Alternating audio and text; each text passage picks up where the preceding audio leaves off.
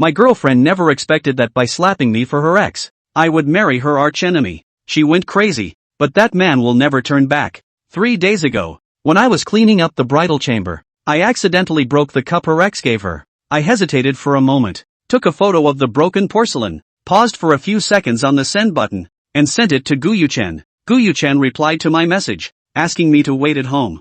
I didn't know what emotion Guyuchen had when he typed those 5 words, but I couldn't help but think in a positive direction. Looking at my still bleeding fingers, I wiped it with a piece of paper. It hurt a lot. The wound was quite deep. If only I hadn't rushed to pick it up. Guyuchen came back 15 minutes later, his face dark and calm when he saw the broken mug on the floor. "What have you done?" he asked. "I'm sorry, I accidentally knocked it over and it fell to the ground," I said to Guyuchen, my voice softening. Guyuchen's chest heaved, breathing rapidly, suppressing his anger. He pointed to the broken pieces on the ground, his tone icy. "Pick them up." She was angry because of a cup, and she was angry with me. I opened my palm, and just cut my hand. If this cup was given by someone else, I would pick it up and stick it back for her. But this was given by her first love. I am not that generous. I can't do it. She raised her voice, still as cold as before. "I told you to pick it up. Didn't you hear me?" I held the hand hanging by Guyuchen's side and said, "I'm sorry, can I give you a new one?" Guyuchen shook off my hand and said casually, "You are not a careless person. Are you doing this on purpose?" The sourness in my heart surged up for a moment. "It's just a cup. Do you need to be angry with me?" Hearing this, Guyuchen couldn't suppress the anger in his heart. "It's easy to say it's just a cup. Do you know about this cup?" She didn't continue, picked it up, and glued it back for me. I stood face to face with her, and the blood in my body seemed to freeze when she said this. She had never spoken to me like this before. "It turns out that the cup your ex gave you is more important than the one I gave you, because this cup was given to you by your ex, right?" I questioned with my voice. "We are getting married. Do you want to keep his things forever? If you like him so much, why did you get together with me in the first place?" "I didn't break a cup. I broke the connection between you and him. So you are angry with me." I heard the crisp sound of a slap. My mind went blank, buzzing in my ears. Guyuchen's body temperature dropped to freezing point. His hands trembled slightly and numbness spread, and he growled softly. My eyes turned crimson. "Guyuchen, did I do something wrong?" I hurriedly left Guyuchen's house,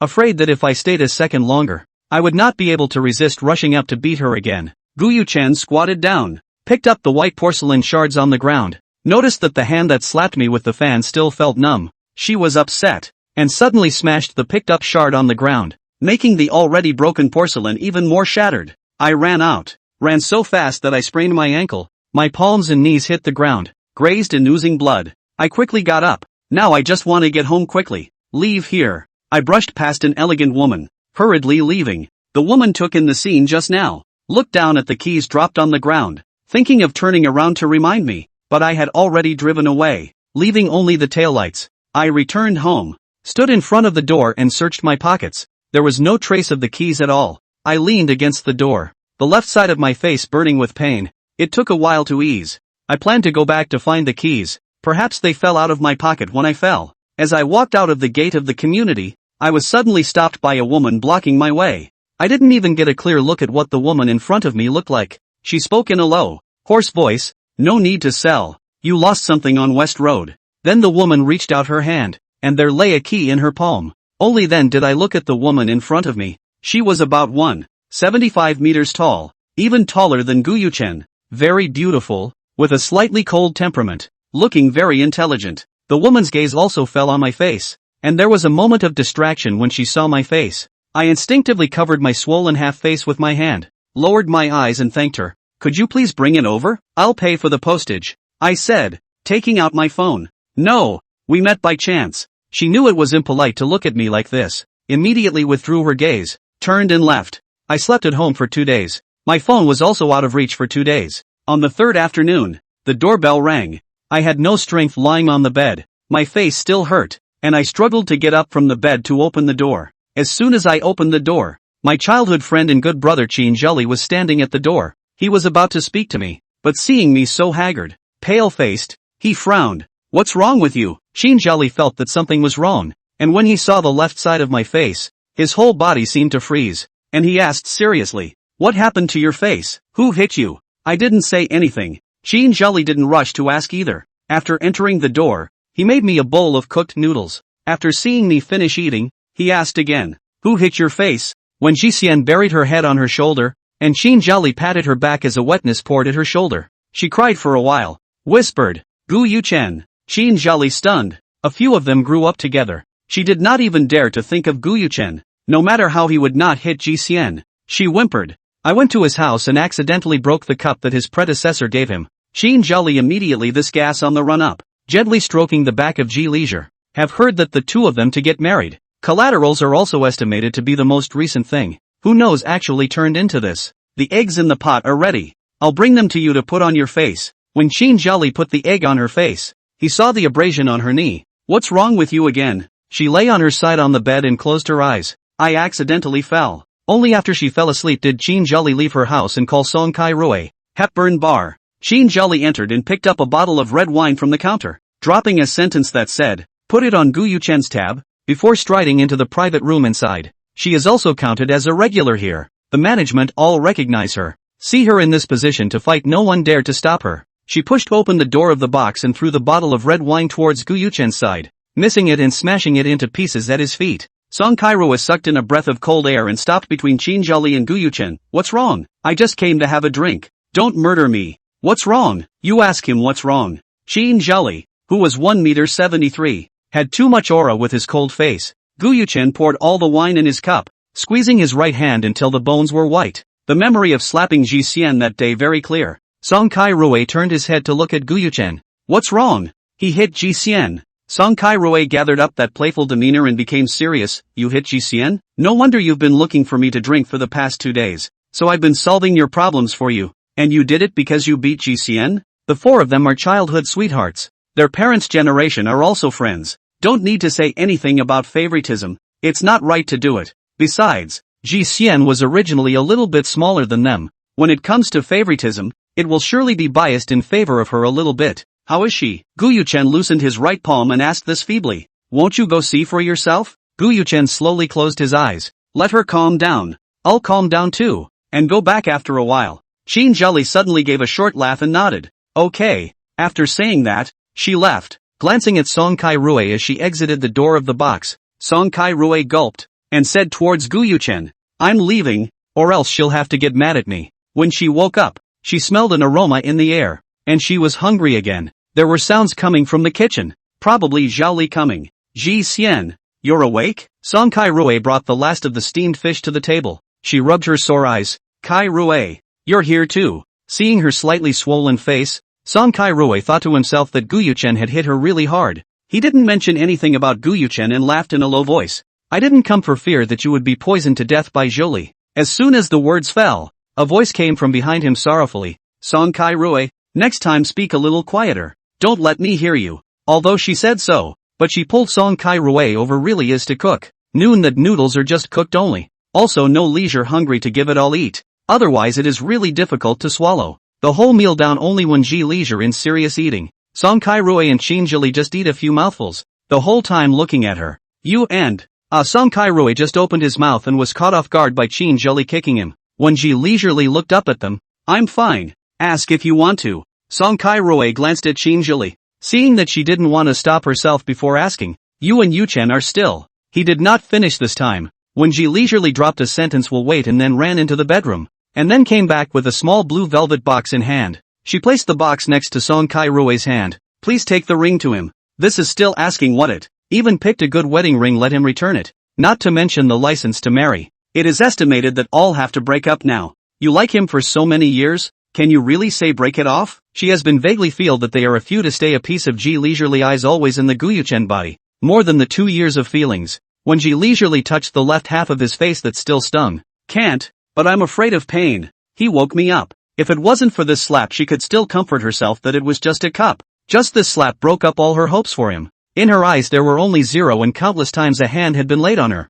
This time it was because of a cup left behind by an ex. What about next time? What was the next time because of the ex? She is like Gu Yuchen, and like a lot of years, secretly stand behind him to see him from afar. But people always have to have a bottom line. Cannot for who repeatedly lower their bottom line. She knows that Gu Yuchen is a piece of poisonous sore on her body. Cannot be because of this piece of poisonous sore on their own body for a long time on the emotional. This piece of poisonous sore will corrode away from their own, deep into the bone marrow. can only endure the pain to dig it out, the rest of the hand over to the time, there will always be a healing of the day, and all she had to do was to take the first step. Since you decided, don't regret it. Both are good friends. This emotional aspect is not something they can get involved in. All they can give is comfort. When Ji Xian pulled out a pale smile towards them, good. After they left, she closed the door and took a deep breath. There was an ointment on the table. She picked it up and looked at it. A warmth rose in her heart, and her heart didn't seem to hurt as much. She immediately sat down in front of the vanity mirror and began to apply the ointment.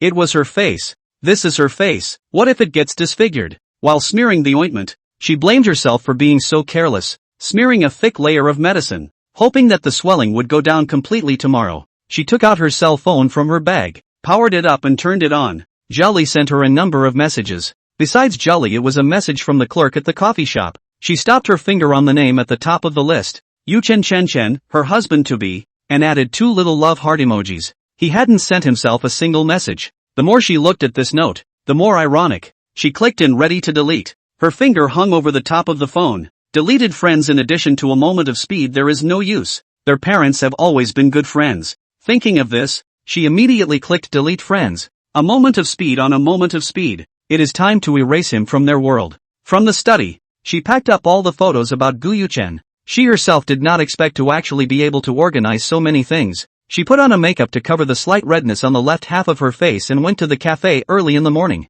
After graduation, she had opened a rather petty moody cafe, but she hadn't come to the store at 7:30 in a long time. Because she came earlier, she brought breakfast for all the clerks in the store. When she appeared at the cafe after being lost for 3 days, the shopkeepers were all quite surprised and greeted her. Brought breakfast for everyone. You guys split it. When Ji Xian handed over 2 bags full of breakfast. Boss, where have you been for the past 2 days? Sent you a message and didn't reply. When Ji Xian flirted with himself, broke up with my boyfriend. The shopkeepers all froze. Before, the boss also said that the wedding to bring them wedding candy, but did not say out. One of the little girl towards her cheeky smile. Boss, do not feel bad. Today Wednesday that 1m88 handsome may come to our store. Look at the handsome man, prolong life. When Ji Xian laughed softly, what handsome guy, so mindful of others. Several other sales clerks also chirped up, and she said, there is a 1m88 handsome man always come to the store 3 times a week, punctual 8 o'clock. We also specially look at it, not once late, and we paid attention to the recent weeks are fixed Wednesday, Thursday and Saturday over. This had aroused Wen Ji Xian's curiosity. What kind of handsome man must be for them to remember so clearly? Curious but not interested, she teased with them for a few moments before ordering a cup of coffee and finding a seat in the corner. Propping her elbows on the table, she turned her head to look at the pedestrians outside the glass window, and suddenly saw a familiar-looking man and froze slightly. The clerk set her coffee on the table and similarly looked out the window. A little excited, boss, look, it's him, handsome, right, every time I see him I feel it's a visual treat. It was him, the man who gave her the key downstairs in the neighborhood that day. I'll buy him a cup of coffee later. All he said that day was that he had met in passing, and since he had met again it was fate. The clerk with a bad smile bent down in Wen Ji Xian's ear and said, boss, you will finished holding the plate happily ran away. When Ji Xian, helpless low smile, see him from the door, came in, immediately got up and followed him. After he finished ordering to open the payment code, she preceded the payment code to the cash register. Payment success. The clerk took a look at his own boss, held back a smile as if he knew nothing, and just said, you wait a moment. The man's hand holding the cell phone lurched, looking sideways at the woman standing beside himself. It was her. He couldn't help but drop his gaze to her left cheek. Hello again, and thank you for bringing me the keys the other day. She smiled lightly and sat back in her original position. She had been in front of her house for what must have been at least 15 minutes then. 15 minutes in which perhaps he had been waiting for her downstairs, and she was grateful to him for making her feel the kindness of a stranger when she was in a very bad mood. His gaze followed until when Ji Xian took his seat, and the clerk's voice came to his ears. Sir, your coffee, please take it. The man took the coffee and walked over to Wen Ji Xian's table, and before he could speak, he heard her say first, but don't say anything about paying me back. He raised his lips. Thank you for the coffee. When Ji Xian looked at his back as he left, this person didn't have a hard attitude. It wasn't that boring. She touched her left ear as she turned her head. The sound of listening to others was a bit muffled, and occasionally there was a buzzing sound. She rubbed her ear a few times before finally deciding to go to the hospital to get it checked out for her own peace of mind. A series of checks down. There is no damage to the hearing, just a little slight tinnitus. Took some medicine, after a while can be good. From the hospital out, holding the medical record list read several times. Now she really want to go to slap Gu Yuchen, but for the time being do not want to see him at all. She has always held a grudge. By Gu Yuchen slapped this thing she will remember for the rest of her life. When Ji leisure back to the cafe, afternoon people busy all afternoon. The cafe closes at 9 o'clock. The last 10 minutes when she saw that there are not many people, let the clerk on the evening shift off early. She was ready to turn off the lights and lock the door. Just when she was organizing the cups, a person came in the door. She lowered her head and was busy with the things in her hand did not seem to people. Sorry, our store is closing. The person didn't make a sound. When Ji Xian then looked up and her whole body stiffened. Gu Yuchen. He held a small blue square box in his hand, the one she had asked Song Kai Rui to bring back to him. Gu Yuchen's face was cold, staring at her with a deadly stare. When Ji Xian pretended to be calm, slowly placing the cup in her hand into the window. When Ji Xian, what do you mean by this? He slapped the small square box directly onto the bar. What do you mean by returning the ring to me? She heard Gu Yuchen's voice and her thoughts were pulled back to that day,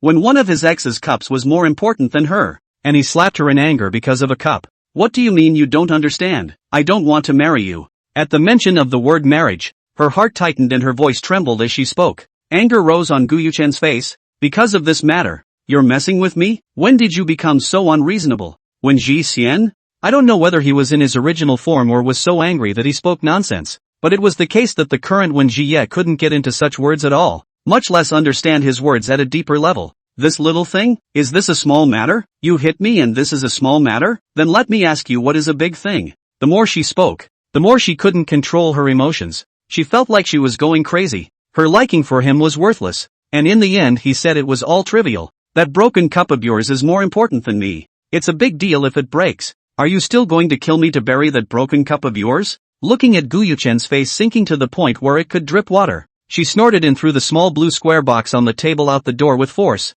staring at Gu Yuchen, her finger pointing at the door. Scram! Get the hell out of here! The man who was just about to enter the doorway had his footsteps lurched and actually stopped at the door. He has never been said to roll. A time was really angry on the head, clenched his teeth and snorted coldly. I came all the way to see how you are hurt. I am a fucking bitch. He left the cafe without looking back, picking up the small blue box at the door and throwing it into the trash. The man still standing in the doorway witnessed something about her again. The last time he saw her was when the left half of her face was swollen, and this time it was a fight with her boyfriend. Maybe that's considered an ex? He walked in. May I ask if there is still coffee? The words did not finish. Saw the woman in front of him snap down tears, although did not make much noise, but he still stopped his mouth. He just thought of saying something. Suddenly when Ji leisure eyes firm up, drew a few pieces of paper to wipe the tears, smiled and asked him, what do you want to drink? She couldn't lose her mind because of Gu Yuchen anymore. A cup of mocha. When Ji Xian finished wiping her tears, balled up the paper towel into a ball, and shook her head towards the man in front of her. No. She pulled out 2 instant coffees from the drawer. There are still 2 instant coffees left. I'll make them for you if you want. The man looked at the strips of instant coffee in her hand. When Ji leisurely brewed him instant coffee, and also took out a piece of the cake she was going to bring back, and shared half of it with him. Why are you still out so late? She let out a sigh of relief and tried to chat about something to forget about what had just happened with Gu Yuchen. Just got off work, a little tired, and wanted to take my chances to see if your place was closed. He paused. I really like the coffee in your store. The coffee was complimented. She smiled. Thanks for liking it. She turned the tables. I haven't asked what your last name is. Chi. When Ji idle fingers wrote on the table. Chi Yanjing rewrote it on the table with his index finger. Chi. Mr.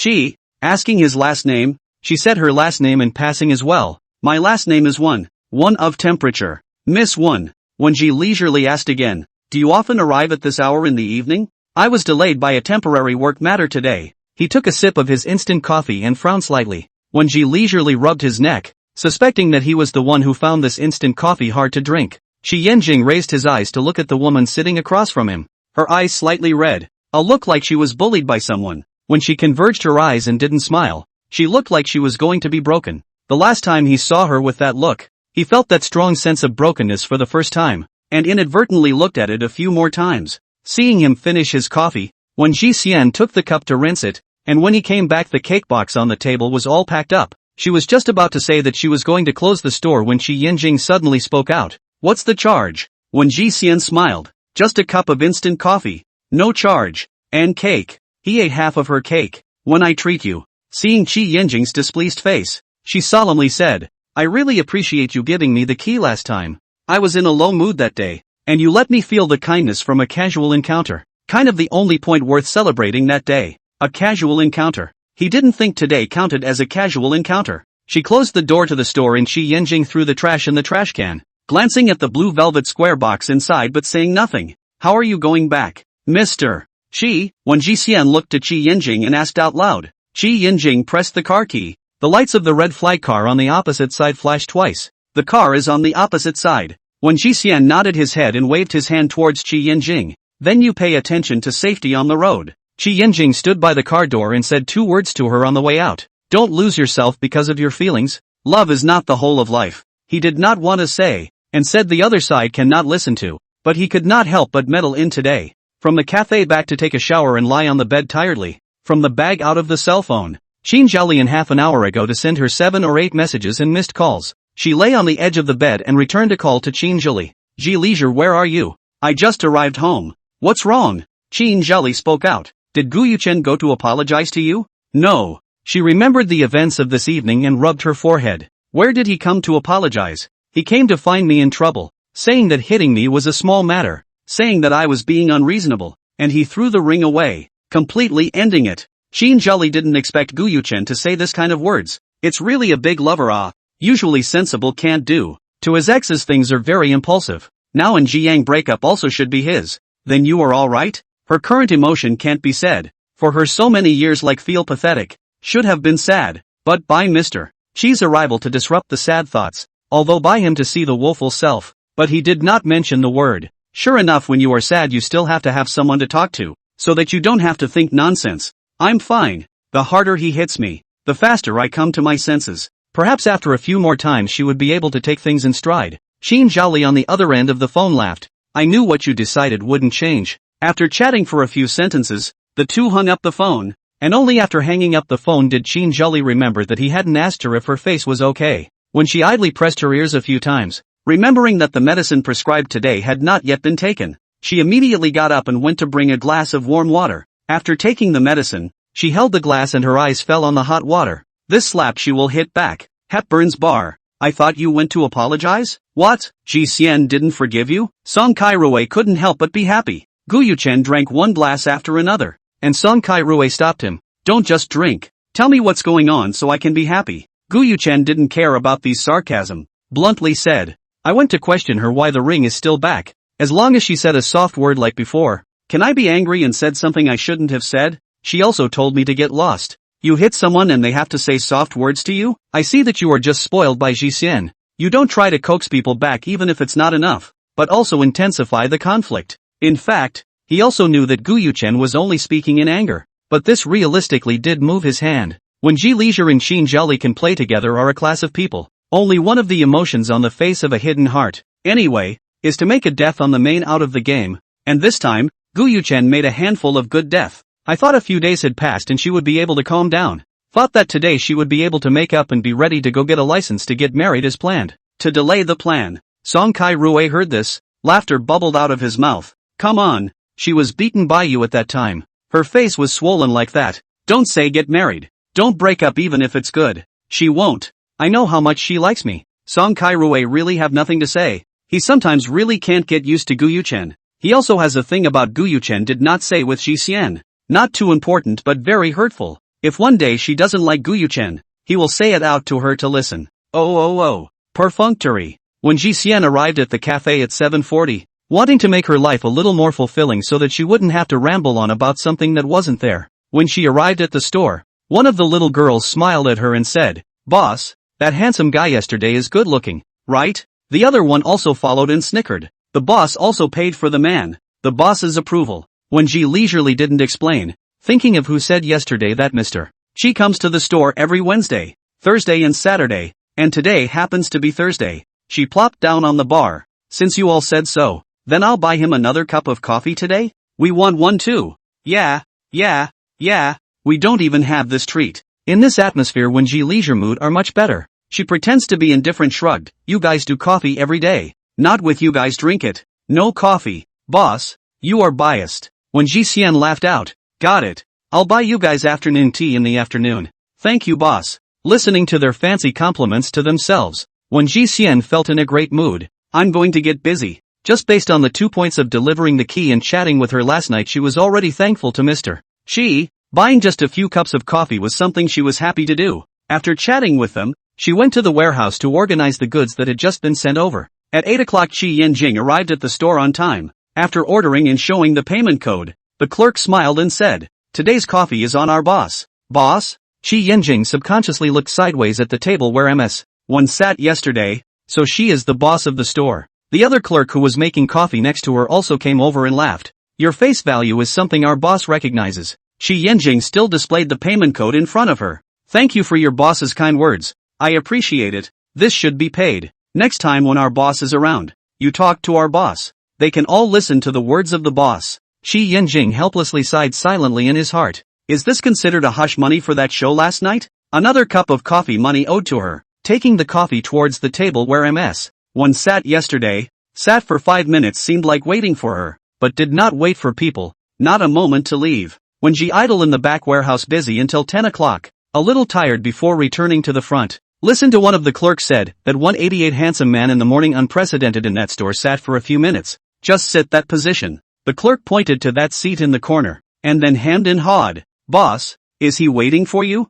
When Ji Xian looked over in the direction she was pointing, it was the seat she sat in yesterday morning. She curved her lips and didn't say anything, just assuming she was being funny. She took a few sips from her cup of water, and the garbage collector outside the door emptied all the garbage in the trash can. Remembering that Gu Yuchen had thrown the ring in the trash can yesterday, the ring was thrown away. She thought yesterday night if Gu Yuchen really picked up the ring back in the middle of the night, whether it will be entangled longer. But Gu Yuchen is not going to do this kind of thing. This time the quarrel mentioned his predecessor. He felt that he was aggrieved, but also waiting for her to apologize. She laughed. But a man is just a man. Dead heart is good. Mr. She is right. Love is not all. A few days down when Ji Leisure has been busy in the store, although a little tired but also full, occasionally will think about some things about Gu Yuchen, but he has not appeared in front of her eyes these days, just like evaporated. Her heart has begun to sink down. It was much better than she thought. When she was in love with him in the past, she even thought that she had to be with him, but now that she thought about it, she really wasn't. 8:40 cafe has no one. She turned off the lights early, ready to go home, just ready to lock the door. Behind her came a familiar voice. Off work? She turned to look at the man standing behind her. Mr. Shi, good evening. Qi Yanjing returned. MS. What? Good evening. Raising his hand, he handed the cake to her. Her eyes were puzzled. This is? I paid you and you didn't accept it, so I thought I'd buy a cake to send you. He naturally knew that MS1 was thanking him for his Ping Shui Xiang's kindness, but always making him embarrassed like this. She smiled. Thank you, Mr. Shi, then let's say we're even. Next time I'll have to earn your money. Good. After when Ji Xian received the cake, she suddenly wanted to take back her own words. What's the point of getting even? This black swan cake is still enough to buy him 10 cups of drinks, so she decided to split this cake now. Want to come in and sit down? She asked. Qi Yanjing didn't refuse and politely said, that would be a pleasure. She turned on the light, unwrapped the delivery box in her hand, brewed 2 cups of flower tea that just arrived today, and handed it to Qi Yanjing's hand. Thanks. When she leisurely unwrapped the cake box, this swan she didn't even know where to start. Qi Yanjing saw her gesturing at the swan and voiced, I'll do it. Taking the knife from her hand, he raised his hand and loaded the plate. While he was cutting the cake, when Ji Xian asked, just got off work? No class this afternoon. When Ji Xian dug a spoonful of cake into her mouth and raised her eyes to look at him when she heard this, did you send the cake over specially? Qi Yanjing pursed his lips. His heart was so torn, although he didn't want to admit it, but it was indeed true, only to nod after a few seconds. I couldn't get through my heart without sending you something. She apologized profusely. I'm sorry, I didn't know you felt that way. Qi Yanjing hurriedly said, no need to apologize. I originally ate your cake that day. It's only right to return one to you. When Ji Xian lightly tugged her lips and turned her words around. Mr. Shi, are you a teacher? He responded. Yes, a college teacher. She nodded. No wonder why you give me a familiar feeling. Qi Yanjing looked at her and she immediately explained. My father is also a university teacher. A glance over gives a serious feeling in terms of temperament. But in actuality, my father is quite kind. And you're quite warm. Just looks on the cold side. Speaking, she will finish the cake in the plate. A little brace. This tea she is a mouthful cannot drink. Shi Yanjing is still thinking about her impression of herself. The cake in front of her did not move a few bites. When Ji leisurely lowered his head and covered his mouth and yawned, Shi Yanjing saw the situation and said, "I'll clean up the table." After cleaning up the rest of the cake for her to carry and bring back, she got into the car and lowered the window towards the opposite side of the road. Shi Yanjing waved, "Mr. Shi, goodbye." Shi Yanjing returned a goodbye to her. "Today on the whole is not bad. If you don't run into Gu Yuchen at night outside the neighborhood gate, then it's even better." She had just hit the steering lights and was about to drive the car into the neighborhood when Gu Yuchen appeared in front of her car and she slammed on the brakes.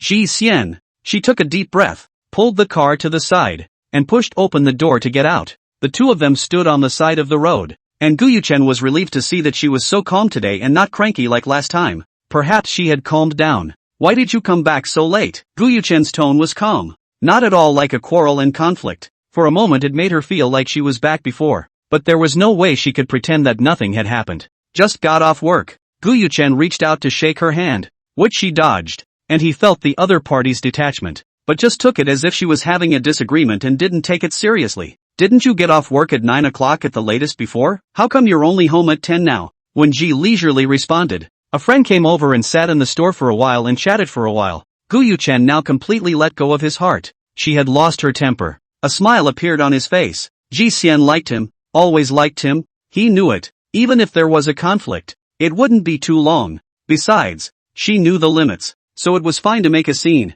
He pointed to the floor of her house. "Don't stand here to chat. Go to the house to sit down. They are about to get a license to get married." He expected to get the license in the next few days, and they don't need to be separated from each other. When Ji Xian looked up in the direction he was pointing, looked back for a few seconds, and finally landed on Gu Yuchen, "Forget it. I'm quite uneasy with the opposite sex showing up at my house at night." Gu Yuchen's figure was stunned. When did he become the opposite sex that made her uneasy in her eyes? "We're getting married." "What do you mean by that? I've already made it clear to you last time that I don't want to marry you. Besides, didn't you throw the ring in the trash yourself? Since it's all over, what's the point of you coming here today?" she asked rhetorically. Gu Yuchen's lips opened slightly, frowning tightly. "You didn't pick up the ring? You've thrown it away. What would I pick it back up for?" It was ridiculous. She was a little sleepy. "If you're fine, I'll go back." Just as she was about to leave, Gu Yuchen held her wrist, his eyes shadowy. Being a little bit of a flirt is a flirt. Being too much of a flirt is no fun.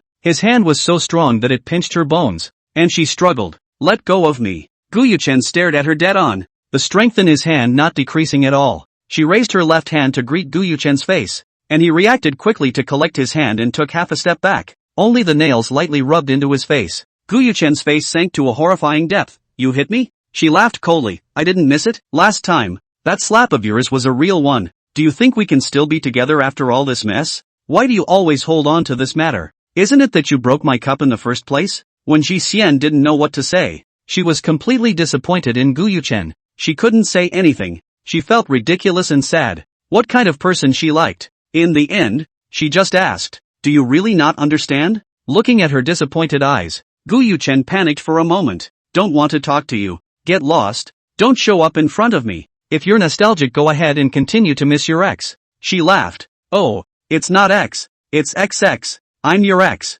After saying that, she went back home. Lying on her bed, the bedroom was dead silent. For the first time, she had nothing to say to Gu Yuchen, and she didn't even want to argue with him. Does he not understand? Not at all. She is considered to understand him. The words he said to her were like weights on the negotiation table, avoiding the important content and taking something unimportant to amplify. I have to say that he is a very good businessman. He knew where he was wrong. He just wouldn't admit it. He had to wait until she bowed down first, then he would take it out and say it. But this time he was wrong. Making a move on her was her bottom line. No matter what else he did, it would be futile. She stood by the window and looked out the window at the oppressive darkness of the night. The good thing is that the moon is high up, although it does not light up anything. But her heart does not seem to be so hairy and blocked. She did not go to the cafe in the morning. Last night insomnia until 10 o'clock to wake up, or by the phone to wake up. Dazed and confused, she touched the cell phone. She squinted and answered the phone. Hoarse voice, "Hello? You're still not awake?" Qin Zhaoli's phone.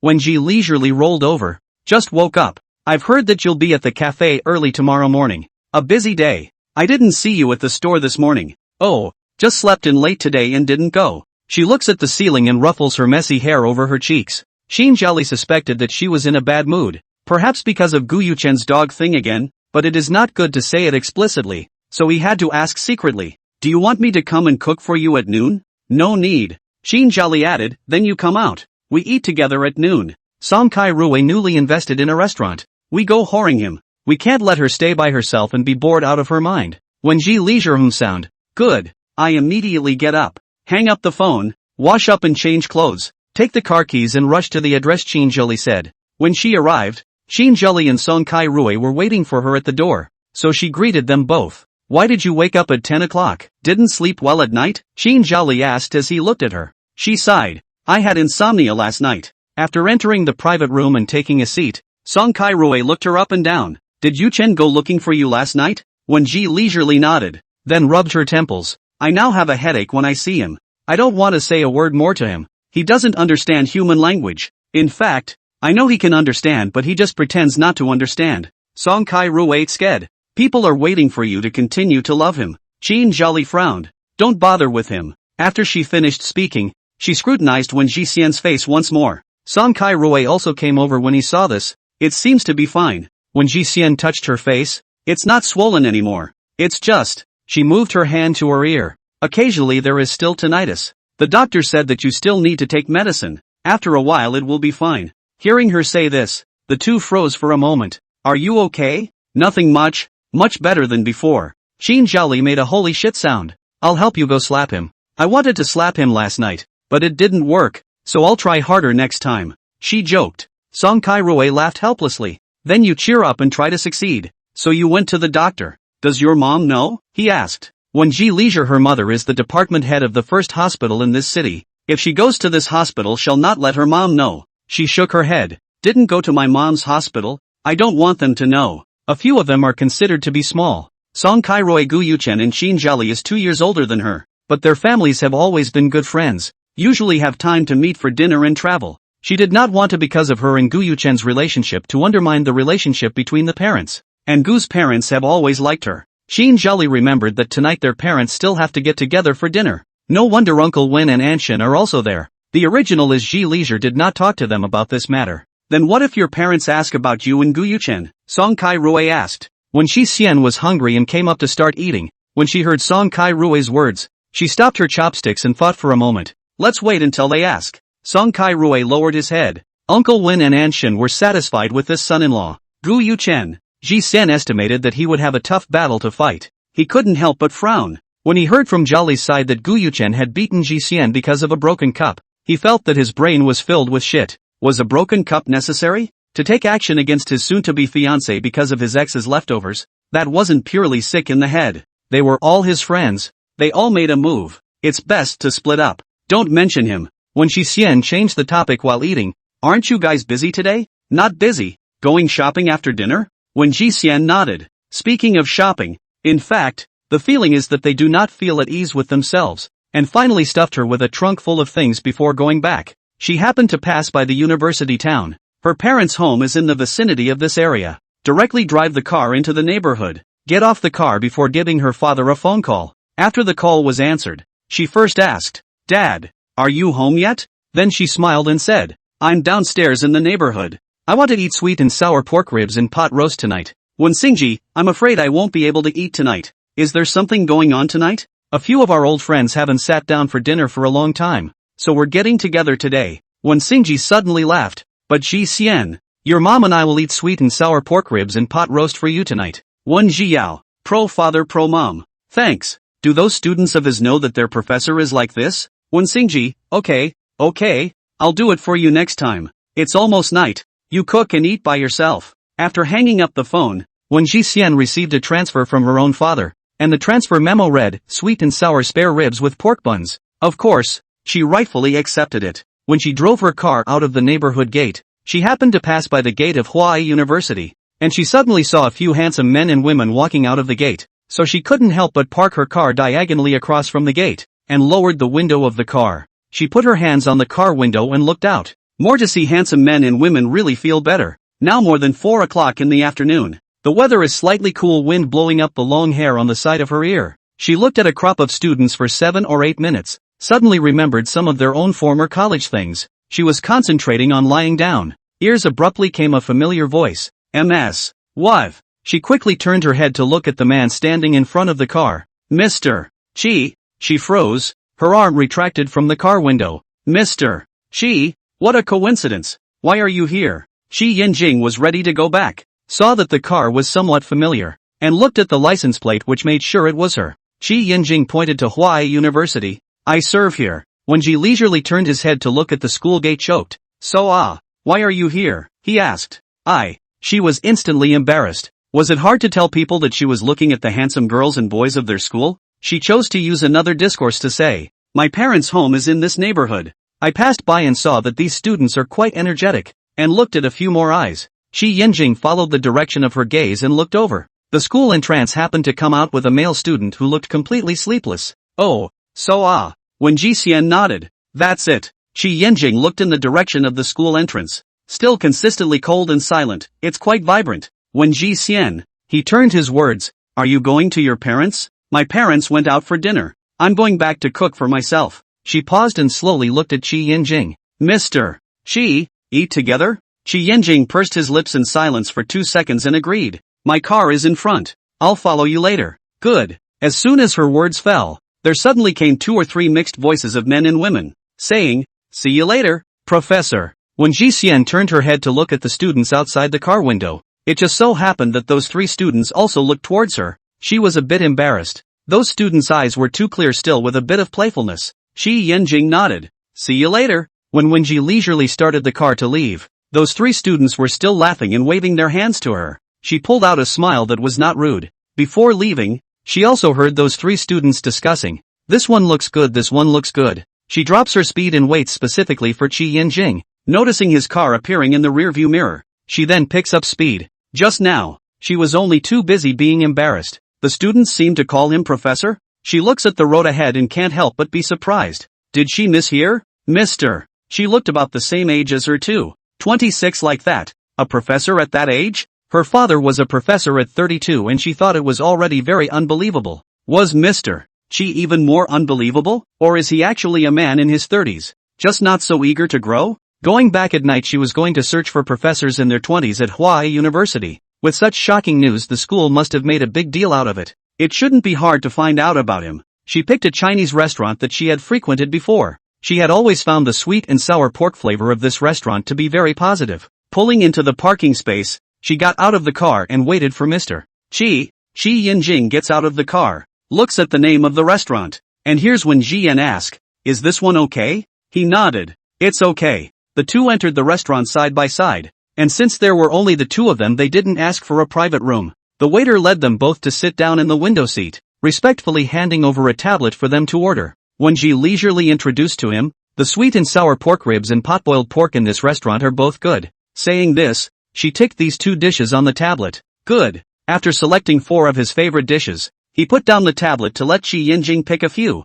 Shi Yinjing quickly picked his favorite. Not a moment later, also put down the tablet. The waiter recorded a good after saying wait and left. When Ji leisure think Mr. She is not at all pretentious. Minimalist. What to do on what will not say a word more. "When I was at the entrance of your school just now, I heard them call you Professor?" When Ji leisurely asked out. Shi Yinjing's dark eyes slightly raised. "Yes, just evaluated last year." "Awesome." Breaking her perception, she couldn't help but praise. "Now is the time to eat. Come and go a good number of people. The restaurant is also gradually hot." After the waiter served the dishes, when Ji Xian said towards him, "Try his sweet and sour pork. It's really delicious." Committed to recommending his family's sweet and sour pork. Seeing that One really liked this family's sweet and sour pork ribs. He picked up his chopsticks and took a piece of the small ribs into his mouth and nodded after tasting it. Not bad. This home's sweet and sour pork ribs were on the sour side. Miss Wan perhaps liked the sweet and sour taste. And this pot roast. When Ji Xian pointed to the plate of pot roast,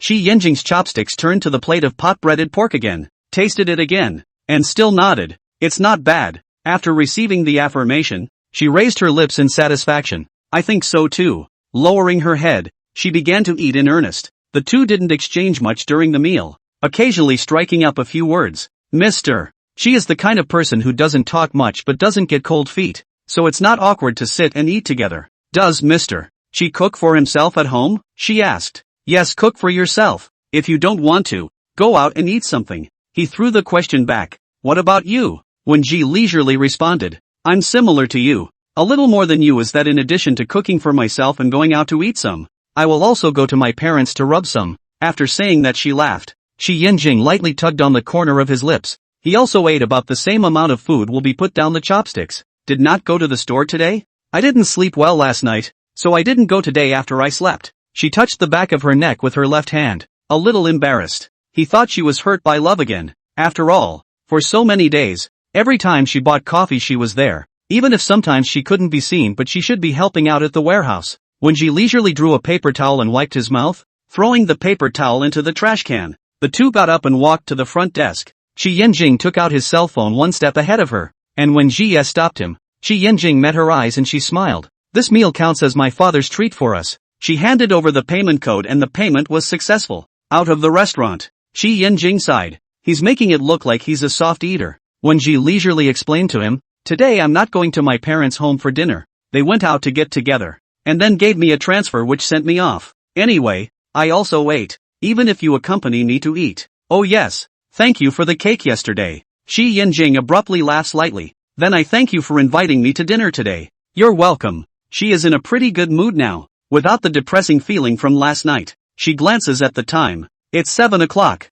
and looks sideways at Shi Yanjing. Mr. Shi, go back early to rest. Be safe on the road. Shi Yanjing mentioned. When Ji leisurely got into the car and waved at him, after watching her drive away, Shi Yanjing only got into the car. Just a few minutes ago he always felt that someone was staring at them. He turned his head sideways to look at the man standing not far away. A little bit familiar. The man who had clashed with MS. When in the cafe before. Well, he just glanced at it and started the car to leave. Gu Yuchen's face was gloomy. He and his friends came to eat. As soon as he got out of the car, he saw Ji Xian and an unfamiliar man he hadn't seen before coming out of the restaurant. Although the two of them didn't have any overly transgressive behavior, but he was just very upset. How come he didn't know Ji Xian had such a friend, and he even ate with him? How long have you been standing there watching? The friend standing not far away was a bit speechless. That's your soon-to-be married wife. See her eating with someone else. Go ask. It's not like they're going to ignore you. This sentence directly into Gu Yuchen's heart. Shut up. Want you to care. The friend held his arms and shrugged, as if he had eaten a gun. Gu Yuchen took out his cell phone and called Song Kai-rui, asking, I'll ask you a question. Does Ji Xian know any men recently? The kind that looks good. Song Kai-rui lightly scared. Gu Yuchen hysteria you? Where what man Today she went to dinner with us. Either go to the store to work or at home to sleep. Which have time to know what man I saw it. Song Kai-rui added. Oh, you saw her eating with a man? She loves to eat with whoever she wants to eat and whoever she wants to eat. How normal thing. It's hard not to see that you saw the two of them go home together? This is not true. Gu Yuchen was not so bloomy, and asked, who messed with you? Today like choking on fire. Song Kai-rui half-joked. You, thinking of Gu Yuchen beating Ji Xian because of a cup, and knowing that she also had tinnitus today, he didn't directly scold him even if it was good, and still asked him who messed with him here. However, the matter of Ji Xian having dinner with the opposite sex was rare, but he also knew that it must be a simple relationship that couldn't be any more simple, but at least it was good to be able to get angry at Gu Yuchen. Gu Yuchen was immediately annoyed. Okay, I'm hanging up. Song Kai-rui's side of the phone was hung up. He immediately sent a message to Qin Zhili. Ji leisurely and the opposite sex dinner was seen by Gu Yuchen. This shall not give him anger to death. Qin Zhili serves him right. I can already think of Gu Yuchen's gloomy face. In the third floor box of the Jufu building, several parents are sitting together and eating. After 3 rounds of wine, the Song family parents mentioned the matter of Gu Yuchen and Wen Jie. Smiling, these 2 children are the ones we've grown up with. And the 2 children who are married to us as uncles and aunts will surely give a big red packet. Several parents laughed for a while, except for the Qin family's parents. Mentioned the matter of Gu Yuchen and Wen Jixian. The Qin family parents even glanced at each other. They also heard Zhali said, all the hands they feel that this matter is not likely to be, and even feel quite sorry for, are a little bit of blame Gu Yuchen's meaning. Gu Yuchen's father, Gu Yue, looked at Wen Xingji and Shenling with a smile on his face and a slight drunkenness. The other day, I heard Yuchen say that he was discussing with Ji Xian the matter of obtaining a license, and I guess this matter will be fast. Gu's mother, Zhao Wan, was also very pleased. Ji Xian as my daughter-in-law. I'm happy to think about it. Shenling is not as serious as she usually is in the hospital, and is calm. Yuchen is the one we grew up with, and we know exactly what kind of person he is. So if he marries our family Ji Xian, we can rest assured. Hearing Shenling say this, the Qin family parents silently sighed. Yu Chen is indeed, they grew up to see the big character and everything is quite good. Originally also think that he is doing things steadily, who knows will do this kind of thing. If you let Shenling and Wen Xingji know that their daughter was beaten, it is estimated that it is also bad enough. A few parents raised their glasses and drank some more wine. When she leisured back to take a shower, cut a plate of fruit, sitting comfortably on the balcony blowing the night breeze, until 9 o'clock before washing up and climbed into bed, ready to play a little cell phone to sleep. The cell phone suddenly jumped in an incoming call. Unfamiliar number. But the number of her first reaction is Gu Yuchen. She now has nothing to say to Gu Yuchen. The original really quarrel to the end is actually silence. And even cold. The first time I saw him, I was so happy to see him. And I was so happy to see him. This number still kept calling in. She did not answer or hang up. Sent a message to Song Kai-rui, can you let Gu Yuchen not call me? I do not want to talk to him. She originally wanted to let Zhali talk to Gu Yuchen. But she was afraid that Zhali would get emotional and do something. So she let Song Kai-rui talk to him. Song Kai-rui, laughing. Probably here to question why you're having dinner with the opposite sex. Piss him off. When Xian looks at the message from Song Kai-rui and stares for a moment. How did Gu Yuchen know that she was eating with someone else? How did he know? Song Kai-rui replied, I don't know. But when he asked me, it was around 7 o'clock. So I guess I bumped into him during dinner time. Around 7? That was exactly the time she and Mr. She came out of the restaurant. So perhaps they saw it. If it wasn't for the fact that Gu Yuchen's nature was a bit arrogant, and that he had just finished arguing and was waiting for her to apologize first, he really could have rushed up to question her. She gave Song Kai-rui back, let him not fight. Song Kai-rui, got it. Exit the chat interface. She was ready to put down the phone to turn off the light and go to sleep. Suddenly remembered something about Mr.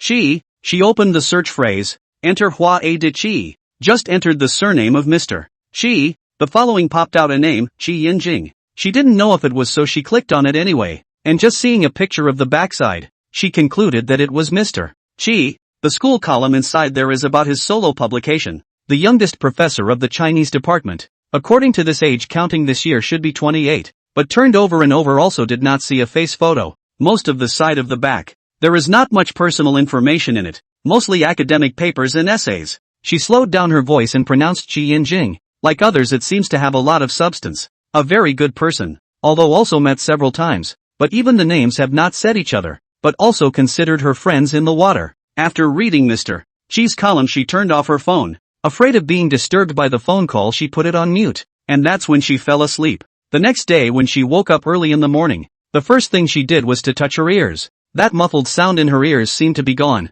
These days she woke up every morning, the first thing she did was to feel if her ears were completely healed. She took a long breath and looked at the ceiling. Even the injuries she had suffered had healed, as if everything was as if it had never happened. But how could she forget the slap she had received? Every time she thought about it she felt that her heart wasn't in the right place. She pinched the left side of her face and stretched her muscles to get up from the bed. Getting up, she made an exquisite breakfast and ate it before going to the cafe. Zhali, good morning. When she leisurely arrived at the cafe and found Qin Zhali was also there, and obediently sat across from her. Qin Zhali pushed a breakfast and placed it opposite her. I thought you would come to the store early this morning. Although when Ji leisurely had eaten breakfast, she still ate 2 bites of the breakfast brought by Zhali. While sharing her good news, this morning I realized that my ears were better. So I made a hearty breakfast at home, which was not just late. Really healed? Qin Zhali reached out and pressed her left ear. She nodded. There's no more other murmurs, and the sounds I hear are normal. Qin Zhali sighed. Don't let Gu Yuchen off the hook.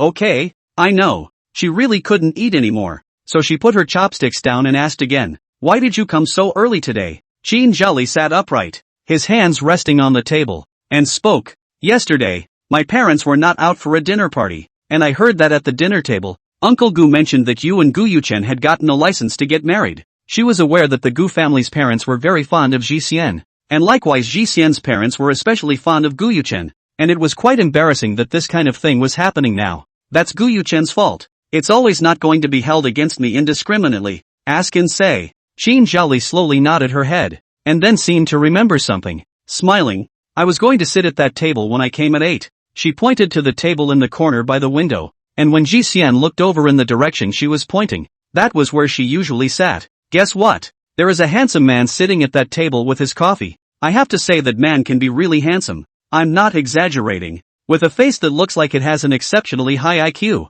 But he only sat there for 5 minutes. Just 5 minutes. and then he left. When Ji Xian instantly knew who it was as soon as he heard this description from her. Mr. Chi, you recognize? She nodded. By the way, and Qin Zhali said how to recognize him. At that time from Gu Yuchen's home ran out at the door fell. The key lipstick all lost. You don't know I was at the door, can't find the key, how desperate. And then it was he gave me to send. Then he is not bad. When Ji leisurely agreed. He didn't want to pay for his gas even when I said I'd pay for it. But he probably sent it to me because he saw me get beaten up and thought I was miserable. She paused. What's even more humiliating is that Gu Yuchen came to the store at night to look for me once in the back. And the two of us argued. And our emotional outbursts were seen by him again. Qin Zhali laughed out loud. When Ji Xian sighed and covered her face. I haven't been in such a sorry state in so many years. And it just so happens that I've been seen every time. It's humiliating to think about it. But it's also a casual encounter. See, and will not go outside to say nonsense.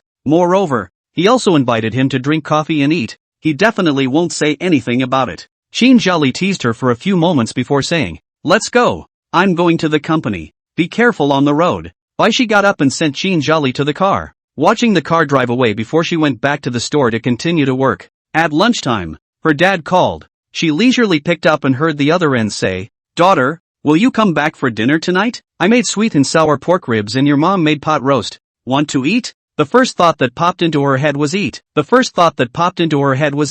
But when she thought that her parents had just given her a treat yesterday and said they would eat it for her, she swallowed her words again. Dad, I ate last night, so I won't eat today. You and my mom can just help me eat. I don't need to eat at all. When Xingji took his cell phone down, and laughed in a low voice with his wife beside him, daughter is still really the same as you. Shenling blankly glanced at him, but felt that her daughter was funny, and the corners of her mouth kept a smile on her face. Really not eating? Ha, just bought the ingredients in the morning. Not eating? I ate too much yesterday. It's just a stiff upper lip. When Xingji pretended to sigh, that's fine. Since you ate too much, next time these two dishes are not allowed to appear on our family's table, so as not to waste them. When Ji Xian gritted his teeth, alright, daughter, you get busy. I'm hanging up.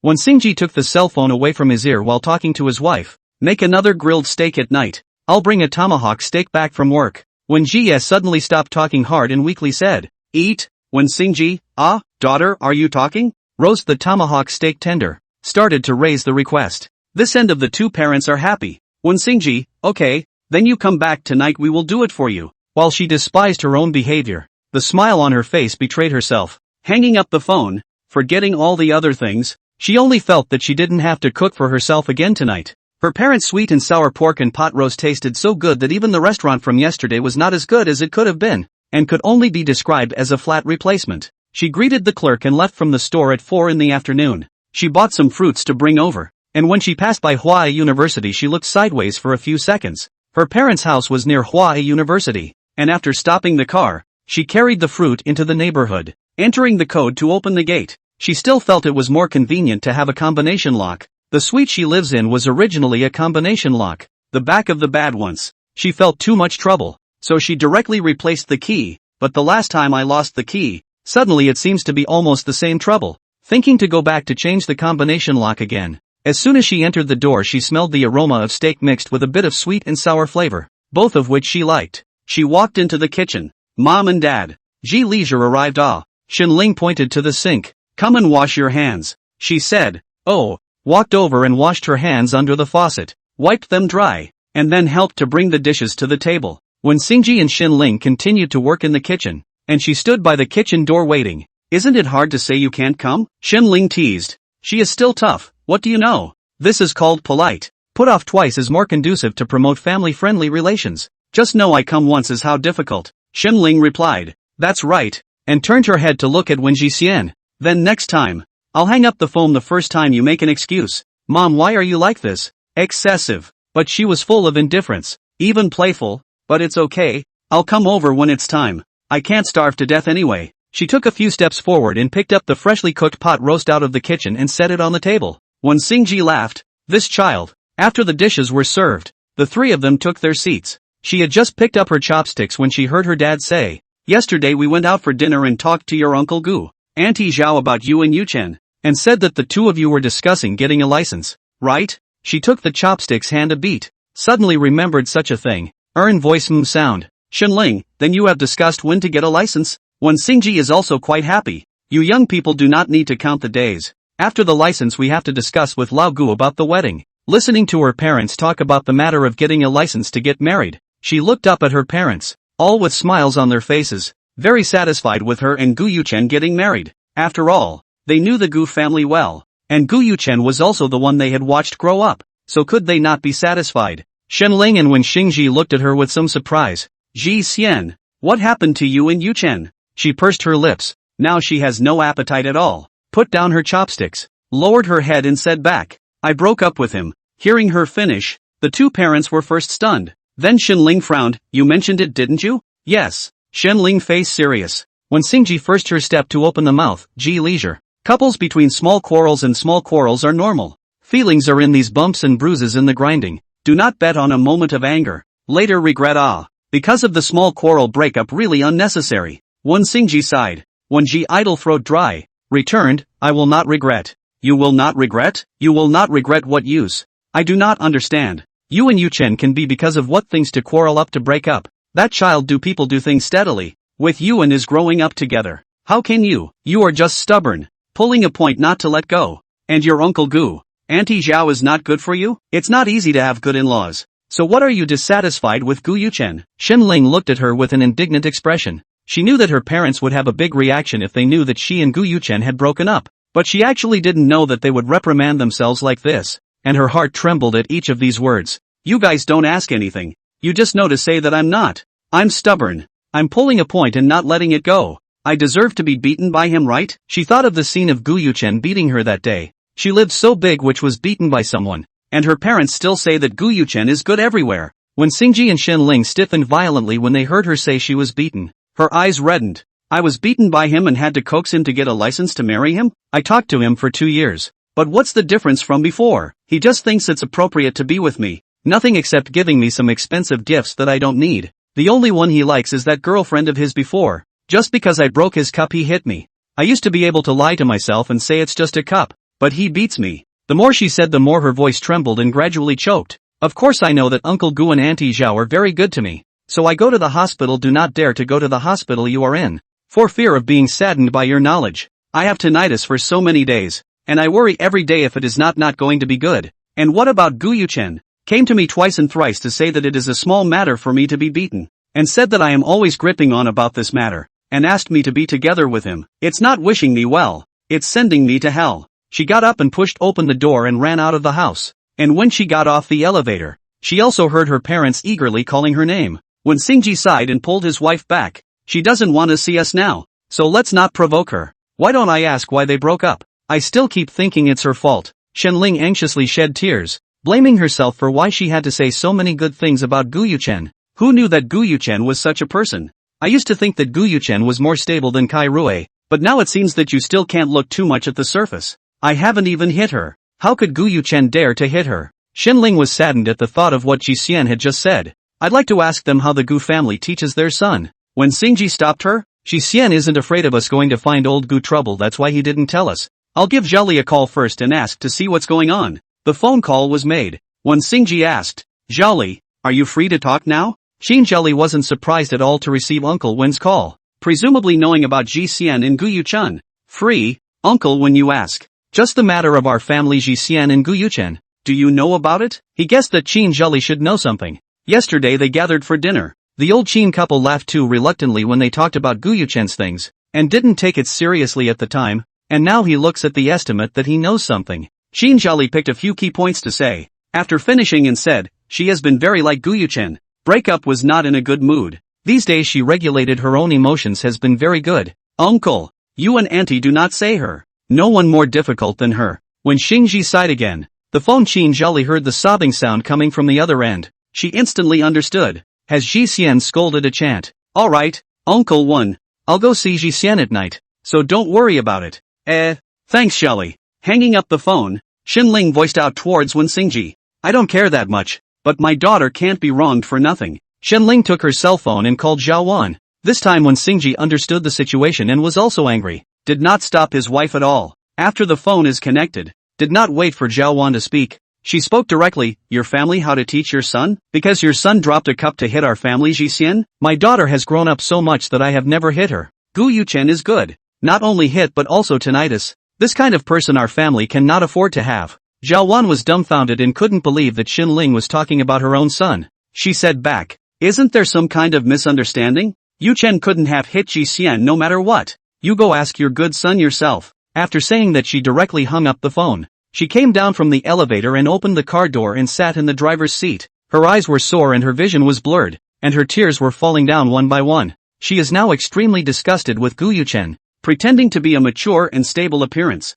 In fact, the inside has long been rotten. Bitter, aggrieved, not to be understood, accounted for her heart. She did not know why become like this. Obviously she did not do anything wrong, but in favor of all the blame her. Hands on the steering wheel, hands are trembling lightly. The sound of a car honking came from her ears. She ignored it. Not a moment later, suddenly the window was knocked twice. She looked sideways. A familiar face appeared in front of her eyes. Qi Yinjing. She pushed open the car door and hugged Qi Yinjing, choking back tears. Qi Yinjing saw her crying pearly face, slightly stunned. This is the third time he saw her crying, like it was going to break right away. Afraid of the wind blowing, she will dissipate. The second she embraced himself, his whole body stiffened for a moment. She was buried in front of his body, sobbing lowly, crying, heartbreaking. Hanging at the side of the hand could not help but grip. Slowly moved to her back, want to gently pat a few times to pacify her. But thinking of the Pingshui meat, even do not know the name of the end or put down. Suddenly heard Miss Wen sobbed and said, "Mr. Shi, can you marry me?"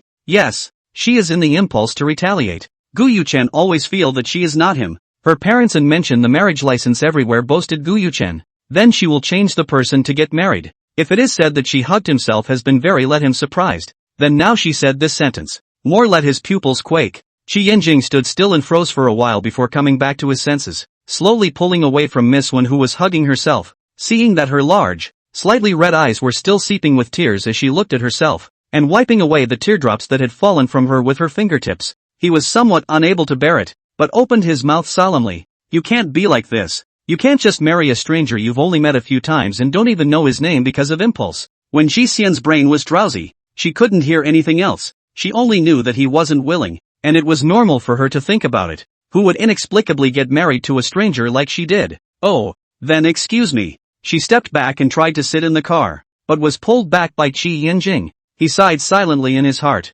"How can you drive in this state? I'll send you back." Miss Wen's words just now, he understood the meaning to be, "Since you don't want it, then it's a bother. I'll ask other strangers if they want to marry me." "Thanks." She got into the passenger seat. Qi Yinjing looked across the road at his own car, got into Miss Wen's main driver's seat, and started the car to send her back. The last time he gave her the keys, he also remembered the route, and the cafe wasn't very far apart. "My parents like Gu Yuchen very much, and he broke up without asking me why. He thought it was my fault. I don't seem to have done anything wrong. I just broke a cup that Gu Yuchen's predecessor gave him, and he beat me," she said softly and slowly. "Just want to say the depression in the heart, smothered, is too difficult to bear." Sentence. Qi Yen Kyoto listened in. "What is this called? You are just beaten by me. I lost, but the former sent the cup off. Quite ironic. A good while." He just out of the voice. Voice is not light and not heavy, but you cannot take their own marriage to retaliate against others. You should learn more about how this person, to say something bad to hear,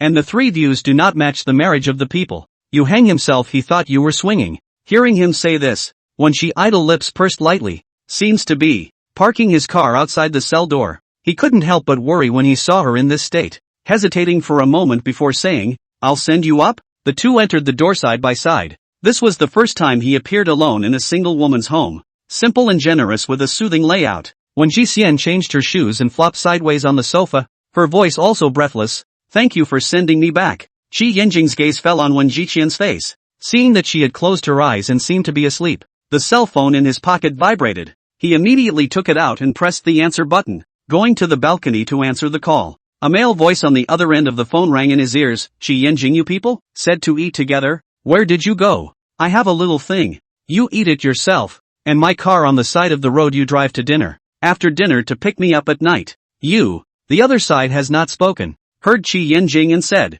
"Eat, how much money do you transfer?" The head laughed. "Okay, call me at night to pick you up." Hanging up the phone, Qi Yinjing looked at Miss Wen lying on the sofa, came out from the balcony and went to the kitchen, opened the refrigerator and looked around, took a few dishes out of the freshness area and a bag of ribs, also took out. He took off his black trenchcoat jacket ready to hitch on the chair, glanced at the sleeping Miss Wen. He gently covered the jacket over her, pulled up his shirt sleeves and re-entered the kitchen. When she idle probably slept for about 20 minutes. Smelling the aroma in the air, she thought it was Jolie and Kai Rui coming. Rubbing her eyes, she entered the kitchen, and before she saw anyone, she first shouted, "Jolie, Kai." After seeing clearly that it wasn't the two of them, she touched her neck. "Mr. She, you're cooking? You're awake." He had just finished his meal and was planning to leave. He guessed that Miss Wan had been told by her parents that she hadn't even eaten a meal, so he made a meal before leaving. But he didn't expect Miss Wan to wake up here. "The rice is ready for you. I'm leaving." He lowered the rolled-up cuffs and smoothed out the creases. When she leisurely looked at the several dishes set out on the table, in the center was the sweet and sour pork ribs, and there was a sweet and sour flavor in the air. "Mr. Chi, aren't you going to eat?" She turns to look at Qi Yinjing, who is putting on his jacket. Qi Yinjing's gaze falls on her, watching her go into the kitchen and take 2 pairs of chopsticks and 2 bowls out, turning his head to look at him and saying, "Dinner is ready." He stopped where he was, his eyes sullen as he watched her place the chopsticks and bowls neatly before he walked towards the dining table. "I grabbed a few random ingredients from the fridge," he said, when she idly pulled a smile out. "Thank you, I had planned to build these few dishes for the evening." She clamped a piece of ribs and put it into the bowl. The flavor was actually not bad, and it did come as a bit of a surprise. Couldn't help but compliment. "Mr. Chi, you're quite good at cooking." The corner of Qi Yinjing's lips curved up into an imperceptible arc. "It may be that the matter of the heart and Mr.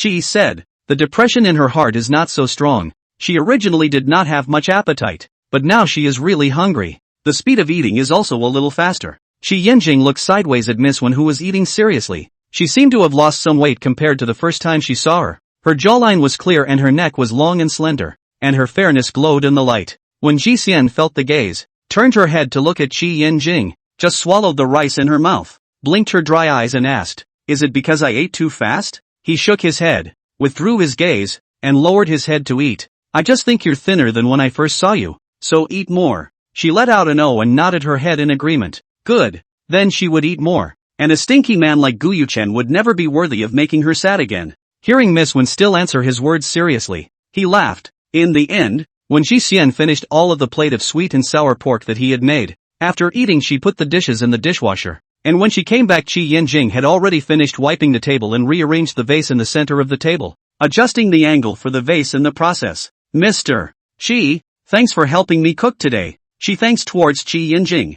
Qi Yinjing wipes his hands with a paper towel and says, "You're welcome," and raises his eyes to look at her. "There's nothing to do, then I'll leave first." When Ji Xian responded, "Then you take care on the road." Saying this, she was ready to send him downstairs, but was stopped by Qi Yinjing. "You rest, I'll go down myself." He stood at the foyer and paused in his footsteps, turning towards her. "Ms. What? Don't easily ask strange men if they want to get married, this kind of talk. And don't let strange men enter your home. There are many unsuspecting people." When Ji Xian nodded, "Got it." He still had several words he wanted to say, but felt it was overstepping the bounds, and after a few seconds of silence finally just said, "Next time don't cry." When Ji, leisurely dissatisfied, whispered back, "I don't like to cry. It just happened to be seen by him every time." Qi Yinjing tugged at his lower lip and gave a short laugh. "Oh." When Ji Xian felt that he was laughing at himself, but there was no evidence. "Let's go." He pulled the door open and walked out, smoothly bringing the door closed again. Coming out of the elevator, he lowered his head and sent an address to his friend to come pick him up. Xin Zheli and Song Kai-rui brushed past him, and Song Kai-rui suddenly stopped and looked over at Qi Yinjing standing outside the cell entrance. "What are you looking at?" Xin Zheli looked in the direction he was looking, a man with an extremely superior figure. Not seeing the front face, Song Kai-rui said, "I'm not sure. Just now when he walked past me, that side of the face, at first glance I thought it was the one I had seen at the previous banquet. At first glance it was really quite similar. Just now he was backlit from their side." Xin Zhali simply did not see his face, did not care. The two of them pressed the elevator to the 9th floor, and after pressing the doorbell, Xin Zhali said, "I don't know if she's awake." As soon as her words fell, the door opened before Song Kai-rui could speak. "Why are you guys coming over so late?" When Ji Xian pushed open the door to let them in, Song Kai-rui handed her the food box he had brought and teased, "This isn't afraid of you starving to death at home." When Ji Xian took it, "Thank you for coming over so late." She placed the food box on the table and poured water for them before sitting down. "Been told by Uncle Wen and Aunt Shin?" Song Kai-rui asked. When Ji softened her voice and said although she also knew that her parents wouldn't blame her if they knew the truth, but she felt uncomfortable about her parents praising Du Yuchen. whose first reaction to her breaking up with him was to say that she was bad. When Uncle Wen called me, I told him all about it, all especially blaming himself. Aunt Shen, so calm person, heard Gu Yuchen to do it to you crying. To be honest, she hadn't seen such an Aunt Shen. Song Kai Rui also picked up. It's all Gu Yuchen's fault. Xin Zhaoli was happy. Does Gu Yuchen know that his best friend is talking about him like this behind his back? Song Kai Rui shrugged indifferently. It's not like I'm saying he's not outside. When she laughed idly before she said, I didn't mean to blame my parents. I was a little less than in the mood and emotional. Hearing her say this, they were relieved. Xin Zhaoli looked at the time. It was 7:30. You eat first. But I've eaten. You guys came over 5 minutes ago and just finished clearing the table. Xin Zhaoli froze, stared at her face and measured once. Eyes a little red, obviously cried. How can she cook by herself in this situation? Not to mention Xin Zhaoli, even Song Kai Rui felt something was wrong. With whom? She didn't know what to say for a moment. Just me running out of my parents' house. Mister. She sent me back and cooked for me. With just this one sentence, Xin Zhaoli and Song Kai Rui questions kept coming. Who is Mister? She? Why did he send you back? Why did he even cook for you? When Ji Xian looked at Xin Zhaoli and said seriously, just the one who helped me pick up my keys and lipstick earlier and sent me back. The one you saw at the cafe in the morning. Him. She changed her words. Is he familiar with you? Can't say I know him well. Kind of a casual friend. Didn't even say his name, let alone contact information. Song Kai Rui still mentioned. You can't let this kind of strange man into your house. It's dangerous. She nodded. I know. He told me that too. It's a good thing that the one you met wasn't some clothed beast. After he finished, he seemed to have thought of something. Last time Gu Yuchen called me to say that you were having dinner with a man. Was it him? When Ji Xian admitted, it was him, because the day before yesterday he delivered a cake to me, and when I bumped into him yesterday in front of their school, I invited him to dinner, and used the money my dad transferred to me. She said this and suddenly felt a little funny. She couldn't be angry with her mom and dad because of Gu Yuchen's matter. I'll tell you, it's especially embarrassing. I was lying on the car window looking at the handsome men and women in front of the school, and suddenly he appeared and asked me how I was here. I was embarrassed to tell the truth. There is a kind of choking feeling of being caught in the bag. The two of them really didn't hold back their laughter. What did you say? Of course I said it in a positive direction. I said look at the vibrant students. And out came one who was not awake. He said with a blank face that it was quite vibrant. The two of them were still laughing. At this moment when Ji Xian also looked at them expressionlessly. Too much or not? Xin Zhaoli cleared his throat and took a deep breath. Just when she thought Zhaoli had closed his voice, she laughed again. Not laughing. Seeing that she was fine, they were relieved. Then we're leaving. You rest early. Good. She changed her shoes and sent them downstairs. Watching them get into the car, she waved her hand. Drive safely at night. The black Bentley left before she turned around and went upstairs. After taking a shower and returning to her bedroom, only then did she pick up her cell phone and looking at the contact numbers in her address book. She called her parents. Her mom answered the phone in seconds. Shenling eagerly said, Hey, Ji Xian, have you eaten? It's my fault for not asking you the cause and effect. The first time her mom was so anxious to explain to her, she was a bit flattered. She ruffled her hair. It's fine, Mom. I was just not too emotionally stable at the time before I ran out of the house. It's really fine. I'm fine now. I've eaten. Zhaoli and Kai Rui also brought me dinner in the evening. It's good to be fine. It's good to be fine. Shenling said it twice in a row. The stone in her heart fell, and asked again. Ji Xian, is your ear good yet? Tomorrow go to the hospital with Mom to check it again. I woke up this morning and it's already fine. I don't need to take the medicine. It's all fine. Shenling this time was indeed by Gu Yuchen angry. Ji Xian, you are not allowed to interact with Gu Yuchen in the future. This kind of person our family cannot afford. He dared to do it once, will have a second time. Even if he begged you for forgiveness, you do not pay attention to him. Those who are married to domestic violence are not all like this. Begging for forgiveness, and continue to do it. The hospital, this kind of thing can be a lot of it. For her parents' current attitude, she was relieved. Don't worry, I won't have dealings with him anymore, and he won't beg me for forgiveness. It's only because I didn't go according to his plan that he came to pester me every once in a while, and it'll be fine after a while. Shenling began to question why she felt that Gu Yuchen was good, all fooled by his usual look and behavior. Not good for her daughter. Being a good person is useless. After chatting for some time, he hung up the phone, and before hanging up, he also said that he was on vacation to make her sweet and sour pork ribs and pot roast. She rubbed her dry eyes and set her cell phone aside.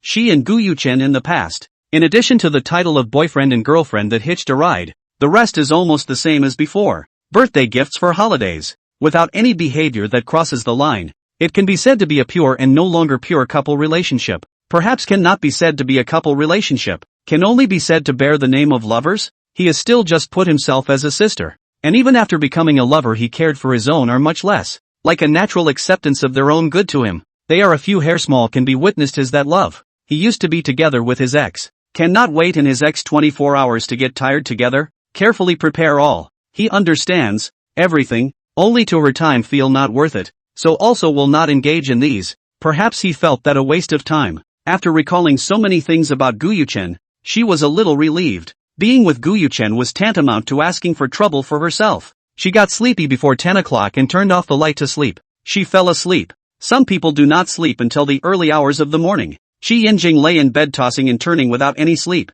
He reviewed everything about his encounter with Miss Wen in his head. He gave Miss Wen the key. The first time he saw her face, clearly visible slap marks. Although the tears stopped, but those eyes with water I see. He froze at that time. Not surprised her slightly swollen face, but her broken sense. Just one glance exaggerated that the heart followed the tremor. Not only have I seen her cry once, 3 times, although it is said to be up to the water, but how much more than the water? In her head again. She asked herself with red eyes cannot marry her words. She said this sentence when her eyes reflected him. She seems to find a shelter for her to hide. Almost agreed, but then clearly know that she is just a moment of anger. Seems to want to impulse revenge on who? She wasn't sober at the time. The more he thought about it, the more it bothered him, but he didn't know why he was dwelling on what she said and why he felt the urge to agree to her request. It was the desire to give her shelter and comfort in the floating trivialities she was going through, and he didn't want to see her cry. He wasn't a man who would see sex, but when he thought of her, he had an unusual emotion fluctuating again.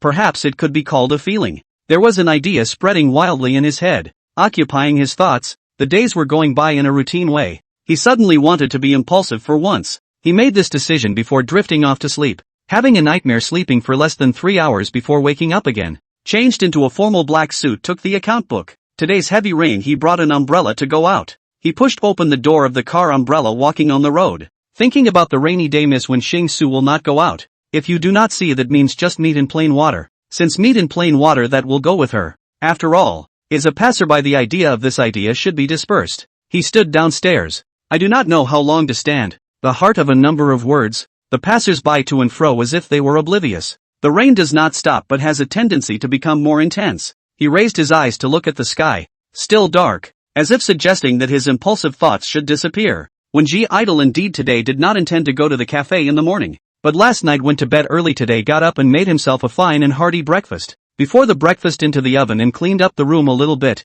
and by the way, downstairs to throw a garbage. After entering the elevator, she realized that she didn't bring an umbrella, but she didn't go back to get it. It's just a matter of running a few steps. A warrior is not afraid of the wind and waves. She went out of the elevator to go out. Abruptly footsteps stopped for a few seconds. She swore that she will never forget this scene. Mr. She in a suit with a black umbrella straight back. The whole person seems to be integrated into the rain, looks particularly lonely. She hurriedly ran out. Towards Qi Yanjing shouted, Mr. Qi. Qi Yanjing slightly lifted his eyes and gazed at Miss Wen, who was only wearing her housecoat. She smiled and waved at herself, carrying bags of garbage in her hands. She ran through the rain from the eaves. He pulled her. I'll help you throw it. No, wait for me. I'll be right back, said and ran outside the umbrella. Qi Yanjing handed her the umbrella in his hand and stood under the eaves waiting for her. Not more than 3 minutes Miss Wen held up the umbrella and ran back, put away the umbrella gasping for breath, asked,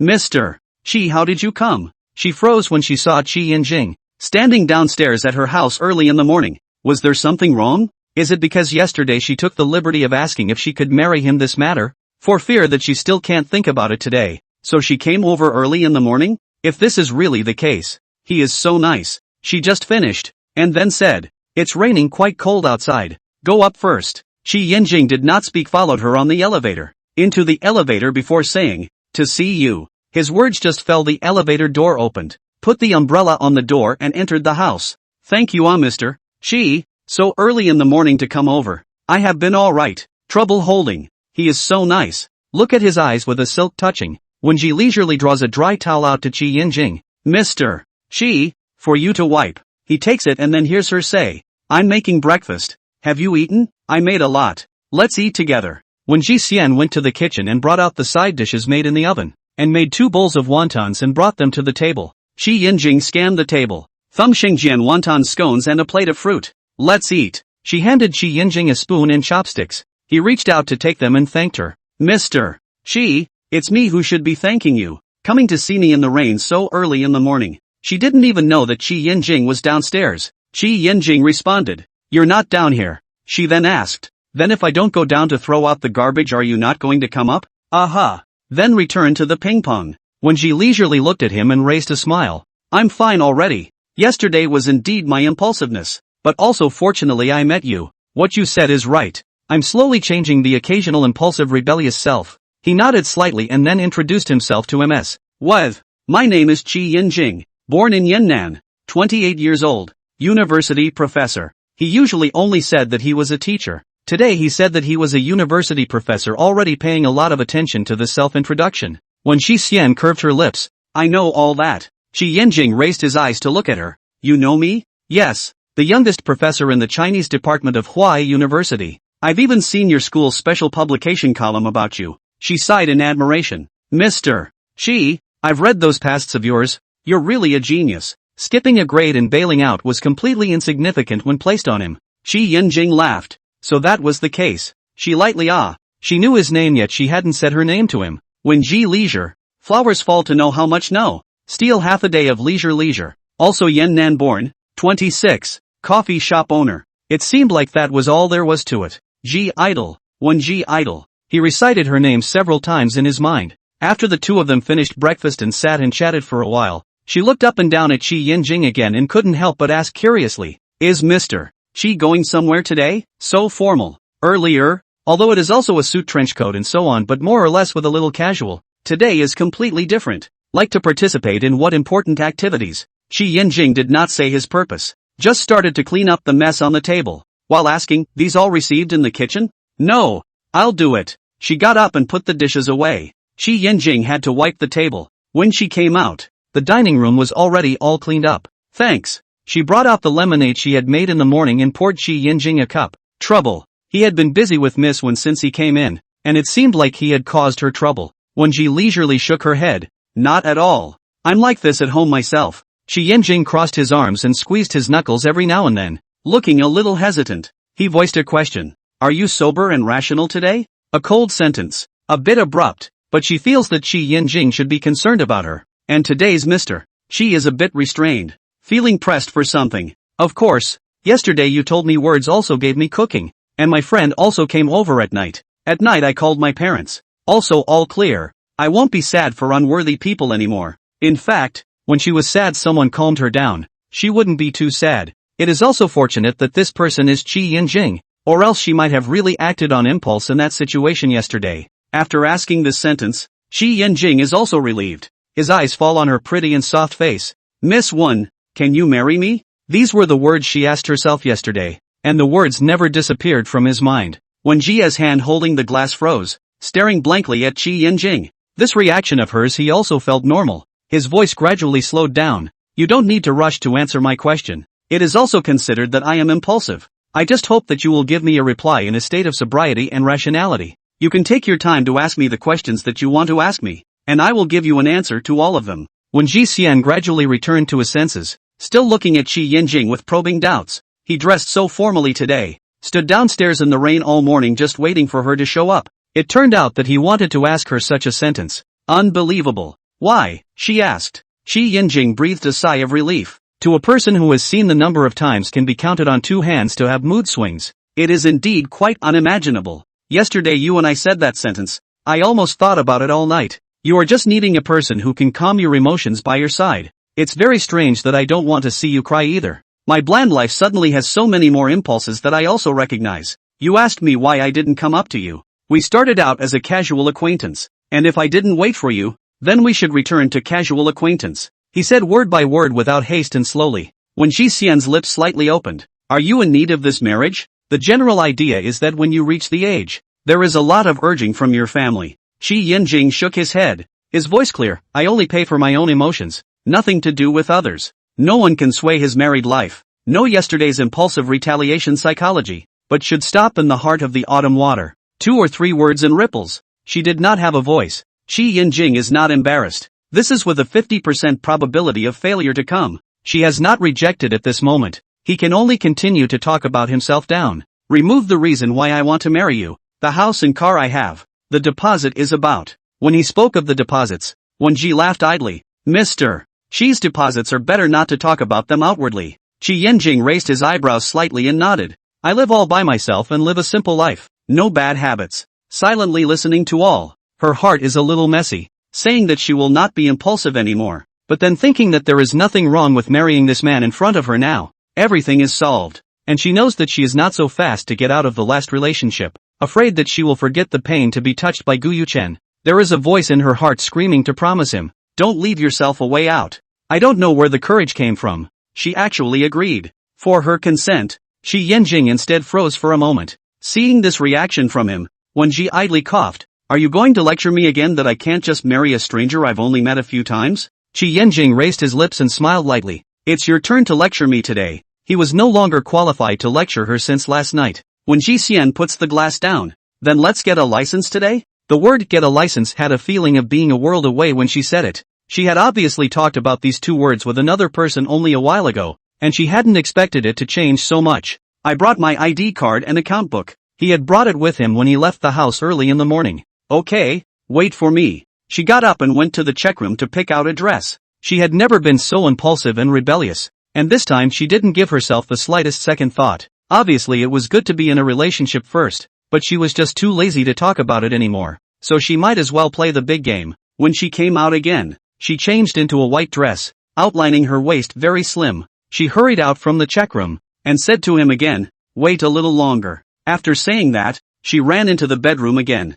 Chi Yinjing got up and swept the floor and cleaned up the table again. Just after cleaning up, Wen Xian walked out of the bedroom with her hair tied with a leather band. His eyes fell on Wen Xian could not help but stop his feet. She put on a makeup hair top fluffy long hair slightly curled tied a fishbone braid. French mood. Just standing there let people cannot help but stop. When she idle hanging down his hand, towards Chi Yinjing, stood in front of him and looked up at him. Mr. Chi, can it? He met her eyes. Very beautiful. Her face rippled with a smile, holding the account book in her hand and stuffing it into her bag. Before the account book has always been in her parents, and then heard that she was going to get a license to marry Gu Yuchen and put it in her. Probably thought that she would give them a surprise for the couple, but the result was that she and Gu Yuchen completely broke up, and I didn't expect it to still come in handy. Let's go then. She changed her shoes and went out the door with Chi Yinjing. Chi Yinjing wondered if he had just complimented her words too perfunctorily. Clearly in his heart he thought, Thousand Autumn is a perfect color, and the pleasing eye is a beautiful person. How can he even think about it once he exits the door? And the first thing in his mind is that he is very beautiful. When Ji Xian slightly bent down to pick up the umbrella on the ground. I'll do it. Chi Yinjing took the umbrella from her hand, and the two entered the elevator. In the elevator, Chi Yinjing's right hand knuckles curled up and touched Wen Jia's hand, and when he got off the elevator he naturally held her hand, which was very soft. When Ji Xian was wrapped in his warm hand, he was standing beside himself. His body had a faint smell of woodsy incense, very reassuring. The rain has stopped. She was a bit surprised. She was worried that the rain would hit her hair, but now even the sun had come out. Chi Yinjing's that red flag parked on the side of the road. She sat in the passenger side, saw the center control that laid his account book. On the way to the Civil Affairs Bureau when Ji idle mood has been very calm. He parked his car in front of the Civil Affairs Bureau. Before he could speak, he heard mess. When solemn inquiry, do you really have no regrets? He choked. This shouldn't be what he asked her, but also followed her words and continued. No regrets. Follow my own thoughts. If I didn't make this decision, I might regret it for a long time. I always have to give it a try. I won't let myself have any regrets. Who knows what tomorrow will bring? The moment is best. His words were also like a catalyst for her. No extra worries at all. Just as she was about to cart the door out, she was held by Chi Yinjing's arm. This arm he held so vainly felt very slender. What's wrong? She carries doubts. Chi Yinjing took out a ring box from the back of the car. I don't know if you like it. If not, we will go to the store this afternoon to choose a new one. She just remembered to get married to buy a ring. Open the ring box, inside lying 2 rings. Men's simple and generous. Women's models are much more complex. The main diamond is about a carat or more. 3 layers of structural shape to do a very beautiful. This diamond seems to be with her before the selection of the ring smaller. Originally she felt a little too big, too eye-catching. Gu Yuchen downplayed it. Too small does not look good. but also set up so big. That type of diamond ring is Harry Winston 7-digit is quite expensive. He threw in the trash can, but his things he threw himself, also should be. I like it very much. Thanks. Shi Yinjing took out the ring, held up her hand to put the ring on her ring finger, actually square, wearing the ring, in front of the Civil Affairs Bureau and changed. Shi Yinjing asked her once again, go in and cannot regret it. When she idled back holding Shi Yinjing's hand, stride into the Civil Affairs Bureau. When she went in, she was calm, and after stamping and taking the book out, she was suddenly not calm. She stood in front of the Civil Affairs Bureau looking at the red book in her hand dumbfounded, feeling a little soft legs, softly leaning on Shi Yinjing. Are you okay? Shi Yinjing looked at her frozen in place, for a moment did not think that she was regretting. After all, just went in when she was quite calm. Shi Yinjing ringed her. She leaned on people to look up at him. Just 10 minutes she was like a dream, and then she got married. It is good that the groom is very eye-catching. Shi Yinjing felt her whole body stiffen and asked, you regret it? She took several deep breaths to calm down, but her heart was still a little anxious. I'm suddenly licensed here. What do my parents say on their side? I'll make a house call this afternoon. This is what should be done. Marrying someone's daughter and not even going to the door once is really not very decent. She hurriedly pulled Shi Yinjing. Don't. Hide it first. The key she now does not know how to tell her parents, and has just lifted the conflict with her parents. If they know that she and the man who has only met a few times to get a license, surely feel that she is provoked by their impulse to do so, they will blame themselves, and along with it, they may also complain about Mr. Shi Yinjing still feels that this is not good. Not good. When Ji Leisure directly pulled away from the topic, out of the voice, then your parents know? How about I go meet your parents first? I don't know. I will tell them. After receiving the license she realized that there are still a lot of things that have not been considered. This time really play big. She seriously asked towards Shi Yinjing. Are your parents good to get along with? Won't hate me, right? If there is another family conflict, she is not to find themselves another big trouble. Shi Yinjing looked at her and laughed lightly. Comforting. No. And also do not live together. They will like you. Usually also every now and then secretly poked and prodded him to talk about a girlfriend or something. Now he is licensed and married. He likes the family will not say something. That you say. He nodded. Well, I said it. I promise. Hearing him finish, when Ji Xian was then slightly relieved. Mr. Shi, why don't you let go first? She finished with a cough to hide her embarrassment. She leaned on Shi Yinjing, and Shi Yinjing's arm was still around her waist as usual. Shi Yinjing retracted his arm. Get in the car. Getting into the car. She looks at the route the car is traveling before asking, where are we going? Familiarize yourself with my home. When Ji leisurely answered good, and hesitated in her heart for a few seconds. Mr. Shi, can you stay at my place? Fear that he did not agree, and added a few sentences. My home over there is quite a good location. To your workplace to drive over is not very far. Or, you think about it? She looked at Shi Yinjing with a sideways glance in anticipation. Shi Yinjing pressed and did not intend to refuse. Good, then I go back to pack things. When Ji leisurely breathed a sigh of relief and felt that she should give a reason, so she said what was in her heart. Actually, I don't intend to tell my parents about us for the time being. I'm afraid of being found out. The end of the story. I can understand that. He paused for a few seconds after he finished, then added, these are very small things. It's the same where we live. I won't refuse your offer. She broke into a smile. Thanks. Don't be too polite. We just got married. When Ji leisure in his heart thinking about what married couples have to do not have to be too polite and how to address him. Call Mr. She seems rusty. Directly call the name is a little rude. Call 2 words seems to be not so familiar. Good trouble. Simply do not want to. The more she looked at this road how the more familiar she felt. This is not the direction to Gu Yuchen's home? Thinking of Gu Yuchen was suddenly a bit stressful.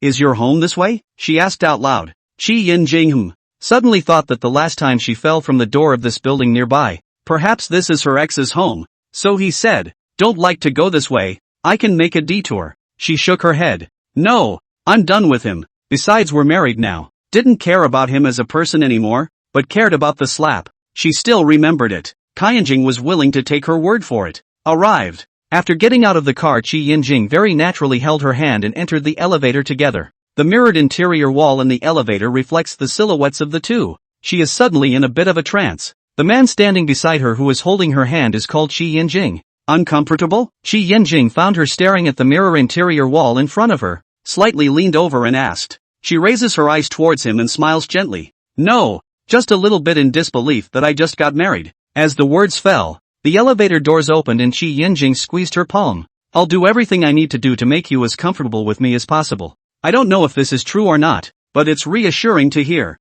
Following him down the elevator, he spoke the door lock code and let her open the door. Mr. Qi's home was Chinese style. As soon as he entered, he saw the landscape decorative screen bar, well packed, elegance, and he had no sense of incongruity. Waiting to pack up things, we go to eat. When Ji leisurely answered the voice with him to the check room, she rested her cheeks to see him packing in order. Seems to be good. The heart is not so flustered. In 5 minutes or so he had packed all that needed to be packed and closed the suitcase. Come on, let's go eat. By the time they got to the restaurant it was already 11:30. While eating, Qi Yinjing asked out loud, "You don't want me to be known by your parents' friends, do you?" When Ji leisurely quickly said, "No, by my friends no does not matter. My parents' side I first brew 2 days. After a few days we go back together." Can it? Can. As long as it wasn't hidden all the time he could accept it. I'm a bit impulsive but definitely not on a whim. I really hope we can spend the rest of our lives together. When Ji Xian nodded, although I don't know much about it. I'm not thinking of marriage as a game either.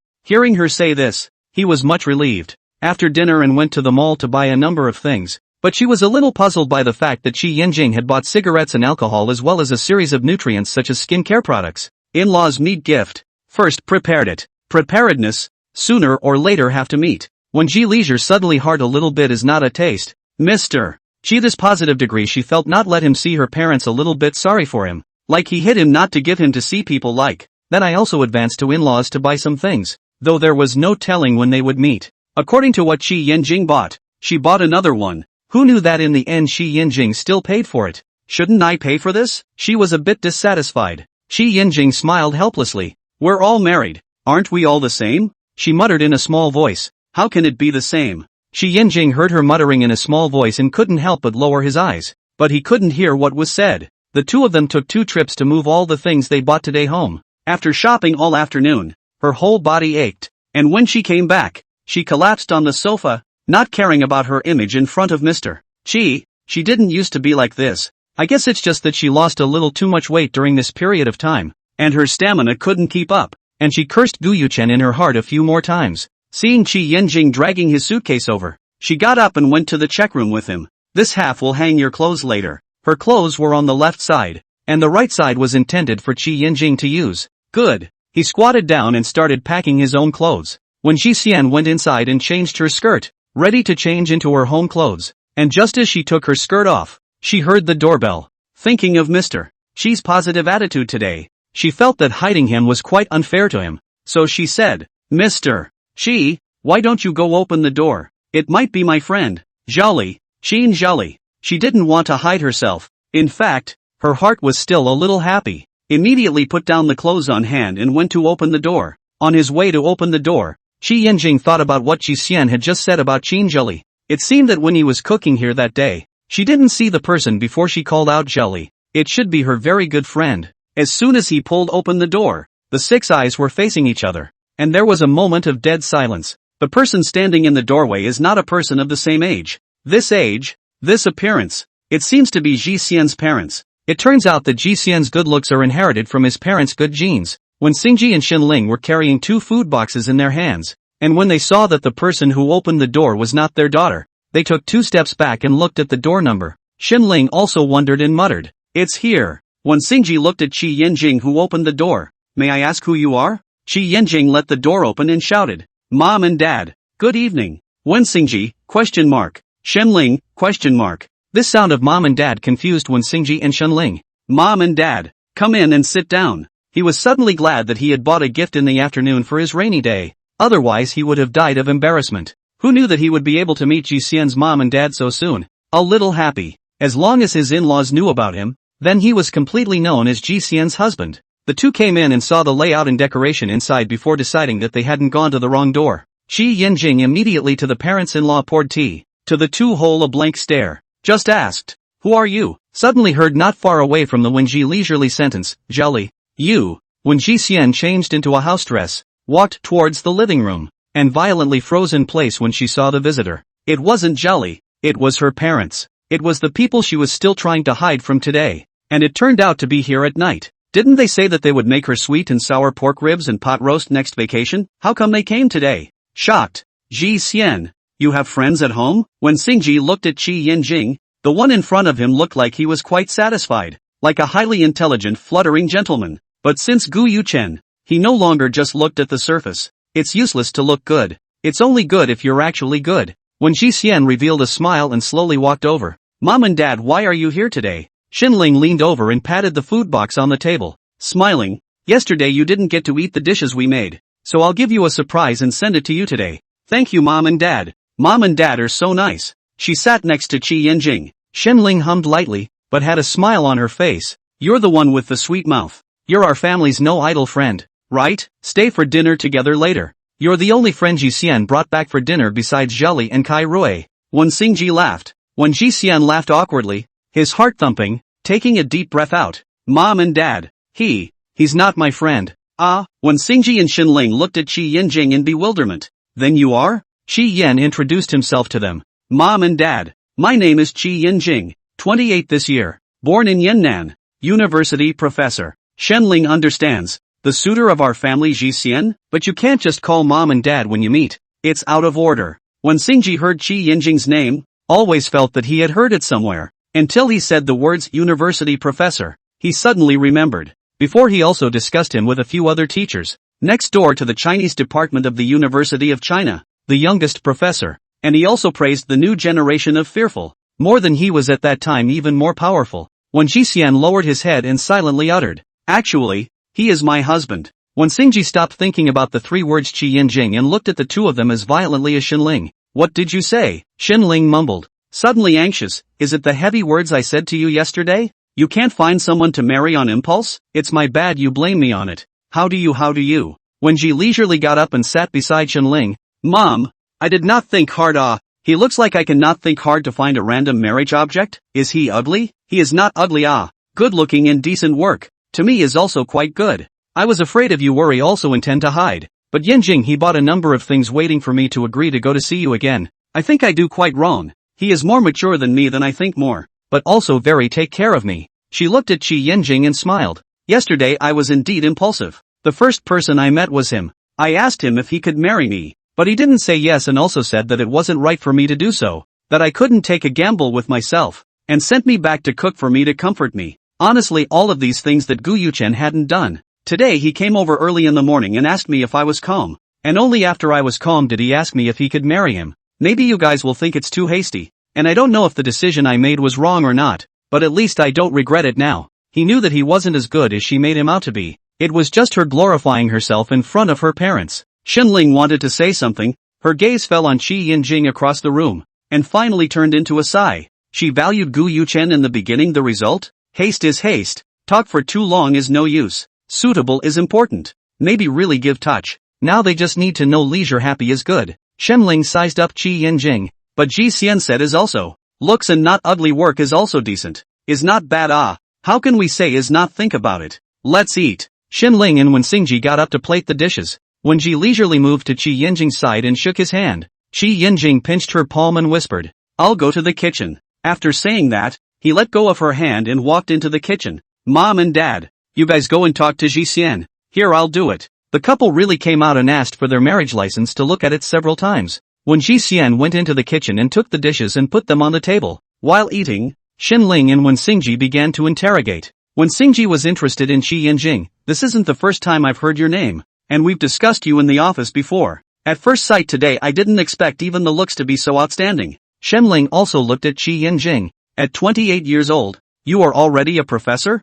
Yes, rated last year. It would be a lie to say that he wasn't surprised, but he was also quite pleased. Then, Yanjing, you and our family know leisurely married. Your family know? Qi Yanjing somewhat apologetic. I and my parents do not live together. Have not said. This is indeed not polite. Mom and Dad, when you are free, the two families to eat a meal together? His attitude was modest and rounded off his words. There was nothing to be picky about. Depends on your parents' side. You arrange a time, and tell us at that time. Qi Yanjing responded. Good. Yanjing, what do your parents do? Qi Yanjing so excellent. Parents' estimate is not bad, but always have to understand people's family situation. After all is the in-laws. Qi Yanjing froze, silent for a few seconds back. My parents used to do a little business, and now it is the state of semi-retirement. They did not continue to ask. but also a general understanding. When Ji idle quietly eating, listening to them interrogate Qi Yinjing, seems to have no particular dissatisfaction.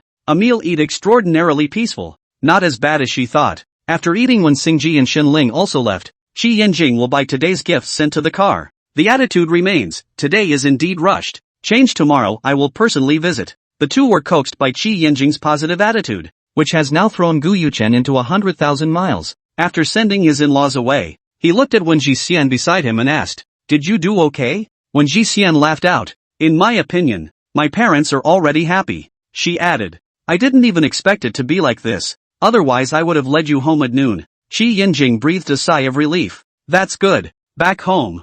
Qi Yinjing went into the check room to prepare to pack the clothes that were not finished in the afternoon. And once inside, he found that his clothes had long been properly hung in the window, and the suitcase was also neatly placed in the place where it should be. Suddenly Ji Xian's voice came to his ears. "Mr. Qi, do you usually need to work at home?" Qi Yinjing goes out from the check room. "Usually I will work at home without classes. Then you will use my study in the future." "I usually don't use it. In the study just read a book and occasionally open the computer to play games." "Good." She was about to go take a shower when she was called by Qi Yinjing. She stopped and turned to look at him. "Don't call Mr. Qi in the future. It sounds like you're not familiar." Though it really wasn't familiar either. She had called him her husband as well as Yinjing in front of her parents today. When Ji Xian opened her mouth and called out, "Yinjing," Qi Yinjing curved his lips slightly. "Go take a shower." She turned around and slipped into the bathroom, closing the door and standing behind it, her heart beating a little faster. Strange. In front of her parents called Yinjing and even called her husband are not so flustered.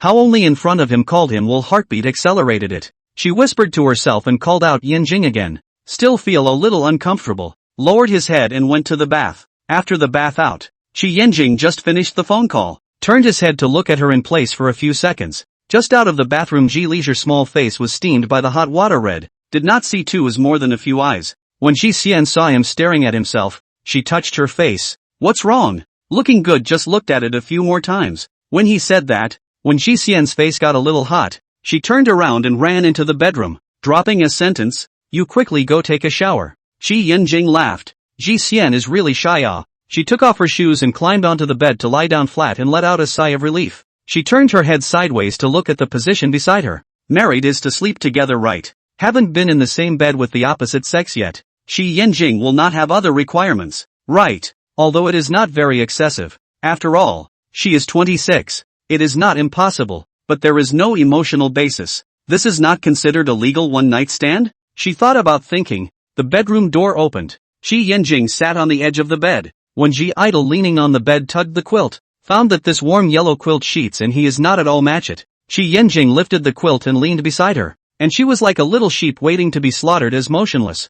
"I told my parents about us getting a license. Then when will I visit them?" Qi Yinjing thought about it. "I'm free tomorrow afternoon, so I can go in the afternoon." He added, "I'll go to my in-laws' house right before I go to school in the morning. Then my parents shall not die of joy." Although they are looking at Gu Yuchen from childhood to adulthood, but Gu Yuchen also seems to be not very attentive. On the annual only go to trip her parents, presumably also because before that is how to come. The back and her together also did not take it seriously, but also just as ordinary elders like treatment. With this contrast, her parents might quickly like Qi Yinjing. "Then I'll go with you in the morning." Her eyes lit up when she looked at herself, and suddenly he was especially pleased with his impulsiveness last night, and his execution. "Of course, I don't recognize where my in-laws' house is either." When Ji Xian smiled, "Then go to bed early." Qi Yinjing turned off the lights, and the bedroom was dark. The two lay flat on the bed. When Ji Xian's bed wasn't very big, coupled with the Qi Yinjing, she didn't even know if he was flat on his back all hanging over the edge of the bed. "Sorry, I was sleeping alone before. The bed is a bit small." She was about to move to the left to avoid squeezing him. Just as she finished speaking she suddenly fell into a warm embrace. "This is just right." He gently caressed Ji Xian's slightly stunned body and comforted. "Relax. It's just sleeping. I didn't want to do anything." For a while when Ji Xian weakly voiced, "Really? Not forced? I'll wait for you to take the initiative." They have little emotional foundation. She did not refuse to lie down with herself to sleep has been very good. As for the conjugal obligation, to leave the certificate Ji Leisure does not look like it will refuse him. He wanted to put the initiative in her hands. Do not want her to regret. Every time Mr. Qi said something, it was very good for her to add good feelings. Silence returned to the bedroom. She had almost never slept in the same bed with someone else since she grew up, and her heart couldn't calm down for a long time. Until the sound of light breathing came from beside her, she gradually calmed down and fell into sleep. The next day, when he woke up at 6 o'clock, Chi Yanjing lay in bed and froze for a long time. He had slept for almost 8 hours yesterday and had fallen asleep less than an hour after getting into bed and lying down. He looked sideways at his freshly licensed wife beside him, and for a moment, he didn't know if it was because he had only slept for less than 3 hours the night before, or if it was because of her. When Ji Xian woke up without Chi Yanjing beside her, she is still shocked that yesterday she actually got a license with Mr. Chi, who she met less than 10 times, and was also temporarily recognized by her parents. Suddenly remembered that this morning with Mr. Chi together to go to the parents' home, she immediately got up and changed a set of clothes to wash up out of the bedroom. Chi Yanjing was already in the kitchen cooking breakfast, and when she came over, he was serving breakfast on the table. "You're early." He raises his eyes and shows her a smile. "Sit down and eat." After saying that, he turned around and went back into the kitchen to get chopsticks. When Ji Xian was stunned. It was the first time she had seen such a bright smile from Mr. Chi. The earlier smile seemed to be seemingly absent, not as dazzling as today. Chi Yanjing sits down and hands her the chopsticks, sits down and starts eating. "Is Mr. Chi happy today?" She is genuinely curious. Chi Yanjing's eyes fall on her. "Thank you. I slept for almost 8 hours last night." When Ji Xian suddenly has some sympathy. It must be too much pressure. "Don't be too tired at work." Chi Yanjing just smiled faintly, didn't say much. Corrected by the way. "Not Mr. Chi." When Ji Leisure light smile. "Yanjing. Aha." After breakfast, the two cleaned up a little, ready to go out. In the fruit store to buy 2 boxes of seasonal fruit. There are some cigarettes and wine. Although yesterday sent but the first time to go to the home or a little bit of etiquette. 7:30 arrived at the in-laws' home, carrying gifts into the neighborhood gate. Just entered the door and saw downstairs morning exercise Wang Auntie. Ji Leisure early in the morning to mom and dad here? Auntie Wang stared at Chi Yanjing. "Gu, who is this?" When Ji Xian smiled and greeted. "Good morning, Mrs. Wang. This is my husband." Auntie Wang froze. She remembered that Ji Xian's boyfriend wasn't the one who came to pay New Year's visit every year before. "Good morning, Auntie Wang." Chi Yanjing also greeted towards the person. Hearing Chi Yanjing and her greetings, she threw the previous one out of the sky and smiled. Good. Ji Xian has a good eye. Your son-in-law visits your parents early in the morning to be happy. Into what kind of awe? You guys quickly go up. Good. Goodbye, Auntie Wang." She waved her hand towards Auntie Wang and went upstairs with Chi Yanjing. After getting on the elevator, she then laughed out. She just wanted to call Mr. Chi, but he had corrected himself once in the morning, and immediately changed her tone. "Yanjing, you're quite pleasing. Compared to Gu Yuchen, it is indeed much more pleasing, although they are both on the cold side. But, Mr. She is very attentive to all of her things." Chi Yanjing tugged her lips slightly. "Are you praising me?" Of course. She had wanted to directly press the password to go in, but the first time Mr. Chi came to the door, there had to be a process, so she rang the doorbell. Coming. When the door opened, Wen Xingji stood frozen in the doorway, and Xinling asked, "Who is it?" Chi Yanjing voiced his greeting. "Mom and Dad. Good morning." Wen Xingji let the door open towards his wife and smiled. "Your daughter-in-law." Xinling put down the things in his hand to run over. "See them both this morning. Door cannot stop happy. Quickly come in."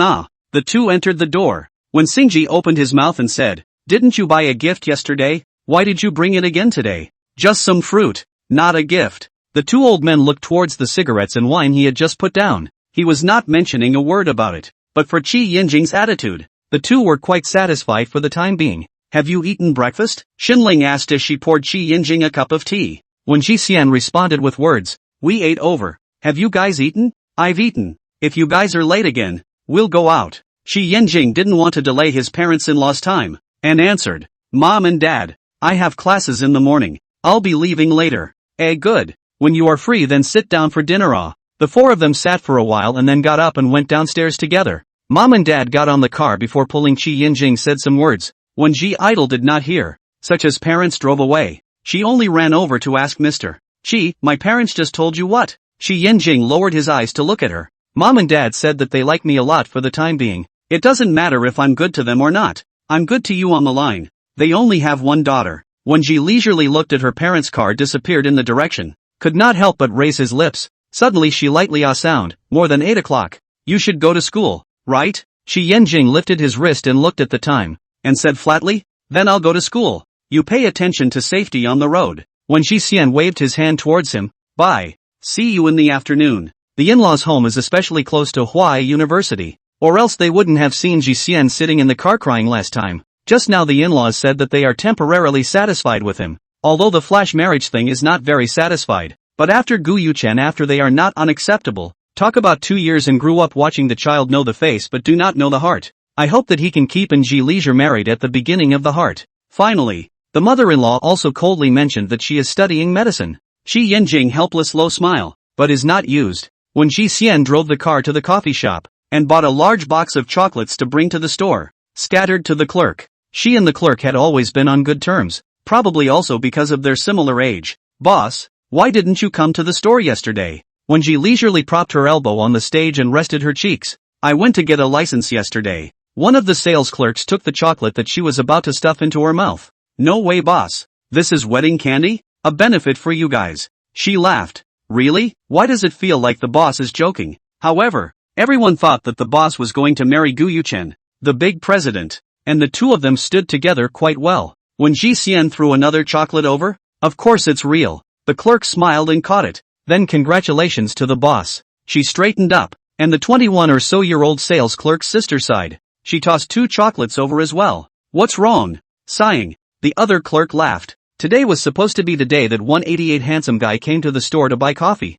I didn't expect that he didn't come even at 8 o'clock. She didn't have a handsome guy to look at inside. When Ji Idol coughed, because in the morning went to her parents' house, so did not come to the store. It's okay Lily, next time he comes over, I'll have him in the store for you to see. She patted Lily on the shoulder. Lily burst out laughing. I can look at something else. After joking around for a while, when she idly went to the back to help out, thinking that she would take a trip home this afternoon to change her clothes, and that she was going to meet Mr. Xi's parents in the evening. Shi Yanjing finished the classes already 11:30. Back to the office to sit and rest not a moment. The teacher of the same department Zhou Chuyu also came back. Zhou Chuyu felt his eyes were shaken by something. He turned his head to look at Shi Yanjing who was rubbing his brow. His hand was coincidentally in the sunlight, a ring on his ring finger. Shaking his eyes, he smiled and walked over. I say Shi Yanjing, what's your situation ah? A big age still learn 18-20 years old ring to wear ah? They have always been classmates before. Called professor in front of people, this is how they look in private when no one is around. Shi Yanjing opened his eyes and reached out to look at the wedding ring on his left ring finger. Give it to me to wear. I'll see how much fun it can be. Shi Yanjing ducked when Zhou Chuyu reached over. This is my wedding ring. Wedding ring? No. Shi Yanjing, when did you get married? He seriously looked at a few eyes Shi Yanjing. Not like a joke. Shi Yanjing is not a person who jokes ah, you two really ah? They worked together for so long. How did he not know Shi Yanjing talked about a girlfriend, and married? He thought carefully. The ring was definitely worn recently. I got a license yesterday. The corner of Shi Yanjing's mouth ripples with an imperceptible arc. I'll invite you to dinner sometime. Zhou Chuyu, ? Froze. Regarding the matter of saying that you are single together but you secretly got married behind my back. I want to write a long literary text to scold you. Shi Yanjing's light-hearted sentence. Write it, depending on your level. Zhou Chuyu is extraordinarily curious about this new wife of Shi Yanjing. It's all fine in the afternoon. Why don't you invite me for dinner today? And by the way, call your mysterious wife. He looked at the time, 11:40. He could have a lunch with Ji-Hsien. When he took out his cell phone and subconsciously opened his address book, his finger hung in midair in silence. Everything was thought of securely. Just forgot to ask for Ji-Hsien's contact information. Dead silence. Helplessly held his forehead. Zhou Chuyu asked, what's wrong? Call and send a message to ask ah. I can't today. I have to go back to my parents' place. Next time. He hid his embarrassment, packed up his desk and grabbed his briefcase and left the office. Zhou Chuyu is still immersed in the shock of his good classmate, good colleague and good friend secretly getting married behind his back. Shi Yanjing drove the car to the cafe. About the newlyweds not having each other's contact information. There's no one else but them, right? The two of them are just like that rented couple. Which couple doesn't even have each other's phone number? The car stopped in front of the cafe. He got off the car and entered the store. The clerk saw him really incredible. This is the first time that an 88 handsome man came to the store at a time other than 8 o'clock. He couldn't ask Ji-Hsien directly, so he ordered a cup of coffee first and inquired, is your boss not in the store? Hiss. When there was no response for a few seconds, Lily spoke out. Our boss went home 5 minutes before you came. Kaianjing said thank you. One of the clerks teased. Our boss can get married. Shi Yanjing raised his lips. Got it. After handing him the coffee, he took a chocolate from the side that the boss had bought in the morning. I'll give you a chocolate. It's the boss's wedding benefit for us. Thanks. He took the coffee and collected another chocolate. It seemed that the next time he came over he would have to buy some wedding candies to send over. He turned and headed out of the store as Lily and a few of them started talking. I seem to have brainstormed the play of the year. Lily nodded. But I seem to be more optimistic about the 188 handsome guy. I feel a bit better than Mr. Gu, who has the word do not approach written all over his body. Yu Chi, the young handsome man beside her, interrupted their brainstorming. Don't look favorably on anyone. The boss is married to Mr. Gu. That's also true. But what about Mr. Gu's big president? He should be like that too. Qi Yinjing returned home, just as when Ji leisure in changing shoes. Qi, she swallowed the word Mr. Hard. How did you come back? There was nothing to do at noon to have a meal with you. When Ji leisurely raised his eyes, a little puzzled. Then why don't you call me? Didn't finish. Silence. Oh, I remembered. We don't seem to have each other's contact information. She laughed dryly twice. What is this called a matter? Qi Yinjing took out his cell phone. Phone number. When Ji Xian reported the phone number, after saving it and giving Ji Xian a call, the cell phone in her pocket rang. She smoothly also saved it. Note Yinjing. Qi Yinjing poked a few times on the screen, and she received another WeChat friend request, adding all the contact information. Going out for a meal? He asked. When Ji leisurely agreed. I'll change clothes. Let's go to your parents' place earlier in the afternoon. Too late is not good. Good. He took advantage of Ji Xian's time to change clothes to carry down the gifts he bought yesterday. He came out after 15 minutes or so of packing. Is this okay? She asked as she walked over to Qi Yinjing. Qi Yinjing nodded. It's okay. In fact, how can? His parents will not face, as long as he likes her good, but it can be seen that she really quite hard. On the car, Qi Yinjing asked, what do you want to eat at noon? You pick it, but have to hurry. I'm a little hungry. Qi Yinjing picked a good environment of the restaurant, went in after they finished ordering, glanced to the side, which glanced at her stunned, saw Song Kai Rue and his opposite sitting Gu Yuchen. Song Kai Rue and her sight intertwined slightly shocked, staring at the direction where they sat down for a few seconds. Gu Yuchen voice cold asked, what are you looking at? Song Kai Rue immediately blocked his line of sight and regained her composure, but in her hands, she hurriedly poured him wine. Nothing, drink more. Gu Yuchen looked at him in confusion. Just a few minutes ago Song Kai Rue had told him to drink less. Eat. He coughed, but glanced over at Wen Ji Xian, his eyebrows slightly raised. Wen Ji Xian laughed, and Qi Yinjing also saw at a glance the man Gu Yuchen who had come to the coffee shop at night last time to fight with Ji Xian, as well as the one sitting opposite. It's okay? Qi Yinjing asked. She shook her head. It doesn't matter. Let's eat ours. In fact, he had selfishness. When he was at the door, he saw Gu Yuchen, but still treated it as if he didn't see it and came in with Ji Xian. They were married, so why couldn't he just show up? Ji Xian introduced him. The one opposite Gu Yuchen is called Song Kai Rue, and there's another one called Zholi. They're both 2 years older than me, and they're both very good friends of mine. I remember. Ji Xian thought for a moment. I haven't told them about my marriage. Next time I'll have dinner with them. Good. I'll treat them to dinner next time. When Ji Xian smiled and looked at him. Your treat. I'll pay. Those eyes were beautiful every time she looked at herself, chucking a piece of fish in her bowl. Eat first. Song Kai Rue had no intention of eating with Gu Yuchen. His mind drifted to Ji Xian's table, and he guessed that the man should be the Mr. Qi that Ji Xian had mentioned earlier. Seeing that Mr. Qi gives Ji Xian dishes. TSK, this is acting on Ah. Why do you think they are acting? But not because of Ji Xian's attitude. If the opposite sex without a name to give her dishes she will not smile. So it must be acting. The actor is quite competent. He abruptly smothered a laugh, which would have killed Gu Yuchen if he had seen it. Gu Yuchen heard him laugh inexplicably and frowned. Song Kai Rue covered it up with another cough. What did you just say? My parents called me yesterday to ask about Ji Xian and I. He breathed out. Song Kai Rue got serious. Yu Chen, I'm not pouring cold water on you. That means Uncle Wen and Aunt Shen know about it too. So you and Ji Xian are not a possibility at all. I called and Uncle Wen didn't answer. And I also went there last night. No one was home. Song Kai Rue scared. It's not that I'm saying, you're in a dead-end situation. If you put your execution at work on Ji Xian, you wouldn't be in this situation at all. Because she won't go, she'll wait for me. These days I've also thought clearly what's the point of fighting with her. I should go and apologize. He looked at the wine in his glass and shook it. Song Kai Rue with some sarcasm. Think about how you treated Li Chaomo and how you treated Ji Xian. Would you do it because she dropped your things? Gu Yuchen spoke coldly. Song Kai Rue, that's enough. Okay. He shrugged. If you're not allowed to say it, just don't say it. Anyway, the one who fell miserably was him, Gu Yuchen. Loyalty was against the year. It's all shattered, so don't mention it, but it's just a dead thing. Siphoning off that last bit of my thoughts, my future will only be knowing leisure. Worthy of being Gu Yuchen. Broken is a dead thing. Song Kai-rui ate a few mouthfuls of rice and sighed. Being favored is emboldened. But this time, Gu Yuchen might fall into an abyss of 10,000 feet. He saw Ji Xian in that Mr. She get up and get ready to leave with his remaining light, and looked sideways for a few seconds. Gu Yuchen realized that he had already looked that way more than once, and this time he turned his head in the direction he was looking. He wanted to see what there was to see. Suddenly frozen. The blood in his entire body felt like it had frozen. Song Kai-rui silently faced Gu Yuchen. Well, really angry enough. Gu Yuchen's possessiveness is really special.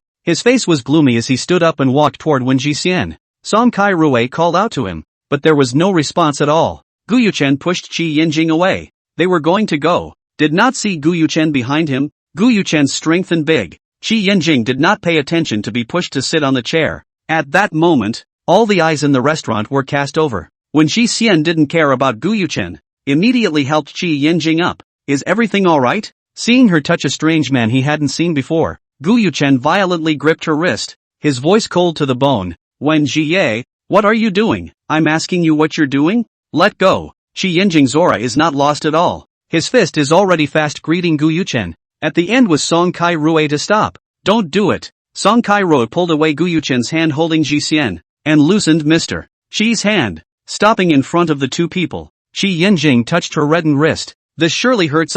What kind of psycho mad dog X she is? Don't you fucking touch her. Gu Yuchen said angrily, ready to strike again. When Ji leisurely stood in front of Qi Yinjing, although she knew that she blocked in front of Qi Yinjing, Gu Yuchen would also hit her. Qi Yinjing protects her behind him. He'll hit you too. Song Kai-rui was speechless but amused as he pushed Gu Yuchen.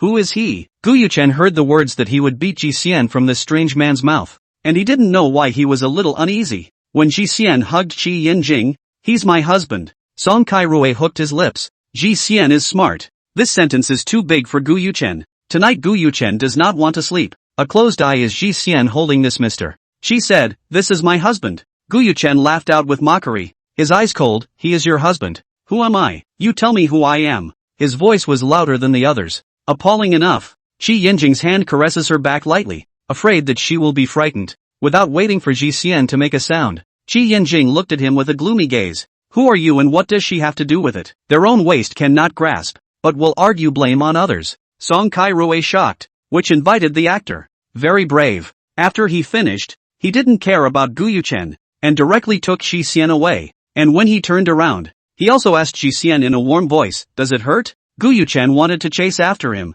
but was stopped by Song Kai-rui. What are you doing? What's wrong with you? People are just deliberately angry with you. He was infuriated and laughed. Good. That's good. Song Kai-rui looked out the window that Mr. She with Ji Xian bought a popsicle, pasted on her wrist, stroked a few times and blew. A time to look at Gu Yuchen again. Forget about it. Look at people. Then look at you. Although she didn't want to discuss the matter of Ji Xian with Gu Yuchen, she couldn't help but talk more. Gu Yuchen looked over, and just as he raised his foot to prepare to go out, the two of them had gotten into the car and left. Coldly, he laughed. She really understands me, knowing how to get angry at me. He took several deep breaths and told himself that it was just fake. She was just pissing herself off. Car. Qi Yinjing is seeing this ex of hers today. Classless. Thinking about how much it must have hurt when Ji Xian received that slap, he glanced sideways at his wife and realized that she was calculating something. He heard her say, aren't these things a bit less? Why don't we go to the mall again and see what we have to buy? Qi Yinjing naturally listened to her and drove to the mall. She was patronizingly looking at what to buy. Qi Yinjing pushed the car and walked beside her for a while before he spoke out. Next time don't get hurt, and don't get in my way. This is something I should settle. Hearing him speak, she turns her head to look at Qi Yinjing and raises a smile. Thank you. She raised her wrist again and waved it in front of his eyes. It's already fine. Qi Yinjing holds her hand and strolls around the mall again. After buying this, he went to meet his in-laws. When Ji leisurely looked out the car window, Mom and Dad live quite far away. They like quietness, and they live over here after retirement. After the car stopped, she looked at the Chinese-constructed mansion in front of her and was silent for a few seconds. It's quite big. It exceeded her own expectations by a lot. After getting out of the car, she carried on the things she bought for her in-laws and was just about to enter the door when the Qi family's parents came out, accompanied by the butler behind her. The butler immediately took the things in her hand. Chi's parents looked at Wen Jixian with a little smile on his face. Not too deep and not too shallow is just right. Shi Yinjing introduced her. These are my parents. She looked over them as they came out. Shi Yinjing's good looks were indeed inherited from his parents. Dad. Mom. She called out twice, not expecting the Chi family parents to directly answer down, without a word of dissatisfaction, as if it should have been accepted. Chi old lady Tan Ruigo smiled towards her. Zio is it? Don't stand at the door. Come in and sit. Shi Yinjing held her hand and stepped through the door together. Dad. Don't be so serious. Shi Yinjing said towards Chi Yushing who was walking in front of him. He was afraid of leaving a slight bad impression on Ji Xian. Chi Yushing froze, but it was Tan Ruigu who laughed. Your father is usually like this, but it's really rare that you would actually say something like this. Chi Yushing smiled helplessly and said towards Wen Jixian. Jixian, I don't have any complaints. I'm usually like this. Wen Jixian pulled her lips. Got it, Dad. She raised her eyes to look at Chi Yinjing. Her palm was gently tickled twice. Crispy. In such a large mansion, not many people seemed very empty. The housekeeper went out after pouring the tea. How did you guys get a license so quickly? Tan Ruigu was really curious. That day Chi Yinjing called them, mainly about the matter of his license to marry, asking which girl, why they have never heard him say. Chi Yinjing gave the answer is to recognize not long, although they respect Chi Yinjing all the way, but this cannot be too fasted. Marriage is a big deal is not a game, and Yinjing's attitude is too abnormal. He can never say in front of anyone that his father is too serious. I mentioned it. I want to live with her. Chi Yushing looked at his own son. This positive look was so unlike him. Tan Ruigu asked her in turn. Ji Xian, why would you agree to marry someone you haven't known for long? Appeared downstairs at my house in the morning in the rain. To be honest, I've never seen this scene. There is still a little bit of impulse component, but I have no regrets now. Also, it's only been a few days since the license was issued. Tan Ruigo and Chi Yushing stared at Chi Yinjing, running downstairs of someone's house in the morning in the rain to tell them if they want to get married? They originally thought it was this girl who mentioned marriage to Chi Yinjing, but they didn't realize it was their son who mentioned it. Yinjing, did you visit your in-laws' home? Chi Yushing inquired. Since he wants to tie the knot, then go with him. Our licensed etiquette cannot be slack. Been there, temporarily also accepted me. Chi family parents also understand. In-laws side when free. We have not met. I will arrange it. Just as the words fell, the butler came in and said, you may dine. During the meal, Tan Ruigu asked for some general information. Ji Xian, what's your current job? She had a smile on her face, as if she were nagging a family member. I opened a coffee shop after graduation and have been doing so since then. The business was good, and the earnings were good. Chi Yushing listened and thought it was not bad. What do the in-laws do? Dad is a university professor and mom is a chief physician. Chi Yushing smiled towards Chi Yinjing. Then you're not right for your father-in-law's taste. But yes, her father did kinda like Mr. Chi. He also only asked about some basic family information and didn't continue, just letting Ji Xian eat more. Chi Yinjing kept pouring food into her bowl, telling her to eat more. This meal is quite successful, as Mr. Chi said, as long as he likes his parents will accept. Before leaving his parents also gave her a large red envelope. The red envelope is quite thick. Then the ordinary red envelope paper is bigger than the circle is almost burst. She did not quite understand what this is. The red envelope also refused. Which has a girl for the first time door does not give the red envelope. Quickly receive. Chi Yushing laughed. Today his son has opened his mouth with him to let him not be too serious. Which cannot give face. Naturally also talk more. Moreover, he was quite satisfied with this daughter-in-law. When Ji Xian looked at Chi Yinjing as if to ask, is this a custom? Must it be? Chi Yinjing nodded. This must be. Only after saying so did she accept it. Chi's parents sent them out the door and watched them drive away. They hadn't been gone for more than a few minutes when an Aston Martin pulled up in front of the mansion and a young man came down from the car. Chi Yushing lifted his chin. Just left. Just passed them and saw his car. The man scared. He really didn't mention a word about me? Tan Ruigo laughed. The family nannies all had to take a day off. How eye-catching you are. How could he mention you? The two returned home. When Ji idle standing in the doorway to change shoes, the red envelope in the hand accidentally slipped down to fall on the ground. Snap sound. Loud.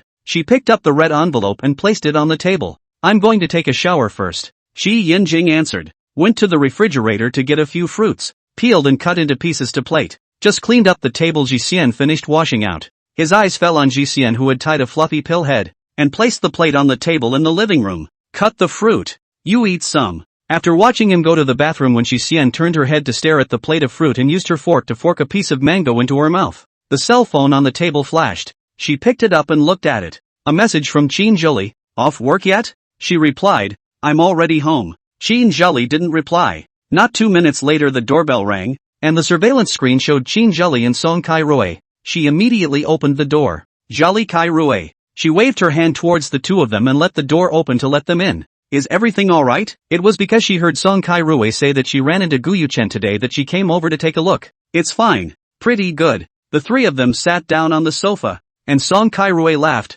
Your words today could make Gu Yuchen angry. Gu Yuchen's possessiveness. Others didn't know that they did. Is the one who accompanied you in the play today the same Mr. Chi you had dinner with earlier? Song Kai-rui asked. When Ji Xian nodded. It's him. He kinda cooperated with you, and even bought popsicles for you to reduce the swelling. Did you let him act like that, or was he originally so meticulous? Really meticulous, a bit too much. She couldn't help but smile. How could it be acting? They were, however, licensed. Then Gu Yuchen really isn't comparable to him. Qin Zhili looked towards the cut fruits on the table. All in the mood to cut a fruit plate. It seems like there's no need to worry. When Ji Xian's gaze also fell on that fruit plate, it wasn't me who cut it. At this moment, the sound of the door closing came from his ears. Song Kai-rui asked in confusion. Is there someone in your house? Your mom and dad? It wouldn't be Gu Yuchen, would it? Qin Zhili froze. No, it's me. Before she could finish, she was interrupted by Qi Yinjing's voice. Qi Yinjing was wearing pajamas, walking towards the side. Ji Yan, I will help you to wash your clothes. I didn't finish because I saw the two people who suddenly appeared in the house. It should be the two good friends that Ji Xian said earlier. Qin Zhili and Song Kai-rui. Qin Zhili and Song Kai-rui stared at Qi Yinjing froze. Qin Zhili slowly raised his finger pointing to Qi Yinjing standing in front of them, looking to Wen Ji leisure. Song Kai-rui suddenly burst into laughter. Holy shit, that's too dedicated. Wen Ji leisurely towards Qi Yinjing hooked his hand. Qi Yinjing sat beside her, then introduced to the two of them. I haven't told you yet. This is my husband, Qi Yinjing. We are not acting. During the day I'm not in order to anger Gu Yuchen, because it's all true. The expression on the two men's faces was nothing but shock. She again pointed to the table to take a large red envelope. The certificate has been collected, and we have also met the parents. The two men's gazes fall on the red envelope. This time it is believed. She is not joking. Hello, Qi Yinjing. The two of them didn't say anything. They just looked at him with scrutinizing gazes. Qin Zhili asked, did Uncle Wen and Aunt Shen agree? Agreed for now. Since his parents had agreed, he must have something to offer. Ji Xian. Why, were you too impulsive? Qin Zhili still felt that she was a little less than sober at the time. Getting married was no small matter. It's fine if it's a money scam, but I'm afraid it's a money scam and a sex scam that also kills people. She had never heard Ji Xian mention Qi Yinjing, this person. Only in recent days heard her mention a few times. It is estimated that they have only known each other for a short time. He stopped me when I was impulsive. I was sober. Although she was with an agenda, she had at least considered it. Qin Zhili looks at Qi Yinjing. We're not targeting you. It's just that it's developing too fast, and it's still this point in time. Qi Yinjing can understand. Talking and temperament are good, but I have not seen this person before. It is hard to avoid worrying about the future of my friend. What for? How much? What does the family do? Then a series of questions came out. College teacher, 28. Family owns a small business, but parents are considered retired. Probably the last time he was asked. After Qin Zhili finished understanding, Song Kai-rui only asked one question.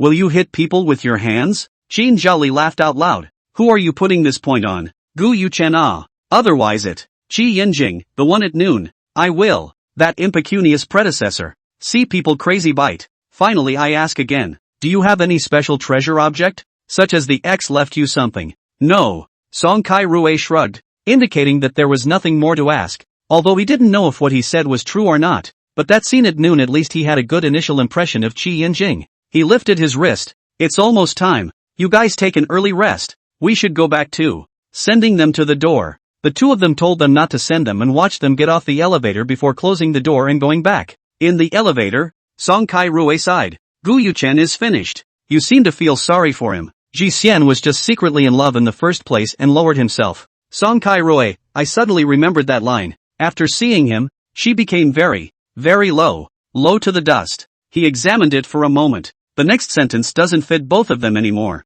Yeah, Ji Xian was hurt by someone she liked and wasn't joyful in her heart. And Gu Yuchen was that dead look. In fact, she felt that half the reason Ji Xian married someone else so quickly was because of Gu Yuchen. Ji Xian was a person with a strong bottom line. and she was afraid that she would depress her bottom line for Gu Yuchen, and that's why she took things to the extreme. In the end, the seed was squeezed into other soil and blossomed from it. Song Kai Roe Tisk, if Gu Yuchen knows about it, there will be trouble. It's a big trouble. When Li Chaomu was not in pursuit of Yun Love to give up the work arranged by Gu Yuchen by the way dumped Gu Yuchen, determined to go to other cities. Gu Yuchen in addition to their own and ah themselves, but also did not do anything to people ah. She paused. In that case, Gu Yuchen being used as a stand-in is pretty miserable. He's miserable my ass. Although they are close friends, but one size does not fit all. This is just a disguised drama of the dragon slayer who eventually becomes an evil dragon. Li Chaomu used Gu Yuchen as a double. But Gu Yuchen wasn't he willing to be with her because the time Ji Xian went to the bar to look for him in that winter was exceptionally similar to the time Li Chaomu saw her for the first time,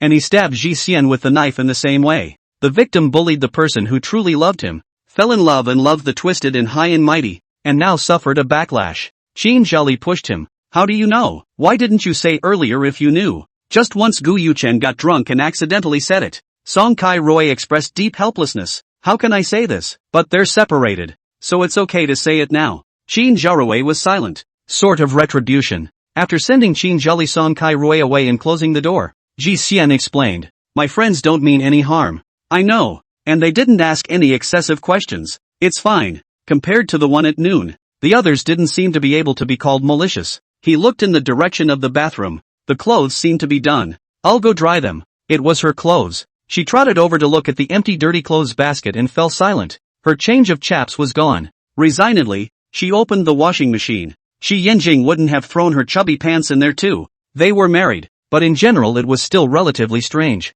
She wondered what Kainjing's expression was when he took her chubby and shoved it into the washing machine. Embarrassed or calm? She took the clothes out and laid them out in order, not seeing her chubby pants either. Ah, did Kainjing throw them away? She even looked at the trash can. Still nothing. Her eyes fell on the side of the small washing machine. This is her special use to wash intimate apparel. Good. Found it. But Qi Yanjing was actually able to help her wash her clothes separately. Her life skill points were pretty strong. After drying them it was already 9:30 before she pushed the door into the bedroom. When she came back, she found that Mr. Qi had already laid down. This routine is also too regular. But he lay on his own bed, so look. This bed is quite small. She sleeps by herself, has not felt. Hearing the movement, Qi Yanjing opened his eyes. When Ji Leisure climbed onto the bed, saw him open his eyes casually, and he chatted a few words. You usually live alone. Clothes are washed by yourself? Washing machine, if it's not too good to wash, will be sent to the dry cleaner. He raised his eyes to Ji Xian. Did I just wash the wrong clothes?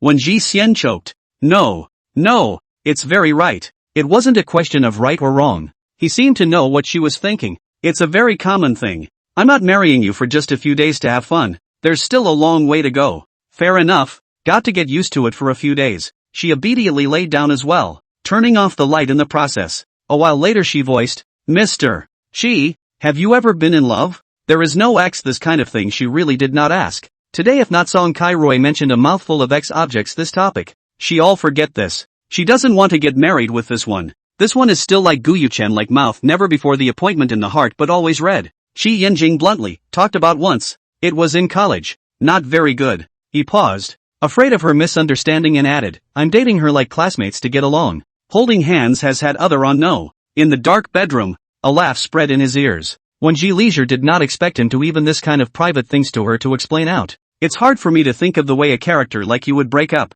Her words fell, but there was no response beside her. And if it wasn't for Qi Yanjing's comment that relationship wasn't very good, she would have wondered if he was remembering the old man. No need to force it, she immediately said the voice. Qi Yanjing, because of the different viewpoints, she wanted me to go into business after graduation, which I didn't really like. He still wanted to ask something, but he heard Ji Xian beside him responded, just go with the flow and do what you like. Your achievements until today are also very impressive.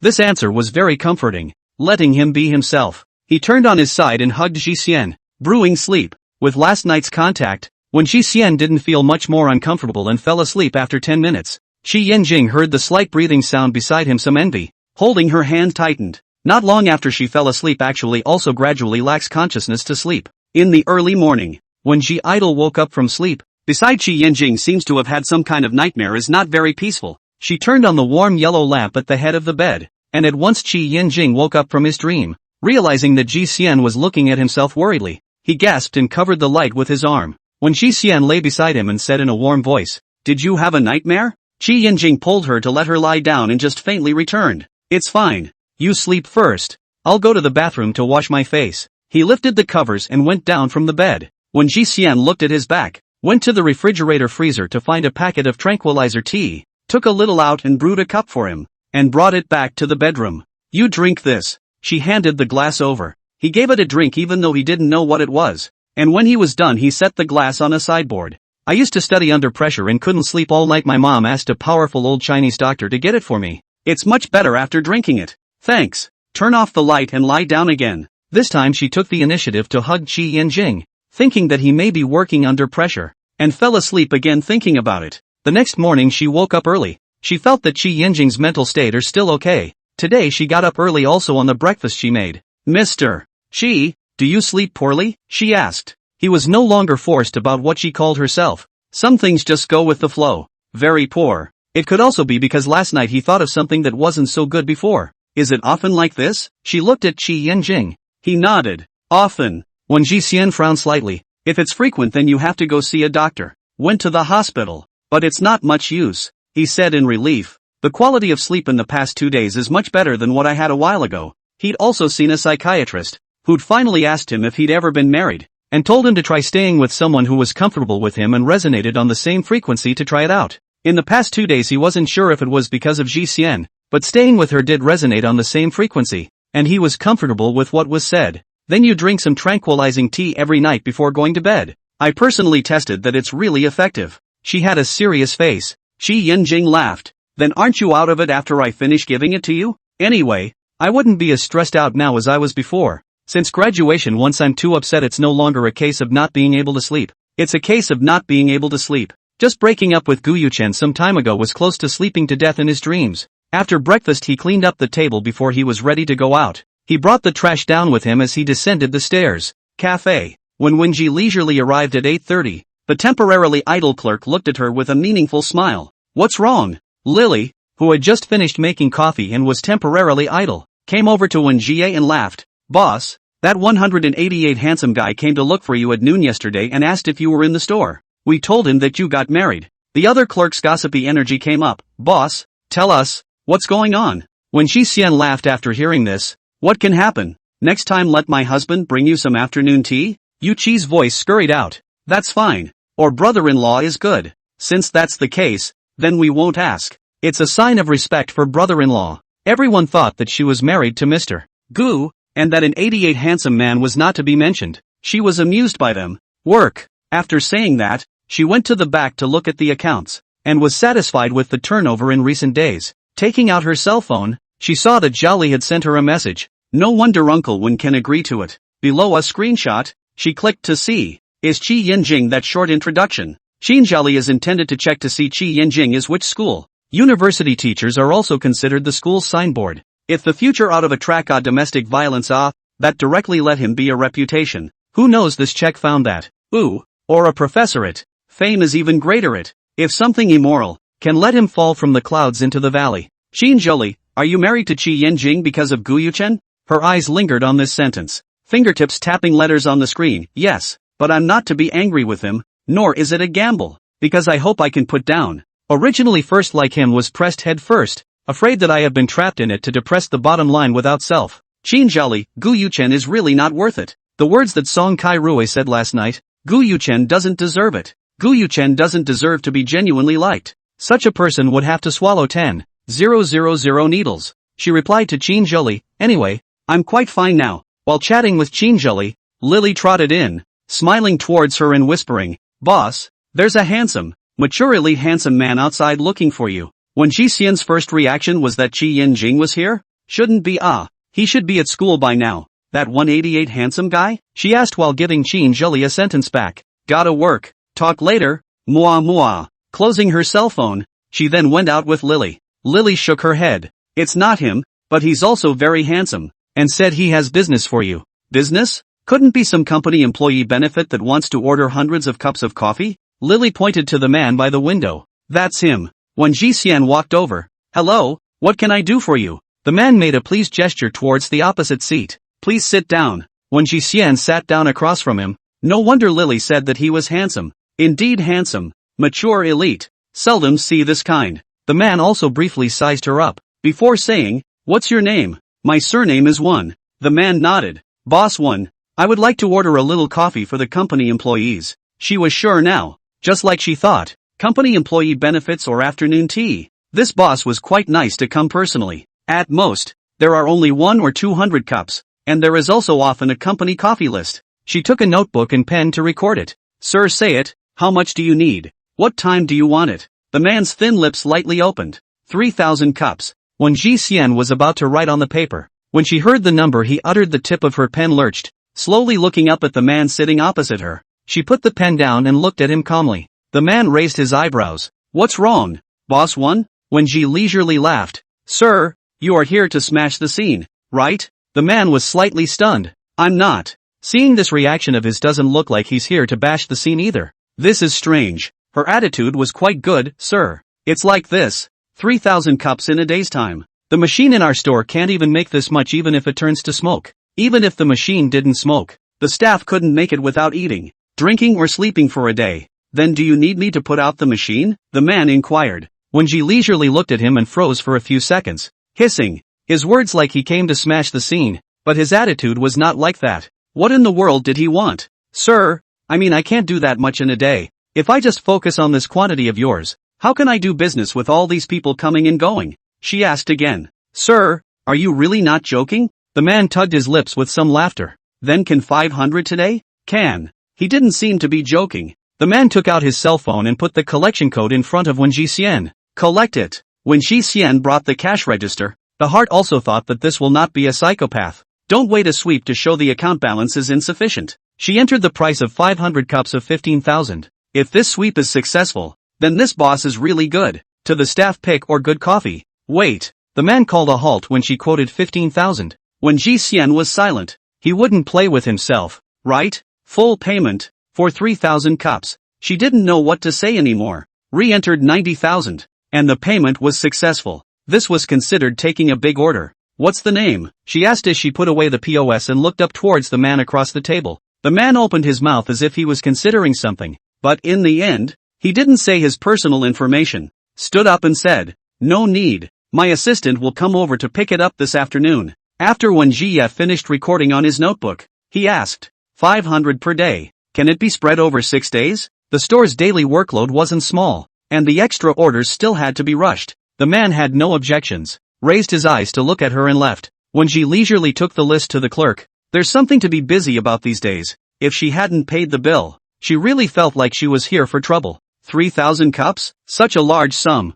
Yuchi looked at the amount with more than a little surprise. How big of a company does that have to be? When Ji Xian pressed the list onto the counter, "It has to be a group." "Well, start doing it. People will come and get it in the afternoon." The store was all busy for a while. She was busy until 12 noon before she took a break for a meal. She took out her cell phone while eating and looked. Shi Yinjing sent himself a message, asking her if she had eaten yet. She replied, "Just had dinner. A little busy today." Shi Yinjing, as if he had been waiting for her message. She was just about to put down her cell phone to eat seriously when the other party replied, "Good. I'll go back and cook at night." When Ji Xian raised a smile, sent a happy little emoji over, and continued to work after eating. 500 cups of coffee were all made by 4 o'clock. At 4 o'clock came a man in a suit. He spoke towards the clerk. "Hello, our boss asked me to come and get the coffee. It's all done. Let's help you carry it to the car." A few sales clerks helped carry all the coffee to his car. The assistant looked around, really wondering what the boss meant,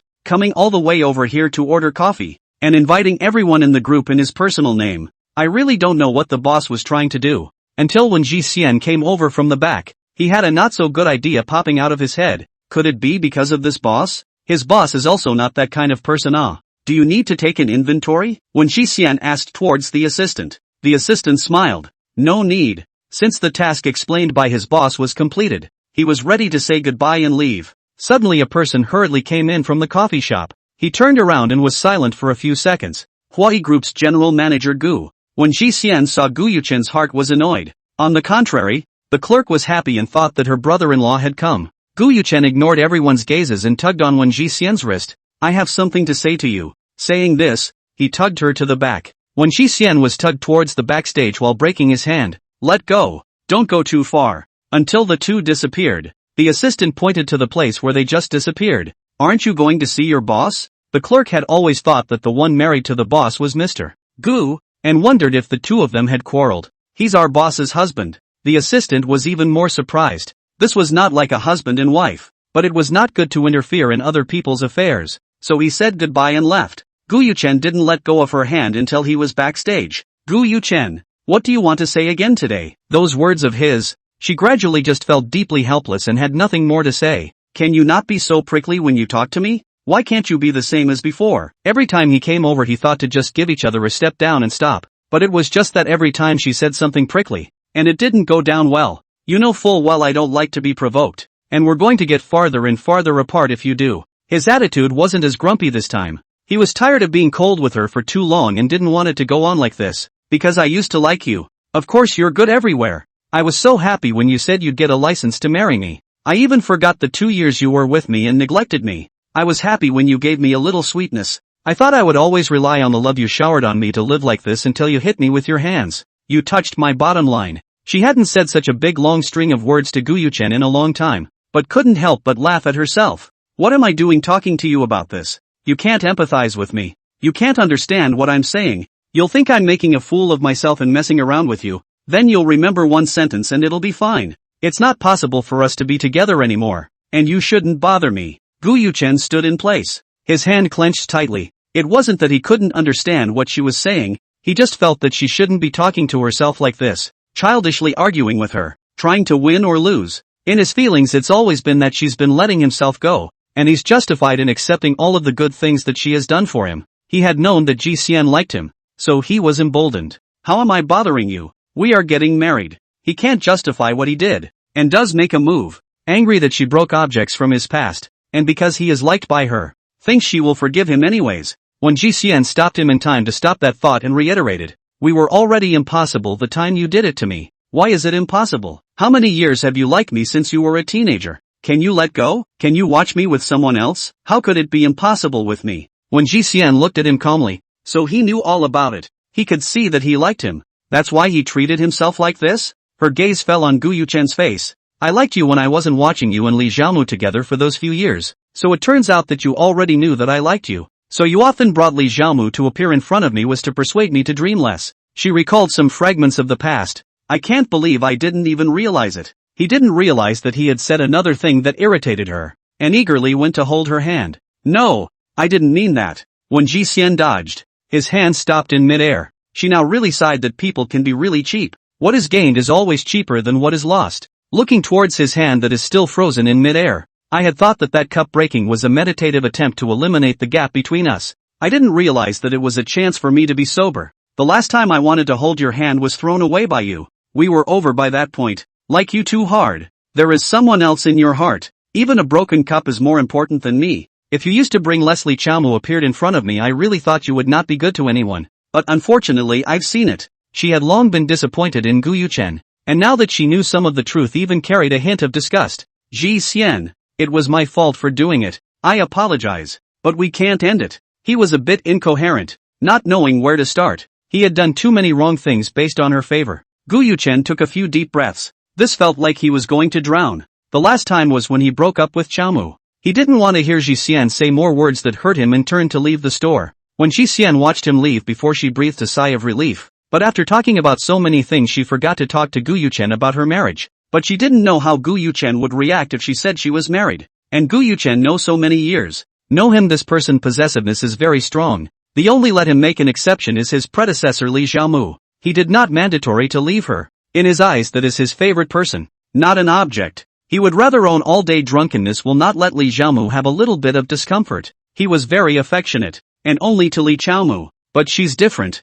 There's no comparison between her and Li Kaimur. Even though they've known each other since childhood, but emotionally maybe she's just an object in his heart. She's worried that Gu Yuchen will target Qi Yinjing. When she came out from the backstage, Lily plopped over and asked, "Boss, you and your brother-in-law had a fight?" "What brother-in-law?" she wondered. "Aren't you guys married?" When Ji Xian froze, "Oh, so they thought she and Gu Yuchen were licensed to be married." "No, it wasn't him who married me," she reminded. "Next time, don't call it nonsense. My husband will not be happy when he hears it." Although she and Mr. She didn't have much of an emotional foundation. Who would want to hear that their other half was married to someone else? Lily nodded her head repeatedly. When Ji Xian sat down in the window seat, looking out the window at the passers-by, slowly adjusting her emotions. Seeing Gu Yuchen will always have great emotional ups and downs. Today, after knowing that he found out a long time ago that he liked him, felt sorry for himself. There is a kind of hold so long sincere but was repeatedly trampled on the feeling of disgust. After sitting for a while, she said hello to the store and went back first. When she got home, Mr. She had already returned and was cooking. Shi Yinjing thought that she would come back later, but she didn't expect it to be earlier than she thought. Busy today? He looks over at Wen Ji Xian. She smells faintly of coffee. Her interest is not too high. It seems that she is indeed busy today. When Ji Xian smiled towards him, quite busy, Shi Yinjing poured a cup of water and handed it to her. Sitting beside Ji Xian, he said, "You don't seem too happy." When Ji Xian said thank you, listening to him finish, he couldn't help but raise his eyes to look at him. Shi Yinjing met her eyes. Her eyes at the moment like the kind of kitten that needs to be stroked. He wrapped his long arm around Ji Xian into his arms, didn't say anything, only knew that she needed comfort. She leaned in front of Shi Yinjing. Out of the voice, "Gu Yuchen afternoon to the store to find me." She was interrupted by Shi Yinjing before she finished speaking. He lowered his eyes to look at her. "He didn't do anything to you, did he? That mad dog's classless ex." Moving his hands and feet. When Shi Xian shook her head, "It's fine, but after knowing some things today, I feel that my previous likes were worthless." She raised her eyes ready to look at him to speak. Staring at his face, paused. Never so close, staring at him to see. Although sleeping at night close but the lights off, cannot see anything. Now Mr. Chi's face can be close at hand. Clear jawline, high nose. His face is not much emotion but everywhere through the seductive. Warm and cool and thick. She had already forgotten what she wanted to say in her head and couldn't help but gulp. Male color is a mistake. After slowing down for 2 seconds, she said bluntly, "I don't like him anymore. I want to share my feelings with you. If you don't want to hear this, I won't say this in front of you next time." Mentioning Gu Yuchen in front of Qi Yinjing, she was afraid that Qi Yinjing would misunderstand, but she just wanted to share her happy and unhappy things with Qi Yinjing. "I won't have any questions if you can say it to me with a straight face." Covering up was what he avoided the most. She was still happy to hear that Qi Yinjing was willing to accept the trivialities of her life that she shared. Suddenly she smells a burning odor. She sits up straight and asks, "What is this smell?" Qi Yinjing looked in the direction of the kitchen. "It seems like the fish I burned." He immediately got up and went to the kitchen, and when Ji Xian followed, Qi Yinjing turned off the fire and quickly opened the lid of the pot. The soup had already been burned dry and the fish was mushy. The two stood at the edge of the pot and glanced at each other. When Ji Xian smiled helplessly, because of the battered dishes, they were busy until 6:30 before they ate their meal. "There was a very strange order from someone in the store today. It made me think for a moment that he was here to cause trouble, but he was so sincere. It was too strange." "Which is strange?" When Ji Xian stopped her chopsticks and said seriously, "He said he wanted to order 3,000 cups of coffee for one day." Qi Yinjing raised his eyes to look at her. This sounded like making a scene. "I said I couldn't do it. My store is usually quite busy. Plus 3,000 cups that shall not be busy to death. I joked that the machine has to smoke. He asked me very sincerely if I need to provide the machine, and then lowered the requirements of 500 cups a day. I have never seen this kind." Qi Yinjing pondered, tentatively said, "Which company boss so conscientious?" When she leisurely recalled the man's looks, quite a good-looking mature elite. After she finished staring at Mr. Qi for a few moments, she didn't know where she resembled Mr. Qi. It just felt a bit like it. "Don't think too much. Maybe people just have a momentary brain fart," he said casually. When Ji Xian she made a sound, not expecting Mr. Qi to say such a thing. Qi Yinjing pinched some more vegetables into her bowl. "It's okay, eat more." Oh. After Qi Yinjing finished his work at night, he looked at the cell phone on the table and remembered what Ji Xian said during dinner. He dialed a number. That side quickly picked up. "Are you checking on Ji Xian?" His tone was calm but with a hint of displeasure. The caller was not annoyed. "You don't let me check, how dare I check? So I'll go and see for myself. I've met him face to face. I have to give him a gift. This is what is called a gift. That is clearly to no idle trouble. 3,000 cups a day. How dare he think of that?" The other end of the short laugh, "You do not say. I am also prepared to ask for 5,000 cups. Qi Yinjing made it clear, "Don't bother her." "Got it." After the man finished his words, he turned serious. "Do you still have insomnia now? How is the state?" "The past 2 days are quite good." "That's fine." The man paused, and then spoke out. "There's another thing. My assistant said that Gu Yuchen from Huai had been to the store in the afternoon, and the clerk there said that Gu Yuchen was their boss's husband. What's going on here?" Qi Yinjing couldn't help but frown when he heard this. knowing the idol X. Then you look after it yourself. I know. He hung up the phone before going back to the bedroom, thinking that he still had to go to the cafe tomorrow afternoon, lest his name be taken up by Gu Yuchen. Ji Xian is chatting with Zhali. Xin Zhali, you two got married. Did Qi Yinjing do that to you? When Ji Xian, of course, knows what she is talking about, immediately corrected her, Mr. Qi is a particularly positive style of gentleman. How could it be that kind of person? Xin Zhali, that's not to say. On this kind of usually seem cold high knowledge. Wild up may be more crazy than anyone else. When Ji Xian said, impossible, Mr. Qi is a calm and self-possessed gentleman. Xin Zhali was a bit puzzled. Does he have some hidden disease? That is the fragrant and soft Ji Xian. Sleeping with a piece of really have no other ideas? He doesn't really have a hidden disease, does he? This point, when Ji Xian really do not know, but also will not just suspect people. Xin Zhali felt that he should not say these, and said, maybe Qi Yinjing is just calm and self-possessed. If there is also nothing, now the medical science is so developed, men's hospitals are also many, is not a problem. When Ji leisurely laughed, in fact, even if there is and cannot be cured, it does not matter. I and he together is mainly life. Spiritual fit. She just finished the sentence. Qi Yinjing opened the door and came in. She seemed to have done something wrong as if she was startled. Holding up the phone fell down and smashed on the body. She immediately sat up straight and said towards Qi Yinjing, are you done?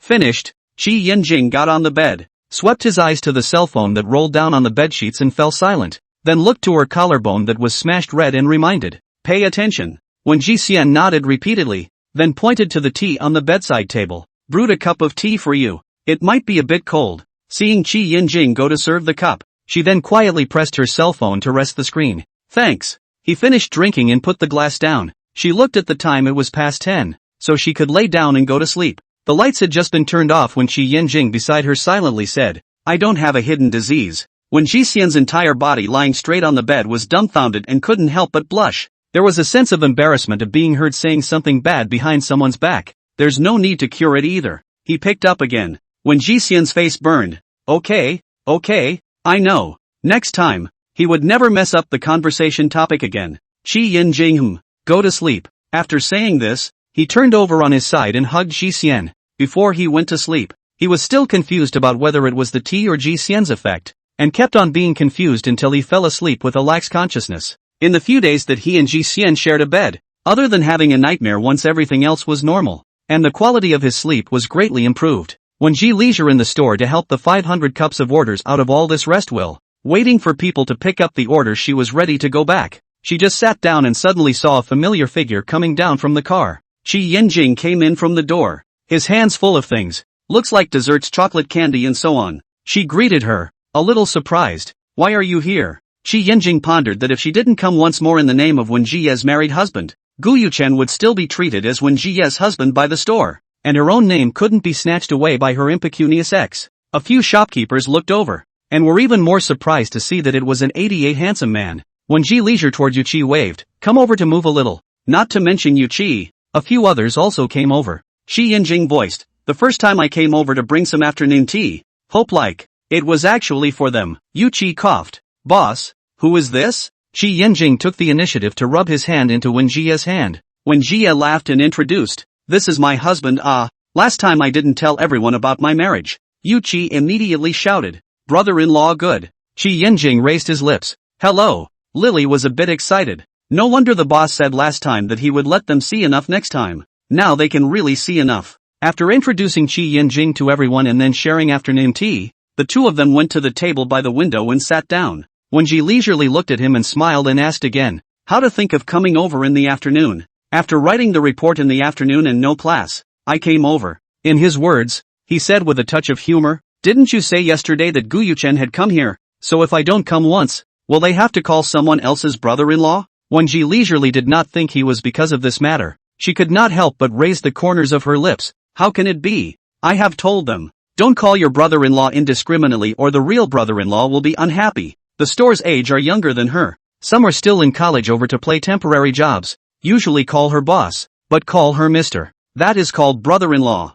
Qi Yinjing did not think she also clarified. The heart is still happy. He added, by the way, I asked mom and dad in the morning. The evening free, two families can eat a meal together. When Ji leisurely puzzled, how did you ask? The school is not far from mom and dad's house. so I went there in the morning and added contact information. Although he and Ji Xian marry too fast, but these several contacts down his father-in-law and mother-in-law can see that they still like him. He suspected that there was a comparison with Ji Xian's predecessor. When Ji Xian froze, "You even made a special trip in the morning? Then aren't my parents very happy?" Shi Yanjing didn't deny it. "You're too uptight. My parents definitely like you." She rested her cheeks and opened her mouth to mention Gu Yuchen's, but didn't feel good about it. Shi Yanjing looked at this look of her wanting to speak, and directly said, "Say what you want to say. Isn't that the original purpose of our marriage?" They started from a casual encounter, no emotional basis but a mutual confidant. He did not want any gap between him and Ji Xian. She also said it, "Our family and the Gu family have known each other since childhood. Even if I am with Gu Yuchen still visits the house as he did in the past, and is not really attached to my parents. After all, he's not attached to me either. And now that you're so sincere, it's hard for my parents to avoid having a good feeling about you." Shi Yanjing flirted. That would be a thank you to him for facilitating me. When Ji Xian's eyes are tinged with laughter as someone comes in at the door, she lifts her chin towards the doorway there. That's the one who ordered 3,000 cups of coffee. It seems like he's an assistant. She gets up and says towards Shi Yanjing, "Wait for me for a while, I'll go over first." Shi Yanjing turned his head in the direction of the doorway, his gaze sullen. When Ji Xian helped move a box, Shi Yanjing walked over. "Let me help you." Hearing the voice, the assistant is stunned and looks towards the source of the voice until Shi Yanjing walks in front of him and he violently freezes. Shi Yanjing took the box from Wen Jia's hand and softly said, "I'll do it. Brother-in-law is so sweet. You ate other people's things." The heart has long been biased from Gu Yuchen's side to Shi Yanjing's. Of course, to praise brother-in-law. Mr. Gu will not help the boss like this. Shi Yanjing was naturally happy to hear this. The assistant took the box straight from Shi Yanjing's hand. His voice became more gentle. "This is the last one. I moved just in time to leave." He finally realized why the boss came all the way here to order coffee. "Then please move it yourself." Shi Yanjing's voice is flat. The assistant smiles. "You're welcome." He held the box in his hand and said towards Wen Jixian, "Boss 1, goodbye." As the words fell, he nodded slightly towards Shi Yanjing and turned around. She looked at the door that was closed. "It will take another 4 days to finish this list of 3,000 cups. Hard work." Shi Yanjing rubbed her head. The clerk working behind her whispered, "Isn't this sweeter than being with Mr. Gu? Put it this way, Mr. Gu's posture yesterday was like he was going to have a domestic violence." When Ji Xian walked over to the front desk, "I have to go beforehand tonight. Did you go on a date with your brother-in-law?" They flirted. When Ji Xian laughed, Gone. She pulled on Shi Yanjing and left the store. When Ji Xian drove the car home and sat in Shi Yanjing's passenger seat, only when they were on the road did Wen Jixian ask, "Did you book the restaurant?" "I made a reservation at noon, at the East Palace." She still sighed at Mr. Chi's thoroughness. Arriving at the entrance of the hotel at 5:30, the East Palace reveals luxury everywhere as a landmark-level top hotel. The two of them got down from the car and happened to see the Wen family's parents at the entrance. "Mom and Dad, here." Wen Jixian waved his hand and ran towards them. Shi Yanjing stood in front of them and called out Mom and Dad. When Xingji and Shen Ling saw the smile on their daughter's son-in-law's face grow stronger and asked, "Yanjing, have your parents arrived?" "Arrived, already waiting for us in the private room." "Then let's go quickly. We can't let our in-laws wait too long." Shi Yanjing holding Ji Xian followed his father-in-law and mother-in-law, while saying, "My parents originally came to wait for us earlier." When Xingji Shenling until now has not had any hint of dissatisfaction with Shi Yanjing, too good. Even the etiquette of the parents who have not yet met they are recognized. When Ji Xian looked up at Mr. Shi, as if he and his parents were already familiar with each other, Shi Yanjing felt the gaze bringing her towards him. Entering the private room, Shi Yuxing and Tan Ruoge greeted them, and both parents greeted each other. Their first impressions were quite good. Seeing that everyone had arrived, the waiter politely asked, "May I serve the food?" Receiving instructions, he immediately went out to prepare the dishes. Shi Yuxing spoke first, "In-laws, here we first apologize to you. Our son did go too far this time. Who let Shi Yanjing first with Shi Xian mentioned marriage? This even parents have not seen is not equal to coaxing people. And how to say also should be compensated for a not." When Xingji laughed twice, were words, "Are the children's own decision? Although not long to recognize the time but Yanjing this child we are also recognized. This is not recognized cannot are married what else? At least temporarily is very recognized." Parents chat open with the open box like, when Ji Leisure and Shi Yanjing too serious meal, next to each other whispering. A meal was eaten until 8:30 before the end. The two parents' face smile unabated. Before leaving respectively with their own children said a few words, before the end. after sending all the parents to the car. When Ji Xian said, "Did you settle the bill in advance?" Shi Yanjing looked across the road to the parked Aston Martin. Couldn't help but tsk in his heart. Sharply changed his face and turned his head towards Ji Ye and smiled. "It might be my parents." When Ji Xian blinks at him, "I was going to you book the restaurant and I pay for it. And it didn't work out. That means my parents like you." The two of them stood on the side of the road. The night breeze rose up and slowly blew Ji Xian's long hair. He reached out and ruffled it a few times and pinned it behind her ear. So far he hadn't regretted his impulsiveness, but instead he had taken advantage of it. The psychiatrist was right. Having someone close to you who resonates with the same frequency is better than a lot of enlightenment. They both drank but not much, so called a chauffeur. Into the back seat. Shi Yanjing lowered the window to look across the road to the Aston Martin. It happened to be the car backseat window also lowered. The car dimly see the appearance of the people. The backseat of the people will be out of the window to do a goodbye gesture. Shi Yanjing retracted his gaze and adjusted a posture to lean on Wen Jixian. The night wind is a little cool. The front of the chauffeur driving the little brother will be the windows of the raw up half of the child. It took half an hour to send them home. Arrived home. Shi Yanjing flipped through the circle of friends, found that his father-in-law sent a circle of friends, with a picture of their marriage certificate and the content of tonight's dinner. This is considered publicizing him? He immediately found the marriage certificate, folded together. To the marriage certificate also took a picture. Also sent a circle of friends, with the text, "Newlywed." This way everyone should know that he got married. Unsurprisingly, those who saw it sent him their blessings. He was still deep in the wantonness of watching the blessings. The table when Ji idle cell phone ringing non-stop. He glanced at the screen. There is no note, only a string of numbers. Just do not stop one after another to call. The ringing of his cell phone gave him a headache. Luckily, he has been sleeping well lately, and if he were to listen to a series of noises before, he would not want to put his cell phone on the table in one piece.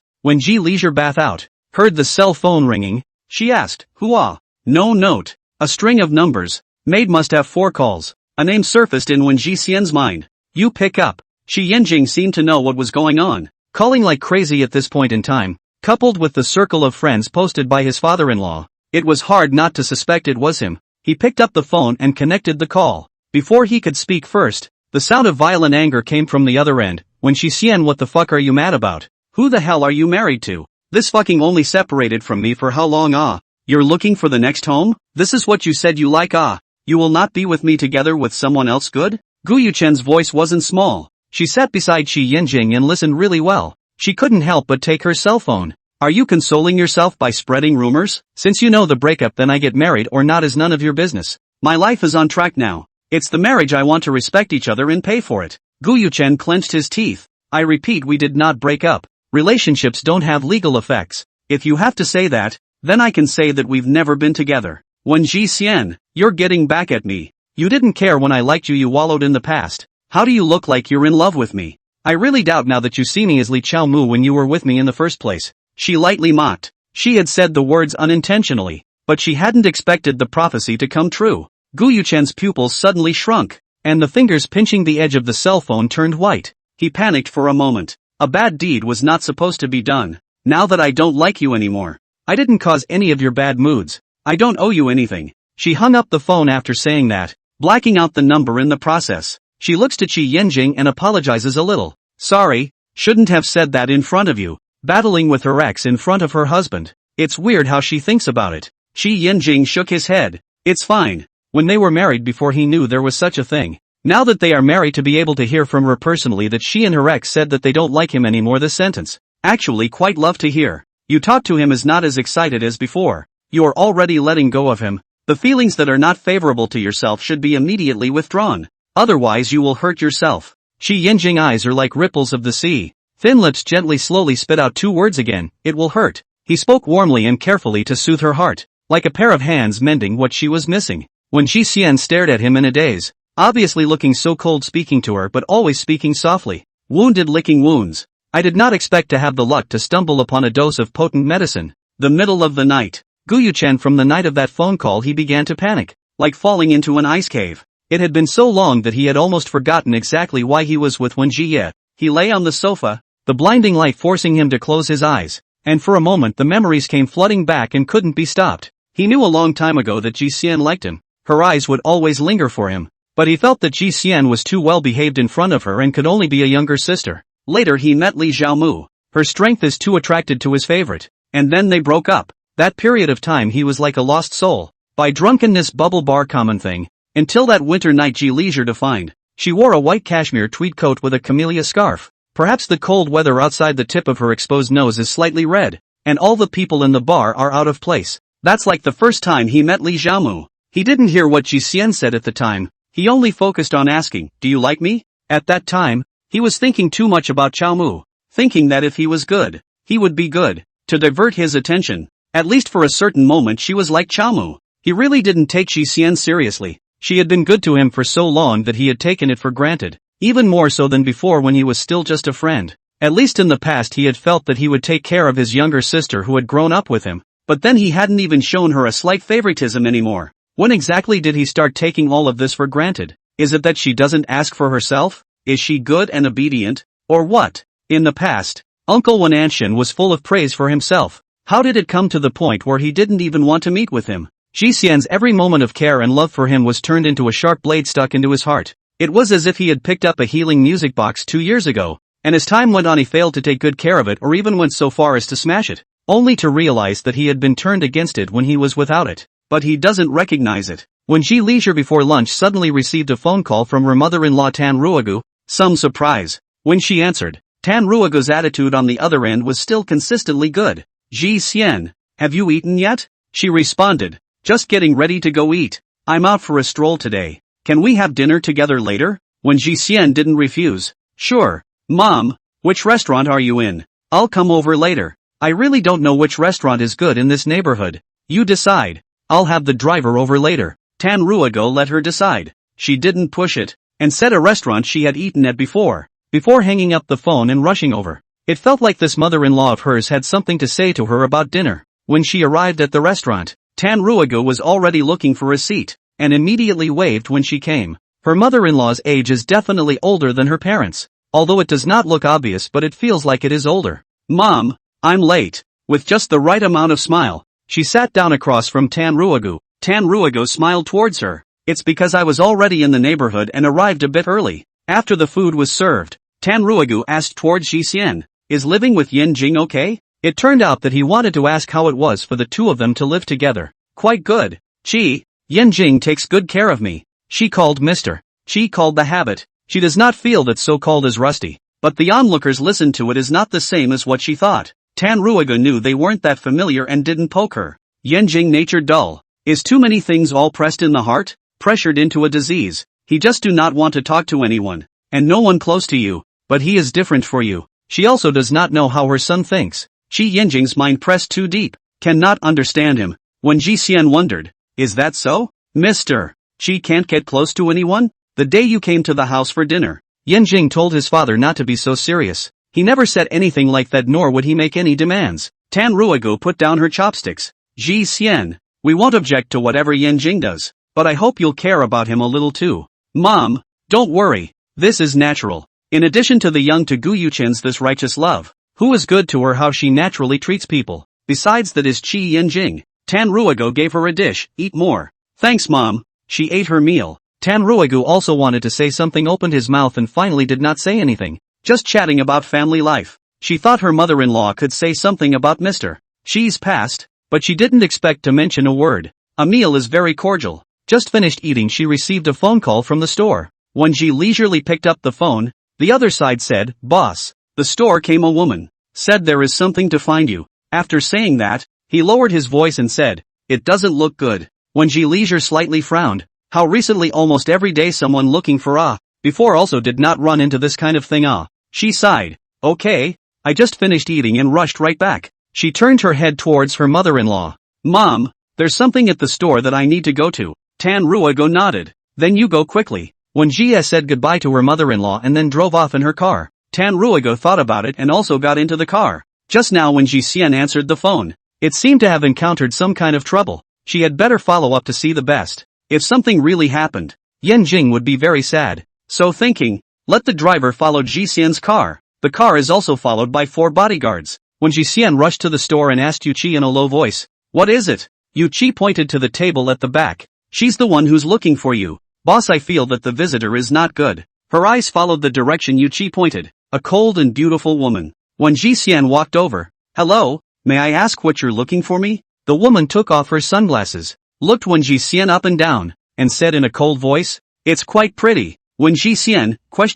What does she want? The woman voiced, "I naturally won't make things difficult for you now. I'll wait for him to come and ask together." This lady, what are you saying? How come I can't understand a word of it? The woman's gaze landed on her. If there's really something, you don't want to open this store anymore. Wen Jixian was just about to open her mouth to speak when she saw the mature elite man who had ordered 3,000 cups of coffee that day come in. He came in and pulled the seated lady out, turning his head towards Wen Jixian to apologize. Sorry. The woman was dissatisfied. What are you doing? You haven't asked yet. Let go. Wen Jixian watched the two of them go out, as if he understood. The woman thought her boyfriend had cheated on her. The woman was pulled into the car. The door had just closed when the window was knocked twice. The two looked over and immediately called out, "Mom! Yao Chuan! Anruo, why are you guys here?" Tan Ruigo curiously said. Xia Anruo's face was calm as she asked towards Qi Yaochuan, "Who was that just now? Don't tell me that you have nothing to do with that person, coming all the way here to order 3,000 cups of coffee and spreading it out over 6 days. Qi Yaochuan, it's not like you to be so forgiving." Hearing Tan Ruigo laugh, Xia Anruo turned her head to look at her. "Mom, why are you there too?" Tan Ruigu pointed towards the coffee shop. "I thought who came to cause trouble and came to see it. I didn't think it was you." Xia Anruo froze slightly. Yan Jing just received a licensed wife. Your sister-in-law. Xia Anruo heard. A dead silence. Returning to her senses, she incredulously said, "Yan Jing got married? She just went on a trip. How come it's like she's back in the ancient times now?" "Yes, very suddenly." Xia Anruo gulped. "Then he'll be angry if I come over so rashly, right?" Qi Yaochuan nodded. "Will, unsurprisingly, will be calling me again tonight." Wen Jixian thought that they wouldn't come back, but she didn't expect that after 5 minutes or so, the two of them folded back. Xia Anruo walked up to her, his face apologizing. "Sorry, I just misunderstood." Wen Jixian silently sighed and nodded in response. "It's fine. In fact, this woman was quite reasonable,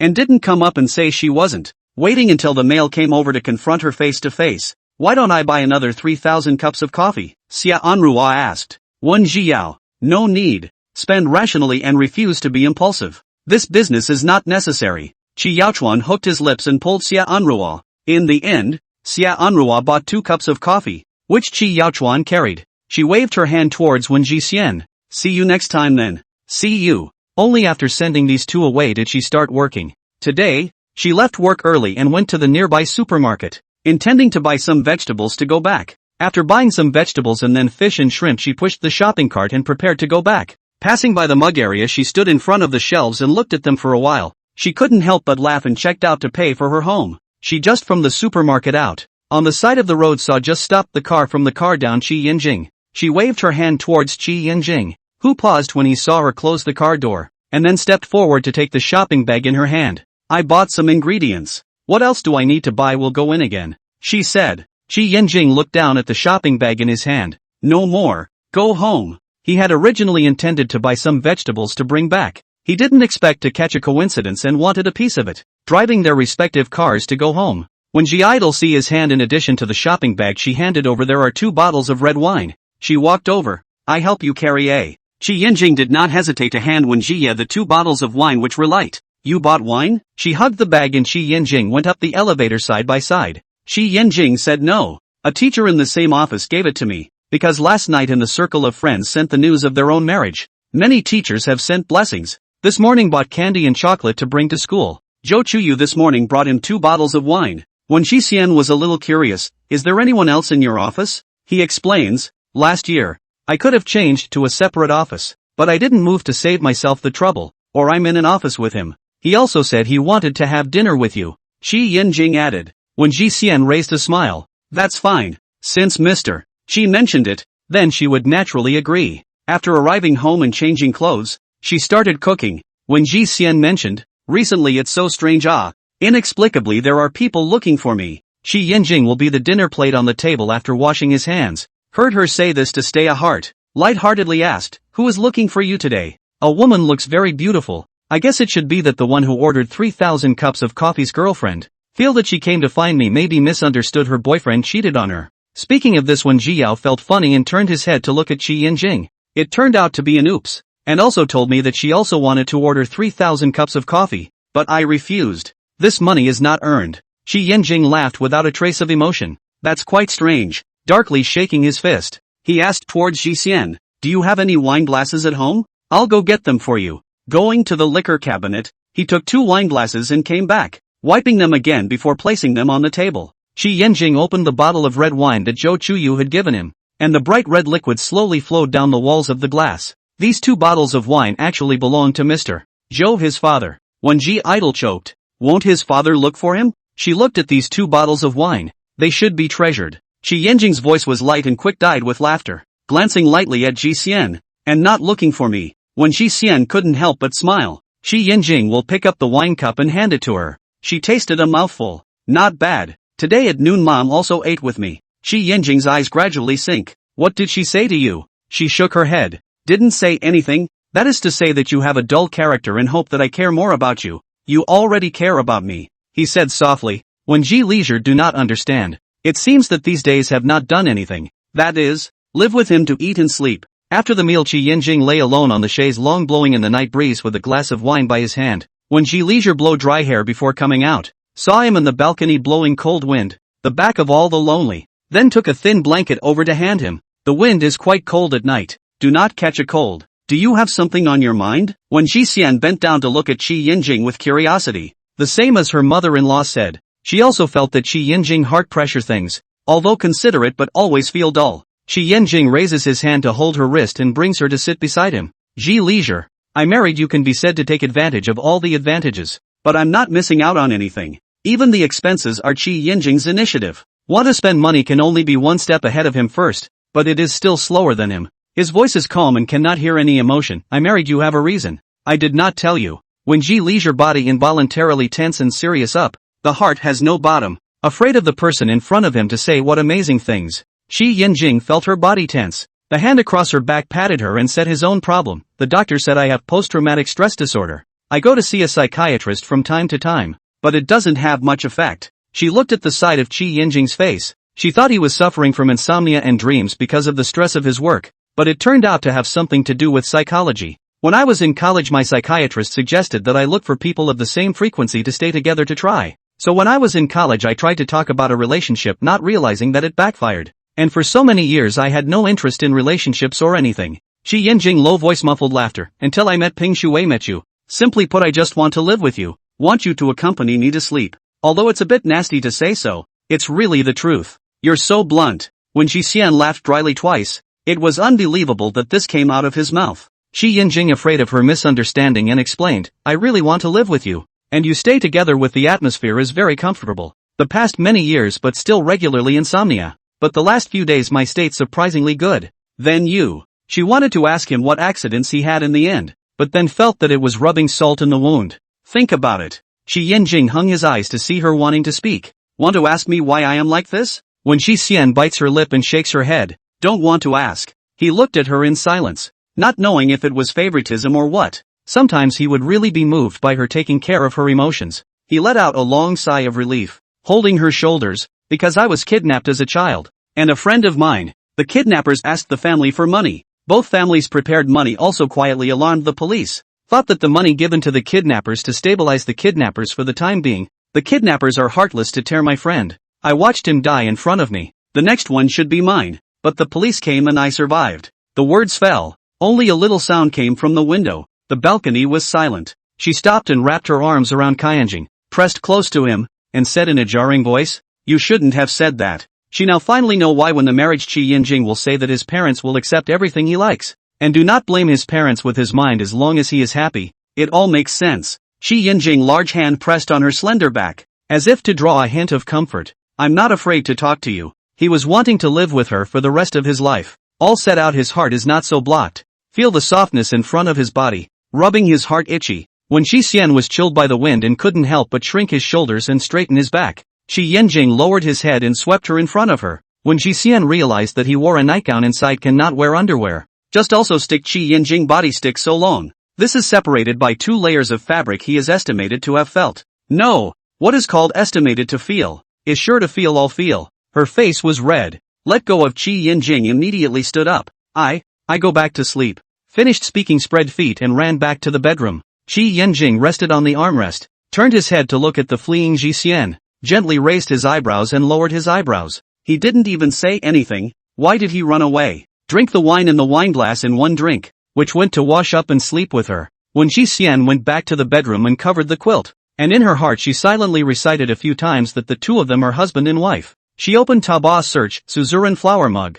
then jumped out of the page, opened a high sales, order 20. Gu Yuchen she still has an understanding, will use all the conditions to stabilize themselves. It is likely that she will let her return the cup, so she wholesale 20 exactly the same. Anyway, our ex-girlfriend send? She is also his ex-girlfriend. Not a moment later Qi Yinjing came back from washing up, lying on the bed with a drowsy head. Are you uncomfortable? When Ji leisurely rolled over on his back to look at him, wondering if the things he said at night made him stressed. A little dizzy from the wine. He usually had social engagements, but never drank a bottle alone, and the aftertaste was quite strong. When Ji Xian then remembered that he had just drank all of that bottle of wine in the night, she got up and prepared to get out of bed, and was held by Qi Yinjing's wrist. Where are you going? His voice was low and husky, next to his own like he was seeking solace. I'm going to get you a glass of water. She went to the living room to look for honey. Only the last spoonful was left in the jar. She rummaged through it again, this time remembering that the unopened jar was sent to Gu Yuchen. Regret. But she could only dig out the last spoonful of honey and give it to Qi Yinjing. She held it and handed it to Qi Yinjing. Drink this. Qi Yinjing finished drinking. She put the cup aside. His voice came from the ear. You used to be like this to Gu Yuchen? Gu Yuchen often socialize contact with wine is inevitable. She is naturally heartbroken, but he drank too much to go back. Rarely drunk also appeared in front of her. She also never gave him what honey water, but hung up on drunkenness after he will be difficult to send honey to him from time to time. But she also knows that Gu Yuchen will not bubble what honey water. Never on the heart, just as she sent a useless object. Also never moved. She lightened her voice and answered. No, he doesn't need my care. He feels tired. Qi Yinjing raised his arm to circle her in his arms. I need you. Serves Gu Yuchen right for not needing it. Mountain pigs can't eat fine chaff. She explained to Qi Yinjing. Honey is my own drink. A change of season is easy to cough. My mom prepared for me. A long time beside her body did not move. She had thought to whisper to him to ask to see if there is no sleep, but think about it or forget it. Originally the quality of sleep is not good. Don't give him wake up and then can't sleep. She silently relaxed in her heart, thinking back to the night he said those experiences. Kidnapping for money, this thing she heard, but never seen. This kind of thing most appear in the kind of value must have billions of bottom. But Qi Yinjing also said his parents used to do business. Maybe he was kidnapped as a child because of this. It's normal to be left in the shadows when you encounter something like this. And besides, he saw his friend die in front of him. She as a listener feels sad, not to mention as the party Qi Yinjing. It's no wonder that her mother-in-law didn't mention anything about Qi Yinjing's childhood, but she just wanted her to care more about him. Mr. She said that he in his marriage he took advantage of a lot of advantages, but most of them are some unintentional actions he remembered in his heart. To say that Mr. She care for her is not at all a lot. In a daze, I fell asleep thinking about it. A night of peace. The next day woke up Qi Yinjing to buy breakfast downstairs. Really should not drink that bottle of wine. Eat breakfast.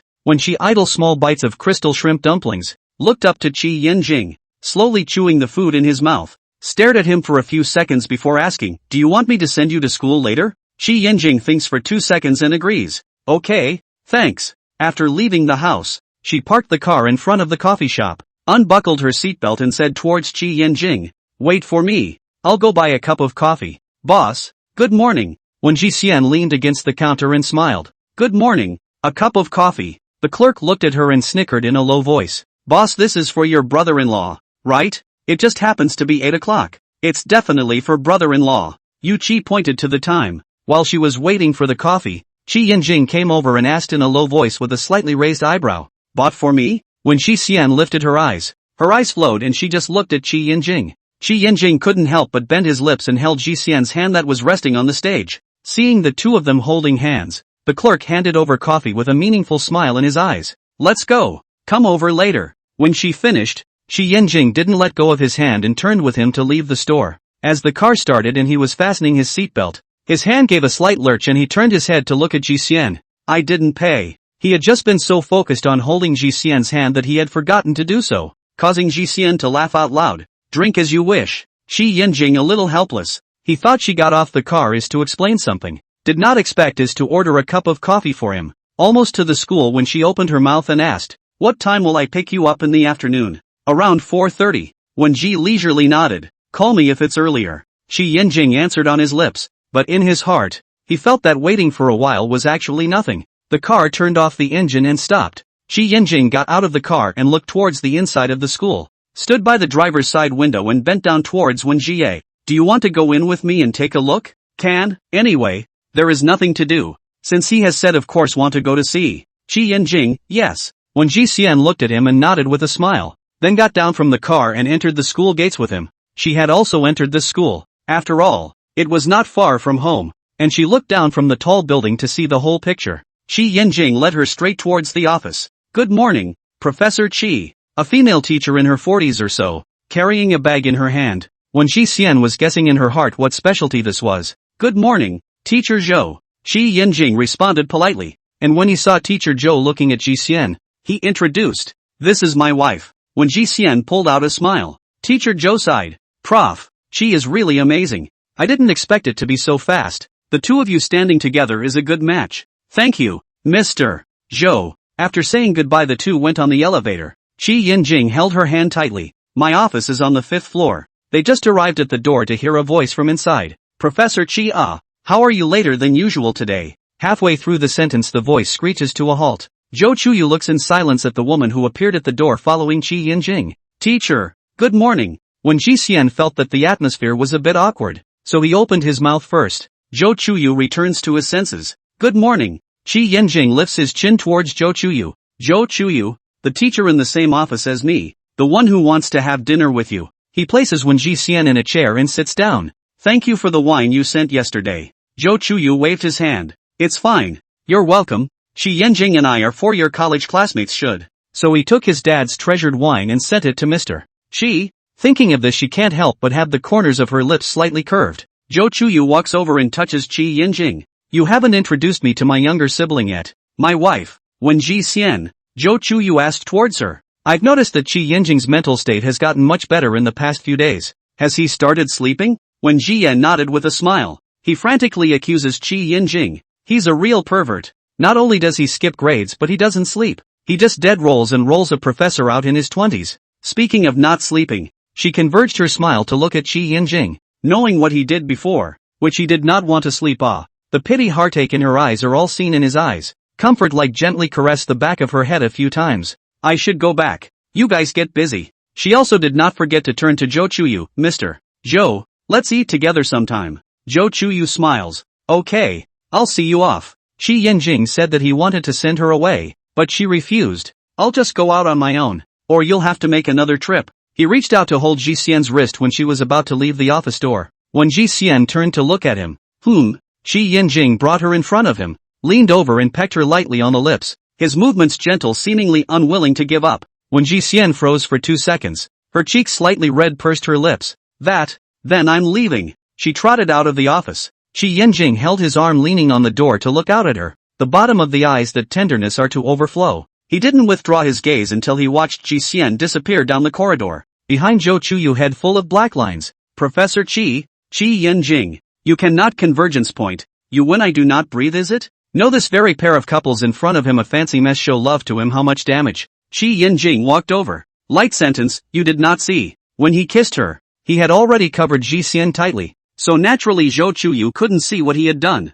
Zhou Chuyu, indeed. I still don't know what you've done when you're like that. Qi Yinjing lightly glanced at him and lazily returned a word. Oh, I didn't expect to kiss Ji Xian today, and I'll be in a good mood in class today. Zhou Chuyu. It can be seen that Qi Yinjing is very happy. When he is happy, he has a kind of disregard for other people's death. When Ji Xian hurriedly sat back in the car and took a deep breath, looked up at the interior mirror, her fingers lightly touched her lips, recalling the scene where Qi Yinjing had just kissed her in the office. She patted her face, her gaze moved away from the mirror. Starting her car back to the store, she got out of the car and heard someone call out to her. Ji Xian. She turned her head to look across the road, and it was Auntie Zhao. She had fallen out with Guyuchen, but it had nothing to do with his parents. And besides, his parents were really good to her. Zhao Wan came over from across the road with a complicated expression, and most of all, pity. Auntie Zhao, go in and have a seat. She smiled and invited towards Zhao Wan. Zhao Wan smiled helplessly and entered the store with her.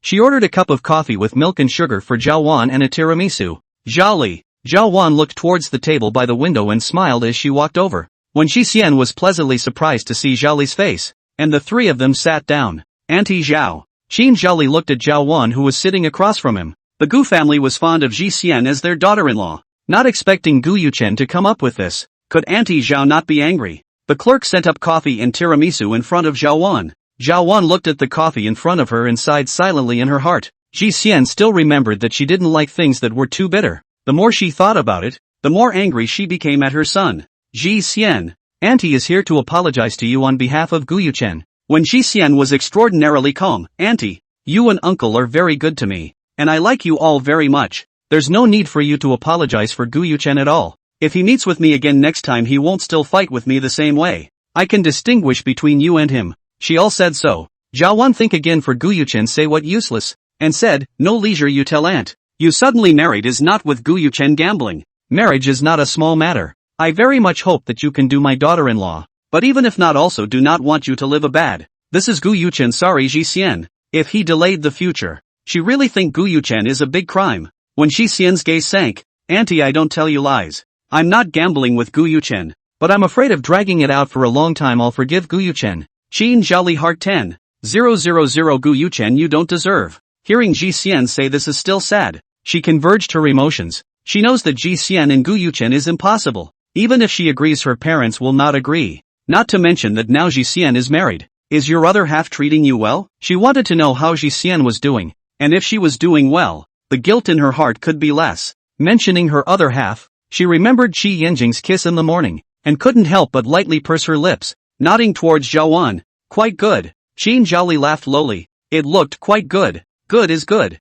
Good is good. Zhao Wan softened her voice and repeated again. She took out a red packet from her bag and handed it to Ji Xian. We're really too sorry for what happened before. You've given us a lot less trouble by not filing a case for the sake of your Uncle Gu and I. I thought about letting Gu Yuchen make it up to you before, but I know you don't want to have anything to do with Gu Yuchen, and this is the only thing we can give you. Auntie, I don't need this kind of compensation. Gu Yuchen had better not show up in front of her anymore, and if he kept talking nonsense, she wouldn't be polite. Once she accepted this red packet, it was the same as forgiving Gu Yuchen for making a move on her. So wouldn't Gu Yuchen having a quarrel with her be one more favorable condition? When Ji Xian's attitude was resolute, absolutely not forgiving Gu Yuchen, and in the end Zhao Wan's red envelope was not sent out. Qin Zhali silently listened to them speak and couldn't help but say, Auntie, actually Gu Yuchen has always been nostalgic for Li Chaomu, and Ji Xian is together purely because the time Ji Xian went to the bar to look for Gu Yuchen 2 years ago was too much like Li Chaomu, so the two of them were able to get together.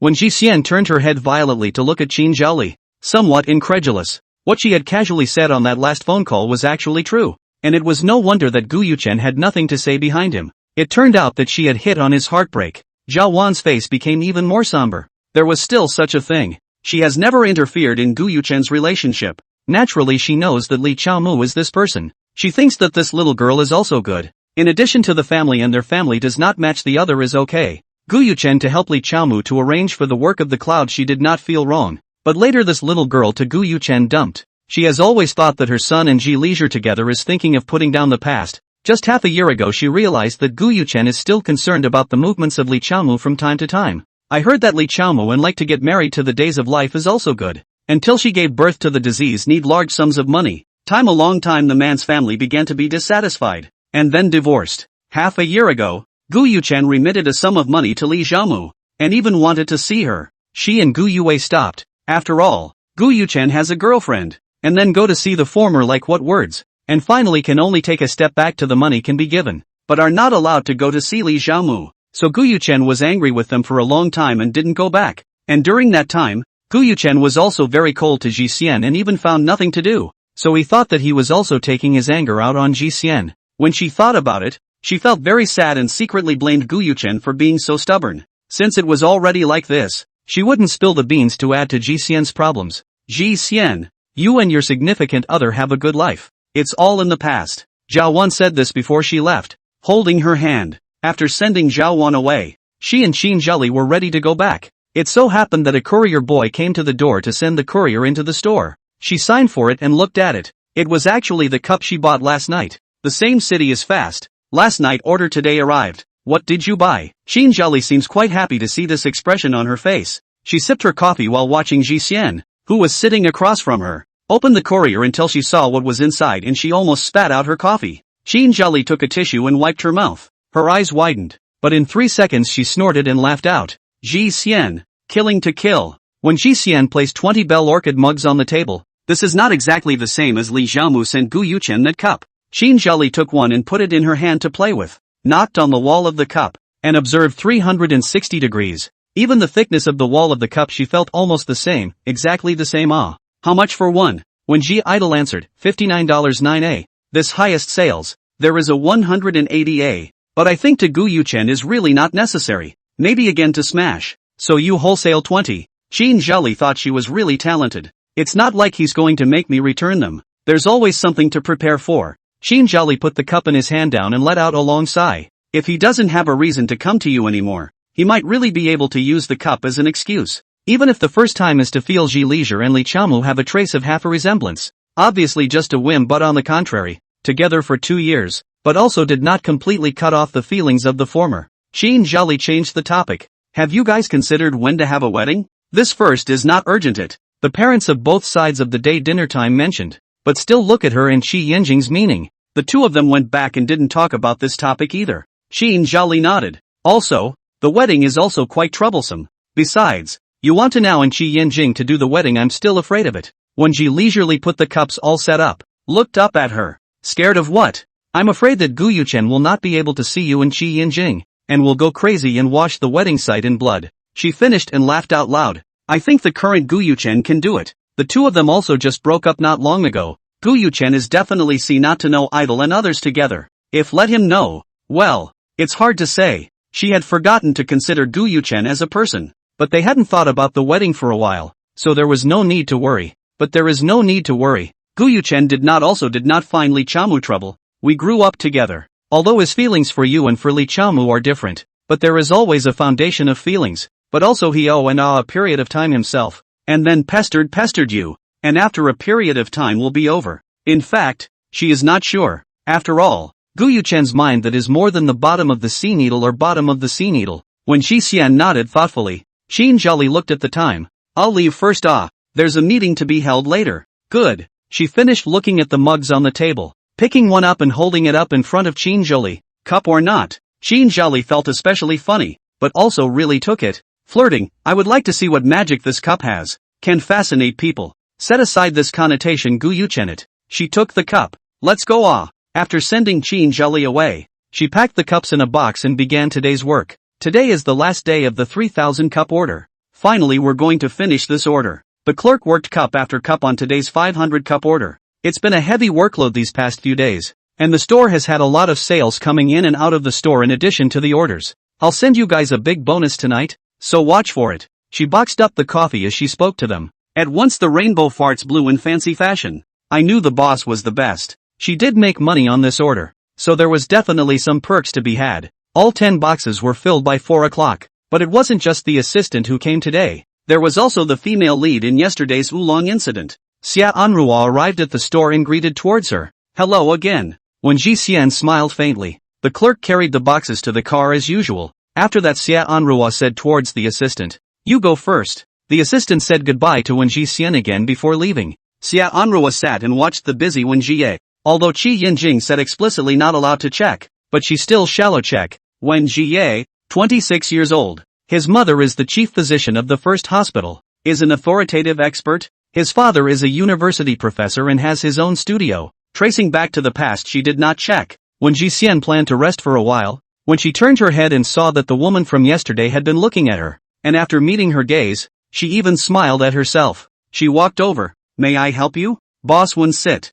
Xia Anrua made a pleased gesture towards the opposite chair. When Ji Xian happened to sit down and rest for a while. I'm sorry about yesterday. She had just come back from abroad when she heard about this matter. She was already tired and Qi Yaochuan was annoyed when he didn't receive his call, so she was looking for trouble. You didn't give me peace in. If come up to me a burst of chatter, this store door I shall not let in. Xia Anrua tugged her lips. If there is a mistake, surely both of them are at fault. All must be scolded but can't be scolded casually for no reason. She took out a jewelry box from her bag containing a necklace and handed it to Wen Ji Xian. When Ji Xian looked at the logo on it, it was quite expensive. Yesterday was really especially embarrassing. This is what I just brought back from abroad. It's kind of an apology gift. It was also considered a meet and greet gift. The scene was déjà vu. In the morning Auntie Zhao was still here to give her a red envelope. No thanks. It's not much of a big deal. She didn't want it. Xia Anrua, no matter how much she said, she still wasn't willing to accept it. She had no choice but to put it away.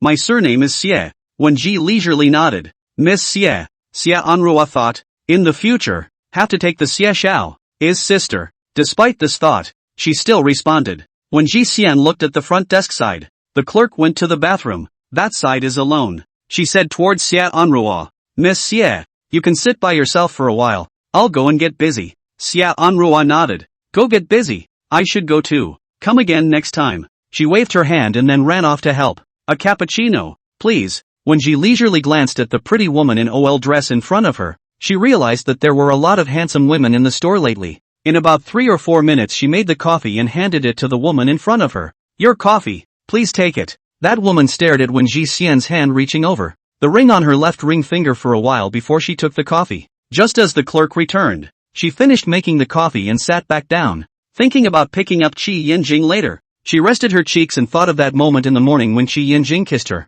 There was a faint smell of woodsy incense on him. Very refreshing. She was still thinking about it. Opposite, suddenly a person sat down. When Ji Xian looked at her with a sideways glance, it was the OL-suited beauty who had just asked for a cappuccino. Hello, can I sit here? She asked. When Ji Xian wore a smile on her face, be my guest. The woman's gaze still fell on her wedding ring, scrutinizing it for a while before she said, the wedding ring is beautiful. When Ji Xian felt it was strange to suddenly say this, and stretched out her hand to look at her own ring. Thank you. It's very much like the one my previous boyfriend gave me. The woman spoke calmly. The wedding ring was quite chic, but it wasn't like it was a limited edition, so it was normal for it to clash. Then your boyfriend loves you. Customers always have to say something good for her to hear, even if it is nonsense. The woman smiled, did not answer, then asked, don't you need to get busy? Just top them for a bit. They're not back here. After saying that, she looked at the time and spoke. I still have something to do first. Almost 4:30. She had to go pick up Qi Yinjing, take the car keys and go straight to school. On the way to Qi Yinjing sent a message. Can come to pick you up? Qi Yinjing almost seconds back, can. And then picked up a sentence, trouble. When she arrived at the school gate, Qi Yinjing was already waiting for her at the gate. Qi Yinjing walked towards her and pulled open the passenger door. When Ji Xian felt like he had waited for a long time. Am I late? No, I also just came out. You came quite fast. He waited for about 10 minutes. If he came out a little later, he would have to wait for her. When she idle thought fortunately not late, or else it would appear that he is too unreliable. The car for a while no sound. Qi Yinjing sighed. I glanced at Wen Jie. She eyed the road in front of driving seriously. When Ji Leisure is recalling the morning he kissed himself this. A time do not know what to say. False seriousness. Today. Qi Yinjing has not finished was when Ji Leisure hurried to interrupt. Today what? Qi Yinjing eyes contain a smile. Seems to understand what. Today there is no one looking for you? Originally asked this. When Ji Xian returned. Today Auntie Zhao came to find me. Came to apologize for wanting to compensate a red envelope. But I didn't confiscate it. She paused and explained to him. Auntie Zhao is Gu Yuchen, his mom. I heard that your two families are very close. When Ji Xian nodded. Just grandpa's generation were all playing together. Including us. Very good relationship. Sort of a family friend. And the woman who came to the store yesterday. Ms. Xia. Today she came with her assistant. Mentioning Ms. Xia. Qi Yinjing's eyes sunk slightly. Pretending to be light and asked. She didn't find you trouble today, right? No. She also because yesterday that thing to send me a gift. I also confiscated. Qi Yinjing let go of his heart. Slowly closed his eyes and leaned on the back of the chair, carelessly issued a syllable from his throat. Well. Just this sound. From his mouth out of crispy. To the home. The car steadily stopped. She looked to the side of the closed eyes of Qi Yinjing. Thought he fell asleep, was thinking about whether to wake him up. Did not expect the car just stopped. He opened his eyes. Arrived? I thought you were asleep. Qi Yinjing got off the elevator side by side with her and opened the door while saying, I don't fall asleep very easily. After saying that, he slightly sidled closer to Ji Xian's ear and murmured in a low voice. Well, it's easier to lean on you. He laughed softly, took off his black trenchcoat jacket and hitched it on the sofa, pulled up his shirt cuffs and went straight to the kitchen. Warm breath brushed her ear and she scrunched her neck. Last night, he was so focused on talking to Ji Xian about the past that he forgot to dial the number for those guys. He dialed the phone over, and Shi Yaochuan on the other end laughed. The frequency of calling me is a bit high lately. I'm flattered. Why did Sis go looking for Jisien again today? Although there was no malice, he was always worried. And Ruafe said he wanted to go to apologize, and brought a meet and greet gift with him, which he didn't send out either. There's also one more thing. Chi Yaochuan paused before saying, today, and Rua said that she saw Ms. Shin in Jisien's store, but they don't know each other. Shi Yinjing faintly responded, I know. It wasn't considered a matter in his case. As long as you know. It's almost 10 o'clock. You go to bed early. Good. He had just finished speaking when he heard a sound coming from inside the glass door of the balcony, and turned to look. It was Jisien who came back after taking a bath. After the bath, when Ji Yang loosened up, and returned to the bedroom to see Qi Yinjing was standing on the balcony to call. She just climbed on the bed. Qi Yinjing pushed open the glass door out. Qi Yinjing sat on the bed and looked down at the lying Ji Yen. She raised her eyes towards him and blinked. Curly long eyelashes flickering. So not tantalizing. His eyes were deep. When Jisien captured a few moments of lust in the bottom of his eyes. A moment later, Qi Yinjing leaned down to kiss her. One hand on the pillow. Qi Yinjing's technique is good. At least not before this feeling. A few will let her soft down. Her eyes more and more confused. Qi Yinjing's hand slowly slides from the pillow to her shoulders, through a layer of thin clothing gently rubbing. Fingers cannot help but pick open the edge of the collar. Violently he stopped, retracting his hand as well as releasing her lips. His unwilling eyes were more than a little mesmerized. Looking at Jisien, who was still deeply in love, Qi Yinjing rolled over and lay down beside her. This kind of thing suddenly break, both more or less a little uncomfortable. Qi Yinjing low hoarse voice, I'm not taking advantage of people. I wait for you to take the initiative. Then let her, and his marriage has been considered to take advantage of the danger. Then she has been considered awake but still emotionally depressed. If this kind of thing he again tough. Say not go. When Ji Leisure was kissed by him for so long has not slowed down. Lying limply. A long time before woodenly returned a good word. In his mind, Ji Xian's eyes were still in love. Tantalizing, and his lips were pursed and his mouth was dry. Gu Yuchen doesn't seem like a master who wouldn't. He never shied away from things about her ex. And also hoped that she would completely walk away from the past. At these words, when Xiao, huh? Qi Yinjing glances at her sideways and lightly relates, was she confused by the kiss? After recalling Qi Yinjing's words, she returned, it hasn't been like this. He didn't know what Gu Yuchen was thinking for a moment. In the end, was it like or possessiveness? It was reasonable to say that he didn't like it and had to take a broken cup to hurt Jisien. Or did he like it and didn't want to touch her? Or he is entangled in his heart. The cup is the gap partition. But Gu Yuchen's mind is meaningless to him. Anyway, the person is now his. Qi Yinjing abruptly smiled, his voice low and compelling. Jisien seems to like it. When Jisien instantly red face, rolled the quilt cover back to him. Sleep. Qi Yinjing just reached out to turn off the light. The cell phone under the pillow vibrated a few times. The hand shrinks back to take out the phone to look at it. Zhou Chuyu's message, hiss. Jinger, say a shocking dead things. Shinji do not know from where to find my contact information. Suddenly sent me a message. I have forgotten that there is such a person. Qi Yinjing eyes deep. Tonight more than once someone mentioned Shinji, this person. Fingertips tapping a word, oh, none of his business.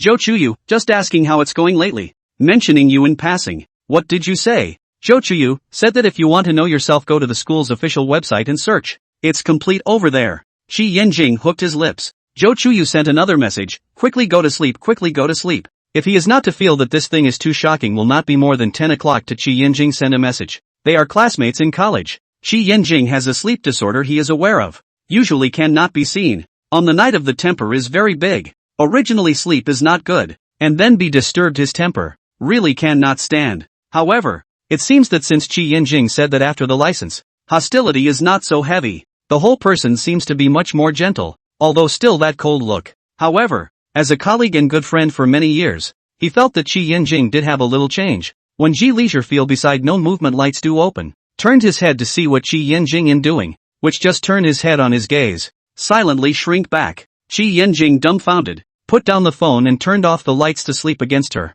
Busy after the last single, she will not have to go to the store too early. After Qi Yinjing left, she also idly watered the ferns at home in the morning. It wasn't until 9 o'clock that she went to the store. Getting down from the car, carrying her bag and lowering her head to shove the keys in, she was violently tugged by the wrist and shoved into the back seat of the car beside her. Gu Yuchen, it's him again. The car door closed with a bang, and she was startled. Another click came from her ears, and the car door was locked. Gu Yuchen sat beside her, still the same look, but she was afraid to move back until completely pasted on the car door. Seeing the panic on her face, Gu Yuchen felt extraordinarily piercing. His thin lips slightly opened in disbelief. You're afraid of me? Gu Yuchen moved a few points closer to her. His voice somber, sounding a little creepy. Why would you be afraid of me? He couldn't figure it out. She liked him so much, even though she didn't see him every day. He would still come to her occasionally when he was free, and she would surround him and say a lot of things, even if he didn't listen to much of it either. But at least she was happy that she would hold on to herself. The woman in front of him overlapped with her in his memories, and he couldn't help but press his hands on her shoulders. Ji Xian was not like this, nor should she be looking at him with this expression. There was a disparity in physical strength between men and women, and besides, Gu Yuchen had practiced, so she didn't have the slightest advantage when it came to moving her hands, not to mention the fact that it was such a small space that she couldn't even run. When Gu Yuchen put his hand on her shoulder, she shook it off in disgust. Don't you touch me. Why does she have this expression? When Ji Xian pulled on the car door a few more times, with no response, Gu Yuchen reached out to touch the left side of her face, and just as his hand was about to land on her soft features, when Ji Ye sarcastically said, "You still want to hit me?" she was already completely pressed against the car door, with no place to hide. The fingertips were cold. Gu Yuchen's hand froze. That look in her eyes was clearly warding herself off. I'm not going to make a move on you. Gu Yuchen, do you think your words have credibility? She questioned. How did he say this without blushing or jumping? It's my fault. I didn't know it was that serious, and I didn't realize the damage to my hearing until last night. He was here early in the morning waiting for her to show up, and it hurt his heart to hurt her. Hearing this, when Ji Xian's face was calm, Gu Yuchen, who are you pretending to be sympathetic to here? I don't accept any form of apology from you, and I hope you don't appear in front of me. This city is so big you pay a little attention and we won't be able to touch each other. We can become strangers. Gu Yuchen understands everything. He just wants her to bow down first. She doesn't understand what's the point of this? It was she who had always let him in her relationship, but not everything. Ji Xian, can you give me a chance? I'll go make it up to you. I can't accept you being with someone else. Gu Yuchen took her into his arms, his voice low and loving. When Ji Xian eagerly pushed him, but she was held by him in a deadly embrace and couldn't struggle away at all. Let go of me. Don't touch me. Help. Such Gu Yuchen was too scary. The calm madman didn't know what he could do. You dropped my cup. The cup is already broken. I don't want you to compensate anything. Forget everything that happened. Let's go back to before. Fuck off. She curled her leg and kicked Gu Yuchen away. Gu Yuchen took a kick from her and was forced to let go. Suddenly the car window was clunked and tapped. When Ji Xian's eyes fell on the car window, it was her parents. She shouted, Mom and Dad. Gu Yuchen, open the car door. Shenling slapped the car window. I'll call the police if you don't open the door. Wan Xingji was not expecting Gu Yuchen to be able to do such a thing. In the past he would not even dare to think about it. In the way of the elders, Gu Yuchen opened the car door. When Ji Xian immediately escaped from the car, Shenling checked her up and down, while anxiously asking, is everything okay? She shook her head. It's fine, Uncle Wan Aunt Shen. Gu Yuchen came down from the car. His 1.85 m height in a black suit was very reserved, standing in front of the two of them, apologizing towards them. I'm sorry, it's my impulsiveness that made Ji Xian get hurt. He had apologized more than once, but they just didn't see him. He didn't expect to see them in this situation. You didn't apologize to Ji Xian when it happened, and you're starting to get anxious afterwards? Gu Yuchen, when we first found out that you guys broke up, I didn't think it was your fault at all. I kept blaming Ji Xian, but I didn't expect that you would actually give us such a show. What did you do? You hit our child with your hands. I didn't even hit her. What gives you the right to do that? What qualifications do you have? Shenling was furious. The child she had watched grow up for so many years, the future son-in-law she was satisfied with, was actually such a person. When Ji Xian shook his mother's hand, Gu Yuchen had no words to retort, doubly powerless, and could only listen quietly. When Xingji was also angry. His attitude was not salty. Yuchen, you don't need to get our forgiveness. Your parents apologized long ago. Ji Xian also got married and life is on the right track, and you don't bother her anymore. Mentioning the matter of Ji Xian's marriage, his voice sank. Uncle Wan, Aunt Shen, do you know him well? He and Ji Xian have only known each other for how long? Have they gotten to know each other? Are you really comfortable with Ji Xian being with him? Why would you let Ji Xian marry someone he hasn't known for a long time? Ji Xian is angry with him, and her parents are just going along with her because they're angry with him? We know everything about you. And what happened? You and Ji Xian have known each other for 26 years. You're the opposite example. In a few words, Gu Yuchen was dumbfounded. Yes, he was a negative example. I never thought that one day it would be such a scene. Not to mention that you treat us elders. We don't care. as long as you are good to GCN. But the fact is the opposite of what we think. You ignore GCN at every turn. In the past, we were the ones who sympathized with you and even comforted GCN by saying that you were busy and that you were tired, and that you could understand the lack of companionship for her. And now that I think about it, GCN, this nature, if she hadn't been ignored by you on a regular basis, she wouldn't have complained to us. The more they counted, the more chilled they were. When Singji sighed, "It's fine. Our son-in-law is very good. He can take care of us as parents."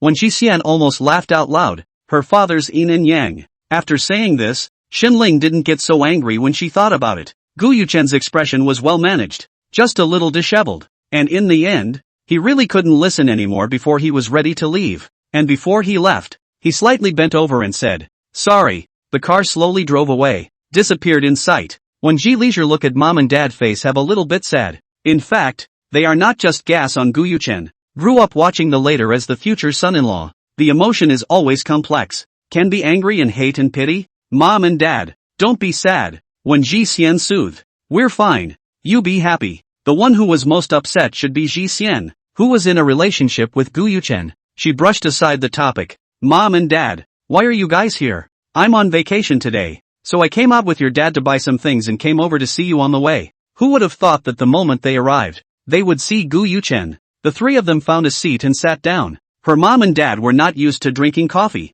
so they made 2 cups of tea. "How is Yin Jing treating you these days?" She nodded. "Quite good. A moment of good and all good, that's not the same. Anyway, you live with him, you pay more attention to attention." When Jie responded, "I know." When Xingji asked, "Did Gu Yuchen look for you before?" "I've looked for you, but I just said some meaningless words." Shenling grunted coldly. "I don't know what he thinks. He couldn't be seen a few times a month before, but now he shows up often. Don't care about him. Maybe he won't have a seizure after a while." After sitting for a while and exhorting a few words when Xingji and Shenling left, when she turned around to go back to the store, she found Yu Qi looking at her, and she couldn't help but raise her eyebrows. He had probably heard what he had just said to Gu Yuchen outside the door. "Boss, I didn't mean to listen." Gu Yuchen was too eye-catching. He had stood outside for a while, but he didn't expect to hear it, and he probably knew what was going on when he blended it all together. When Ji Xian waved his hand, "It's not a very important thing," Yu Qi said indignantly. "I didn't expect him to be such a person."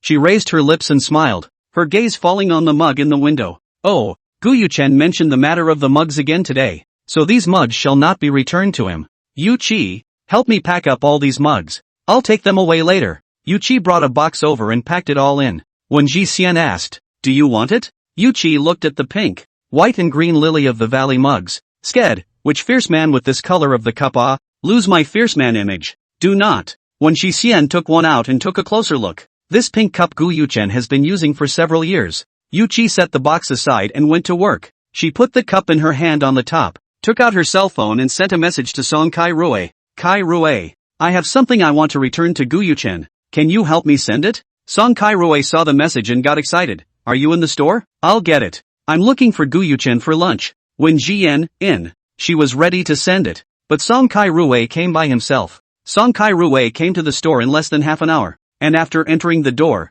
sat opposite her and carefully surveyed Ji Xian, and concluded, "Gu Yuchen came to look for you in the morning?" When Ji Xian looked at him and nodded slowly, "He pulled me into the car and locked the door, like he was having a seizure." Song Kai Rui frowned slightly. "He didn't do anything, did he?" "Shouldn't have done anything too out of the ordinary, otherwise she wouldn't be sitting here right now. My parents came and saw it." Song Kai Rui was happy.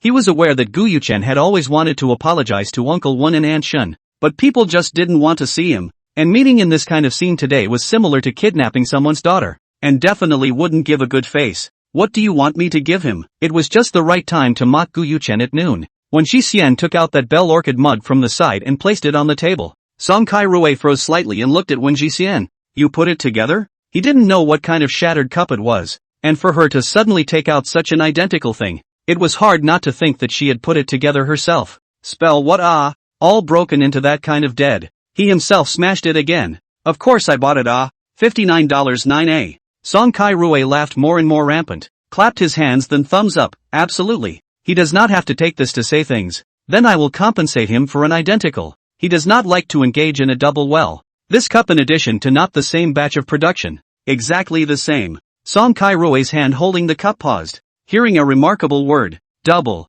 He looked at Ji Xian, and the other party slowly spoke out. You said that you would tell me something later that might not make me too happy. Is this it? Song Kai-rui let out a sigh of relief and faintly Kai-rui. Thank you. Kai-rui-song's eyes lifted slightly. You don't blame me for not saying it? You've considered it well. If he and I have been together, you'll keep this matter to yourself. If we're not together, you won't be upset if you say it to me. You've thought it through. Song Kai-rui legs folded, hands on his knees, quietly listening to her speak. Now I hope you and Qi Yinjing well. Will do. He digresses. I'll bring him this cup at noon.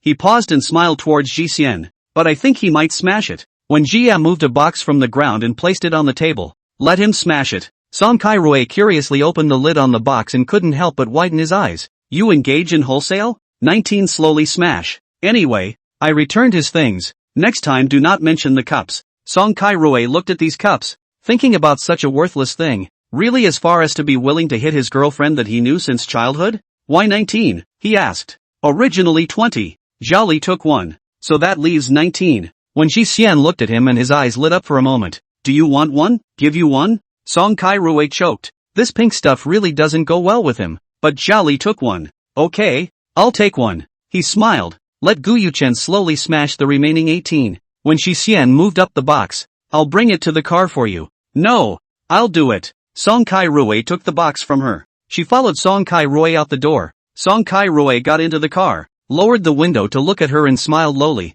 Don't be upset. I'll scold him a few times when we meet later. Let's go. When Ji leisurely waved her hand. She had just sent Song Kai-rui away and was walking back when a familiar voice came from behind her. Ji Xian. Turning her head, Qi Yinjing came down from the car. She jogged over and jumped into his arms, calling out Yinjing in a small voice and aggrieved. This sound with the cat like, called the heart of the people are melted. What's wrong? He wringed her waist. Warm voice inquired. Yo, I came at a bad time. Zhou Chuyu, who parked his car and came down, saw the scene of lovers embracing each other and had a heart attack. When Ji leisurely poked his head out to the side to look at the eye, a time choked. How there are people onlookers.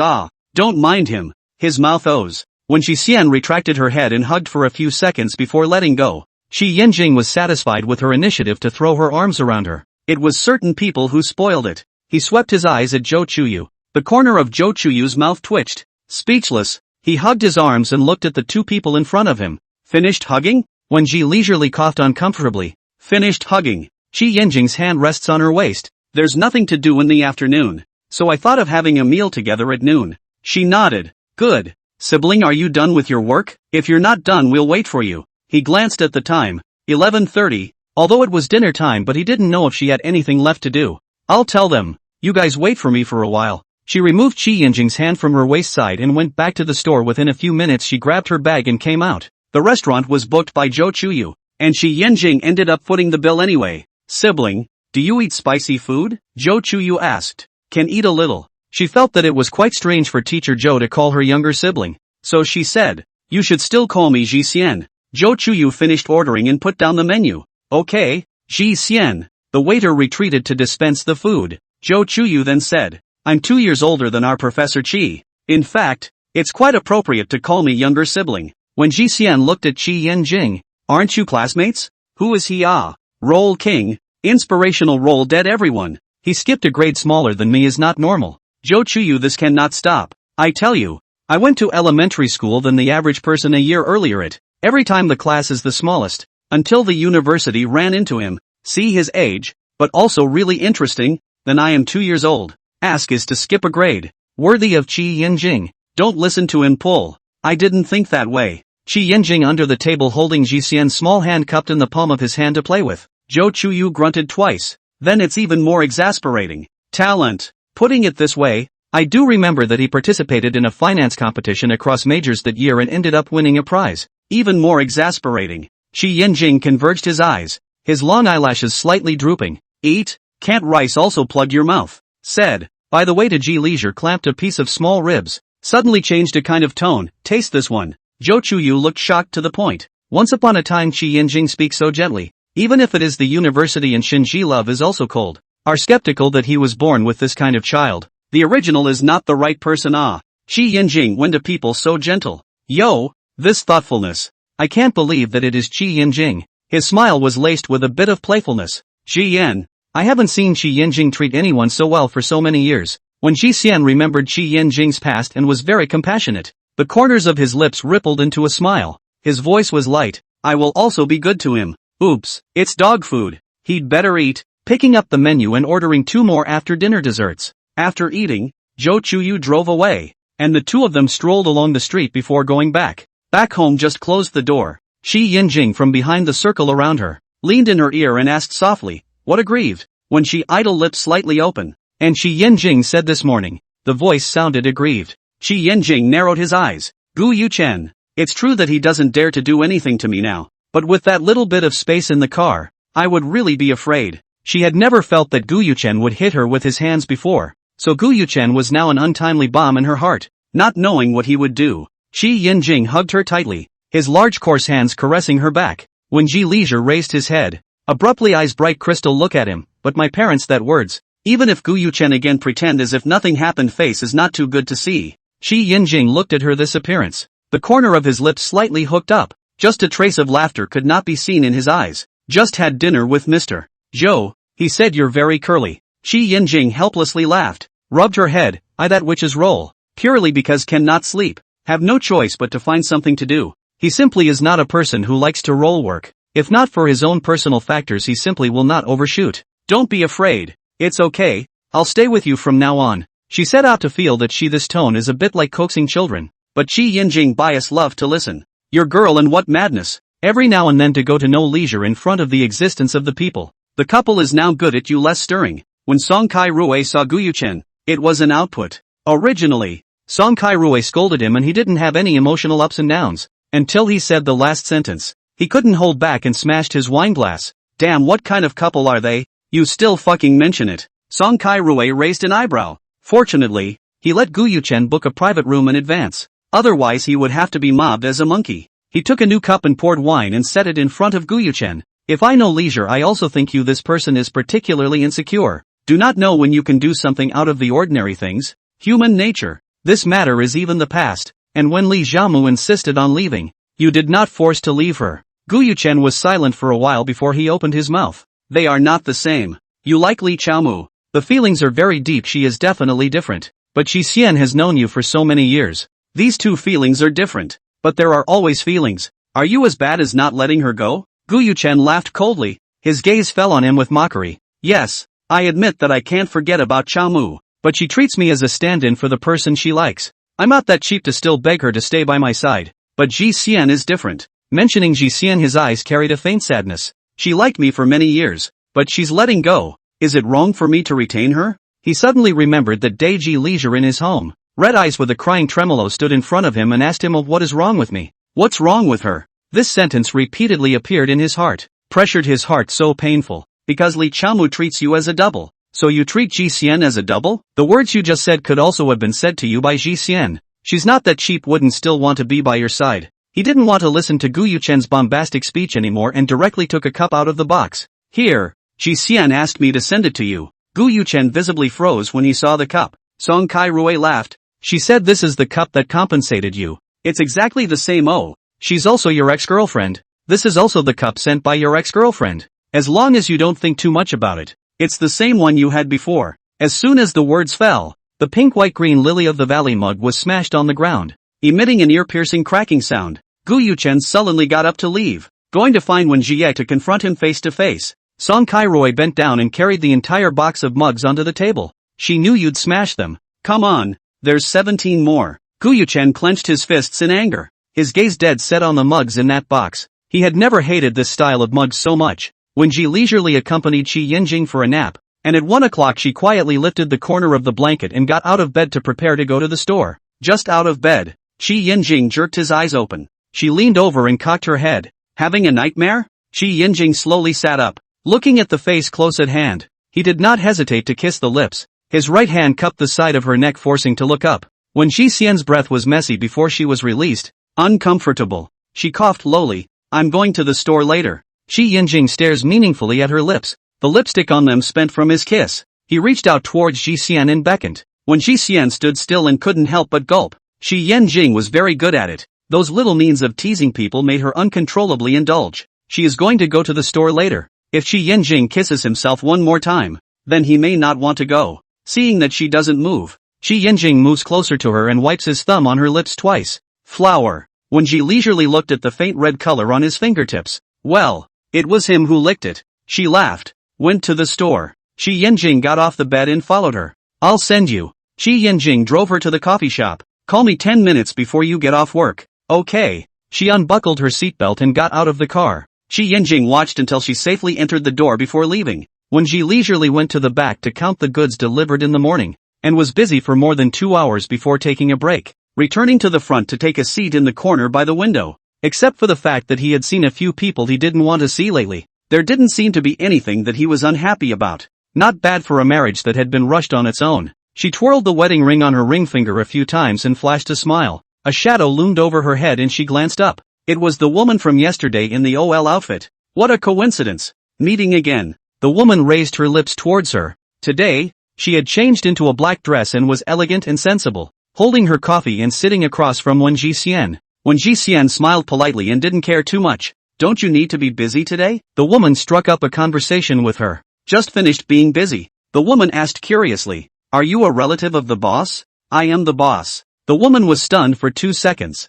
then smiled. So you're the boss. Keeping in mind that the other party was a customer, Wen Jixian naturally had questions and answers. Boss, what's your last name? Just asking the last name. It's not like it's anything unusual. Free of your last name? What? The woman nodded. My surname is Shin. Miss Shin. Miss Shin stared at her face, wanting to see something, but there was not a trace of unusual emotions on her face. Her heart was secretly a little unhappy, but she felt funny. She looked towards the ring on Wen Jixian's ring finger. Boss Wen, is this ring of yours for sale? I'm sorry, this is my husband and I's wedding ring. Naturally it can't be sold. After all this chatting, it turns out that she wants to buy her ring. Yesterday she said that this ring resembles the one her former boyfriend gave her, so maybe buy it back as a souvenir. But alas, she won't sell it. What if I offer a 7-figure price? MS. Shen looked at her and smiled. When Jixian lowered her eyes and smiled lowly. MS. Shen, do you think I can open my store in this location? Do I lack money?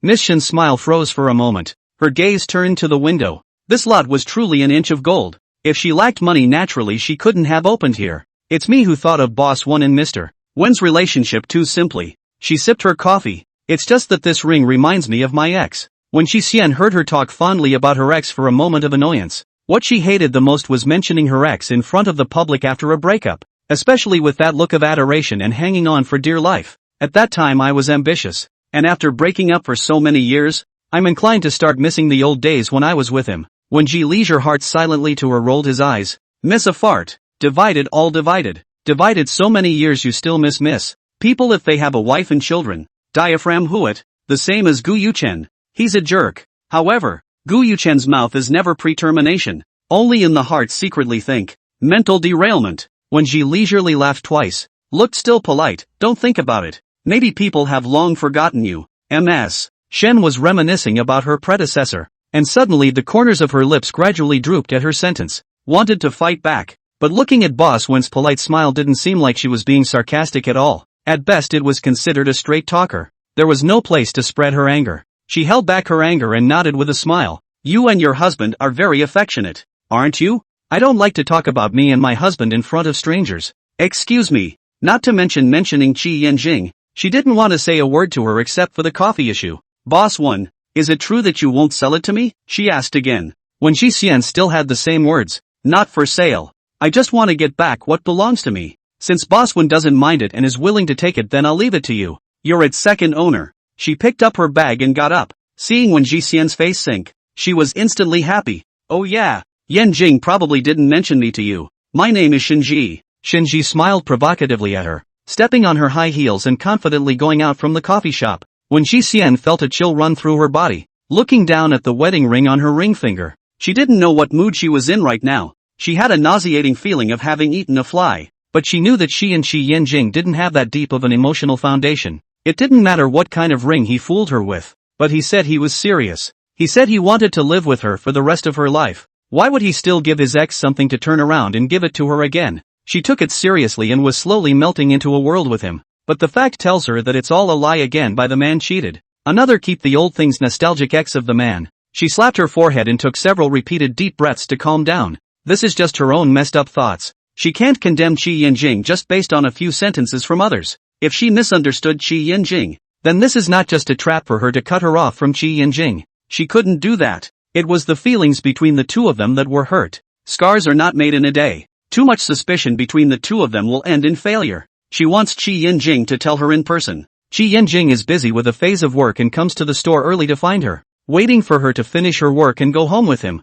Ji Xian. He went forward and held Wen Ji Xian's hand with a faint smile on his face. The clerk couldn't help the corners of his mouth from the moment Qi Yinjing came in. This brother-in-law of theirs changed his face instantly when he saw his boss, and that gentleness was simply amazing. When Ji Xian raised her eyes to look at him and said, "Go home. Back home." When Ji Xian's voice calmly called out Qi Yinjing, Qi Yinjing looked at her and waited for her next words. "I saw someone at the store today." Her gaze was fixed on Qi Yinjing. Just as she said this, a name appeared in Qi Yinjing's mind, but his expression remained as normal. When Ji Xian paused, she said her name was Shinji. She tried to see something on Qi Yinjing's face, but unfortunately nothing changed. She said that this wedding ring was given to her by you in the beginning. Speaking of this, she was a bit disoriented, fearing that Qi Yinjing would give her a cruel answer. Ji Xian's tone was so calm that he couldn't help but be amazed that he could really be so calm when hearing such things. She actually asked him so directly. Still, he first explained to her, "It's not, although it is pale 3 words,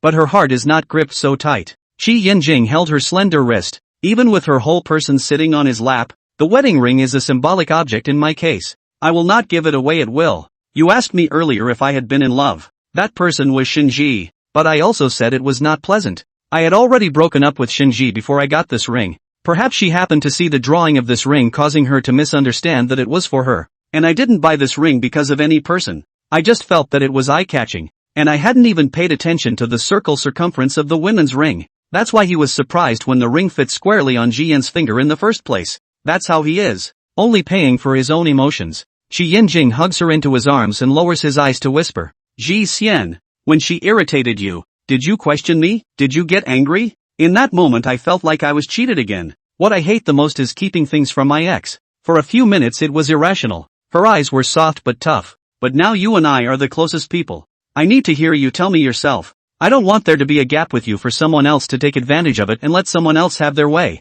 There shouldn't be deep misunderstandings and hurt between the closest people." Qi Yinjing was stunned for a moment. His heart was filled with mixed feelings, not knowing what was spreading in his heart. Suddenly Ji Xian's pouting oops pulled his thoughts back. When Ji Xian met his eyes, "I regretted it. I didn't play well. That Shinji had provoked her so much, but she didn't fight back. Regret, too much regret." Qi Yinjing low laugh out loud, did not say it, when Ji idled that white slender arm around his neck. "With some curry favor, Yinjing, why will you break up Before Qi Yinjing mentioned because of differences in opinion, but just a simple sentence over. She now wants to know more about him a little. "Shinji and I in the same department. 3 years older than me. The second semester of the 3rd year of college talk only insisted on the 4th year of college. In the talk during my cross-specialty to participate in a very high gold content of the Department of Finance competition and won the prize. Since then she regularly and I mention let me graduate business matters. And then more and more excessive my state not only did not get better or even worse compared to the previous.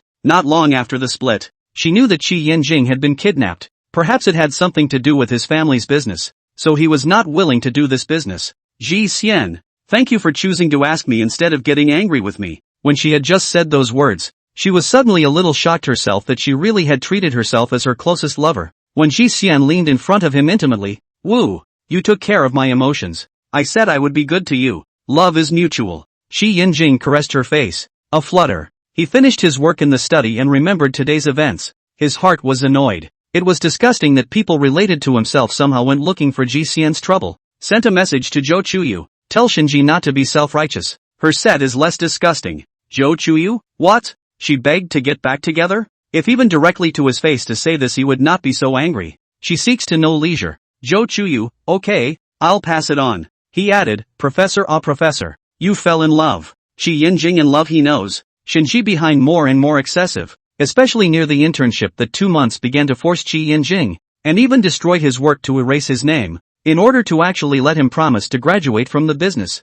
At first also a reasonable look and Qi Yinjing said, "After we get married, the family has me to do this business is enough. You should go to learn to do business. This woman is ambitious." Qi Yinjing attainments than her do not know how many levels. do not know how she said such words. However, he also has the understanding that Shinji's original condition is not good. There is a sick grandmother, so she is more thinking of climbing up, but she cannot stay in the comfort zone by herself to let others to work for her. How is it? Filial piety outsourcing? Let Qi Yinjing go to her family to do filial piety? I would like to think about it. It's just a beautiful thought. Later, Qi Yinjing and her breakup. He was even happy to firecrackers to celebrate. Immediately deleted her contact information. Recently, she re-added herself. Agreed to the reason why it is naturally because I want to see how this woman with a higher heart than the sky seems to be working in a large media company, but also operates an account a little fan base. At first so forced Qi Yinjing, also thought that she is also so inspirational to start their own business.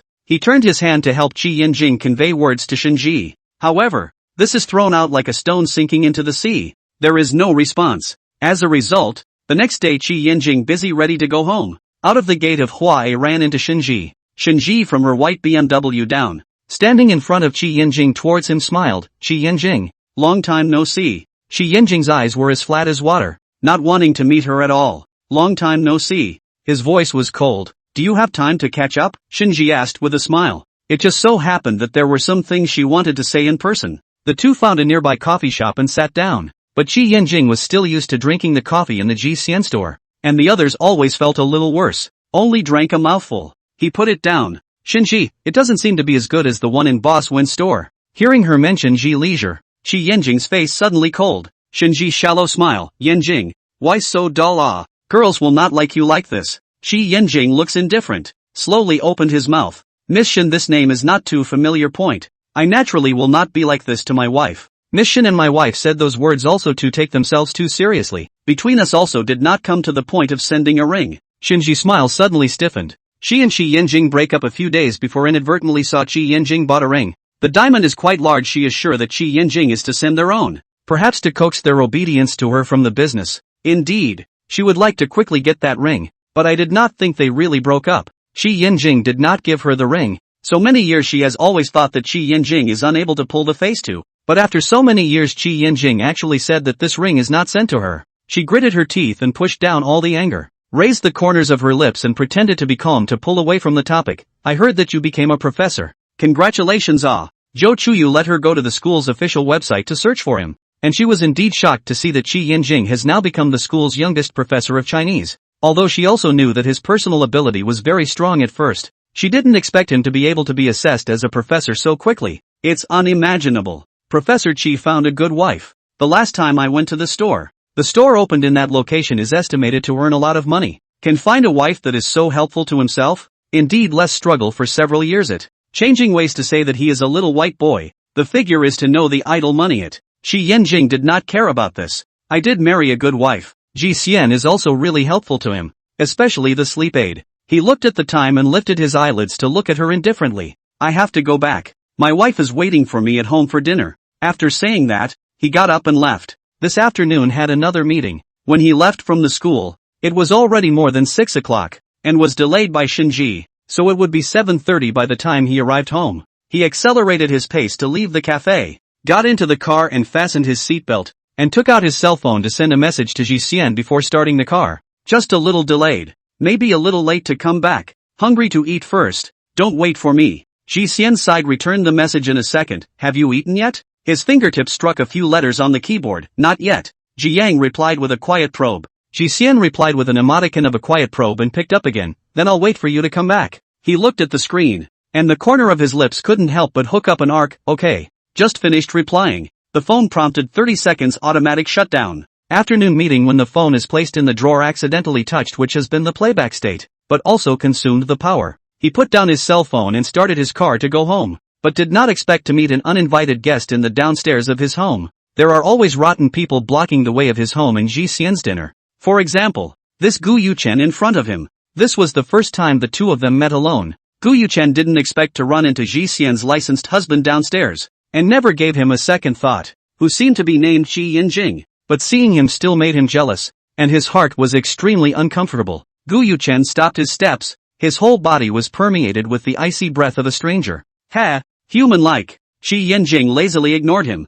not wanting to talk to the classless man who harassed Ji Idol, but it was just that he was right in front of him. He went around Gu Yuchen's body, only to be blocked by him again. Only then did Qi Yinjing give him a cold look with his proper eyes. In the past, he had never felt that there was anything to be said for enemies meeting, and even when he was with Chao Mu, he had never confronted the man she liked head-on. More than that, he never thought that one day because of when Ji Xian and love rivals face to face, he knew that no matter who stood opposite Ji Xian will definitely protect him on his side. He never thought that there would be such a day. When he thought of Qi Yinjing entering the door of Ji Xian's house later on, he instantly became nonchalant. Get lost. That should be something I say to you. This is my home. What logic? Letting him, the master, roll out. The one who should roll should be him. Gu Yuchen sneered. I've never heard of anyone getting married where the bridal chamber is the woman's house. You're the first. I've gotten a better understanding. Qi Yinjing felt indifferent about all of this. It's not worth worrying about what's between us as a couple. He felt like his words had hit cotton. Looking at Qi Yinjing's breezy and unconcerned demeanor, he was disgusted. Gu Yuchen's cold and piercing voice appeared in his ears. You wouldn't really be presumptuous enough to think that Ji Xian likes you? He snorted, his eyes carrying mockery. Do you know that she likes me for many years? Do you think she can forget me? The young crush of the favorite will eventually leave a position in the bottom of the heart, and that position will always be mine. How many days have you and her known each other from? You can occupy a few points in her heart? Qi Yinjing's silence seems to become his stimulant. He said more and more excessive. When we are together, she always liked to hold me and I say her recent interesting things. She look at my eyes always with adoration. She will take the initiative to hold me like and I touch even she will also kiss me. Said later he paused for 2 seconds. He did not like when Ji Ye kissed himself and never responded, but also so few times. Perhaps Ji Ye is aware that he does not like, so later never had this kind of behavior. He regretted. What was he doing at that time? Gu Yuchen slowed down. Again that mocking look. Do you think Ji Xian will accept you, or does? Want to hear something else?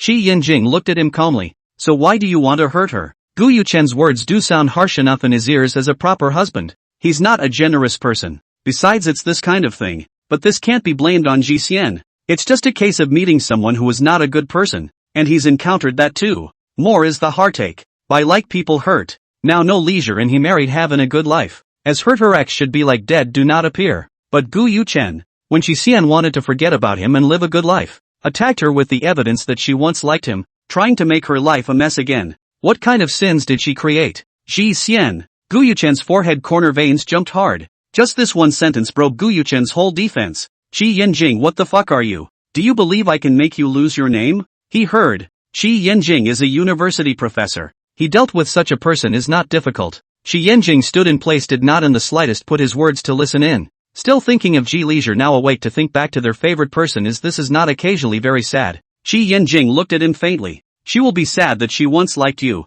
After saying that, he turned around and went out through the front door. Gu Yuchen was, he said, the anger all up. But see him leave, did not go home for a time and froze. Right as he was, his own words said flinch. Just that sentence is also before leaving gas him only. So think not so angry. Lightly laughed, cowardice. Qi Yinjing went out. Coincidentally, Song Kai Rui and Qin Zheli's car just stopped. Saw Qi Yinjing to the left. The two of them were the ones who rushed here for fear of Gu Yuchen coming to cause trouble. Did Gu Yuchen fight with him? Song Kai Rui frowned. Qin Zheli looked at Qi Yinjing as he disappeared into the street on the left. Where is he going? Will he be angry with Gu Yuchen? He snickered. Qin Zheli recalled Qi Yinjing's appearance. Thought for a moment before saying, it's not so. And even if he was pissed off, how did he leave home and not drive off? Song Kai Rui laughed. It seems that we think too much. Although he does not know much about Qi Yinjing. But Qi Yinjing, look at Ji Xian, that eyes seem to reflect I need you. Think Qi Yinjing and Ji Xian quite match. The two of them are very much on the same wavelength. But it also feels that Qi Yinjing is not a pure and innocent person. And he is not even shy of Gu Yuchen at all. Based on this alone, he concluded that Qi Yinjing couldn't possibly be pissed off by Gu Yuchen. When Ji leisurely sent a message to Qi Yinjing but there was no reply, she swept the time again. 7:30. Should have arrived home. She walked to the balcony, lying on the window to look out. Want to see when Qi Yinjing back. Suddenly downstairs, she saw Qi Yinjing, who was going out to the entrance of the neighborhood, and Gu Yuchen, who was standing underneath the building. She violently felt chills all over her body. Gu Yuchen will not target Qi Yinjing. Right. The answer is definitely yes. Gu Yuchen, this person is too poisonous. Thinking of this, she didn't even change her shoes, wearing slippers, and directly pressed the elevator to go downstairs. She jogged out of the elevator and ran into Gu Yuchen at the door, who was about to go up the steps. Seeing her, Gu Yuchen called out Ji Xian. What did you just say to Qi Yanjing? When Ji Xian held back her anger and lowered her voice to question him, Gu Yuchen suddenly relaxed and laughed. What did I have to say to him? What do you think I can say to him? Then why did he leave? If it wasn't for what Gu Yuchen said, how could Qi Yanjing turn his head and leave? Gu Yuchen shrugged, looking somewhat innocent, glassy-hearted maybe, cowardly, thinking of the things he said to Qi Yanjing, the way Qi Yanjing stood across from him in silence. He was suddenly in a better mood. So what if they were married? He and Ji Yang had only known each other since childhood. What did Qi Yanjing count for? He's not. Gu Yuchen wasn't annoyed, and even gave her an explanation as to why he said Qi Yanjing was glassy-eyed. But it's just that I just said something about our past to him, and he ran away. Isn't he glassy-eyed? What is not cowardice? When Ji Leisure lips open and close, voice slightly hoarse calmly asked, what did you say to him? Just say how much you used to like me, how much you like to be with me. Take the initiative to hold my hand, like to talk to me about the funny things that happened, and also kissed me. You will always keep my place in your heart. I asked him to get a few points of your dash like. Snap. Gu Yuchen didn't finish his sentence when a slap from Wen Jixian forced him to stop talking. When Gu Yuchen said these words, brain buzz a blank. She felt the whole body blood are frozen, full of cold. Now she is not worried about how Gu Yuchen to her. She is angry. Gu Yuchen actually to Qi Yanjing said these words. He just didn't want her to be good. He wanted himself to be as bad as him. Her palm trembled slightly from the shock. Gu Yuchen was knocked over the side of his head, his broken hair messily covering his face. A few seconds of dead silence passed between the two. You've hit me for a man? Gu Yuchen felt his heart ache. She would actually strike at herself. And for a man. That's the person closest to me. The love of my life. In name only. Gu Yuchen. I will never be with someone who hurts me and destroys my spirit. My likes have long been eaten away a little bit by your attitude. When I needed comfort the most, it was all Qi Yanjing by my side. I don't like who he likes. She smiles at Gu Yuchen, but her smile doesn't reach the bottom of her eyes, and her voice trembles. I will always love him. The love didn't fill the heart, but it couldn't be cut off. They depended on each other. Gu Yuchen stroked his hair and reddened his eyes. What about me? You beat me for him. Don't I hurt? When Jia smothered a laugh in a low voice, you also know that it hurts. Ah. When you hit me back, then why didn't you ask me if it hurt? How could you get off when you hit me for a cup? He was reeling from what he had done. His heart felt like it was being gripped hard by an invisible hand. The pain was so intense that he couldn't catch his breath. Stronger than any other time. When Shi Xian brushed past him, she had to find Qi Yanjing. She wore slippers and ran towards the front door. Song Kai Rue and Qin Zhili stood there for a while, seeing her come over and gave her directions. Qi Yanjing went to the left side of that street. Qin Zhili was a little worried about her. Wearing slippers and a long home dress at night, with her calves exposed outside. She didn't know if she was cold. She watched Ji Xian go to the street on the left, silently sighed and didn't follow her. Why don't you go? Song Kai Rue hung his arm down with a cigarette between his fingers and asked her with a smile. It's a situation where she's better off calming down on her own. Song Kai Rue's smile thickens. I'm still ready to pull you. And did not give me this opportunity. Qin Zhali lifted his chin in Gu Yuchen's direction. Let's go see him. The two of them walked towards Gu Yuchen. Under the street light his fair face was red. They both saw it. It was beaten by Ji Xian. Ji Xian also kind of beat back. This time they didn't say anything to spoil the fun. Qin Zhali said, Yu Chen, go home. Song Kai Rue looked at him with frozen in place like, let him go back on his own, and afraid of his state cannot get into a car accident. So send him back. He and Qin Zhali didn't say anything along the way to stimulate Gu Yuchen's words. Unsuitable is unsuitable. Scattered also scattered. Today's result is actually caused by himself. Gu Yuchen looked like he wasn't breathing, leaning against the car window in silence, all the way to dead silence. When Ji leisurely gave Qi Yanjing a call, the phone was still off. She followed the road that Song Kai Rue pointed in the direction of the left street to look for. Walked for 5 minutes and did not see anyone. The street stores are brightly lit. Obviously looks warm. Why she is so cold? She was uneasy in her heart. Qi Yanjing in her heart has never been a cowardly person.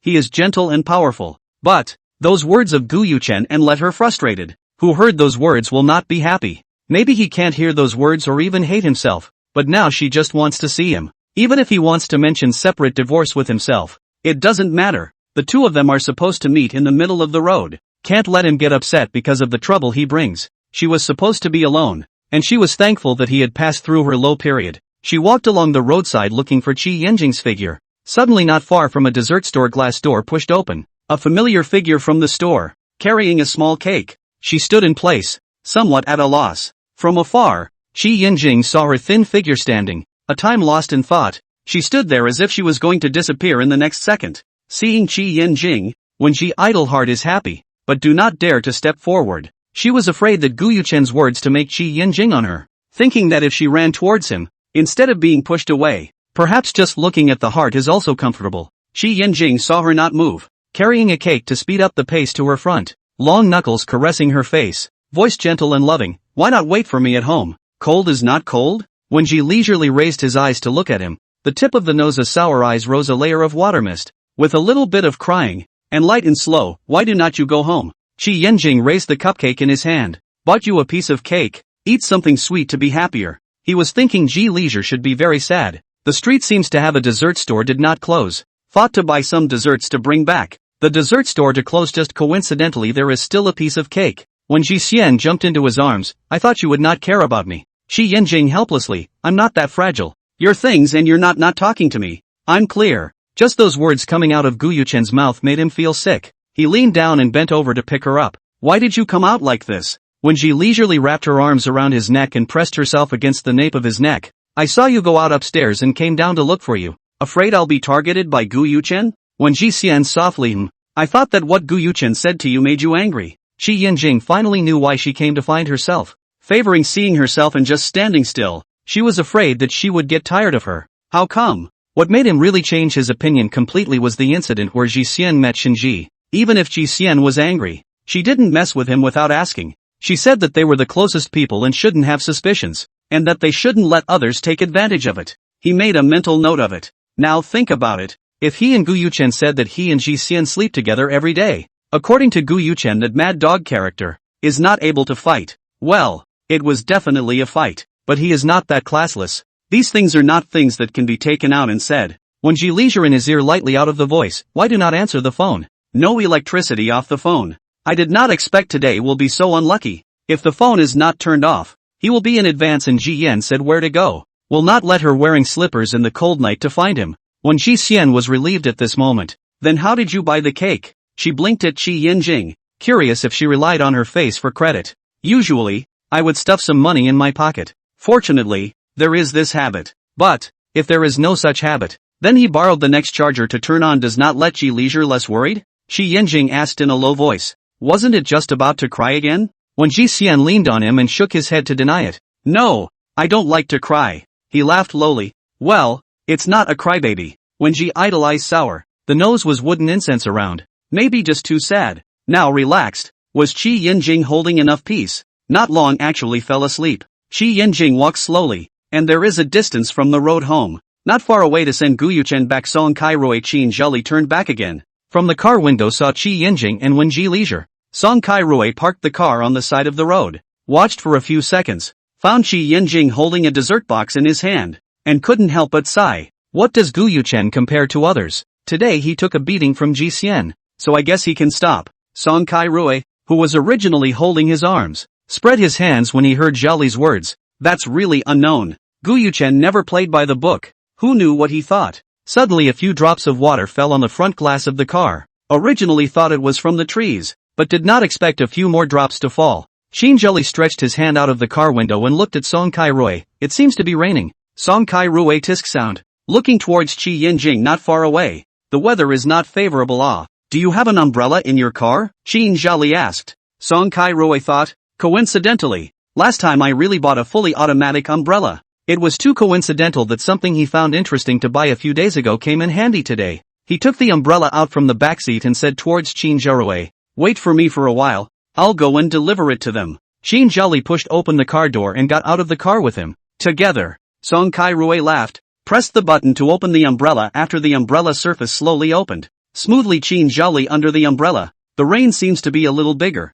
This sudden rain, Qi Yinjing afraid to wake her up, adjusted the position of the arm, with a hand to cover above her face. Already arrived at the door of the neighborhood. Go back still have 2 or 3 minutes away. Suddenly an umbrella gathered in the top of the head. Qi Yinjing stopped a little surprised, turned his head as Song Kai Rui and Qin Zheli. Song Kai Rui is very considerate to pass the umbrella to his hand. Qin Zheli joked, do not put us Ji Xian wet. Hurry back. We're leaving. Song Kai Rui pulled Qin Zheli around and ran away. He took Qin Zheli's shoulders and covered the top of her head with his hand. Isn't there no rain today? Qin Zheli looked up. The weather forecast didn't say there was rain today either. Strange. Song Kai Rui came straight out with, which is rain. This is Gu Yuchen's tears. Qin Zhaoli laughs out loud. Having you is really Gu Yuchen's rot. Qi Yinjing stood in place with his umbrella and stopped far away for a moment from the two who were far away. Curving his lips, Ji Xian has two very good friends. Qi Yinjing closed the umbrella and got on the elevator. When he returned home,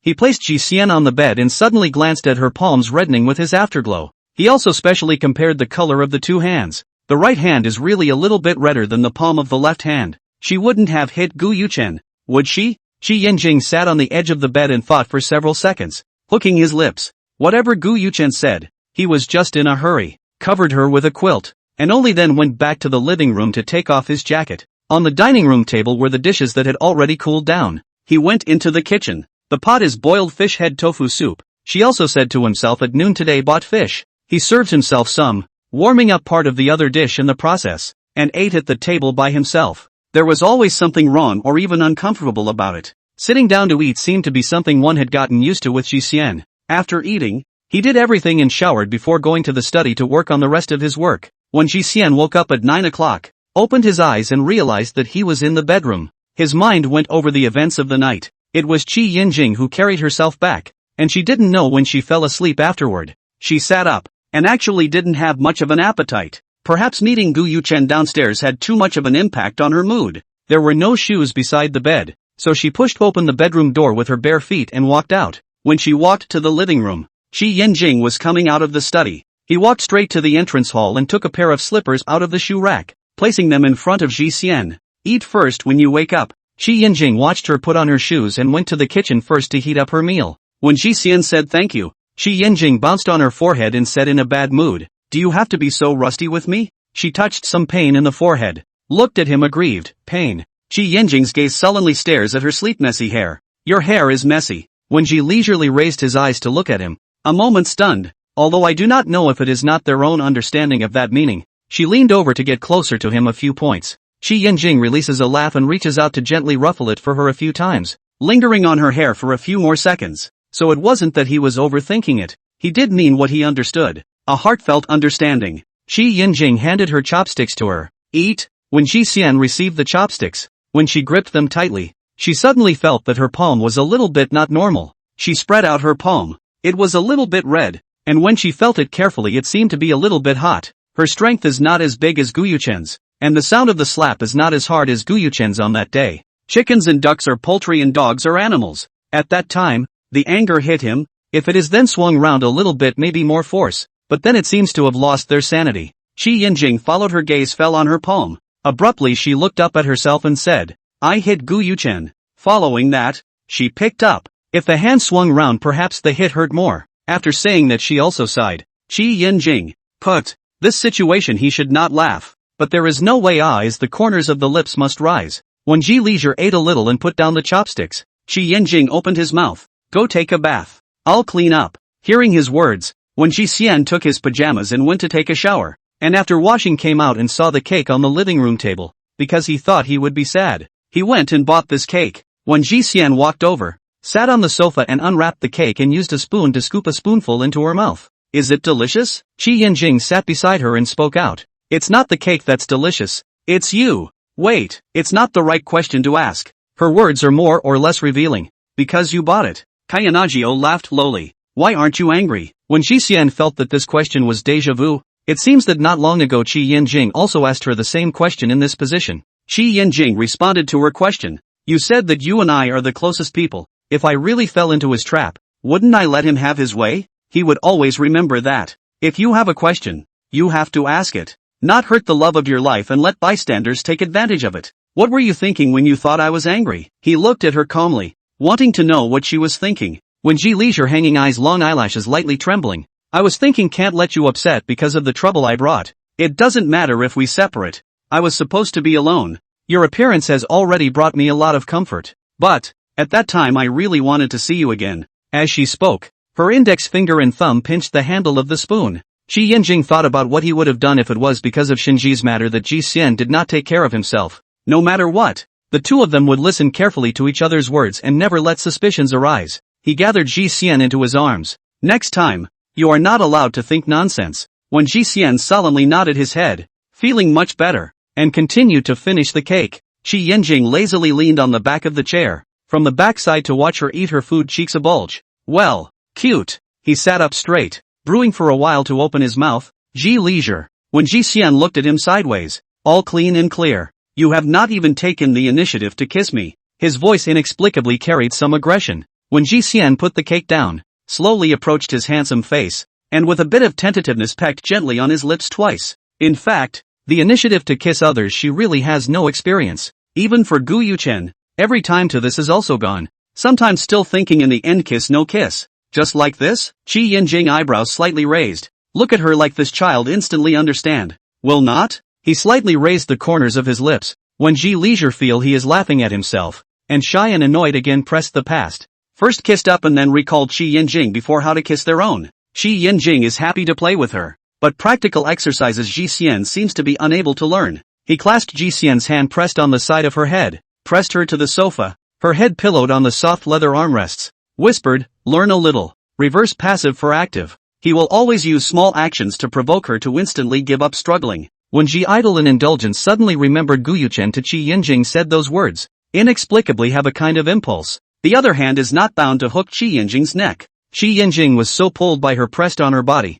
through the thin 2 layers of clothing, his body inexplicably hot, and so on he could not collect. His palm slightly exerted force to pull out a few centimeters of distance from Wen Jixian's body. Just as he was about to get up, his black pupils plummeted. Wen Jixian had undone one of the buttons on his pajamas and slowly went down. Qi Yanjing looked down at her, his 4 eyes facing each other. With such a suggestive action, even the stupidest knew what to do, and he asked in a muffled voice, are you sure? This did not want to ask. He had long wanted to do this. His heart accelerated. He wanted to Ji Xian. His heart could not suppress the leap. When Ji Xian unbuttoned the last button on his pajama top. I want you. Do you know how much impact this scene has? His wife's clear, innocent eyes staring at him, but saying words like this that were completely at odds with her image, was simply his stimulant. Qi Yanjing quietly looked at this look on her face, a scene he would always remember in his heart. When Ji Xian felt that he might have been too decent, and also said that he would let her take the initiative. Thinking of this she slightly got up and came close to his lips and kissed him,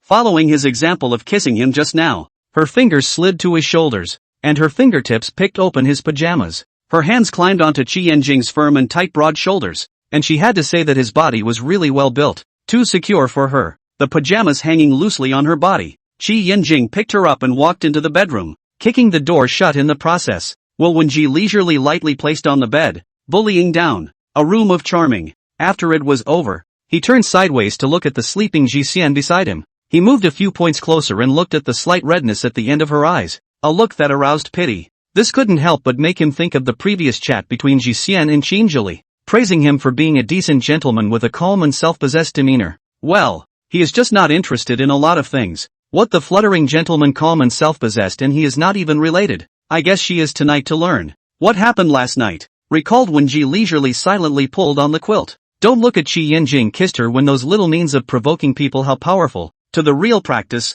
with her the same are not very will. Even if there is no skill, but can't help his physical strength is good. I have to say that Qi Yanjing learning ability is really strong. And then a man born in this piece of mostly uneducated, gradually into the good. But she cannot. Also always coaxed her to say the last time. It felt like he was just using himself as a lab rat. She moved her aching body and muttered a few words in her heart. Only then was she ready to get up. And just as she climbed up, she felt her legs go weak and slowly got out of bed, washing up and changing her clothes. In the refrigerator freezer section took out her mother's dumplings, ready to cook a few dumplings for breakfast. Just as she opened the lid of the pot, the doorbell rang. She put down what she was holding and went to the door. And from the surveillance screen, she saw that there was a delivery boy standing at the door. But she didn't order takeout. She opened the door, got the takeout, and took a closer look. One of the things inside the morning tea was crystal shrimp dumplings. She thought back, as if Qi Yanjing asked her if she wanted to eat any shrimp dumplings when she left in the morning. At that time, she just wanted to sleep and rolled over without paying attention to him. It should have been Qi Yanjing who ordered it for her. It was pretty timely. She went into the kitchen and put the frozen dumplings back in the refrigerator and sat down at the table to eat her breakfast. Only then did she take out her cell phone. Qin Zhili had sent her a message. After clicking it open and seeing the content, she couldn't help but raise her eyebrows slightly. Qin Zhili, I really didn't expect Gu Yuchen to actually be in the hospital. Qin Zhili, it's 8 o'clock. Why haven't you returned the message? You only don't get up in the morning when you're upset. Did you have a fight with Qi Yanjing last night? Or is it because of Gu Yuchen? She immediately sent a message to Zhali, neither. Just slept a little late last night. The message was sent over. And Qin Zhali didn't reply for a while, presumably already at work. Putting down the cell phone, Gu Yuchen was admitted to the hospital? So fragile. She slapped him to hurt him? At that time, it took more than half a month for the slap he gave himself to clear up. It's just a bitch. I'm too lazy to think about him. And I'm too angry when I think about him. Continue to eat breakfast. Qi Yinjing ordered a lot. Each kind of ordered some for her. Eat half of it is full. After clearing the table, went to the coffee shop. She just arrived at the store not a moment later. A clerk walked towards her and stood in front of her. Boss. When Ji Xian looked up at her, her last name was Bai. She herself had been calling her Xiao Bai. It seemed like she was a senior in college. She had been working here part-time 2 years ago. What's up, Xiao Bai? She asked. She twisted her hands together. Boss, I won't be coming next week. I'm going to intern in the second half of the year. I want to read more to prepare for the public examination to strive to stay in this city. When Ji Xian laughed, good Xiao Bai. Cheer up for the exam. Go and accomplish everything you want to do. Xiao Bai nodded fiercely. Thank you, boss. She raised a smile towards herself. Then I'll go and get busy. When Ji leisurely waved her hand, looking at her back, he thought about what would be a good gift. For employees who had worked in the store or part-time for more than 2 years, she would send a small leaving gift. Looked a good while. Yuchi busy finished taking the time to come over. This kid is usually a big grin. Sitting across from her asked in a low voice, Boss, just what did Bai say? Said to take a good exam. Not coming next week. She looked at Yuchi and laughed. So there is a shortage of one person. Before you recruit someone, you have to work harder full-time. Oh. Yuchi laughed dryly. No problem. As long as there isn't that kind of additional big list, I'm okay. He changed his words and sighed. But Xiao Bai is also quite miserable. When Ji Xian raised her head to look at him, she knew the general situation of the employees in the store. But she didn't know anything deeper. She never told anyone either. Or I heard her on the phone once when I went to the bathroom. I think she was talking to her mom on the phone. He picked up. I didn't mean to eavesdrop. It just happened. Anyway, it's just happenstance every time. Oddly enough, any gossip can be heard by him. Born to attract gossip physique. Anyway, the general meaning is, her mother let her graduate and hurry back. Said the trustees near the home to find her a good job close to home. And then Xiao Bai means that her mother tricked her to go back to get married. It is estimated that the blind date are arranged for her. The key is that she still has a younger brother. Want her to run away from home close to subsidize her brother. Finished. Yuchi it's scared. Quite saddened. Xiao Bai called White Lead child. The first time to the store when we said that she called her small white on the line. At that time also think that her name is quite interesting. White lead on the white lead, but also with a child. Thought it was a childish sound. And then I thought of which is so cultural. Pure and pure is not the literal meaning of her family patriarchal chanting. When Ji leisure silent for a moment. No wonder she wants to stay in this city. If the phone card a pull. And the original family to say goodbye directly escape. Good thing my family atmosphere is very good. The more he thought about it, the more angry he became. I'll go hint to her. Don't get blood sucked in your next life. Don't use your family's money and still get blood sucked. When Ji Xian secretly sighed in his heart, hoping that Xiao Bai would get his wish, the cell phone in his hand vibrated. Picking up the phone, it was a message from Qin Zheli. It's good that it's okay. I just finished a meeting. She sent another message. I went to see Gu Yuchen in the morning. When Ji Xian saw Gu Yuchen 3 words now exceptionally calm, casually asked, what happened to him? Qin Zheli, last night, Song Kai Rue and I sent him back. The results of his own death. A drink, but also crazy sitting on the balcony in the rain. This morning Song Kai Rue passed by the way to see if he is okay, but also really at home in a coma. One Ji Yao. Occasionally she wondered why Gu Yuchen was like this. Inferiority? Why did he have to wait for someone to give up on him and then he pulled the whole deep love thing? Make it look like it's her fault. She replied, he won't rely on me, right? Qin Zhali was happy. He had a high fever. He wasn't awake when I left. When she went to the hospital, Song Kai Rue flirted with her outside the door. Yuchen is also too good. Hard to carry a high fever. Is not going to burn himself amnesia all happy. When Jia was chatting with Qin Zheli on this side, when a phone call suddenly came in. It was Auntie Zhao's call. She stared at the screen for a few seconds, suspecting that she had been told to go see Gu Yuchen. Presumably Gu Yuchen had made another mess. Picking up the phone, she first called out, Auntie Zhao. Over there? Zhao Wan was a bit anxious. Ji Xian, I know you don't want to have contact with Yuchen again, but now he just woke up not eating or drinking dead air. Auntie, can you please come to see Yuchen? counting, Auntie begged you. Speaking, Auntie Zhao seemed like she was about to cry. When Ji leisurely and inevitably more tired of Guyuchen, their own work but also others to follow the suffering, did not hear her voice. Zhaowan anxious, I know this is all Yuchen's fault, you do not want to see him. You just has to go to see a patient, okay? When Ji Xian secretly sighed in her heart, she had never heard Auntie Zhao speak in such a pleading tone. Ji Xian, if it wasn't for this kind of things I definitely wouldn't let you meet with someone you don't like. You as help Auntie. The words of refusal stuck in his throat. Got it, Auntie, I will go over there. In her heart, she silently cursed Gu Yuchen a few times. Zhao Wan immediately thanked her and added, I'm going back to prepare lunch now. I'll see you at the hospital later. She answered and hung up the phone, continuing to send a message to Qin Zhili. Auntie Zhao just called me. Qin Zhali, she asked you to go see Gu Yuchen? She returned, Qin Zhali thought about it. I guess Gu Yuchen is dying to live. So Auntie Zhao had no choice but to call Ji Xian. It's not good not to go, why don't you and Qi Yanjing go together? She did have this preparation. That's exactly what I want to do. She looked at the time, 11 o'clock, and didn't know if he was in class right now, turned her hand or dialed the phone out. I didn't expect the other end to pick up. Ji Xian, have you eaten yet? When Ji Xian listened to his voice drifting a bit, whispering in his ear, not yet. She held the cell phone in one hand, the other elbow propped up on the table resting her chin. Are you free later? Want to have dinner with me? When Ji Leisure made a sound, no. Kai Rui sent him to the hospital in the morning, saying he wouldn't eat or drink. Auntie Zhao called me and asked me to go see him. As she said that, she sighed again. I don't want to see Gu Yuchen. Gu Yuchen was in the hospital? Ha! Qi Yanjing's voice lightened up a lot. Want me to go with you? Yeah. She rested her cheeks and said delicately, of course I have to talk to you when I go to see my predecessor, or else you'll get angry and run away. What to do? A low laugh came from the phone. I can't run away. He added, let's go. Go together. Go to see the miserable appearance of the former brother. Then when do you have? She turned her head to look out the window at the street. The words did not finish. An instant brought a smile. Qi Yanjing stood by the car door and waved at her through the glass. She grabbed her bag, said hello to the clerk and ran out. Yueqi lay there for a while and couldn't help but tisk and said to Lily beside her, this candy is too sweet. Lily, the boss is much happier than with Mr. Gu, as far as the naked eye can see.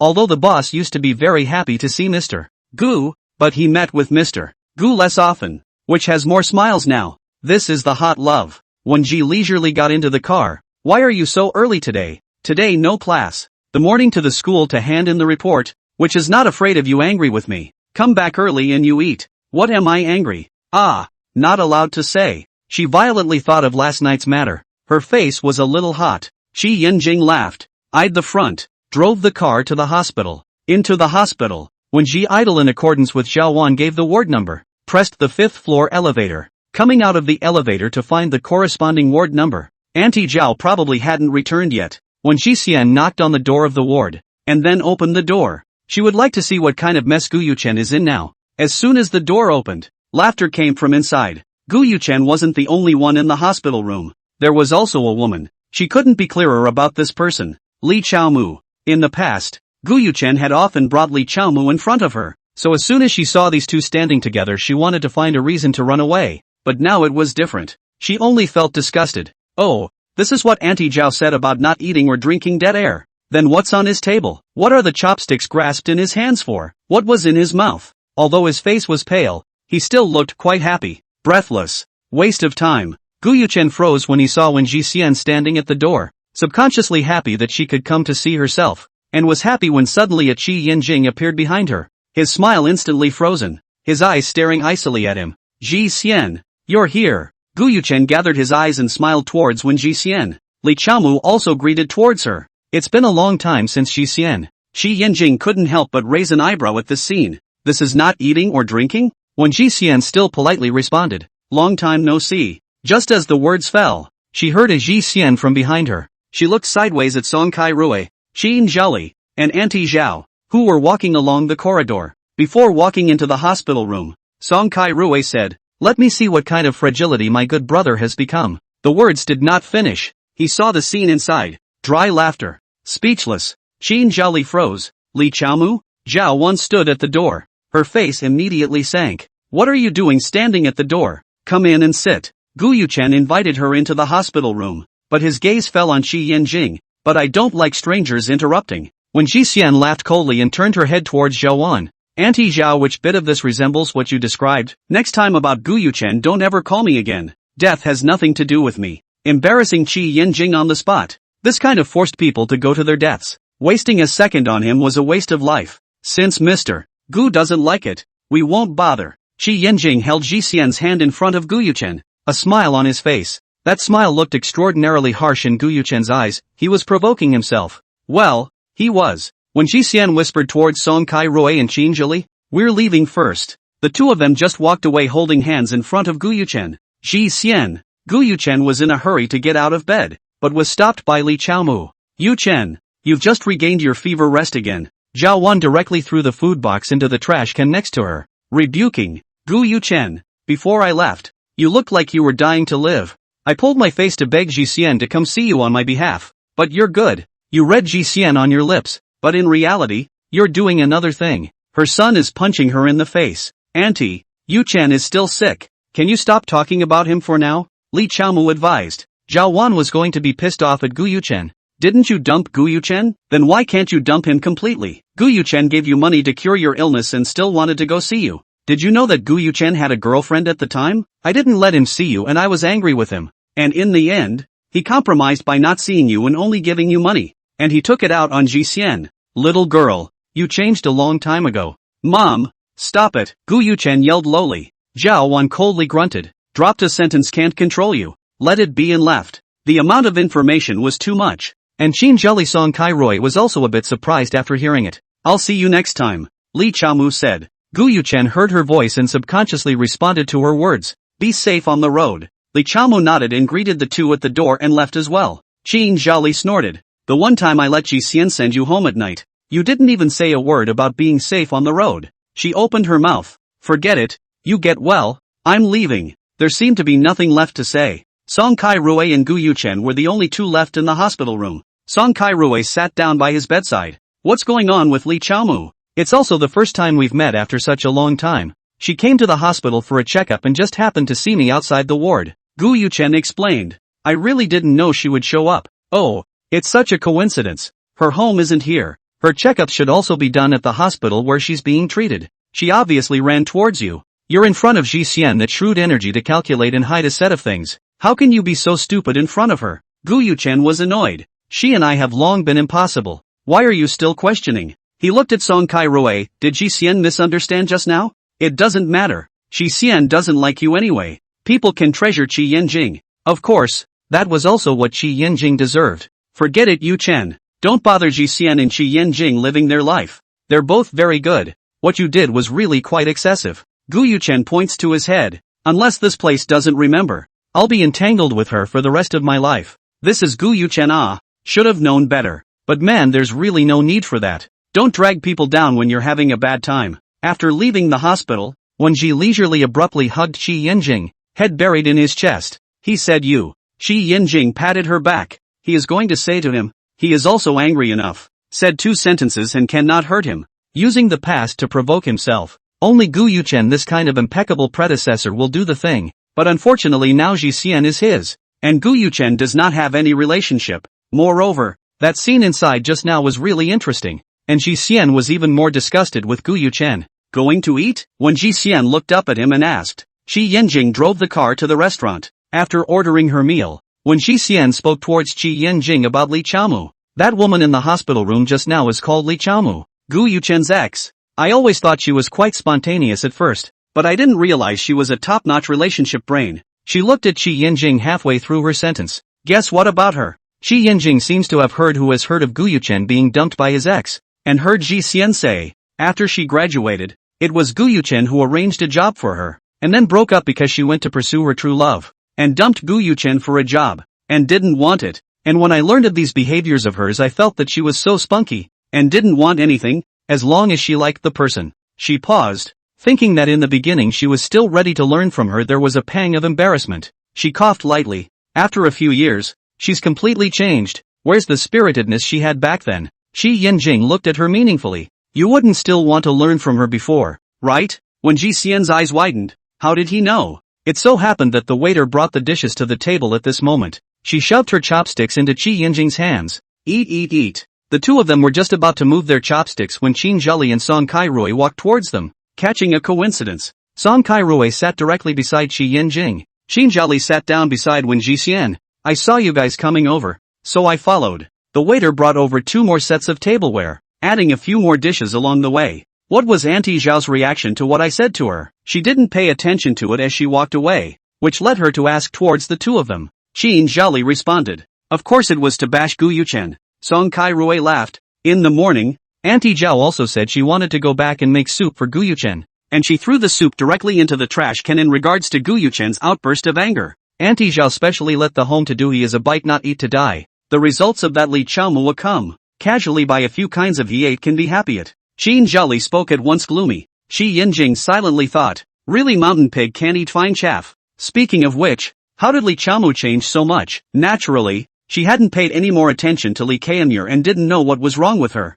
But with this performance today, she guessed that Li Chaomu had broken up. Qin Zheli was silent for a few seconds, still thinking about whether or not to tell Wen Jiye what she heard in the hospital. Abruptly heard Song Kai-rui with a flirtatious tone of voice said the truth, gave birth to a serious illness. The love of her life smacked of her annoyance divorced. Gu Yuchen this wrongdoing half a year ago to give her money to cure the disease but also to go to see her. This does not remember Gu Yuchen's good. Rush to meet by chance. Sure enough, it's possible to have such deep emotions for a cup, let alone a person. So disgusting. Song Kai-rui decisively cut the topic and looked at Qi Yinjing. Professor, you're from Hawaii University, right? Qi Yinjing, we're also the same age. Why haven't I heard of you? Song Kai-rui asked. He Gu Yuchen and Qin Zheli were all from the finance department of Hawaii University. Even if Qi Yinjing and they were from different departments, according to his strength, he must have heard of his name. However, there is no impression at all. Qi Yinjing is a rising star? Suddenly one day enlightenment?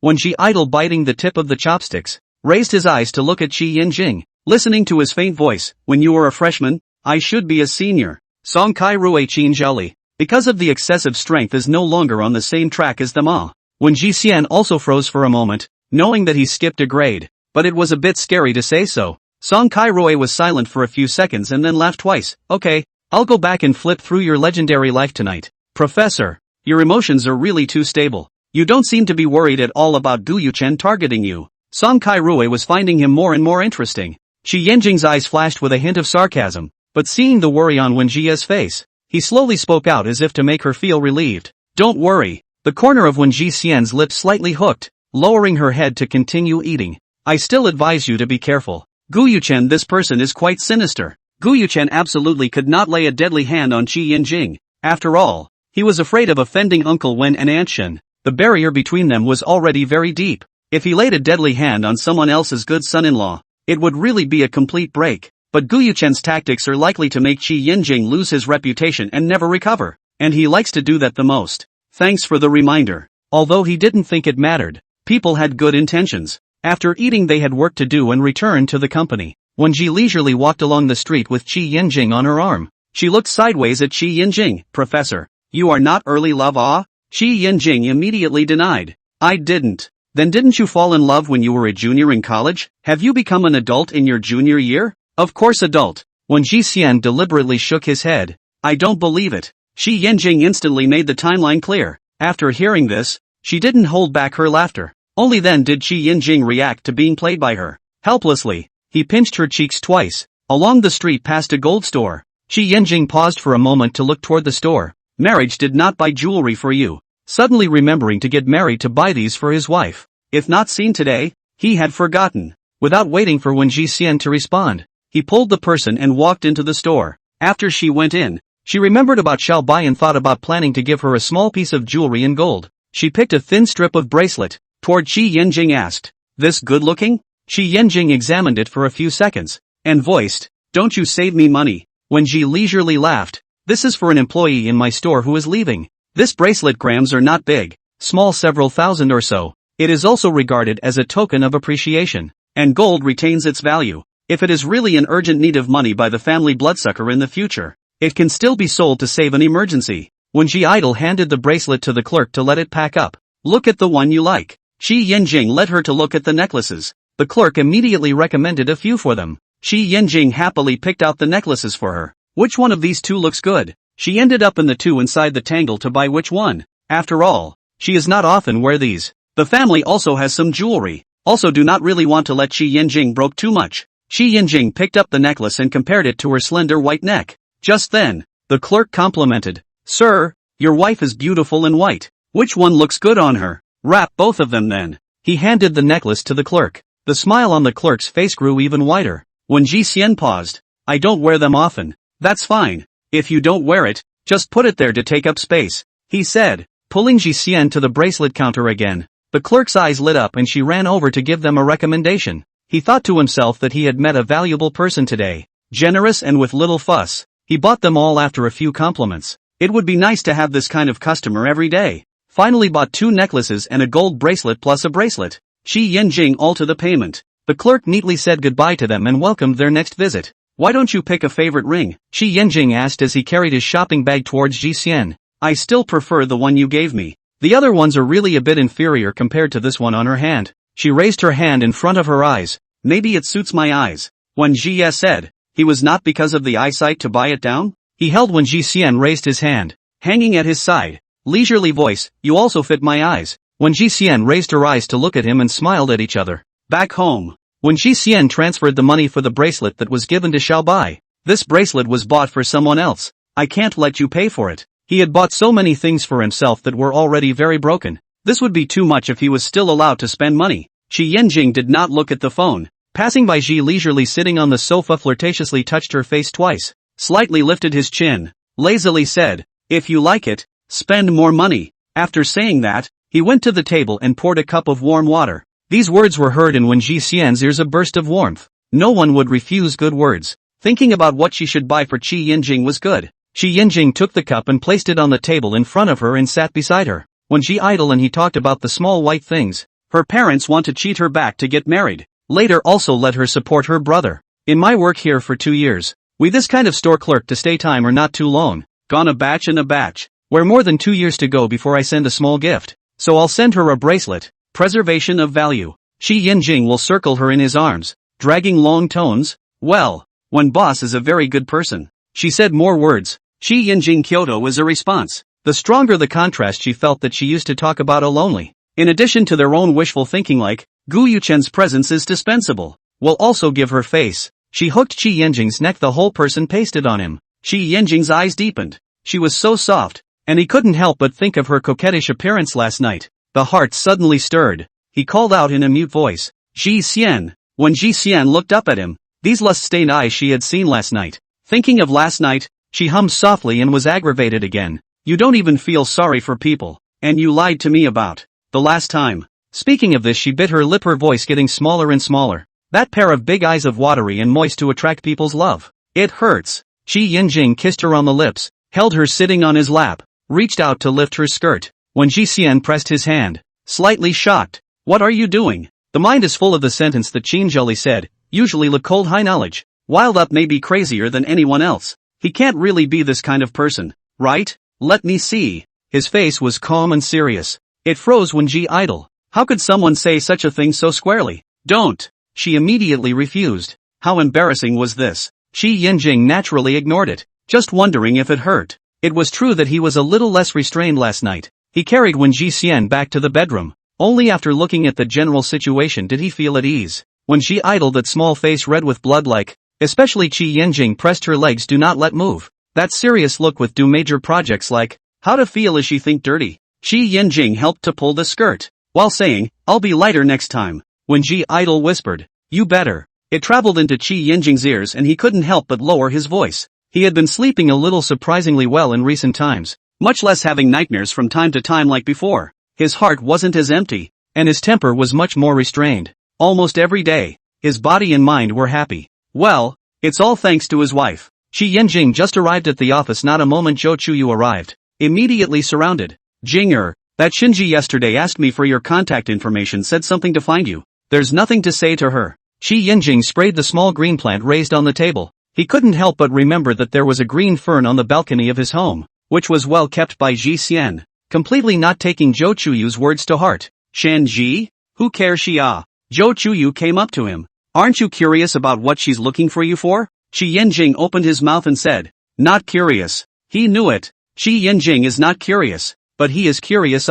I asked, but she just wouldn't say, so I didn't give her your contact information. Qi Yanjing puts down the spray bottle and glances at him. Don't you dislike Shinji, but you're still so interested? Zhou Chuyu tisk, these are two different things. What good can she do by looking for me? Just want her to leave her world and stop making rumors. Also, originally, Shinji was all bad water towards Qi Yanjing, wanting Qi Yanjing to get what she wanted for her. The thought was beautiful. For a while, Qi Yanjing spoke quietly, if she dares to talk nonsense in front of Ji Xian, I will not let her live as comfortable as now. Since looking around for trouble, that means comfortable days over a long time want to find some excitement. Okay, he can meet. Let her experience a reboot. Hell mode. Zhou Chuyu looked at him. Qi Yanjing's speaking voice is not cold, but listening in the ears always make people feel shivering, and he is a man of his word. A little bit of the oppressive sense of the superior. No wonder Qi Yanjing will say so. In front of his wife nonsense really disgusting. Zhou Chuyu leaned on the side of his desk holding his arm and he talked about the day.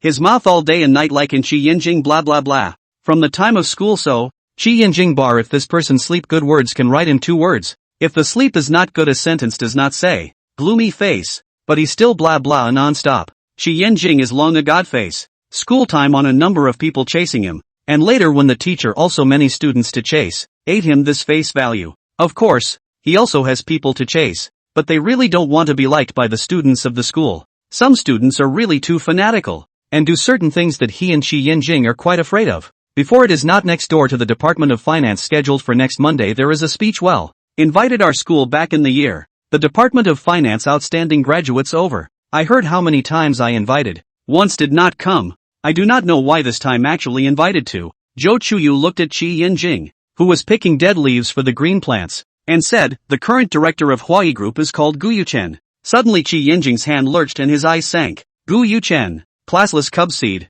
But yesterday I heard that it was postponed. It seems like the Gu general then got sick and postponed it for a few days. Qi Yanjing remembered the scene of Gu Yuchen and his predecessor sitting together talking and laughing. He sneered. It's not good to be able to eat and drink. His 2 inexplicable words caused Zhou Chuyu's head to be filled with confusion. Who's quite good? Didn't say anything. Zhou Chuyu. Fucking when I deaf. Of course to learn to smile Qi Yanjing always so angry. My father also mentioned him. Said he does have the means. The best of the young generation. Zhou Chuyu his family a little family background is also doing business. The business circle is very understanding. Mentioned Huai Gu family. Have to mention the Qi family of Yunheng International. Yunheng now at the helm of Qi Yaochuan seldom appear in the public's field of vision. More than 10 years ago, took over Yunheng, but it is also quite strange. Qi Yaochuan took over the family business should have been, but he started out by creating his own new group Hongnua, and so far now is not at all lost to Yunheng. Is it intended to grasp both hands? Qi Yanjing acted as if he didn't hear the content behind him. A rare response to the content of his gossip. Gu Yuchen doesn't deserve it. Do you have some sort of beef with Gu Yuchen? It's not right. You're the one who dislikes meddling in other people's business the most. How could you possibly start a conflict with someone else? This made Zhou Chuyu puzzled. It was impossible to steal someone's wife, right? It was funny to think about. How could it be possible? Qi Yanjing didn't bother. Gu Yuchen definitely had a purpose for coming to this speech. The motive was too obvious. Boss, I won't be coming tomorrow. Xiaobai changed his clothes and said towards Wen Jixian. Wen Jixian was busy over at the backstage and clapped her hands when she heard her voice. Good. I know. Saying that, she took out a small gift box from her bag and handed it to Bai. You've also been here for 2 years, so I'll give you a small gift. Xiaobai froze staring at the gift box in her hand for several seconds. When Jie stuffed the gift box into her hand, take it and see if you like it. Xiaobai opened the box and immediately closed it and handed it to Wen Jixian, with some trepidation on her face. Boss, it's too expensive. I can't take it. Send out things which have the reason to take back. I'm not clear about your things. But then I hope you can do what you want to do in the future. The dark road ahead will always see the light. I wish you a bright future. She was a few years older than them. Always have to give some hope. I held the box and suddenly started to shed tears. She wiped away the tears, smiled and said towards Wen Jixian, thank you boss, I definitely will. After sending her away, Wen Jixian rewrote the job posting, closed the computer and stretched his muscles, picked up the cell phone on the table and looked at it. Several friend verification messages appeared. At a glance, I knew it was Gu Yuchen, and the verification message read, I want to see you. Chamu really wasn't found by me. It's just that she happened to run into me at the hospital. Don't get me wrong. Can you come and see me? I'm in so much pain that I really miss you. She pulled Gu Yuchen's private number to black. Now take the work number to add her friend. Where did he get the face to go to see him yesterday because Auntie Zhao begged? But he was so happy to eat and drink that he actually targeted Qi Yinjing. He is used to being on top and does not care about other people's feelings at all. He does not understand. She chose to ignore. Did not pull the black this number. Gu Yuchen, this person radical. Not pull the black can still go around the circle slowly grinding. If he pulled the black again he has no place to send a message. May also come to find her. Now that Li Chaomu is back, I beg to hurry and make up. Let them both hurry to lock up. The key she swallowed. She just thought about what to eat later. Qin Zheli called her and said that he had just finished working and would eat together later. The restaurant is not far away from the neighborhood. She arrived first, also ordered a meal and waited for Qin Zheli to come over. Suddenly she saw a familiar figure. Li Chaomu. She thought of her only 10 minutes ago, but she didn't find her and actually ran into her. Li Xiaomu also saw her, walked straight over and sat opposite her. She smiled towards Wen Jixian and said, Ji Xian, it's really been a long time since I've seen you. I didn't even get to say a few words to you yesterday before you left. Wen Jixian looked at her roughly once. The current Li Chaomu really did look like the kind that made people protective, but just inexplicably didn't have an ounce of good feelings towards her. In the past, Gu Yuchen had always brought Li Chaomu to appear in front of her often. Wasn't it fun to see her look that was clearly sad but had to pretend to be happy for them? Gu Yuchen brought her to appear in front of her, and Li Chaomu was not the least bit shy about engaging in intimate gestures with Gu Yuchen outside. I used to think that she was straightforward, but now that I think about it maybe she wasn't at all. Perhaps she was just showing off the loot she had taken. We don't know each other well either, do we? What's there to say? When Ji Xian looked at her and smiled. They hadn't crossed paths in the first place, and if it wasn't for Gu Yuchen bringing her to meet with these few of them, she, Li Chaomu, wouldn't have even come into contact with them. At least the years we were together with Yuchen we were quite familiar with each other. As soon as Yuchen and I parted ways, you flipped out? She spoke in a snarky tone. When Ji Xian nodded seriously, yes. Otherwise? Li Chaomu was stunned. She thought that Wen Jie would make a roundup and talk about it, but she didn't expect her to be so dry. Then wish me to get back together with Gu Yuchen earlier. We'll become friends again sooner. She naturally knew that Wen Jixian was later with Gu Yuchen, but Gu Yuchen was hung up on himself being indifferent to Wen Jixian. Wen Jixian continuously said, then you cheer up and quickly take Gu Yuchen down. There was actually such a good thing? Li Xiaomu stared at Wen Jie, trying to see a trace of pain on her face. She didn't believe that Wen Jie didn't like Gu Yuchen anymore, and the man standing beside Wen Jie yesterday. She felt that Wen Jie was angry with Gu Yuchen. She talked about the past. I then finally realized how much Yuchen really loved me. Half a year ago when I was sick Yuchen was worried about me and wanted to come see me, but unfortunately the family didn't allow it, so they could only give me money.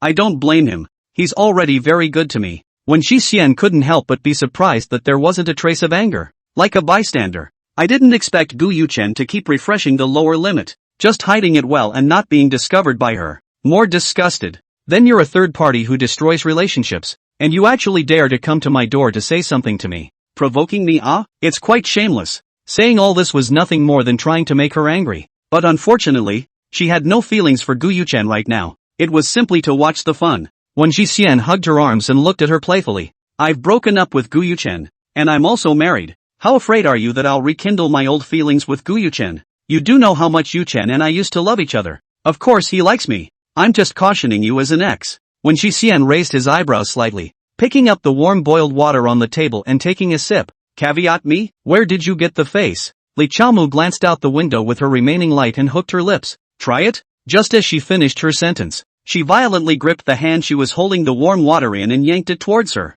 Half a cup of water splashed onto her face. Immediately after that, Gu Yuchen appeared, changing out of his hospital gown. He was dressed in a very proper manner. She seems to remember that not long ago, Gu Yuchen also sent her a message saying that he was in pain, and Li Chaomu called him to come on a phone call and Baba ran here? When Ji leisure heart feel funny, face without a trace of panic, calm and she has nothing to do with it seems. Just know to use this kind of underhanded trick. Sorry, I just said something you don't like to hear. Li Chaomu actually coughed twice as she spoke. That softness coming up at once. Gu Yuchen saw this scene and subconsciously picked up a paper towel to wipe Li Chaomu's face. In his heart there was anger but against Wen Jixian he was heartbroken. Why are you doing this to her? What fire you have come at me is, Chaomu she is still sick. Wen Jixian can only say now. Fortunately divided early. Fortunately sober. It's okay Yuchen. I'm fine. Li Chaomu took a paper towel and wiped all the water off her face, smiling faintly towards Gu Yuchen. Wen Jixian still held the cup in her hand and slowly said, What fire do I have for her? I'm not even familiar with her, and I don't want to get involved with you guys. Gu Yuchen was annoyed in his heart. She was too not putting herself in her eyes, and said in a deep voice, Ji Xian, apologize with Chaomu. In fact, she was quite speechless with Gu Yuchen. What was in his head? Harassing her from time to time about wanting to see her while making her apologize to someone else. The whole dead out. She just wanted to tell him to get lost. When Ji Xian splashed half a cup of water in her hand on Gu Yuchen's face again. Not lovely Chaomu. Love her and share the same cup of water with her. I'm not the kind of person who plays the little trick of splashing water. I will go straight to the hand. Even you and I don't care. What is she in my eyes? Some people take themselves too seriously. She placed the glass on the table and looked at Gu Yuchen and scoffed. Bitchy as hell. You've been dumped once and still licking hard. As she walked away, she still mocked. Shouldn't Mr. Gu be lying in the hospital screaming in pain right now? She laughed and left the restaurant. A toad crawling on his feet, not biting but phasing people. Gu Yuchen heart there is a string seems to be plucked. He did not know why he would become like this. Obviously want to no idol back to his side. Why cannot he defend her? Subconsciously heard no idol to defend Chaomu he really hated. Always push her farther away. He turned his head violently, and the person was long gone. Li Chaomu's eyes were slightly red. Yu Chen, I'm sorry I shouldn't have asked you to come out to eat when you were sick. I'm just not familiar with this place. Letting you and Ji Xian fight. Gu Yuchen stared at her for a few seconds. There was less of that energy he liked in her. Seeing her face would always remind me of the years we spent together, and I couldn't help but agree to her requests. But I knew that I didn't have a future with her, and from the time she dumped me, it was no longer possible. Knowing that there is no possibility, but I did not even catch the person who loves me. When Ji leisurely out of the restaurant, the roadside Continental honked twice. She instantly recognized it as Jolly's car, pulled open the passenger door and sat in. I just finished battling with Li Chaomu Gu Yuchen, so I have to find a new place to eat, she said while fastening her seatbelt. See, I just arrived before I even got out of the car and you came out. It was also fortunate that Ji Xian didn't suffer, but things like fighting shouldn't happen. The current Gu Yuchen wouldn't dare do anything to Ji Xian. Speaking of which, he'd been a bit depressed ever since he found out that Ji Xian had gotten married. Even so, facing Li Xiaomu still had that look. It was really annoying. Changing to a different restaurant, he ate his meal at a rapid pace. And he told you to apologize to Li Xiaomu? Let him crawl. Xin Zhali was speechless to death. He's completely different in front of Li Xiaomu and the way he usually is in front of us. More than that, he even sent me a message today verifying that he was in pain and wanted me to go see him, only to flash to the restaurant to eat with Li Kaemur in the next second. She uttered 4 words with great emotion. Love stops pain. Xin Zhali not only laughed out loud, she even laughed very loudly. After laughing, she looked at Wen Ji Xian and said, You look happier than before after being with Qi Yinjing. Have I? You can tell even this? Xin Zhali slowly nodded. When I was with Gu Yuchen, my emotions were always up and down, but now I'm much more stable and steadily happy. When Ji Xian poked the rice a few times with his chopsticks, that's true. Being with someone whose emotions are stable and not perfunctory and excellent, every day is happy. It was night. Qi Yinjing leaned on the bed and flipped through the books, his long and slender knuckles turning the pages with a rustling sound. When Ji Leisure Wipe after skincare products climbed on the bed, Qi Yinjing will close the book placed on the side of the bed cabinet, lifted the quilt so that she lay down, long arms around behind her to wrap her shoulders. Yinjing, are you resting tomorrow? The night in Yan'an at the end of April was slightly cool. She leaned towards Qi Yinjing's arms. Tomorrow is the weekend. It's fine. His lips kissed her earlobe, a hint of laughter tinting his voice. Do you want to sleep late tonight? When Ji Xian instantly understood what he meant as she muttered, Can't understand. Qi Yinjing raised his eyebrows slightly and said seriously without haste, I want to do it with you. With such straightforward words,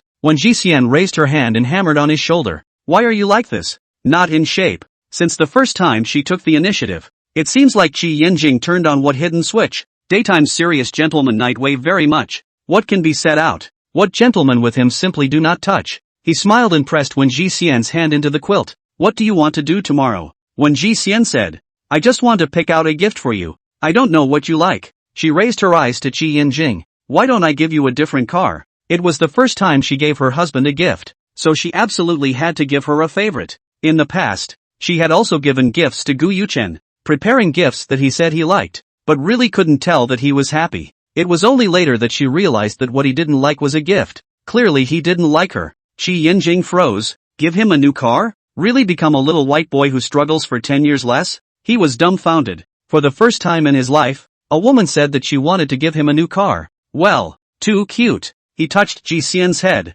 Ji Xian, there is no need to change the car. My car is quite good. Very suitable for me. That red flag 500,000 or so. Low-key and not ostentatious. He is now this work is not suitable for too ostentatious. When Ji leisure nature is aware of the reason. Then said, then you have no favorite car ah. Bought the usual can drive. Or not open to see also line. Shi Yanjing pretended to think for a while. Back to her words, really no. How would he let Ji Xian buy a car for himself? Then tell me when you think of it. Shi Yanjing nodded his head and casually fooled around. Until the lights were turned off. Shi Yanjing didn't mention that kind of thing again. A low voice came from beside her in the dark, but then lightened the inquiry. Does it still hurt? She hesitated for a few seconds and returned. It doesn't hurt. Shi Yanjing was relieved. Sleep. She thought Shi Yanjing was going to do something. Did not expect him to have no action, just hugged her to sleep. When Ji idled just a few days ago to send out the recruitment information. Not a few days on someone to apply for the job. It just so happens that she is in the store.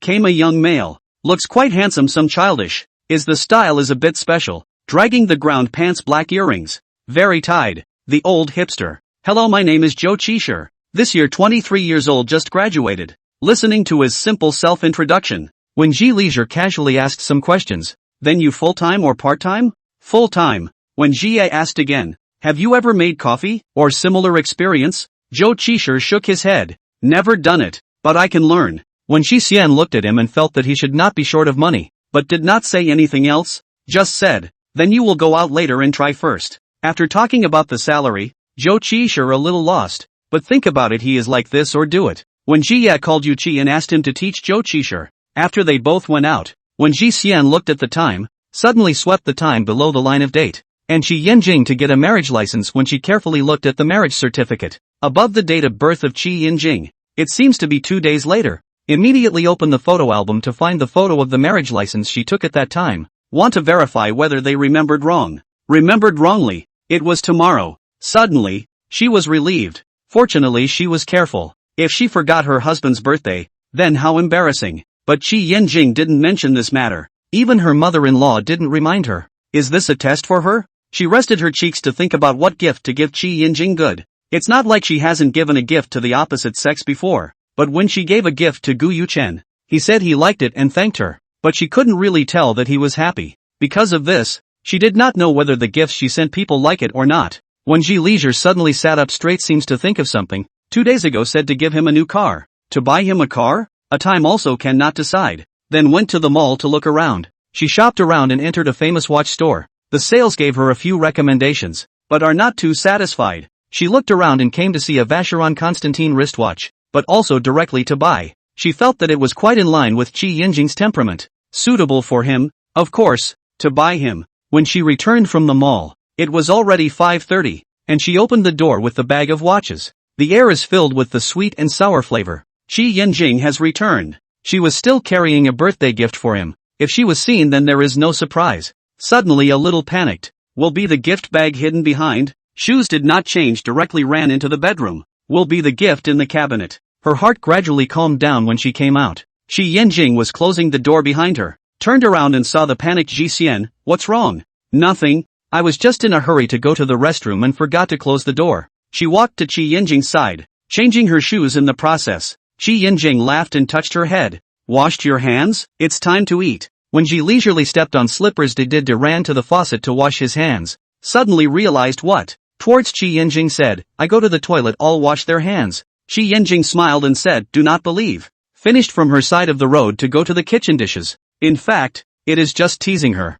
When Ji idle choked, around the side of his body has been chattering, said, you do not believe I really wash their hands, who go to the toilet do not wash their hands Qi Yanjing's smile grew thicker, turned around and pecked her on the lips. I know. Don't read it. He placed the dishes neatly on the table. Really? When Ji Xian said it again seriously, Qi Yanjing nodded. I've seen you wash your hands. His wife was interesting. He liked the atmosphere he had with her. Bland and uninteresting, making him feel at peace. When Ji Xian's eyes widened, you did it on purpose. Sure enough, he wasn't a decent person. He was dark and sultry. Qi Yanjing chucked a piece of baby back ribs to her lips, making her open her mouth. Ah! When Ji Xian ate the ribs that he fed to her mouth. To the mouth of the ribs, do not eat, white not eat. After eating Qi Yanjing with her previously bought treadmill running, she went directly to the shower. After the shower remembered the afternoon recruitment of that Jo Chi-shir, then sent a message to Yuchi. How is that Jo Chi-shir? Yuchi replied, quite good very smart once you learn is the mouth is broken.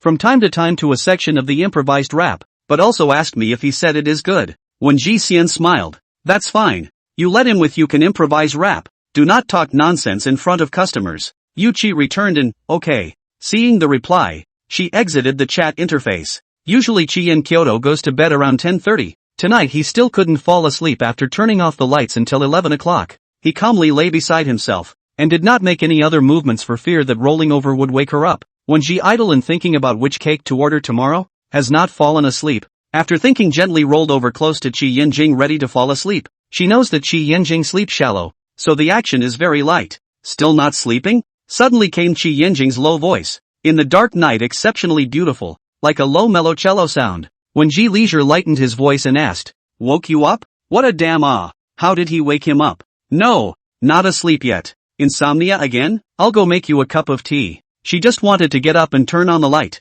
Qi Yinjing tightened his arms to hold her in his embrace. Can you talk to me? Like a plea. When Ji leisurely lay quietly in his arms, what do you want to hear? You say, I love to listen to everything. He didn't pick. Now he only wanted her to talk to him, to calm his heart a little. When Ji leisurely well sound, and he talked about some things when he was a child and things in college. Qi Yinjing listened, occasionally letting out a short low laugh. She felt that tonight's Qi Yinjing was very restless and depressed. Yinjing, is it better now? Qi Yinjing secretly breathed a sigh of relief in his heart. Much better. When Ji leisure early in the morning to order a cake, and went to the mall to buy some ingredients. In the afternoon, he went home from the store to busy himself with dinner. At 4 o'clock, he went to the cake store and got the birthday cake for Qi Yinjing. Plating, placing the cake and birthday gift. Everything is almost finished. Busy at 4:30 before sending a message to Qi Yinjing, inquiring, what time to come back in the evening? Qi Yinjing immediately replied, tonight a little thing. May be late.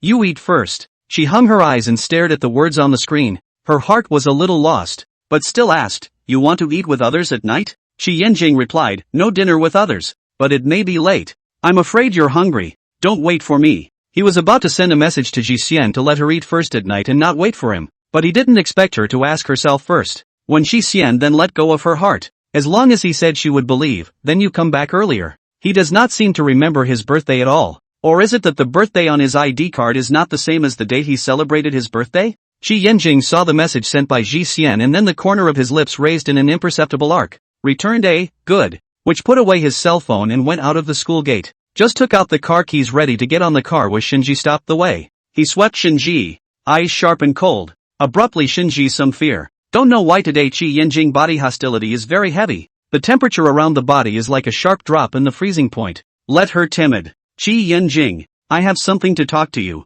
Today's Qi Yinjing is very scary. She also dare not touch the bad luck to call him Yinjing. Qi Yinjing raised his left hand and looked at his wristwatch. 3 minutes. Shinji heart blocked panic heart also has a bit of fire. Qi Yinjing. I am doing account. Accumulated some fan base. Also earned a lot. To your appearance and professional background as long as a little packaging can be out of the circle. I can help you. The two of us can do a win-win situation. So it's about making money. Qi Yinjing coldly looked at her. I don't like this money, and I'm not interested in messing around with anything else, said he walked forward a few steps ready to get on the car. Your wife's condition is very good. Do you want to be pressed head to head? How much do you make as a professor besides a good reputation? You were already better off than me, and now the two of us have clearly pulled ahead. I drive $1 million supercar. What about you? I surpassed you financially. You didn't listen to me when I told you to take the business path. And you don't listen to me now when I want to help you make money. Shinji sneered. Qi Yinjing sat in the car and looked out the car window with a sideways glance. You just want me to help you make money. Don't say it in such a grandiose way. What want to help him? Only for her own sake. Said it in a nice way. He was not interested. Shinji looked at the car that went away. Furious. In her heart, she cursed Qi Yinjing's life as a cheap life. What can she do to help her? He is still not able to earn money. Qi Yinjing held a bunch of white roses, left hand holding the Lego model, into the mausoleum. In the highest part of the mausoleum hill, a piece of treasure. He stopped his footsteps. There were so many bouquets of flowers in front of the tomb. Someone had been here before him. The 3 words Xie Daoran were engraved on the tombstone. The tombstone was clean. He wiped it again with a paper towel and placed the Lego model in front of it. He squatted in front of the monument and was silent for a long time. A good number of words only turned into a sigh, and in the end, he just said, 28. When she idle lying on the balcony to look downstairs, 7 o'clock the sky is already dark. She dragged her cheeks and watched boredly as a few older women danced in the square. A familiar figure appeared under the dim streetlight, and her eyes abruptly lit up. Who was that superior and upright figure if not Qi Yinjing? He is wearing a solemn and dignified dress today. Perhaps there is something important. It doesn't matter if he comes back a little later. Qi Yinjing opened the door to come in. Into the eyes is extraordinarily beautiful Ji Leisure. A long dress of light purple, soft and colorful, beautiful. He tried his best to pull out a smile and asked, "Why don't you eat earlier? Didn't you say you won't eat with others today? Then I'll wait for you." Qi Yinjing put his hand on her shoulder and lowered his head to kiss her on the forehead. "Sorry to keep you waiting." His entire temperament is on the cold side, but on the contrary, when he spoke to her, he was so gentle. The extreme contrast is hard not to be moved. Until Qi Yinjing saw the cake on the table and the beautifully wrapped gift bag next to it, he stopped in place and understood what it meant. "Qi Yinjing, happy birthday." When Ji Xian smiled towards him, the extremely faint smile on Qi Yinjing's face gradually faded. When Ji Xian paused, although she didn't know exactly what the reason was, but Qi Yinjing didn't seem to be happy.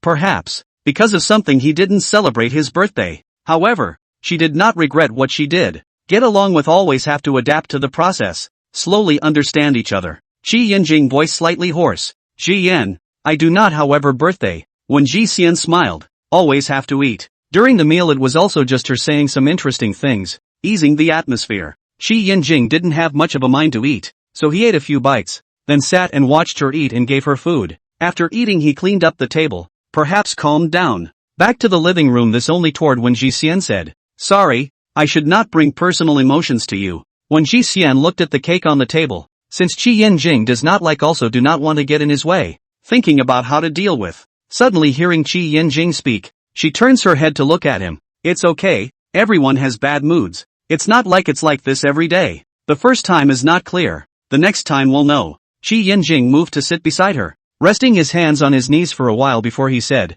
"Ji Yan, today is not only my birthday, but also the birthday of a friend who passed away a long time ago." He was reluctant to mention it to anyone, but Ji Xian was his wife, his eternal exception. When Ji Xian raised her eyes to look at him, that was no wonder. Guessing if it was the friend that he had said died in front of him earlier, that was his shadow, and it was only human to be upset. She took it upon herself to sit on Kainjing's lap and cuddled up to him in an attempt to give him an ounce of comfort. He put his hand on Ji Yan's back. "I'm the same age as him and have the same birthday. I was kidnapped after watching the astronomy exhibition on my 9th birthday." He was silent for a few seconds before continuing. "The kidnappers didn't let us go even after they got the money. When the knife landed on him, I raised my voice to provoke the kidnappers to try to get them to point the knife at me, but it didn't work out as I wanted it to, and even told me to take it easy. I was next, and in just a minute, he died right in front of me. I was next. The knife went through my shoulder, but help arrived and I was saved." The more he spoke, the huskier his voice became. "After so many years, the image was like it was carved in my brain. How could I not erase it? Obviously the rescue didn't take long to arrive, but I couldn't think of any other way to maneuver around the kidnappers. Obviously it's been so long, but there's still a mental block." When Ji Leisure palmed through 2 layers of clothing fabric pressed on his shoulder, gently rubbing, she has seen his shoulder scars, very shallow scars, did not think that the first so deep. Facing a kidnapper who kills without blinking an eye and licks blood, you've been very brave in figuring out what to do. No one will blame you. She patted Kainjing's back gently and comforted. The day of his birthday was the day he was kidnapped and the anniversary of his friend's death. It was so sad to think about. Yes, no one blames him. Even when Xie's parents looked at him covered in injuries, they just cried while celebrating the fact that they were still alive. Qi Yinjing pressed her tightly in his arms to seek comfort. "I'm sorry, I shouldn't let you be sad with me. I'm quite meaningless. I like it just fine." Hearing this at the time when the mental defenses were at their weakest, the heart felt much more comfortable. When Ji leisurely squatted beside the coffee table to unwrap the cake, "First cut a piece of cake for Qi Yinjing. Eating something sweet will make you happier. Cannot be a birthday, just as a way to comfort him. Want to make him a little happier." Qi Yinjing reached out and touched her cheek, understanding what she meant, not brushing off her kindness, picking up the fork and taking a bite, watching when Ji Leisure cut the second piece, thought it was for her to cut their own, but the result is that she just placed on the opposite side of the position of him, also set the fork next to the plate. I did not expect her to cut a third piece. The second piece did not touch. She ate the third piece. Qi Yinjing was stunned for a moment and seemed to understand. He watched Ji Xian take small bites of the cake and his eyes sank. She can always use some small details to catch herself. Watching her finish the last bite of cake, he then put down his fork and directly picked up Wen Jixian, eagerly kissing her lips, while taking off his own jacket and patting it on the cold marble tabletop, placing Jixian on it. Wen Jixian opened her eyes, a little shocked. Just here? Shi Yanjing's little torturous tricks quickly made her fall. After finishing, he carried her to the bathroom and took a shower all over. When Jixian's stamina was exhausted and she was resting on Shi Yanjing's arm, it had to be said that Shi Yanjing's stamina was really good, wanting it over and over again, like he was venting his emotions but restraining his movements. Still hurt? Shi Yanjing asked with a sideways glance towards her. It's okay. Luckily he was still sensible and didn't go too far. Qianjing breathed a sigh of relief and tightened his arms. I'll remember next time. When Jixian's sudden words caused him to look sideways. Remember what? Not to celebrate birthdays. It really wasn't appropriate to give him a birthday. Shi Yanjing, slightly hard to turn her over on her back, lifted upwards to meet her eyes, warmly said, "You are the exception." She booped towards Shi Yanjing's face. Good to hear. Like to hear. I bought you something. She climbed down from Shi Yanjing, got off the bed and put on her slippers and immediately ran out of the bedroom. Shi Yanjing sat up with his hands propped up behind him, looking in the direction of the bedroom door. The corners of his lips inadvertently curved up into an arc. Not more than 2 minutes later when Jixian ran back again and sat beside him, handing the birthday gift she had bought to him. After hesitating for a few seconds, she spoke. Didn't I say last time that I was going to get you a new car? So just take this as something I was going to give you last time. Shi Yanjing lightly scraped her fair and delicate face. Whatever you say. You see if you like it. Xia's sound. I think and you very match. Shi Yanjing unwrapped the package. Vacheron Constantine wristwatch. Big hundreds of thousands of things directly to himself. He couldn't help but flirt with himself. I suspect that I've been adopted by you. To change his car and buy him a watch again, it's really like being adopted. The point of supporting you doesn't seem to be enough. Although Shi Yanjing's assets do not quite understand. But the university teacher professor is actually quite clean. Listening to him say that his parents are doing business before. The family does seem to be a little bit of heritage. But Shi Yanjing does not seem to like to nibble on the parents. Even if the parents insist on giving money, it is estimated to be the house bought before. Shi Yanjing smiled and did not say anything. He is now directly backwards. He put the wristwatch on to show Jixian. Heard her say, I knew you wore it to look good. It's also true that he looks good in anything he wears when he looks like this. Love it. Saying that, he took off the wristwatch and put it back in its original position, putting it away. When Jixian thought about it and asked, were you unable to sleep last night also because of today? Shi Yanjing faintly sound. Just thinking about things in my heart. But good thing there are you. She accompanied himself. The mood is not so bad. When they finished it was already 11 o'clock, and chatted for a while until 11:30 before turning off the lights. The bedroom was dark. The two embraced each other and slept. When leisurely 11 o'clock when sleepiness came up, now lying down is estimated to be almost asleep within 5 minutes. In a daze to fall asleep, suddenly beside Shi Yanjing whispered in a low voice. Asked, there are some things I did not tell you. You will be angry with me? When Jixian heard his words, but was still sleepy and asked in return, things like today? Shi Yanjing answered. When Jixian didn't hesitate and directly replied back.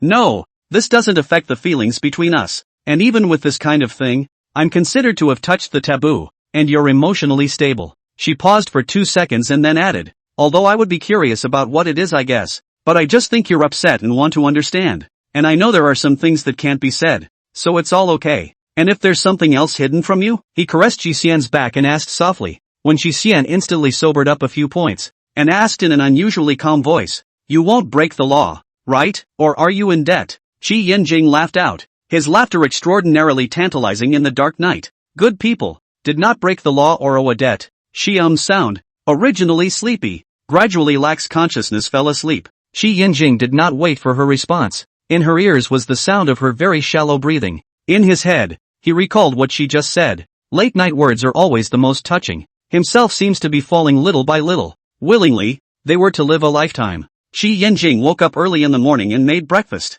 After making breakfast and going back to the bedroom, he sat on the edge of the bed and called Wen Jixian up. It's time to eat. He pinched Wen Jixian's face and Wen Jixian muttered, eat by yourself. Rolling over and turning his back to Shi Yanjing, he seemed to have come to his senses. Shi Yanjing left the bedroom thinking that he might be tired from last night's physical exhaustion. He just used half of his breakfast. When Jixian washed up and wore pajamas out of the bedroom, sitting on the chair next to him, I blame you. I can't sleep. Shi Yanjing smiled, picked up the bowl in front of her, got up and filled a bowl of millet porridge for her, and put the spoon into her hand. Eat your fill before you curse. Wenji leisurely laughed at his comment and stirred in the bowl with the spoon. Are you going to school later? She casually chimed in. No classes today. Working from home. Academic papers. Projects, all of these took time to do. When Ji Xian looked up at him, and he gave Ji Xian his daily routine. Personally, I don't like to go around lecturing too much. I can't put off the occasional go. My previous state wasn't too good.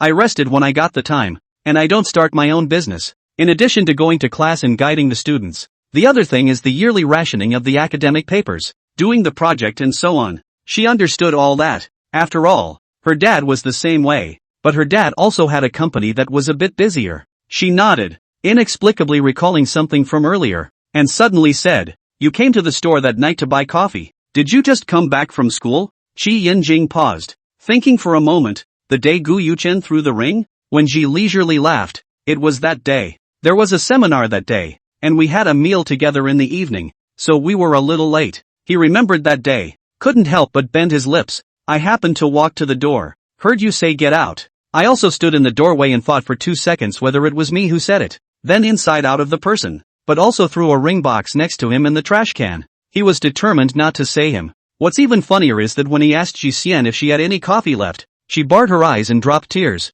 Fragile as hell. And he thought about whether to say something, but it turned out that in just a few seconds' time, Ji Xian's eyes were instantly resolute, and it seemed that he didn't need to say anything. I told you how someone is standing at the door and not coming in. Qi Yanjing raised his eyebrows slightly. It wouldn't be too good if I went in that situation. If you say something for me, Gu Yuchen in that state will definitely say something nonsense. After all, he hadn't been scolded before, and in a fit of anger, he would probably be able to say something outrageous. She turned the tables and asked, then why did you get up so early to make breakfast? Slept enough. Compared to before, the quality of sleep in one day now could be worth the previous 3 days. Totally energized. When Ji Xian was speechless, she was the only one who was tired after doing that last night? And the whole thing is he is moving a, forget not with him, is also considered to serve her. Qi Yinjing clamped a small piece of beefcake against her lips, letting her eat it. After breakfast later, I'll go buy some ingredients and come back. What do you want to eat at noon? He asked. When Ji Xian swallowed the beefcake in her mouth, let's go together. Not going to the store? A new clerk was recruited 2 days ago. It won't be too busy. Qi Yinjing answered. Good. When she leisurely lowered her head to think of something in her head, when Qi Yinjing put his chopsticks down, he saw her raise her eyes to look at herself. She opened her mouth somewhat hesitantly towards herself. Well, don't you want me to go and see that friend of yours later? Qi Yinjing was slightly stunned, then pulled out a smile. Good. It's also time to meet. In fact, it shouldn't just be Xie Daoran. When Ji Xian finished the remaining kanji in the bowl and wiped his mouth with a paper towel, then I'll go change my clothes. Qi Yinjing smiled and answered, getting up and starting to clear the table. She changed into a white dress and put a black trench coat on the outside. Qi Yinjing sized her up once before picking the same black trench coat from the closet as hers. It matched her. While on the road, when Ji Xian asked towards him, what flowers does your friend like? There's nothing in particular that I like. I'll like anything that other people give me. At the flower store, when Ji Xian still picked a bunch of white roses, he drove to the mausoleum. Getting out of the car, Qi Yinjing led her up the hill. At the very top, she looked up into the distance and spoke out. Qi Yinjing sound. I heard that I asked someone to calculate. Bought a piece of feng shui land. At the very top, too young to see what the world looks like, so he was allowed to overlook the scenery below the mountain from the top. When Ji Xian secretly sighed in his heart, holding Qi Yinjing's hand in turn, holding the flowers and walking side by side with him, there was another bouquet of flowers in front of the tombstone, which seemed to be from this morning, and someone had come before them. When Ji Xian placed the white roses in front of the monument, squatted down and looked at the words on the monument was engraved with his name, Xie Daoran, and a photo was embedded on it as well. 8 or 9 years old appearance, hard to hide handsome, looks as a cold as ice superior appearance. Haven't seen the wider world yet. If it can also reach today, it must be excellent. Qi Yinjing listened to her words. If there was no such thing, then he might also be a different look. Maybe he would have taken the business path, and also half of the life with the present. But things have already happened. Now only feel plain the best.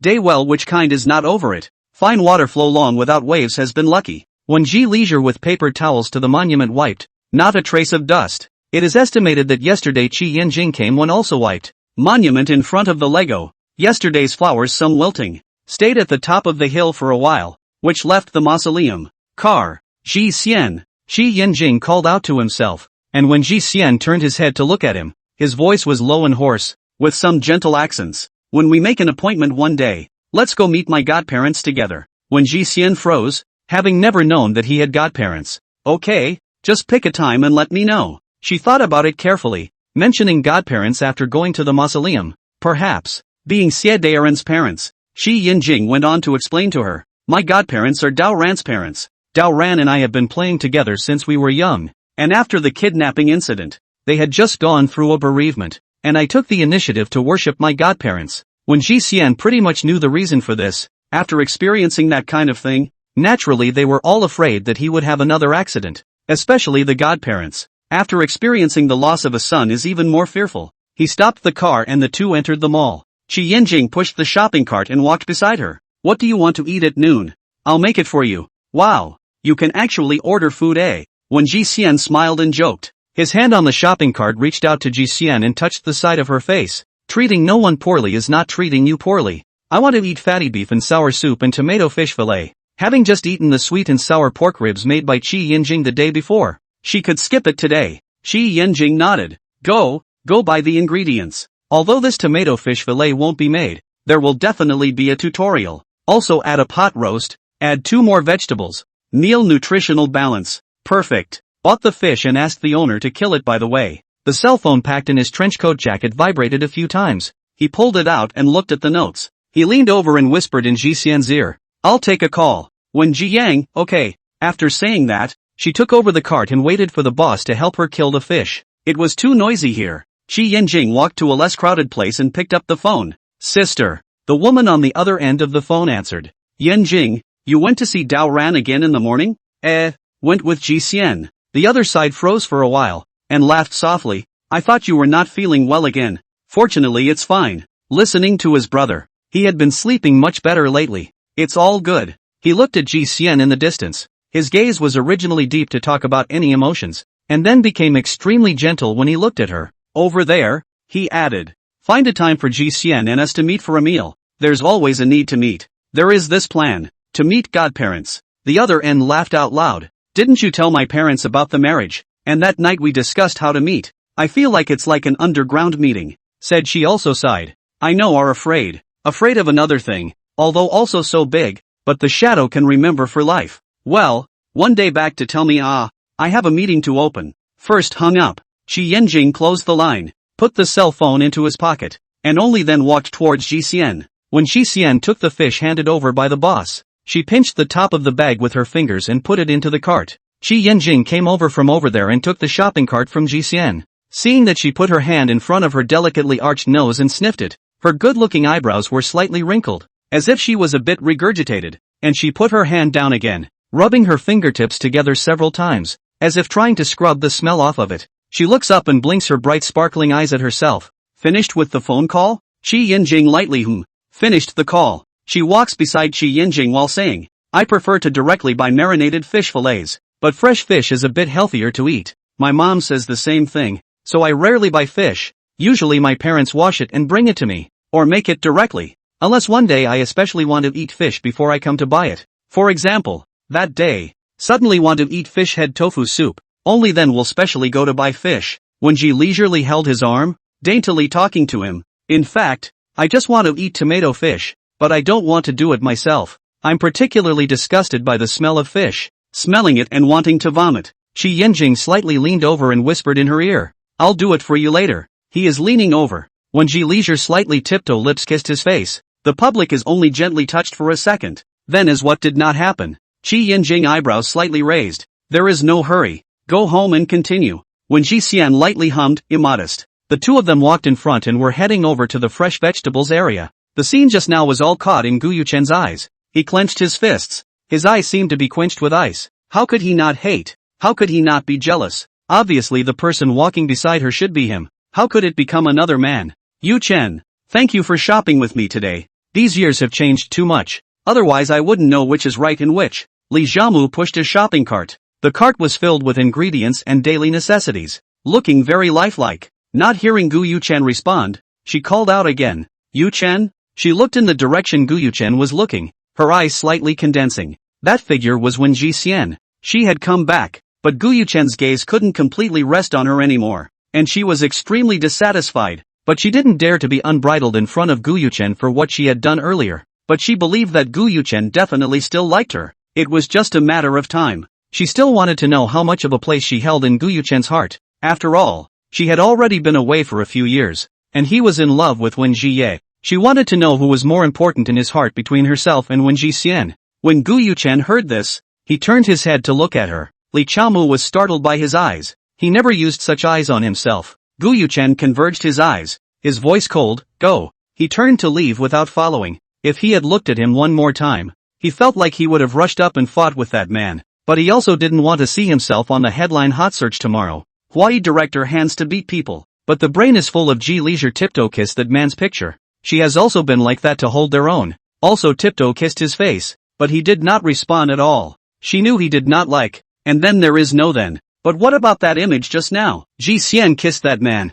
That man must have said something dirty in her ear. Ji Xian got a response after that petite look in his eyes piercing. It was obvious that everything was originally his. He exhaled heavily, his heart aching. Shi Yinjing made sour soup fat beef tomato fish at noon, and added 2 more vegetables. After when Ji Xian set up the dishes, he watched him bring the tomato fish to the table. First time doing this, you taste it to see if it's good. Shi Yinjing pressed her into a chair and sat beside her. When Shi Xian picked up her chopsticks, tasted the fish fillet, and was a bit surprised. Tasty, eh?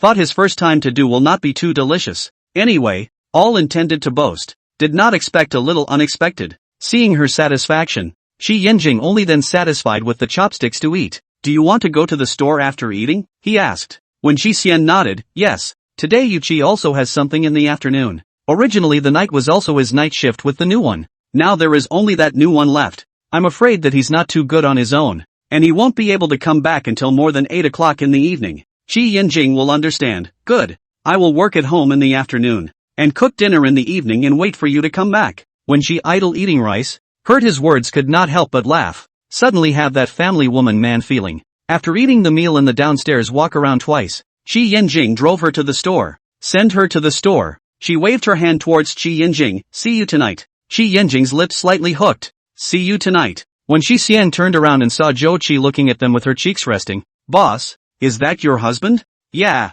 Zhou Qi smacked his lips. It's so pretty. A compliment that was completely out of sincerity. It was really good looking. A smile rippled across her face. I think so too. At this time there are not many people in the store. The two of them have nothing to do but chatter. Not 10 minutes Qi Yinjing and returned, hand carrying a what came in. Just passed by the fruit store. See, there are selling cherries. Bought some. Qi Yinjing will that cherry on the table. Looking at Wen Ji Leisure said. Zhou Qi quietly showed his head. Can I eat it? He added with a cheeky smile. Brother-in-law. He had heard from Yuchi that the boss's husband could like their boss, as long as he was happy to call his brother-in-law anything. Qi Yinjing looked at him with a sideways glance. Yes. Zhou Qi looks to Wen Jixian. Boss, I'll go wash. Go. Getting the boss's order, Zhou Qi immediately carries it to the backstage. Qi Yinjing touched Wen Jiyao's small face. This time you really go. Call me 10 minutes in advance. Good. Watching Qi Yinjing get into the car and disappear in front of the door.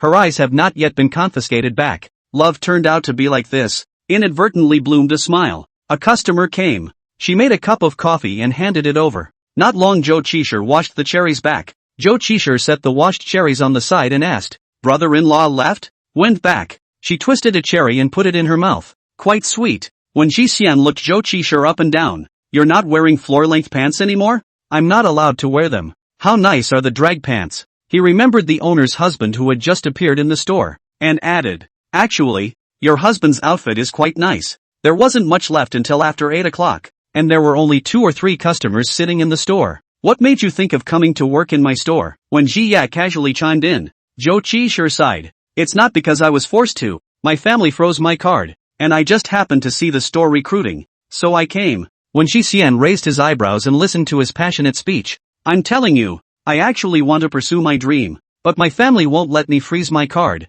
Do you think I'm angry? Then I'll be self-reliant and chase my dreams on my own. He said, moving himself with his words. Let me ask, what is your dream? In fact, it can be seen that Zhou Qishi's family should be pretty good. His parents naturally want their children to do something serious. Even if they don't follow their path, they won't be so desperate, right? Zhou Qishir pointed to himself. What do you think my whole body exudes? There was a moment of silence. What aura? The first time I saw him, that face was clean and pure. And the temperament was non-mainstream. It was all supported by the face. Otherwise she would have thought it was a socialite from somewhere. Don't you think it's cool? When Ji Xian laughed dryly. I played rock and roll before, but the band collapsed in the middle. And now I want to be a rapper. And my family says I'm not doing my job. She finally understood why Yu Qi said he would sometimes do an impromptu rap. What do you think of this dream of mine? Zhou Qishir asked as he looked at himself. When Ji Xian did not know how to answer for a moment. While he was thinking about it, a voice came from outside the door. Zhou Qishir probed and looked at the door.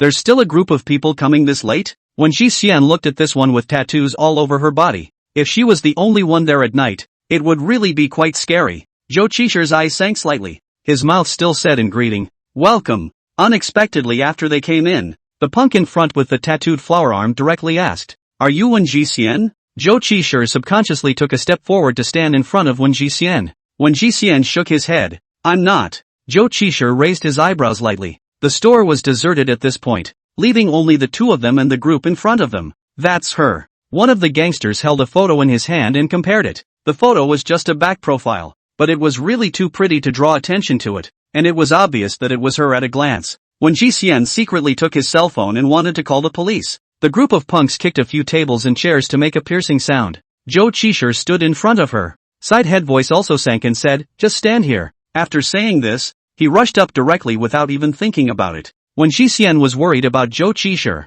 while picking up her cell phone and preparing to call the police, just picking up the phone, she froze. That group of gangsters is completely not Zhou Qishir's opponent. Zhou Qishir's moves are completely practiced, very professional. Even if it is a layman like her think it is the degree of professionalism. Zhou Qishir went up and took down 3 of them. The remaining 2 directly said, don't fight, don't want to fight, directly surrendered. Shi Yanjing came over in advance to pick up when Ji Yan heard the sound of fighting inside a burst of alarm, immediately parked the car off the car and ran into the store. Into the eyes is the 3 tattooed men lying on the ground. He grabbed Ji Xian, up and down check once, did not find where there are injuries, nervous to hold her into the arms. All right? When Ji Xian shook her head, I'm fine. What the hell is going on? Shi Yanjing looked at the 2 standing there, his tone icy cold. Zhou Qishir, this violent temper. Ask your words, he said. A few of them directly said, is someone let us come to make trouble? A woman looks quite beautiful,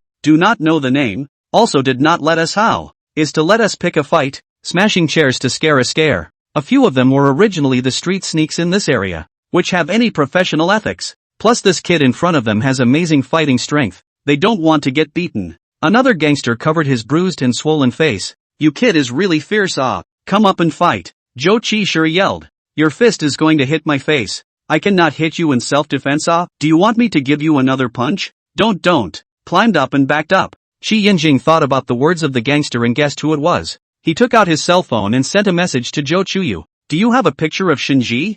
Zhou Chuyu almost choked to death. What do you want her photo for? He asked, but clicked on Shinji's circle of friends, cut off a picture to send down to Qi Yanjing. Qi Yanjing got the picture in front of a few of them and asked, is it her? They shook their heads. No. When Ji Leisure suddenly thought of Li Chaomu, the last time they met the exchange process cannot be good, and she is not familiar with the current Yan Nan. She showed them Li Chaomu's photo again. It was a photo of her from a few years ago. Seeing this photo, they nodded their heads repeatedly. That's her. Li Chaomu finding someone with such unprofessional behavior to cause trouble. It was too easy to be discovered. She couldn't be any more stupid than that, right? Not wanting to hurt anyone, even if the police were called. There was no evidence pointing to her. So there was only one possibility. She did it on purpose. She suddenly figured out what was going on, and laughed coldly in her heart. What a shady soul. It wasn't just that she wanted to use her to try Guyuchen. How do you want to handle it? Shi Yanjing gathered her in his arms and asked. Of course, find someone to ask for compensation.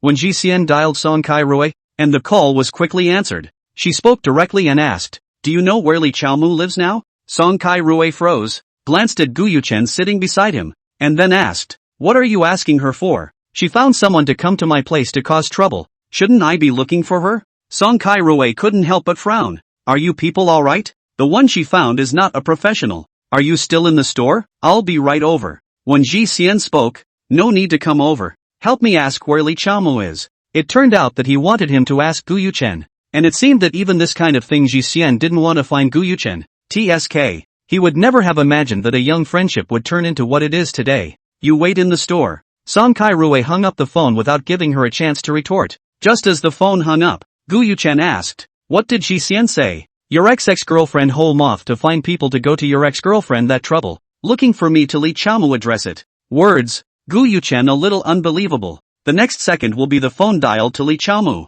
Just connected to the head called, Yu Chun. Even the name is not called finished. Gu Yuchen asked, "You find people to go to no leisure store to make trouble?" Li Chaomu was silent for 2 seconds and answered, "It's me." I didn't expect her to admit it so quickly. "Why?" Li Chaomu was a little sad. "Because I felt bad for you. You just broke up and she found someone else to marry. The way you looked at her was so sad. I really couldn't be angry, but I didn't want to do anything to her. I was just scaring her." Gu Yuchen felt even more upset after hearing this. "It's no fun to overact," she said in a delicate voice again. "Yuchen, can you help me out? Can I not go if I don't want to? I'll come to you later." He hung up the phone after saying that. Song Kai-rui scared twice and stood up. "Since she doesn't want to go, then you definitely have to go and compensate for it. The tables and chairs have to be paid for if they're broken." Not a moment later the two of them arrived at the store. When Ji Idol did not see Li Chaomu, default Gu Yuchen is wanting him to solve this matter by himself. It does not matter anyway. It is just some property damage plus Zhou Qishu's mental damage fee.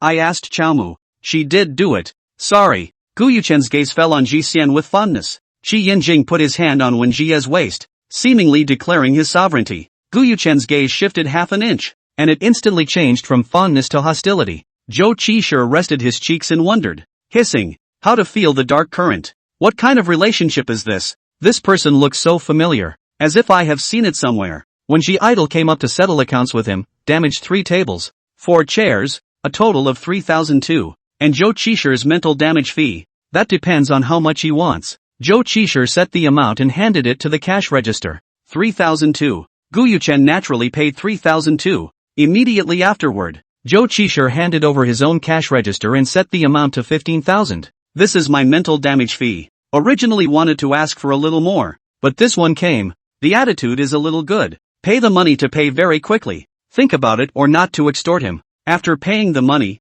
Wen Jie opened his mouth and said, watch Li Chaomu not to go crazy in my place. Next time it won't be as simple as compensating for the loss. Gu Yuchen breathed a sigh of relief. She won't come back to you. Song Kai-rui sent all those street sneaks away, and there were only a few of them left in the store. Since it's all settled, close the door and go home. Qi Yinjing said in a warm voice towards Wen Jie. Gu Yuchen was most displeased with Qi Yinjing, pretending in front of Ji Xian that he was still living in her house in a warm voice. When Ji Xian nodded, after closing the door, Gu Yuchen stood outside the door and lit a cigarette. Looking at Wen Ji Xian and the clerk said to pay attention to safety on the road, and then said thanks to Song Kai-rui, letting him run such a trip. Song Kai-rui laughed, how is this not worrying? But you're fine as long as you're fine. Quickly go home. When Ji Xian waved his hand towards him and got into Qi Yinjing's co-pilot, Gu Yuchen looked at the car's taillights disappearing in front of his eyes, and finished a cigarette, extinguishing it and throwing it into the trash can next to him. He stared at the garbage in the trash can for a long time, and he remembered that he had thrown in the wedding ring they had bought in the first place. What are you looking at? You want to turn into trash and get recycled away? Song Kai-rui teased. Gu Yuchen withdrew his gaze. Where is all this garbage being shipped to? I threw something away. The garbage dump. I think. What did you lose? He asked casually, pulling open the car door and sitting in. Gu Yuchen had been drinking at night, so he drove. The wedding ring. Song Kai-rui didn't say anything, ironically throwing the ring into the trash can in front of someone. Hands on people. Cold treatment after the fact, but also did not admit. Through the wedding ring delusion of the other side first low. Hiss. Buff stacked. He sat in the car and said an address. Send me to a trip. Song Kai-rui guessed that Li Chaomu's current address.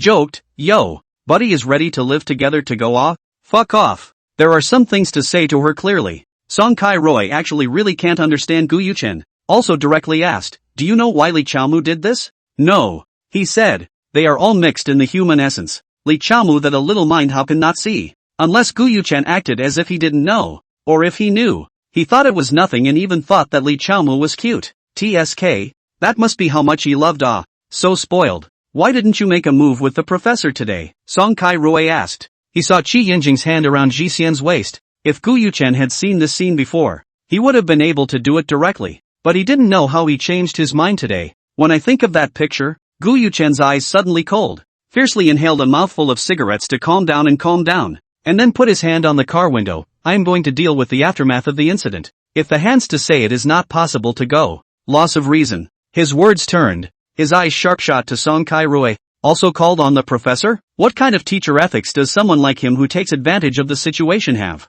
Song Kai-rui laughed twice and attacked indiscriminately when he was on fire. Arriving downstairs at Li Chaomu's house, Song Kai-rui parked the car and turned off the engine. Unexpectedly, Li Chaomu was already waiting for them downstairs. Song Kai-rui carefully measured. She wore a white dress outside with a windbreaker. I have to say it is very beautiful. But he did not understand why this day but also a scarf. Now is already the beginning of May. Although Yannan climate strange, either cold or hot. But even if the night cold is not to the point of the scarf, right? Gu Yuchen see her like this, eyes gradually deep. The first time to see Li Chaomu she surrounded a scarf of the same color standing in the cold wind. The strength of that he could not help but want to look deeper. If he hadn't broken up with Ji Xian, he might have been emotional when he thought about this scene in the past, but he only felt annoyed now. Go on down. I'll wait in the car. Honestly, he wanted to hear it too. Gu Yuchen pinched his cigarette and pushed open the car door to go down. Li Chaomu lowered her head. I'm sorry Yuchen. It's me who was impulsive. I still need you to help me deal with it.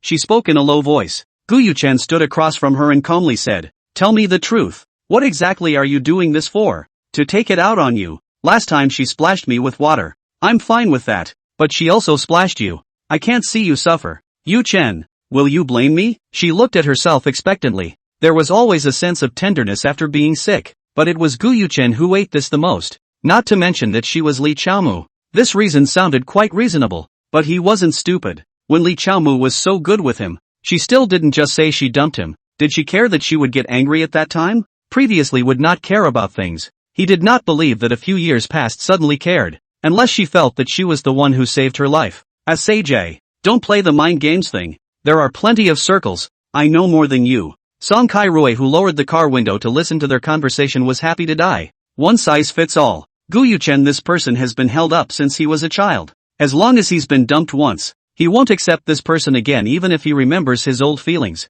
I don't know if Li Chaomu will be his exception. Gu Yuchen added, you're using Ji Xian to test my feelings for you now? Chaomu, you wouldn't have been like this before. Li Chaomu's face showed a strange color, but quickly collected herself, drooping her eyes and softly saying, that's because in the past, you loved me with all your heart, and I never worried about you being snatched away. It was you who wanted to go. Mr. Gu wanted to save face and didn't directly say that he was dumped. Li Chaomu didn't want to hear about the past and directly hugged Gu Yuchen, sobbing in a low voice. Yuchen, I'm sorry. I know it's my fault. It's only right for you to resent me. But it was you who gave me a helping hand when everyone gave up on me. And it was those days with you that were the happiest. Gu Yuchen let her hold silent for a few seconds before he spoke. You have always occupied a piece of position in my heart, but what I read has always been the you in my memory. Even now you stand in front of me, I don't have the same kind of feeling as before. It's the old feeling that I miss, magnifying those good times she had with myself even more. And emotionally losing his head and hitting Ji Xian,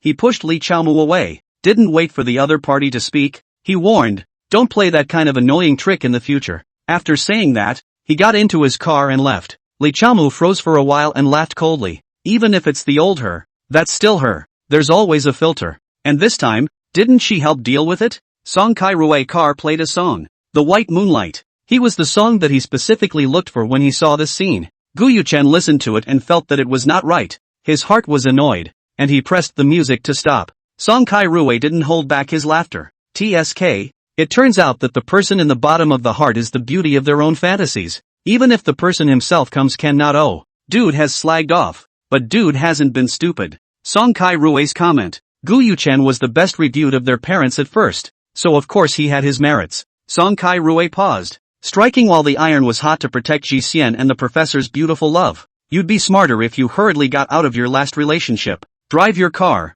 He and Qi Yanjing just have a grudge and don't share it. After the bath on the bed, Qi Yanjing do not do anything so dry, hugging her. Today there is no fear? When Ji leisurely nodded, there. She looked sideways at Qi Yanjing. Some surprise, but I tell you that Zhou Qi sure really fierce. I was about to call the police, he flipped directly from the bar that went up and kicked too. Those two cannot climb up. Certainly practiced. After a pause, she laughed. I was thinking still want to call the police. If Zhou Qi sure to people out of a what good or bad it. but also good in that a few street skaters directly surrendered. Shi Yinjing curved his lips. What does that Zhou Qishir do? Just graduated. To go to chase the dream results of the family to his card frozen. Fall on hard times to work in the store. She fumbled for her cell phone. I'll ask how he's doing. Shi Yinjing head and she leaned together, watching her send a message to Zhou Qishir. Today's fight you did not get hurt, right? Zhou Qishir quickly replied, no. That a few look on the virtual very. I'm not afraid of. Before the home to look after me a few. Each 1 meter 85 double door refrigerator is full of muscle I'm not afraid of. On them, this? He sent a couple of just this? He's got a couple of that's it? Top mockery. Shi Yinjing raised his chin. Send him a red envelope. Fortunately, this kid was here today. Or else Shi Xian would have gotten into trouble. Even if he didn't injure her, he would still be shocked. When Shi Xian turned his hand and sent Zhou Qishir a red packet of $1,000. Thank you for today buy some food. Zhou Qishir sent a, thank you boss. Love love love. Crazy than heart. Previously $1,000 fell to the ground and he was in love. Now he directly loved to death. When Shi Xian asked again, are you a professional? Practiced, right? Zhou Qishir also did not hide. Yes my old man my grandfather since childhood let me learn all kinds of moves nibble martial arts. Not I blow. I am more than those professional are bullish. Martial arts? When Ji leisure toward Shi Yinjing asked, what do you think his family do? Shi Yinjing hooked her lips. Ji Xian, do you want to bet with me? She adjusted her movements and nestled in Shi Yinjing's arms, looking up into his deep eyes.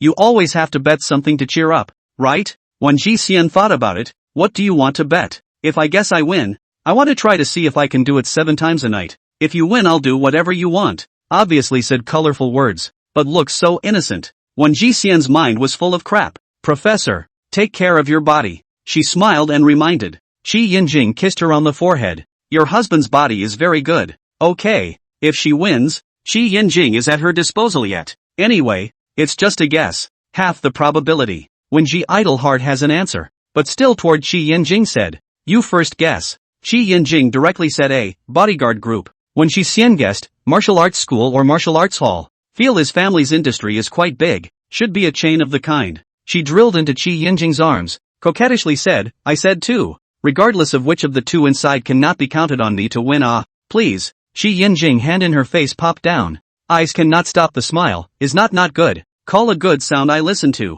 She immediately clamped her voice into a small sweet girl, Yinjing. Yinjing. One sound is sweeter than the other. Shi Yinjing shook his head. Not enough. Brother Yinjing. Husband. More than one answer more than a few points to win the probability. Called too good sound does not matter. Anyway, is her real husband. One after another. Called his heart is crispy. Index finger picked her chin. Okay. When Ji Idle to Zhou Qishir sent another message. What does your family do? Zhou Qishir replied. Bodyguard company if I'm some kind of weak young master. My parents probably can't afford to let me flutter outside. Alas. Small cabbage yellow in the ground. No one loves and no one loves. The bodyguard company. She sat up violently and looked at Shi Yinjing. How did you guess so accurately? Are you cheating? Shi Yinjing spread his hands, just randomly guessed. I also do not know Zhou Qi before when how to cheat? When Shi Xian thought to himself, he didn't know Zhou Qishir either. Casually guessing can be guessed. It's too much. Shi Yinjing clapped his hands,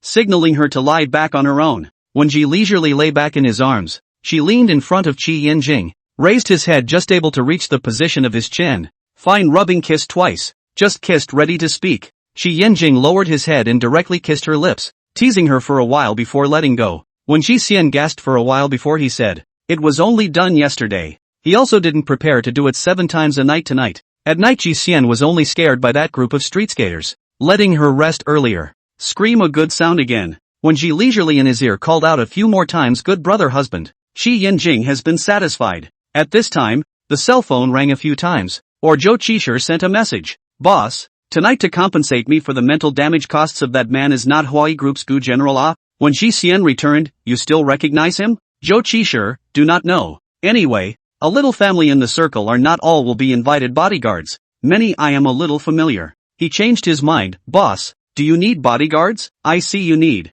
If you need me to give a friendly price. When Ji leisurely laughed, thank you for your concern. Do not need. She is not like Gu Yuchen and their kind of sky-high price. There is no enemy to hire bodyguards is useless. Hire bodyguards rather than hire a nanny to cook. Zhou Qishir think, also yes. Anyway, I still have to work at your place. I won top 3. After chatting for a while, When Ji-Xian exited the chat interface and pressed out her cell phone and set it aside. When she was about to turn off the light, she abruptly thought of something, turned her head to look at Qi Yinjing, and found that he was looking at himself with playful eyes. It's not right. How can you guess so accurately? The more she thought about it, the more wrong it was. Qi Yinjing lightly related, teasingly asked, how is it wrong? He propped his elbows on the bed and lay on his side to gaze at her. Which are not right. You must have cheated. She is sure that Qi Yinjing's eyes are too wrong. Like he is teasing her in general. Qi Yinjing still does not say. Deliberately asked. The reason? Did you hire his bodyguard? She just remembered that Qi Yinjing's family is also doing business,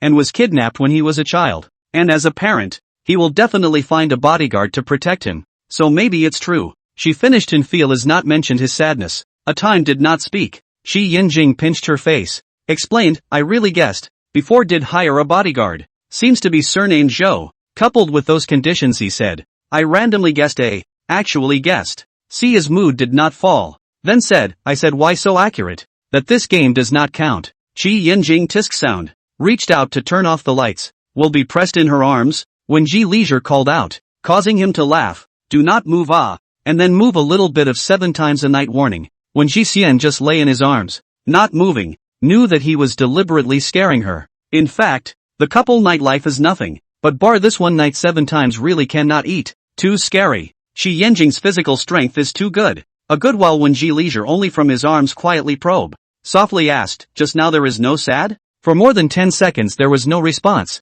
When Ji Xian thought he was asleep, ready to change a comfortable position to sleep. When he closed his eyes, Qi Yinjing's low voice melted away in the night. Isn't there you with me? When he was alone by himself, he happened to think of these mentioning these hard to die, and once he closed his eyes, it was all blood. Not only his own but also Xia Daeron's blood spattered on his own body, and the head rolled down by his feet. All of them made him terrified, but it was still fortunate that he had someone to keep him company now. When Ji Xian didn't say anything, his hand rested on his body and caressed him gently. The bedroom returned to silence. After breakfast, Qi Yinjing went to school, and when Ji Ye went to the store, the 3 tables from last night were moved out, and new tables and chairs were ordered last night and delivered early in the morning and replaced with new ones. She was busy cleaning up the trash. Boss, there was a disturbance last night? Yu Qi came over and packed up the cardboard boxes. When Ji Ye but it's not a big deal, and they lost money. I look at the monitor. Zhou Qishir is quite capable of fighting He stood in front of the monitor dumbfounded. It seems to be very tender. I did not expect that the moves are real. Do not play false at all. When Ji leisurely looked out the window, he came. You go ask him yourself. Guests are coming, I'll go and get busy first. I'll ask again when I have time. Saying this, Yu Qi went to make coffee. Zhou Qishir came in refreshed. When Ji Xian glanced at him, today a little non-mainstream temperament is gone. Serious black shirt with suit pants. Figure and tall between 1 meter 8 and 1 meter 83. But a little temperament. Zhou Qishir passed by her and she greeted. Morning boss. Well, do not speak temperament is there. Closed mouth is closed moon cultivation. Open mouth is pork arone. Handsome today. Right. Specifically learned your husband to wear. I have to say that it is still face handsome. It seems to be a little more convenient than his dragging pants. When Ji Idol did not think he actually learned Qi Yinjing's wear. Stop your screen opening behavior and help move these chairs to the back. Okay He immediately moved the chairs to the back. His mouth still reciting rap words. She laughed helplessly and continued to pack up the cardboard trash bundled together. Hello, may I ask if Zhou Qishir is there? When Ji Xian turned her head and a pretty woman stood behind her inquiring. The visitor had big waves, a hot body in a leather jacket, and was as cold as ice. She took a closer look, and seemed to resemble Zhou Qishir in some way, wondering if she could be a relative of his. Seeing when Ji Xian staring at herself, the other party explained, I'm his sister. Zhou Qishir is my younger brother. My name is Zhou 11. I'm here to find him, so it's like this, he's in the back. When Ji Xian pointed out the direction to her, Zhou 11 walked into the backstage door with a sullen face. When Ji Xian thought about it and followed in, just as Zhou Qishir finished the chairs and clapped his hands ready to go out. When Zhou Qishir saw Zhou 11, he subconsciously stepped back and made a battle-ready move. Zhou 11 saw him raise an eyebrow and abruptly turned his head to look at her. Hiss, this is my brother? When Ji Xian's gaze went back and forth between the siblings and spread her hands. It's not your brother. I don't know She did not recognize their Zhou family siblings. How would she know if this is her brother? Zhou 11 took 2 steps forward, and Zhou Qishir stepped back, his mouth yelling as he did so, don't come over. As soon as he made a sound, Zhou 11 was immediately sure, it's my brother. She looked Zhou Qishir up and down once. How come he's human-like now? Again. She turned towards Wen Jixian. Are you his boss? Wen Jixian nodded. Yes. How did you persuade him to change out of his second-rate strange clothes? Zhou 11 inquired curiously. Wen Jixian didn't hold back. PFF. And quickly collected his laughter again. Second-rate, ha ha ha ha ha. You have to wear normal clothes to work, she explained. Zhou 11 can't believe that Zhou Qishir this one can be his own wear. His shit aesthetic. Now it looks much better. True to form. Her brother looked pretty good out of that second-rate costume. What do you know? My top aesthetic. It's you who doesn't understand art. Zhou Qishir couldn't keep this mouth shut at all. Zhou 11 took another step forward and stretched out his hand. Zhou Qishir backed up and started yelling again. Help! Hit someone! Hit someone!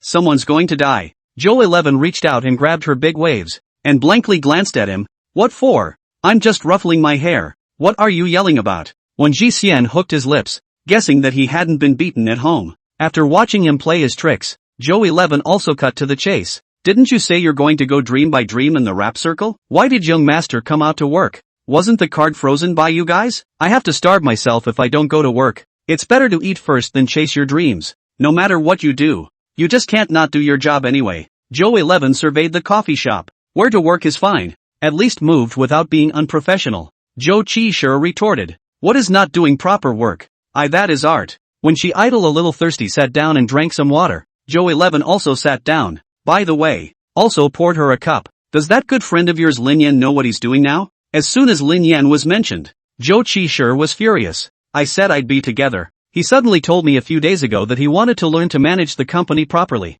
Traitor. Zhou 11 revealed a mysterious smile. Guess what his sister did to him? Zhou Qishir froze. It's hard to believe that he was forced to do something? He packed his bags and said he wanted to chase his dreams with you. His sister went up and gave him a big mouthful. Zhou Qishir, hey, this is afraid? He turned his head to show off his record with Wen Jia. Boss, let me tell you. 4-1. 8 meters double door muscle men didn't stop me. And even beat me? I still ran out of it. Awesome or not? Wen Ji idle put down the water cup and nodded. Calmly said. Awesome. Indeed quite powerful. Saw last night. His sister shaved his dirty braid. Zhou Qishir's eyes widened in shock. Then isn't he bald now? He said. Holy shit. He cares about his appearance. And after this, he's probably going to be autistic. Zhou 11 nodded slowly. Indeed. He has become autistic. He doesn't even go out at home anymore. Zhou Qishir laughs out loud at the thought of that image. I really don't know what he'll look like when he becomes bald. You will soon know. The inexplicable sentence drew Wen Jixian's gaze,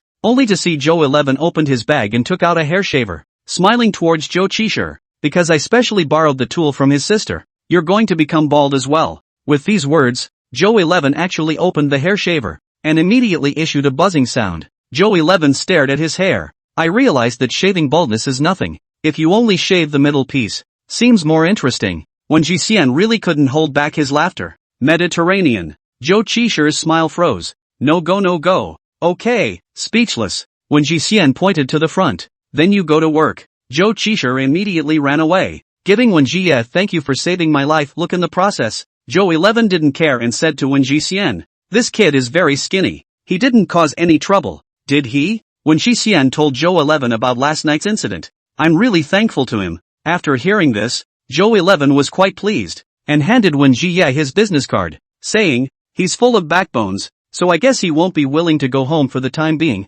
so if there's any problem, you can look for me directly. Wen Jixian accepted the business card, her eyebrows raised slightly. Long Dao Group. She had heard of it. Zhou 11 left after sitting in the background and chatting with her about Zhou Qishir. After she left, Zhou Qishir asked, did my sister ask me to go back? She said you're all anti-bone and definitely won't want to go home for the time being. Zhou Qishir laughed. That's for sure. Freezing my card. Wouldn't it be humiliating for me to surrender and go home so quickly? Sure enough, he is an anti-bone boy. Speaking of which, why are both of your siblings' names related to numbers? Lucky numbers? Zhou Qishir directly said. Because my mom used 11 hours to give birth to my sister, so she called it 11 ah. Giving birth to me used 7 hours. Just calling it Zhouqi doesn't sound good, so she added a time. Wen Jixian smiled. So it's like this. Thought it was a lucky number. Get busy. She went backstage after saying hello. Shi Yinjing finished instructing the 3 students he brought in the morning, and by 11 o'clock Zhou Chuyu came back from his class.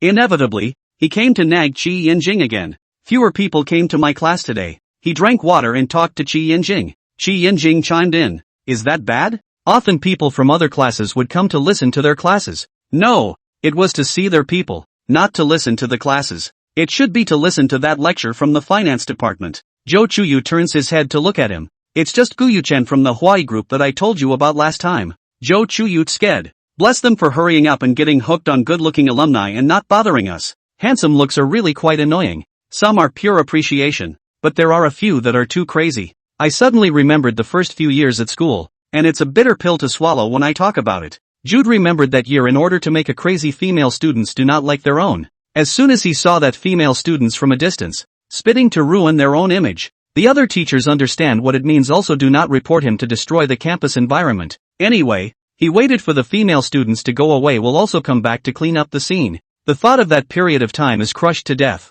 Qi Yinjing naturally also met this kind of thing. More crazy it. Too pungent. Ha, such an interesting thing last time with his wife dinner time forgot to say. Shi Yan only heard him say that Gu Yuchen was in the school, and the latter did not hear it. I didn't expect Gu Yuchen to come to the school to give a speech today. He might target himself, but he hadn't been afraid. The school leaders seem to be all over there. Invited several times have not invited. This time really give face. Qi Yinjing sound. Hand flipping books. Abruptly stopped and closed the book. Stood up, eat. Zhou Chuyu packed up his things, let's go. At noon. Ordered a squirrel and cinnamon fish. Zhou Chuyu also curious on, you are not rarely eat sweet and sour mouth? My wife loves it. I'll go back and see how to make it. Ji Xian likes sweet and sour, so he had eaten more in recent times, so he might just get used to ordering one. Zhou Chuyu closes his eyes and holds his forehead with his hand. I should have known better than to ask. It hit me hard. It was only 11:30 when they left after eating, and some of the students passing by, probably from the finance department, were discussing Gu Yuchen. I was annoyed and didn't want to hear the 3 words Gu Yuchen, but my face was still calm. On the way back to the finance department's speech ended, Gu Yuchen was surrounded by several school leaders. The so-called narrow road. Do not want to see what just come what. Gu Yuchen looks really good. Zhou Chuyu looks sideways. Well, it can be 50-50 with their Professor Qi, but it is not the same type. Qi Yanjing did not look sideways and left straight away. Gu Yuchen also saw him. A few people beside him said he could not hear a word. Stood in place and stared at Qi Yinjing for a few seconds. His previous teacher is now the head of the department. Director Jiang followed the direction he looked at the past, found that it was Qi Yinjing, smiled towards him to introduce, that's the professor of the Chinese department of our school, 27 years old on the assessment of the professor. Xiao Qi fearful of the future generation. Qi Yinjing participated in a competition in the Department of Finance. The results of the inter-specialty took the prize. He was still a teacher. Qi Yinjing deep impression. And then Qi Yinjing became his colleague. Although not a professional, but there is always something to say. Gu Yuchen voice suddenly cold. I know him. Mr. Gu is quite knowledgeable about his alma mater. A few people laughed and chatted for a few moments. Suddenly Gu Yuchen left those few people behind. Quickly stepped after Qi Yinjing. Coldly called his name. Qi Yinjing. The voice was not small and sounded somewhat appalling. Qi Yinjing didn't want to take care of him, but obviously rushed at him. Zhou Chuyu looked sideways at him. You two know ah? Last time, he inexplicably felt that Qi Yinjing seemed to be a little less friendly to Gu Yuchen, but he didn't think much about it, and didn't think that he actually knew each other. Not familiar. He stopped and looked at Gu Yuchen who was coming towards him. That look of deep hatred, like he wanted to cut him alive. As expected, it was the one who came to fight with him. Gu Yuchen didn't say anything and came up and threw a punch towards Qi Yinjing's face. Qi Yinjing knew that this was not the place to fight. If he did it would be a mutual assault. He just caught it with his hand and didn't fight back. How could Gu Yuchen let him go? The thought of hitting him wasn't a day or two old. Not counterattacking is always a disadvantage. His arm took a punch from him. A few school leaders were scared to death and rushed over to stop it. Gu Yuchen shook off those few old men. Gloomy face full of hostility. Qi Yinjing fucking hana to fight back ah. Justified? When you fucking robbed my wife. Weren't you quite tough? A few words to the presence of all the people said confused. You're not married. And how you treat her you don't know in your own heart. He and Ji Xian were already open and honest, and could withstand being questioned about what there was to be afraid of. Gu Yuchen coldly laughed, not married is also my identified wife. We are ready to get a license to get married. The result is not a few days to be pried by you. You take advantage of people's danger in her mood when she cheated her to get married. Kaianjing Qi professor. You this kind of person which has character? Live in her house to coax her parents. Phoenix man eating extinct? This is the professor of the school. For a teacher, fucking simply a scourge. Gu Yuchen stared at him tightly and said word for word, "I'm ashamed that the school has you." Qi Yanjing's emotions were too calm, and he wasn't in a hurry even after being spoken to like this, which was as calm as if what Gu Yuchen said wasn't him. Zhou Chuyu is not believe. After all, school to now these years Qi Yanjing cannot see as Gu Yuchen said this kind of people have the strength why to be a phoenix man eat jidu? And Qi Yanjing this person he really think is a business mind. If you want money, why does he have to stay in school have this time to make money more good? In his eyes, Qi Yanjing is trying to live a peaceful life, but he questioned a little. Qi Yanjing is not really Rob Gu Yuchen's fiancée. Even if he had robbed her, as long as Qi Yanjing could give a reason, then he would believe it. Gu Yuchen, that's my wife, you show some respect. You guys broke up before you got married. Gu Yuchen directly interrupted. I didn't agree to break up. Why don't you show me some respect? Don't want to listen to your sophistry. That's my wife. I'll make her come back willingly, and I'm waiting for the day you're ruined. I won't let you off the hook. Mad dog. Too lazy to bullshit with him. Gu Yuchen walked away with a biting, chilly aura. A few school leaders looked at each other and asked, Little Qi, is what he said true? Qi Yanjing in their eyes is completely not to compete and not to grab the kind of people who live a peaceful life. Even off-campus lectures are very few. Said that he is a phoenix man to eat extinct. They really do not believe, but it is also afraid that he is well disguised. The family is okay. There is no need to do that. What he did is what he should do. Shouldn't he be good to Ji Xian? Shouldn't he be nice to his in-laws? Well,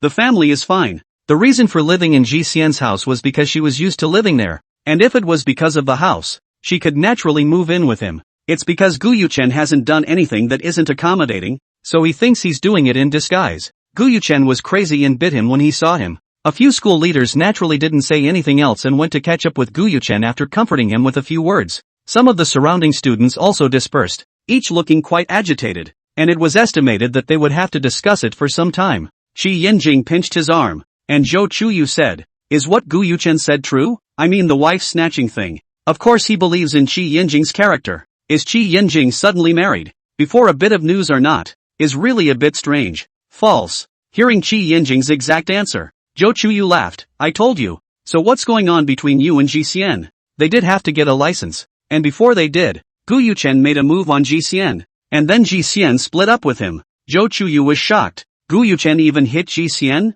I really didn't see that he was actually such a person. Qi Yanjing's eyes sink slightly. They still grew up together. More shocked. This can all hands. Then this which exists to steal the wife so matter. He as much as blind bullshit. Not he said. Gu Yuchen this pure cheeky behavior. The two went back to the office side by side. Zhou Chuyu suddenly conspiracy theory. You say there is no possibility that Gu Yuchen agreed to come to the speech this time is rushing to you? He's coming for me. Since knowing that he and Ji Xian married, Gu Yuchen just want to kill him, but to really move the real fight. His father-in-law and mother-in-law side Gu Yuchen is not good to explain, so can only mouth cannon. At most is to hit a skin wound. Injury less than life. Zhou Chuyu recalled the last time and he talked about Gu Yuchen in the office. Qi Yanjing's attitude that there are traces. Then you have to pay attention on the way back. Gu Yuchen might not do anything. Rather, it won't be done so obviously. This episode at noon originally thought that the past, who knows just a beginning. The afternoon began to ferment. The store is not busy.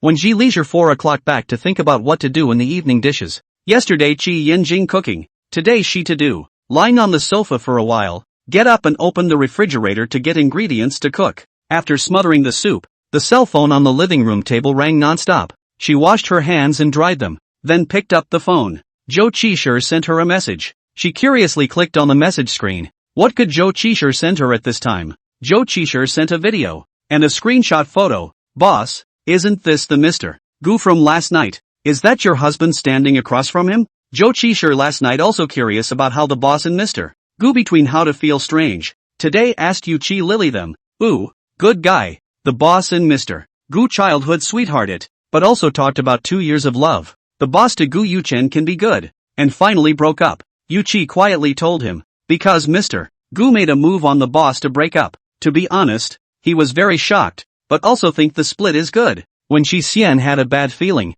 then clicked on the video. The video Gu Yuchen first and Qi Yanjing had a physical conflict, but Qi Yanjing did not fight back. Then she heard the words Gu Yuchen said, and a chill ran down her spine. The video ended with Gu Yuchen saying, I'm ashamed to have you in my school. There was no follow-up. The first thing she felt was that Gu Yuchen had deliberately gone to school just to mess with Qi Yanjing. Zhou Qishir, several articles on the hot search headlines. Boss, you'd better not look at it. It's all pretty hard to say. He was also shocked when he saw it. Gu Yuchen's ability to turn black and white upside down is really big. Worthy of top capital. Too scary. If this is not a pressure, Qi Yinjing will certainly be wrongly accused. Gu Yuchen and then so apply a little pressure. Estimated that the boss of this husband is likely to be suspended from the school to deal with. Only one step away from losing their reputation. I can't help but marvel at how nice it is to have the right. When Ji Leisure opened the microblogging, hot search hanging on the first 5 are about Qi Yinjing Gu Yuchen Hua big. She pinched the phone corner of the finger suddenly white.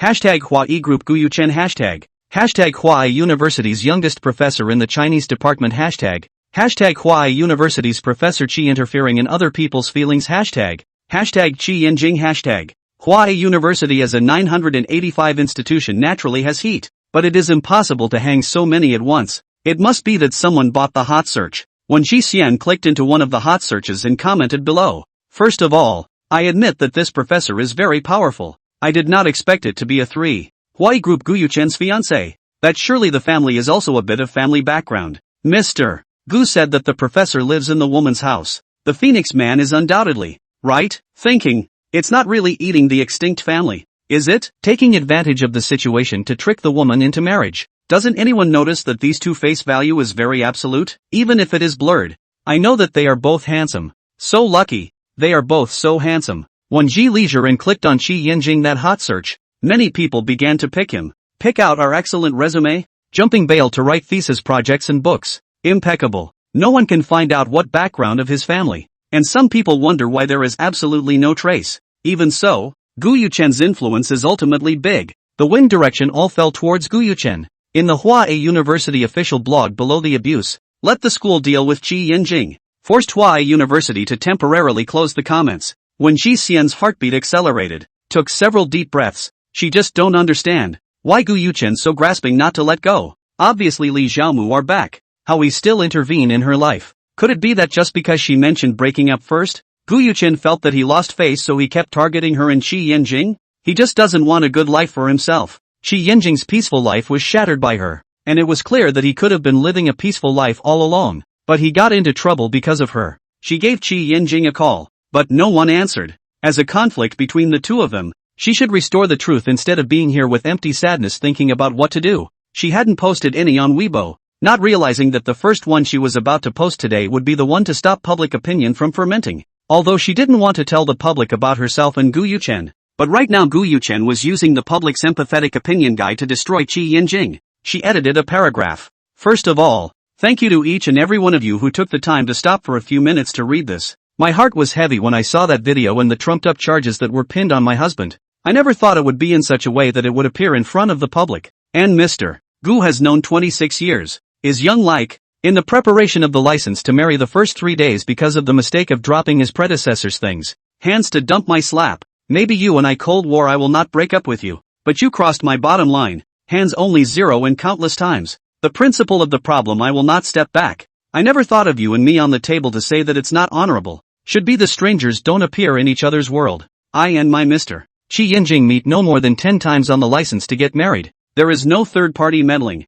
My Mr. Qingfeng Jiyue is gentle and powerful. Always in my need to give me comfort. The life is plain but so hot. The original 2 people together should be like this. Live in my house because of the proximity of my workplace he accommodated me. I am very fortunate to have met him. And cannot see anyone slandering him, saying what he isn't. That's my husband is the love of my life that I'm going to spend my life with. She clicked send after editing. Curled up on the couch a little weak. Qi Yinjing didn't receive the call because he was temporarily called by the principal for a meeting about that incident between him and Gu Yuchen.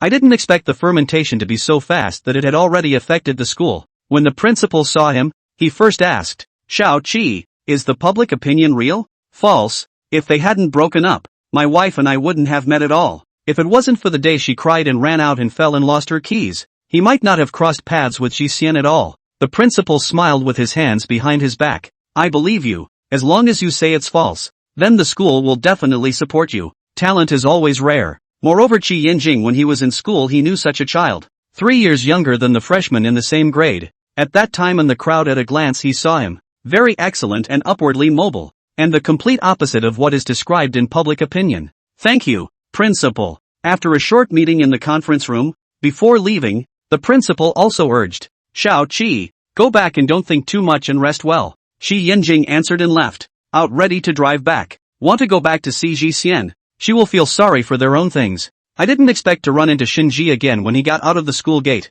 Shinji called out to him. Shi Yanjing was bent on going home and ignored her. Shinji directly went up and pulled his arm. Shi Yanjing, I have something to say to you. I have nothing to say to you. He shook off Shinji and drew back his arm. I won't touch you. You listen to me first. Shinji fought with him. Seeing Qi Yanjing impatient, Shinji immediately explained the intention. Qi Yanjing, I saw the thing on your hot search, specifically from the company over to find you. This thing our boss also understands. My boss said that I can help you to fight against Mr. Gu, but you have to cooperate with our company. You just happen to have a wave of public opinion flow right now. The popularity is there. My boss said that he will help you. And by the time the thing has a little bit of reversal you fame will also have. Qi Yanjing's eyes were light and arid. I don't need any help. Take that bit of your mind and roll. He finished lifting his steps and left. Behind him, Shinji shouted in anger. Qi Yanjing, you're fucking with money, you're sick, right? I'll see how you fight against Mr. Gu. I'll definitely come to see your hilarity when you're defeated and see how you fall from the mountaintop.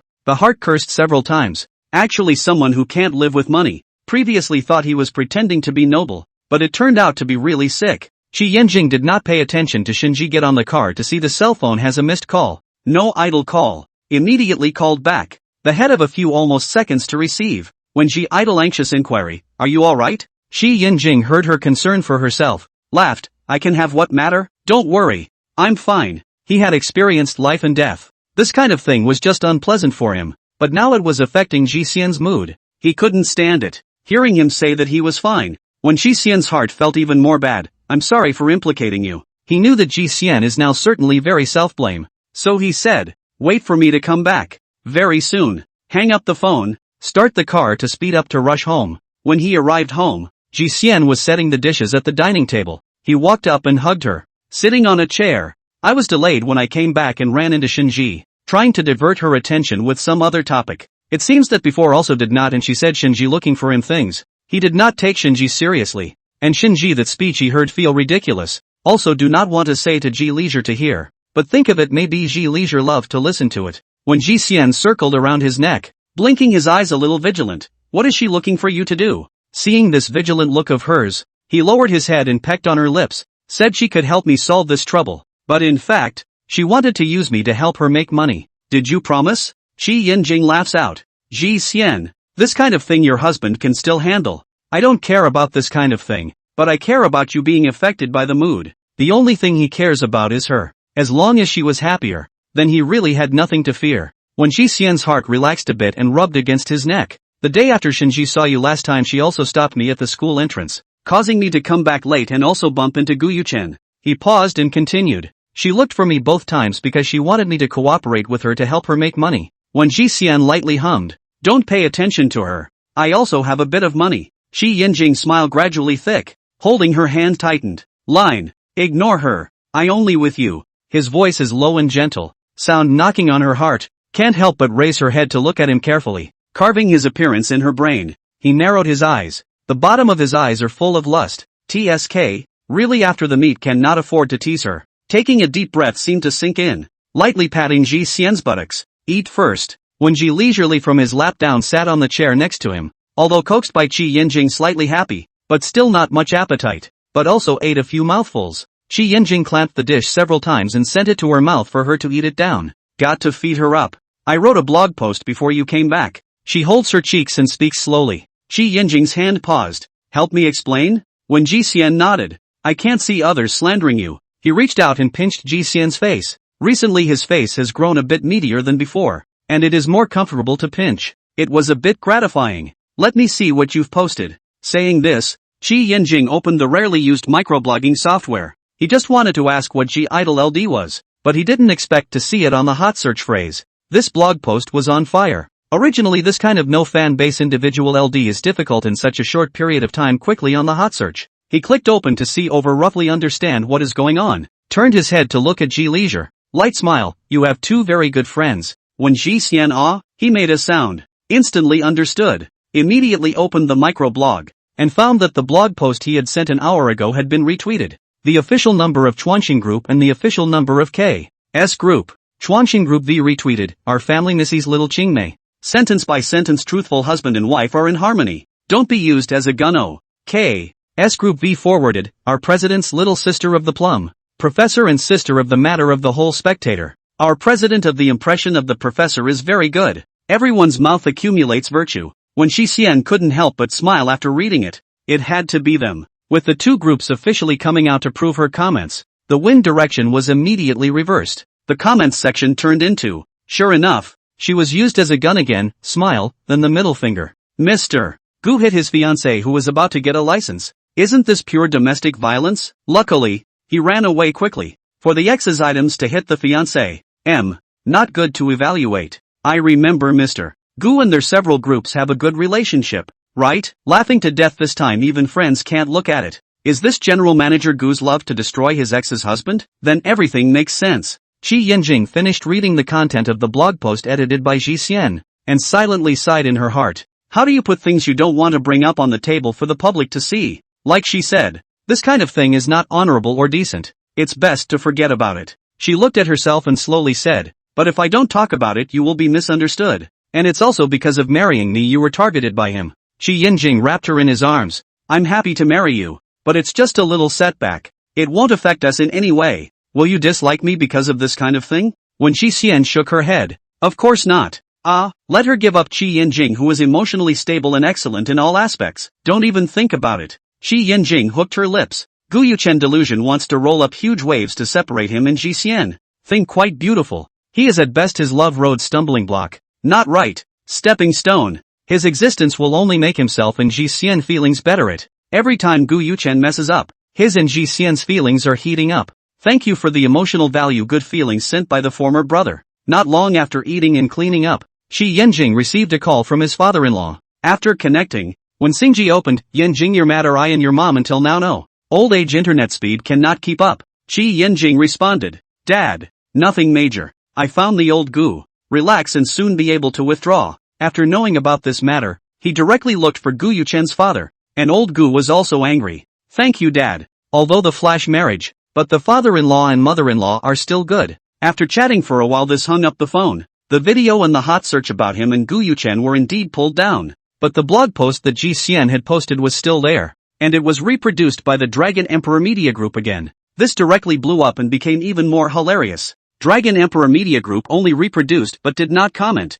The comments section. There are people curious about when Ji Leisure in the end what background. Before the group tour proof. After the entertainment industry half of the Dragon Emperor Media Group tour reproduced. Cannot be curious about it. Some people in the comments section predicted. So far no one pick out that professor's family background. Not pick out is the biggest problem. Not a moment later Zhou Chuyu sent him a message. Jinger, are you promising Shinji what to do? Qi Yanjing also wondered why he would ask so when Zhou Chuyu sent a message. Shinji and that media company is a subsidiary of the Dragon Emperor Media Group. It happens to be the Dragon Emperor Media reprinted Ji Leisure blog post. Is not it that the two of you reached a consensus? After all, this kind of thing or let specialized people to do better. He felt that Mei Qi Yanjing compromised. Involved in public opinion is indeed trouble. Especially his kind of people can search on the internet. Qi Yanjing lived breathlessly. No. He even let Shinji roll away. Shinji also said he wanted to see his reputation broken. Zhou Chuyu thought of one thing. I heard Gu Yuchen seems to be with the Dragon Emperor Media boss Ning Yanji not deal with. As to why not deal with that is estimated to be the two of them no. Maybe it is intentional. Simply look at the Gu Yuchen is not happy. Anyway, he does not believe that Shinji is a good person. When Ji idle after the bath on the bed, and opened the microblogging look down. The wind direction has changed. Roughly all in the discussion of the relationship between the several groups. Very little discussion of Kaienjing. The internet world is always fast-paced. It is estimated that after a few days of Kaienjing this person will have no memory at all. She was also slightly relieved. Then she sent a message to Jolly and Kai Rui. Thank you for today. Song Kai Rui first replied to her message. How big a matter. Before the school is not uninvited to his speech. He has been very busy. Especially know that Qi Yanjing is Hua a university of his alma mater is even more unlikely to go to the original idea. Who would have thought Did not wait for her to reply. Song Kai Rui and sent a, you do not want a comfort professorate. Was Gu Yuchen so say, too hurt self-esteem. Living well look at is not who money more. Are not short of money. On your good line is not it. When Ji Xian saw the message and raised the corner of his lips. Or Kai Rui will say, Jing seems to not care about what Guyuchen said. Song Kai-rui was a little surprised. Emotional stability into this are going to become a god. Also good. After ending the chat, she closed her cell phone and looked towards the door. Jing hadn't come back yet. She got up and went to the study, gently pushed open the door and probed in. Jing stopped the pen in his hand and waved at her. When she leisurely stepped on her slippers and walked in, the door gently covered. Jing put the pen down. The office chair moved back a little distance. He pulled Ji-hsian to sit sideways on his lap, his hand pressed on the side of her waist. Are you still busy? When Ji-hsian inquired as she looked at the report form on her desk. Jing sound, but do not want to be busy. When he Lu Shahui this is sitting on the lap of his mind cannot be distracted? When Jiao, you need to be busy first. She just came over to see what he was doing, afraid that he would be secretly sad alone. No need.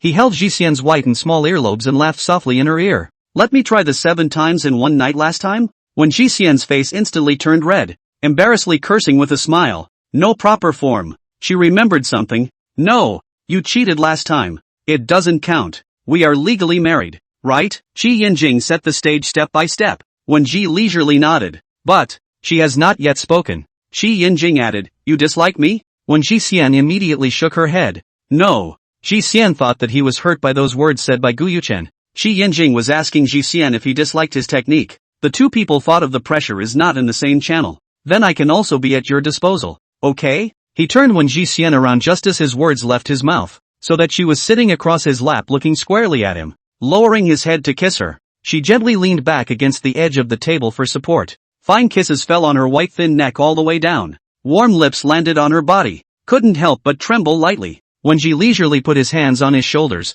through a thin layer of pajama fabric to feel his body temperature rise, Jing could not stand it a little bit, moved his office chair forward a little distance, quickly opened the drawer, leaned in her ear and said with a low smile, what flavor do you like? When Ji leisure turned his head to look, the next second dismay. Drawer a row of small umbrella box. All kinds of flavors have a box. Tea in the tea gas began. By so many boxes. Brother is trying to steal behind my back? He raised his eyebrows. Stealing from you. Stockpiling more would always be able to run out. With these boxes, I guess half of them will be missing tonight. He said it in an extraordinarily colorful way, and it felt like he meant more than that. When Ji-hsian casually picked a box and handed it to Jing, who unpacked it and took one and handed it to Wen Ji-hsian with a gesture in his eyes. She blushed slightly and rested her head against his body, tearing open the package. Jing tilted his head against the back of the chair, a thin layer of sweat on his forehead. Suddenly a gasp spilled from his throat. When Ji leisurely looked up at him, his hand on his arm,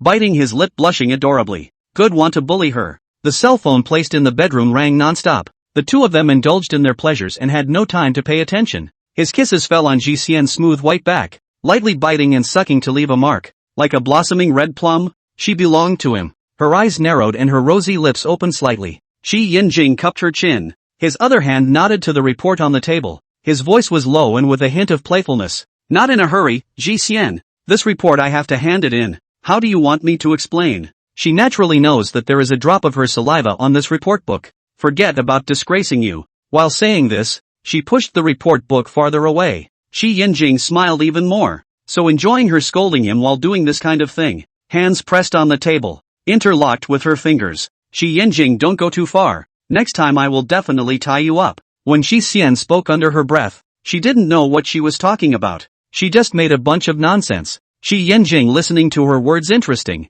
afraid of her backtracking like immediately said, good so interesting of course to meet her law. When Ji leisurely said there is being angry. In the end, until 12 o'clock before the end, to help her and took a bath before going to bed. After the end of Jing bath is again that fluttering gentleman-like, lazy leaning on the bed in an insatiable look. When Ji idle pillow on his shoulder, angry ready to bite on his shoulder, suddenly saw his shoulder that scar. The scar is quite long, although after so many years faded a lot, but still some appalling. She thought of the time in the study, still angry, changed a place to bite. Well, it doesn't hurt. Jing side head will neck exposed in front of her eyes, pointed to his collarbone, bite to this. When Ji leisure stared at his deeply concave collarbone, was his joke. Lightly hummed, just not, cannot let you taste the sweetness, he rapped Ji-hsian. If not for the fact that she bit him with a hint of pain he felt like he was dreaming. He really is not too awake sometimes. Can't tell the difference. Anyway, just so over. I don't dislike you.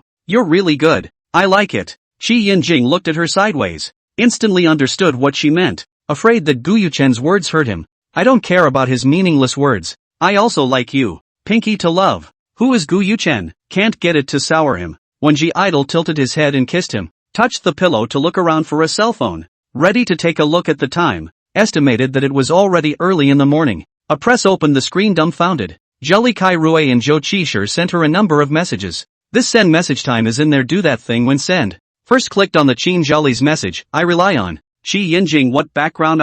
He's a member of the Qi family? Qi Yaochuan is his brother? The first thing I did was to click on Qin Zhali's message. What kind of background is Qi Yinjing? When Ji Xian was said to be blinded. Qi Yaochuan, this person she has heard of. Yunheng International and Hong Nuclear are his. The proud son of the sky. But rarely appear in the public eye. Online can rarely see his picture. Tapsong Kai Roy and Zhou Qishir's chat interface are also asking about Qi Yinjing. So strange. She placed her cell phone screen in front of Qi Yinjing's eyes and casually asked, "What's your background?" Qi Yinjing froze, didn't answer Ji Xian's question, and immediately got up and hurriedly went to find his cell phone. When Ji leisurely opened the microblogging, the first hot search is hashtag Qi Yaochuan hashtag, followed by hashtag Qi Yinjing hashtag Qi family second son hashtag. She looked blinded, and was a little nervous in her heart, afraid to see someone scolding Qi Yinjing again, so she clicked on that hot search phrase of Qi Yaochuan. Qi Yaochuan v. At Huai Group VR family too young for people, gentleman bright and open-minded. Play not to Gu total that set. This person is more sinister. My younger brother cannot do this, brother can do on behalf of the work of Gu total. If you feel that life is dull and meaningless, can come to find me. When Ji Xian scratched his head and opened the comment section in doubt. The older brother is a business magnate. The younger brother is a genius professor. The genes are really good. Damn. Killed me, did not expect this reversal. The younger brother was bullied. The older brother directly face to face to open the big, positive call. No wonder why the professor in the video is not afraid at all. So it is nothing is missing. So the more you lack something, the more you want to prove something. By the video you can see that Mr. Gu lacks love. Showed that there are other people, reproduced her blog post. Fixed her eyes. Yunheng International official blog and Hong Nuclear official blog. She looked at it. Hong Nuclear official blog v retweeted comment, fishing for our younger siblings. When Ji Idol brain? Qi Yinjing is the second son of Yunheng International? What happened? Qi family is not the only son? She converged her eyes to think carefully. Qi Yinjing was kidnapped as a child. The rich businessman's family hiding to raise children. This kind of thing is not uncommon. It is not uncommon for wealthy businessmen to hide their children. There have been news stories about this kind of thing before. Then Qi Yinjing is the one that was hidden and raised. It is also understandable. Looking toward the bedroom door for a while, Qi Yinjing went to look for a cell phone. How people find no. Qi Yaochuan, Qi Yinjing's identity directly stabbed in front of the public. To his parents-in-laws, including his wife, are scared to death. Called him back overnight. The ancient mansion was brightly lit. Yaochuan, will this be too risky? Tan Ruigu worriedly said. Qi Yaochuan's face did not have any extra color. Said flatly, since that incident, I have been hiding him and wiping out everything he has in the family. What should be given to him, he has not dipped into half of it. He is my younger brother. Being talked about like that by others and then I sit back and watch it is the same as stepping on me. What's the difference? And he's 28 with a mind of his own. He can't go through life as if he has nothing to do with us. After a few moments of silence, they all seemed to agree with him. It's just right to take advantage of this public opinion to have a start. Set up a banquet later to get acquainted. Qi Yaochuan shook his head. I guess he doesn't like this kind of occasion either. Let him be. I didn't expect Ji Xian and Gu Yuchen to have been together. Tan Ruigo couldn't help but frown. Gu Yuchen is not a virtuous person. One had to admit that he was excellent, but too ruthless. Qi Yaochuan laughed coldly. Now tying Yinjing and the Qi family together. That's a relationship of interest. The mall can't afford to fight against each other. Unless he's crazy, he won't do anything to Yinjing. Qi Yushing has not said anything. Waiting for them to finish before he voiced. How is Yinjing recently? He's very happy. Better than his first 20 years. Xia Anrua laughed.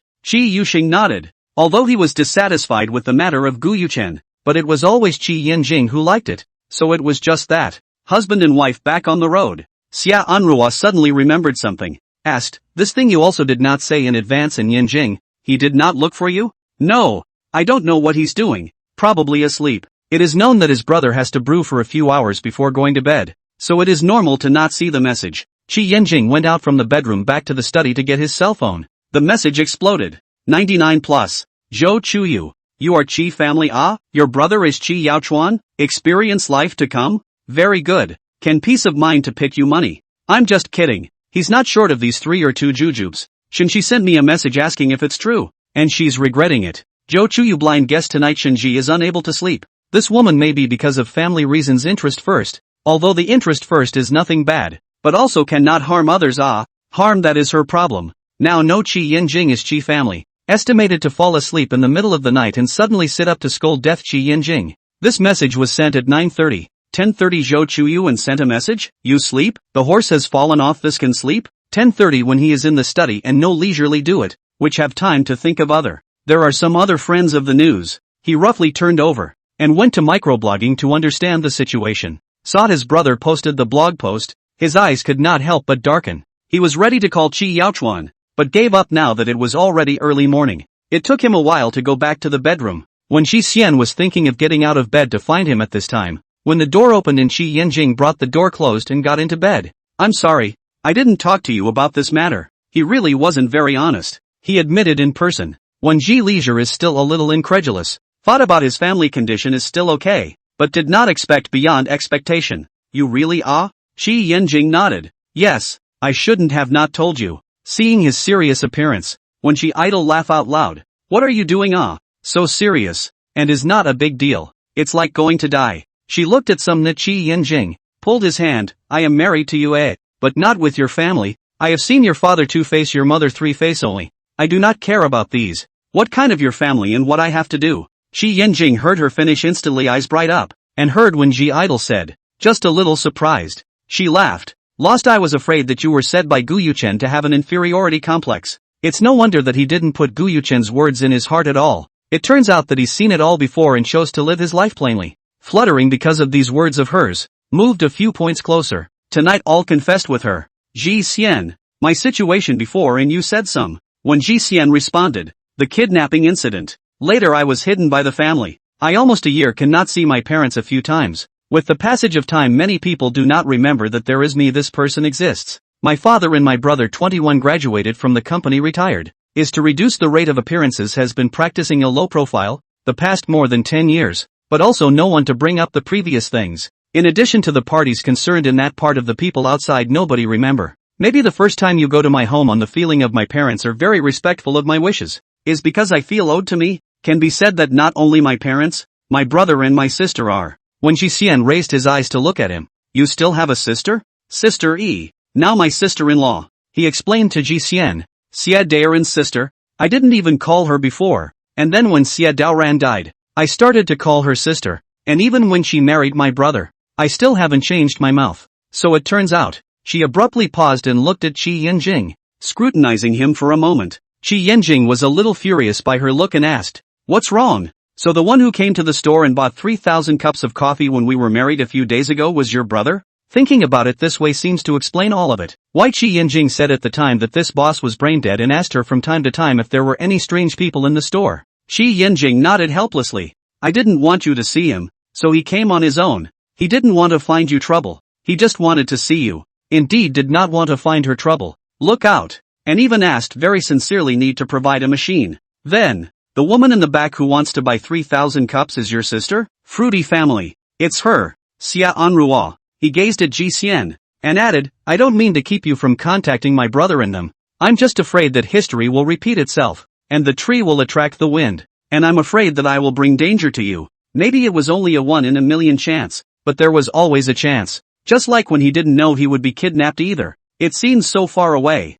but it just descended upon him. If he had been alone he would have been fearless. It wouldn't have mattered if his brother had tried to publicize it as much as he wanted. But he was married and he was afraid his wife would be hurt. There was nothing wrong with him living an ordinary life for so many years, away from the world of fame and fortune. When Ji Xian smiled, she moved over to encircle Qi Yanjing's neck. Qi Yanjing, just go with the flow. It's like you didn't mind when I brought you trouble, didn't you? Qi Yanjing lowered his eyes to look at her. The knots in his throat rolled up and down. Don't tease me, it's still 3 times short. When Qi Xian instantly loosened her hand, picked up a pillow and smashed him in a bad mood. Excessive. Qi Yanjing lay down while holding the pillow she smashed over without giving it to her, and leisurely opened his mouth. Turn off the light and go to sleep. You give me She reaches out to grab it, but Qi Yanjing's strength is greater than hers, holding onto her pillow and not letting go. Wasn't it you who gave it to me? He closed his eyes and didn't look at her. The corners of his lips couldn't help but rise. Wenji leisurely sat cross-legged on the bed and shook him. Give it to me. He slightly opened his eyes, narrowed his eyes, meaningfully said, give you what? Now the midnight scene. It is hard not to want to be crooked. Wenji idol silently turned off the light, curled up on the edge and ignored him. Qi Yinjing immediately returned the pillow to her, took her into his arms. Angry? Wenji Xian immediately put her head on the pillow and laughed cheekily. Sleeping. Qi Yinjing froze, turned into a light laugh. Shelving this intentionally set him up. For a while, Wenji leisurely asked in a low voice, tomorrow to go to school? Not tomorrow. Xia's sound, tomorrow do not need to go? Take tomorrow off. After what I just went through, it's easy to grant a vacation. Why? Qi Yinjing sighed. I came back from school to see you sad, so I'll be home tomorrow to coax you. I hope she's happier. Wow. So good? I don't believe it. When Ji Xian joked, Qi Yinjing got interested and intentionally teased her. Then you quickly reject my self-interest. Just don't. Together is happy. Do not want to refuse. The next morning early Qi Yinjing made breakfast. It seemed like every time he did it the night before, he was the one making breakfast and in a good mood the next day. When he had breakfast all set up, Ji Xian came grinding over, holding onto the wall. What's wrong? He forgot about last night and thought she had fallen and came over to help her. When Ji Xian was speechless, what did you say? Qi Yinjing remembers last night's incident in the study and smiles as he leans over to pick her up and place her in a chair to sit. Eat more. For times was her limit, not his. When Ji leisurely opened his cell phone while eating, Song Kai-rui sent her a message. I remember seeing Qi Yinjing downstairs in your house once. At first glance I really thought it was Qi Yaochuan. Actually his brother. The Qi family really has a second young man ah? Song Kai-rui thought Ji Leisure picked up an emotionally stable professor has been very surprised. Did not expect or the second youngest of the Qi family. More surprised even fried degree. When Ji Xian returned, there is indeed a. Song Kai-rui picked up again, not illegitimate, right? He also asked. In his heart there is an answer is certainly not illegitimate. If it is illegitimate, then Qi Yaochuan will not be in Guyuchen positive call. So protective of Qi Yinjing, the circle of the firstborn illegitimate especially sensitive, naturally mocking illegitimate children. Even if the ability is better than the firstborn will also be ridiculed. Her fingertips tapped a few letters on the keyboard, pro brother. Song Kai-rui estimated that it is hidden and raised. This kind of thing has also seen, with the ancient times that harem, born does not count the ability to be able to live down to count. Guyuchen that mockery in Qi Yinjing here is worthless, but the professor is also quite rare. The family has money into that kind of living extremely ordinary. He hoped that Guyuchen will not be able to organize any more moths. The detrimental thing before Guyuchen which will do now a little bit not normal. Estimated to stay up for a period of time on the good. When Ji Idol put down the phone, toward Qi Yinjing asked for a good vacation? He nodded and replied, I'm sorry. He nodded and responded, please good. She remembered something and asked again, did the school find you in trouble? I didn't receive your call yesterday just because I was temporarily called by the principal for a short meeting, so I was asked if what I said was true. I said no. And the principal said that the school would support it. When Shi Xian put his chopsticks against his lips, that's pretty good. After all, he was talented and handsome. Say, will your school let you enroll every year? When Ji Xian asked with a smile. Qi Yinjing will. Sure enough. She flipped down the microblogging. About last night Qi Yinjing and Qi Yaochuan related hot search basically all withdrawn. Withdrawn so clean presumably someone deliberately for it. Perhaps Qi Yaochuan. There is a blog post with the words Hua University. #Hua #today Professor Qi did not come to school. Is not your school suspended him? I did not expect the school to defend itself so quickly. And the hot search quickly became Hua University. She clicked in to look at the eye. First of all, Hua vigorously support Qi Yinjing's message. Roughly the recent false statements attacked the school's professors. And secondly, to defend the school's suspension of Qi Yinjing's problem, saying that it is just a leave of absence. The back actually also attached a paragraph enrollment content. Finally for the school to advertise a little. April and May fast efforts. September Hua A into a brother. I wish all the candidates to get into the preferred institutions. It's almost like putting come and apply for Hua A University. It's almost time to put come and apply to Hua A University on everyone's eyes. When Ji Xian raised the corner of his lips and scrolled down to the comments section. What did Professor Qi do on vacation? I didn't expect the official to reply. He's on vacation at home with his wife. When Ji Xian's heart overflowed with happiness when he saw this. You kid is I want to take the test just can get on it? Tears? Come to our school to see Professor Qi. Handsome Lu. Qi Yinjing teacher into a professor? I graduated when he is still a teacher it. Say a true story. When Qi teacher just came to the university class. There are many students like him. Not only female students and male students to learn his wearing, there are a few crazy female students. Which one of the most crazy stand on the roof to jump? Scared Chi teacher from that time every day to wear beggar clothes to school, to make themselves ragged. Until the female students graduated he only get rid of his own beggar's outfit. All the teachers are not strange. Damn heartache. When Ji leisurely read could not help but look up at Qi Yinjing. Too funny. There is actually such a thing. She clicked on the building within a building to reply wanting to see what else was interesting. Yes.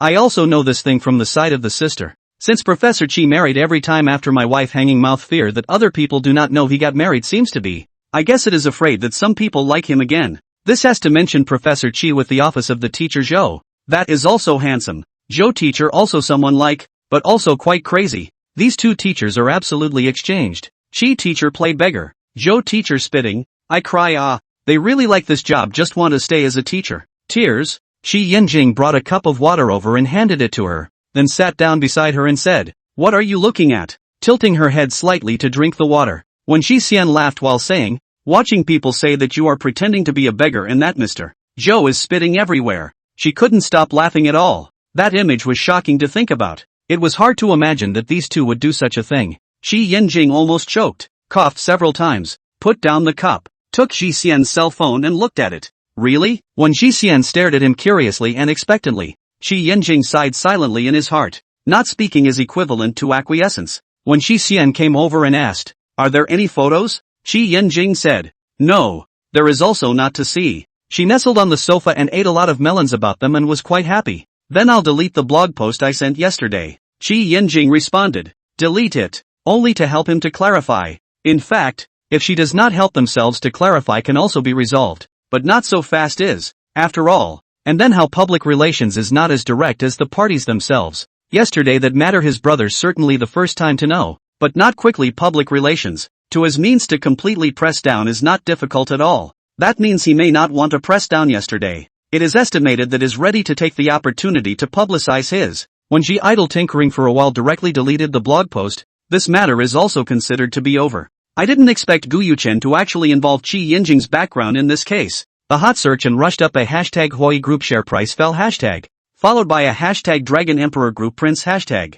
When G idle C casually clicked in to look at the eye. Look at the end of the eye. Ning NGV, hashtag Huawei group share price fell hashtag ha, with a picture of the champagne table. Open champagne to celebrate. Behind the champagne table also pulled the banner, which reads, "One side is in trouble 8 parties praise." Qi Yinjing sidled over and looked. Ning Yanji, quite reckless, in front of his brother's face to open the big, after Ning Yanji slapped thrown face, directly to the front door to open fire. Huawei share price fell on a little loss. For Gu Yuchen does not hurt, at most, is the shareholders said 2 sentences. After all, Gu Yuchen is really a very qualified businessman. In fact, if it is not Qi Yinjing involved out of Qi Yaochuan, even if she clarified Qi Yinjing, Gu Yuchen will not have losses. He just did not count on Qi Yinjing this variable. However, Qi Yinjing was hidden so well that it would be strange to be counted out by Gu Yuchen. He looked at Wen Jixian and asked, "Do you know Ning Yanzai?" Recognize. The person is also quite good. He is Gu Yuchen's friend. The relationship is quite good. Qi Yinjing looked at the 2 hahas Ning Yanzai sent and laughed. This doesn't look very good. Broke up. Seems to be more than 2 years ago. I don't know what happened. Suddenly it's not good. The back they didn't play together. I asked Gu Yuchen. Gu Yuchen said it's none of my business. Didn't say anything and told me to stay away from Ning Yanzui, forbidding me to talk to him. I thought he was a bit childish. Occasionally I can run into Ning Yanji or talk as usual. I remember once I ran into Ning Yanji and said 2 words. Gu Yuchen saw a day after he did not talk to me. I said he said 2 sentences and he and I 2 days of Cold War. When Ji idle nails scratched his face twice. Speechless. Zundu was very childish. It's like a child arguing to cut off friends, ignoring people themselves and still making their friends ignore them. Qi Yinjing couldn't help but laugh. Retarded. His cell phone rings, a call from his brother. He looks to Ji Xian. My brother's call. Then you pick up. Qi Yinjing picks up the phone. On the other end, Qi Yaochuan voices out. Why didn't you give a call? I should call you? He 1 phone call a month, this frequency is normal. Qi Yaochuan laughed. A while ago, you called every 3 to 5. But now you're calling once a month? Brother, what is it? Last night that thing didn't say to you in advance. No problem? In fact, also worried about Qi Yinjing is not willing, so simply cut off first. Qi Yinjing converged his eyes, not too happy. Qi Yaochuan naturally knows what he is worried about. His younger siblings' living environment is very good. Unlike their kind of things like a lot of complicated relations between the mansion, but the family foundation is thick. There is not much enemy. He is afraid of involving his wife. Although the consideration is a little long-term worrying about the sky, but after all, he has experienced it, and is definitely worried about it. It's no use not being happy about it. It's all out in the open. He turned the tables. According to your nature. Fell asleep last night. This morning should not call me early in the morning? Why so calm? He really wondered. This brother of his was so abnormal. Ever since the marriage,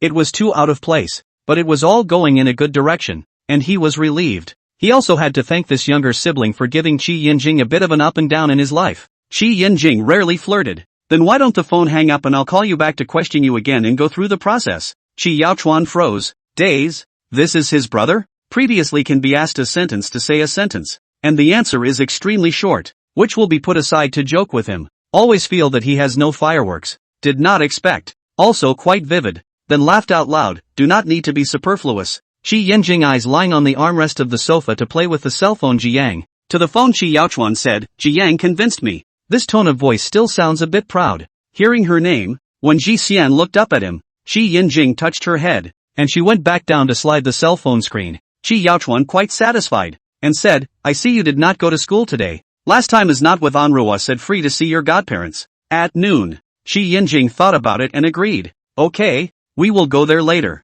Hearing the word we, when Ji Xian raised her head again, and after Qi Yinjing hung up the phone, she asked, where are we going? He squeezed Ji Xian's hand and played with it in his palm. To see my godparents. Is that okay? Sure. She got up and went to the check room to change her clothes, and put on some makeup in the process. After cleaning herself up, Qi Yinjing changed into a casual suit and came out. She looks over at Qi Yinjing. We'll go to the mall later. You always have to bring some gifts when you go to someone's home. Good. Qi Yinjing pushed the shopping cart and followed Ji Xian. He realized that the things Ji Xian bought were almost the same as the things he bought for her parents last time. In the end, he piled the shopping cart full before he was satisfied. The cart. When Ji Xian asked, who are the people at noon? Godparents. My brother and sister. Not many people are fine. When Ji Xian looked out the window and thought about how it would be the last time he saw Qi Yaochuan and Xia Anruo meet for the first time in the coffee shop. The Xia family mansion was also quite far, arriving at nearly 11 o'clock. The four were standing at the door waiting for them.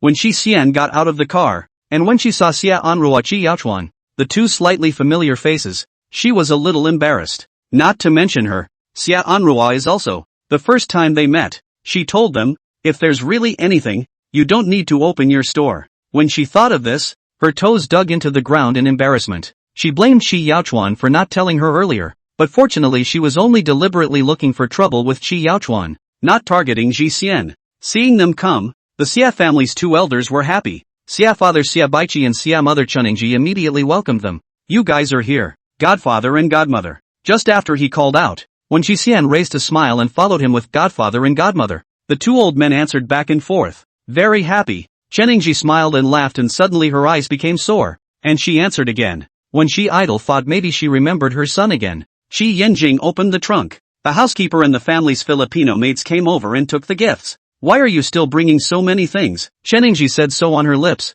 but in her heart, she was indeed happy. This standard is the same as her daughter-in-law coming to the door. She said towards Mother Xie, Godmother, I don't know what you like, so I bought these. Next time I'm free and my sister will accompany you to go shopping again. Cheningyi was happy again in time, holding Ji Xian's hand. Ji Xian, Godmother likes everything you bought. Pulling Ji Xian while talking, she entered the door. Xia Anruo's lips with a smile. Knowing how to coax people to be happy is really pleasing to the eye, and the little mouth will say, who doesn't like this? Entering the front hall compound, Qi Yaochuan, who hadn't made a sound, smiled and opened his mouth. Mom, Anruo and I haven't said a word to Ji Xian yet. This is my brother, my sister. He meaningfully introduced Ji Xian, who had all met anyway, as the six eyes met. When Ji Xian called out first, then smiled. Hello again. You've met? Cheningji was a bit surprised. Xia Boqi smiled helplessly. Do you think these two kids can hold back when they know? I've met them. My brother even ordered 3,000 cups of coffee that day as a meet and greet gift.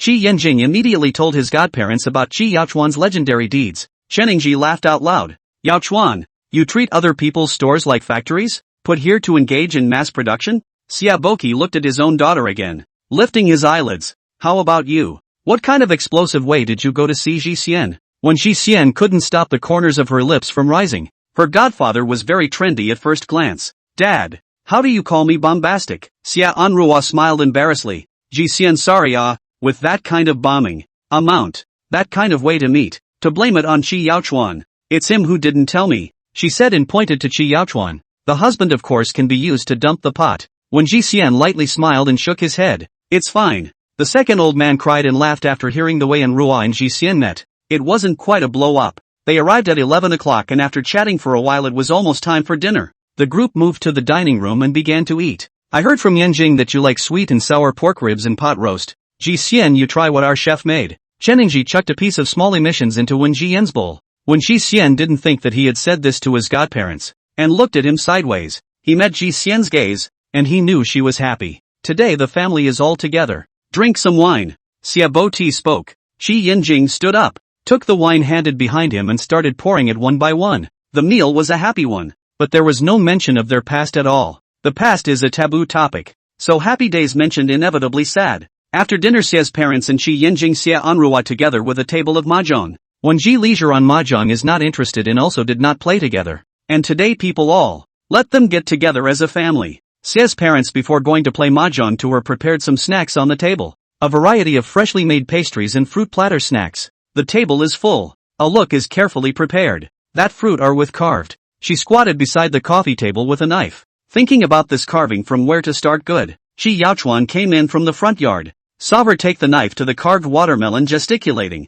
Went forward to take another knife. Hand up the knife down directly to the cut block. When Ji idle choked. Hand really fast. Not ashamed to be a brother. As if remembering the last time Qi Yinjing bought the black swan cake. The hand is very fast. Go up as a few knives. The little swan is instantly dismembered. It's okay. He will wipe the knife clean and put back to the original place. Will bring the gift bag on her side. A little bit of intention. Hope like. After saying that, he sat down on the sofa next to her. When Ji Xian smiled lightly.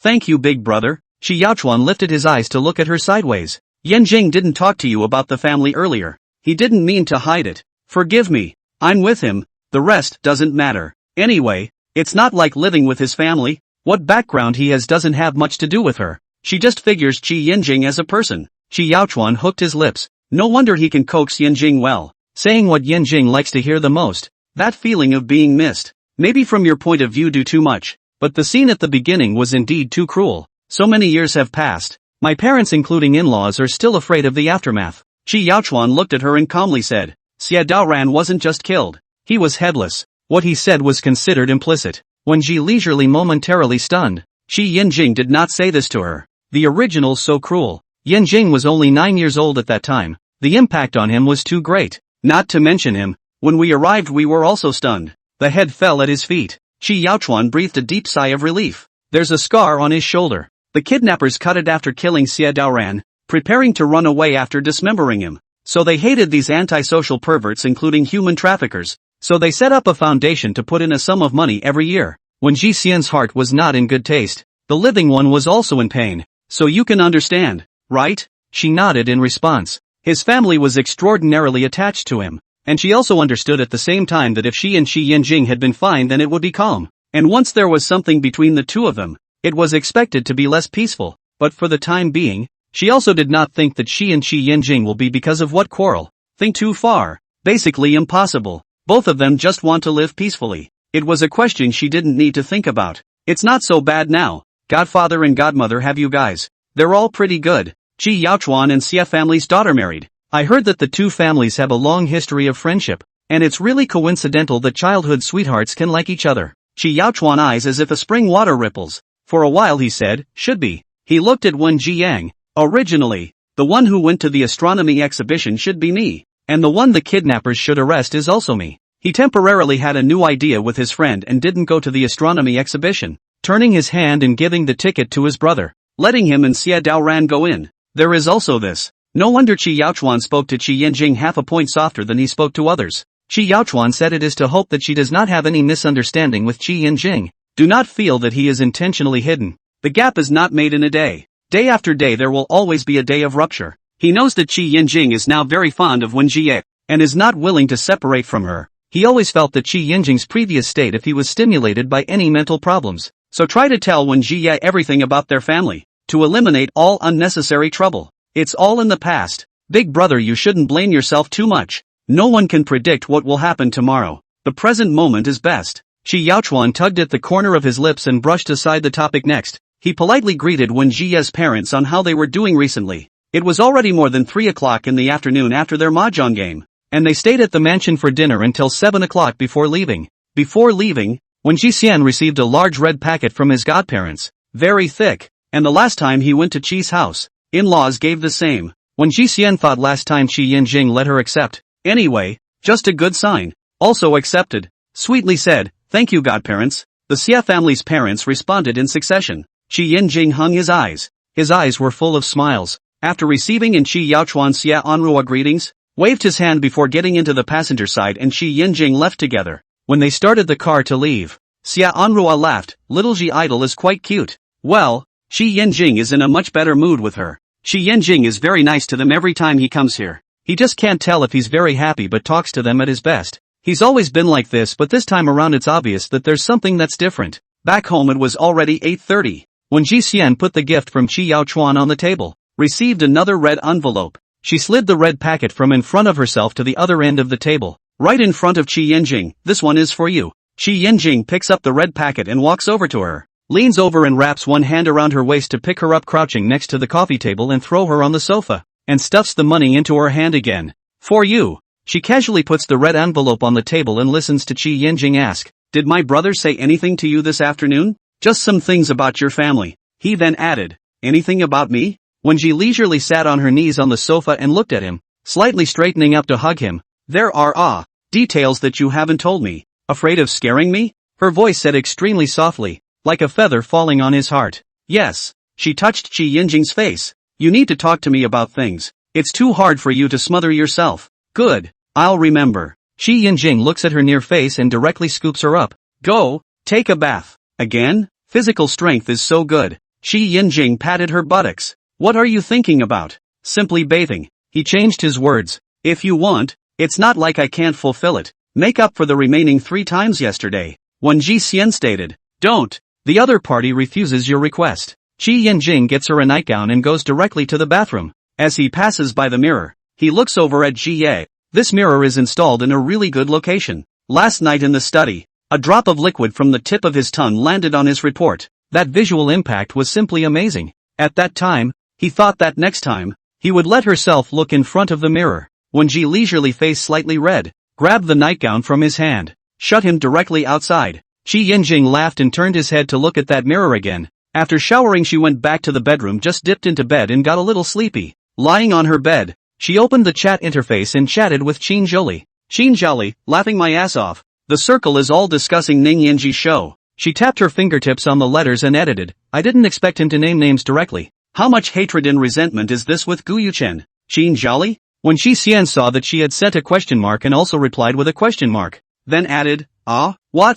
Then also sent an emoticon of scratching his head. Qin Zholi wondered, did Shi Xian not know what Ning Yanji and Gu Yuchen were feuding about? She replied back, you don't know what kind of grudge they have? When Shi Xian instantly woke up a little less sleepy, his eyes were bright. What melon? Let me have a bite. You secretly hide the melon without bringing me to eat. Take out the panda wipe tears emoticon package. Weak and helpless, pitiful. Qin Zhali looked at the smile. I thought you knew it. When Ji Xian, I know what no one said. Not many people know how they broke up, right? Anyway, she hadn't heard anyone in the circle talk about Gu Yuchen and Ning Yanji. No one seemed to know. Gu Yuchen, that pussy, didn't say anything except that he was in a cold war with her. Now think about it. I don't want his money. All he has is a business head plus his face that looks like a god. There is a say that his face is really handsome. Qin Zhali, think about it. I guess in addition to the Gu Yuchen side of the few play a piece of outside no one knows Ning Yanji and Gu Yuchen how to do. She asked, Gu Yuchen did not take the initiative and you said?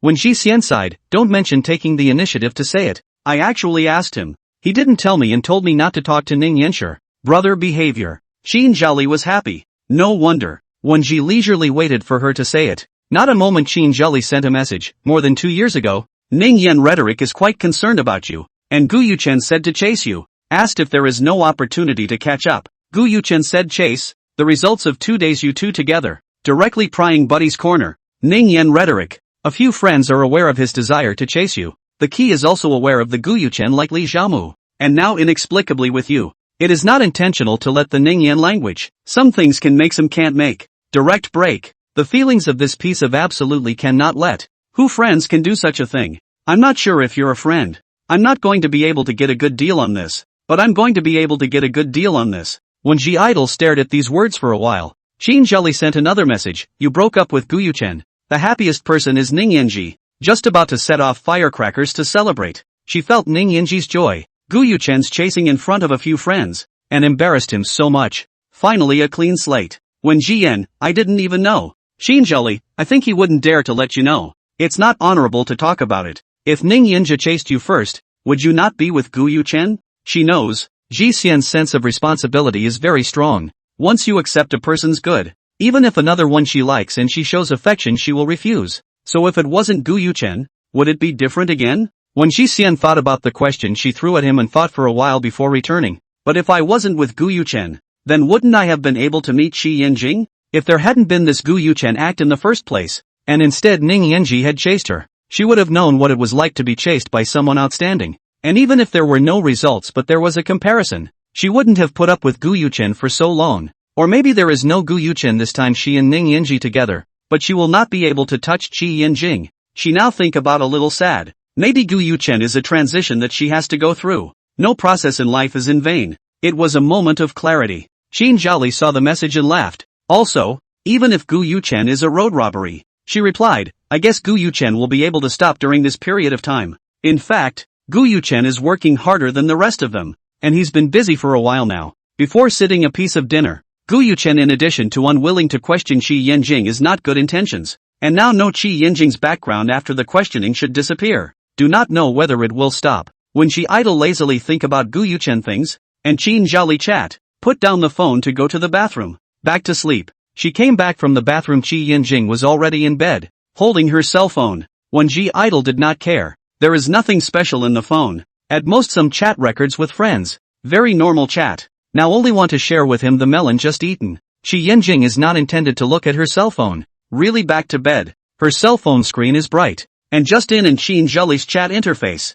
Just to see his name. It's hard not to be tempted to take a look. He fished out the cell phone. Just some very common chat. Turned up the point to see the line of words froze. She said that if she had not been with Guyuchen, she might not have met him. The night is too quiet. A little warm words of love can touch the bottom of the heart. He used his own cell phone to take a picture of the line. Continuing to scroll up, he suddenly discovered a secret. The secret of Ning Yanji and Guyuchen's falling out. Just as he was reading, Ji Xian pushed the door back. She climbed onto the bed and said towards him, I'll tell you an outrageous one. Qi Yanjing turned her cell phone upside down towards her and pointed to the content on it. This? When Ji Xian choked. I haven't said it yet. That feeling of the desire to share was instantly doused with water. Qi Yanjing lightly related, putting down her cell phone, I'll pretend I don't know. You tell me again. When Ji leisurely laughed, only you can say it. I just felt surprised. You didn't notice a bit? He asked. When Ji Xian thought for a moment, but finally shook her head. I just think that his behavior and mannerisms and talk are quite gentlemanly. She was indeed a bit surprised when she saw the blog post that Ning Yanji sent out. It wasn't like something that Ning Yanji could send out. Ning Yanji in her heart is very mature gentleman, although the contact is not particularly much, but also knows several years. Qi Yanjing thought that if he was Ning Yanji, he would have to fall out with him. Qi Yanjing took a day off on Wednesday and went to school on Thursday. He went to the office and started spraying the small bonsai on the desk with water. Not long after Zhou Chuyu came. Don't you have no class today? Qi Yanjing glanced sideways. Zhou Chuyu's eyes scan up and down Qi Yanjing. TSK, too subdued. Can I come to you if I don't have class? Zhou Chuyu expresses his heartache. I'm connected to my buddy's heart. My buddy is playing with my brain. Qi Yanjing's dark eyes stare at him, seemingly saying, you play too much. Zhou Chuyu coughed and laughed. It's normal that you can take that prize in the finance department competition. Thinking about it this way, everything is traceable. He guessed that since childhood. This piece of finance is the ears and eyes, although he also heard a lot to see a lot, but just not too interested. The relationship in the mall is too complicated. He is also a kind of escape, has been in the comfort zone. I'm just trying. I didn't expect to win an award. Try what? Trying his own talent. Well, the facts prove that he really is this piece of material, but just not happy. Zhou Chuyu suddenly thought of Shinji. I ran into Shinji outside the school yesterday. She squatted you. I saw her in the morning, and she was still there when I went home in the afternoon, and asked me if you were there, and I said that you took a leave of absence, and she didn't believe me, thinking that I was telling a lie. He left before admonishing once again Qi Yinjing. Pay attention when you go back. I guess today you will squat you after work. Qi Yinjing organized the desktop. Fingertips fell on the soybean-sized folds at the bottom of the report. His eyes deepened. Hearing him finish and answered got it. Zhou Chuyu then left. Indeed, as Zhou Chuyu said, he really ran into Shinji when he went back in the afternoon, but after getting into the car, he saw her Porsche supercar in the rearview mirror, and he looked in the rearview mirror and directly started the car to go. Shinji nature is to see his car. Looking at his more than 500,000 red flags suddenly faced some embarrassment. Not long ago she was still mocking the gap between Qi Yinjing and their own, but also said that waiting to see him fall from above. Qi Yinjing even so deceived her. The more I think the more angry. Pressed the horn a few times. Did not expect Qi Yinjing directly leisurely start. Drive away. She had to chase after him, honking the horn as she drove, trying to get him to stop. Qi Yinjing could not help but wrinkle his beautiful eyebrows. The constant sound of the horn behind him was too noisy, and raised some speed. Shinji directly speed up, side by side with him. She lowered the window side head toward Qi Yinjing, shouted, Qi Yinjing, stop. Qi Yinjing didn't even lower the window, concentrating on driving. Shinji's voice in the ear noise nonstop, Qi Yinjing. He was a little helpless. Driving in public while shouting his name disgraced his face. Annoyance. He drove the car all the way to the entrance of the G Leisure store and stopped. If he drove further, Shinji shall not follow him to the door of his house? So stop at the coffee shop to listen to what she has to say. Here is his wife's place. Even if Ji Xian is not there, the shopkeepers know him. Let them look at him and Shinji. If Shinji later in Ji Xian in front of the nonsense, there are witnesses. Shinji saw that he finally stopped, also pulled the car to the side and stopped, clearing his throat. His throat hurt from shouting. Qi Yinjing entered the store first. Zhou Qisha rested on the bar with his face in his hands, and saw Qi Yinjing stand up straight and called out brother-in-law. He slightly raised his lips, and heard Zhou Qisha say, the boss went to the mall it seems. Qi Yinjing nodded. I'll go back later as well. He sits down in the same seat that Ji Xian usually sits in. Zhou Qisha just wanted to go over and ask if he wanted something to drink. His feet just moved a step, when he saw a woman aggressively sitting opposite Qi Yinjing. Zhou Qisha stood still and spoke towards Yu Qi. What's the situation? Yu Qi fixed her eyes and felt that there were melons to eat. Gossip physique. Every time the melon is around. Forced to eat melon. I'll go listen. Zhou Qisha quietly moved away and sat at a table not far from Qi Yinjing pretending to rest. Pretending to be sick and tired is something he's good at. Qi Yinjing glanced at Zhou Qisha. Really came to listen. Shinji smiled at him and said, what, the second son does not even invite me to drink a cup of coffee? Qi Yinjing's entire body exudes an indifferent aura. His dark eyes are deep and calm, and he slowly voices out, say what you have to say. They are not the people who can sit together to drink coffee, as much as hear no words to find words. Shinji's smile faded down a few points. Qi Yinjing, why have you never told me your family? Why did I mention my family? Like Ji Xian said, love is a matter of two people have nothing to do with other. Family as long as there is no particularly big problem how to do. You didn't even tell me about your family in the first place. Did you care? Have you been honest? She questioned sentence after sentence. Miss Shin, we talked for a few days. I told you we are not suitable. Summer vacation those 2 months we did not meet once. After that in school for more than 2 months we are also the same as ordinary classmates,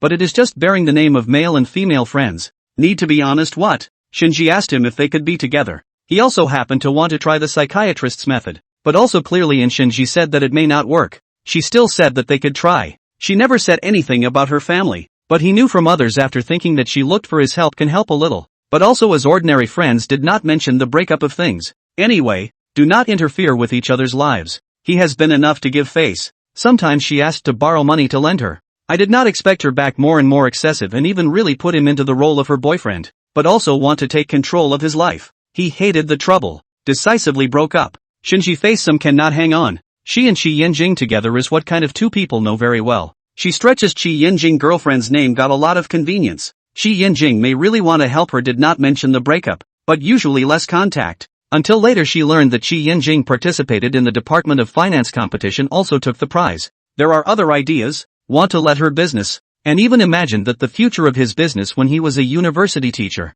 But Qi Yinjing simply do not pay attention to her. Obviously they sometimes ask him to help him to agree. Why this time is for his good he did not listen to a word. She began to force him, crying with him to say break up. the results he really agreed. In the end, even that ring did not get. She thought that Qi Yinjing kind would not be able to bear to see her sadness. It was her own blunder. Shinjishu sound breath. Qi Yinjing. Obviously my grandmother can get better treatment. Obviously you also have the ability to help me. But you did not say anything. I lost my grandmother. Not to mention Qi Yinjing. Not far away Zhou Qisher's brain is also full of question marks. Silence. Want to be shameless?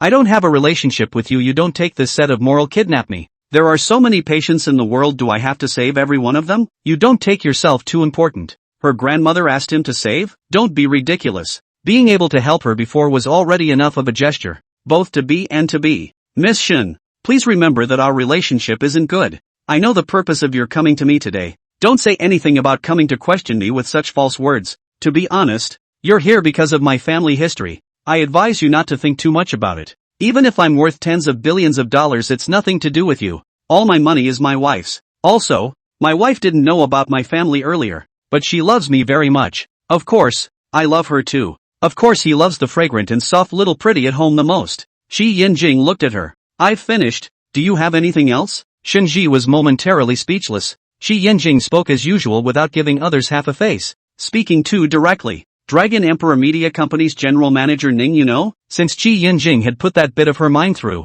it was better for her to ask something meaningful. Qi Yinjing knew at a glance that she wanted to know. Hooking his lips. What are you afraid of? Afraid that I will look at you and let Ning Yinji open you up? Shinji's face changed violently. Qi Yinjing looked at the time, converged his eyes, his voice with a few low and cold. Don't look for trouble. Understand? This is a warning. Qi Yinjing reached out towards the door. Shin Jixin panicked, took the bag to escape like leaving. He turned his head to look at Zhou Qisher, who was not far away lying on his back playing with his cell phone, walked over and sat across from him. Talk to Ji Xian? Zhou Qisher's eyes widened. You were waiting for me to tell the boss? I specifically chose this place because I wanted you to see it. Zhou Qisher tisk. Still a 28-year-old man understands. I have to say brother-in-law is too good at avoiding suspicion. Learn. Zhou Qisher nodded his head. His afterglow suddenly glanced at a familiar silhouette.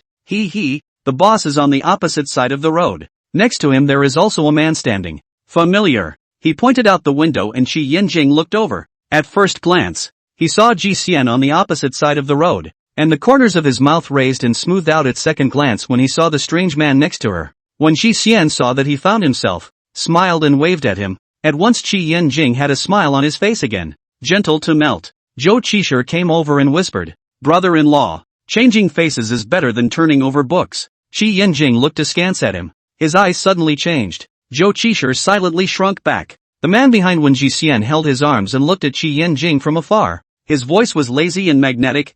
This is not better than Gu Yuchen, that cub seed. Oh, in his eyes, who are better than Gu Yuchen? Follow up yourself. Wen Ji leisurely threw down the words and crossed the road. The man froze, then laughed out loud and followed. Qi Yinjing got up and went out the door, holding her in his arms as his gaze fell warily on the man behind Wen Jie. Xie Shao, I don't mean any harm. The man raised his hands in a surrendering gesture with a faint smile. When Ji Xian gave Qi Yinjing an introduction, he is Ning Yinji. Just went to the mall and saw it. Then I came over to look for you. He is also going to come with me. Ning Yinji is the one who was pried by Gu Yuchen. His wife had opened her mouth, so he also greeted. Hello, Qi Yinjing. Ning Yinji. He raised his hand and looked at his wristwatch. Do you have the honor to have dinner together? Qi Yinjing responded. Sure. He had a fair impression of Ning Yinji. At least he wasn't just eating with Ji Xian behind his back. But whether he was a threat to himself or not was not yet known. After all, there had been thoughts of trying to chase after Ji Xian before. When Ji Xian sat on Qi Yinjing's co-pilot, listening to Qi Yinjing softly said, Justin Shinji in the cafe said words, Zhou Qisher and you said, right? Said otherwise why would I come back? She just entered the mall and received a message from Zhou Qisher. He sent himself a picture. She took a look at it and it was actually Shinji. Thinking about what she said in front of herself last time, there was enough to be upset about. Solely turned back, but did not expect to run into Ning Yinji outside the door of the mall. Not long ago discussed him, so quickly bumped into, but also with the same as before to greet two sentences. Zhou Qisher was practically a simultaneous interpreter, and before she arrived, Zhou Qisher had already completely retold the entire process. Shinji is extremely utilitarian. To find Qi Yinjing so matter is simply Sima Zhao, who heart known to all, although she herself think impossible things, but still want to try. Hold in case of success that can be married into the family's mentality. Speaking of which, She was really outrageous. When Ji Xian looked at him sideways and asked with a smile, "You just want Zhou Qi to tell me, right?" "Yes. Or else she'll make another whole scene to make people misunderstand." "What if you want to run away?" How did Wen Jie feel that what he said sounded familiar, as if she had heard it somewhere before? Oh, she had said it too. What if I want to run away? When Ji Xian followed his words and continued to ask, Qi Yinjing paused, driving the car while looking sideways at her. His gaze deep and burning. Seriously asked, "Will you leave me?" When Ji Xian pointed ahead, "Watch the road." Qi Yinjing turned his head back. He hadn't thought about this kind of question. After getting married and living too comfortably, this kind of question would inevitably make him sad. She slowly voiced out, "Of course not. I like you very much, and you are very happy together." Qi Yinjing was just about to think about the question she threw out, when he heard her answer. The haze that had just risen in his heart dissipated. He lightly sound, voice very light, "I also like you." Qi Yinjing stopped the car. When she leisurely pushed open the door to get out of the car, in the many vehicles at a glance saw a familiar car, and then look at the license plate number. Really eye-catching. It was Gu Yuchen's black Bentley. His car door edge has a piece of wear, shaped like a flower. The area is not small. In the black paint appears particularly obvious. Is she before taking iron mold accidentally knock above? But he has not gone to the store to get, so she saw it at a glance. When Ji Xian leaned against him and whispered, "Why do I feel that Ning Yinji has a problem eating with us?" It was too much of a coincidence to see Gu Yuchen's car. Or did he do it on purpose? "What's wrong?" Qi Yinjing held her hand and walked forward. When Ji Xian pointed to the car in front, Gu Yuchen's car, Qi Yinjing looked in the direction she pointed and instantly understood. Ning Yinji stood in place waiting for them as the three of them entered the hotel. "You didn't come here on purpose, did you?" When Ji Ye asked directly, Ning Yinji abruptly stopped and turned towards her and smiled. "So smart. Guessed right. Rewarded you for watching the fun." When Ji Xian was a bit puzzled and looked up at Qi Yinjing, Qi Yinjing willed that there was Gu Yuchen's fun to watch. He thoughtfully asked Ji Xian first, "Is there anything you want to eat?" Without waiting for Wen Jiyang to answer, Ning Yinzue said, "Don't eat first. Doing the right thing is important. I'm guessing that what you're about to do isn't anything serious." Qi Yinjing looked at his suppressed excitement eyes and felt that what he was about to do was not something good. Ning Yinji smiled mysteriously and went straight to the back kitchen. After negotiating a few sentences with the staff member responsible for serving the food, the other party was embarrassed and silent for a while, and finally the other party seemed to agree. Ning Yinji returned in high spirits. "What did you say to him?" When Ji Xian asked curiously. "Nothing.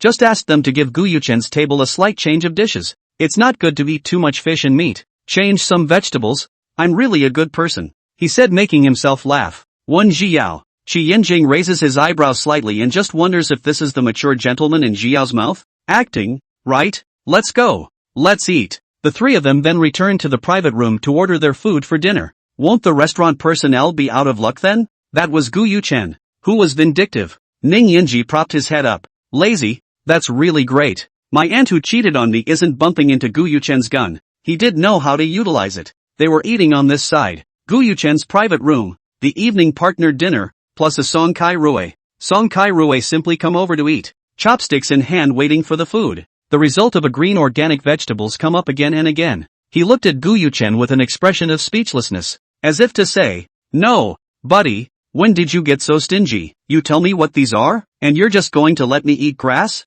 And so on. He silently turned his head back, looked at the table full of green as if he understood something, rubbed his fingertips on his lips a few times, and hooked up the corner of his lips. This look showed that someone had done it on purpose. The one who could send a table full of green, or the one that Gu Yuchen had offended. He really had a candidate in mind. Gu Yuchen's face gradually sank as the collaborator spoke, his voice getting smaller and smaller as he spoke. He got up and went out from the private room with a cold air. The collaborator was puzzled, looking at Song Kai Rui and pointing at the door. "What is this, Mr. Gu?" Song Kai Rueo sound, dropped the chopsticks. "It's okay, Mr. Zhang. You eat, I'll go take a look." "Well, it's not a death sentence." He followed with his long legs. Gu Yuchen did ask Ning Yinji about the location of the private room, but 2 minutes before him, people finished eating and left, and did not catch anyone. Song Kai Rui looked at the door of the private room that was opened, and the waiter inside was about to clean up and stopped when he saw them.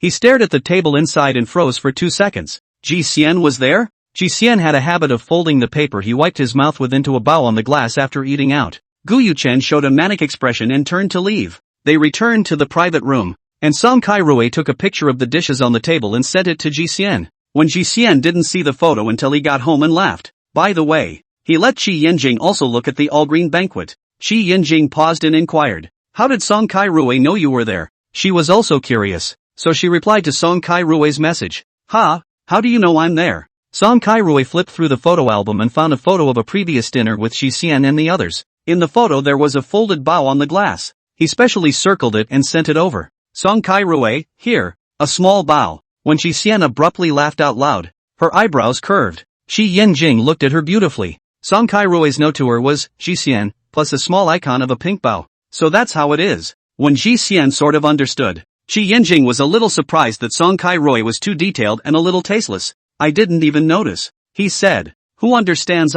That is, there are some small details about his wife that he didn't notice. But another man noticed. Even if that man and his wife are just exceptionally good friends, he will still be sour." When Ji-hsien looked at him, "Don't say you. I'm unconscious myself," she explained. "In the past, when I was a child, and adults go out to eat, they talk. I eat sitting next to the very boring. Will casually take the napkin folding things. Fold a very rounded small bow can be a sense of accomplishment." She didn't even notice it herself. Song Kai-rui really is the kind of person who looks a little prodigal but has a heart more detailed than anyone else, especially able to penetrate the hearts of people, but he's also used to disguising himself. When she idly went to water the ferns on the balcony, a while later, he heard Qi Yanjing behind him ask, "Does Gu Yuchen know too?" Gu Yuchen, who was far away at home, "Am I a part of your play?" When Ji Ye asked, she made a sound, and only realized what he was talking about 2 seconds later, and couldn't help but laugh. "You care about me so much, how can he compare to you?"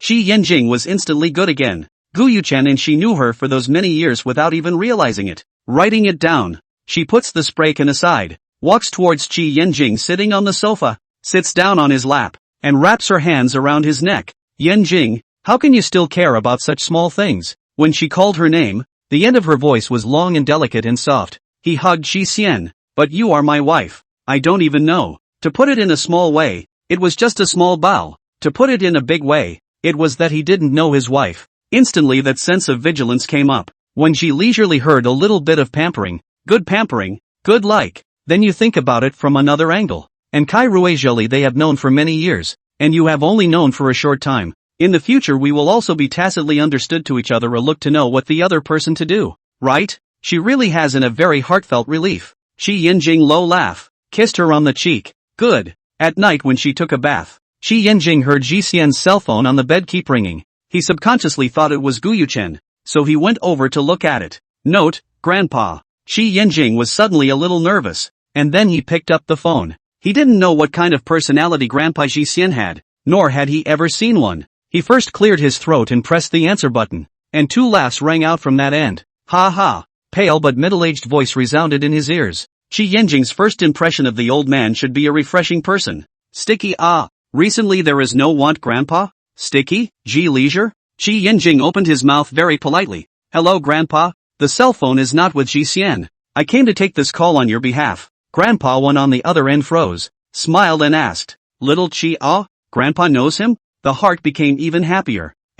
Grandpa. It's me. Grandpa Wen's voice raised a bit. What's going on? Marrying our girl and not even coming to visit me as an old man? Qi Yanjing instantly felt the pressure. His heart was a bit flustered, but his voice remained calm. I'm sorry, Grandpa. Ji-hsien and I got married a bit quickly. It's my fault that I didn't visit you first. If you sleep later, I'll pay a visit right away. As he spoke, he picked up his own cell phone and sent a message to his brother, typing with one hand. Brother, please help me prepare a generous gift for the old man. It's very urgent. Just as he finished speaking, the message was also sent out. Suddenly Grandpa Wen on the other end let out a bright laugh. This child of yours is really like Xingji. His speech is completely unchallenged. Xingji is quite fond of you, right? Qi Yanjing responded. Father-in-law is satisfied with me for the time being. Elder Wen laughed. Don't be afraid. I just teased you. Qi Yanjing. You just got married to Sticky. Sticky, that girl told me, and then later told me that she found a person who is on the same frequency as her,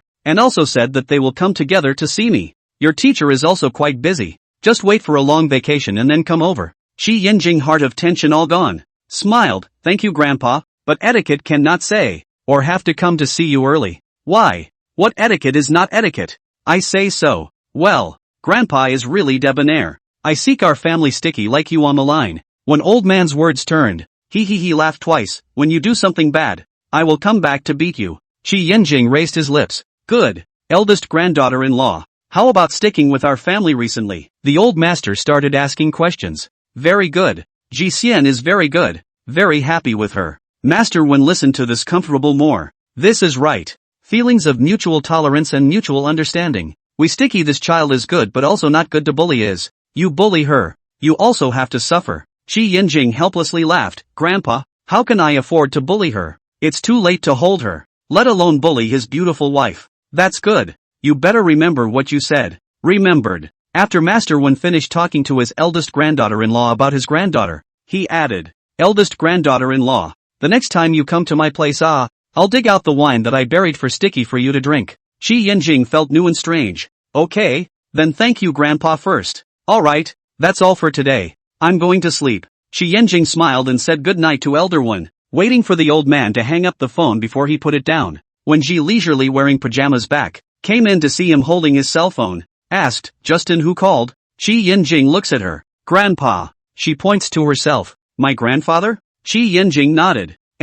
My grandfather didn't intimidate you, right? When Shi Xian walked over and asked questioningly, Qi Yanjing eyes stained with a smile. Just grandfather said to him to repeat the words to Ji leisure to listen. When Ji Xian looked at his hand is still holding his own cell phone. The screenist Qi Yao Chuan replied, Big night you wanna go see Hua? Qi Yanjing just called and did not reply to his message. Qi Yao Chuan said again, okay, for you to prepare a good. Qi Yanjing lowered his head and sent a message back to his big brother. Thank you brother. I'll go get it tomorrow. He sighed helplessly. Sitting on the edge of the bed those long legs stepped on the ground. Towards Shi Xian aggravated, just really gave me a fright. When Shi Xian laughed uncontrollably. See? The professor being too calm was also a kind of panic. Can imagine the image of him talking to grandpa while his fingers dance on the keyboard rushing to his brother's rescue. Qi Yanjing slapped her on the butt. You're still laughing? When Shi Xian sat down beside him and folded her legs over his lap, shaking him, angry? Why didn't you mention it to me? Qi Yanjing asked. Because this kind of anger is not so bad.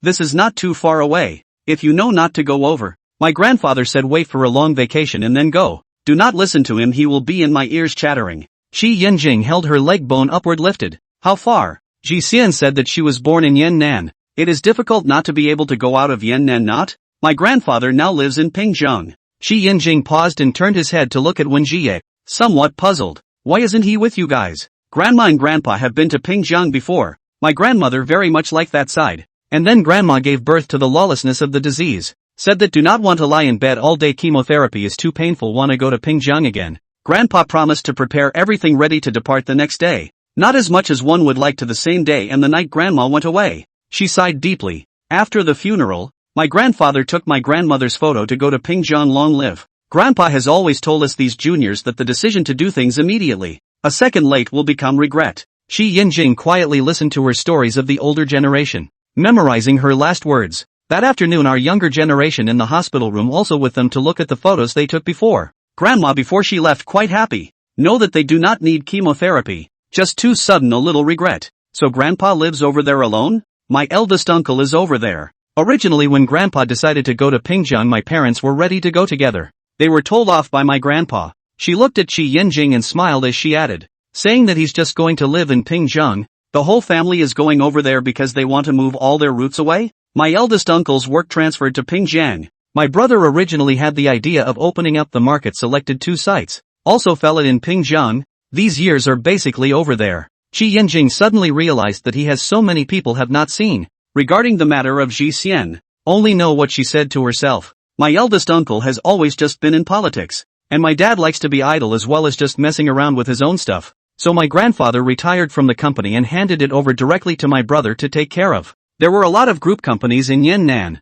and he couldn't name every one of them. Maybe he had heard of them but probably couldn't get the chairman's name right either. He asked, which company? Hai Rue. Qi Yanjing felt familiar. His father-in-law's family is quite low-key. Let's go together when we're on vacation, he said. When Ji Xian nodded in response, moved down from his lap, lifted the quilt and burrowed into the quilt. Yannan's May temperature is still cold. The climate is strange, like there is no spring or fall. She was close to Qi Yanjing, covering a quilt just right. I started to cover only 1 quilt in April this year. Qi Yanjing recalled that when he just moved to her bedroom, she put 2 quilts on her bed. And when he came back the next day, there was only one bed left. Do you cover yourself this thick every year? She tilted her head slightly and said, it's too stuffy with the heat on in April, so I put on an extra quilt, but it's heavy and uncomfortable. Are you cold sleeping alone? Just the first time he slept with Ji Yen, those two quilts covered his body with sweat, but he didn't have nightmares that night, and now wondered if he couldn't have nightmares because of the two quilts.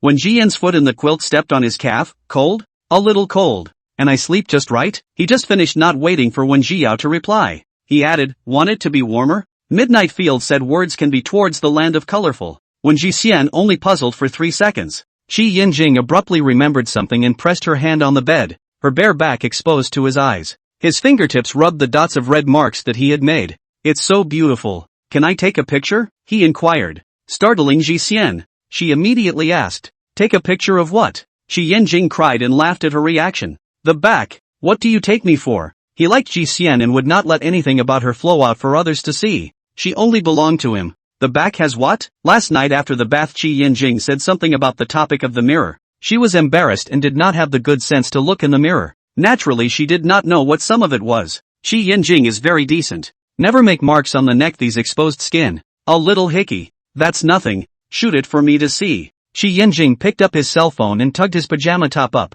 leaving only a portion of the red hickey. He brushed his hand over the piece of her back and found an angle to take a picture. He handed the cell phone to Ji Xian in front of him. Does this look good? It has that flavor of an art photo. Qi Yinjing aesthetic can indeed. After Qi Yinjing puts her clothes back on, he categorizes the photos he just took into the album he built for Ji Xian. There were some moments with her that were worth recording. Every time I turn it over and look at it, I feel in a good mood. After he finished organizing the album, it was already bedtime. Reaching out to turn off the light, Qi Yinjing hugged her and asked extremely low in her ear, is it warm? She closed her eyes, satisfied with the sound of breath. Listening to Qi Yinjing ears with the cat-like, cannot help but rubbed on her forehead. Sleep. Qi Yinjing went to Yunhong International in the morning. Last night under the anxiety to Big Brother to help prepare things. Said today over to pick up. Did not expect Big Brother directly let him come to Yunhong. Letting him come over naturally means that he understands what Big Brother means. He parked his car outside the door of the group.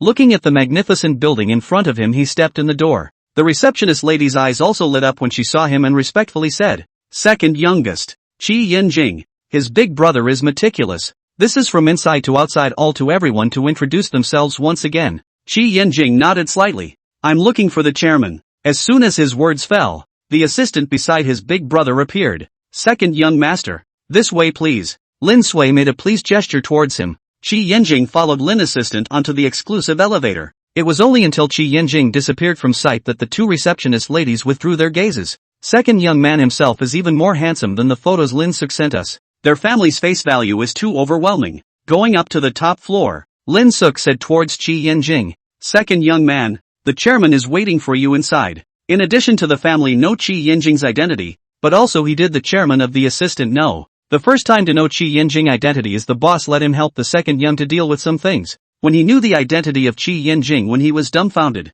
Actually there is such a person exists. Even suspected of being their Qi family's illegitimate son. Later, the meeting was in the store of the boss's sister-in-law. To see Qi Yinjing he understood the intention of the boss. Well, it is all for the younger brother. Seeing him come in, Qi Yaochuan put the pen down. Those are what you want me to prepare for you. Take a look. Qi Yaochuan got up and walked towards the table. There were gifts piled up on the table. You also just said that they were gifts for the elderly. I asked Lin Xian to prepare them last night. And the visit was to Grandpa Ji Xian? In that situation last night, he could only urgently turn to his almighty elder brother for help. Yes, he went up to see what his elder brother had prepared for him. Well, sure enough it was all good stuff. Qi Yaochuan leaned on the table with his coffee cup and said in a slow voice, last night was so urgent. Why aren't you in a hurry today? Qi Yinjing responded, let me take a long vacation and then go over. The old man is now living in Pingzheng for a long time. That's quite far away. He turned around and placed the cup on the table while saying, Dad even mentioned throwing you a dinner party before. Qi Yinjing lifted his eyelids. I don't like it. He paused for 2 seconds after finishing. If there are no special circumstances, I'll probably be in school for the rest of my life. He was already used to his current life. It wasn't that complicated in terms of interpersonal relationships, but he also knew it really wasn't just on his own. His family provided him with a lot of facilities as well. For example, at the beginning of the school, the article paper well written was added to someone else's name. There our seniority deep and well-connected teacher deducted the charge that he plagiarized. If it is not the family to help him, he is a big tree, with their own hard to vindicate. Qi Yaochuan somewhat helpless. Okay, as you like. Qi Yinjing, this is not the side to tell him that he will not come back. I'll take all these away. Qi Yaochuan waved his hand and said towards Lin Suk, help him send it to the car. Qi Yinjing and Lin Suk carried the gifts out of the group's front door together. Second young master, take care. After Qi Yinjing said thanks, he drove away. Qi Yinjing talked to her in the evening about going to H City tomorrow for an exchange at a different school. So how many days are you going? Around 5 days. When Ji Xian looked at him and smiled cheekily. Professor, then won't you not be able to see me for 5 days? Qi Yinjing lapsed into silence, and his face was devoid of any expression, faintly somewhat sad. When Ji Xian's heart choked, as if she had saddened him, she stood on tiptoe and kissed him. Don't be sad. I'll pack your bags. She held Qi Yinjing's warm hand and pulled him to the checkroom. Dragging his suitcase out, she began to match his clothes, while muttering to herself in a small voice, what's the temperature like in H City? Will it be like this neurotic weather we have in Yan'an? She stood next to Qi Yinjing's glass window, holding her cell phone to check the weather conditions of H City for the next 5 days, and finally raised her lips in satisfaction. Sure enough, the weather is normal, unlike our neurotic weather here. Qi Yinjing lazily leaned against the door holding his arms. His eyes couldn't help but show smiles. This was his wife. Every moment would be memorized in his heart. When Ji Xian began to match his clothes for the next few days, matching a set and putting it in the same package, Qi Yinjing watched her go back and forth in the checkroom, and went to bring over the necessities himself, placing them in front of her for her to help him pack them into his suitcase. He sat down on the sofa behind Ji Xian and watched as she squatted by the suitcase while packing and talking to him about where to put things. Ji Xian, hearing Qi Yinjing call out to himself, she turns her head to look. Ha! Qi Yinjing hooked his lips and smiled lightly. I want to put you in the suitcase and take it away. When Ji leisurely did not hold back the joy. Putting me into a suitcase would not be a romantic love story. It would be a horror story. She pulled Qi Yinjing. Come over here and see what else to bring. He roughly swept his eyes and realized that Ji Xian had also thoughtfully brought him a facial cleanser and small packages of skincare products to wipe his face, which was quite convenient. The skincare products were also the kind that Ji Xian often used. It's okay. He closed the suitcase and lifted it up to put it aside against the wall. When Ji Xian went to wash her hands in front of the sink, Qi Yinjing followed her. I won't be able to see you for the next 5 days. She should have known better than to say that.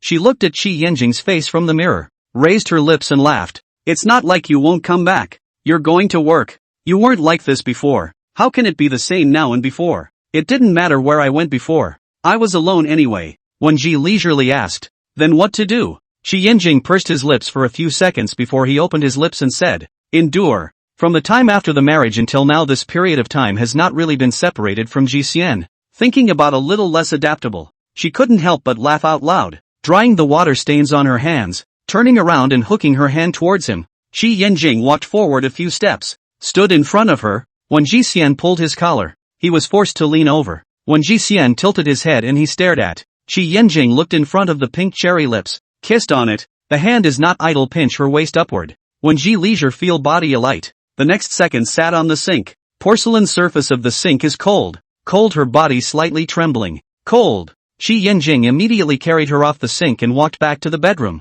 laughing softly, petulant, saying it all, but he just liked it. When Ji Xian buried her head into the nest of his neck, smelling the faint woody fragrance of his body, and hearing him say this, she bit him on the side of his neck. Qi Yinjing does not move, and provocative, bite the focus. See if tomorrow there is no one to ask me how I hurt. One Zhiyao, Professor Slutty. She also used her hand to touch the piece she bit, to see if there is a very heavy bite, afraid that tomorrow someone really asked. Qi Yinjing may really say some amazing words. Fortunately, just a circle of faint teeth marks. Qi Yinjing heart felt funny, threw her on the bed, leaned down. 5 days did not see to let her feed herself, until 1 in the morning. Qi Yinjing's eyes tail stained with the color of lust reddened. Just in those few hours there was being cool. I'm leaving tomorrow. Why don't you say you miss me? He hugged Wen Jixian, rubbing against her neck. Wen Jixian was too tired to move her hands and muttered with her eyes closed. You haven't left today. She kissed Qi Yinjing and softly said, you have to get up early in the morning, so sleep quickly. Qi Yinjing said to be pacified, close to Wen Ji leisure, but the excitement is not oversleep. On their own in this condition now, not to mention nightmares, even if nightmares, but also in the dream with a knife slashing. 10 minutes, around his wife just like into sleep. Very low breathing in his ears. Extremely beautiful. The next day, When Ji Idol woke up, beside the body has no Chi Yinjing's figure. She touched out her cell phone and looked at the time. 8:40. On the interface there was a message that Chi Yinjing had sent to himself. Breakfast is ready on the table. When Ji Xian hooked up the corner of her lips, put down the phone and rolled around in bed to stretch her muscles, and got up to eat breakfast. When Ji Xian arrived at the store when it was already 9:30, took out this week's turnover to see once. Yu Chi came to the backstage in his spare time and plopped down across from her. Boss, where will we go to eat for the group building tomorrow? When Ji Idolize turned from the data in front of her to Yu Chi, the previously scheduled group building activities in early May. Have you chosen an address? She asked. Yu Chi laughed. Boss, you let me choose. Don't blame me for ripping you off. One look told her that he had chosen it. Which? Feast West Mansion. He was good at picking a pinnacle. Okay. It didn't matter if he spent some money on a meal and a game. Yu Chi was a little surprised. I say boss, you're too nice to talk, right? So not going? She laughed. Yu Chi coughed. When I didn't say it, I'm going to get busy. Before he left, when Ji Xian instructed, the store can close at noon tomorrow. Yu Chi made an okay gesture. Okay. When Ji Ya finished reading the data, took out her cell phone and sent a sentence in the work group. At all members, tomorrow's group building is at Banquet West House. Lunch at 11 o'clock. She exited the workgroup page, opened Chi Yinjing's chat interface, and asked, arrived? After waiting for a minute without waiting for the other party to reply to the message, she pressed the holographic screen of the phone. Maybe he hasn't arrived yet. Tomorrow group building. Good pity. Chi Yinjing went to the exchange of foreign schools. She left her phone in the background to go to the front to help. Nearly all day at the store. At 4 in the afternoon she cleaned up and prepared to go to the mall to buy some ingredients to go home. When she took her phone, she saw that Chi Yinjing had messaged her back. Arrived. There was also a picture of getting off the airplane. She tapped a few letters on the keyboard. I'm off work. I'll go buy food later. You remember to eat well. Another sticker emoticon was added. In addition to Chi Yinjing's message, there was also a video call from Wenhuaishu, but unfortunately she didn't receive it. She sent another message back to Wenhuaisu. She received an emoticon of beat up on the spot. Maybe he was busy. Wenhuaisu did not reply to the message, so he drove to the mall. I bought some ingredients, stocked up on snacks, and on the way home bought some fried skewers and barbecue. After returning home, I lay down and played with my cell phone for a while, and I didn't want to cook, so I ordered a meal and waited for the takeout to be delivered to my door. After taking delivery, closed the door and was walking to the table. Threw in the living room sofa. Cell phone rings, thought it was Chi Yinjing. She put down what she was holding and walked over. A video call from Wenhuaisu. She answered the call and set the cell phone on the table. The camera pointed at the ceiling, and stood by the table to open the takeout box that she had just gotten, so as not to smother it for a long time with a bad taste. A low mellow lazy voice resounded in the living room. What did you do when I called you this afternoon? Wenhuaisu did not see Wen Ji Xian in the camera. Tisk sound. Where are you? Wen Jia picked up her cell phone and placed it vertically, just so she could see her dinner in the camera. Still steaming. Here. Wenhuaisu laughed. I asked you about people, and you're showing me your dinner? He took a closer look. Through the screen I can smell a deep-fried barbecue smell. How fragrant it is. You don't understand. She sat down and chatted with Wenhuaisu. Only then did Wenhuaisu see Wen Jixian's face. Wenhuaisu was the son of her great-uncle's family. Extremely good-looking. 1 meter 9 in height. But he corrected her every time. It was 1 meter 9.4. Where's Chi Yinjing? Wenhuaisu didn't seem to hear anyone else's voice appear in the house. She had told herself not long after receiving the license before that she was just a bit busy during this time and hadn't been able to rush back to take a look. In fact, they also think they are married. They say what is meaningless. Anyway, so live it. Not good. He has a brother and then out of the way. Just think of waiting for the busy finish and then come back. The exchange of different schools went. Wenhuaisu sound. Lit a cigarette. How are you two now? Of course. Wenhuaisu looked at her eyes flashing stars when she spoke. Well, he can feel that Ji Xian is now very good. And Gu Yuchen then? He abruptly asked. When Ji Xian was filled with speechlessness written on her face. Some time ago she had said on the internet that she understood the matter between herself and Gu Yuchen, and Wenhuaisu must have seen it. Suddenly the drama addiction came. She ostentatiously drew out a napkin, wiped the corner of her eyes that the emperor's new tears. Whimpering, 2 days ago, Gu Yuchen targeted me. You don't even help me forward. You don't care about me at all. Whimpering. Wenhuaisu, with a cigarette between his fingers, he looked at Wen Ji idly acting, and only after a few seconds did he say, the drama went over. A few days ago? He was so busy the other day that he didn't have time to look at his cell phone, but Gu Yuchen was steady, so he probably couldn't do anything about it. although he and Gu Yuchen were the same age. He hadn't been playing together since he was a child, and Gu Yuchen was known as a person. Wen Jixian lightly grunted. Through the tissue, then you still do not care whether I live or die. Why not ask me in the end? There is no matter. Wen Huaisu laughed. Okay, I'm incompetent. I next time the first time to ask you to eat? How is it lately? The mood okay not okay? Cannot? It is not necessary. More or less a little bit of yin and yang. Wen Huaisu will smoke to pinch. Hung up. You eat. After hanging up the phone, Wen Huaisu really went to see the previous period of time about Wen Jixian's things, but most of them were withdrawn from the news. Almost cannot find the relevant words. The only news roughly knew that this brother-in-law of his was the second son of the Qi family. A little surprised, but not shocked. It didn't matter what he was. When he saw the news that Gu Yuchen had made a move on his fiancée, he froze for 2 seconds. He returned the call to Wen Jixian. Wen Jiye, who was picking up her chopsticks and preparing to eat, received another call from Wen Huaishu, and she picked up. Hello, what again? Gu Yuchen hit you with his hands? Wen Huaisu questioned her. Wen Jixian choked. I said how come you didn't laugh at me? So it's only just realized. Wen Huaisu's voice was cold. Why didn't you tell me before? Her voice weakened. But it's not an honorable thing. You don't ask me. How would I say to the public about the beating? But I also played back later. When I was beaten a little confused. I ran away and didn't do it. And then I didn't succeed in doing it.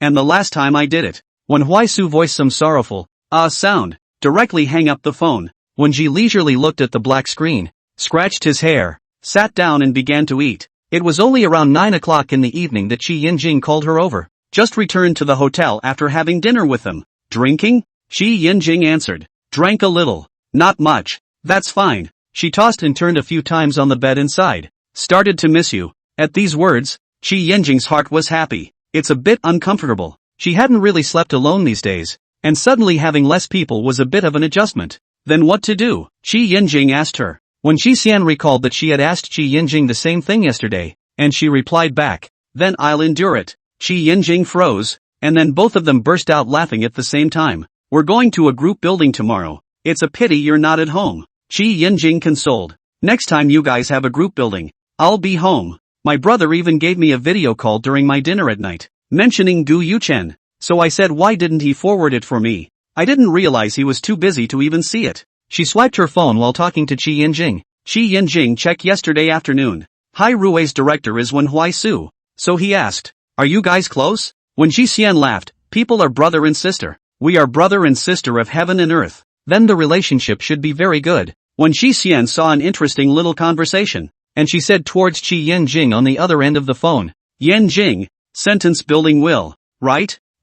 Yes. But if Jixian asked, it was probably a couple's trick. Make a sentence using the words I love, he, and she. Qi Yinjing's eyes rippled with laughter as he opened his mouth with the sentence, he loves her. When Jixian was slightly stunned and subconsciously asked his mouth, what about I? 4 words. The mouth just asked. The brain caught up. I sound. How he does not follow the norm. I love you. His words fall. When Jixian laughs out, although it didn't make me say it, but it's still very happy. Qi Yinjing looks at the time at 10:30 and asks, shouldn't you go to bed? She said, well, it's time to go to bed, but I probably won't be able to sleep. Then turn off the light. I'll talk with you. She listened to him and turned off the light, shrinking into the quilt, placing her cell phone on her pillow. Suddenly remembering something, she asked worriedly, Yinjing, will you have insomnia tonight? Will you have nightmares? She was also worried that Qi Yinjing wouldn't be able to sleep. There are you with me. He himself accompanied her to talk, not to mention that it wasn't her who accompanied him. When Jixian lay on her side with her eyes closed, it was too sweet. She said softly, I haven't regretted marrying you at all. I'm really happy with you. Perhaps it was some very unnutritious topic, but it brought emotional value to her, and she was in an extremely good mood every day. No regrets allowed. He couldn't hear Wen Jixian saying these words. When Jixian responded dryly, it was still a bit uncomfortable. Feeling uncomfortable without something to hold on to, the heart silently sighed. Suddenly, Qi Yinjing's low voice tentatively called out, Nian Nian. When Jixian slightly opened his eyes, she called out, how do you know my nickname? She paused. Grandpa called me that last time? Qi Yinjing admitted. Which Nian is it? Sticky as in sticky. Why that word? He thought it was Nian as in years and years, because I liked to stick to people when I was little, so I called it sticky. After she finished, she asked him, do you have a nickname? Qi Yinjing stated, no, It's also true that most of the nicknames figure to be convenient and aren't very good, such as her brother's big president as a child called the small name child figure convenient. Grow up and then be called this name. More or less a little bit of comedy sense. Qi Yinjing thought of some things in the past. That time also did not meet with his parents every day. A month maybe only once. And his own reasons. So when people close to not up, his sense of territory is very strong. When he set Ji Xian into his territory he already saw her as a part of himself. Naturally it is different from others. It's good that there isn't one. If you take a bad one, it would be a social death to be called a nickname in public. Especially that kind of big boss with a big face. More social death. Qi Yinjing some sleepy. No leisurely said the words heard in the ear seems to forget. When Ji Leisure paused for a while did not hear Qi Yinjing speak voice. Then extremely small voice asked, sleep? There is no response. She knows Qi Yinjing sleeps shallow. Afraid of their own turn over the sound of noise to him also hung up the phone. Side of the body to continue to lie down. May still not adapt to the reason. Toss and turn a few times also did not fall asleep. Obviously last night Qi Yinjing yelled that he missed her and couldn't see her.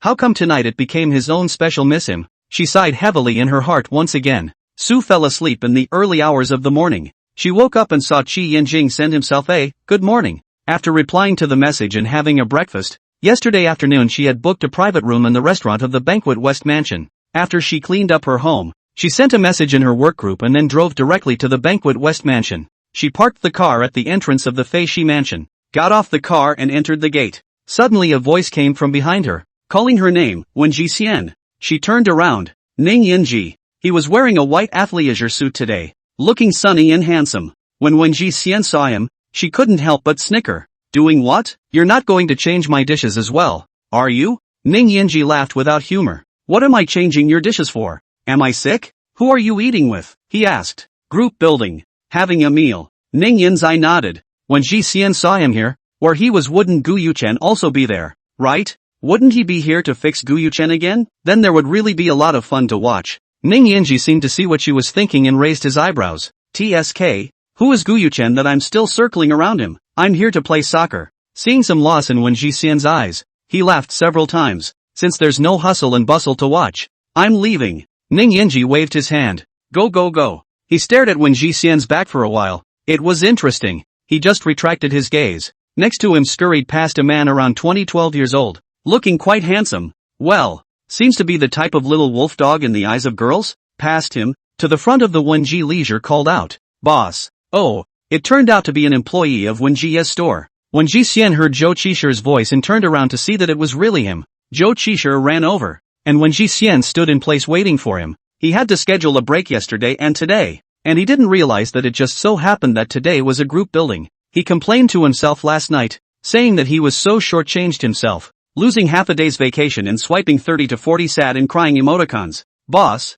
I think you need to reconsider and let me have another day off tomorrow. The two of them got on the elevator side by side. When Ji Xian opened his mouth, half a day at most. Then, he swallowed his retort hard and forced a smile. Half a day is half a day. He understands too well. His sister often plays this tactic. Bargaining again. I guess half a day is gone. When Ji Leisure's side-eye looked all over him. Today's rest how you didn't holier that trendy wear? In recent times Zhou Qisher wore either casual clothes or shirt and suit, looking much more comfortable. Zhou Qisher deflated his mouth. Nothing just did not wear it. In fact, now look again seems to be a bit non-mainstream, but you cannot admit your previous aesthetic bias, right? Dead duck mouth hard. I also went to find Lin Yin yesterday. When Ji Idol sounds familiar. Previously heard from the mouth of his sister Zhou 11. According to the description is a dream chasing 2/5 like Zhou Qisher, by his sister's shaved hair youth. What happened to him? Zhou Qisher continued. His shaved hair grew into a plate inch, as if he really started to seriously study management. Really don't say that the plate inch is quite good looking. When Ji Xian laughed and asked, do you also want to cut a plate inch? She felt that Zhou Qisher's current hairstyle was quite suitable for him. Slightly long with a bit of wildness. Zhou Qisher quickly shook his head. That's not necessary. Where's brother-in-law? He even turned his head to look backward and only saw a handsome man in white athleisure were looking in their direction here, and did not see Qi Yinjing. Went on a business trip. When Ji Xian raised his eyes and looked at Zhou Qisher. Remember to tell me in advance if you resign. Zhou Qisher, why? You're driving me away, aren't you? Starting to go crazy. I'm a drenched puppy on the side of the road. I'm plan B. I'm option E. Don't give me a seizure here. She couldn't help but raise her lips. I'm just afraid that if you suddenly quit, I won't be able to recruit in time. What are you thinking? Zhou Qishir grunted twice in satisfaction. The two went to the private room first and waited until around 11:10 before the people arrived. 20 small few years old doing anything positive. Not at all abrasive. Closing the store door immediately came over. She ordered some dishes, and let them order what they wanted to eat. As a result, when the first 4 dishes were served, she had not ordered green organic vegetables. 3 words popped up in her head, Ning Yinji. He wouldn't be so bored that he would change her dishes, right? She then asked towards the waiter. These 4 courses aren't what I ordered, right? The waiter serving the dishes politely said towards her. These 4 dishes are from Mr. Ning. Mr. Ning said he didn't change your dishes and told everyone to eat more vegetables. 1 Jiao. He is idle and suggests going to a shoe factory to nab soles. The waiter continued to serve the food. Boss, who is Mr. Ning? Yuchi asked as he gossiped and looked towards her. A friend. For his leisure. Previously, Ning Yinji wasn't like this. How come he hadn't seen him for a while and suddenly his temperament had changed drastically? Oddly enough, when she leisurely listened to them gabbing happily, she felt it was quite interesting, and from time to time cue to her. Feast Westhouse Field has all the facilities. Do you guys want to stay here and play this afternoon or go somewhere else? She asked. This is quite good. There is also a hot spring pool on the roof. You can go and soak for a while in the afternoon. When Jia looked at Zhou Qishir sideways, you are quite good at enjoying yourself. Zhou Qishir laughs twice with a cheeky smile. Fortune passes through the door. Not enjoying it is a sin. This caused a burst of laughter. Eating is not fast. Talking and laughing halfway through the meal before reaching 12 o'clock. The cell phone in her bag rang. She took it out and looked at it. It was a call from Gu Yuchen's secretary? She looked at this call and couldn't help but wonder what his secretary was doing calling himself. She didn't want to know anything about Gu Yuchen, so she immediately pressed off the phone and continued to eat. Was Gu Yuchen seeking death again? Even if he jumped off the roof, it was none of her business. She was just about to turn off her cell phone when Gu Yuchen's secretary sent her a message. MS. What? Mr. Wen is here, so I'd better ask you to come and take a look. Mr. What? The only people who were called General Manager Wen were her grandfather and her brother. Her brother? Ah. When Shi Xian was a bit confused. Yesterday when Huaisu was still in Pingjiang, how come he was in Yan'an today? Just as she was shocked, the secretary called again, and she was now connected. The secretary on the other end was a bit anxious. MS. What? Please come here. Mr. Wen is not a good person. When Huaisu's cold face was probably there to beat up Gu Yuchen. Yelp. It's really her brother coming, eh? Who cares if Gu Yuchen gets beaten or not? She immediately said. Okay, I'll come right away. The secretary thanked her repeatedly. Thank you, please, Miss Wen. When she leisurely hung up the phone, put the cell phone into her bag, and said towards everyone, sorry I have some important things to deal with right now. You guys eat first have fun in the afternoon. All hang on my account. I'm leaving first. She hurriedly carried her bag. Everyone saw that she was in a bit of a hurry and asked her to pay attention to safety on the road. When Shi Xian responded one by one before she went out of the private room, Zhou Qishir glanced at Yuchi beside her. It seems like it was mentioned that Mr. Wen is here? Yuchi bit the tip of his chopsticks. He had been in the store the longest and for several years. Wen was always the boss, her brother. He wouldn't have gone to beat up Mr. Gu, would he? Thinking of this, he was in a better mood and open to eat. When Ji leisure from the private room out, her brother that the value of force absolutely no words. Can Gu Yuchen beat disabled? Before but was sent by the grandfather to the army inside the stay. But if you really hit a good or bad, be invited to the bureau to drink tea. That's not worth it. When Huaisu asked her words yesterday, no wonder how he didn't say anything behind. Aren't you eating? Where are you going in such a hurry? Ning Yinji, who came face to face and had his hands in his pockets, asked out loud. Picking up my brother, leaving first. She walked straight past Ning Yinji, jogged across the street, and got into the car and started in one go. Ning Yinji pondered over her words. Picking up her brother? When Huaisu was back? When Ji idle in the car called when Huaisu, but no one answered. Banquet West Mansion wasn't far from Huai Group, and it took about 10 minutes to get there. She ran into the front door. The receptionist didn't stop her, greeted her with Miss Wen. She didn't have time to respond before getting on the elevator. The moment she pushed open the door, her eyes were filled with images of when Huaisu beating Gu Yuchen. She breathed a sigh of relief. Her brother's face was not injured. On the contrary, Gu Yuchen had blood coming out of the corner of his mouth, and it looked like he had been beaten quite severely. The beating was still going on. The secretary covered her arm, looking like she had been mistakenly injured while trying to persuade the fight. Seeing when Ji Xian come over, the secretary's eyes flooded with light. Miss, when you are not aware that the chairman was beaten for 10 minutes, and resisting doesn't have much effect. Wen Jixian looked at it and it was almost time. At this time, Wen Huaisu was pinching Gu Yuchen's neck, and his eyes seemed to be quenching ice. Don't you like to get your hands dirty? You try it with me. Ha! She stepped forward to hold Wen Huaisu's arm. Brother. Okay, and then go in and drink tea. Wen Huaisu did not listen to her at all. Wen Jixian, brother. Wen Huaisu. Wen Bei Bei. Wen Huaisu was so embarrassed that his fingers tightened, and the hand that pinched Gu Yuchen's neck tightened even more. Seeing that he was reacting, Wen Jixian called out again with a smile. Wen Bei Bei. Bei Bei. He covered Wen Jia's mouth with one hand. I'll sew up your mouth. Gu Yuchen's entire body was weak, and when Huaishu was laying a deadly hand on him, the secretary immediately stepped forward to support Gu Yuchen. When Huaisu looked at Gu Yuchen and narrowed his eyes. I'm not a reasonable person. My aunt and uncle take into account their feelings and don't hit their juniors. I'm fine. After saying that, he pulled Wen Jixian away. On the car, when Huaisu pinched her cheeks, flesh squeezed in a piece. How dare you call me names outside? Wen Jixian slapped at his hand. Only then did Wen Huaisu loosen his hand. It was too embarrassing, calling him Bei Bei in public. Ah! She smiled and called out again. Bei Bei. Wen Huaisu hissed. Call me again and I'll whack you. She looked over at Wen Huaisu's hand and there was blood on it. She reached out and wiped it down. She couldn't help but frown. Did he hit you? Wen Huaisu put on his seatbelt. His hand pressed his shoulder. It's okay. Not serious. He was hurt more. What's going on with you? She pointed to the broken piece on his hand. A piece of pinky fingernail the size of a piece of bloody flesh. Wen Huaisu lowered his eyes and looked at it. It should be scratched by his cufflinks. His diamond cufflinks are quite eye-catching. Should we go for a tetanus shot? Wen Huaisu laughed out loud, drew a piece of paper ready to wipe a wipe. Wen Jixian took out wet paper towels from the bag and handed it to him. Take this to wipe it. Let's go eat first. I'll rush to Gu Yuchen's place when I get off the plane. A little tired. Yesterday, the more I thought about it, the more angry I was. I was going to sleep in the middle of the night, and I just laid down and sat up, and I was so angry that I was walking around at home, and I finally called the secretary and booked a flight for this morning to beat Gu Yuchen violently. Sure enough, after the fight, the spirit is refreshed, much more comfortable. Which one do you want to eat? She asked. Kind of miss the cuisine at Wang Jianlu.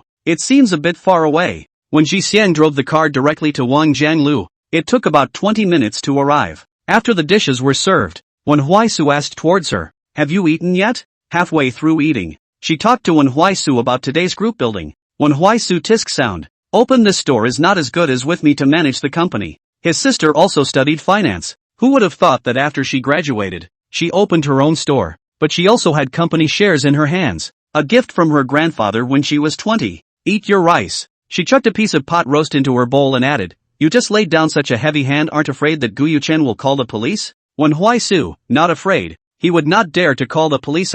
He also has to take into account the relationship between the two families. In addition, he hit you before you did not call the police. How can he have the face to call the police? Aimed at Gu Yuchen will not call the police. Pressing the whack. Wen Jixian smiled. Also this reasoning. Why are you wearing so many rings? Give me one. She reached out towards Wen Huaisu. Wen Huaisu had 6 rings on both hands today, and it could hurt to hit someone. He looked at his left hand and took one off his index finger and handed it to Wen Jixian. Here, it's still stained with Gu Yuchen's blood. I don't want it. I don't want it. Wen Huaisu casually threw the 6-figure ring into the trash. I don't want it either. Obscure. His eyes fell on the ring finger of Wen Jixian's left hand, scrutinized it for a few seconds, and lifted his chin. Your ring Qi Yanjing sent? Yes. RK sealing work. Translated, called Windy. This ring's advertising slogan is roughly, prosperity is also difficult to block my thoughts of you. Wen Jixian was more shocked at how Wen Huaisu knew. Are you interested in all this? Wen Huaisu shrugged, not interested in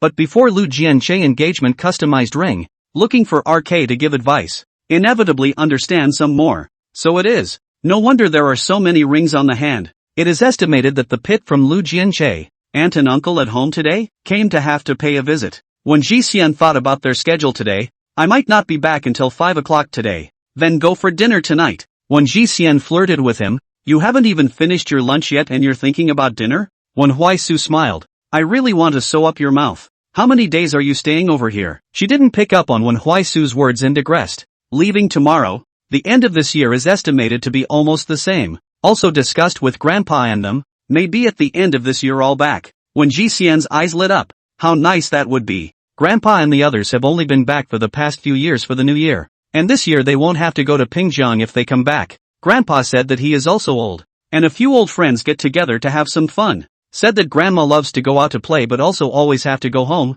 He has lived outside for so long. If grandma should have argued long ago. Wen Jixian smiled slightly, as if the picture of the old couple fighting was right in front of their eyes. The two of them finished their meal and left from Wangjianlu. Where are you going this afternoon? Wen Jixian asked. Where are you going to play? Wen Huaisu threw the question back. She responded. Are you going to Banquet West Mansion? Go. Wen Huaisu pulled open the passenger seat door and sat in. After Wen Ji leisurely got into the car, the cell phone in her bag vibrated twice. She took out her phone. It was a message from Qi Yinjing, a photo of the campus, and a sentence, I miss you. I'll call you tonight. She couldn't help but bend her lips and replied, good. Talk to you about something interesting at night. Well, like the matter of Wen Huaisu beating Gu Yuchen, until Wen Huaisu made a noise. Wen Jixian's lips slowly smoothed out and put down the cell phone. Wen Huaisu propped his head up to look at her, smiling meaningfully. What for? Wen Huaisu let out a pft. Look at your nymphomaniac look. Wen Jixian made a slight sound and ignored him.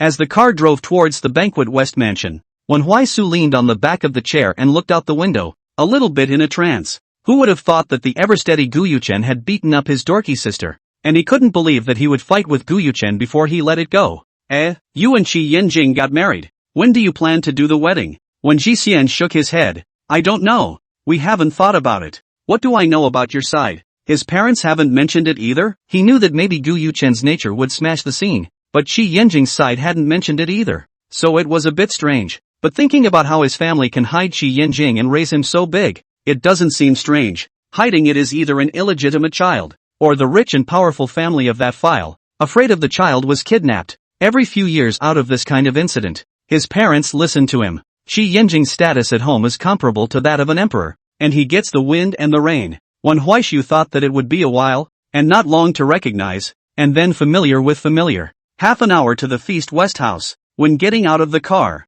Wen Huaisu knocked on her car. Give you a new car, want? She went down from the car, locked the door and turned her head to look at her white Continental GT. My car is not quite good? For her, the car is only used for transportation. Good-looking drives smoothly on the line. Wen Huaisu did not say anything. Anyway, why should she agree to send something to someone? Send on the end of the matter. Two people into the Feast West house door. Happened to be the manager in. Saw Wen Huaisu and Wen Ji Leisure in. He greeted. When young Miss Wen. Wen Huaisu pursed his lips and nodded slightly. He used to be considered a regular customer here. Naturally he recognized him. But the first few years are in Pyeongchang rarely come back. Chatting into the back of the field. You really don't go to the hospital to see this hand? Wen Jixian looked at the injury on the back of his hand and asked. Wen Huaisu looked at it. No need. Can't die. It's hard to believe that Gu Yuchen is poisoned. Wen Jie was speechless and amused. Wen Huaisu looked towards the golf course in the distance. His black eyes narrowed slightly.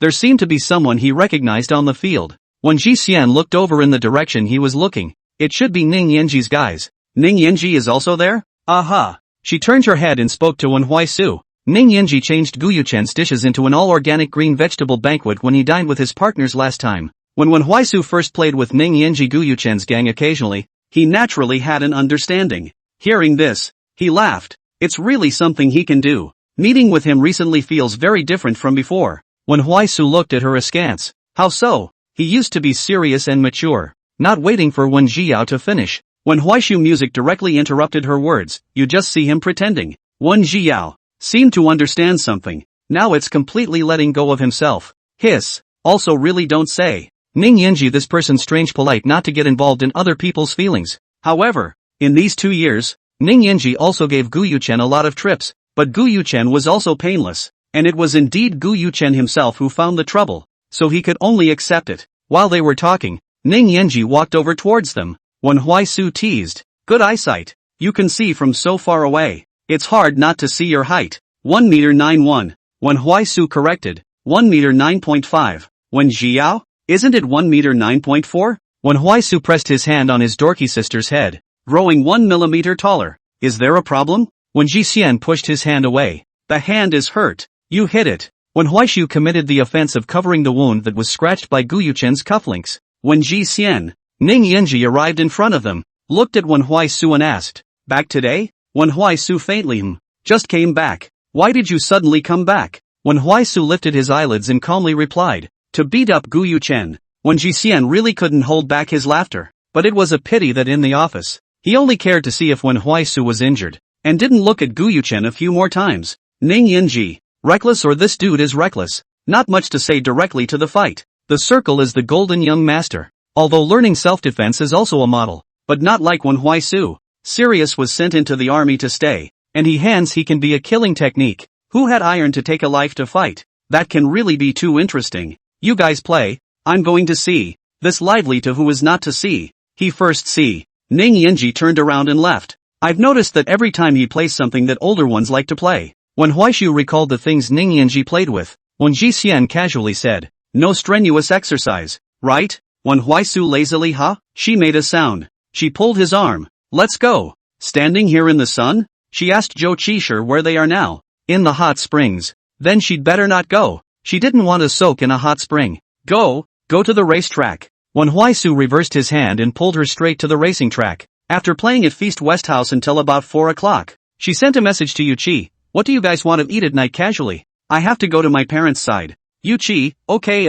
thank you boss. Boss is so nice. Love love love. Wildly blowing a wave of rainbow farts. Wen Jixian smiled, closed his cell phone and drove to his parents' house. Wen Huaisu bought some gifts and brought them along. When she opened the door, her parents were cooking at home, and their faces were full of smiles when they came back. Auntie and uncle. Wen Huaisu called out to them with a smile. The couple answered with smiles. Huaisu, your uncle and I made your favorite sweet and sour spare ribs and squirrel gooey fish today. Their siblings' tastes were quite similar, both on the sweet and sour side. However, Wen Huaisu was limited to sweet and sour tastes, and sweet tastes didn't love sour tastes, so it had to be sweet and sour. Wen Huaisu took off his suit jacket and put it on the sofa, rolled up his sleeves and went to the kitchen to serve the dishes, while also commanding Wen Jixian, go get the bowl. You're the only one who can command people. Wen Jixian said on his lips, his feet couldn't help but walk into the kitchen. Wen Huaisu smiled at her with a sideways glance, a smooth talker. Dinner was already served at 5:30. During the meal, Wen Xingji asked, what's wrong with the project this time? Huaisu usually comes back on a fixed day, but this time he didn't come back on a fixed day, which inevitably made people worry that something had happened. Xinling's glance glanced at the wound on Wen Huaisu's hand. Oops. Huaisu, what's wrong with your hand? She took a look and estimated that it was scratched by something. A bit serious. Has it been treated? She asked again. When Huaisu returned. Auntie, it's not in the way. Xinling frowned, put down the chopsticks, got up to get something from the family medicine box, but also said, some time ago, the hospital sent a patient. The hand on a piece of infection did not take it seriously. To come to the time have to amputate. Wen Huaisu. Xinling gave him a treatment, although the wound is not big, and finally afraid of touching water. Gave him a waterproof band-aid paste up. Pay attention to yourself. Wen Huaisu recalled his own dull sister can be outrageous before. Injured first sat on the ground crying. No one cared to wipe their tears to climb up. Aggrieved dead her. He came back to beat Gu Yuchen violently. When Ji Idol answered the words. At that moment, the table was silent. Xinling put a laugh. Then coughed. The heart recited several I'm the eldest, I'm the eldest, I'm the eldest, before calming down. Wen Xingji, oh, then he did not disabled right? Don't worry. I know where to hit to avoid the vitals. When he said that, he was relieved. Xinling sighed, Huaisu. It's really hard for you to take the time to come back from Pingzheng for this matter. They siblings mouth with machine gun like each other mutiny, but also usually play around. There is something will certainly for each other to take the lead. He can't sleep without coming back to make a trip to be angry. Just come back to see you again. By the way, to see my brother-in-law, but unfortunately went on a business trip. When Xixian stopped his chopsticks. We'll go to Pingzheng together to see you guys after a while. Okay? Just so he can visit my parents and grandfather. When Xingji asked about his father and elder brother in Pingzheng, and the family sat down to eat together. After dinner, they chatted in the living room for a while before Wen Jiye and Wen Huaishu left. Send you home? Wen Jixian asked. Wen Huaisu responded. A few friends knew I was back and looked for me for a drink. Sending me there. You'll just boss me around. Mouth smacked straight. And in the next second asked. Where is it? Wen Huaisu hooked his lips. Long K. When Jixian stepped on the gas and drove towards Long K. Mondi Pool brother in them? She asked.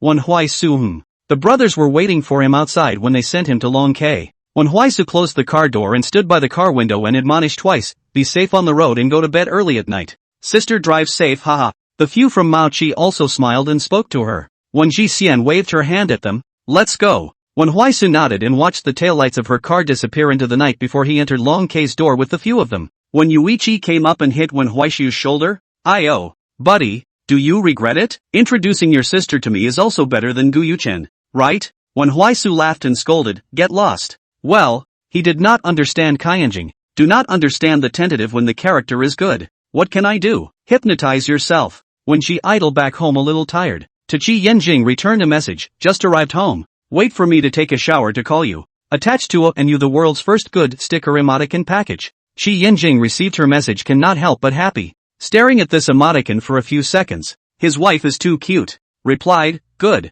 I'll wait for you." When she leisurely stretched her muscles and sent a message to Yuchi before going to the bathroom, "Where did you play?" Yuchi sent her a photo. In the KTV singing, "Play to this." "Boss want to come?" Wen Jian, "No. You guys play. I rest." She put down her cell phone and took her pajamas. Took her pajamas and went to the bathroom. After the bath Chi Yenjing called. Chi Yenjing stared at Wen Jia's last message for a long time, waiting for her to call. Seeing her phone call over immediately connected. "Good evening." Chi Yenjing smiled slightly. "Good evening." She sat on the bed and wiped her body lotion. "Did it go well today?" "Everything went well. How about you?" She brought her staff on a group build today. She should have had a good time as well. When she laughed out idly, "I suddenly received a call from Guyuchen's secretary during lunch." Chi Yenjing was extra vigilant when he heard the three words Guyuchen. "What did his secretary look for you for?" Said, "My brother went to Hawaii." Chi Yenjing was stunned. "Went to Hawaii to drink tea with Guyuchen, and the probability of a fight is a little higher. He was still in Pingjiang yesterday and came back today. He was beating Guyuchen when I arrived." Chi Yenjing, "No injuries, right?" He hadn't seen Wen Huaisu as a person yet. "I didn't arrive before, especially worried that he'd beat Guyuchen into the bureau to drink tea." So said. Chi Yenjing also assured. "It seems that this has never met the great uncle brother a little something, but unfortunately they are not at home." After she wiped the body lotion on the cabinet, while talking to him, "In the afternoon and my brother went to the banquet West House, bumped into Ning Yinji, heard that Guyuchen was beaten and then ran to see the fun." Chi Yenjing secretly laughed. She covered the quilt and lifted her hand up to look at the ring on her ring finger. Remembering the words that Wen Huaisu had said, she asked towards Chi Yenjing, "Is this ring RK sealing work?" Chi Yenjing froze slightly, then said, "Yes. How do you know?" "My brother said, before his friend engagement customized ring to find RK mentioned the opinion of RK's work."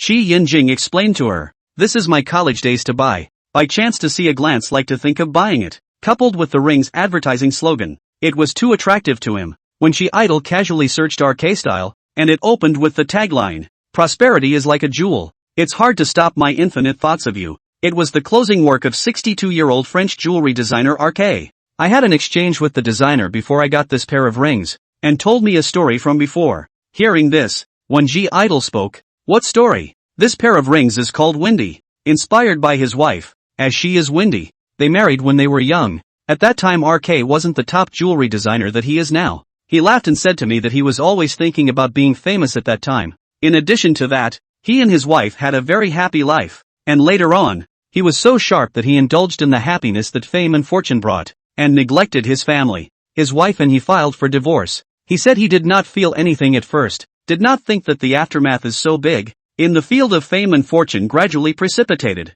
turned back and found himself in addition to fame alone. This time his wife has remarried. The latter decades he is still alone."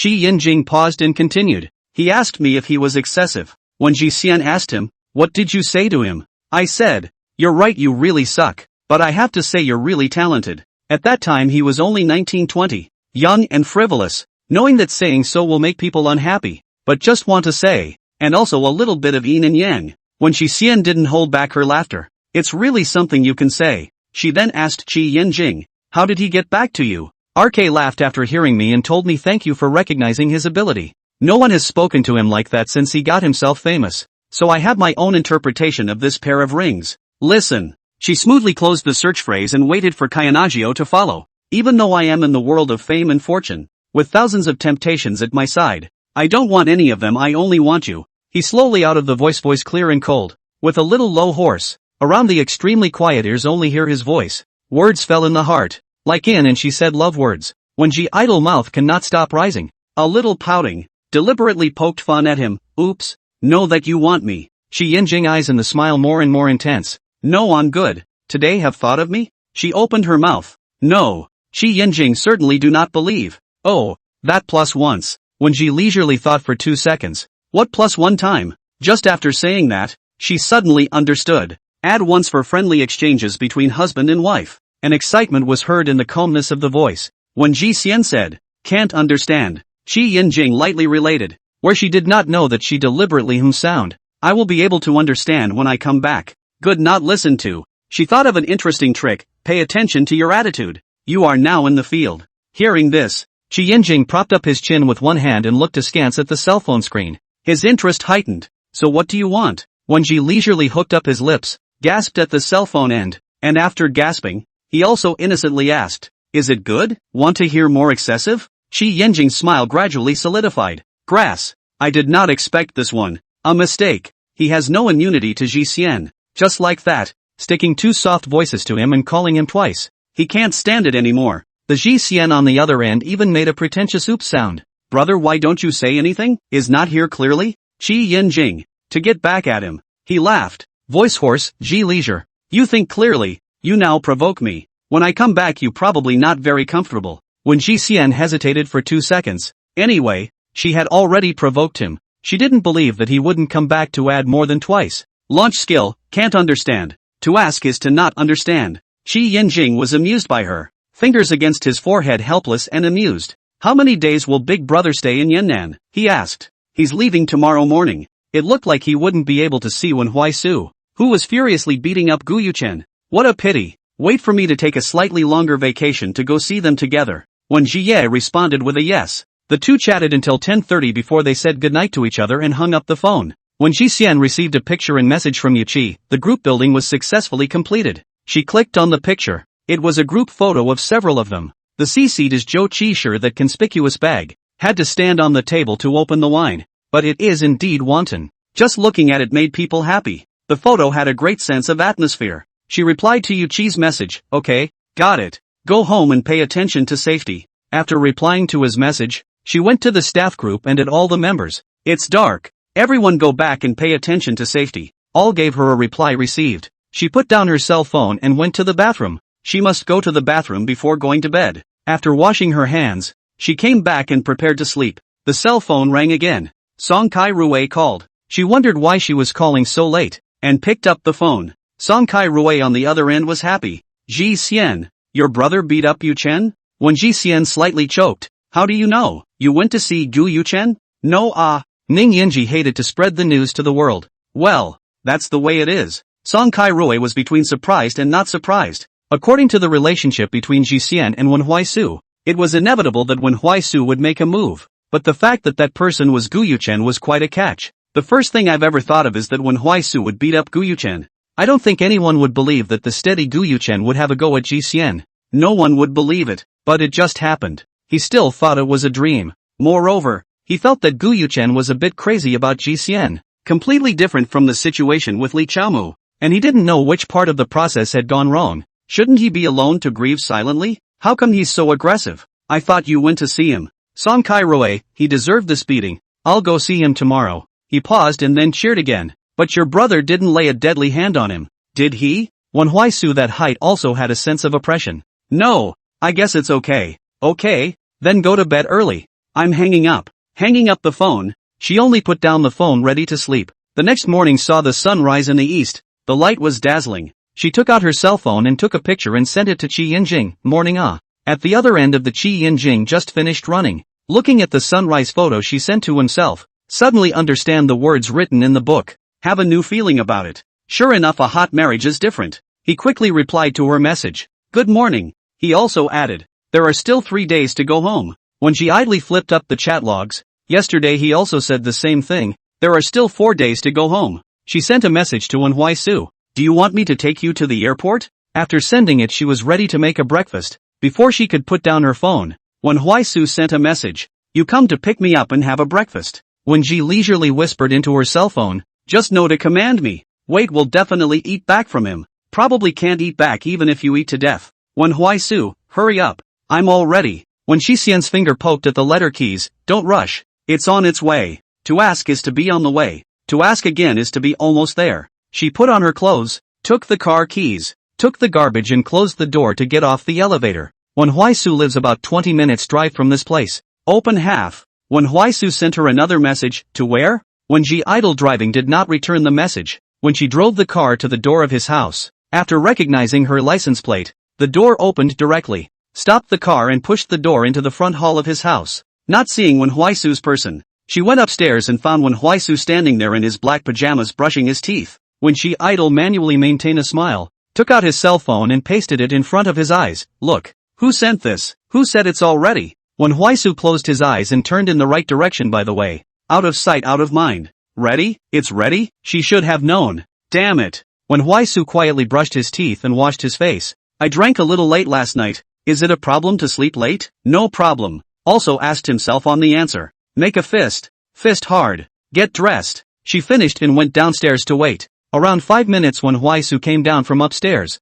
while putting on his wristwatch, he said towards her, let's go. Have breakfast. As usual, when Huaisu pulled open her passenger door and sat in, turning his head towards her, what are you looking for you? When she leisurely rummaged through her bag and handed him a pink kitten band-aid, paste it yourself. When Huaisu took it in his hand, looked at it for a few moments, and said, you want me to put this on? It's still the normal one that Auntie had yesterday, although so said, or yesterday and paste the one torn down, replaced with, this powder not pull a few band-aid. A British black orthodox suit, full of high-level sense, hard to be pulled down by a band-aid. When she leisurely laughed twice, which started the car to leave. Why aren't you wearing 6 rings today? Oh, one was thrown away yesterday, and there are still 5 left. When Huaisu leisurely said, it's not like I need to fight today to wear any rings, purely for fighting. He turned his head and asked again, why don't you ask me where to go for breakfast? Someone, you've already lost the right to choose breakfast this morning. Thought I was already outrageous when I said I was on my way, but I didn't realize he was even more outrageous. It was estimated that when Huaisu was still lying in bed when he sent her the message, maybe he only got up and washed up when her car pulled in. When Ji idle picked a tea house and ordered a table of morning tea, open to eat. What time did you go back last night? She pinched a crystal shrimp dumpling and put it in her bowl. Early morning. What time was the airplane? 10 o'clock. When Shi Xian counted the time, it was still early. After eating breakfast and coming out of the tea house, when Shi Xian drove straight back to the coffee shop, at first glance, she saw Li Chaomu, who ran towards her aggressively from her store. When Huaisu recognized this woman, Gu Yuchen's first love, I didn't expect it to actually come back. It was really dramatic. He sat in the car and didn't go down, wanting to see what she was going to do. When Shi Xian didn't know what Wen Huaisu was thinking, she got out of the car herself first, and solved this trouble first. Li Xiaomu pulled her down and blocked the way.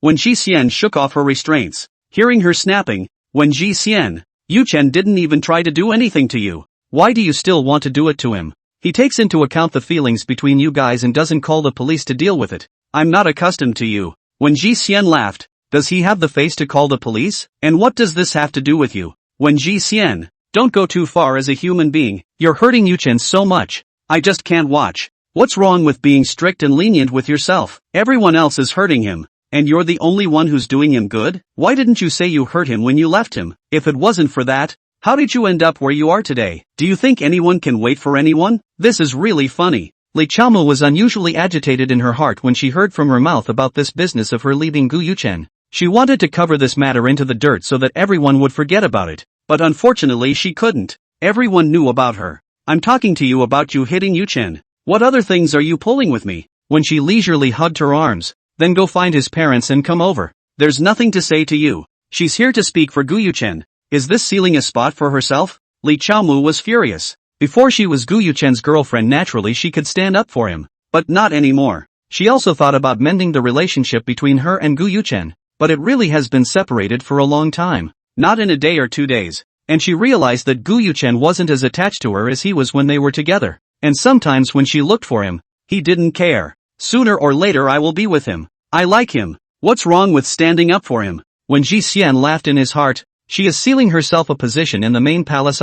When Huaisu pushed open the door of the car, his long legs stepping away from the customized expensive leather shoes stepping on the pavement, getting down from the car, looking condescendingly at Li Chaomu who was settling scores with her own sister. Gu Yuchen I hit. Is there a problem? His voice was low and deep, and he carried himself in a superior stance. Li Chaomu immediately did not dare to speak. Swallowed his saliva for a while before he said, "You're right to hit someone? Is it right for him to hit my sister? I didn't break his ribs. I gave his family face. His family didn't even come in front of me to ask for an explanation. What are you screaming about here? Li Chaomu didn't know whether she was scared or angry. Her eyes were a little red. When Huaisu snorted lightly. You're the one who's so cheerful that you think you can renew your relationship with Gu Yuchen. Who are you showing this look to? The circle is the most lack of weak climbing daughter. More than you are beautiful. More than you will be more than you. You faded from the previous spirit of the wind, now what is left? She was poked in the lungs and raised her voice. You guys don't even know what I've been through. If it wasn't for Gu Yuchen, I'd already be dead. How can I still have my old spirit? Both Wen Huaisu and Wen Jixian were speechless. Wen Huaisu was filled with impatience. You can't even understand what I'm saying. Too lazy to talk nonsense with you. You can't even understand what I'm saying. So don't bother talking to you. Wen Huaisu did not take care of Li Chaomu, pulling Wen Jixian into the coffee shop. Yu Qi rested, and then took in the scene into the eyes. Everyone couldn't help but look over when they saw the boss and a tall, handsome man enter the store. Zhou Qishir scratched his face and asked towards Yu Qi. Who is this? The boss's brother. Zhou Qishir looked at him for a moment. Also handsome, so tall, taller than his brother-in-law. When Jixian ordered a cup of black curry for him and sat in the seat by the window where she often sat.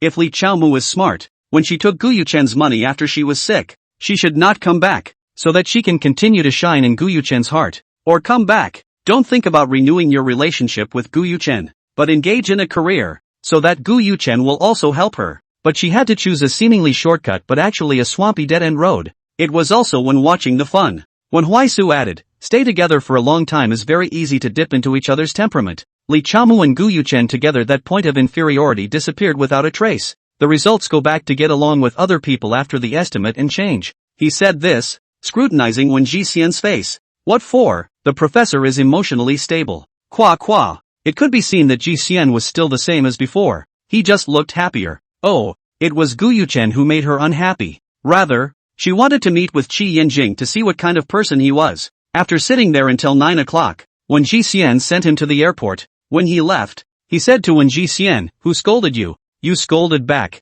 With your hands you have to fight back. Pay attention to safety don't suffer. Although he knew that his sister was not a person who would suffer, but he still had to advise her. Okay, bye. She waved her hand. When Huaisu laughed and knocked her on the head. Let's go, dumbass. Accelerating his pace, he slipped away. Hiss. Excessively. Watching him board the plane, when Jixian then left. After getting on the bus, she still regretted that she didn't fight back when Gu Yuchen hit her, even though she also hit him later. Qi was a bit confused at the time and hadn't thought about such things. If she thought about things about Gu Yuchen, it could only be to think about going back to the day they broke up to slap his face. Other than that, it was impossible to think about him. She drove the car back to the cafe. Just as she got out of the car, she received a call from Zheli, and as soon as she got through, she asked, did you miss something interesting? She trailed off with a long My brothers? Good lord. Ning Yinji's propagation speed was bullish. I had a social gathering yesterday afternoon.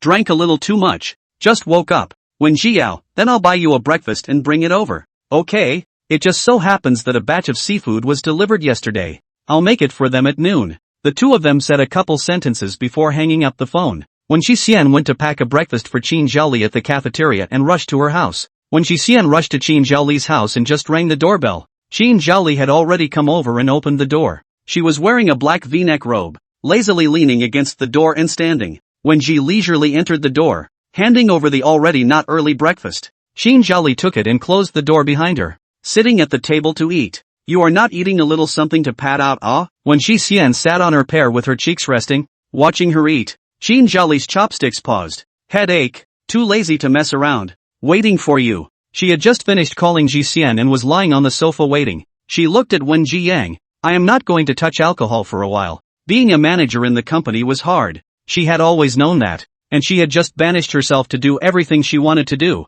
and her parents didn't say anything, they just wanted her to have a happy life. Where is your brother? Qin Zhaoli asked towards her. I just sent him to the airport before you called. Qin Zhaoli ruffled the hair falling down the side of his cheek and hooked his lips. Didn't catch the live broadcast. Too bad. Even ran into Li Chaomu, here to give Gu Yuchen a piece of her mind. She snorted. A boring life would always be enlivened by some fun people. What's she doing? To stand up for Gu Yuchen, waiting for Gu Yuchen to be moved and the two of them to renew their relationship? A little brainstorming could make people laugh at the point. She laughed twice. With a bit of sarcasm, What she thinks is quite beautiful. The Gu family didn't get involved in Gu Yuchen's emotional problems before, but after that mess, let's not talk about how Gu Yuchen is doing, but the Gu family's main door, Li Kaemur, don't want to get involved. It is estimated that Gu Yuchen to Li Chaomu also do not have that heart. If he accepts Li Chaomu again, that completely fall into the circle of the laughingstock. The future after dinner talk about can be him. What Lick the dog was so traumatized by the once can still be together. One Ji idol thought is also, Gu uncle and Zhao aunt is not old-fashioned. Daughter-in-law character is good, innocent people also do not matter. The door is not the right, household is not right also line. But now Li Chaomu character in the heart of their husband and wife is not pass. That is naturally do not agree with their business. They themselves to go. Regardless of them, they will just watch the fun. Qin Zhali turned and asked, is Wen Huaisu satisfied with Qi Yinjing? My brother hasn't seen him. He went on a business trip. Qin Zhali nodded, stuffing the last piece of intestinal noodles into her mouth, stretching her back to full blood. I'll go cook. She stood up and walked into the large kitchen, and when Ji Xian followed, the two of them busied themselves in the kitchen, but it was mostly Qin Zhali who was busy, and she stood next to her and chatted with Qin Zhali. In the middle of the conversation, she suddenly heard a cat's cry. She took 2 steps outside, her eyes lit up, and she bent down to make a meenie sound to the cat that ran towards her. Qin Zhali has a kitten, a milky white Napoleon. Qin Zhali smiled helplessly and said to Wen Jiqiu, don't put that meenie on hold. She washed her hands and walked out to pick up the cat, while adding, I had shut it off in the room before you came. I didn't expect it to run out again. Wen Jixian was a bit allergic to cat hair, although it wasn't serious. They were still mindful of this, but Jixian, on the other hand, was so in love with these little things that she couldn't wait to have her eyes glued to her little pet. She carried the cat to the balcony. When Ji Xian's eyes never moved away, Qin Zhali closed the window to prevent the cat from falling down, and pulled the glass door closed. And when Jia said, you just stand here to see, do not go in. When Ji Xian nodded, good, hearing when Ji Xian agree, she then went back to the kitchen. She squatted outside and watched the cat's meat padded paws and claws stick to the glass door. Swooned by the cuteness, she reached out and stuck her hand on the piece of the cat's paw. The cat was a gift from Song Kai Rue to Jolie. Kai Rue's family had a main cat that was big and handsome. She asked Jarue what the cat's name was, and Jarue said it was just a cat, a kitten. Anyway, the daily call it is Nini. The cat saw her hand on the glass door. It stretched out its tongue and licked the glass door. When Ji Xian really can't stand it, pure seduction, she moved the glass door to the left a little distance, revealing a small gap. She just one finger can be stuffed in. The cat put its head on the small gap. The head of the large gap is too small to get out. When Ji Xian put her index finger in and stroked the cat's head, it's so cute. Touching the kitten is extraordinarily satisfying. The kitten stretched out its claws. She touched its meat pads. Soft, Qin Zhali will be steamed seafood out. Turned his head to see when Ji Leisure have a bit of heart slowly closed the solid glass door. What are you doing? When Ji Xian laughed awkwardly, and Mimi for friendly exchanges. This seems a bit familiar.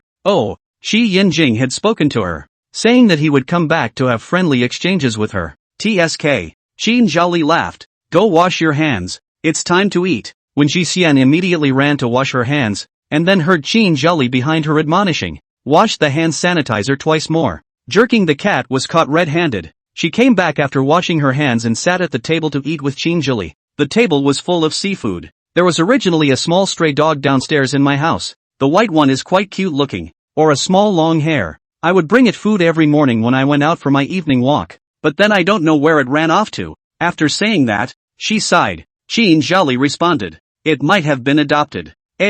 Was carried by her to be raised by someone else. The reason for this is because Gu Yuchen passed by and saw Ji Xian squatting on the ground to feed the dog, and wanted to go over and tell her that pet hair allergies don't touch these, but she pulled back, and after Ji Xian left, she gave the dog to someone else to watch the door. Originally Ji Leisure liked these small things. No resistance. You tell her more she still want to touch. Not as good as the dog to carry away, but also a stray dog to find a home. How good. Shi Yinjing is not going to return to Qi family to work for the family, no matter how the family also has his share. Qi Yaochuan to this brother is also quite good. When Ji Xian shook his head, shouldn't have this intention. He seemed to be very satisfied with his current life and hadn't considered anything else. She was also satisfied. This is also quite good. Relationships don't have to be so complicated. Not like the 800 hard eyes they had per capita. After eating until 1 o'clock when Ji Xian left Qin Zhali's home, before leaving, he also squatted down to look at the cat for a while, and took 2 pictures of it in the process. At night to Qi Yinjing to see other people's cats and cats.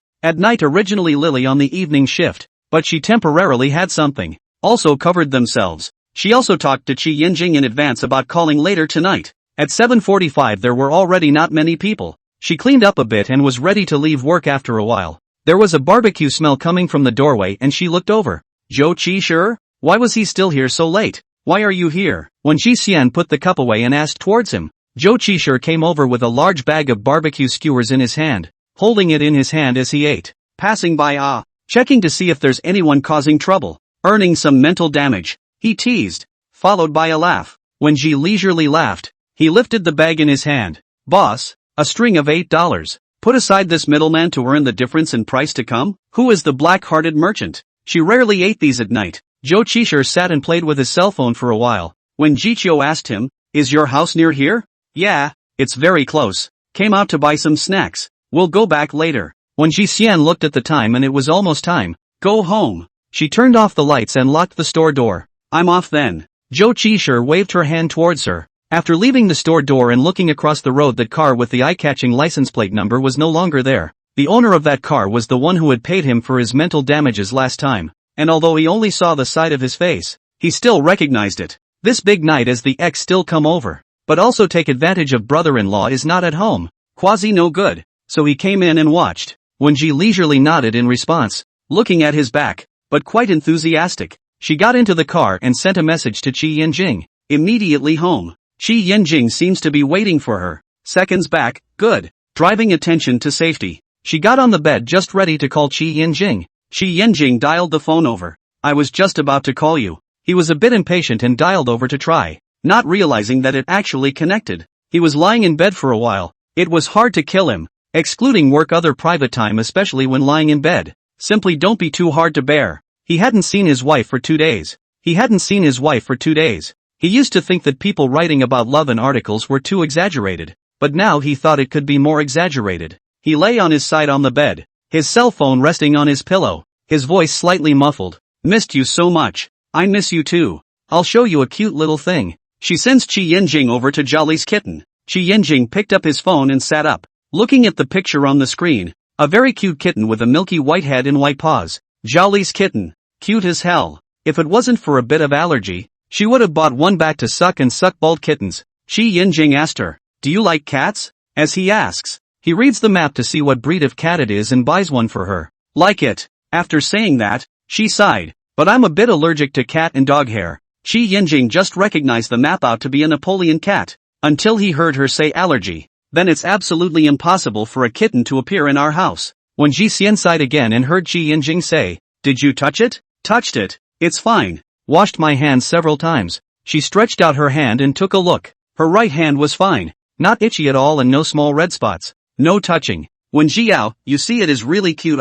Cannot help it. It is the hand itself affixed to it. Qi Yinjing was her these crooked reasoning angry laugh. It seduces you, right? How do you know? She finished with a couple of hee-hees. It was too interesting. When Ji Xian told him about the events of today's day, including the fact that Zhou Qi was going to sell her $8 a skewer of barbecue at night, what Qi Yinjing thought was that he also wanted to go to the store and wait for Jie to get off work together. What are you doing? She didn't hear Qi Yinjing's speaking voice and asked out loud. Listening to you. It was reassuring to hear her say a bunch of things to herself. So you don't have anything to say? Qi Yinjing smiled. There can be too much I want to say. It's all topics that won't pass the scrutiny. He didn't embarrass himself. There would be plenty of opportunities to say when he went back. When Ji idolized with Starlight seems, then you still do not say. Big night tease who it. The phone has been playing until bedtime, which hung up the phone. Qi Yinjing originally intended to sleep, and sat up, thinking to give Ji Xian to send a gift. He didn't even seem to have bought her any other gifts.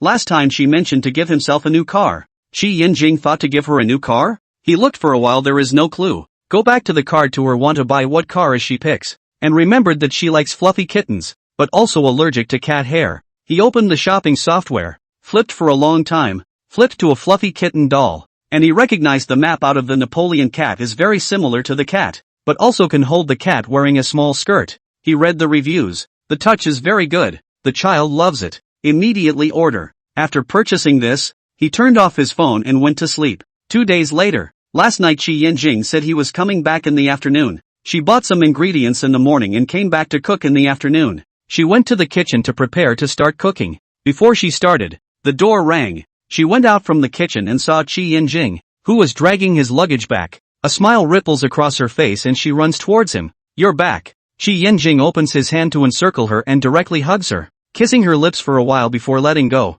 Did you miss me? Have I? All back. How dare you flirt with him and say no? If you say no again now, I guess you don't need to eat. Directly go to bed to sleep. He put Wen Jixian down. The suitcase was thrown aside and didn't care about it, but only brought the express box he brought back to her. What is this? She looked down at the box. She had just focused on looking at Qi Yinjing and didn't care about the rest. Qi Yinjing used a knife to unwrap the courier box, and there was another box inside. When Ji leisurely looked at it, a plush toy? Until after opening it, Qi Yinjing held that plush kitten out. When Jixian laughed out loud. Yinjing, you're holding it kinda in contrast, wearing a black trench coat, looking high and cold, holding a cute plush kitten wearing a skirt. It is indeed quite contrasting.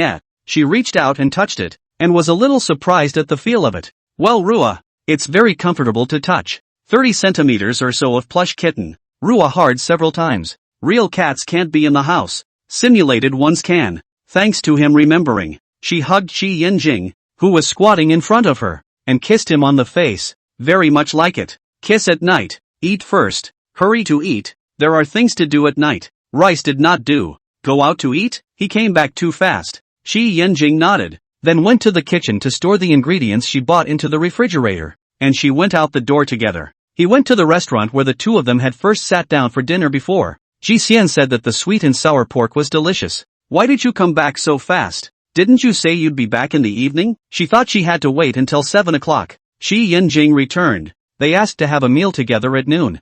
I didn't go and came straight back. He came back earlier so he could have dinner with his wife without rushing. Having not seen her for 5 days, he really missed her. The meal lasted until 5:30, and after Qi Yinjing paid the bill, he took Wen Jiye's hand and left the restaurant. When he was by the car, he held a card between his index and middle fingers and slowly stuffed it into Wen Jixian's pants pocket. Wen Jixian looked down and watched what he had stuffed into his pocket, his slender knuckles still resting in the position of his own pocket. Sensing that it was something similar to a card, she didn't look at it and stared up at him with a smile, deliberately seeking his amusement. Stuffing me with a room card nah? He pulled his hand out of her pocket. Meaningful, not only want a stuffed card, even people want to stuff you. When Ji Leisure pulled open the passenger door to sit in, get on the car before she took out from her pocket Qi Yinjing to stuff things. A black gold bank card? Give me the card for what? She held the bank card in her hand and played with it as she asked out loud, suddenly remembering that she used to be afraid that he would be given an inferiority complex by Gu Yuchen.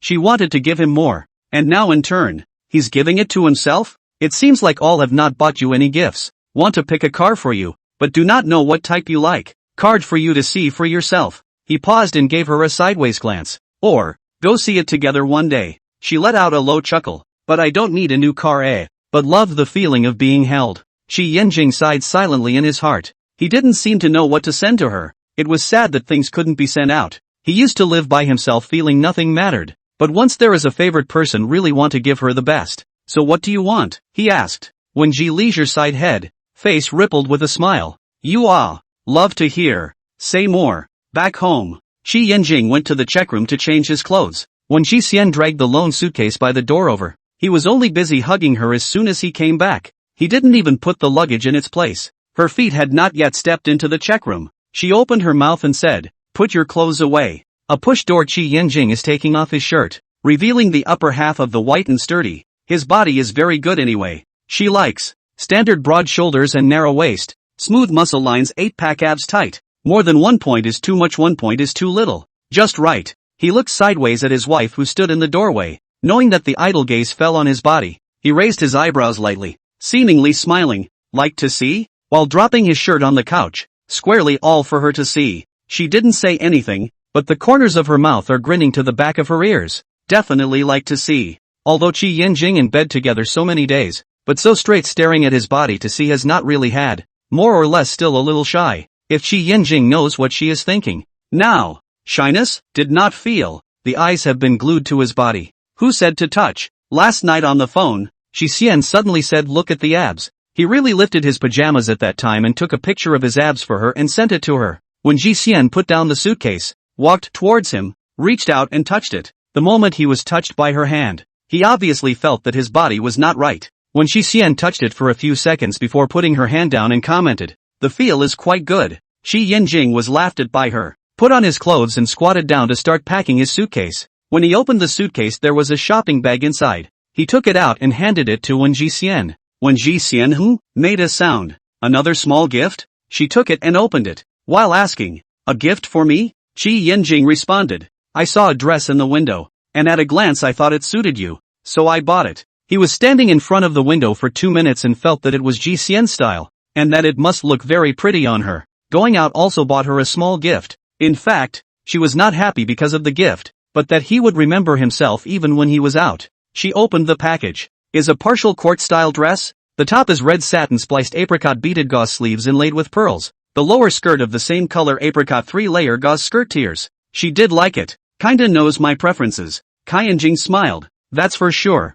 She hangs the clothes into the closet, and on this side Shi Yinjing also packs up the clothes. You go take a shower first. She was going to take the clothes she changed out of and wash them in the washing machine. Before she could touch the clothes, her body was picked up by Shi Yinjing with a lightness. She lies on Shi Yinjing's shoulder. What for? What can I do? Take a bath. Only want to be with her. Wen Zhiyao. Entering the bathroom, Shi Yinjing happened to be standing in front of that mirror, taking his shirt off. When Ji Leisure is back to the mirror, looked backward. From the mirror reflected the two of them. Body type reason Shi Yinjing can put her body cover tightly. She moved to the mirror. Shi Yinjing did not have any reaction. It seems that she thought too much. Shi Yinjing did not think so bad taste. Damn. Think less. Shi Yinjing is bad taste. Stand firm. In front of the mirror, he stood behind Wen Jixian and lightly cupped her chin, purely admiring her charming demeanor, the mesmerized eyes, the delicate and soft body, which all fascinated him. When Ji Leisure pink moist lips slightly open,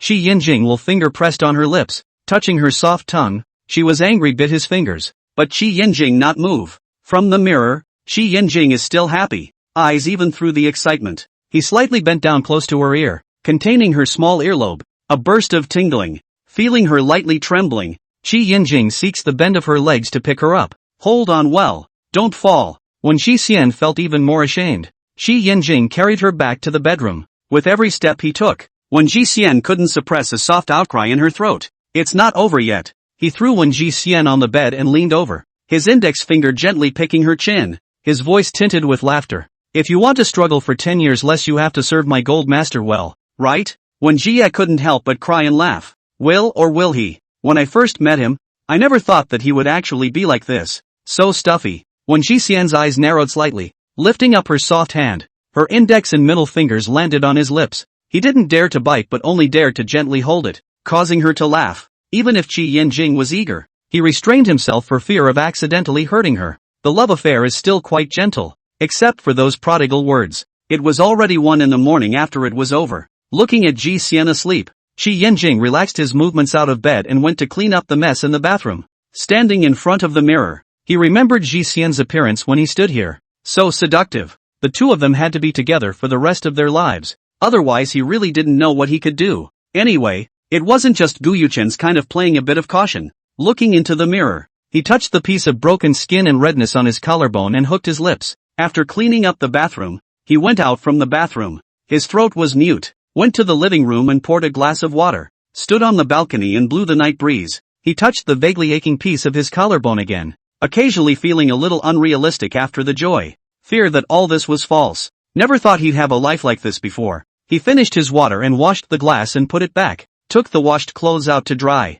Only after doing all this did he go back to the bedroom and tiptoed onto the bed, lifting the covers and lying in. Ji Leisure head next to put as he bought that plush kitten. He reached out and fished it out and stroked it twice. Removing it, turning off the warm-colored lamp at the head of the bed, he fell asleep close to Ji Yen. In the past, when he didn't sleep at 1:30, he would become grumpy, but now it didn't matter. Anyway, he slept longer than before. When Shi Xian woke up in the morning, very rare beside Shi Yinjing is still awake. She just moved. Shi Yinjing slowly opened his eyes. He was a light sleeper, and naturally woke up when she moved. Seeing him awake, when Shi Xian put her hand out of the quilt and stretched it. So sore. The whole body is sore. She finished stretching her hand directly from the side down. Through the quilt hit Shi Yinjing body. Shi Yinjing did not react. Does not hurt.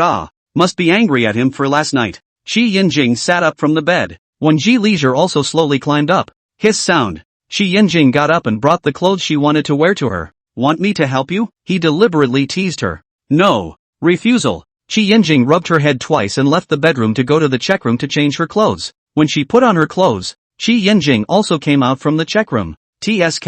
A formal dress. Again that breezy gentleman-like. She stared at Shi Yanjing for several seconds, and if she was not the other protagonist last night, she wondered if she was dreaming. Shi Yanjing's current appearance didn't hang with last night's at all. In the morning did not do breakfast. Ordered a breakfast. Eat. Shi Yanjing asked her, what do you want to eat at noon today? He didn't have to go to school on the weekend and worked from home. When Shi Xian put her chopsticks against her lips, poached fish fillet, egg custard, her eyes suddenly lit up. Do you have a lot to do today? There's no rush to get busy. Listen to you. A day without busy work wouldn't do anything, but he only had one wife. I want to go see the place I used to play. Do you want to go? She asked. Yeah. Qianjing agreed and asked, where is it? Wanting to know more about her previous things. The piece in the north of the city. Shi Yanjing nodded. Let's go over after dinner. She drove the car. When she passed the coffee shop she stopped the car. Shi Yanjing said towards her, I'll go buy it. You wait for me. Shi Yanjing pushes open the car door and goes down.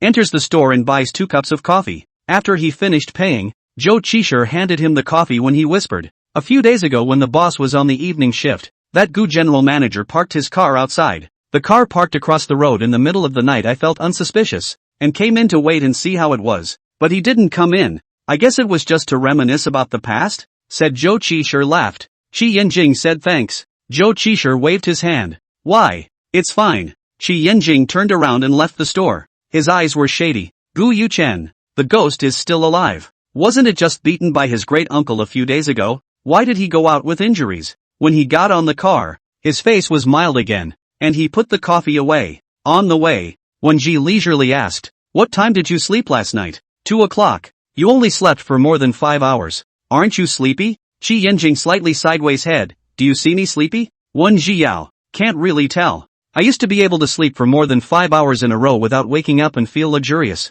Wen Ji Xian sighed silently in her heart. No, what did you do after I fell asleep? She froze. He wouldn't be so perverted, right? Shi Yanjing helpless. Put away those strange thoughts in your head. He is a little perverted, just think that is interesting fun, but not that perverted. Wen Xiao, he. I'm just going to do the laundry and mop the bathroom floor. Gotta clean up the mess. When Shi Xian stopped talking, it was too embarrassing. The road was a bit far. It took more than an hour to get there. The car stopped in front of an old mansion. Each house sits on a huge area of land. The building looks like a castle. The scenery is very good or surrounded by water. Suitable for retirement place. This is the land where my grandparents used to live. The one closest to our house is Grandpa Gu's Grandma Gu's house. She pointed to the east side. A little further away is Grandpa Chin's house. She changed directions and pointed to the west. Over there is Grandpa Song's house. But Grandpa and Grandma Song both passed away. The relationship is better is because 2 grandpas' generation can be said to be a piece. The old mansion are here. Grandpa's generation are all grown up here. And when they are old, they are nostalgic for the old days and have been retired here. Shi Yanjing looked at the Gu family old mansion. No wonder Ji Leisure how young like Gu Yuchen it. The 2 families rely on so close. Stand in front of the door can see. Gu Yuchen looks and is extremely good looking. Stand that can shine. Or from childhood to know. Buff stacked full. Adolescent girls and meticulous mind. Will be because of each other a good feeling of small details infinitely amplified. She is a little smaller than a few other points of care for her. It is difficult not to like. After so long, he still could not understand why Gu Yuchen would do it to his childhood friend's sister. When Shi Xian held his hand and walked along the east side of the road, Shi Yanjing pointed to a piece of orchard in the distance. Is there anyone else looking after it over there? She looked over in the direction Shi Yanjing pointed. Go and take a look. She hadn't been back for a few years either, and she hadn't come over to see it since her grandfather left for Pingjiang. The 2 of them walked along the road. The trees were full of pear blossoms, and there was actually someone watching over them. Stopping outside, when Ji Xian laughed, I tell you, when I was a child, the 4 of us especially wanted to go into the orchard to play, because there are 2 mulberry trees at the end of the orchard. We are not interested in the planted fruits at all. We especially want to eat that mulberry, which is much bigger than the one sold outside. She held out her hand, about the length of my pinky, like fat caterpillars. Will that let you in? He sounded amused and asked her. When Ji Xian continued, I don't let you, saying that we will make trouble. I am smaller than Zhaoli and the others, but I am sweet-talking. Every time I come over here, I talk to the orchard caretaker, and they quietly sneak in. Have you never been caught? When Ji Xian couldn't help but laugh. Later we realized that the grandpa who looked after the orchard actually was turning a blind eye. After all, every time Gu Yuchen would put $100 under the mulberry tree, felt that we were quite courteous, and even passed the money on to Grandpa Gu. He lowered his eyes and looked at Ji Xian, as she talked to him about interesting stories from the past, bringing up her young friends from her early childhood. Go in and take a look, he led Ji Xian inside. When Ji Xian said, no good, will I get caught? While taking steps into the orchard with him, just as they took a step into the orchard, a voice came from behind them, still shouting with a loudspeaker, what's going on? What are you doing? Suddenly such a voice. When Ji Xian scared a jolt, the more he heard, the more familiar the voice sounded. The two turned their heads over, and there was an old man and an old woman standing on a rock in the distance. The other party saw them both turn their heads. The old man laughed loudly. The old lady looked a little helpless and waved towards them. Qi Yinjing looked at Wen Jie. Who are they? Grandpa Gu and Grandma Gu. She came close to Qi Yinjing's ear and whispered, same as my grandfather. My grandma and Grandma Gu said that the two of them stink of a virtue. Out of tune. Qi Yinjing lightly pulled the corner of his lips. Gu Yuchen's grandfather? Gu Yuchen genetic mutation, right? Master Gu looked at them in the distance, narrowed his eyes and raised his horn. Idle girl, what bad words are you saying about me? When Ji Xian shouted, nothing, the two of them walked over towards that side. When Ji Xian raised his hand high, Grandpa Gu Grandma Gu. Walking in front of them Qi Yinjing politely greeted the two of them. Old Master Gu carefully sized up Qi Yinjing. Idle girl has a good eye. Old Mrs. Gu nodded her head in agreement, but still felt sorry for her own indisputable grandson. Really convinced. She is the more she thinks, the more speechless she is, and reads several sentences in her heart. I watched someone come back from the window there, and watched you guys all the way. Grandma Gu laughed. Your Grandpa Gu even took a horn and said to scare you, as much as possible without a senior appearance. When Ji Xian laughed several times at Grandma Gu's words, and then heard Grandpa Gu say, let's go home and sit down. The group moved to the Gu family's old house. The housekeeper made a pot of tea for them and then exited. I heard that Huaisu beat up my grandson, Elder Gu asked. When Ji Ye there is something going on. Don't look at the old man. They are far away. Well informed. Qi Yinjing thought that if he said something excessive later, there was no need to stay. The next second, the old master was happy. It is time to knock knock knock. Have to grind. His own grandson still do not understand it. Capable but also very proud. Since childhood in the same age. Although there is a capital of arrogance. But sometimes too much twisted wriggling is always bad. And that kid with no mouth like. What things do not say. Good do not say, bad also do not say. He has a grandfather to see all anxious. Well, now he's suffered. This time I hope he can change those faults. Qi Yinjing once again questioned who Gu Yuchen's temperament was inherited from. She knew it would be unconventional. How to say it? The more spoiled you are, the more you'll develop bad habits, and elders naturally want their juniors to be good. So it didn't maim, did it? From Grandpa's concern. When Ji Xian recalled what Wen Huaisu said at that time, Qi Yinjing spoke. It should be fine. A few nights ago, I was still able to drive out. Elder Gu nodded. Then there was nothing to worry about. When Ji Xian looked sideways at Qi Yinjing, the other night he had seen Gu Yuchen. The two of them ate a meal at the Gu family's old mansion, and only after eating did they say goodbye to the two old men and drive back. On the way back, when Ji Xian asked Qi Yinjing, a few nights ago, you are not on a business trip? Qi Yinjing then put in the morning Zhou Qishir and he said the words with Ji Xian said again. When Ji Xian took a long breath and relaxed a bit, he's finally done. Before those behaviors of his is actually unwilling. Think I'm taking revenge on him. He almost never planted. The only time is Li Chaomu, but also did not entangled. I also pondered why he is still and I still entangled for a period of time. Qi Yinjing voiced out and asked her, then you pondered it out? When Ji leisurely nodded repeatedly, I think it is because I have known him for a long time. Purely friendship from a small start to pull. If not entangled he will feel ashamed, but it is not possible to entangle for too long. After all, it is not necessary to get it. Qi Yinjing felt where some wrong, but if not, with his understanding of Gu Yuchen that short, the previous Gu Yuchen is absolutely impossible to only stop outside to see. It didn't match his persona.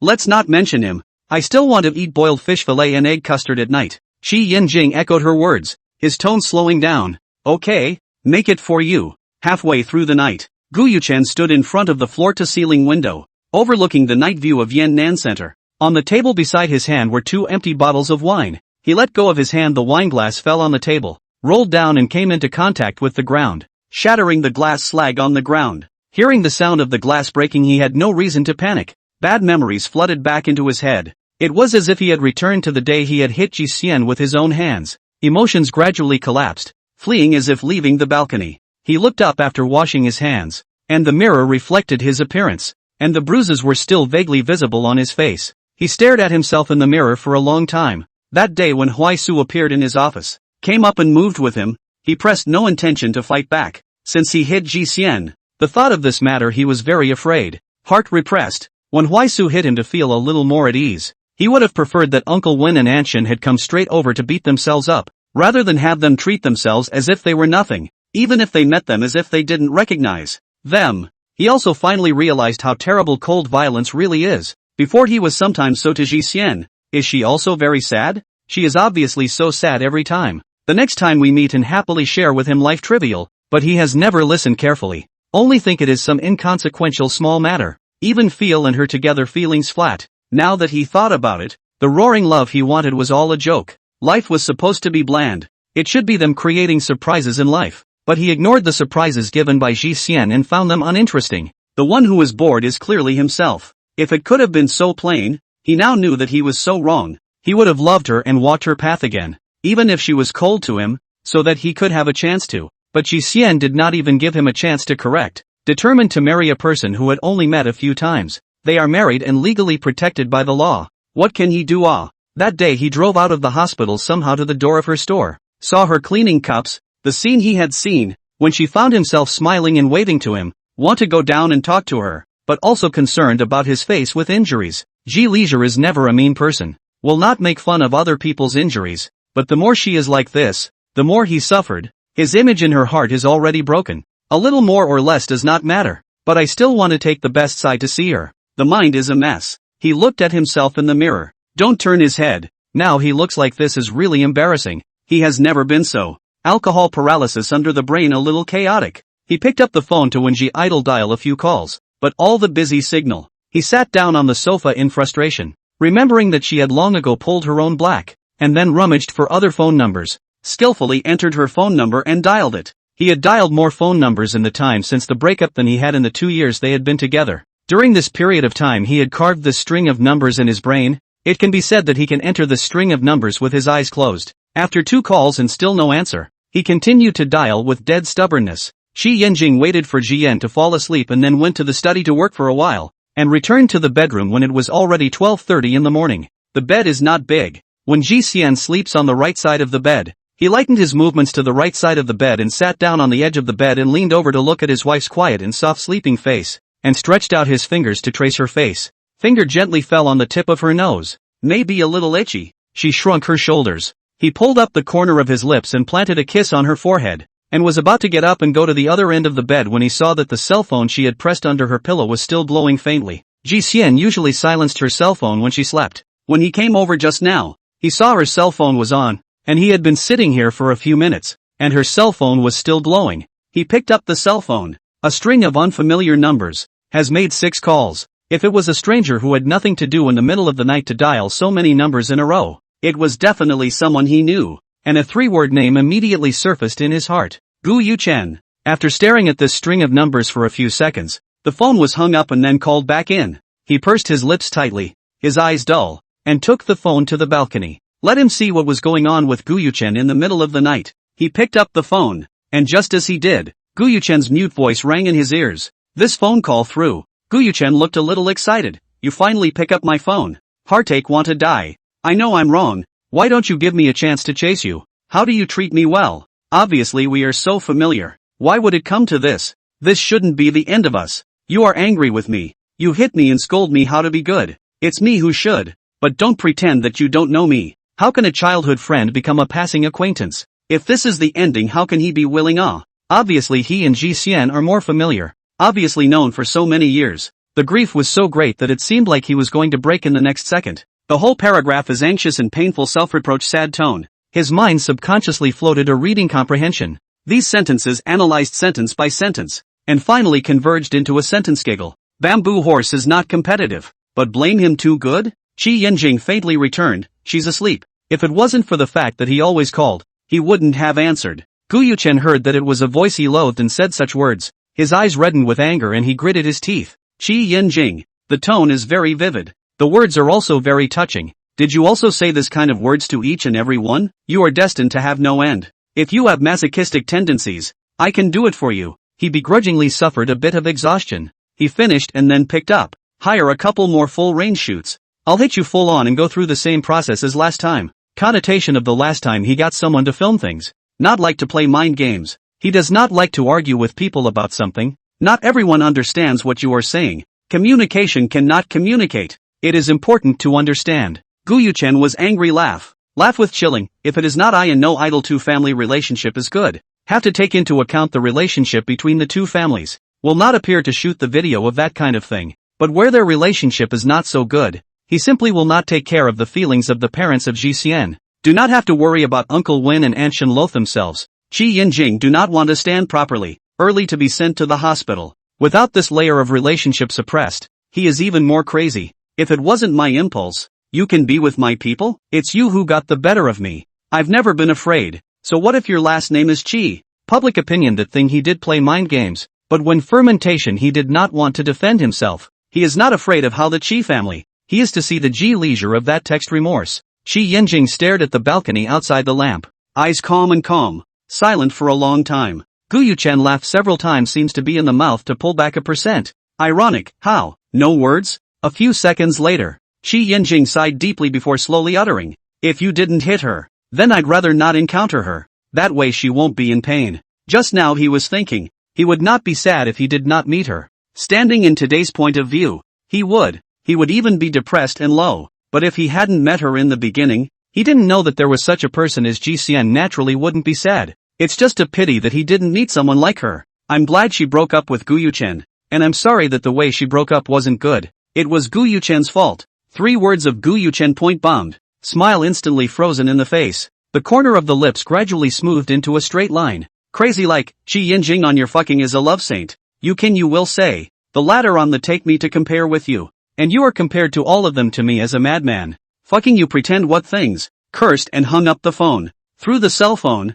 by the way. And threw himself on the bed. Collapse helpless. He cannot know himself in Qi Yinjing comparison completely no chance of winning. Cannot get used to his tea like. Just he will blah blah blah. Also thought he said over him to say him blind. The result of the opening is to poke his wounds. He has been the whole stress. Heard the cup breaking sound panic. Heard who slapped who palpitation. He has never been humiliated by anyone, and he knew he was wrong before, but he felt he couldn't stand it. Qi Yinjing was hung up the phone, close the window and go back to sleep. The call took 10 minutes, and now it was almost 1 in the morning. He will win Ji Leisure's cell phone back into the pillow under, leaned over and accidentally pressed her a little, body stiffened for fear of waking her up. As expected, her eyes opened slightly and she made a mmm sound. He touched her face twice, softly said, fast sleep. Nothing. When Ji Leisure is not awake, is what is pressed to open the eyes. The surrounding extremely quiet. She only opened her eyes for a few seconds and closed her eyes to sleep. Qi Yinjing lay down and covered the quilt tightly,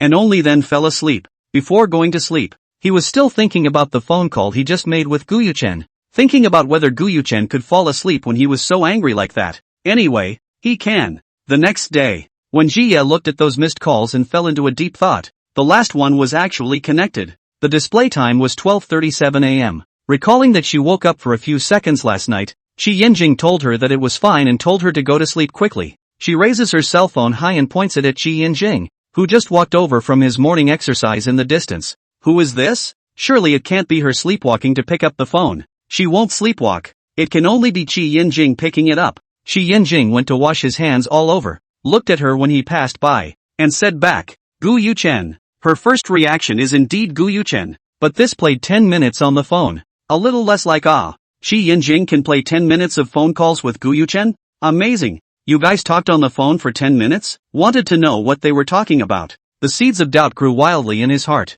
Qi Yinjing finished washing and drying his hands while returning her words. When I first answered the phone, he started talking without me saying anything, confessing to you one after another, saying that it's okay for you to hit him. He turned his head sideways and hooked his lips. I said I could do it for him. When she leisurely laughed out loud, he then find a professional shooting, pretending to be a passerby again staged public opinion drama. Qi Yinjing is a bit surprised. Same as I thought. My suggestion is that he find a few more to film the 360-degree me hitting him video. Coincidentally, think of a piece. And he said I got a cheap shot. He paused as he turned after tossing the paper towel he'd been wiping his hands on into the trash, then walked toward her. While he was throwing out questions, I was thinking about what I would have done if I hadn't met you. Why wouldn't you have met? Wen Xixian asked as she put down her cell phone and looked at him. His answer was, if I hadn't met, then he wouldn't have hit you. You wouldn't have been in pain. And since I didn't even meet in passing, I'm still as bland as ever. Standing in the present to think about things that didn't happen is tragic.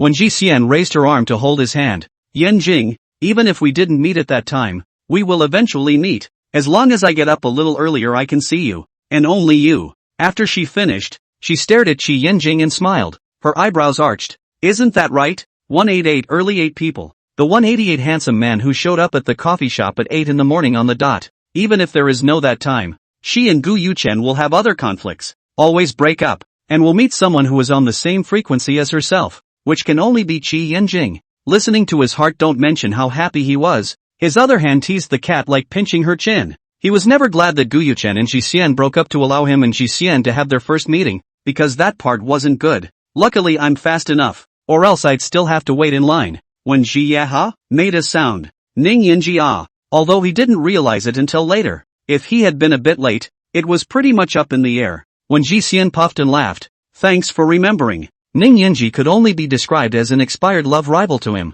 Gu Yuchen, the thief with an undying heart, was the one he had to be wary of. He bent down in and kissed Xixian, rubbing her head a few times. Gotta go to school. I'll walk you downstairs. The two of them holding hands never let go. Qi Yanjing exerted a little force to pull her up from the couch. Hand in hand, they went downstairs. The two of them walk as if walking on the path. She points to the grass not far below. There was originally a small stray dog over there. I call it Xiao Bai, and I feed it every day. Dog hair allergy also feed it? When Ji leisurely hesitant, half a day cannot say a sentence. Well. Qi Yanjing laughed lightly. Don't I understand. It must be too cute. The hand itself pasted over. When Ji Xian heard, ears familiar, as if he had said it himself, he couldn't help but laugh out loud as well. What happened afterward? Where is the little white dog? He asked. I don't know. Disappeared. She looked sideways at Qi Yanjing. Then the week after I passed by this site every day I lowered my head around sip. Qi Yanjing looked as Ji Xian just pointed to that piece of grass.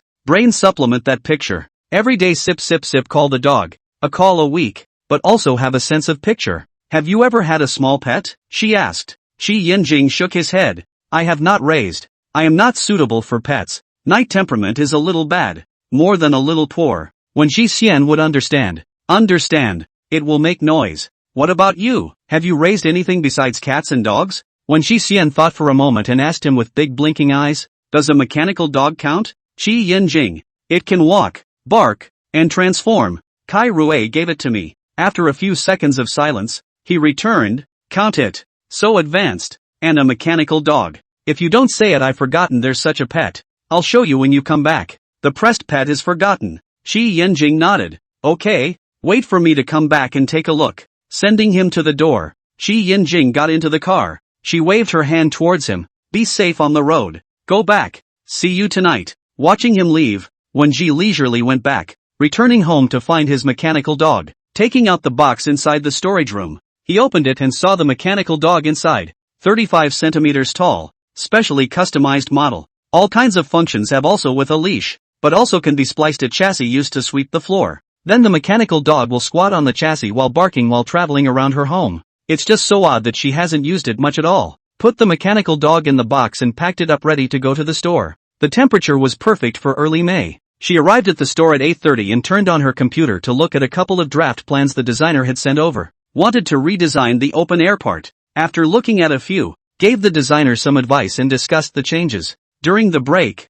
took out her cell phone and casually flipped through a few things, and suddenly saw the 10,000-year-old dead college group chat pop up. She picked up a cup of water and took a sip. 99 plus messages. She flipped to the top. The last message was 2 years ago. The last message 2 years ago was who a stolen number sent a small yellow website. There is also a classmate who is estimated to have even clicked twice on the avatar of the classmate who sent the small advertisement. Below it showed a line, Duan E padded XXXX. Gotta die of embarrassment. She flipped through the message. It seems that the ones who are still mixing well want to organize a reunion. Sure enough, 3 years after graduation, the ones who are doing well are going to start. Suddenly, she saw a familiar name in there. Ling Yun. Ling Yun looks very beautiful. The kind of harsh thick-faced department beauty. Is her college days is not bad friend? But after graduation and she did not have much contact. She got married after graduation. Her boyfriend is a rich second generation but his family is in another city. She also married in the past. After a long time naturally no contact. After such a long time, I don't know how she is now. She flipped through the chat logs. Ling Yun was out to speak. The following people joked. How is the life of the luxury broad wife? There is no time to come back and get together with us? Ling Yun also returned a sentence. Okay. She was looking at the message. Suddenly Wen Zuyan sent her a message. Are you going? Wen Yuyin is also her college classmate. He is Wen Huaisu's best friend Wen Yuqi's brother. Because Wen Huaisu and Wen Yuqi's relationship in this layer. Sometimes they bring her to dinner will meet. And she and Wen Yuyin also in a class relationship is naturally good. She and her classmates are all plain. Familiar with just a few. And threw the question back. Are you going to go? Wen Zuyan sent a voice. I don't play with those classmates much. With you then they are familiar with. You want to go together. Let's see if there is any outrageous gossip to listen to. Wen Ji idle listened to the sound of laughter. Figure is to get together to listen to gossip. Sometimes really curious about what the other students are doing. She replied back, okay, let's go together. She and Wen Mao Yen had previously started discussing any class gossip as soon as they got it, and could discuss it for hours. The two of them were talking about it. Suddenly the group at them, you two come or not? The class before the students know that Wen Chu Yen is the Wen family. Freshman Wen Chuchi birthday. Wen Huaisu also in. Wen Chuchi let Wen Chu Yen take her to the birthday banquet. She sat in the Wen Yuin's car, so that everyone a good meal to guess, but also openly asked if they are not talking about it. The first time I saw him, he said it was his brother's birthday, and that their families were close friends. Wen Zuyan replied, all of them will be here. His phrase all come aroused everyone's curiosity, and they all asked if they had talked about it. Wen Shuyan and she were both quite speechless. Wen Shuyan, if they wanted to talk about it, they would have done it already. Don't talk nonsense. He was admiring the imagination of these people. He wants to have this meaning that not long ago together. Can wait until now? When Ji idle look at their chat records, found that a number of students in the group are married. It seems that there are so too not long to get married is that those who shouted at the beginning of the not married, but also some of them have children. Some busy career is not bad. Some people in the group asked about the time and place, but the result was that they let Wen Xiuyin to decide. When Shu Yan asked her again, she thought about it. This Saturday? He thought about it. Also okay. He posted the time in the group, and the location was set at the Banquet West Mansion.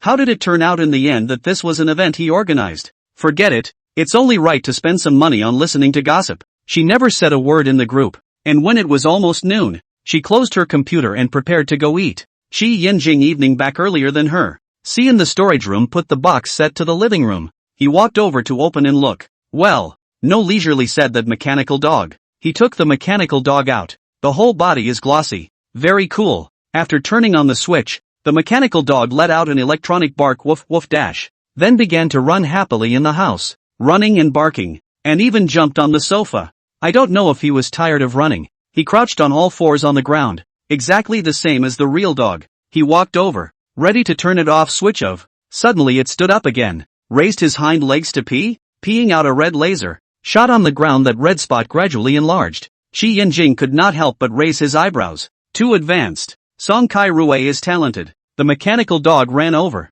wagging its tail and circling around him while woofing. Shi Yinjing saw that there was a chassis underneath. He didn't know what it was for. He took it out and observed it seemed to be a sweeping robot. He just put the chassis on the ground. The mechanical dog directly jumped up. 4 feet fell in the corresponding position, only to hear a click sound. The feet embedded in the chassis. Sweeping robot began to run. The mechanical dog stood on the chassis to look around, or tired to rest on the chassis. Shi Yinjing's feeling was that the mechanical dog was very cocky, but the floor was swept well. After cleaning, the mechanical dog jumped down and woofed around him again. Shi Yinjing reached out and switched it off, and cleaned the sweeping robot and put it all into the box. Inside also found a design function draft diagram. After a set of look down, whoever saw Song Kai Rue must not call out a small genius. He was putting the box on the wall when the door rang. When Shi Xian pushed the door in and saw his movements, smiling as he changed shoes and asked him, finished looking at my pet dog? Shi Yinjing nodded his head and responded, finished watching, very understanding, and swept the floor. When Shi Xian's smile grew thicker as he moved the box back to the storage room and came back to make a pot of honey lemonade. The two sat and rested for a while. Shi Yinjing slowly swirled the glass in his hand, originally with his head lowered, abruptly looking up at her. The first time you made me lemonade or sat in this position, The timeline between the two of them was extraordinarily clear in her head. One day she wanted to marry him and he refused. The next day he wanted to marry her and she agreed. The speed was a little scary. She lifted her chin slightly. Next time I'll give you back the bubbles. Shi Yanjing's eyes carried some meaning. Talking about lemonade or you? Wen Leisure froze for 2 seconds. No good cheer, you give me a bubble. Shi Yanjing nodded. Good. Soak me also. I can also give you apple lemon black tea. Together. How can? Heart a burst of warmth. She turned her head sideways, gaze fell on the window this side. Outside the light sprinkled and fell on the wall, exceptionally cozy. She pointed to the window that, by the way, took out the cell phone, took a picture in front of Shi Yanjing. Shi Yanjing reached out and wrapped his hand around her shoulders. Looking at the photo she handed over. He looked at it for a while. There is a kind of desire to live a lifetime with your lover. Wen Leisure holding the phone raised his eyes to look at him. Shi Yanjing and lowered himself a few points, kissed her lips. She coiled her legs are not too good to move. Shi Yanjing was to take her shoulder hand moved to the back of her head to deepen the kiss again. Very good kiss. Until her cell phone rang twice. Shi Yanjing only let go of her. She coughed and looked at her cell phone screen. It was a message from Wen Maoyan. Shi Yanjing hugged her from behind, his chin resting on her shoulder. Is this your friend? University classmate. My brother and his brother are very close. His brother's name is Wen Maochi. By the way, he said something about the reunion. Actually, I just want to go and listen to any interesting gossip. He didn't know much about the characters in the business circle, and the ones he was familiar with were the ones from before. He didn't want to know more. The relationship is complicated and annoying. When Zuyan sent a message, I saw that Lingyun, and I really heard about a thing.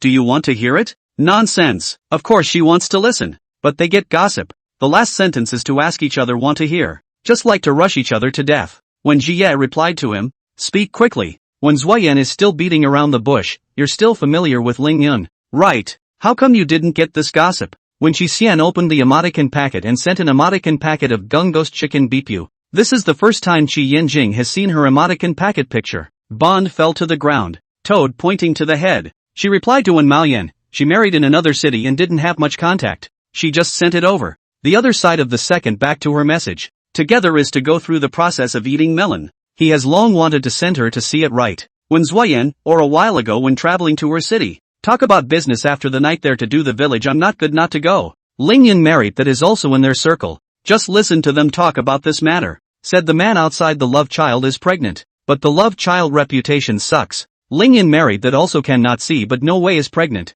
Lingyun a few years have no children. The love child said to find out is a son. The man's parents' treasure. People want to take back to look at the. Before I did not think of who. And then thought of the name how so familiar. The original is Lingyun married that. I heard that the couple's feelings before seems to be quite good. Out of this kind of thing. The marriage does not seem to be divorced. When she idle read some sighs. When Zuyan, I'll go listen on Saturday to hear if I can hear a little bit of hidden news. When Xian put down his cell phone after replying to the message. This friend of mine graduated and went to another city with her boyfriend to get married. She shook her head. Don't mention other people's feelings. For other people's feelings she never make comments or give opinions. Also not very good at giving opinions. Because she just had a crush on someone else and did not feel the power of love. So she could not substitute. But only weigh the pros and cons to say things. Shi Yanjing nodded. Agreeing with her words. Live well. When Xian stood up and put on her shoes. Cooking. Shi Yanjing followed her into the kitchen with her and began to get busy. Two people cooking very fast.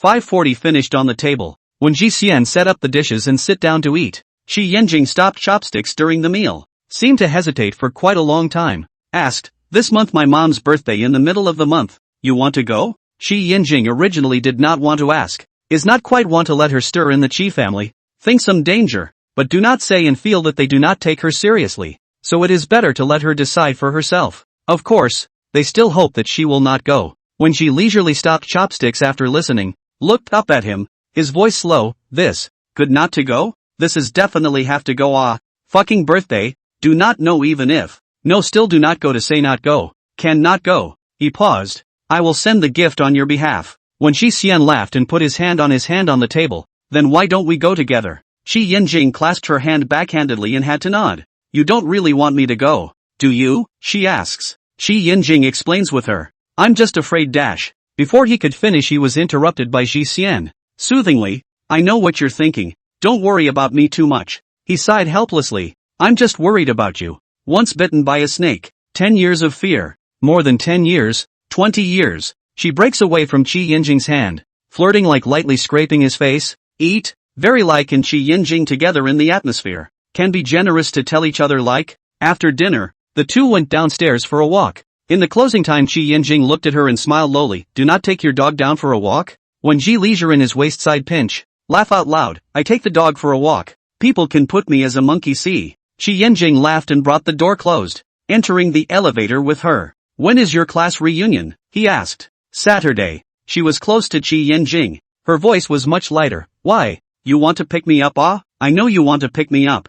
Chi Yinjing voice. Yes. Want to send you to Banquet West Mansion. Chi Yinjing made a mental note. So is there anything like you? The class reunion had the chance of a flirtation. But he wasn't worried that Ji Xian would like someone else. He was just asking if there was any that liked her. When Ji Xian shook her head. No before they all thought that when Chu Yan and I talked about it. But in reality it was just friendship. Chi Yinjing understands. After all, when Huaishu and when Yu Yan big brother best friend. And is in the same class. She re-emphasized once again. This you completely rest assured. I and when Mao Yan really on each other did not disinterested. I used to only crush Gu Yuchen. No interest in anyone. And now there you. Of course, only like you la. She said and hugged his waist. The elevator door opened. The people passing by outside the door looked at the eyes of them. When Ji Idol choked, embarrassed to death, silently put his hand down, pretending that nothing happened.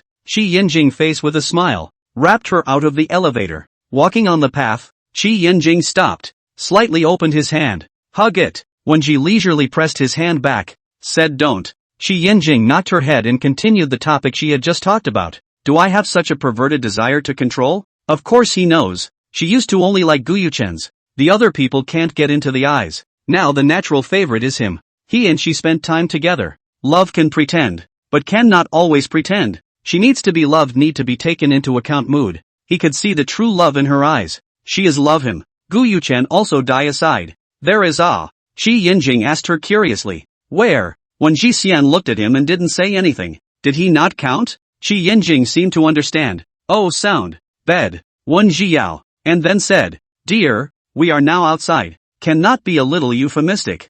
Chi Yinjing realized. Really changed the way. Can the rain and clouds of love? When Ji Xian thought, he guessed that he had already thought of several words in his head. He picked up. You can also take control of me. And I'm happy to do so.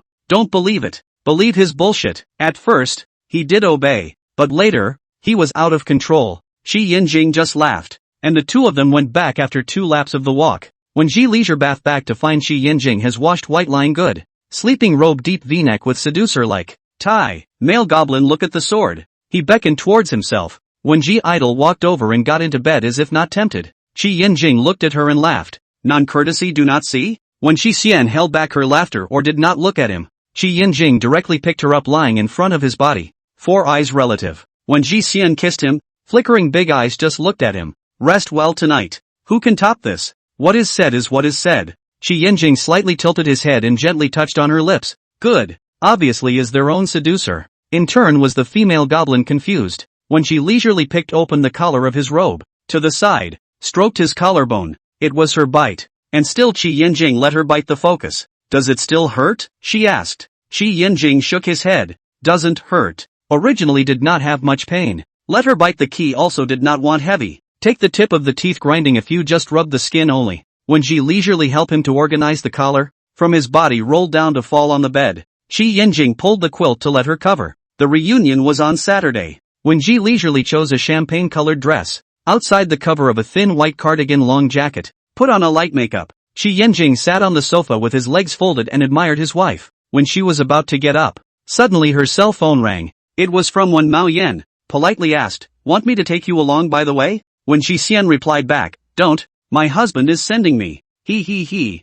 When Yu Yan saw the message, who understands was shown again. But Ji Xian and her professor husband are really quite affectionate. You can feel her happy face through the screen. She didn't seem so happy with Gu Yuchen before. As a friend, I'm glad to give my blessing. He replied, okay, tell me when you get there. When Ji Xian put down his cell phone. Alright. Chi Yinjing got up. So beautiful is it. He stretched his hand towards Ji Xian. When Ji Xian jumped over and held his hand, Chi Yinjing drove her to the Feast West mansion. After arriving, when Ji Xian got out of the car and moved to the driver's side window, I'm leaving, see you tonight. She waved her hand and moved her fingers. Chi Yinjing nodded. Go, Call me in advance at night so I can pick you up. Good. The Rolls-Royce Phantom that happened to be parked not far away had Wen Maoyan sitting inside. He saw a familiar figure come down from that red flag car. Ji Xian has arrived.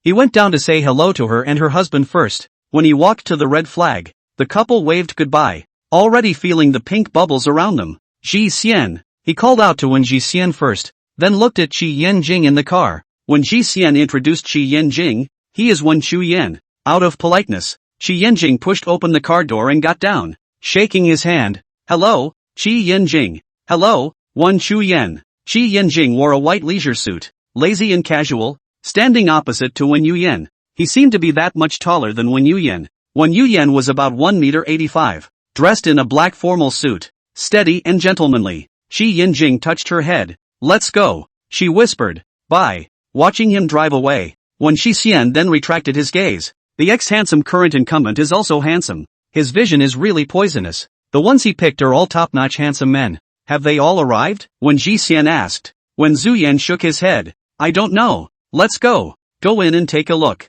The two turned around and entered the Feast West mansion. I wonder what interesting things I can hear today. Wen Yuyan thought that he should be able to hear something interesting anyways. Wen Xian whispered. Your face doesn't look like you're interested in this kind of thing. Pretending that you're not interested in melons to confuse others into listening with their ears open. He said. I'm not interested in this kind of thing, but I'm happy to hear it. Wen Zuyan slate face. Assyria said false. Well, flat life least love to listen to these. When Ji Leisure caused a burst of laughter, passing by the balcony of the corridor outside, heard someone talking. The tone is a little intense. Listen to the voice is also somewhat familiar. Seems to have heard in which, but did not pay too much attention. The two walked straight to the private room. When Zuyan pushed open the door of the private room, inside came the sound of jokes and laughter. Seeing the door being pushed open, the people in the private room all looked over. You two have arrived. I just saw you at the window. Standing at the window to see if there were any familiar faces, they fixed their eyes to see that it was Wen Yuyan and Wen Jie,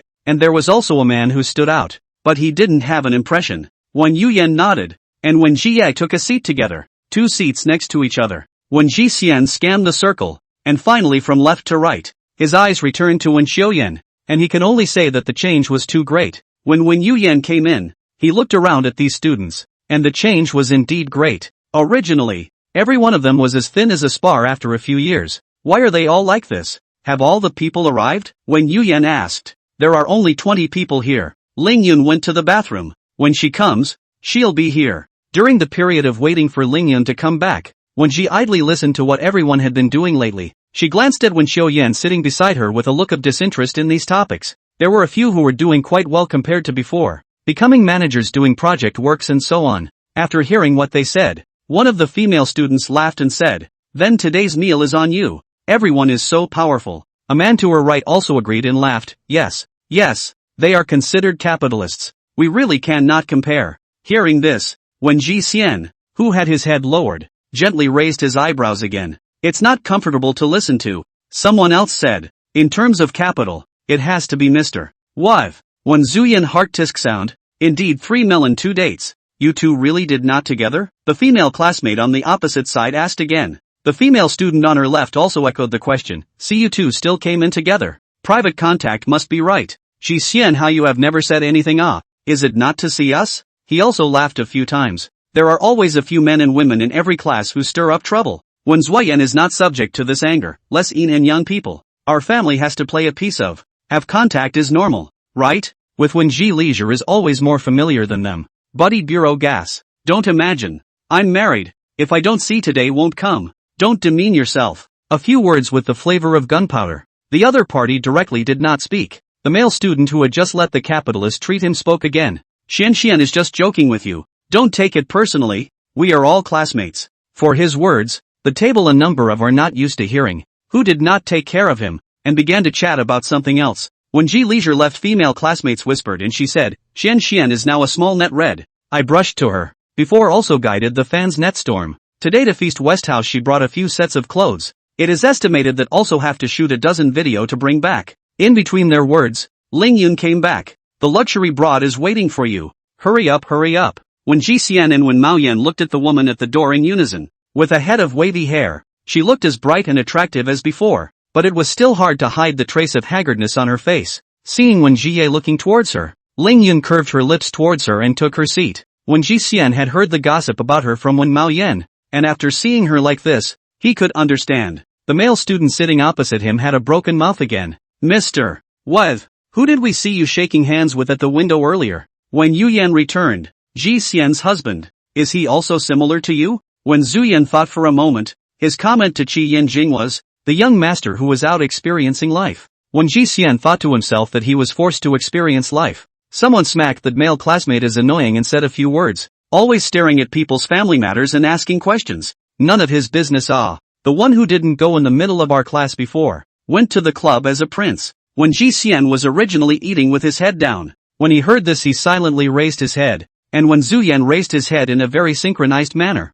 When Zhu Yan turned his head and seemed to say to her, really? That classmate's parents are divorced his father with. Looks very tall and thin, but also not much quality said others look ugly. He himself looks like a monkey, often do not come to class. His father works at sea not often go home, but often give him to play money. He really should not be lack of money at all. Then he went to the club as a prince as why? Hobbies. Bastard. The whole meal was pretty good after there were no more mouths to break. In the afternoon they all played in the field. When Zhu Yan raised his chin towards a short distance away. That's Qian Xian, right? When Ji Xian followed the direction of his gaze and looked over, she had really changed her clothes, and that mouthy male classmate was making a video of her. His words just fell. Qian Xian's side came a cry of surprise. When Ji Xian looked over and heard Wen Mao Yen say, bumped into Ning Yanji, he gave a short laugh and turned his head to face Wen Ji Xian. Is there that flavor of idol drama? He saw the whole process. Qian Xian backward, suddenly bumped into the back of the person with a cry of surprise, even said sorry. It is a little too much drama. Some, poor acting. They are all people fine. Throw in the small trick is a lot. Pretend to bump into people. Wine splash pants. To create encounters. When Ji Xian looked into the distance. Is Ning Yanju often here? When Zhu Yan stuck his hands in his pockets. No. He's also very busy. How could he run out to have fun every day? She also bumped into him here last time. What a coincidence. But this he really likes the entertainment program for the elderly. Golf fishing playing Tai Chi. TSK. When she idly laughed twice, thinking of some of Ning Yanji's own reasons that should explain it. Ning Yanji ears still ringing in front of the woman's apology. He looked down at the layer of powder on his chest, slowly and methodically took off his jacket and threw it to the assistant beside him. Deal with it. Just now this woman also turned her head when she bumped into him, and the white clothes rubbed the foundation on her face. He also heard the woman in front of him with an apology. I'm really sorry sir. How much money I pay for your clothes? Ning Yanji lifted his eyelids, and really reported a number, 240,000.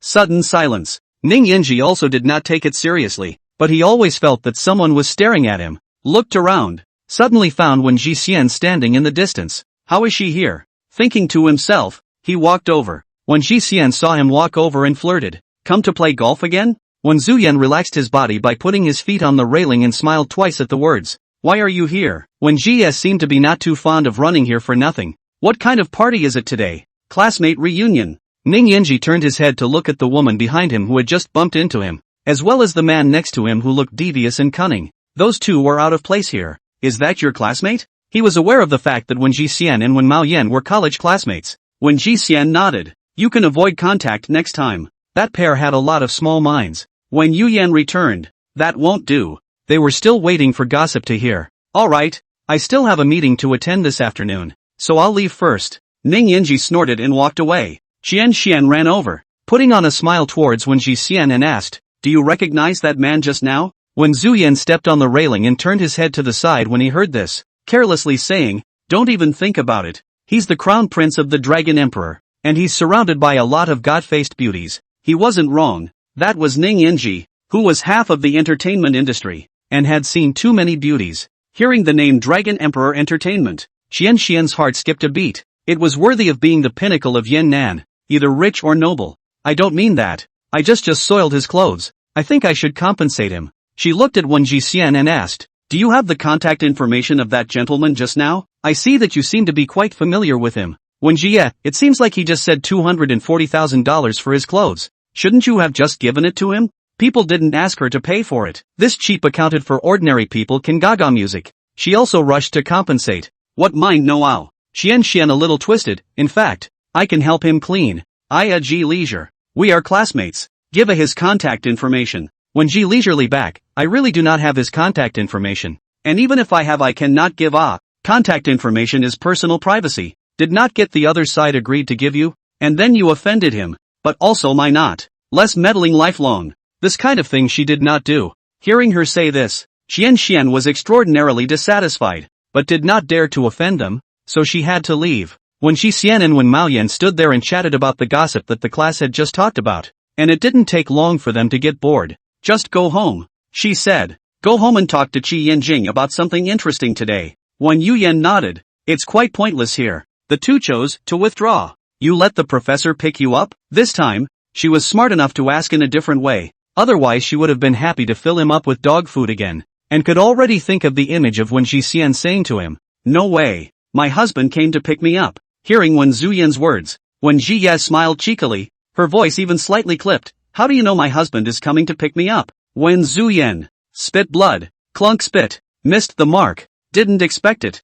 That's enough from you. Wen Xian laughed for a long time and waved her hand towards him. You go first. I'll wait for my husband. Wen Zuyan. Let's go. After saying that, he got into the car and drove away. Seeing him leave, Wen Xian took out her cell phone and prepared to send a message to Qi Yanjing. Just opened the interface and suddenly thought about whether or not to go find Lingyun. Just now didn't even fall into the time to chat with her. Suddenly someone behind her called out her name. Ji Xian. Turning around, it was Lingyun. When Ji Xian smiled and looked at her. It's been a long time, and I've managed to land the chance to talk to you. Just now. She actually appeared when she was still thinking about it. Lingyun smiled at her. Me too. I've just been chased by a few classmates to talk. She added. I heard that you opened a cafe. Can I go sit down? When Ji leisurely nodded. Of course. As the words fell, she paused. But I didn't drive over today. I have to wait for my husband to pick me up. Lingyun took out her car keys from her bag, her eyes tailing slightly.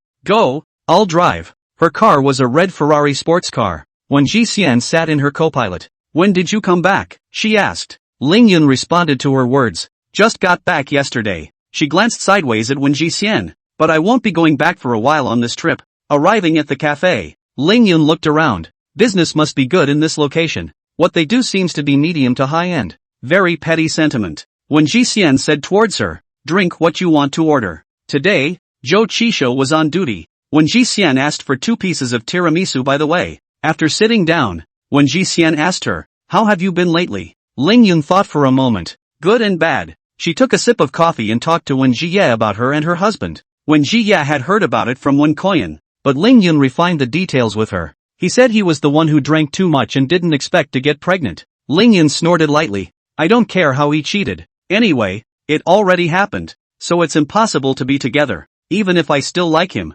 She laughed twice. Somewhat bitterly. That woman was already 6 months old when she came to the door, hiding it quite well. His parents were overjoyed, and he also wanted that child. How about the child must stay anyway? I want to divorce, but he does not agree. I have found a lawyer. In addition to talk about divorce, I will not go back. When Ji leisure long sigh of relief, should be decisive point. The more delayed to the back of a long time the pain will fade. Maybe soft heart and go back. At first agreed to marry Qi Yanjing is not afraid that he cannot remember the pain. Soft heart and was coaxed by Gu Yuchen. The facts proved that she did the right thing. Lingyun nodded. I think so too. That woman is expected to give birth in the recent period of time. His parents will force him a little more. The divorce will be fast, and I can also be relieved early. Does he still like you? Just ask. Like also have to leave. Once unfaithful then there will be countless times. Forgive once that your bottom line will fall once in the other person's heart. Constantly test your bottom line. Lower your bottom line. Hurt only themselves. Just like the current Gu Yuchen. It does seem to be very remorseful. But it is hard to guess how many hearts are changing. Just live once, can't make fun of yourself. Stay away from all the people who make you suffer. Lingyun converged her eyes. Like. Visible like. But like is useless. He cheated on his wife and made a child. I have to leave even if I have a net. Fortunately there is no child. Don't mention me. How about you? How are you doing lately? She laughed. Today I heard you say you got married. How is it? I have a good relationship with my husband. So you've been talking to your husband since you graduated? Wenji leisurely shook his head. Before talking about a 2-year split, ran into my current husband married. Is a very stable emotional people also take care of me? Love me very much. I also love him. Zhou Qi served dessert to others. Heard Wen Jie praising Qi Yanjing so much, and passed by her with a tsk. Yo yo yo. She loves her husband so much. Wen Ji leisurely looked at him. Zhou Qishir accelerated footsteps and slipped away. Go back and lie there to send a message to Qi Yanjing. Boss and her friends chatting. Chatting about you. She is super love. Before and Qi Yanjing added contact information. Is sometimes the boss X over to give him a report? Qi Yanjing was writing corrective comments to the students. The phone rang. Thought it was Ji Xian sent him a message. Open a look at Zhou Qishir. The first reaction Gu Yuchen came to look for trouble. Take a closer look. Cannot help but bend the lips. She told everyone that she liked herself very much. He returned a sentence. Thank you. Love to hear it. Zhou Qishir estimated that his mouth was laughing into venom. After hearing Wen Jiao's words, Ling Yun blessed. Be happy all the time. Will do. Suddenly Ling Yun's cell phone rang. Looking at the notes, she said towards Wen Jixian. I'll take a call. Wen Jixian nodded. Ling Yun then sat down and picked up the call. She took a sip from her coffee cup and looked out the window. Hearing Ling Yun's voice in her ears, and from reading between the lines, she estimated that it was her soon-to-be divorced husband. The call lasted about 3 minutes before hanging up. After hanging up the phone, Ling Yun heaved a sigh of relief. Congratulate me. He agreed to the divorce. But from her face, she could not see the happiness. A little sad but relieved. In fact, he also gave me a call in the morning. Said he did not want to divorce again is to think of a number of ways to persuade me. The original morning in the promenade that answered the phone is hurrah. Ling Yun thought about it, hurriedly got up. No, I have to fly over today. Strive for tomorrow to go to the marriage divorce. Late for fear that he regrets. When I come back to find you get together When Ji Xian put down the cup. Good. All the best. Ling Yun left the store in a hurry. When Ji Xian cleared the desktop and took it to be cleaned, she was busy in the store for a while before sending a message to Qi Yanjing. Husband, come and pick up people. In the store, Qi Yanjing received the message, put down the work in hand, changed shoes and immediately came over. When Ji leisurely saw Qi Yanjing's car, raised his hand and waved, jogged over to the car. Come on. She put her bag away. Qi Yanjing sound. This moment how not call husband? When Ji idle throat dumb? Unconsciously biting his lip. The text hit quite smooth. Really shouted up also a little shy. Qi Yanjing started the car and asked her. Have fun today? Nothing fun. Just listen to what people say other students are doing. She spent the rest of the way talking to Qi Yanjing about interesting things. Qi Yanjing just quietly listened, enjoying her sharing with herself, all the way to her home. When Ji Xian closed the door, and when she turned around, she was pressed against the door by Qi Yanjing. Back pressed against the door. She looked up at Qi Yanjing. He leaned over and put his forehead against hers, leaning extremely close, with a little gentle accent. Say you like me? Ironically Zhou Qishir said. But it does not matter. Like well say. Just love to say. Qi Yanjing away from her a bit. In her forehead popped down. Just love to hear. He took the bag in her hand. Put it away. By the way. Change set of grey home clothes. Not to do dinner time. Qi Yanjing went to the study and busy for a while work things. When Ji idle boredom from the back on his shoulders. Watching him work. When Ji leisure lying on his shoulder. Lying a few minutes waist a little sore. Straighten up the waist. And put his hand on his hair. Lying on his head. Qi Yanjing felt a little pressure. She looked at the screen and asked. Are you grading homework? Bringing those students' papers and typing them back for revision. He didn't move a muscle. When Ji leisure sound. Not much interest. Is that he is working seriously very good to see? She gave up ravaging Qi Yanjing's head. Let him work well. Dragged a stool to sit at the other end of the desk, resting her cheeks and watching him work. Qi Yanjing feels as if she can't concentrate a little bit when she looks at herself like this, and just wants to bring it up. Ji Xian suddenly stands up and goes out. Really his good wife. Did not even say anything but their own understanding? Extraordinarily gratified. Continue to work. About 10 minutes or so, the study door rang. He swept his eyes ready to continue to look at the computer screen. Suddenly froze. She carried a pot of tea back. Suddenly the air filled with the fragrance of tea, but she moved very gently, even closing the door. You busy yourself. I'll play by myself. She finished and went out again, returning with a plate of cut fruit and placing it on the table. Dragging her stool a little farther away again, she hunkered down on the edge to play by herself. After she finished pouring the tea she pushed the teacup to his left-hand side. Qi Yanjing reached out and rubbed her head a few times. She sat there quietly and ate some fruit, as if she just wanted to stay with him. Originally went to pick her back before the rest of the work is not much more than half an hour or so to end. He turned off the computer and stood up. When she idle sat up straight, put the phone down. Busy finished? Finished. He smoothly lifted the teapot on the table and brought out the fruit tray as well. When Ji Xian then took the 2 cups on the table and took them out, he fixed those fruits that she had left uneaten. And when Ji Xian took the plate over and cleaned it along with the cups, Shi Yanjing said that he had learned to show her a fish-flavored shredded pork, and she set up the dishes and sat on the living room sofa and waited. Xia Anrua sent her a message. She opened it and looked at it. Ji leisure. These days which days are free? Together to go to the mom to pick a gift? She also asked Shi Yanjing mom birthday Ji leisure to not come. If not, she will not look for her to go out together. After all, his brother does not like. Get Shi Yanjing's response. She came to ask Ji leisure. The two of them together to buy gifts to see each other also better. When Ji leisure thought of Shi Yanjing and his own mother said birthday things, and Xia Anrua go together as if there is a companion can be mutual counseling. She thought about it and replied, is the day after tomorrow or the day after tomorrow okay? Tomorrow she has to be at the store. Xia Anrua, okay, the day after tomorrow then. I'll meet you at the store then. When Ji Xian is replying to the message, Shi Yanjing carries the dishes to the dining table and looks sideways at her sitting on the sofa. Don't play, eat. She returned the message while talking to Shi Yanjing. Coming. After clicking send and putting down her phone, she caught up with Shi Yanjing and sat down on the chair beside him. Taste it. Shi Yanjing pointed to the fish-flavored shredded pork he had made. He hadn't fried the bamboo shoots, and watched her clip a chopstick and bring it to her mouth.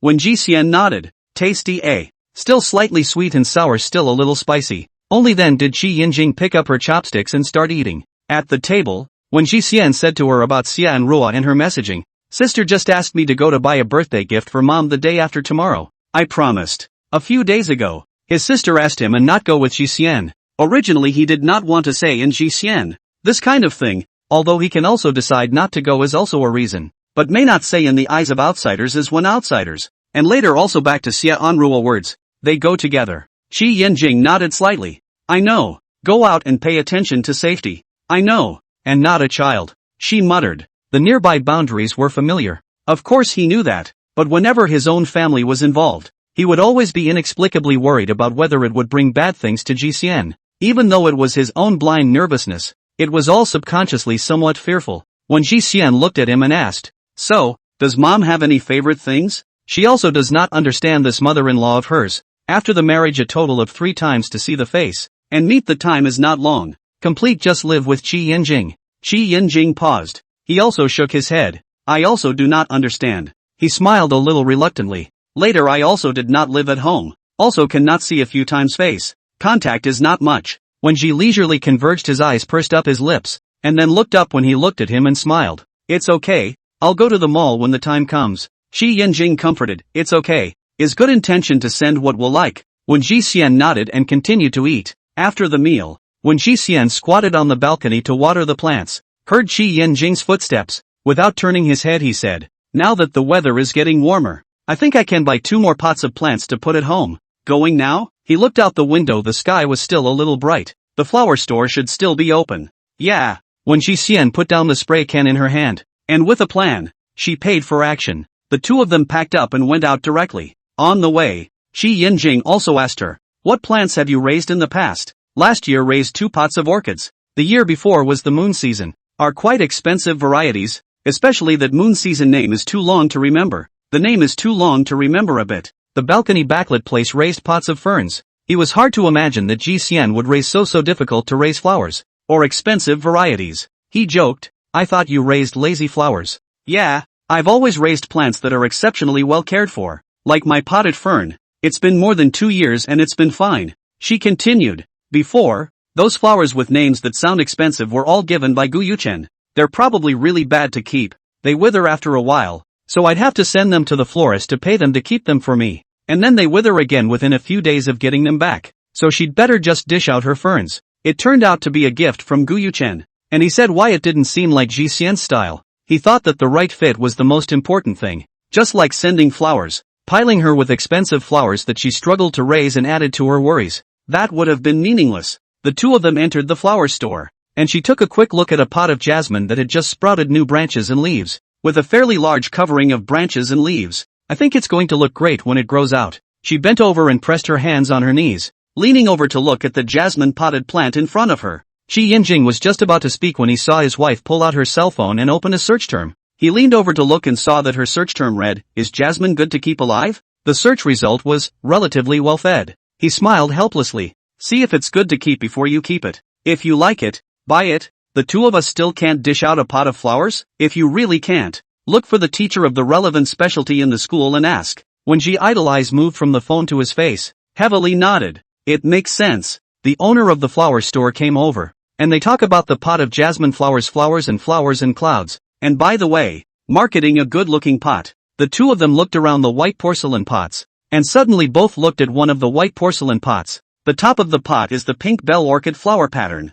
After looking at the two silently looked at each other, inexplicably laughed out loud. Of course we'll not choose this kind of basin-la. Finally picked a white minimalist-style vertical bar porcelain basin. After Qi Yinjing paid the money, the flower store owner immediately helped them to fill the pot. When Ji leisurely watched the boss planted flowers, the boss also told her some tips. Qi Yinjing saw the clerk tying the bouquet of flowers. He walked over, suddenly being stared at by a customer at work. The clerk was a bit embarrassed. Handsome man phobia was offended. What kind of roses are used in this bouquet? Qi Yinjing holds up a bouquet of roses that are pale pink with a hint of coffee, with orange-red accents on the outside. The clerk replies to him, cappuccino and chocolate bubbles. Still for sale? He asks. The clerk nodded. Yes. He paid and took the bouquet towards Wen Jixian.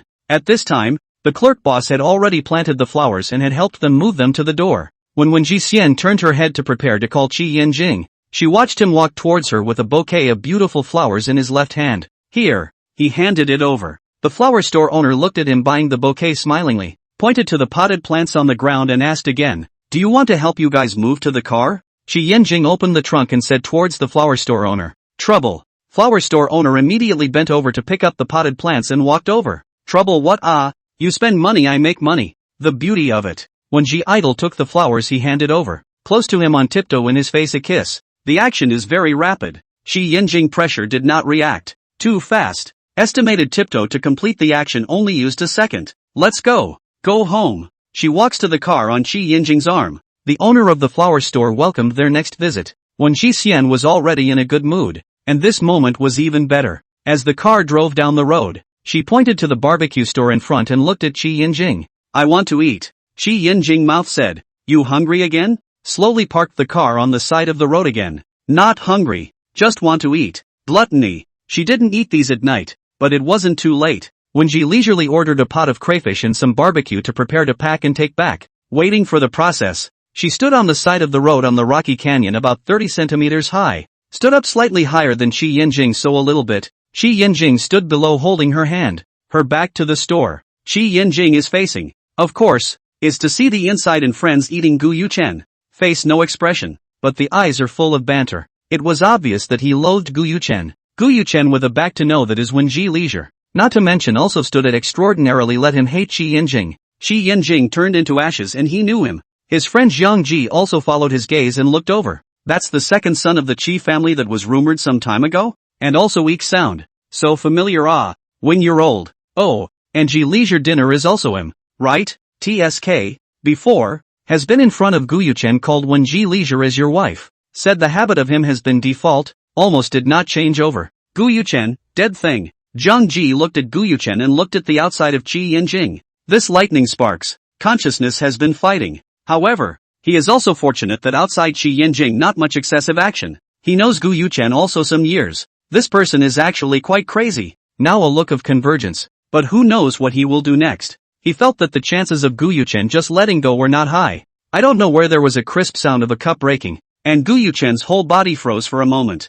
Jiang Ji was slightly shocked to see goosebumps on his exposed arm. You're angry like this. The goosebumps are all up. He thought that Gu Yuchen was angry because he thought of something about Qi Yinjing. If Gu Yuchen hadn't hit Ji Xian, he would still have encouraged Gu Yuchen to go after Ji Xian. He really felt that Gu Yuchen liked Ji Xian, but was spoiled, and needed an opportunity to mess with him. Who knew he was so outrageous? The key Gu Yuchen now understands and seems to like Ji Xian even more, even starting to feel inferior in front of her, but it's no use. Their group of friends all wished him well, but none of them dared to advise him. Gu Yuchen looked down at his small arm. It's fine. He could really be stressed. He spoke slowly. If you are in pain and fear every time you think about it because of one thing, what would you do? Jiang Ji guessed that it was about Wen Jixian, and he gave the answer. Solve the problem at the root. Gu Yuchen directly returned. It can't be solved. He apologized that it was useless for him to try to make amends. Jiang Ji said, let's just pretend it didn't happen. Have a thicker skin, and never talk to the people involved in that incident. He does not want. While they were chatting, Qi Yinjing and Wen Jixian got their things and were ready to leave. Wen Jixian jumped down from the rocky canyon. and after getting into the car, his afterglow caught a glimpse of Gu Yuchen and Jiang Ji. This can even run into each other? Back home, putting on disposable gloves, he started peeling shrimp.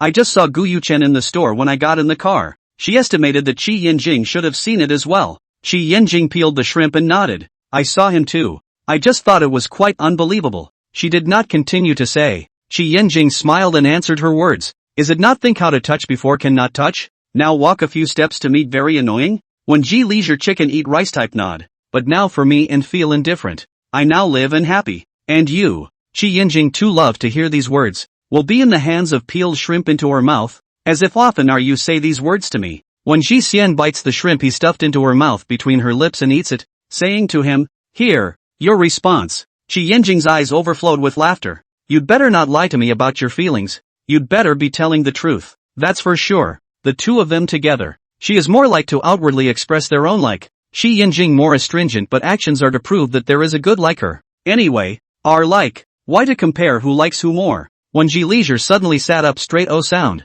Qi Yinjing looked to her. Heard her say, we bought Jasmine? Qi Yinjing paused. Before getting out of the car, he was still thinking that he would carry the potted plant home later. As a result, when he stopped the car and listened to Ji Xian and him talking about eating crayfish, he forgot all about it. Just thought of coming back to eat. The main purpose of this trip to forget. We'll go down after we eat later, she said. When Ji Xian nodded, bring down the rest of the garbage by the way. Together with Qi Yinjing, they went down and carried the potted plant back, placing the jasmine plant on the balcony. Qi Yinjing turned the pot until it was adjusted to an angle that was comfortable for him to look at before he got up and washed his hands in satisfaction. On Thursday, when Ji leisure and Xia Anruo made an appointment to pick out a birthday gift for her mother-in-law together. In the morning, they started to get busy in the store, and around 9 o'clock Xia Anruo appeared in the store. She shook the keys in her hand. I'll drive. Good. When Ji Xian closed the computer, said to Yu Qi and went out of the store, getting into the car with Xia Anruo.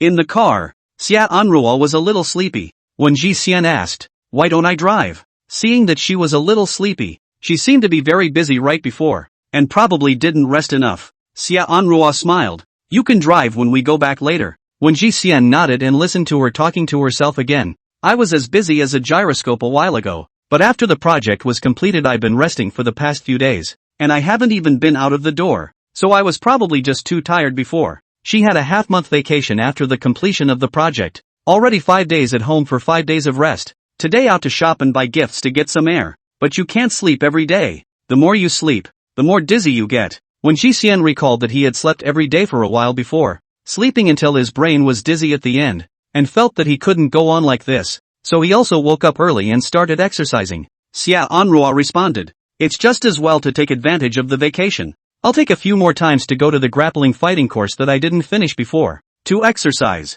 When I was a kid my parents enrolled me in a self-defense course, but I was too young to see what the coach was doing, so I just followed the instructions and learned the look, and I basically forgot about it when I grew up. At that time, when Huai Su had to fight with her in real life, and hated the fact that there was no sense of distance when Huai Su, or to keep smiling it. Later, when Huai Su came back from the army, the holidays also had to teach her military fighting techniques. Really will thank. Especially in the morning, life-threatening serial call. Turn off the phone is also useless. Do not answer the phone will not be long to clang clang clang clang to knock on the door. Get up early resentment then the ghosts are deep it. Under the forced exercise and learning. The legs do not hurt the head does not faint a breath can climb 15 floors. My family attaches more importance to self-defense. All kinds of courses have been enrolled. Even invited a variety of professional one-on-one. When Ji leisure first time to see Xia Anruo feel her arm on the beautiful muscle lines, can also understand why her family did so, estimated that even Qi Yinjing is also. It seems to be the temperament of the cold Jiu easy posture of the professor.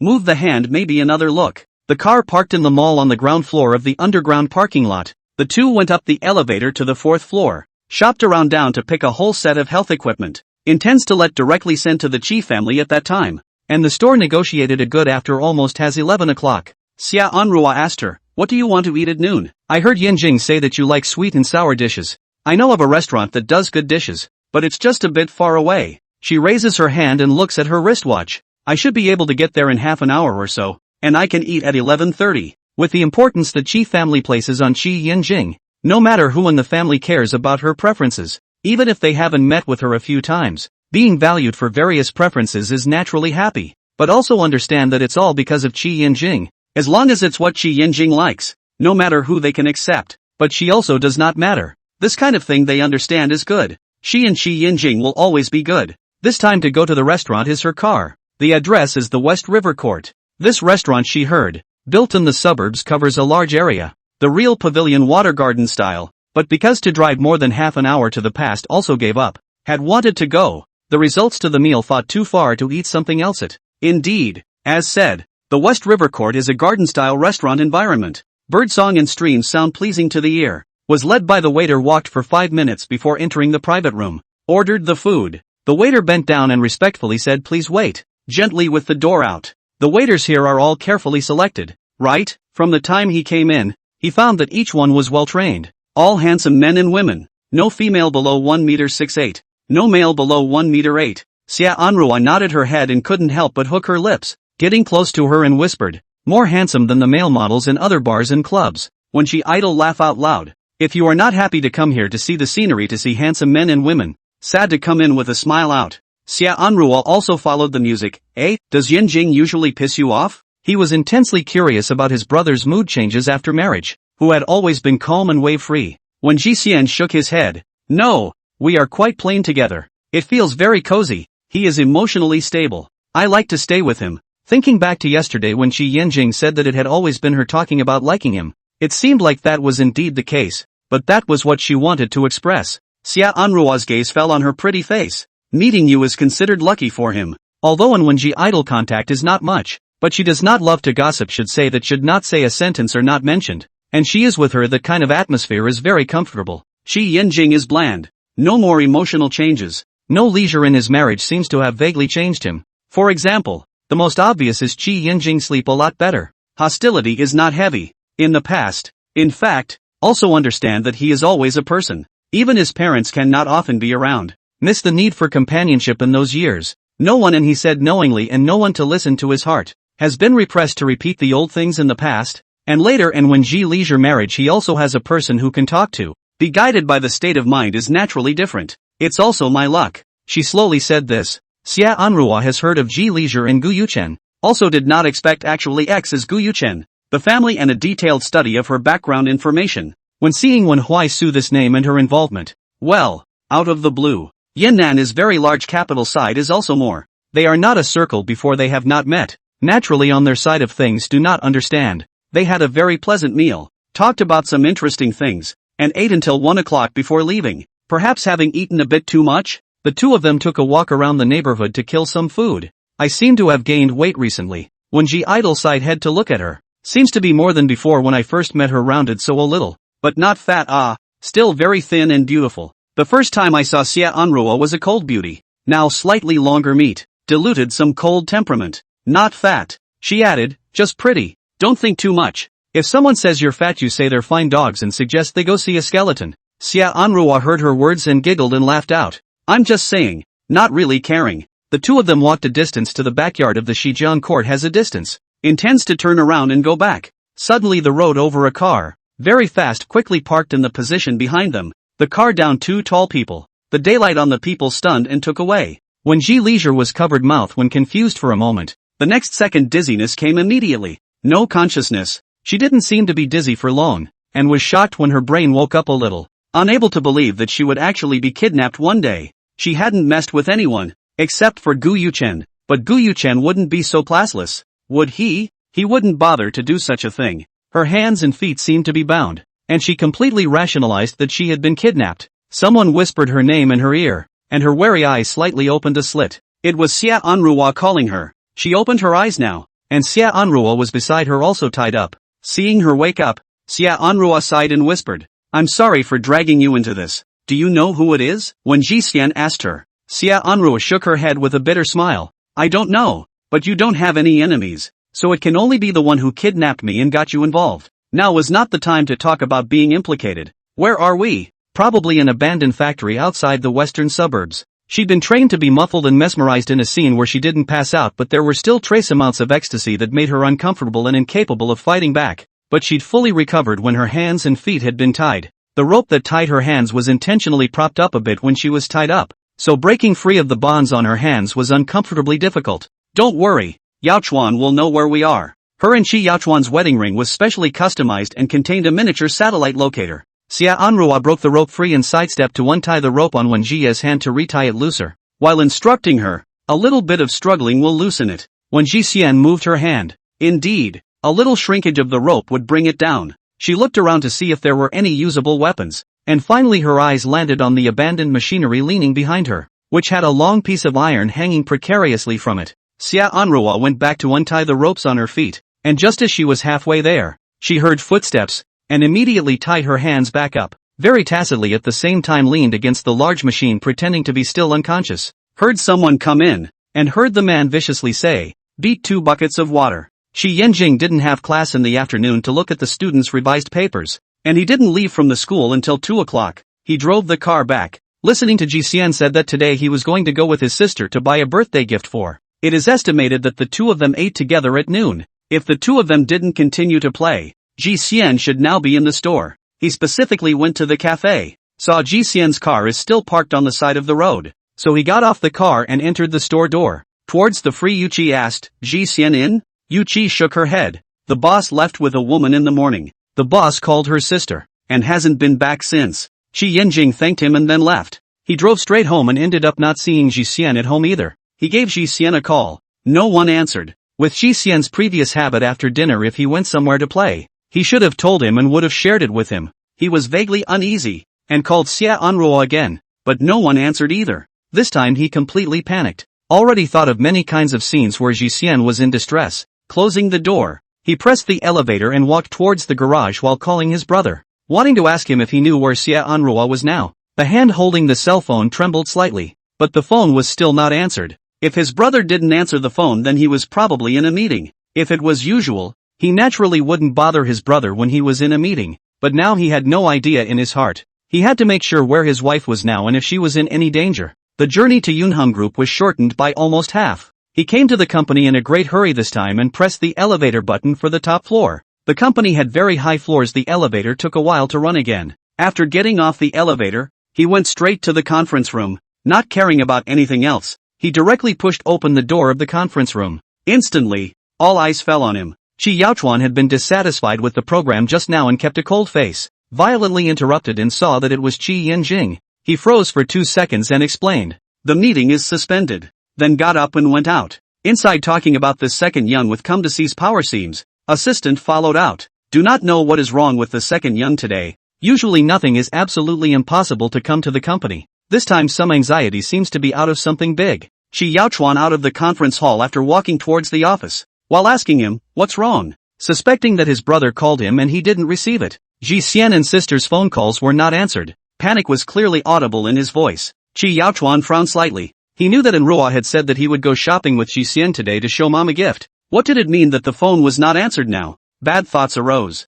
He first calmed his brother. "Don't be anxious, I'll see where they are." Back to the office. Picked up the phone, and indeed there is a phone call from Yanjing to him, and then opened a software. When he saw the small red dot on the other end, he felt that the situation is not good. Double finger zoomed in to see the details of the address. His complexion more and more gloomy. Shi Yanjing look at him this face. Breathing sharply something? He went up to see the address. The blood seems to flow backwards. They absolutely cannot run to this kind of abandoned factory. There is only one answer. Kidnapped. He resolutely turned around, but was pulled back by Qi Yaochuan, and then said towards the assistant who came in from outside, "The address was sent to you. Send someone over to keep an eye on it." The assistant instantly understood. Presumably something had happened to the second youngest's wife, and he immediately went out to arrange the relevant matters. "You calm down first." Qi Yaochuan knew what his state of mind was. This matter was 90% likely to be a kidnapping incident. It was Qi Yanjing's shadow, and this person who was kidnapped was still his wife. He couldn't calm down. Qi Yanjing took a deep breath. Even though I know that the kidnappers haven't called yet means that they haven't been harmed yet, perhaps unconscious and not awake yet, but I can't calm down. What he had experienced had to make him think more. He knew everything, and he knew that he was the one who had gotten Ji Yan into trouble. She didn't have any enemies. The only thing to do now was to send someone over there first and wait for the kidnappers' side to call them with firm solid evidence before they could call the police. "I'll go over first." Qi Yaochuan patted his shoulder. "Go together." He was also afraid that something would happen to Enruo. He hoped that before they arrived, Enruo could use all the skills she had learned before and not let herself get hurt. and he was also thinking whether it was because their side had offended someone. When Ji Xian pretended to be unconscious, heard someone say fetch 2 buckets of water. Not long before she was thoroughly drenched from top to bottom by water. The water was so cold that her whole body shivered. The blood color on her face dissipated, and her black hair was drenched with water and stuck to her face. It was time to wake up now. She opened her eyes, struggled symbolically twice, and looked to someone standing not far away. A man in his 20s or 30s wearing a black bodysuit, his eyes staring at them harshly. To be precise, he hated Xia Anruo even more. Standing beside him were 2 other men that didn't look like good people, with fierce faces. She didn't recognize them and looked at each other with slight confusion. The black bodysuit man's eyes glowed red as he stared fiercely at Xia Anruo. I've been staring at you for a week, and I finally caught you going out. Xia Anruo looked at the man on the opposite side. He looked a little familiar, but couldn't remember who it was, and not everyone was worthy of having her memorized. It turned out that she had started squatting her a long time ago, only that she had been home on her own for a week and hadn't gone out at all. Why are you arresting me? She asked. The tail of the man's eyes viciously adraw. Skin smile meet not smile. Talking voice with ghosts like, Shi Yaochuan my family bankruptcy. My father was angry heart attack to the hospital to rescue ineffective. I was on vacation abroad all the cards were frozen. How to do it? I take Shi Yaochuan cannot help his vigilance is too high. I do not dare to move him. Can only catch his wife. I would like to know how much money you can be worth in the Kaiouchuan that. How much can you be worth? His gaze turned to Wen Jixian. I don't know you, but I have a grudge against their family. Who let you know them? Count your bad luck. Xia Anruo heard him say so seems to really have some impression. Before one day Qi Yaochuan and her chatting as a joke said to her. Said the Wei family has been secretly engaged in small action. He pushed a hand to bring down. More interestingly, Wei chairman of the board of directors to find his son Wei Hao turn over funds. Before his son Nan said to invest in the project, he gave Wei Hao large sums of money. To call the past, mentioning the financial problems in turn was Wei Hao scolded. Wei chairman of the board of directors would have been angry not good. This phone call and then directly to the popularity of the people's heart attack. Wei Hao not much nonsense. Let the man beside the sharp-tongued monkey cheeks rat essence to Qi Yaochuan call. The man to Qi Yaochuan call. The side picked up the phone. He opened, your wife in our hands. This night 1 billion cash people return you. And then send you a friend of your wife. Qi Yaochuan voice calm. How are they people now? The rat essence man squinted at them and let out a treacherous smile. It was just drenched in water. We value money more. As long as the money is in place we will not do anything, but if the money is not in place, ha ha, you know. Are you guys uneducated? 1 billion cash know how much covers the floor area? I now go to the bank cash also have to turn over until tomorrow. The man grunted coldly, that's your thing. Your wife don't want it? Want me to take a knife to scrape off a piece of your wife's meat to stimulate you? Qi Yaochuan added, give me 1 night's turnaround time and I'll add another 500 million to you. The man froze and turned his head to look at Wei Hao, and heard Qi Yaochuan say, I don't know where you guys are right now. I'm the passive party. What are you guys worried about? Only to see Wei Hao nodding and comparing a 6 gesture. The man said to the cell phone end. Okay, have 15 billion ready at 6 tomorrow morning. The man set an address where the funds would be placed. You better be on time or don't blame me for tearing the ticket. Qi Yaochuan was silent for a few seconds and spoke. I know. At that place, the road may not be too good. Leave at 5 in the morning. Arrive 15 minutes early. But I must see the person intact tomorrow morning. Xia Anruo's heart was relieved to hear his words. He was almost there on the road. At most he would be able to wait for another 15 minutes of delay. As long as you are on time, the person is naturally returned to you. After chatting and hanging up the phone, a few kidnappers laughed. There were 500 million more than they thought. The only thing they hadn't counted on was that Qi Yaochuan's side had gotten the location of their current positioning long ago. Wei Haoi's and Xia Anruo and Wenji leisure body back and forth for several times. The man next to him hooked his shoulder, laughing cheap, these two beautiful very.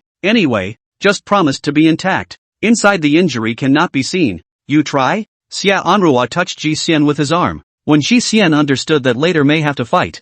I do not know if there is no chance of winning, but absolutely cannot sit back and wait to be slaughtered. Wei Hao really walked towards them. Xia Anruo opened his mouth and said, say you get the money, do you have a life to spend? Sincerely asked. Stimulate him, let him lose control. Slightly relaxed vigilance. Xia Anruo moved his hand behind his back. Wei Hao remembered that his father's heart attack was because of Qi Yaochuan. He was not at all at fault. It was all because Qi Yaochuan first messed with their family. If he had not done that, his father would not have called him, he would not have said those words at all. It was all Qi Yaochuan. When he thought of this, his face turned vicious again and he was ready to grab her hair and slap her face. Cursing, bitch ah.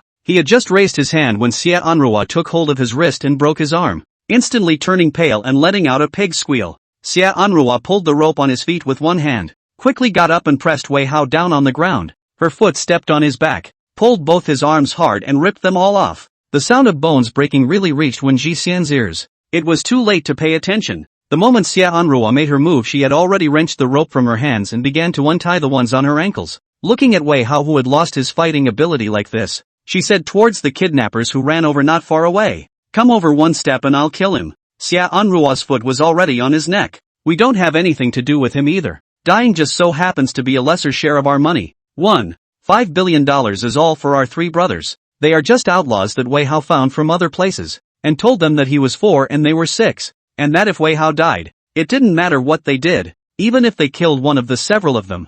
Hearing them say they don't care about Wei Hao's life and death, a kick to him to fly on the ground rolled several times before stopping. Arm broken, still can't climb up. Face very painful lying on the ground. Xia Anrua looked at Wen Jixian, still unraveling the rope on the ankle, and the three entangled in a piece. The three of them stared at Wen Jixian with a clear goal, thinking that she is not unraveling the rope to hold her first better chance of winning. Xia Anrua has been blocking the front, practicing all the killing techniques. A foot over kicked in the waist of that sharp-tongued rattlesnake spirit man. He showed a bitter color, just backed up a few steps or endure the pain, but also more grumpy to pull out the knife, and Xia Anrua entangled. When Ji idle feet on the rope had been untied half, spent a minute and a half to untie the rope, stood up from behind that large machinery will be loose screws unscrewed, get a roughly 30 centimeters long parts long iron. It was heavy to hold in the hand. Xia Anrua's arm was cut open by the knife with a few wounds seeping blood outward. Just as the knife was about to cut into her waist, when Ji leisurely smashed the part on the other party's wrist,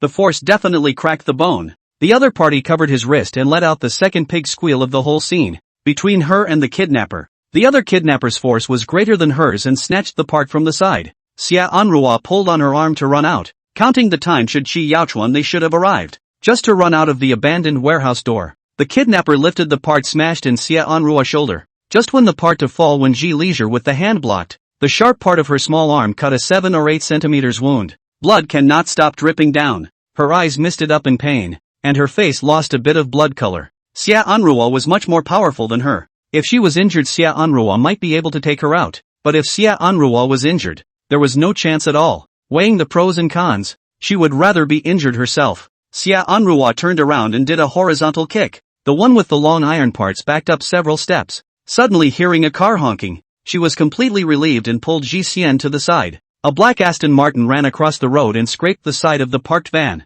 crashing straight into the kidnappers and following to a stop. The car has not yet stopped. The passenger door has opened. Qi Yanjing got down from the car and ran towards Wen Jiqian, immediately taking off his jacket and draping it over Jiqian, who was still damp, and picking her up. The assistant followed the car from behind, and there was also a crowd of black-cloaked bodyguards. Qi Yaochuan swept Xia Anrua into the car and explained to the assistant, "When the police arrive, you handle it." The assistant nodded, understood. After the explanation he drove off, sending the person to the hospital. In the back seat were Wen Jixian and Qi Yanjing. He was holding Jixian. His white shirt was stained red. He looked at the 7 or 8 centimeter long wound that was still seeping blood out, took paper to wipe her, pressed the wound and pressed to stop the bleeding. "It hurts." She lies on Qi Yanjing's shoulder and whimpers, trying not to make a sound. Qi Yanjing felt the collar that was wet by her crying. The heart is like being torn generally. Patted her back, whispered, and she said, "I'm sorry." Inside the car, low pressure, driving Qi Yaochuan silent, turned his head to look at Xia Anrua, just a glance to see her those small wounds. Xia Anrua reluctantly smiled at him. He brought the car up to speed again and rushed to the hospital. When Ji leisure, that wound is very deep. In the car, pressure to stop the bleeding did not completely stop. To the hospital, medication to stop bleeding after 16 stitches, and tetanus. Qi Yanjing helped her change clothes, sitting on the side of the hospital bed, and watched her fall asleep, reaching out with his index finger to wipe away the teardrops in the corner of her eyes, covered up the quilt before going out from the hospital room. Outside the ward stood Xia Anrua and Qi Yaochuan. Seeing Qi Yanjing come out, she asked, "How is it?" "Sleeping." After he finished, he added, "Sister, you should go and treat the wound first." Just now, she had been following Ji Xian, and she hadn't bothered to check herself. Xia Anrua shook her head. "There's nothing wrong with me. That wound of hers was for me. Otherwise it wouldn't have been such a big wound. If it wasn't for Ji Xian, that wound would have landed on her shoulder. Big brother, you take sister to treat the wound." Qi Yaochuan nodded his head. Just now from Manhwa this already know what's really going on. Wait for Ji Xian to wake up, he will come back to apologize. He swept Xia Anruo down the elevator. Qi Yinjing sat on a chair outside the hospital room. Mutely, he slowly touched to his shoulder. Just wet by her crying, now still not dry. She said to herself that it hurts. The tears cannot stop falling. As if it fell on his heart, one by one smashed. It was dangerous to be with him. He should have known better. He tilted his head slightly, the back of his head against the wall, and exhaled slowly, closing his eyes. After a while, he took out his cell phone intending to talk to his in-laws about the matter. Just as he took out his cell phone, someone came over there. He turned his head to look and immediately stood up. Mom! Xinling, wearing a white lab coat, hurriedly came over and anxiously asked, "How is Ji Xian?" After saying this, without waiting for Qi Yinjing to respond, she went into the hospital room on her own, looked at the medical records and then checked Wen Jia's wounds, and touched her hand with a heartbreaking pain. She covered her with a blanket and gently closed the door of the hospital room before going out. Before she was in a meeting, came out to hear other doctors told her that Ji Xian has just been sent. A long wound on the hand with 16 stitches. Scared her immediately came over. Xinling came out of the ward and asked Qi Yinjing, "What happened to Ji Xian?" Qi Yinjing narrowed his eyes. "I'm sorry, because of my things even Ji Xian was kidnapped." Kidnapped? Xinling was shocked for a moment. "What's wrong with you?" Although he didn't think Qi Yinjing would be someone with any bad habits, he didn't understand either. Before Gu Yuchen, understand that he also did not expect to come out of the beating this kind of thing. And now Qi Yinjing, do not understand that he actually came out of the thing that Ji Xian was kidnapped. Alas! Qi Yinjing opened his mouth, has not made a sound, heard a voice behind him. "Auntie, good morning." Qi Yaochuan stood beside him and greeted Xinling. Xinling looked towards Qi Yaochuan and heard Qi Yinjing introduce, "This is my elder brother, Qi Yaochuan." Qi Yaochuan. She had heard of it. "Auntie, siblings were kidnapped because of me. I'm sorry." He apologized towards Xinling. Xinling had previously known that Qi Yinjing was a child of the Qi family when it came to online opinions, and she had a few guesses about what happened to Qi Yinjing. "Because I messed up a company some time ago, people retaliated and kidnapped my wife, Ji Xian, who was shopping with her, implicated her. It's my fault. This kind of thing out of which parents will be dissatisfied, but still hope to understand Yinjing it." Xinling sighed helplessly after hearing this, dissatisfied with bringing danger to Ji Xian, but it wasn't Qi Yinjing's fault. In the end it can only be, "You take good care of Ji Xian." Qi Yinjing nodded. "Mom, I will." She is still very sure of Qi Yinjing's person. Did not want to cover up this matter in the past, honestly explain the causes and consequences, how to deal with, not to mention the thought of shifting the responsibility to others. Alas, love and hate, always like this son-in-law. Xinling looked at Qi Yinjing. He was also blaming himself and couldn't help but sigh and spoke to him, and no one knew in advance that this would happen. "You take care of Ji Xian here." After instructing him, he said that she would go back to cooking and come back later. "Thank you, Mom, please." After Xinling left, Qi Yaochuan said, "Your mother-in-law treats you well." The big family came out to do something overbearing, but not unreasonable. He was thinking that if it was Qi Yinjing who was injured because of Wen Jie, what would his parents be like? For a while he was silent. His parents were very paranoid about Qi Yinjing, but now that Qi Yinjing was much better because he was with Ji Xian, maybe his parents could be reasonable. Yes. He peered in through the clear glass on the door to the hospital room, following up by moving to sit down in the chair by the door. "Is sis okay?" he asked. "Anjo is pregnant." The moment the doctor said that he felt his whole body cold. Being kidnapped in early pregnancy, wearing high heels and fighting with kidnappers, and also injured. Which one of them makes him afraid?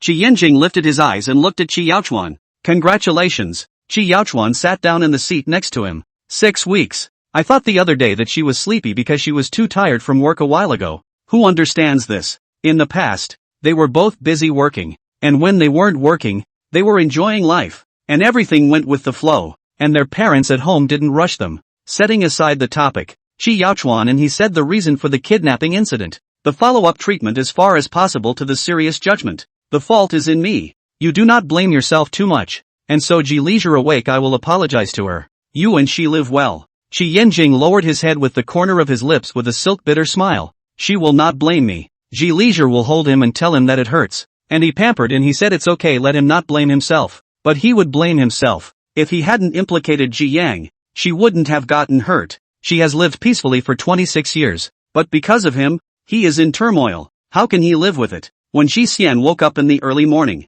the effects of the anesthetic had already passed. And when she first woke up, it hurt so much that she wanted to cry. And her head was dizzy. and she also realized that her right hand was being infused with fluids. She buried her head into the quilt and wrapped it around her to shed tears. Shi Yinjing stayed awake, watching the medicine in the infusion bag, and when the last bit was left, he noticed Ji Xian move a little. Awake, Shi Yinjing touched her exposed hair, then rang the bell, and the nurse came over to remove her needle. When Ji Xian poked her head out from under the covers, and Shi Yinjing scooped her up, her eyes were filled with tears, glistening in the light, and she looked up at him. Shi Yinjing stared at the pale little face, heartbreakingly holding her, listening to her talk to herself about the pain. Release her, take the cup to pour water for her. Originally poured a cup of water cold, blended some boiling water to her, and picked up that painkiller on the table. Take this. 6 o'clock or so his father-in-law and mother-in-law came to a trip. Ji Xian has not yet woke up. The original couple to wait here. He did not know when Ji Xian woke up.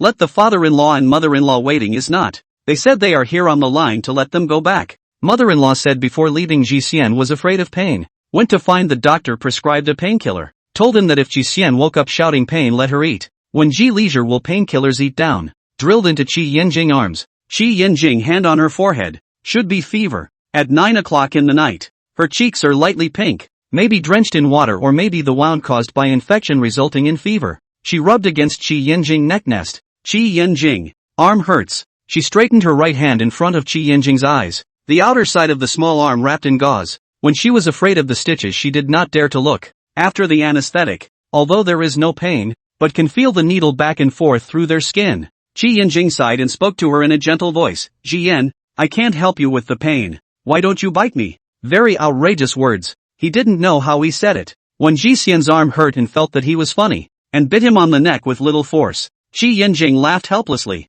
Except for a bit of dampness, there was no pain at all. He asked, are you hungry? She raised her eyes and stared at Shi Yinjing. Her eyes were watery. She had only eaten at noon, and hadn't eaten for 12 hours between the afternoon and now. When Ji Xian gave a small nod, as if the painkillers were starting to take effect. You sit down first. I'll go get it. Shi Yinjing adjusted the height of the head of the bed there at the end of the bed, letting her lean on it, and went to serve dinner himself. The dinner that mother-in-law brought in the evening was still warm in the thermos box. He passed the spoon to Ji Xian's left hand and sat next to her to watch her eat. When Ji Xian ate her meal, looked up at the circle of things placed on the table, and asked him, did anyone come over? In-laws, my parents and godparents, all came to see. The spoon in her hand paused and she voiced, how's sis? Some superficial wounds, but she's pregnant, and she doesn't know it herself. When Ji leisurely choked, recalling Xia Anrua and herself saying that she was very tired and sleepy in the past few days, so it wasn't exhaustion from work,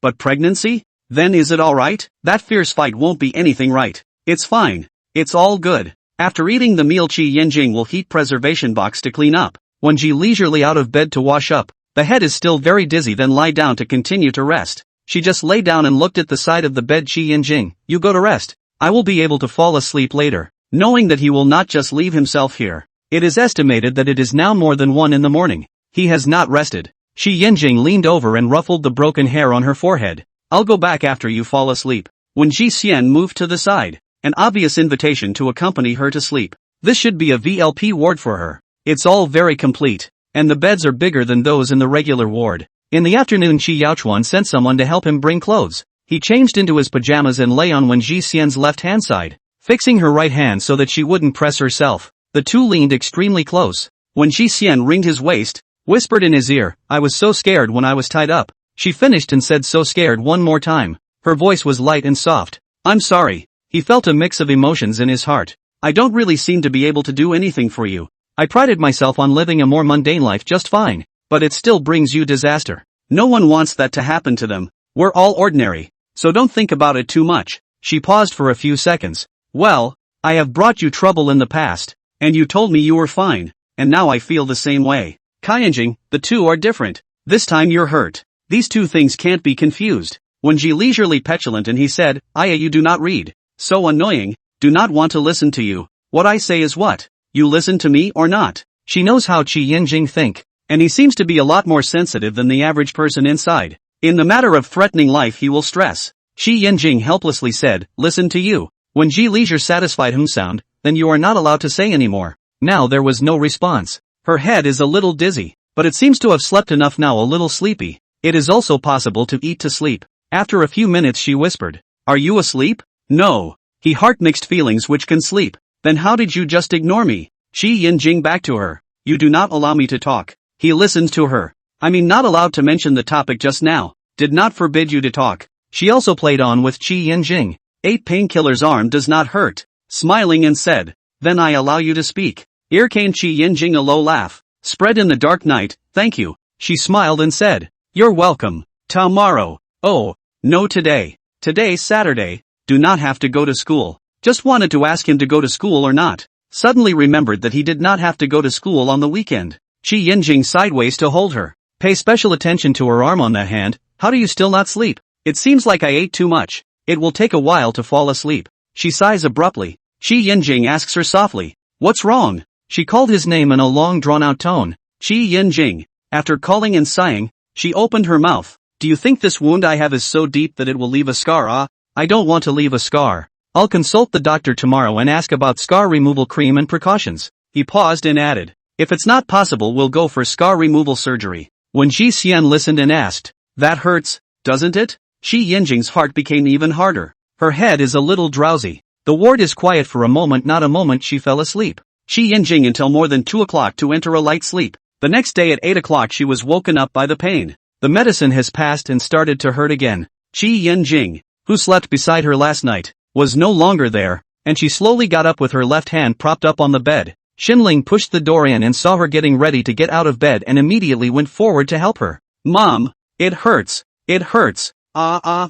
She stood on the floor and wailed dryly. Xinling laughed helplessly. Don't howl. Saying this, she used her hand to ruffle her long messy hair, piled up on her head like a chicken nest, went to the bathroom to wash up, also brushing her teeth while talking to her mom. Oh crummy mom didn't understand. Can't understand. You quickly brush. Brush and say. When she idle oh sound. After brushing his teeth and washing his face, with his left hand casually scratched his hair. And, you can go back after the infusion this morning. Xinling urged. Go home and rest. Don't go to the store for the time being, or if it bleeds again it won't be easy to get well, leaving a scar that's hard to see. In fact, she wanted to let Ji Leisure back to live a few days. They look at Ji Leisure can rest assured that another is afraid of Shi Yinjing busy work to take care of Ji Leisure. Also said the morning and Shi Yinjing. He said that he can take time off. Would have been his fault, and Ji Leisure is his wife. He can take good care of her. Since he said so, then she did not say anything more. She and No Leisurely her father also have to go that day.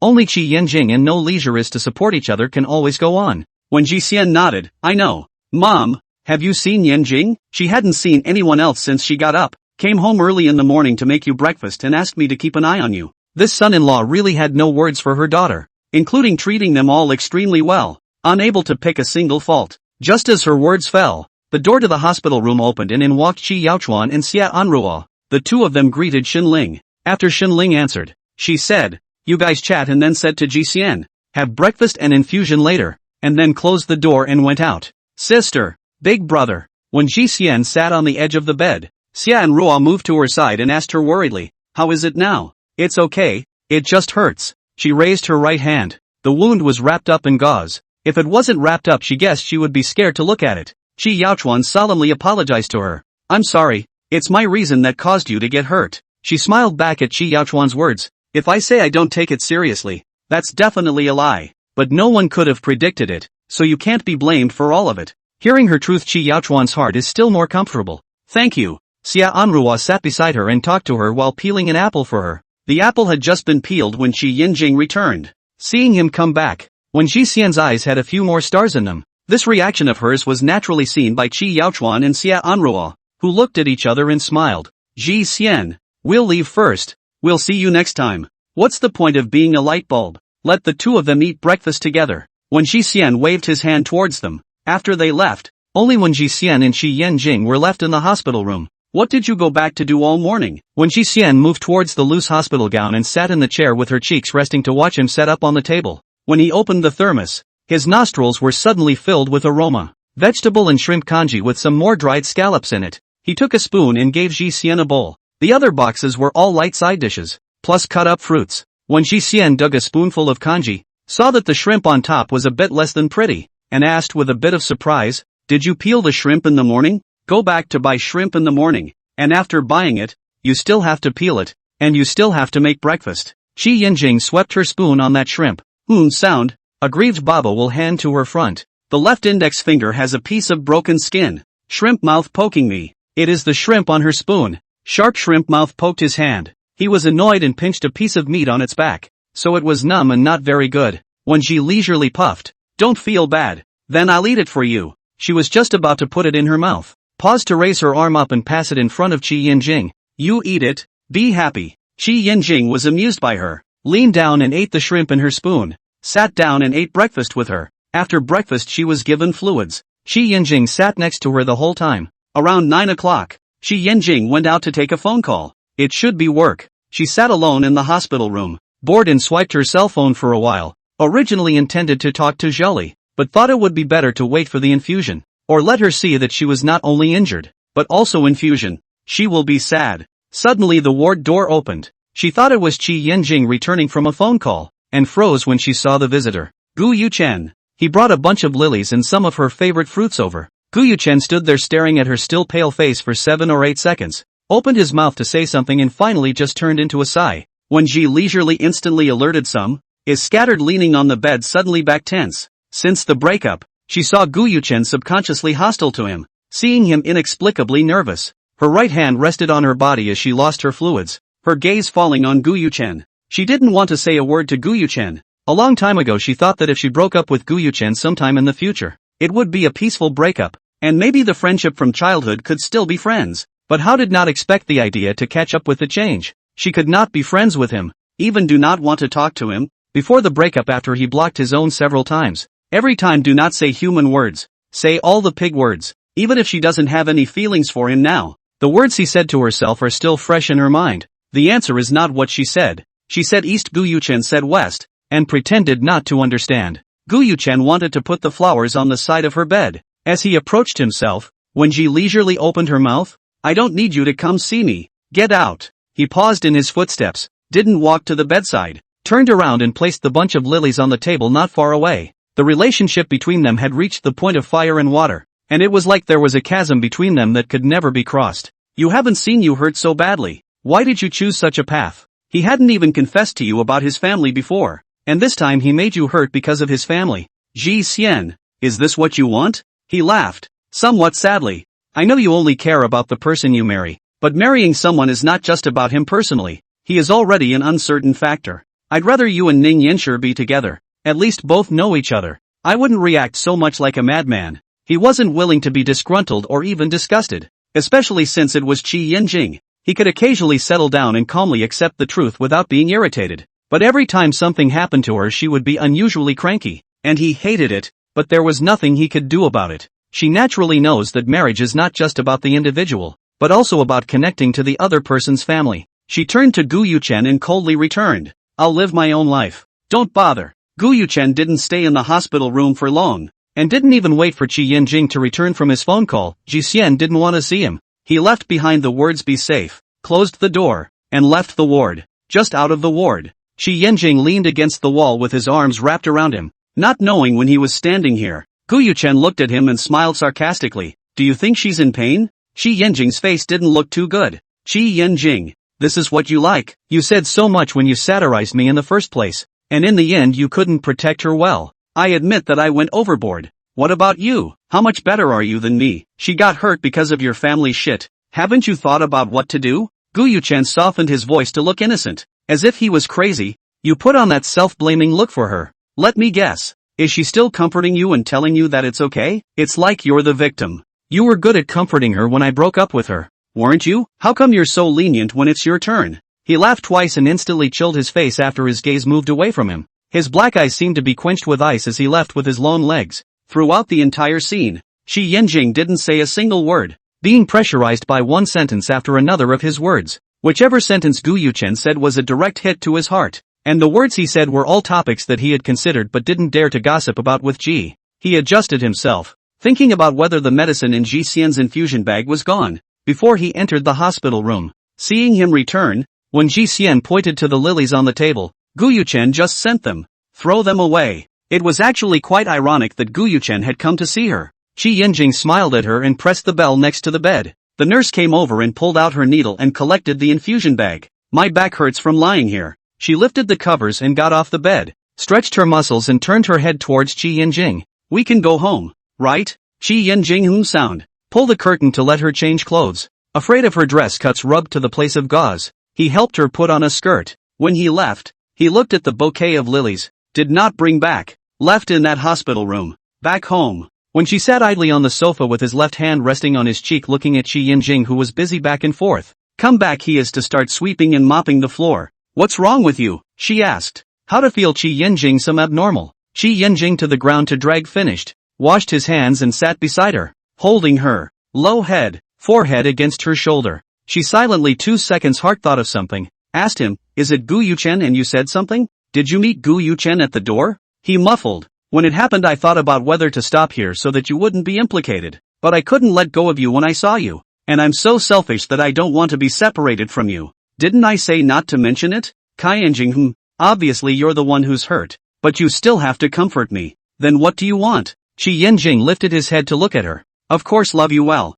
Otherwise, really split up with her and let Gu Yuchen have his way? That crazy dog also tried to embellish the fact that he himself had beaten someone. When Ji Xian choked for a moment, and just thought of some words in her mind to use to comfort him, but didn't think she could use them. There's nothing wrong with the words he said. It's impossible to refute them. But I just want to be with you. His eyes blazed as he stared at Wen Jiao. I can't separate from you because of what I thought was for your own good. She was dependent on herself, as if she needed her. So, only if you are determined to separate from me. Otherwise I won't break off from you for anything. Call me selfish or whatever. I don't care. When Ji Xian leaned over to stick with him, very much like you. So I won't separate from you. Qi Yinjing held her right hand that was rubbing around and gently hit her on the back of her hand. Don't move this hand of yours, it will bleed if you pull it. Red, you bruised me. Asked is what she learned from Manhwa Su. Qi Yinjing lifted his chin. Then you lie down and blackmail me? Teased with him for a while, and then turned into a small bitter melon. The arm hurts.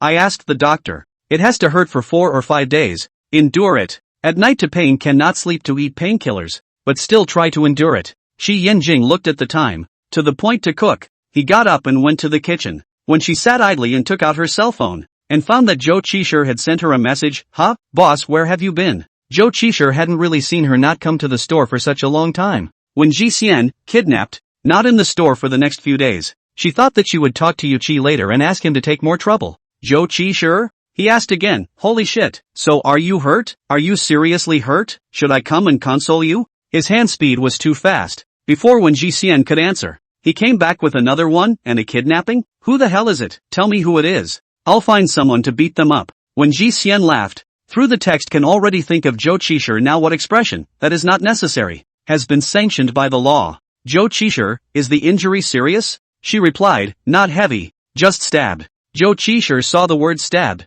slightly froze. This is not heavy? How long was the stabbing? When Ji Leisure thought about it, stretched out his hand by memory compared. She really dare not look at. Was stabbed when I felt the skin open flesh. The kind of flesh separation and friction together. Think of that picture she cannot help but fingers curled up. All goosebumps. Her fingers knocked a few times on the letters, 6 or 7 centimeters. It is particularly painful. Zhou Qishir also specially took a small ruler on the arm. Stabbed so long a knife that will not hurt especially the boss was stabbed. TSK, looks like it will cry for a long time. Her husband shall not be heartbroken to death. Suddenly sighed. Then sent a line of words over, then you need what beating business can find me. I do not charge you money. All were stabbed a knife. How can ye bear to charge money? This is called to stand up for a good friend. When Ji Xian with a smile, I thank you. Zhou Qishir, you're welcome. You can't be bullied too much. So do you want to beat up that ex of yours to get out of it? Before he listened to Yu Qi said this thing when he was speechless dead. There is always a single time it.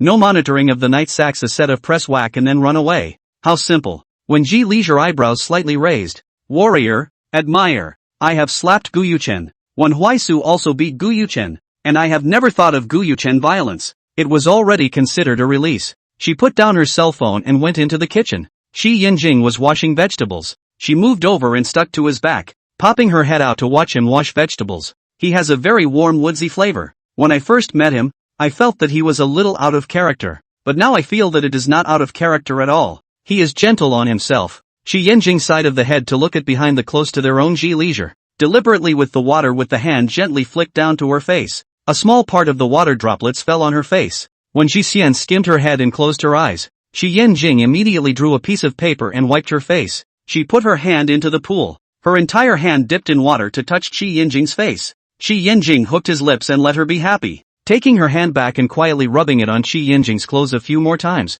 Her hand dried. Does your hand hurt? Her gaze fell on the ground where Shi Yanjing's index finger had broken the skin. Doesn't hurt. She didn't believe it. Letting go of Shi Yanjing, she went out of the kitchen. Shi Yanjing turned his head to look, saw her out of the back. Not to mention and her stick used to. She does not stick with their own stick, still a little uncomfortable. He drained the vegetables and set them aside, and continued to work. Not more than 2 minutes. When Ji Leisure came back, Han took 3 Band-Aid, and asked him, which one do you like? Shi Yanjing looked at them. The pink bao one, the pink kitten one and the goose yellow puppy one. He instantly felt like he didn't need them at all. Before he had time to speak, when Ji Xian picked it out for him, the pink bao looks good. Taking paper for him to dry his index finger there, tearing open the Band-Aid package to put it on him. Shi Yanjing laughed. Is to be used to give me a look, right? But this looks good, she said, though it was her who thought so. He. When Shi Xian picked up again, the wound will hurt if you touch the water.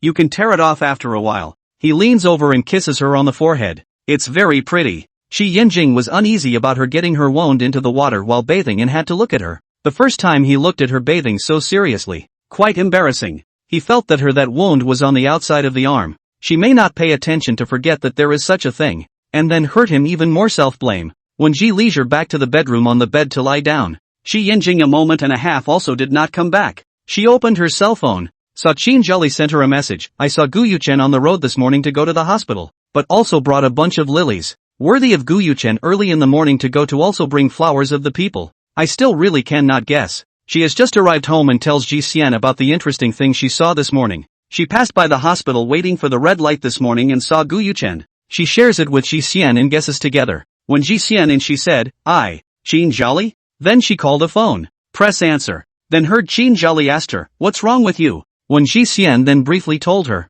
kidnapping. Qin Zhali was going to have a heart attack listening to this. Why didn't you tell me in the first place? Preparing to ask Gu Yuchen how he knew again. But thinking about it, Gu Yuchen was probably very concerned about Ji Xian's movements. So he was aware of all the wind and grass, and it was normal for him to get the news and go see her in the morning, because the state is so bad. I'm afraid you'll be sad to see it. Qin Zhali laughed. So I'm not sad now that I know? She asked again. Is the injury serious? It's okay. Qin Zhali stated.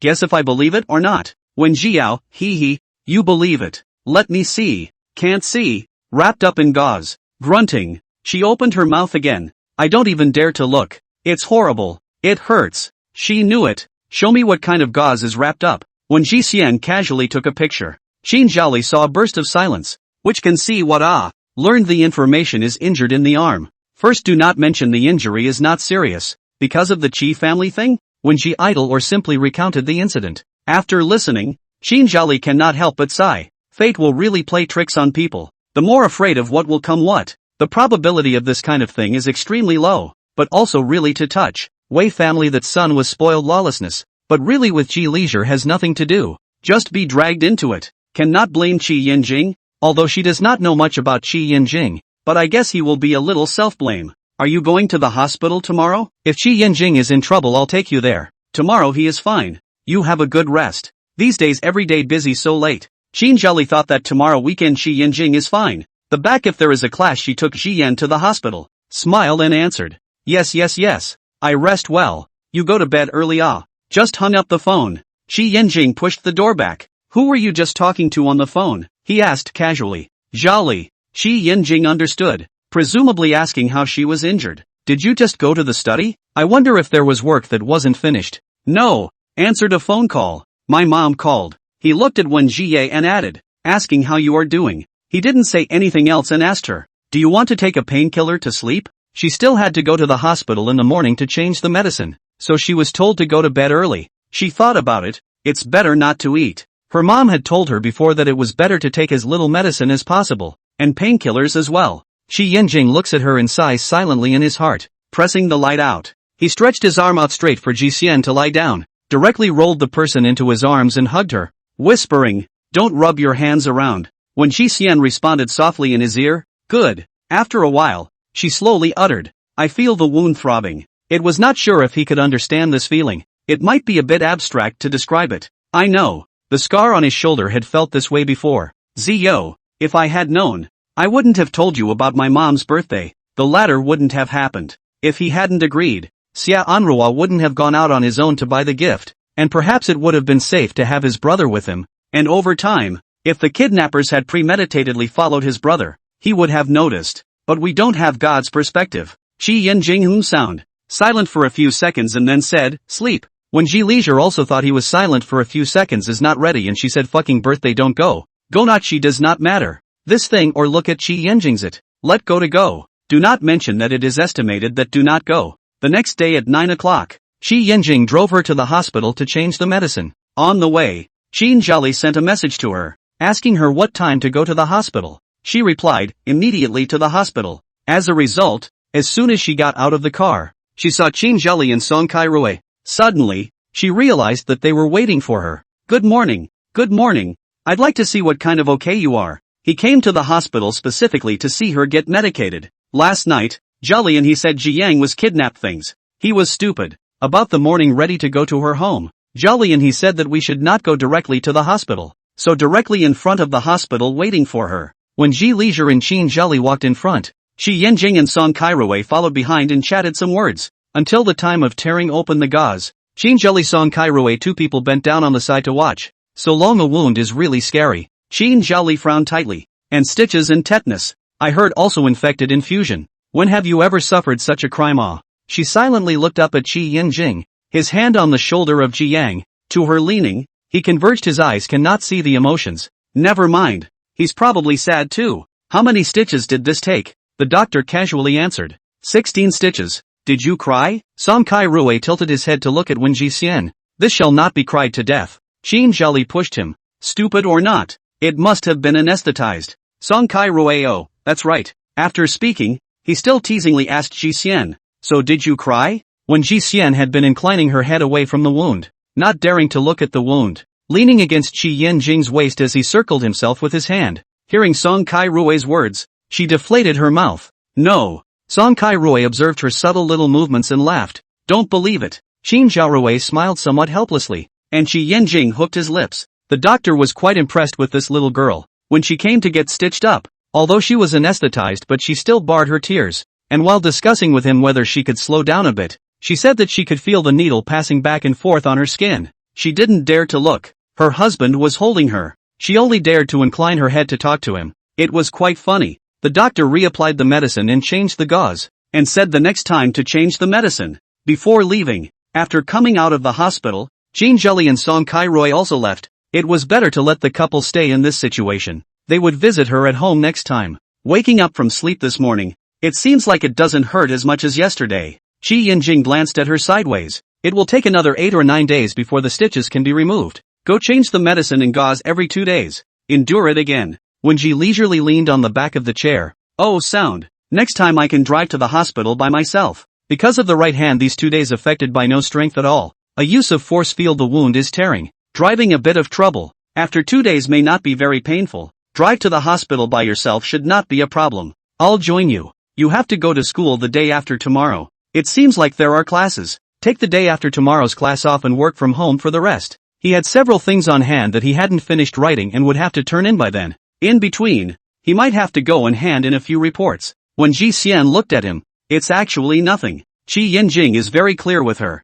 I don't feel comfortable with you being at home by yourself. Work is just what he used to survive and pass the time. He did this job has always been natural. From the beginning of the school to graduation to continue further education. It so happens that the opportunity is placed in front of him. Reach out and touch. Do not want to spend time to the other. A road straight ahead. Even assessed on the professor is also natural. Talk about not particularly happy. Bland ripples, like the wind and sunny weather, floating in the sea of a small boat. After this incident, he suddenly heart some emotion. Said he ordinary it but can meet this kind of thing is not very ordinary. Said he is not ordinary it can be in this position he is not much ability. That is to say he brings danger. According to his own. That is to say, he brought the danger. According to his current situation is simply not capable of dealing with their own. So the insistence in his heart has a hint of loosening. But he is not willing to let his life become more complicated. When Jie did not say anything else, he had his own considerations. In this period of time before the removal of wires,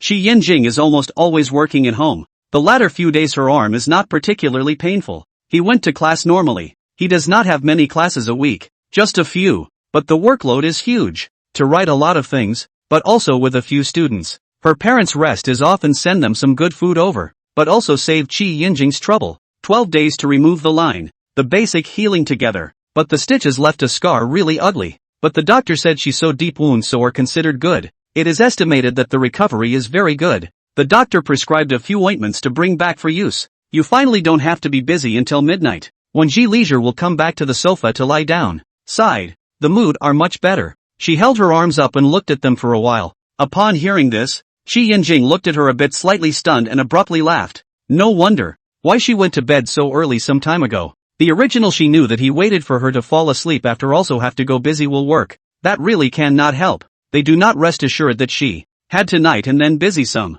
A little small details. The heart and set off a few circles of ripples. How come you're so good at holding me? He said softly, smiling and pinching Ji Xian's face. The first 2 days she didn't know. Each time she endured until 11 o'clock to go to bed, talking to him to joke with him. On the third day she didn't go to the bathroom before going to bed at night. And when she woke up at 12:30 in the morning Shi Yinjing wasn't around. She got up and went to the bathroom first, and then saw that the light in the study was still on. She stood at a distance and watched, but did not bother him, knowing that after he went in Shi Yinjing will certainly come back to sleep with her, then not again give him trouble. So turned his head and went back to sleep. The fourth night early at 9 o'clock to lie down and go to sleep, so that he can early busy work early rest. She was sitting on the sofa, rolled over and sat across Shi Yinjing's lap. Shi Yinjing suddenly heart silently sucked in a breath of air. Really cannot withstand ruffling. Especially this 12 days with Ji Leisure just cover the quilt pure chat. All that kind of situation. He want to think of those yellow waist is quite inhuman.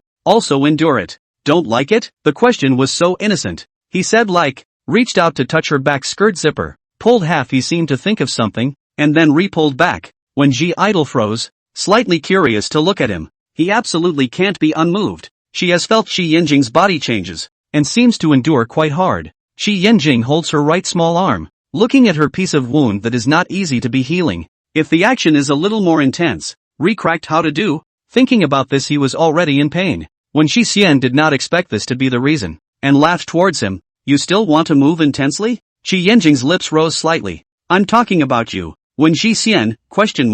She couldn't help but widen her eyes. Where did I? Is that so? Shi Yinjing raised his eyebrows slightly, lightly picking her chin to meet her eyes. One Ji Yao. It seems like it does unconsciously move a little bit more. And that's also Shi Yinjing's fault. Those little torturous tactics of his are so good, they can make people lose control. A good brain, good in every way. Even this kind of thing can keep groping for new tricks to play. Forget it then. When Shi Xian was ready to climb down from him and sit on the sofa aside, but she didn't expect Shi Yinjing to hold her down. When Shi Xian lightly grunted, didn't you say I move intensely? Shi Yinjing holds her right wrist to his lips. Fine kisses gently fall, his gaze burning as he stares at her. That's my business. I can also make you calmer. He looked around the room and didn't find anything good. What are you looking at? She asked. He responded lazily, finding a place where you can move less violently. After withdrawing his gaze, there was some pity. Unfortunately there isn't such a place. When Shi Xian thought about the kind of place he wanted, wasn't it a very shameful play session? Then the one who suffers is not still her? She leaned over and kissed Shi Yinjing's lips, finally grinding him, little by little breaking through his defenses. 3 minutes later, when Shi Xian stopped moving, blinking her eyes and staring at him, her mind full of question marks. No, why didn't he move at all? Shi Yinjing innocently looked at her, wanting to see how far she could go, even wanting to say to her, don't just kiss ah. What else? What do you want to do below? You do ah. And then what? He couldn't help but ask. When Ji leisurely pursed lips also cannot hide the smile. Her hand fell on the piece she sat on pressed a few times, faced the same innocent look at him. Shi Yinjing let out a gasp. She thought to herself, buddy, you are really able to endure. Are like this still endure it? The light of her eyes turned slightly, flashed a glint of light. She used words to stabilize Shi Yinjing. You wait ah, play an interesting one with you. While climbing down from Shi Yinjing's lap. Shi Yinjing came to the interest also did not block, but would like to see his wife can play what flowers. Shi Yinjing watched as she put on her shoes and went in the direction of the bedroom, walked to the aisle wall side. She pasted on the wall towards him smiling. Oops, brother did not have any interest in people. Is not outside there is a younger sister. The love of the three people is so crowded. Finished also wiped her tears that are not necessary. See to her happy. Qi Yin-jing. Thought it was her to him whole live. Did not think it was her to take him whole live. The words fell, he stood up. Seemingly smiling, non-smiling, called the sound no leisure. When Ji leisure to see him over directly ran back to the bedroom. By the way, to lock the door. Happy. Towards the door, Qi Yin-jing said, brother, endure it. What is the big deal? It. Let you sit back and wait for her to continue. See her whole live. Now cool it. Qi Yin-jing pressed the door handle. And it was really locked. When Ji leisure intends to wait for it 10 minutes and then open the door. Back to the bed to lie down. Raised his arm to look at the wound. Tender pink flesh looks quite scary. If it is not careful to rub which. Think of this, she sucked in a breath of cool air. Think of all the pain. Suddenly heard the door that came again sound. When Ji idle put down his arm. Brainstorming, Qi Yin-jing outside the door cannot open the door picture. The next second the door opened. When Qi idle face smile slowly smoothed. Sat up violently. Qi Yin-jing pushed the door in and shook the key in his hand. The expression on his face was too smug. He didn't say anything, but it seemed like he said everything. When Ji Xian's eyes widened in disbelief, he casually dropped the key on the table and slowly walked towards her. It's really interesting. His tone was somewhat eerie. When Ji sat idly on the bed and laughed dryly. I think so too. Her eyes looked downward, wondering if he was no longer in need. Qi Yin-jing follows her line of sight and looks down. He can't help but raise his eyebrows. She is really daring to look. Lifting his eyes, he gazes at her meaningfully. Take it off and show it to you? Never say useless words. Have pants is really off. He leaned on the head of the bed to wring tightly Ji leisure waist, holding her fine wrists lifted high, fixed in the position of the top of the head. When Ji Xian lying on top of him, is not the slightest bit of strength, lightly gasping for breath, let alone intense movements. This time, each of his movements are exceptionally gentle, but also extraordinarily torturous, hanging her not up and down, as if in retaliation for her just locked him out of the door. An hour had passed, and the two of them hadn't separated until now. Qi Yin-jing raised her softened right hand in front of him and lightly kissed around the wound a few times. When Ji Xian's two hands were pressed to his back again, and with a smile, he asked her, will you dare to lock me out of the door next time? She raised her eyes to look at herself, shook her head petulantly and said to him, don't dare anymore. Qi Yin-jing caresses her face and loosens his hand, not grinding her anymore, doing his best to make her more comfortable. After the end, when Ji leisure eyes confused looking at the chandelier, slowed down for a while, sideways head to look at Qi Yin-jing. Qi Yin-jing insatiable half recumbent. This hand is not idle. Must reach over to touch her. Abruptly, listen to when Ji leisure lightly laughed, next time still dare. Qi Yin-jing tisk sound, dragged her back, sitting across his waist, not good mood in her buttocks slapped, put on pants. Do not recognize people, right? When Ji Xian stretched her tongue, slightly, Qi Yin-jing watched the series of actions and was exasperated by her and laughed. Bad woman. When you need him to provide your needs, you say nice things to coax him into being happy, and when it's over, you turn your face and disown him. All right, dare to dare it. Qi Yin-jing hugged her to get up, take a bath. When Ji idle a jolt, was still a little sleepy, now completely awake, meaning to take a bath and do it again? Just now just fooled him. Later the bathroom is probably not so easy. Lying on his shoulder and say good words to him. Husband, how would I shut you out? Most like you. Qi Yin-jing happy. Bad woman began to confuse him again. Really don't say. He himself ate this set, but his mouth said, don't think of seducing me, but people have no strength. Said words also when Qi Yin-jing stick rubbing. Qi Yin-jing sneered twice, lowered his eyes and looked askance at her. Very serious to learn her to speak, but people still have strength. One Zhiyao. Qi Yin-jing. You are really quite shameless. How to learn everything As it turns out, Qi Yin-jing is only literally letting her take a bath. Even thoughtfully filled the bathtub with water. Qi Yin-jing washed under the shower and dried the water stains on his body and put on his robe. Watching her comfortably soak in the bathtub, reached out and knocked on her forehead. The brain doesn't know what to think about. When Ji leisurely plucked some water from the bathtub and sprinkled it on Qi Yin-jing's body, and marks immediately appeared on top of the black satin robe. Seeing this, she turned her head away from him. I see. Qi Yin-jing inexplicably said these 4 words, and when Ji Xian turned her head back to look at him again,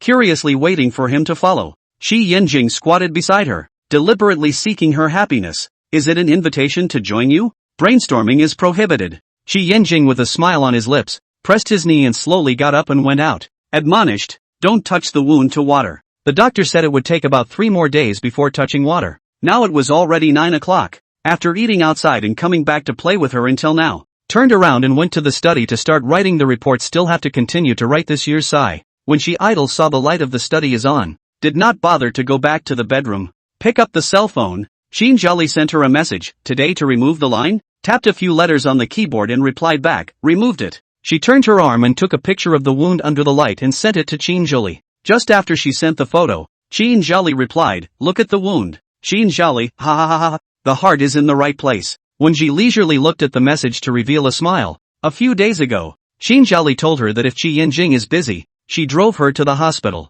In fact, after not much pain, driving as well as open, is that they feel that it is not allowed. But listen, in the heart is also extremely happy. Jolly sent a message. Opened the picture, carefully observed. Feel recovered okay? You are not a scar body. The ointment remember to smear. Hopefully not leave a scar. If just a line kind of scar, she is also acceptable. Jolly also said, you go out and pay attention to the safety do not bump into the wound. I guess Jing also have to explain. A few days ago when Song Kai Rui went to Xian home, Jing really is meticulous really Xian take good care of. I guess Uncle Wen and Aunt Shin are impeccable. Every time they come out of Xian's house, they have to sigh at Guyuchen once. When Xian agreed. After ending the chat, Chi came to give her a report on today's situation. She hadn't gone to the store during the time she hadn't removed the stitches. In fact, she was also worried about collision in the store, to which the second wound opened bleeding. That can really be more than worth the loss. So it is every day Chi and himself report the situation.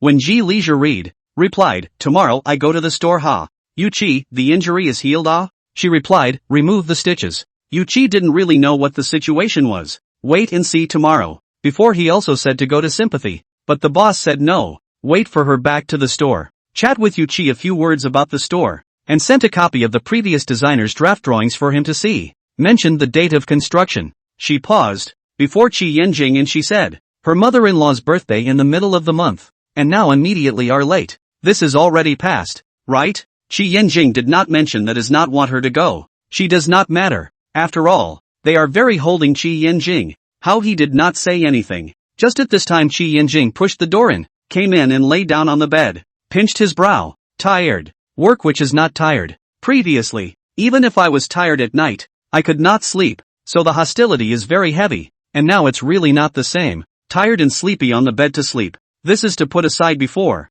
Do not even dare to think of. He reached out to hold Leisure arm. Looked at a few eyes have not touched the water. How to see the wound next to the beginning of redness. He sat up again to meet the light to see. Is this an allergy? He frowned slightly, all thinking of consulting a doctor. When Xian stammered back. Maybe I scratched it. Jing understand how things solely lay down again, and hit her hand in the process. When Leisure pillow in his arm, aggrieved dead. I also do not want but it is very itchy If it is not scratching the centerpiece is very painful, otherwise the wound piece she also have to scratch a few times. Jing heart silently sighed, vaguely and a little self-condemnation. You also hit me a little? When leisurely pressed his hand down and said with a smile, don't. She turned off the light and lay quietly with Jing. His wife seemed to understand him well, knowing what he was thinking, always making his mood more pleasant. He softly said, if it itches rub around a few times, don't push too hard. Good. So well behaved. Occasionally disobedient and poking fun at him,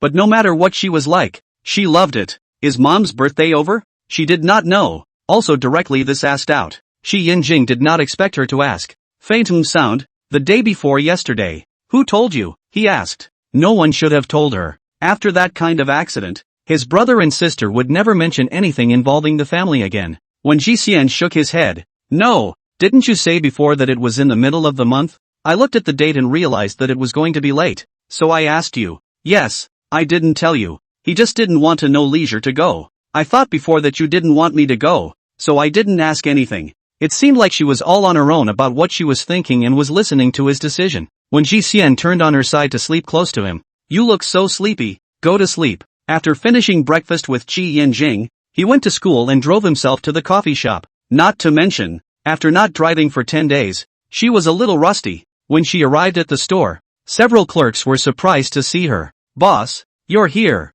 Lily was busy, smilingly said towards her. I'll be busy first, later When Xian smiled, Chi also kept her smile. Mr. Gu was resting there. Boss, can you still smile? Chi pointed his hand to the right. When Xian looked over and demonstrated a smile disappearing technique on the spot. He arrived at 7:50, and has been sitting here for 13 minutes. There were also 2 cups of coffee ordered, presumably one for the boss. Immediately after he finished, he asked again, how are you hurt? Boss? Late May. The temperature is also gradually rising. Wearing a purple dress today. The sleeve is made of yarn and the design is very special, divided into two pieces, just to expose the arm. Coincidentally not touch the wound. She turned her arm and gave Yuchi a look. Here, this is it. Yuchi yelped. Her face was a bit grim. So long? I really don't know how scary it must have been when he was just stabbed with a knife. Looked at his hideous look. Cannot help but laugh. Okay, you go busy. Boss, you pay attention to Ao. Don't bump it. If he bumped again, the wound tore. It hurt to think about it. When Ji Xian was ready to go directly to the backstage, but realized that Gu Yuchen had been staring at himself. If she went backstage, Gu Yuchen wouldn't follow her in, right? Forget it. She sat down at the window seat. Just as she took her seat, Gu Yuchen came over with his 2 cups of coffee, one of which he placed in front of Wen Ji Xian, who sat down on the chair opposite. Wen Ji Xian lifted her eyes and looked at him. It's nothing, just wanting to know how your wound recovery is going. He asked Song Kai-rui whether he had gone to see Ji Xian. He said that he had gone to see. The wound is quite long and deep. When he said that the stitches were 16 stitches, he was sour in his heart. Growing up together can still not know this. She is afraid of pain. How much pain this has to hurt. How long to cry. One thought is obviously Qi Yinjing to bring the danger. No leisure, still have to lie in his arms to fall tears. That hate ah. Now he and Ji Xian only one word left between. Regret. He had never regretted anything in his life, including when she chose to leave when she loved Li Chaomu the most. He had never regretted not leaving her behind. Perhaps because he was too good to Li Chaomu. He felt that he had done enough. But Ji Xian is not the same. His feelings for her is very complex. What kind of emotions are accounted for a little bit? A lot of owed to her. When he woke up Huang Liang a dream. He wanted to protect her, but his crimes were remembered by Ji Xian in the bottom of his heart, and could never be erased. Because of Qi Yinjing she almost had an accident. The hatred of Qi Yinjing one more point, but completely unable to find any entry point. Their own completely on no chance. She rested her hands on the table. Gu Yuchen lowered his eyes vaguely from the gauze sleeve under the scar that 8 centimeters. Still looks horrible. He slowly clenched his fists. His voice a little hoarse. All hurt like this? Why are you still with him? What she said before. There are only 0 and countless times. Maybe there will still be danger behind. Why still dare? It's not his fault. Since it's not his fault, why do I want to descend on him? He loves me. Naturally he doesn't want me to get hurt. His eyes were full of love when he looked at himself. That couldn't be faked. Can you understand that you being with him is not just between you? There will be more involved. And having a bad start once should be eliminated from the root. When Ji Xian returned flatly. I'm not that paranoid. Just talk about things. Gu Yuchen suddenly laughed. So it's just to me like that, right? If it was really like what you said, I would have cut ties with you 2 years ago. Of all the people I've met, I've been the most forgiving to you, but that was all in the past. She said calmly. The person who had been the most forgiving turned out to be the first person she had ever disowned. It sounded a little ridiculous. If those things he did were placed on someone else, she would have broken it off long ago, just because he was Gu Yuchen. Alright, I have to get busy. Help yourself. Gu. Earn who money is not earn it. Gu Yuchen come to store consumption. Earn his money. Cool Lu. After saying that, she got up and left. Gu Yuchen is a person who will not stop until he reaches his goal. The purpose of coming over today is to look for her.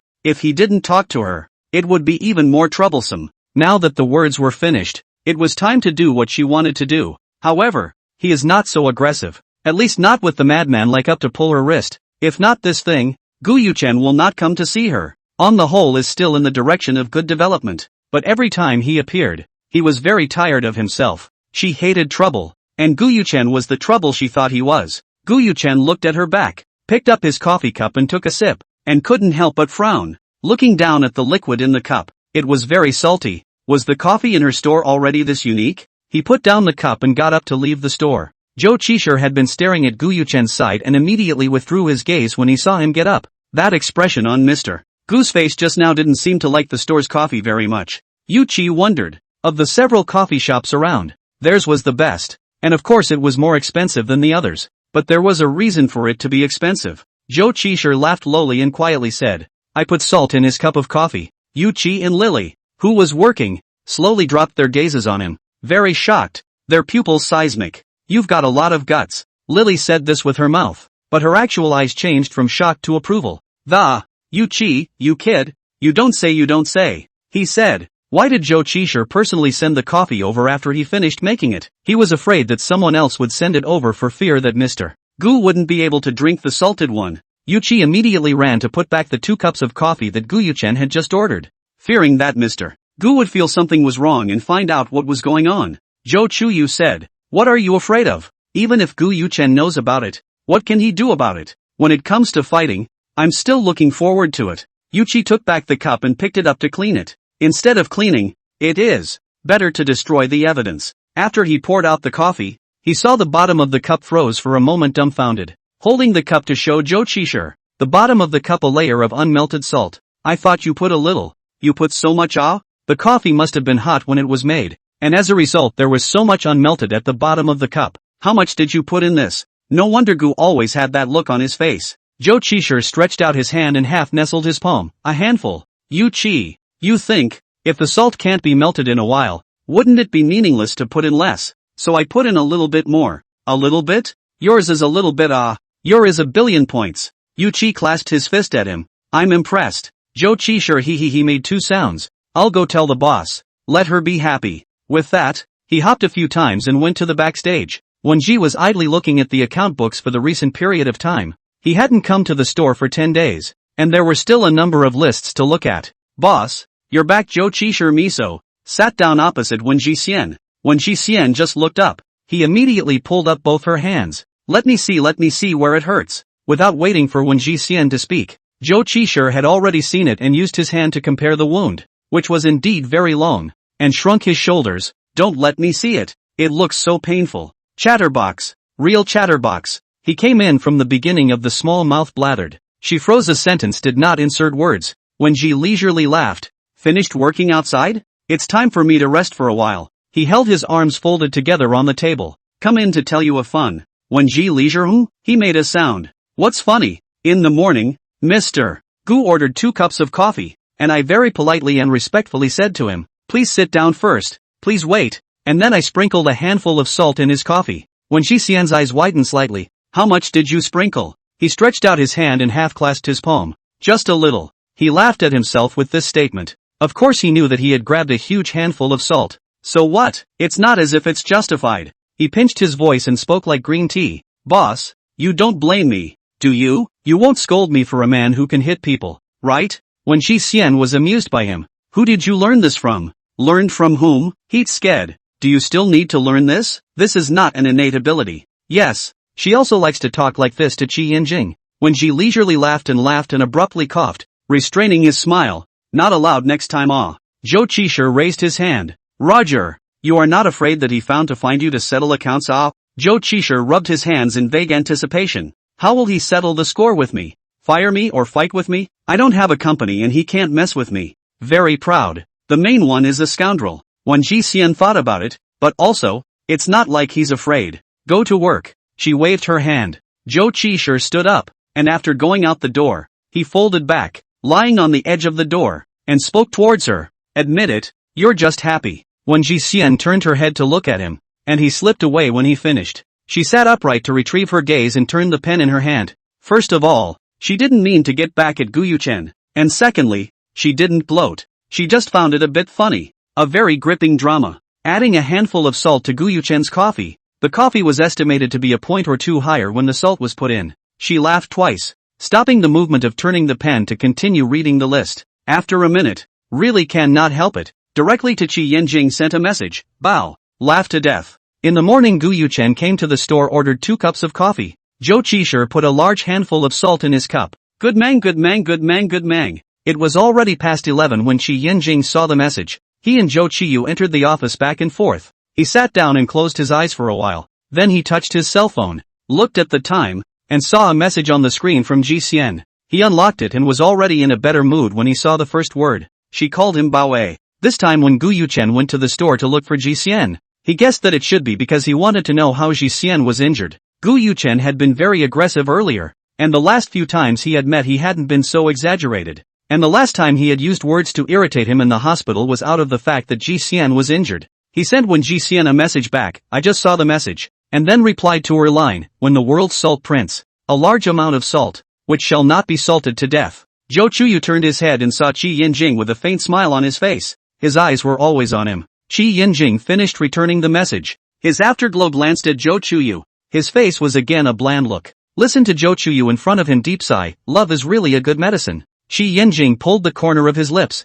I hope you can find it too. Zhou Chuyu's smile disappeared. Shi Yanjing turned back and messaged Zhou Qishir, asking him what Gu Yuchen had come to do in the morning. His speculation was speculation. Asking was still necessary. Zhou Qishir returned a sentence. Busy in the morning, did not pay too much attention to him. Should come to see how the boss injury healed. Today there is no malice, but I feel that his mouth must be cursing you. Senton added a sentence, brother-in-law. You can rest assured. The boss simply do not want to take care of him. May also diss him. Shi Yanjing was satisfied for the moment, and sent a red packet to Zhou Qishir. By the way, let people do things for themselves. Occasionally send a red packet to incentivize it. Zhou Qishir happily received the red packet, and at night, he added a meal to his meal. Last month, every day to check their frozen card. In the end there is no recovery. However, every day to check, every day disappointed. This month began to become every 2 days to check once. So far he has no matter. Think of up to go to check. Cannot think of it even if. He naturally knows what the family means.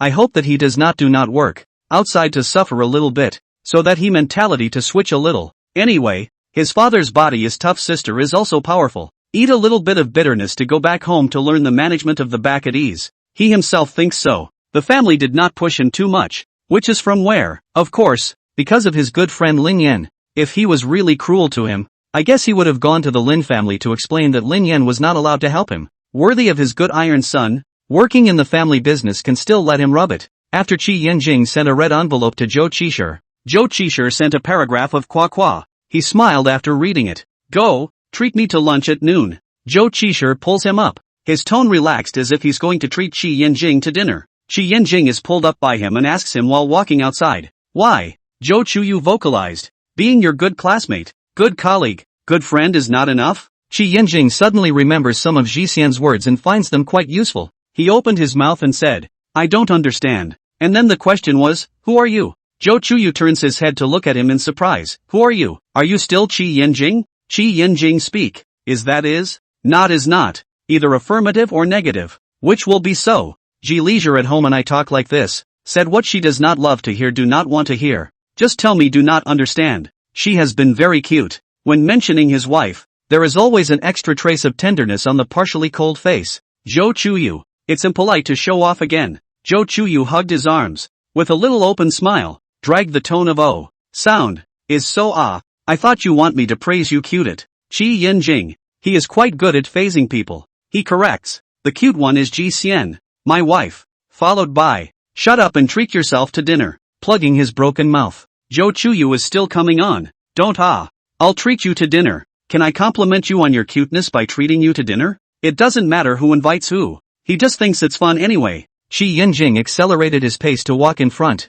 Zhou Chuyu in his back chattering intentionally one sentence a lovely to say to him. Suddenly walked to the place where there are students. Zhou Chuyu immediately returned to normal. A look of a teacher. Speed up the pace and Qi Yanjing side by side. Students have a strong ability to make up brains, and had previously seen someone above the school forum anonymously write about his and Qi Yanjing's homoeroticism, shocking people to death. There are other teachers who have also been written about. It is suspected that some of the students in their Chinese department wrote it. When Shi Idol saw Qi Yanjing said that Salt King name, laugh not live. He also sent a special screenshot to Zhou Qishir to see. In the afternoon, she discussed the design with Yu Qi and finalized it directly. She looked at the time. 3 o'clock. This period of time they are not in the store. They are not scheduled to rest. Leave the store to drive to buy some afternoon tea back to them. And at night by the way to send a small red envelope. As compensation. She loves to eat. I guess they all love to eat. Bought a few boxes of spuds and picked 2 big bags of bread and picked 9 cups of freshly squeezed juice. Passed by the fruit store. Just when the cherries are on the market. And bought a box of cherries and 3 boxes of strawberries. She crossed her arms and looked at these fruits. And heard the boss ask, is there anything else you need? When she idly searched for a few seconds and felt that it was almost done. So she paid. And the boss helped carry the fruits into the trunk. She drove back to the store. Opened the trunk. One trip cannot finish moving. So she planned to move this box of cherries in first. Suddenly she heard a voice from behind her. Do you need help? She turned her head. It was Ning Yanji. That lazy accent was him the moment she heard it. No need. I can do it myself. Ning Yanji didn't care when he heard her speak, and helped her carry the 10 cups of freshly squeezed juice and the bag all by himself. When Ji Xian asked, can you? That's quite heavy. 9 cups of freshly squeezed juice was quite heavy. Ning Yanji was a bit helpless and amused. I'm not weak. When Jie didn't say anything else, Ning Yanji carried his things and walked with her towards the backstage. Zhou Qishir turned his head to look. This man seems to have seen before in the banquet West House. But, how did he help the boss carry things and still pick light to carry When Shi Xian bent down and placed that whole box of cherries on the ground, the strawberry box resting on top. Turning toward Ning Yanji, he thanked him. He took a cup of freshly squeezed juice and gave it to him. Here you go. Ning Yanji roughly swept his eyes. There were 9 people in her store including her. If she gave it to him, wouldn't she lose it? What about you? When Jie stuffed the juice into his hand, give it to you and drink it. Ask me why. Ning Yanji shrugged, poked open and drank a mouthful. Pure juice freshly squeezed should. When Shi Xian went to the front and told them to wash the fruit themselves, and bought some afternoon tea, Come and two respectively went to wash the fruit. She placed the things she bought on the table in order and finished dividing the things. Ning Yanji sat on a chair, legs folded together, looked around once. You're quite good as a boss. It was still the first time he entered the backstage. Not bad, relatively easy. She looked at Ning Yanji instead. Aren't you busy lately? Ning Yanji sked.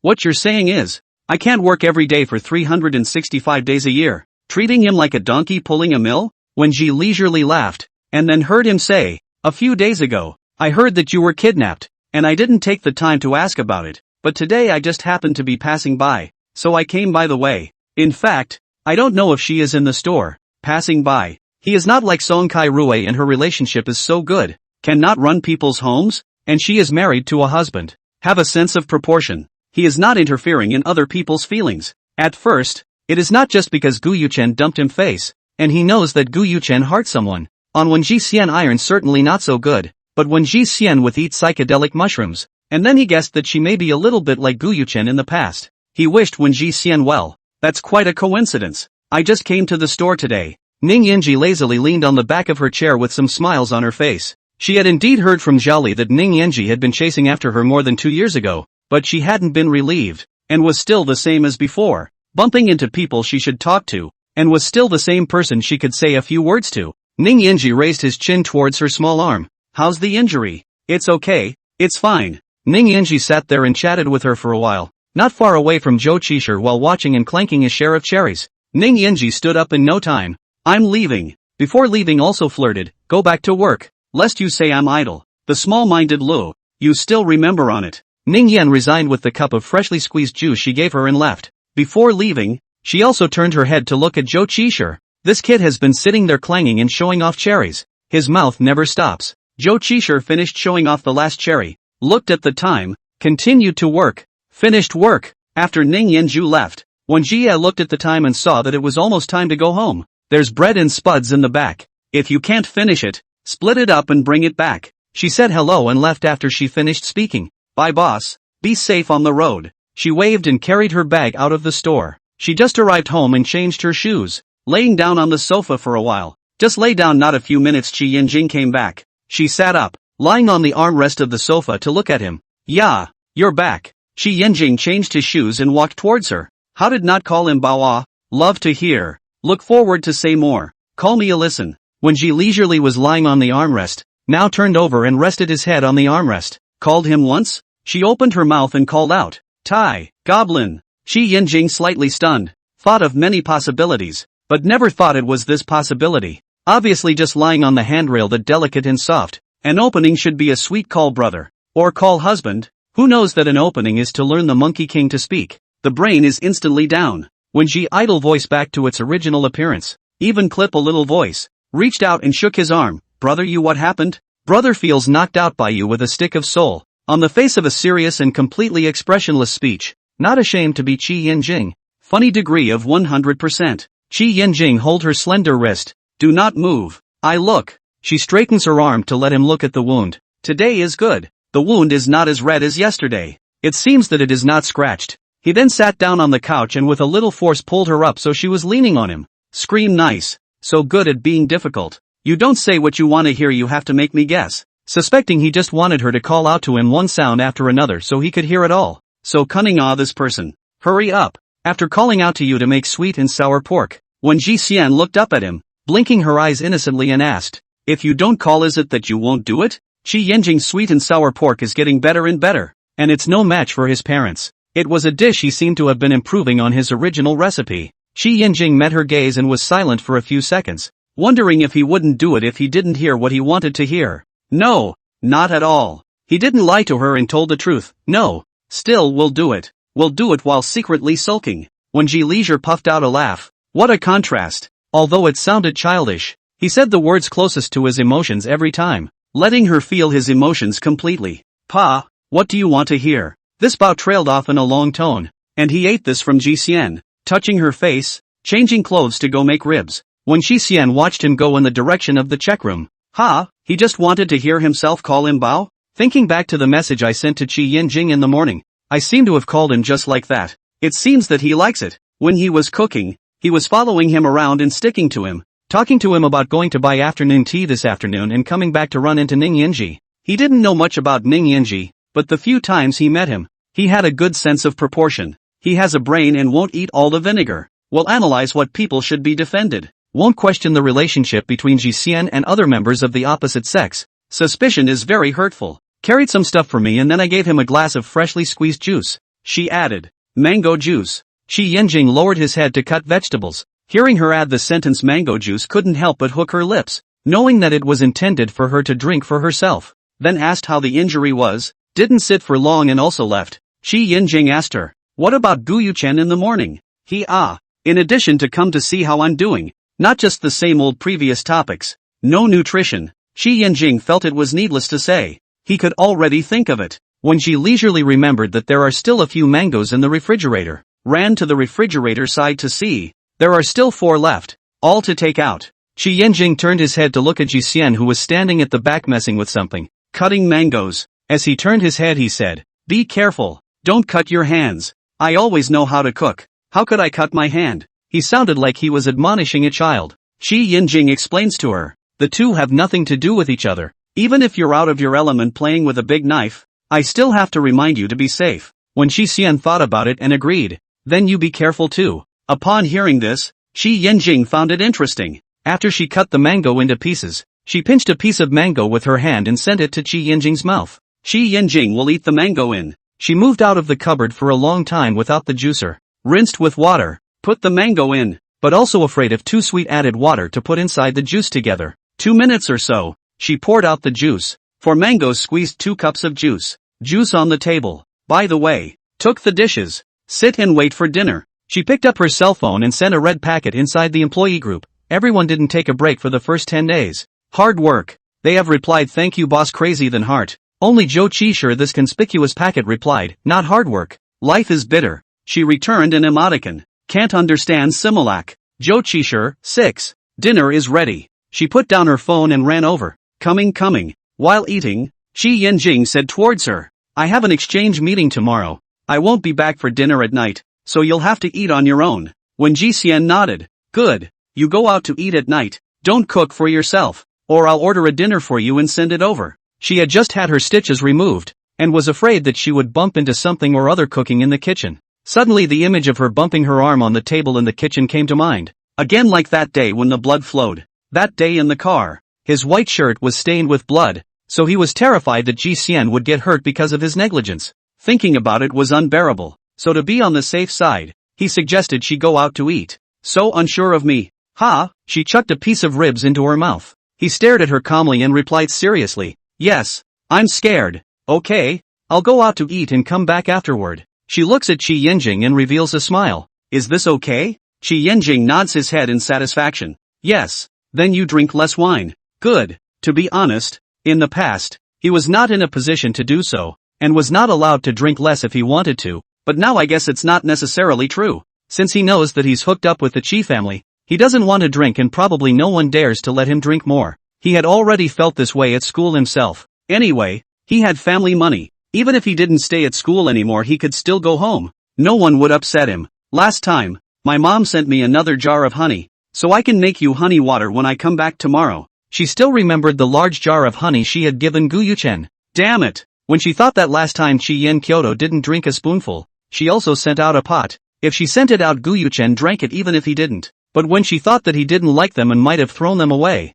she regretted it very much. Why does he not like himself but also send it? Of course it was because it was a gambling mentality to think that you could touch people and maybe drink it sometime. Sure enough, people cannot have a gambling mentality. Betting on the dog has nothing. Qi Yanjing had seen the jar of honey in the locker before. He and Ji Xian confessed something that had happened to him that night. He drank a little too much. Ji Xian only dug out a spoonful in the honey jar. And not long after this matter had passed, there was an extra jar of honey on the locker. His mind was very sensitive. He would memorize these actions of hers. And over time, little by little, it seeped into his heart. His own fondness for her just piled up. Good. Then what time will you probably come back? Qi Yanjing answered. Not sure. I'll try to come back earlier. He then picked up. If I come back late, it's time to go to bed. Don't wait for me. He was sure to come back as early as possible. And if he couldn't, he hoped that she would go to bed earlier. When Ji Xian responded to his words with her mouth, but thought that if he didn't come back, maybe she wouldn't go to bed that early either. The key he accompanied to sleep for a long time. Himself alone is really not too easy to fall asleep. In the afternoon, she sent a message to Qin Zheli. Let's have dinner together tonight? Of course I'm going to eat with a good friend. Qin Zheli replied with a question mark. What? I'm not sure if it's a good idea, but I'm sure it's a good idea. Qi Yanjing can see that it is quite sticky, no idle. When Ji Xian also replied to him with a question mark. No, he has an exchange meeting. He can't have dinner with me at night. In that case, she said so. She sent a message to Ji Xian. I'll pick you up at the store later. There's a friend at night who's opening a bar tonight. Let's go play together. Taking advantage of Qi Yanjing's absence to take Ji Xian out to play. When Jia agreed, good. Qin Zhali had to hold a meeting soon. She used her voice to talk to Ji Xian. I have to hold a short meeting soon. Ask Song Kai Rui if he's going to be there. Don't say any more. I'm going to the meeting. After when Ji Xian heard this, she sent a message to Song Kai Rui. Dinner with Zheli in the evening. Do you want to go? Song Kai Rui was playing billiards with Gu Yuchen in the billiard room at the moment. And when he saw Ji Xian's message, he subconsciously looked at Gu Yuchen. Gu Yuchen swept his eyes. Every time he looked at himself with a bit of a sneaky look in his eyes. He knew it was Ji Xian who sent the message. Being so familiar, he could have guessed it. Song, it's your turn. What are you doing? Jiang Yibai asked. Song Kai Rui replied. Zhali sent a message. I'll reply. He guessed that Gu Yuchen should have seen that the look wasn't right. A battle of wits between buddies. Zhali sent him a message? It wasn't Ji Xian. Gu Yuchen's eyes changed slightly. Then why was he looking at himself with that look? Perhaps it said something about Ji Xian. After Song Kai Rui read the message from Wen Ji Xian, he replied, okay, where's her meeting? Then I'll come to your store first. After sending the message, he threw the pool cue to Zhang Ji and said towards them, let's go. Isn't it a night to get together? This is gone? Zhang Ji took the cue and tossed it aside. Song Kai Rui smiled at them. Then I and Jolie's romantic dinner for two to add a child's chair for you? Zhang Ji laughed and cursed. Get lost. Removed. He spoke to Gu Yuchen. After he left the pool hall, Gu Yuchen still felt that something was wrong with Song Kai Rui. It was a subconscious feeling from knowing him for 28 years. When the three of them were eating, Song Kai Rui told them, I was playing pool with Gu Yuchen and the others before sending me the message, so I doubt he knew it was Ji Xian who sent me the message. Then what did you say? Qin Zhali asked how he rounded it off. I said romantic dinner with the two of you. If they really want to be with me, then I'll definitely add a few baby chairs for them. When Ji Xian couldn't help but smile. You are good at mocking people. Song Kai Rui raised his lips and looked at Ji Xian. Add a baby chair for you. When Jia sidled over and leaned on Qin Zhali's shoulder. What is he saying? Why can't I understand? Song Kai Rui used his hand to make a 6. Qin Zhali also really take chopsticks, clip a small piece of pot roast to her lips to give her to eat. Song Kai Rui watched and actually felt quite happy. The three of them were still the same as before. Not changing at all. It's rare for something like feelings to stay the same all the time. He felt that he was quite sentimental at times. And he was a bit sorry that there was a Gu Yuchen missing. But he could only say that it was self-inflicted. 18 Imperial Palace. How does this name feel like heavenly paradise? Song Kai Rui put his hand on Qin Zhali's shoulder and joked. Is the nature the same? Qin Zhali side-eyed him and hooked his lips. I don't know. But I know there's a male model show tonight. Song Kai Rui. Qin Zhali pulled Wen Jie into the door. You guys? Song Kai Rui laughed and followed in their footsteps. A card seat was chartered. And a few cases of wine and some of the store's specialty wines were ordered to take care of business. The specialty wines were specially served over by the bar owner. And they hit it off. When Ji Xian looked at them and saw them. Bai Qiuha of the Bai family. The Bai family had a previous relationship with Hai Rui and was quite familiar with Wen Huaisu. After saying a few words to them, he was ready to leave. Before leaving, he looked at Wen Ji Xian and opened his mouth. But in the end he held back and said nothing, leaving with a smile on his face. When Ji Xian could see that he seemed to be doing a mental struggle for a few seconds. and the result was this? But didn't care too much. She looked at the wine on the table that was served in a glass marquee, emitting a light floral fragrance mixed with a hint of fruity aroma. It was a flavor that she liked very much. What brews this? It smells so good. She picked up the wooden wine scooping tool and gently rattled it, and the floral fragrance in the air grew stronger. Shin Jarue, I advise you not to think about it. Song Kai-rue issued a soul-torturing question.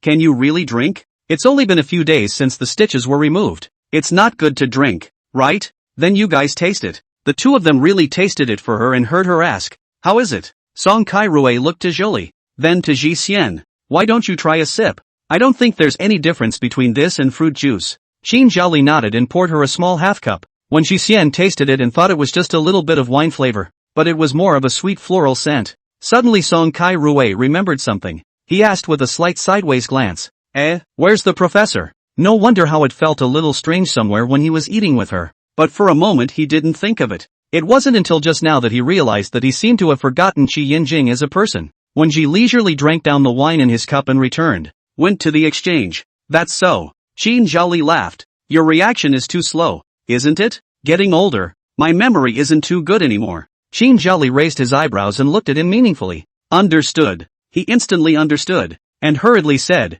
Don't. I'm rambling. The body is fine. They suddenly vaguely chatted about the topic of adults. When she sat idly at one side holding his cheeks as his brain began to not clear up, searching for whether he drank fiercely and was a bit tipsy. This wine has quite a strong aftertaste. They often socialize and drink. Very well understood. Stopping the adult conversation, he turned his head to look at Wen Jixian. Is everything alright? Wen Jixian shook his head. It's fine. Very sober. Slightly drunk. Originally, she didn't drink much, but drinking it as if it was juice like that. Drinking a bit violently. After 10 minutes or so, Wen Jixian sighed a third time. Is she like this? Really? Alright? Song Kai-rue stared at her face towards Qin Zhaoli and asked. When Jixian lay on Qin Zhaoli's shoulder. It's fine. Qin Zhaoli just drank a cup also felt a little headache. She smiled and asked Jixian. Then what are you going to do? You guys help me ask Gu Yuchen. When she suddenly said this, Qin Zhaoli and Song Kai-rue sat up straight with a jolt. Their hearts pinched with sweat.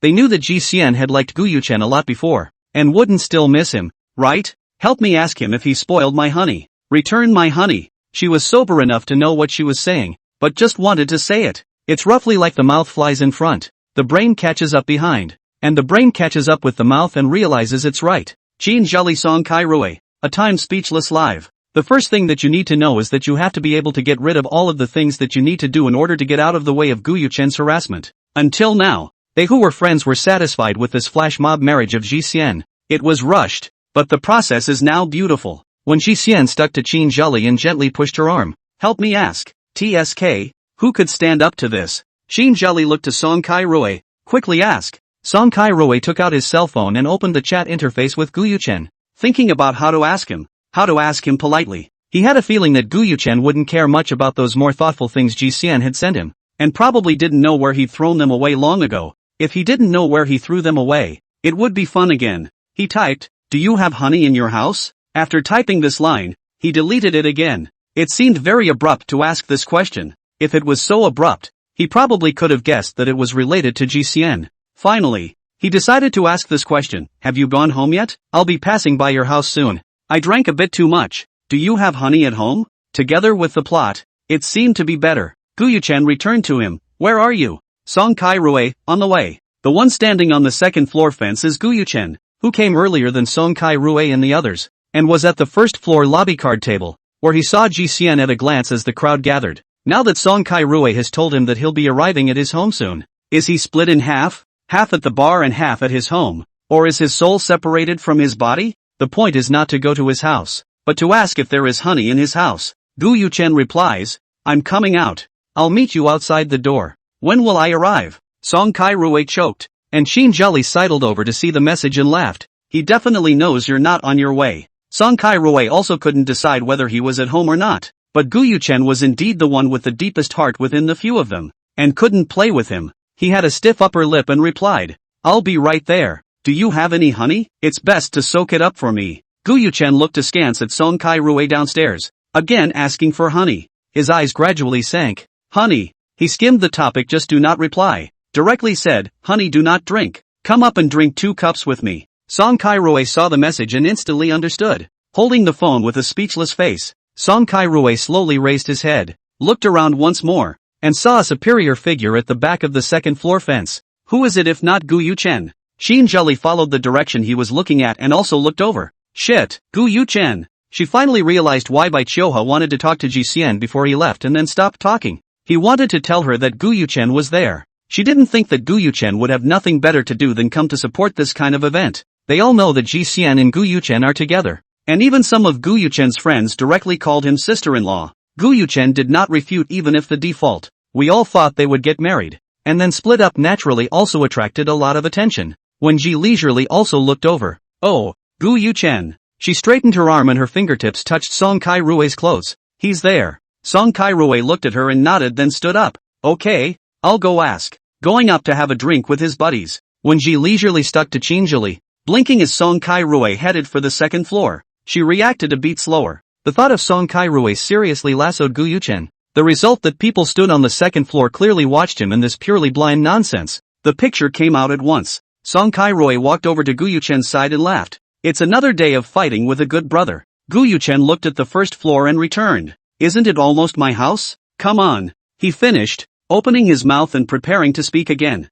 Gu Yuchen retracted his gaze and blocked Song Kai-rui's words with the phrase, I don't want to hear it. He still didn't understand, but he still had to ask. Where did the honey she sent you go? Not to play with his buddy's brain, but directly to the point. He deeply suspected that Ji Xian was trying to ask because the honey he had given to Qi Yanjing was gone, and suddenly remembered that he had sent it to Gu Yuchen, and even felt that it had been spoiled by Gu Yuchen. Gu Yuchen looked at him and hooked his lips. That smug vigor let's go. He just didn't say anything, turned around and left. Out of the bar face was that ice cold again. Today he did not see Qi Yanjing, could have gone down to find Ji Xian, but was asked questions that he could not answer. He could not stay down. She gave herself a lot of things. There are precious, some are meaningful. He is aware of where to put. But for those insignificant things, he simply do not remember. But remembered that she sent 3 times honey to himself. Each time will urge himself a few words. Now think of some puzzled. Obviously she said not much. Why do you still feel in the heart of the annoyance it?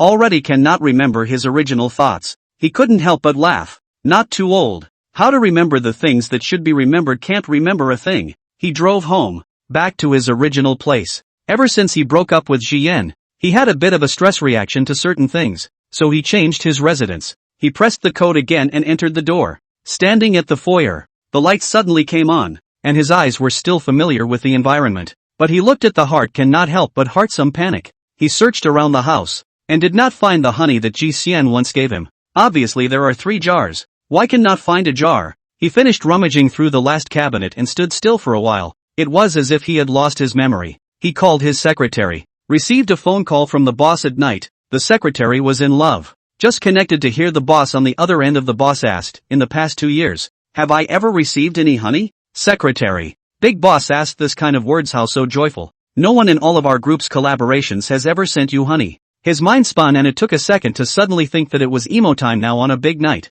Possibly about relationships. And thinking towards the boss's emotional history really gave him something to think about. He added, MS. One had sent it to you before half a year ago. Where's the stuff? He didn't bring it back? It was probably all divided up at the annual meeting. The dinner table was quite lively that day. Joking and laughing, not remembering who joked and mentioned that there was a jar of honey inside the boss's office. Then they laughed and made fun of the boss. And also gave everyone a share. At that time and the boss has not opened his mouth. He also said a few words. After all, is the boss's fiancé to give things, no matter how it is also a private item. Right. Thought the boss was so many people hilarious, for fear that he could not hold back so many mouths, but also said a couple of words. The results of the boss said to take over to everyone to share. He went home and remembered so think he is too much. The boss is what people are. He is not happy who dares to say a word. He wants to privately occupy the things which cannot be occupied. The boss he just think it does not matter. At that time, it was thought that it could not be long.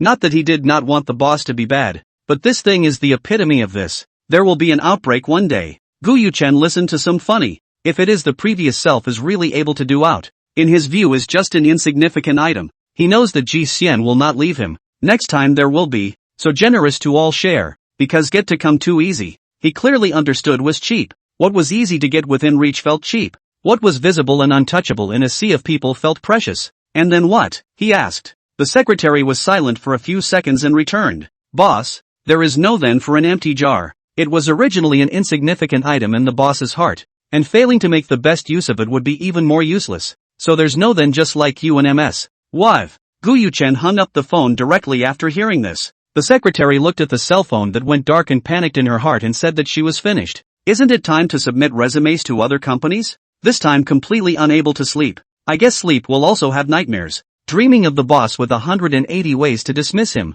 Guyuchen looked over to the tea counter. His heart beating faster. He turned around and closed the door to leave the place. When she leisurely lay on her back by the car window, she half squinted her eyes comfortably as she blew in the night breeze. Ji Xian, are you alright? Song Kai-rui asked as he drove on. You've asked several times tonight. She just spoke faster with her mouth and her brain reacted slightly slower. It wasn't that she was afraid that her drinking would affect the wound. If I had known that the aftertaste was strong, I wouldn't have let her taste it. They rushed Wen Jixian back home before Qi Yinjing returned. By the way, they also thoughtfully poured hot water for her to wait at home for Qi Yinjing. After placing her properly, the two of them left. After getting off the elevator and going out, they happened to meet Qi Yinjing outside. Qi Yinjing was not surprised to see them, and he was relieved to see Ji Xian having dinner with them. In fact, to talk about uneasy, also have to be their two-hair little uneasy he is. They grew up together, so think suddenly some envy. Qi Yinjing turned back to send them out of the neighborhood gate.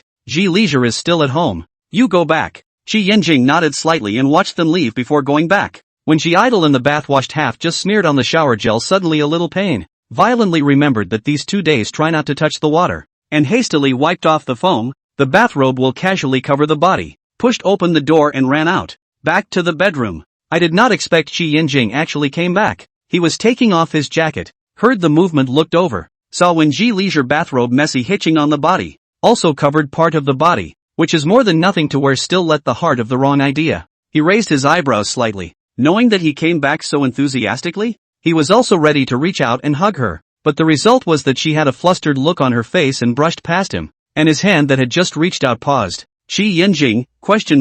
He turned his head in surprise to look at Ji Xian, who hurriedly ran to the table, only to see that she stretched her arm out and drew 2 paper towels to wipe the water stains on the wound. Qi Yinjing's emotions flared up and down as he walked over with his long legs. Sure enough, he had thought it was too easy. He took the paper and dried the water stains for her. The perimeter of the wound was whitened by the water, and his heart clenched at the sight of it. When Ji Xian put her head against his arm and grunted a few times, "It hurts a little. I sent you a message asking you not to take a bath first and wait for me to come back. You didn't reply to my message," he said as he rubbed her wound, sounding a little aggravated. He had messaged her at 6:30 and it had been over 3 hours since then and he hadn't received a reply from her. He also thought that his worries were unnecessary, but it seems that he was right at all. When Ji Yi tilted her head to look at him, "Then are you angry?" "Not angry. I just haven't been looking at my cell phone, so I didn't reply to your message." Qi Yinjing asked her, "Then where did you guys go to play?" "I guess Song Kai-rui and Qin Zhili hadn't been sending her off for long." "The bar." Qi Yinjing's hand rubbing her wound lurched and met her eyes. "No la. One of Zhali's friends' bar opened. Just went to play." Qi Yinjing touched her head and continued the action of his hand. Because of the whiteness of the blisters, for fear of hurting her if she is heavy, so the action is extraordinarily gentle. When Ji Leisure thought about it, or asked, "Then if I say I drank some wine, you will be angry?" She stared at Qi Yinjing's face and watched him purse his lips. In his defense, he said, "That wine was fragrant, like juice, so I drank a little." Qi Yinjing didn't listen to her sophistry. Juice, just drink a billion points. After he threw the paper towel into the trash, he helped her with the ointment in the meantime. Patiently, he spoke to her. "Ji Xian, not next time. That wine has quite a strong aftertaste." Before she could finish, Qi Yinjing looked at her with a wry smile. "Who just said it was like fruit juice?" "Oops. I wanted to say that I asked Kai-rui to help me ask Guyuchen if he spoiled my jar of honey." Qi Yinjing, "Did you ask?" "No, he just won't say." He secretly laughed in his heart. It must be that he threw it, otherwise it would have been shown. With his current dying strength, can hide and not say? Although he is now relaxing his vigilance against Guyuchen, that mad dog's heart of thievery is not dead. Still have to be on guard. After Qi Yinjing finished anointing her, he realized that the bathrobe she had casually hitched to her body was even looser, and she was leaning on herself, her feet on the sofa, knowing that she had no intention of doing so, but it looked completely like she was seducing herself in his eyes. The knot in his throat rolled up and down. He'd only done it yesterday, and had complained about him last night, and at that thought he reached out to straighten that tie of her robe, only to have Wen Jixian jerk it away again. I haven't finished washing. The foam on my body is going to dry. She got up and headed for the bathroom. Qi Yanjing also followed, afraid that she would touch the water again. After taking a shower, Wen Jixian put on a silk halter nightgown. She came out of the bathroom, climbed onto the bed, and asked Qi Yanjing, who was beside her, "Did you drink at night?" He didn't feel the smell of alcohol on him when he came back. Drank half a cup, not much. When it was true that no one dared to dunk him, today's dinner table was extraordinarily harmonious. Even the organizer who previously liked to dunk people's wine the most didn't dunk him, much less say anything to praise him. This organizer has a very shallow relationship with the professor who falsely accused him of his thesis. So every time he was there, this organizer praised him. Exaggerated. Clearly is the cudgeling. Also like to fill him with wine. Do not drink is not to give face to the older. It had been extra polite since the last public outcry. That's okay. She changed her words. Then after your family's background came out, did it have any effect on you? Qi Yanjing nodded. Naturally there is. But it's all beneficial to me. Today to participate in academic exchanges, eat a meal to receive a bunch of business cards. School scholars, teachers, professors, basically have a company. And some of the classes are side business. The main business is to open a company. Last year also participated in the middle of them, he is even an anomaly. Do not think about making money. Do not go around lecturing. Also do not open the company. Just receive a salary plus some subject fees. Let others in front of him how to yin and yang. He also does not care. None of them dared to say those things today. They think that I can't stay at the school all the time and will go back to take over Yunheng in the future. If people who don't know the inside story definitely think so, including her, if she didn't know that Qi Yanjing has no heart for business, she would also think that he's just here to play for a few years. But after knowing the inside story, she thinks that it should be impossible for Qi Yanjing to manage the family business.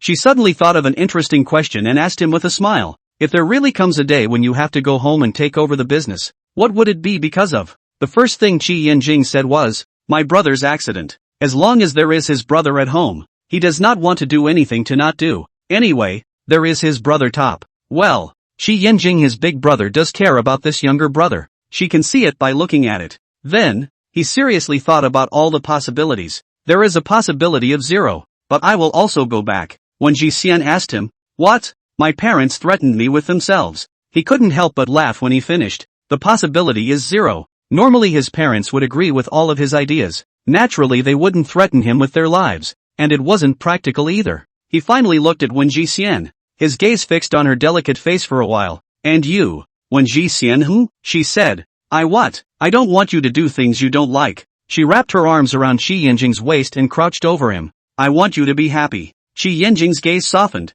smooth stroking her hair. I don't know what will happen in the future. I will be with you for a long time. There are so many uncertainties about you. If you can be happy, I can do things I don't want to do. As long as you're by my side. His life was too monotonous. Getting used to her yammering in his ear as if she had so much to say every day. Flipping through a weather report could lead to writhing around in bed whispering and muttering a few words. In fact, in his opinion what to do does not matter, but just points willing or not. 10:30 to turn off the light to sleep. Qi Yanjing probably about 10 minutes to fall asleep. She turned her head sideways to look at his handsome face through the moonlight outside the window. He really sleeps faster and faster. The wound on her small arm might be the reason why she touched the water. Now it's like a fine needle prick. It's not particularly painful, but it's that feeling like a needle is sticking. That kind of pain that keeps her from sleeping. She began to regret how she hadn't remembered. From the side, she fished out the fuzzy kitten that Qi Yanjing had given her, and hugged the kitten's neck, feeling it in her hands and squeezing it several more times. And do not dare to move substantially, for fear of waking Qi Yanjing. Nestled in the quilt suit to 1 or 2 o'clock in the morning before falling asleep. As a result of sleeping late, until almost 9 o'clock in the morning to get up. It is already late May. The weather has warmed up. 9 o'clock sunshine is particularly dazzling. She felt for her cell phone and realized that her mother-in-law had called her. But her own cell phone is usually muted when she sleeps, so she didn't get it. When the call didn't go through, a message was sent to her. A voice message at 10 minutes past 8. She clicked on it and listened. Jian, are you at the store in the morning? After listening to it she called her mother-in-law and the call was quickly picked up there. Mom, good morning. Although it was already not early, Tan Ruigu also greeted her. Good morning Jixian. She explained, Mom, I didn't get the call because I haven't woken up yet. I slept a little late last night, and I got up late this morning. There is no embarrassment. The sun on the butt does not matter. Sleep how? Just love to sleep. There is just a hint of apology for not receiving a call from the elders. Tan Ruigo smiled a little meaningful. Well, I know. After giving Ji leisure call no one answered. She called Qi Yinjing. Qi Yinjing said she slept late last night, woke up and will definitely return the call. When Ji leisurely listened to this tone how to feel strange. It seems to understand something, misunderstanding that they carried out conjugal life last night, but also did not intend to refute. She and Qi Yinjing is also regular conjugal life. Anyway, they are real couples. The main one doesn't matter. Think what you like. Mom, what's wrong? She asked. Tan Ruigo spoke. I wanted to go and see how your wound is recovering, and I'll eat with you at noon. Then I'll book a restaurant first. No need. I'll let my aunt at home cook for you. I'll bring it over later and see you at home. Her son was precious, but it was also true that she was sorry for being hurt because of what happened in their house. When Ji leisurely responded good, chatting for a couple of sentences before hanging up the phone, she lay down on the bed again, and lay there for 3 minutes to stretch her muscles before getting up to wash up. The house was cleaned up, and Qi Yinjing took the garbage down with him when he left in the morning. On the table there is still Qi Yinjing's breakfast made in the morning. She heated it up and ate 2 bites. After cleaning up and washing her hands, she got the ointment out and applied it. Just as she picked up a cotton swab and touched the area around the wound, it felt as if it had already been medicated and there were remnants of the ointment around the wound. She thought about it carefully. In the morning when she was half asleep Qi Yinjing seemed to have tugged on her small arm to do something, followed by a cold touch, and seemed to have given her the ointment to blow dry. She tightened the lid of the ointment and put it in the drawer. Around 10:30 her mother-in-law called her and asked in which building. When she leisurely put on a pair of shoes and went downstairs to pick it up. When she got to the door, when Ji Xian saw her mother-in-law at a glance, it seemed that her mother-in-law would bring 3 or 4 bodyguards with her every time she went out. It was very eye-catching. Beside Tan Ruigo stood 3 black-clad bodyguards, carrying the lunch they had brought. When Ji Xian smiled and walked towards her, calling out, Mom! The mother-in-law and daughter-in-law walked in front, with the bodyguards in the back, and went up the stairs together. When they arrived, the bodyguard placed the insulated box in his hands on the table, and Tan Ruigo told them to go down first. They closed the door in passing as they left, and suddenly only the 2 of them were left in the living room. When Ji Xian looked towards the lunch her mother-in-law had brought, it was too much. Tan Ruigo was looking around at the entire decorative layout. It was about 120 square feet, which still felt small to her, but the decorative style was probably something her son would like. Then again, her son likes Wen Ji Xian like what Qi Yinjing afraid of anything can accept. Before she also went to Qi Yinjing live in that set of houses, also similar to here. On the balcony there are also 2 pots of plants, a fern and a jasmine. Although there is no blossom is full of leaves, but it seems to have been raised quite well. The leaves are green and tender. She looked at Wen Ji Xian with some surprise, pointing at the jasmine plant. Did you raise this? Wen Ji Xian nodded, using a spray bottle to spray some water on the leaves to wash away the dust. Yes, but mostly Yinjing is raising it. When Qi Yinjing squatted down to water the flowers, she would lie on top of him and hug his neck, watching him water. He actually has this patience. Tan Ruigo smiled. Hearing her words, Wen Ji Xian was a bit puzzled. Tan Ruigo spoke. Yinjing's temper is not very good. The whole person is gloomy. The nanny who took care of him when he was a teenager before said that he spent most of the night smashing things in his bedroom, and rarely would he have the patience for these small things, not to mention keeping plants. Speaking of this, she sighed, but I've never seen it either. I didn't have much contact with him during those years. She felt that Qi Yaochuan was right last time. His parents were a bit extreme on the matter of Qi Yinjing, and after that kind of incident, they only thought of protecting him, not thinking about whether he would have more serious psychological problems if he didn't have loved ones to accompany him, and they also just gave the psychological problems to a psychiatrist. Tan Ruigo moved to Wen Ji Xian's side and looked at the wound on her small arm. Even you. Following this, she took out an ointment from her bag.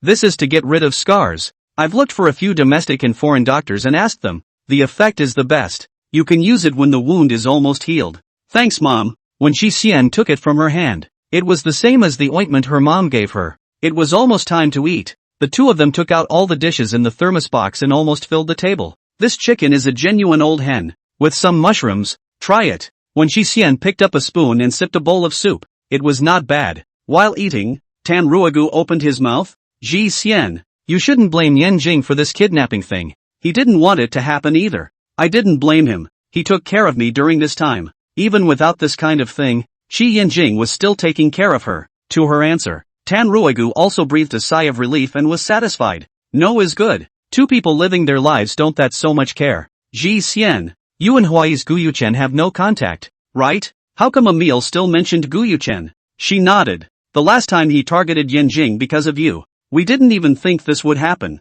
She kind of understood. This mother-in-law of hers was afraid that she would blame Qi Yanjing, so she took another thing that she felt was her fault to suppress it a bit, so that she would feel guilty and not blame Qi Yanjing from the bottom of her heart. But she originally did not blame Qi Yanjing. Her mother-in-law so superfluous and diaphragmatic. In these two things, she and Qi Yanjing do feel that they are at fault, but the other side are trying to comfort, so they did not care too much. They feel that it does not matter to others to wade through the muddy waters. Pointing out the river, her facial expression has not changed, the corner of her lips with a faint arc, as if she did not care to continue to eat. Eyes clear, innocent opening. I also did not expect such a thing to happen, just like who would have thought that I would still be kidnapped. Can be painful. Tan Ruigu is not good to say anything else, just afraid that he will say something more. Provoke her to remember the previous things at night back to blame Qi Yanjing. Ji Leisure, eat more. She brought a smile and said in a slow voice. When Ji Xian smiled and hum to sound, you also eat. The 4-2 to 1,000 kilograms.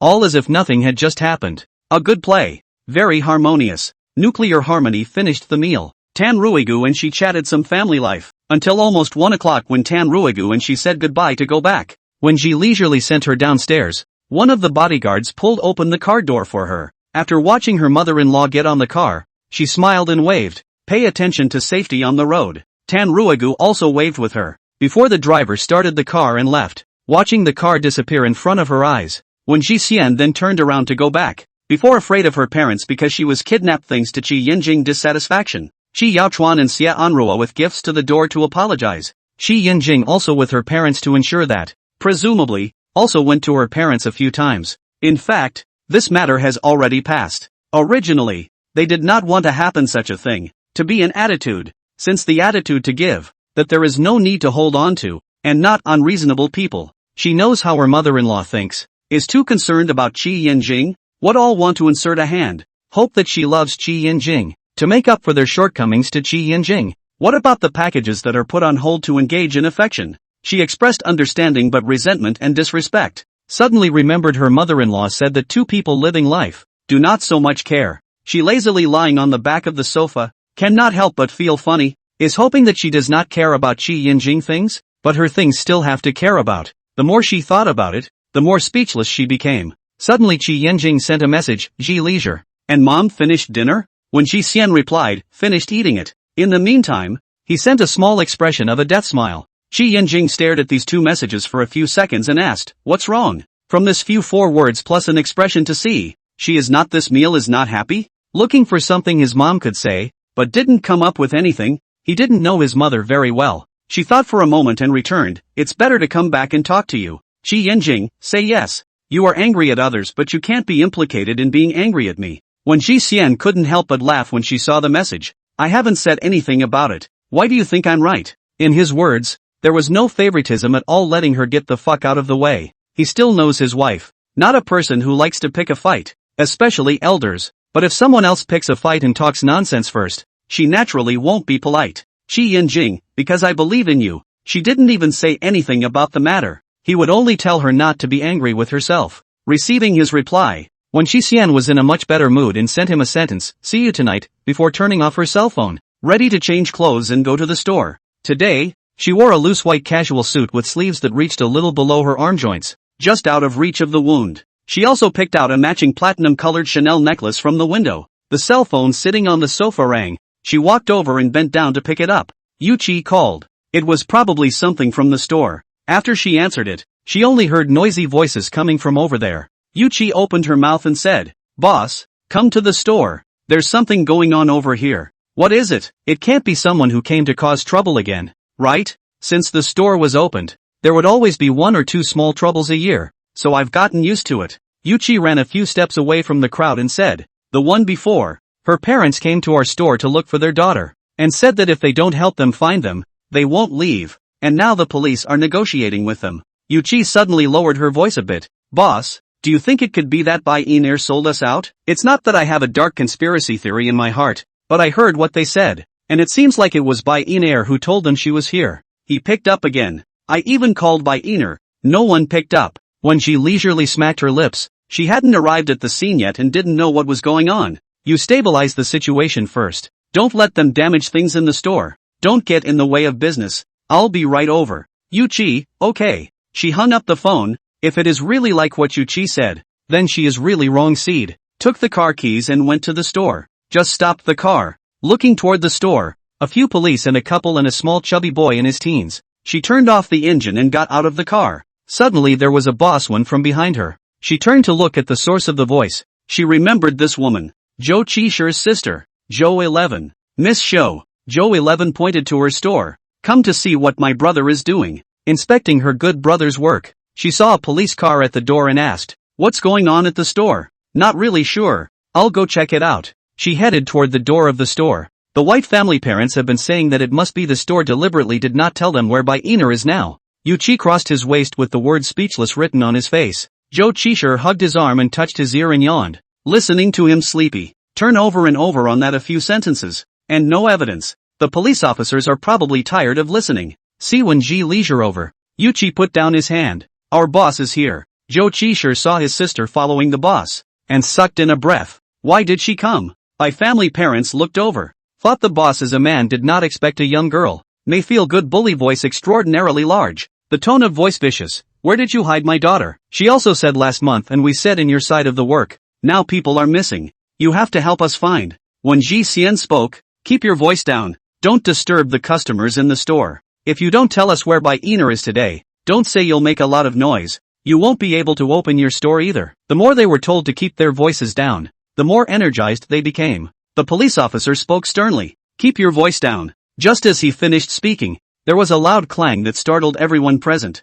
Joe 11 a foot to her store's log table to dry broken. Then that is playing the game on the cell phone to play the game of the small chubby boy in his teens while cried out. While crying while playing the game. Joe 11 looked at the two couples who were causing trouble. What are you arguing about? Didn't you hear me tell you not to argue? Don't you understand human language? After saying that, he said to the little fat boy, what are you crying for? Play your game to go. The little fat boy howled a few times and continued to play the game. The Bai family's parents were too coy to speak, frightened by her momentum. Typical bullying softness. When Ji leisurely looked back at his own table of this magnificent sacrifice. Ah, it is very expensive. The police officer said that the default, and did not say anything, may also feel a little dark in the heart. White family parents speak or whispered up. This only dared to talk to the police officer. We are here to find our daughter. Our daughter is here to work. Last month also told us to work over here, also reported the address here. How can it not be this? Surely they lied to us. When Ji leisure eyes from that into two halves of the table moved away.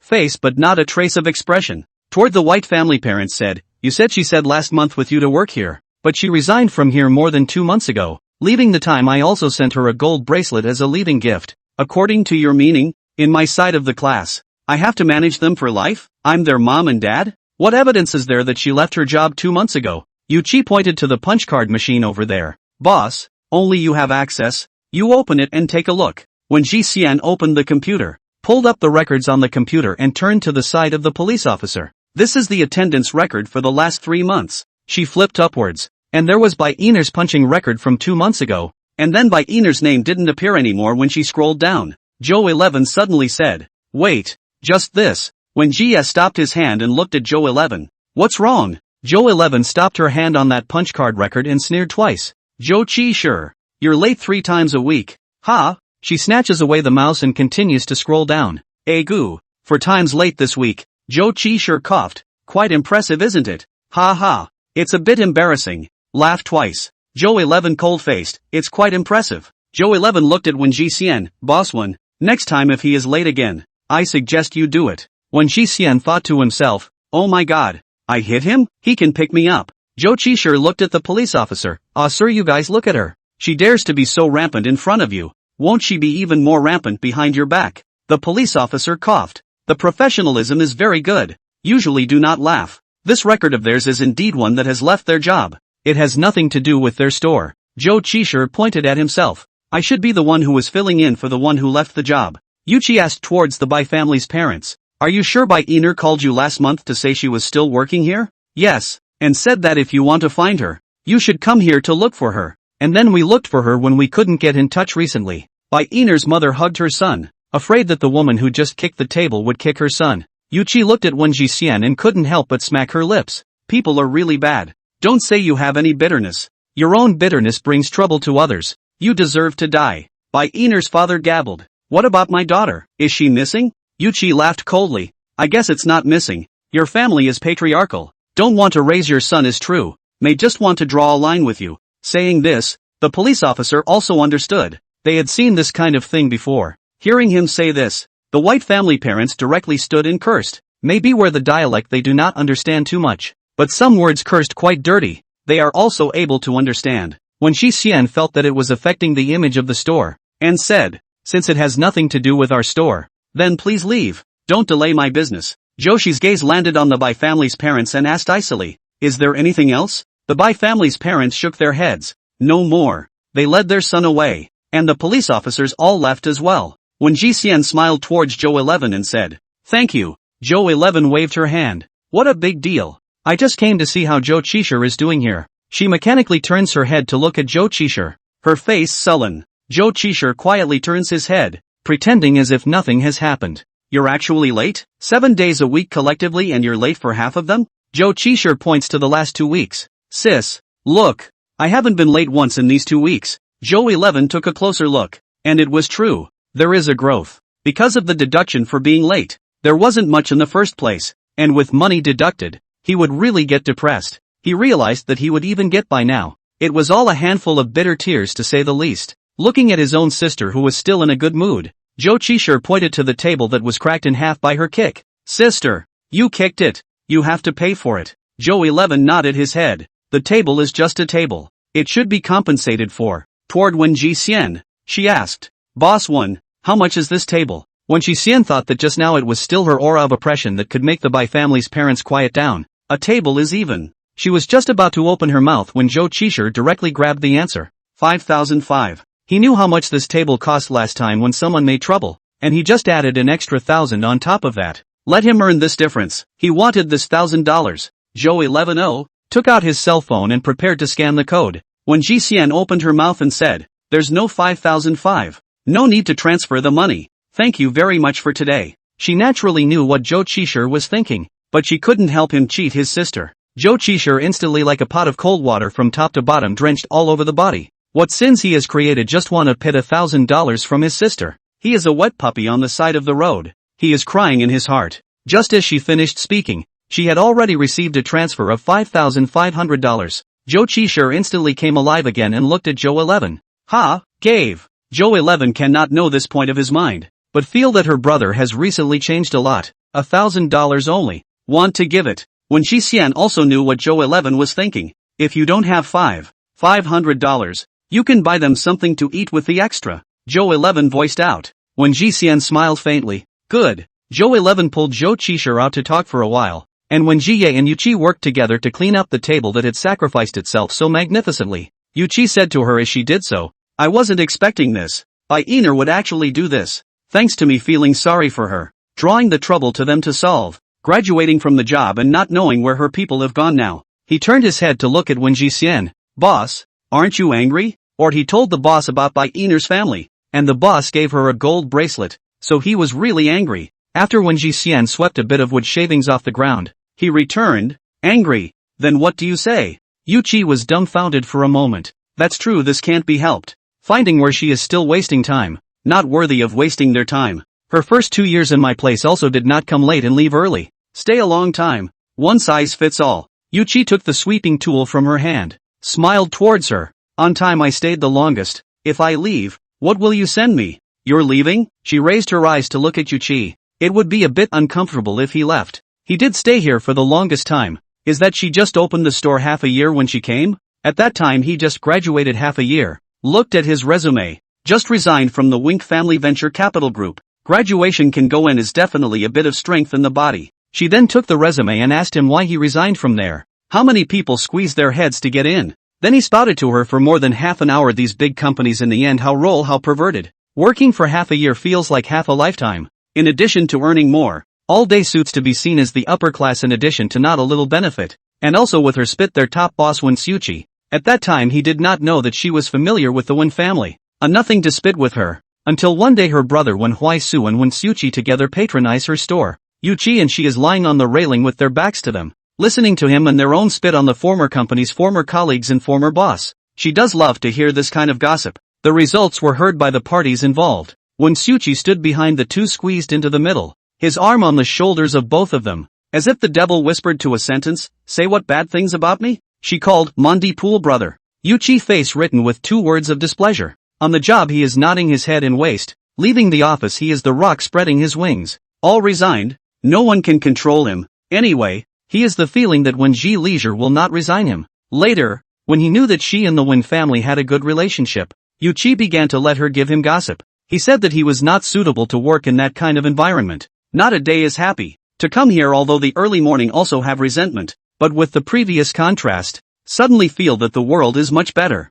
Anyway, he did not have much to pursue. His family is also good without any pressure. Besides, he is here for a long time. The salary given is also okay. I always think you should have your own career, not stay here. Although it's kind of weird to say such things from my perspective. As the owner, naturally he wouldn't say something like that, but having also known each other for a few years and being friends, it was natural to hope for the best. It was rare for people to stay in a store like theirs all the time. It was a kind of transitional job. Boss, being moderate is also a way of living. He finished and asked, "What, you're going to quit me?" He laughed out loud, jokingly pointing to the second floor across the road. "If you're going to quit me, I'll dish out that side to be a competitor with you." When Ji Xian laughed and pointed to the workbench side, "Go get busy you." He went over to continue working. After when Ji Xian finished cleaning up, he moved the table at the back to the front first. Otherwise the front looked really bad with one piece missing. Joe 11 and Joe Chisher have finished chatting. Joe 11 greeted her and was ready to leave.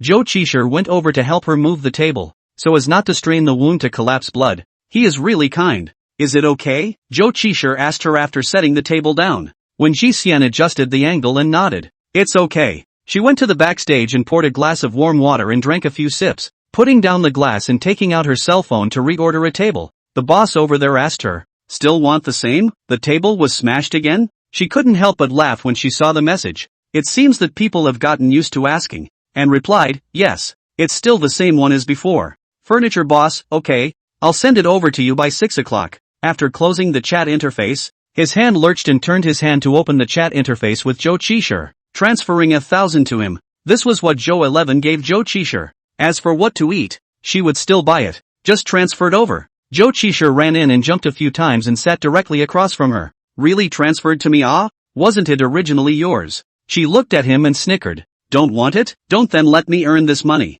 Joe Chisher was torn in his heart for a few seconds and coughed. "Then I'll share 500 with you?" He really has never seen this kind of boss with a good attitude. There is absolutely no intention of squeezing them. So when he finished reporting 5,500, he was still a little bit regretful. What he did was too wrong. So he also thought that when Ji Xian would return the $1,000 to him, but he was sure that when Ji Xian would let them finish the 1,000, so it didn't matter. But he didn't expect that she actually transferred the money back. When Ji Xian's smile grew thicker, "Keep it for yourself. When I go back and get back everything that belongs to me, I will definitely share it with you." When Ji Xian raised his eyebrows slightly, "Then I thank you in advance." He was also too interesting, actually saying that he would share it with her. "Joe Chisher, you're welcome." When Ji Xian remembered that she had just ordered a table, and said towards him, "I'll go back around 4. I've ordered a table. It will be delivered before 6. When it's delivered, you help sign for it and set it up. Is that okay?" Joe Chisher nodded. Yes. Originally he was thinking that the boss had just removed the stitches. She should rest at home for a while longer, making them really afraid that she would suddenly cut and rub her wounds open. It hurts to think about it. When Ji leisurely waved his hand, "Go," she sat in a chair with a computer in front of her. After finalizing the diagram last time, she negotiated with the decoration team a few more times, and was picking a day to prepare for the start of construction. She finished the water in the glass in her hand, and was about to go pour some water, when suddenly there was an extra glass of juice beside her hand, and by the way, she also helped her insert the straw. When she leisurely saw the ring worn on the ring finger of that hand, and jerked her head sideways to see the face of the visitor, a little surprised, "Why are you here?" Shi Yanjing stood close to her. "I didn't have class in the afternoon and rode in the office for a while. I kind of missed my little pretty, so I came over." Passing by the tea store, he bought a cup of juice and brought it to her. When she idled by his sentence, "Small beautiful to tease, smile are going to overflow from the eyes." Shi Yanjing dragged a stool and sat beside her. "How did you get upset at lunch with my mom?" "She just cares about you. Afraid that I blame you. So mention me and Gu Yuchen thing. Gu Yuchen because I target you. This is not to let me produce a sense of guilt and thus pull you up. She's all about sharing things she's upset about with Qi Yinjing, especially fucking. When he heard his mom mention Gu Yuchen, his eyes gradually sank. He and Ji Xian trusted each other. When they first got married he was rushing to give her a haven. Ji Xian had also lit a candle in his dark life. The two of them shouldn't have anyone inserting themselves into their affairs. They could work things out on their own. I just want to talk to you about what I'm unhappy about. It's good that you understand me anyway. If you're going to go to your mom and say anything then she'll probably say something else later. Didn't want him to give himself out of anger. Their own day is also they live. Qi Yinjing stroked on the back of her head. I'm sure to you. I also do not love to hear her mention Gu Yuchen. The most annoying thing about that thieving mad dog. When Ji Xian gave him a kiss on the cheek, Zhou Qishir was walking to the door when he saw the scene inside. A flash flashed back. Lily asked him, "What's going on?" "Go tell the boss that the table has been delivered." Zhou Qishir put his index finger to his lips. Shoo! Lily's first reaction felt that he was puzzled, and after a few seconds suddenly remembered that her brother-in-law had just gone in. Well, probably inside staging a civilized love scene between husband and wife. Zhou Qishir counted 5 seconds. Which walked in, really very civilized. Only a kiss. Inside Qi Yinjing toward when Ji Leisure said, "You first busy. I went to the mall to buy something." When Ji Xian has not yet spoken, the doorway Zhou Qishir's voice in the ear remembers, "Boss, the table sent." So fast She stood up and looked at Qi Yinjing. "I'll go sign for the table." Qi Yinjing went out with her. When Ji Xian signed her name on the sheet, and Zhou Qishir and Yu Qi carried the table in and put it away, I thought it wouldn't be delivered until after 5. She looked at the time and said towards Qi Yinjing, "Let's go. Let's go together." It was only when they were in the car that Qi Yinjing asked her, "How did that table outside crack?" There is a leaving clerk's parents came to the store to look for trouble looking for their daughter. On my previous store there is a clerk called by Ener, in the store part-time for 2 years. I also gave her to buy a gold bracelet of that. Qi Yinjing remembered. "Is that we shop gold store you buy that bracelet?" Her parents are patriarchal. She left the job as I sent her a bracelet. After leaving the job there is no trace. Or with her parents said in our work can come here to find her. Her parents came over in the afternoon. That table is Zhou Qishir his sister cracked after they did not dare to yell. Your previous clerk who left the store transferred her family's troubles to you? Wen Ji idle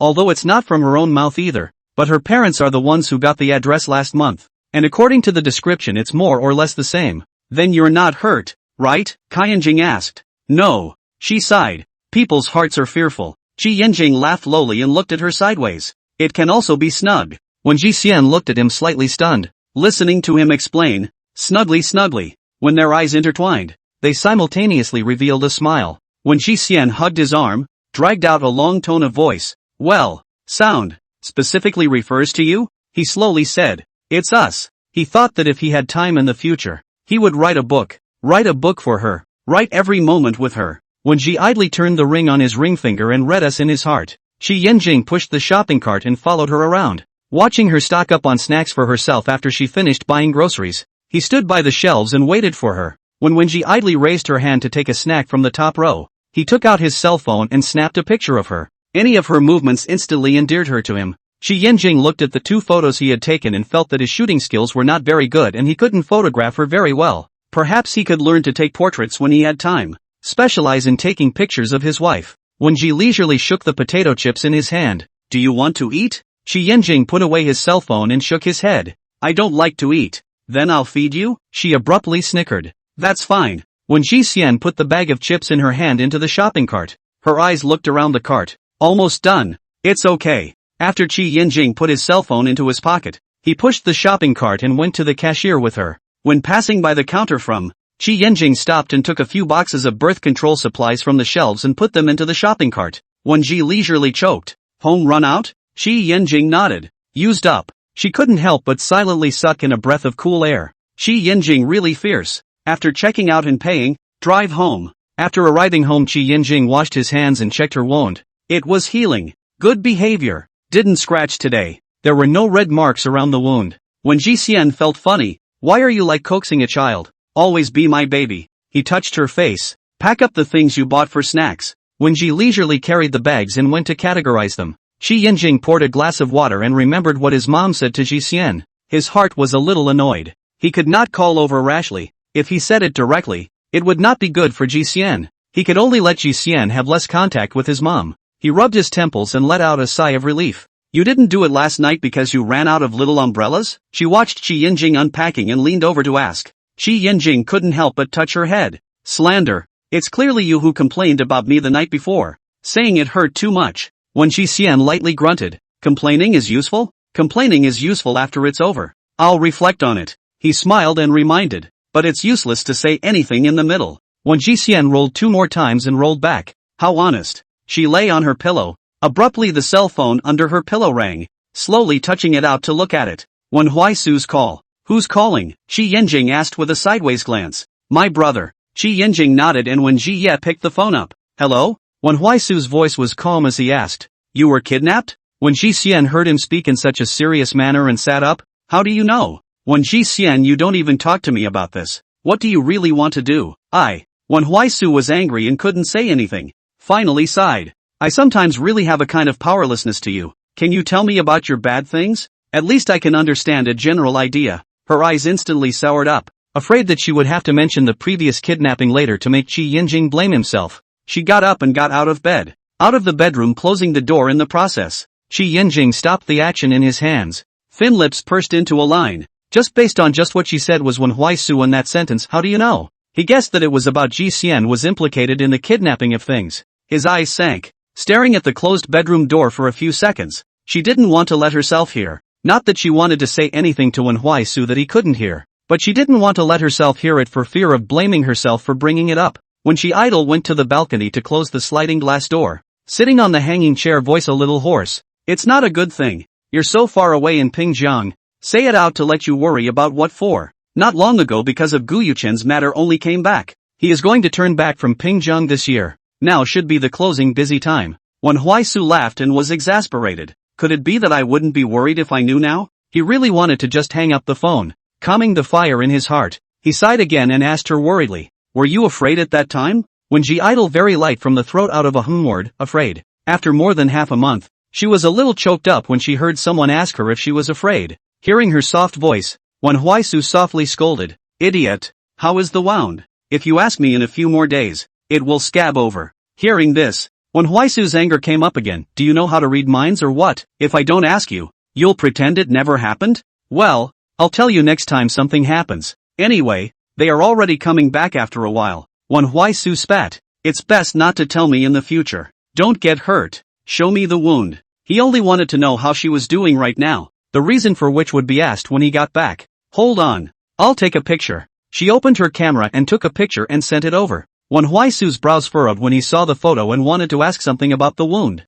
but it was better to ask than to see it with his own eyes. So he asked, have you gone back to your little uncle's house to live now? No, at my own. Little uncle Aunt willing? His uncle and aunt cared a lot about Ji Xian, so as long as they were willing, it meant that someone in the family was taking care of Ji Xian. When Ji Xian responded, during that time back home, Qi Yinjing was almost always at home taking care of me. When Huaisu had heard that the kidnapping was related to Qi Yinjing, and was already resentful of him, but now Ji Xian's answer was quite satisfactory. This matter was originally related to him. If it is still not take it seriously, he immediately let Wen Maoqi and a few of them in the same city on behalf of the fight beat him up. When Huaisu glanced at the time, it was already nighttime. He asked, are you home alone? This point should be in bed, but he didn't hear a bit of other people's voices. No, my husband is also at home. She knew what Wen Huaisu meant and added, I was afraid that if I talked to you on the phone about the kidnapping, he would be sad and blame himself, so I came out to talk to you on the phone. Wen Huaisu sneered, he is sad and blames himself. I am not sad, my heart is made of machinery. When Ji Xian made a sound, don't be angry, please, please. Wen Huaisu was angry and amused. The fire in his heart was half dispelled. I know, then you go to bed early. Okay, good night. When Huaisu and her also said good night before hanging up the phone, he casually threw his cell phone onto the table, making a muffled sound. He put himself in his shoes and thought if he was injured, would he tell her? The answer was of course he would. And the first time he told her to come see him quickly. 1 second late penalty. But if she is in the provinces, then he will not call her. Closer to rush to Cannes. Far away for fear of her tired. In fact, Ji Xian also thinks so, right? He sighed heavily, very upset, looking for someone to take the edge off. He reached out and picked up the cell phone he had just thrown on the table, flipped to a number, and pressed the dial button. A call was made to Gu Yuchen's side. When Gu Yuchen saw Wen Huaisu calling him, he didn't know what he meant, but he still pressed the connect button. Wen Huaisu opened his mouth and asked him, "If Shi Xian was injured during your relationship, would you take care of her? I want to hear the truth." In fact, he had the answer in his heart, but he just wanted to diarrhea Gu Yuchen. Gu Yuchen pursed his lips. Would he? If it was before when they were still together. He was pretty sure he wouldn't. Maybe on the first day he would go to get a better understanding of the situation. And then he would occasionally pass by on his way home from work to take a look. Special care was impossible, but if no one was taking care of her, he would spend money to find a caregiver. He could spend a lot of money on her, but he wouldn't put much thought into it himself, because he didn't have that kind of habit with Shi Xian. He felt that she could do it on her own, and she was very much a relief to him. He looked at his old thoughts from this current perspective, and it was sad. Just because get too easy, determined that she will not leave himself, so a little bit of corrosion of her true heart. He has not yet noticed. She used her heart to feed him into a monster. Without the nourishment of love, everything was dissipating, and he gradually began to be emotionally unstable and go crazy.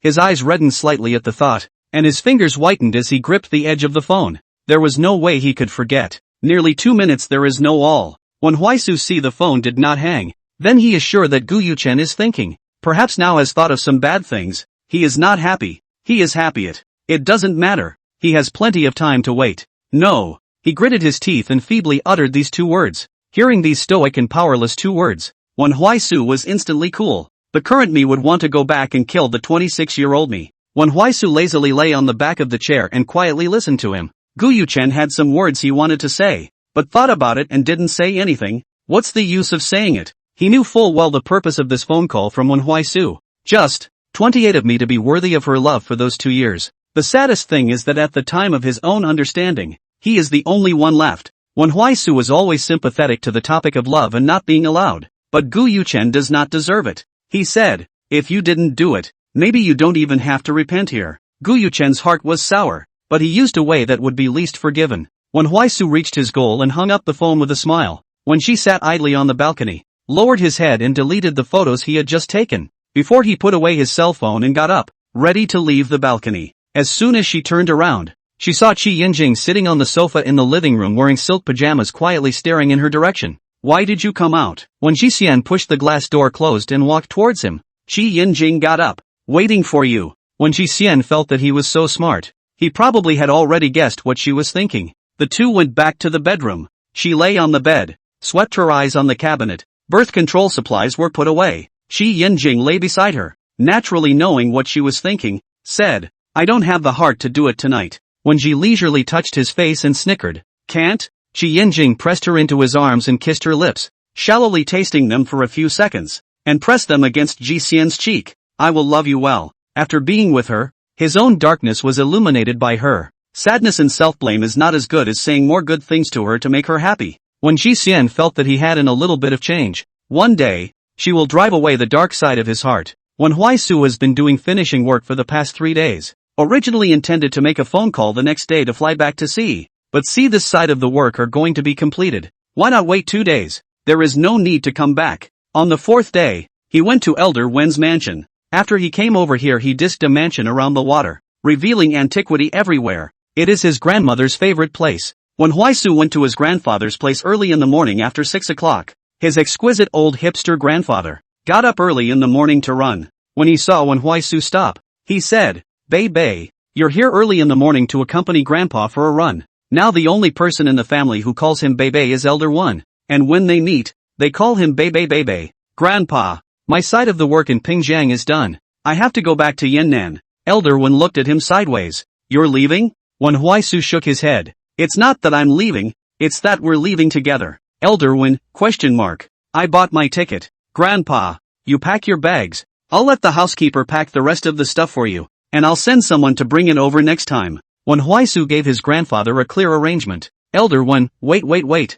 Bei, didn't I say I would go back at the end of the year? So early? He looked at Wen Huaisu in surprise. "And you? These days I heard that you are catching up with the finishing work. What's the hurry to go back?" The old man laughed. "Why? Do you have a girlfriend over there?" When Huaisu raised his eyebrows. "There is no girlfriend. Your granddaughter was kidnapped some time ago and was injured." Elder Wen's smile instantly solidified. "Walking back. Quickly go back with me to pack your bags." the law of conservation of smiles. The smile on his grandfather's face disappeared, but appeared on his face. The old man was still asking him as he walked, "What's going on with Sticky? How come she was kidnapped for a good reason? Is she seriously injured? Xingji and Ling Ling are also really. They didn't tell us about this. It can make people angry. I see that the wound is quite long. Remove the stitches. Look at the stitches, there must be 10 or so stitches. But do not worry, she is still quite good." Elder One turned his head and blamed him. "Bei, what's wrong with you? You knew about this a few days ago and still didn't tell me? I'm not afraid that you'll be in a hurry to go back by yourself.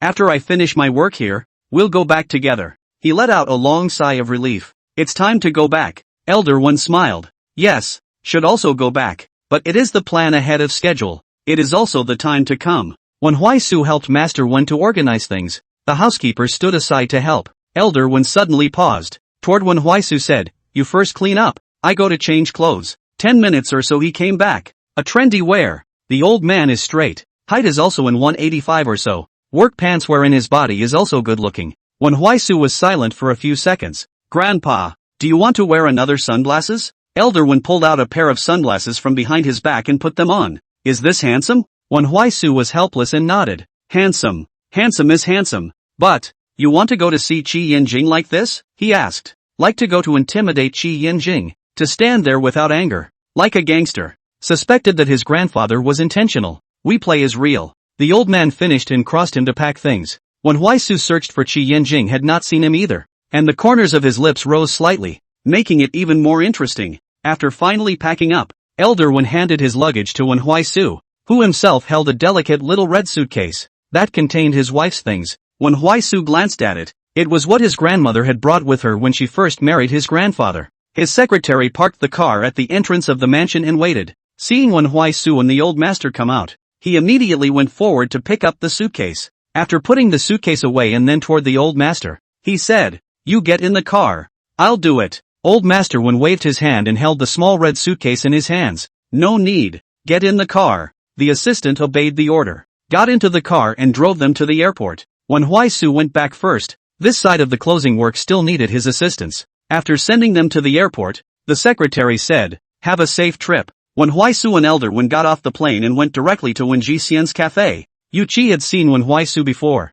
coming with that former top boss of his. Seeing the old man next to him, he froze for a while. Zhou Qishi's eyes instantly lit up. There was actually someone who understood his aesthetic trends. Compared to the outstanding Wen Huaisu, his eyes were more on the trendy old man next to him. Forgetting his identity as a sales clerk for a moment, he said towards the old master, "Old master, you dress so well. It fits my aesthetic perfectly." Wen Huaisu, worthy of being Wen Jixian's sales clerk, all of them are this outstanding. Elder Wen was wearing sunglasses, and when he heard this, he pressed his glasses down to reveal his eyes and laughed. "You're an interesting kid." Wen Huaisu could see that this kid was very much in line with his grandfather's eyes. "Mr. What? Our boss is in the back." Yu Qi looked to Wen Huaisu and said, "Definitely not here to buy coffee. He was here to find his sister." Wen Huaisu nodded. He remembered this one called Yu Qi. Wen Chaoqi was his ex-boss, and when he came to the store before, he heard him spit on Wen Chaoqi with Jixian, and was caught red-handed by the person in question. Yu Qi did not recognize Elder One, and said towards him, "May I ask what to drink?" Zhou Qisher pulled away from him and said towards the old master, "Old master, I'll treat you to whatever you want to drink." Seeing an aesthetic very similar to his own, he was extraordinarily happy. Elder One smiled. "Kid, I'll treat you to dinner next time." "Got it." When Huaisu walked towards the backstage, Wen Jixian was sitting in front of the computer concentrating on the screen. He went forward to cover Wen Jixian's eyes. Wen Jixian held his wrist. "Wen Bei." Wen Huaisu tisk, slightly bent over. "No fun. Why are you here?" To be honest, it was still a surprise. The last time she called, she thought that Wen Huaisu would fly back the next day, but didn't realize that he didn't. A little lost, but more than that, she didn't want him to come back. Running back and forth for her, quite tired. But I didn't expect him to come back after 4 days. When Huaisu held her slender wrist, "Look at her small arm. A still looks horrible open mouth. Injured so badly?" He frowned. She soothed. "It doesn't hurt anymore." When Huaisu's dark eyes were gloomy. How did those people deal with it? Qi Yanjing, his brother Qi Yaochuan dealt with, will not be light. When Huaisu thought that since it is Qi Yaochuan dealt with, it is certainly not light. It really doesn't hurt anymore? He stared at the wound for a while. How painful it must be. "It doesn't hurt anymore. It's just itchy." She asked him again. Why did you come back today? She pursed her lips. It's tiring to run back and forth. Won't be running back and forth. I'm not going back. When Shi Xian blinked, her eyes contained a smile. Really? She and Manhwa sequence. Seeing pinch invisible and wanting. It is also too long a gap to see each other to meet without being bitchy. Manhwa Su raised his eyebrows slightly. False. When Ji leisure lips a little flat down. You do not too outrageous. I knew he would be cheap. Manhwa Su hooked his lips and said towards her. That's fine. I still have something to do. You get busy first. He knocked on the table as he left. I brought you a surprise. When Ji Xian froze, he said he had something to leave? It was too wrong. And a surprise? What kind of surprise? Manhwa Su patted her shoulder. Let's go to your house at night. Okay. She answered and got up to see him out. After sending him away, when she idly went back to the store and saw Zhou Qishir sitting there chatting with a customer, she fixed her eyes on the extent of her pupils quaking. She immediately walked over. Grandpa, you're back? Manhwa Su just said that the surprise for her was actually this? That was a real surprise. His grandfather was usually so trendy that he really couldn't tell it was him without paying attention. Sticky come over here. Show Grandpa how you are doing. Elder Wen waved towards her and took off his sunglasses. When Ji leisurely sat beside Elder Wen, her face full of joy. Zhou Qishir, ? He looked at Wen Jixian and then at the old master who was very much in tune with him and froze. Boss, this old man is your grandfather? Too surprised. Elder Wen laughed twice. Sticky, this shopkeeper of yours is really funny. When Jixian suddenly realized why Zhou Qishir and her grandfather were so in tune with each other. Could they not be in tune? The aesthetics were similar. It's too trendy. But his grandfather's hipness was very serious. Unlike Zhou Qishir who had to add his own unique aesthetic. Sticky, show Grandpa where it hurts? Grandpa, why did you come back all of a sudden? When Jixian asked. Elder Wen nodded her forehead and hummed. Little girl, don't think of changing the subject. When Jixian spat out her tongue and had to roll up her sleeves. No, it's not serious anymore. Elder Wen saw the wound and was so angry that he wanted to hit someone, hitting her wrist a few times like a child. Giving him anger, this is called not serious anymore? It took 20 days to scab over, so it was obvious how serious it was at the time. He asked towards Zhou Qishir. Sticky said it's not serious. Do you think it's serious?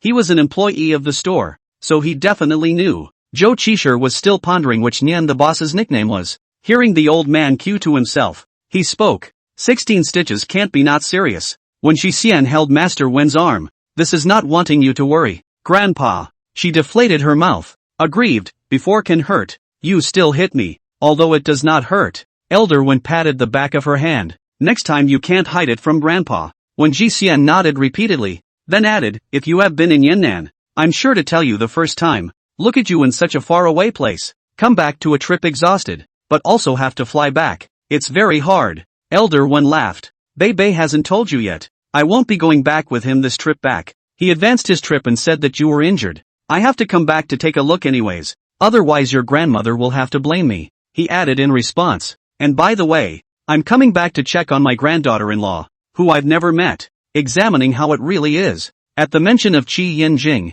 Zhou Qishir instantly became energized. Brother-in-law is especially nice. Grandpa, you'll definitely like him. Not only received Qi Yinjing red packet reason, but also he really think Qi Yinjing good. Began to call on the grandfather to coax the old man happy. Elder One laughed. You are raising my expectations. Definitely package your satisfaction. He was so picky that he thought Qi Yinjing was perfect. Elder One was even more looking forward to meeting this granddaughter-in-law. When Ji Xian thought about his grandfather's sudden return, Qi Yinjing had really prepared a gift for his grandfather before. Zhou Qishir saw that the grandparents and grandchildren had just met. He said towards the old man, Grandpa, you guys chat first, I'm going to get busy. It's better to give the two of them a chance to talk alone. Kid, I'll treat you to dinner next time. The old master smiled. Zhou Qishir made an okay gesture. Elder One asked towards Wen Jixian. Sticky, where did you recruit such an interesting employee? Ran here by himself. His family froze his card. Now he can only support himself. Hearing this, the old man he said, so there's a bit of a reason for this? The young master of the Long Dao group. She couldn't help but mention, fighting is really good. Before the store someone trouble. Is he a fight of few? The opposite side directly surrendered. Elder One heard her say this, and felt even more that this child fit his eyes, and asked, people helped so much, did you give them anything? That's how their family is. They will repay any favor. Qi Yinjing sent him a red envelope. Qi Yinjing asked her to send it, and after sending it, he sent her an even bigger red packet. The old man looked forward to this granddaughter-in-law even more. Sticky, what time does Xiao Qi come back from school today? More than 4 o'clock. Grandpa wanna go back with me first? She asked. She couldn't let Grandpa wait for her here. Elder one asked. Don't have anything to be busy with? Grandpa will wait for you to finish your work and go back together. Work is not as important as Grandpa. The old man happily went back with her. On the way, when Jie asked her grandfather, what did my brother do? He said he had something to do. And it's not like him to have something to do as soon as he comes back. When Master pondered for a moment, seemed to have an answer, smiled and said, who knows him ah? When Huaisu drove a black Rolls-Royce and drove directly to Huai University, parking the car on the side of the road. He got out of the car and looked for the red flag and matched the license plate number. He used his hand to wipe the hood in front of the car, clean without a bit of dust, probably just washed. He slightly upward vertical will sit on the hood of the front of the car. When Huaisu 1.91 height wearing a silver gray suit, which is already exceptionally outstanding, plus his open cold face, passers-by have to look at more than 2 eyes. Around 4 o'clock, Qi Yanjing and Zhou Chuyu went out of the school gate together. Zhou Chuyu saw Qi Yanjing's car sitting not far away, lifted his chin, Jinger, who are you messing with again? Looks like the visitor is not good ah. Although did not see the front face, Qi Yanjing stood in place. The first sight saw wearing a suit, but also so rampant sitting in his car. Subconsciously thought it was Gu Yuchen, that crazy dog. Only at second glance was he sure it wasn't him. Gu Yuchen's silhouette was known to him even if he turned into ashes. This is as Ji Xian's husband, the highest respect for the enemy. And he didn't recognize the man sitting in his car at the moment. Don't recognize. Qi Yanjing's thin lips pursed into a line as he walked towards that side. Zhou Chuyu pulled him. It won't be another trick by Mr. Gu to torture you, right? Qi Yanjing says it doesn't matter. Zhou Chuyu can't stop him anymore and follows him to take a look. Hearing the sound of footsteps, when Huaisu slightly looked sideways and looked up and down. No wonder. The real person is so handsome. No wonder his stupid sister and others met less than 10 times and got married. Qi Yanjing's information he searched on the internet. The photo only others secretly photographed the backside. And that video with Gu Yuchen, vaguely visible, is handsome. And Gu Yuchen is not different. But since Gu Yuchen that thing hit his sister, he felt that he was extraordinarily ugly. Deeply disgusted. He did not expect Qi Yanjing to be even more handsome in person, and was stunned for a moment. At the same time that when Huaisu sized him up, he also looked at the other party for a few moments. Qi Yanjing frowned slightly. He disliked it when people looked at him with scrutinizing eyes. When Huaisu knocked on the hood, making a dull sound, he raised his eyebrows lightly and deliberately asked, Qi Yanjing is it? Something to say, nothing to get out of the way. He had always had little patience for people. Ji Xian was the exception. Saying that, he pressed the car key, the lights flashed twice, he pulled open the door and sat in. No matter who he was, he didn't have this idle mind to fool around with him here. Was it the Ji Xian at home that didn't smell good? Zhou Chuyu felt that the other party does not seem to have any malicious intent, and even a little playful meaning. Qi Yanjing probably also see it, but he simply do not have the patience to listen to people nonsense just. He was afraid that Qi Yanjing really a foot of gas down to drive away. The key to this person is still sitting on the car. Really afraid of tomorrow's hot search as a professor of China's a university drove into the words of the people. He pulled Wen Huaisu. When Huaisu stood firmly on the ground, Zhou Chuyu made a goodbye gesture towards Qi Yanjing, who nodded slightly and drove away. He proceeded to see Wen Huaisu, who was a cut taller than himself, thinking that this person had to be over 1.9 m. Has he always been like this? Wen Huaisu sked lightly, listening to Ji Xian's description. Her husband was a gentle gentleman who was as gentle as jade. He thought that Qi Yanjing was that kind of character, but upon seeing him today, it didn't seem to be the case. Knowing that this man had no ill will, he then said, "You're blocking him from going home. His wife was injured some time ago. He rushes back to see his wife every day. Does he love his wife a lot?" When Huaisu wanted to know from his friend's mouth what kind of person Qi Yanjing really was, that's for sure. His wife has a great influence on him. Besides, this time his wife was injured because of him. He blamed himself and rushed back to cook for his wife for fear that she would bump into something at home. After saying that, Zhou Chuyu looked at Wen Huaisu. "So buddy, do you understand what I mean?" Wen Huaisu hugged his arm and looked at him askance, as if asking, "What do you mean? Although I don't know what you are aiming for. What I just said means that the couple is in good terms." This playful look was like he came to show off, just for fear of Qi Yanjing having one more love rival. Wen Huaisu instantly understood what he meant, hooked his lips and turned around to get into that Rolls Royce. Zhou Chuyu thought if this is Qi Yanjing love enemy estimate is not good, but certainly is not Gu Yuchen difficult to deal with.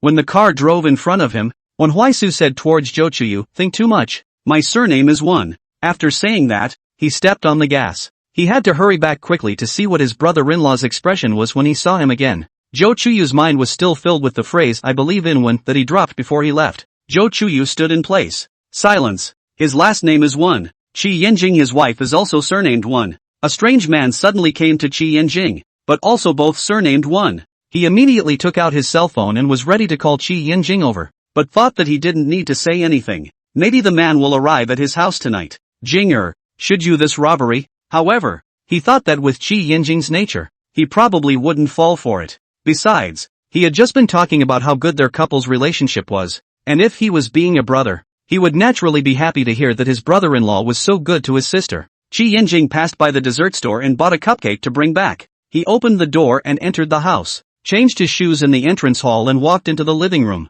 He froze for 3 seconds when he saw the person sitting on the sofa. When Ji Xian stood up and walked over to him, looking at him with a smile. "This is my grandfather." Qi Yanjing called out Grandpa after her. Elder Wen laughed and pulled out a red packet from his pocket. "Shao Qi, come, Grandpa gave it to you." Qi Yanjing looked at Wen Ji Xian, like he was puzzled the first time she went to his house and his parents gave him a red envelope. He didn't remember this custom. "You've called me Grandpa. I definitely have to give you this red packet." Hearing the old man say this, Qi Yanjing immediately accepted it, receiving the red packet that was recognized. "Thank you, Grandpa." A very thick stack. Last time he took the phone call from his grandfather to Ji Xian, he was very curious about Grandpa Ji Xian, and today he saw more tied than he thought. Elder Wen did not mention a word of other. Towards Qi Yanjing smiled. "How you come back alone? Where is Bebe?" In fact, went into the living room to see the old master Wen. He has guessed that the man sitting in his car today may be Wen Huaisu, but now the old man's sentence Bebe has confused him.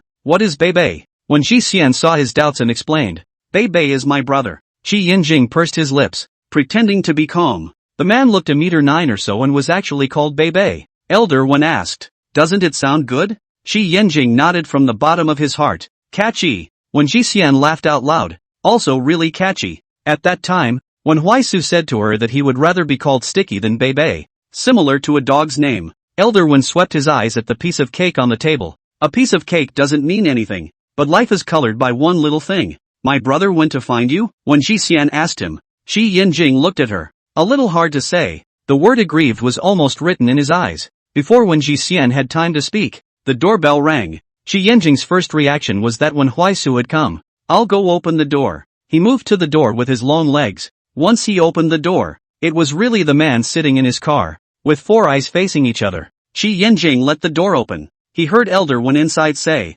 "Bebe, how did you tease Shao Qi?" He still does not understand his grandson. Looks serious. In fact, the heart of the bad idea is more than it. When Huaisu mouth words swallowed down first back to the grandfather's words, "How dare I tease him?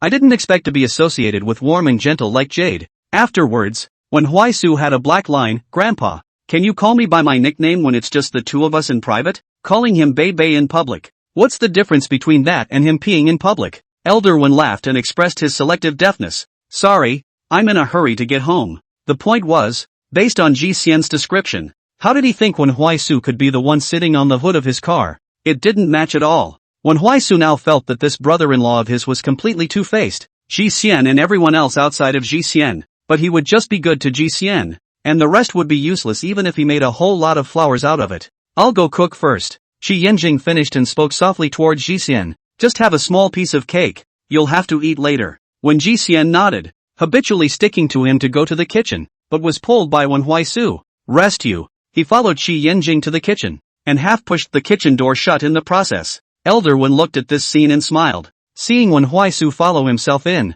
Qi Yanjing knew what he wanted to say. Speaking first, he said, "I'm sorry about Ji Xian. You guys care about her, the same way I do. I don't want her to get hurt either. I can only do my best to take care of her, but there is absolutely no way that I can separate myself from Ji Xian because of this matter." When he said the last sentence, the light of his eyes suddenly sharpened, seemingly flashing with a cold aura. When Huaisu stood on the other side handling the ingredients, listening to him say the last sentence somewhat puzzled. This sentence Gu Yuchen flavor is too strong, like Gu Yuchen set out to stimulate people. Asked, "Qi Yanjing, why would you say such words as separating because Ji Xian was kidnapped in a paranoid manner? Did you think so yourself? Or did Gu Yuchen stimulate you?" Like Gu Yuchen set out words, but Qi Yanjing is a thinking adult. How will be confused by his 2 words? Qi Yanjing's hand movement slightly paused. A time in the kitchen only left when Huaisu rummaged refrigerator sound. When Huaisu asked, did not hear the response, turned his head to look at him. Hit, Gu Yuchen looked for you? I have to say that Gu Yuchen is completely the posture of the superior.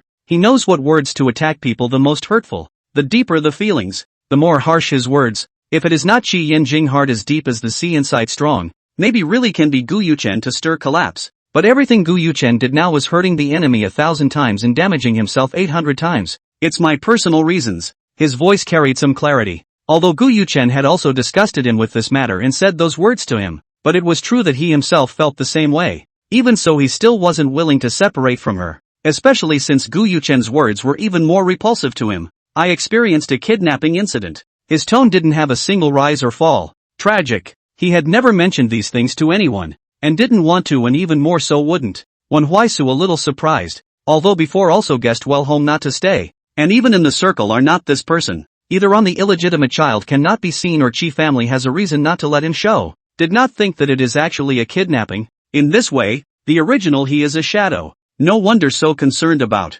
something out, he had to die of guilt. Understand that probably did not continue to talk about the topic. Point to point, he does not pick people's wounds. Since we already know Qi Yinjing's attitude towards Jixian, there is no need for him to say something else. When Huaisu took out the ingredients and Qi Yinjing cooked together, the atmosphere in the kitchen suddenly relaxed. Qi Yinjing thought that his grandfather would ask him something, but he didn't say a word. His heart was a bit uncertain. While he asked towards Wen Huaisu, is he satisfied with me, Grandpa? Just let Jixian be satisfied with you. Our family doesn't have so many twists and turns. Wen Huaisu thought for a moment, and then said, before the family are optimistic about Gu Yuchen, including me, after all, are familiar with, but I'm not a circle with him to play, but still know that he is capable of outstanding people steady, in all aspects of the impossibility of treating Jixian, but also do not do this kind of thing within the marriage derailment. And Jixian at that time also like him. It's true that he had considered the emotional problems, but he didn't expect Gu Yuchen to be really talented and open up another path to harden their favorability directly to a negative number. He mentioned Gu Yuchen is to give Qi Yinjing a wake-up call. The family was Gu Yuchen this out to make it hard to believe in the surface again. Looking at Qi Yinjing cherish, Qi Yinjing couldn't help but question, did you guys really think Gu Yuchen was good before? It seems that some people are recognized Gu Yuchen said that he is stable. Is it true that before Gu Yuchen cannot be picky? Does he still pretend to be good?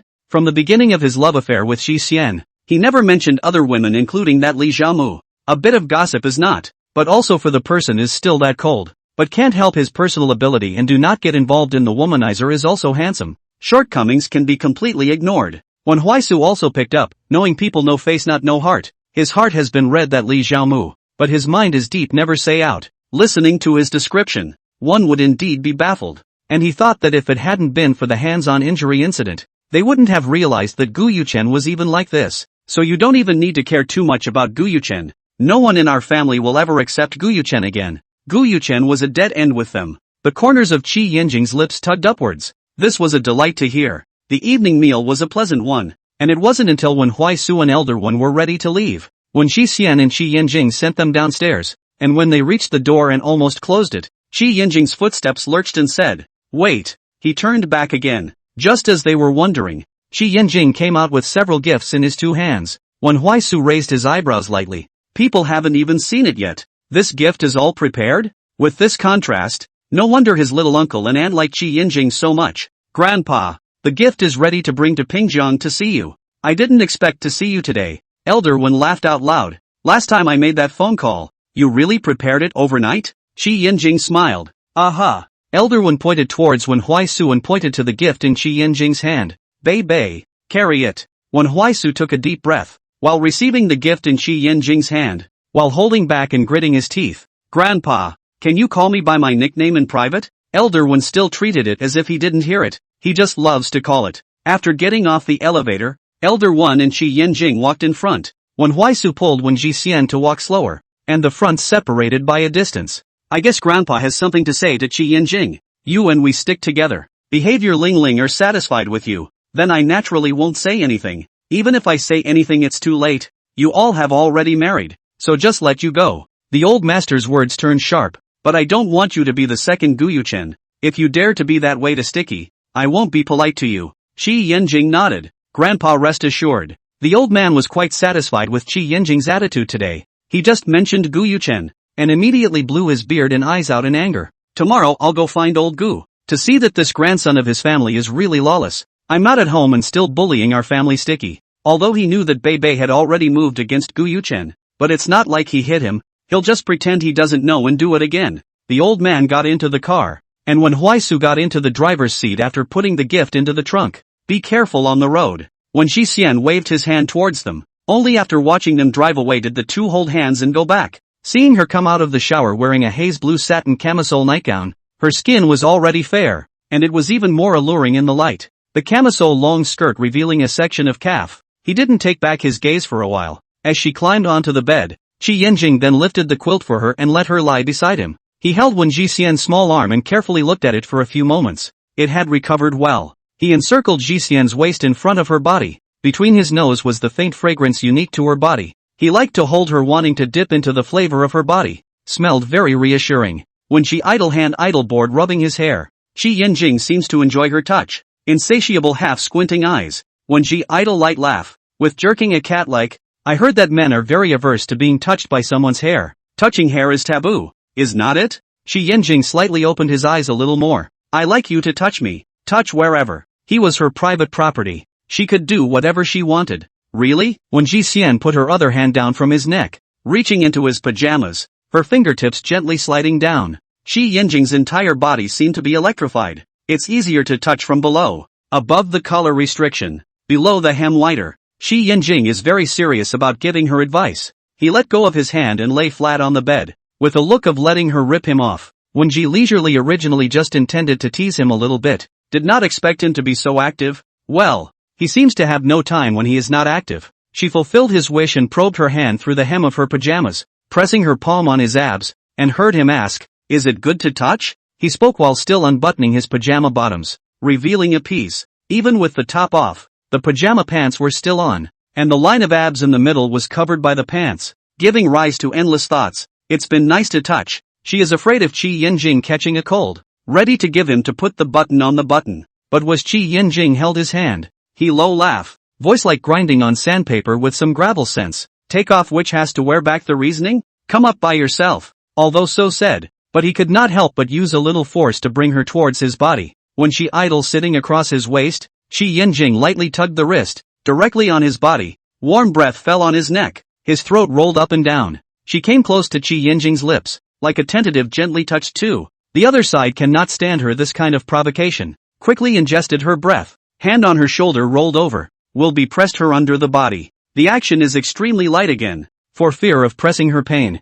When Shi Xian couldn't suppress a soft gasp out of her throat. Qi Yanjing to the end of the fierce up. Out of bed to the bathroom. When she idle hands and feet soft. Forehead out of a layer of thin sweat. After a few minutes, Qi Yanjing waist around a towel from the bathroom out. To her quilt tugged good. Followed by the set of pajamas. He forgot that he didn't use birth control products. Halfway suddenly remembered. Quickly came out and went to the bathroom. When Ji Idle turned over, lying on the bed left half of her face close to the bed. The body of the nightgown was Qi Yanjing wrinkled. So before Qi Yanjing went to bed, she stretched out her foot and kicked him a little. Qi Yanjing laughed twice, got into bed and smoothed out her nightgown, looked at her still reddened little face, couldn't help but lean over and kissed her. Forgot to wear it, he said, otherwise it wouldn't have ended so early. When Ji Xian of course knew that, and just as she started, she felt it burning hotter than usual. After turning off the lights, Qi Yanjing hugged her and asked her, "Why is your brother called Bebe?" It didn't match Wen Huaisu at all.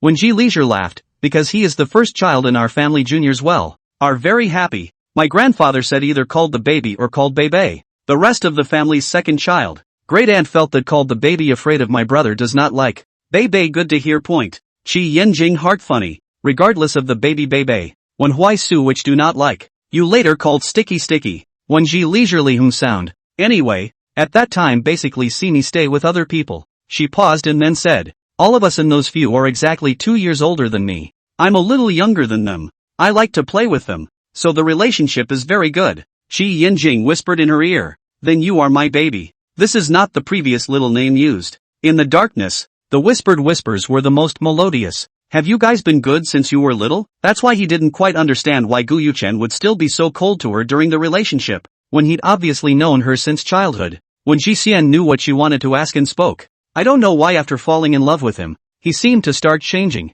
She thought for a while, but it was best to reply. I can't say. It's become very awkward. Really can't say. Guyuchen is too weird. Shi Yanjing instantly understood, not ready to take it seriously, but then in the course of the relationship unconsciously and feel that he is emotionally higher than her layer, so will want to marry her bias and psychologically feel that he is above her. When Ji Xian yawned, sleepy, turned over to face Qi Yanjing, nestled in his arms. When Ji Xian received a message from Zhao before she was ready to leave from the store in the afternoon, Guyuchen was called back to the old mansion by Grandpa Gu, and is still kneeling in the ancestral hall. She smiled. Presumably her grandfather went to settle the score with Grandpa Gu. She returned, eh? How do you know? Xin Zhao sent her a voice. With a smile, because Song Kai Rue is also over there. After the two of them ate at noon, Guyuchen was called back by a phone call. Song Kai Rue saw the whole process, and has been kneeling from noon until now. Song Kai Rue, this hilarious is to see all the fun. In fact,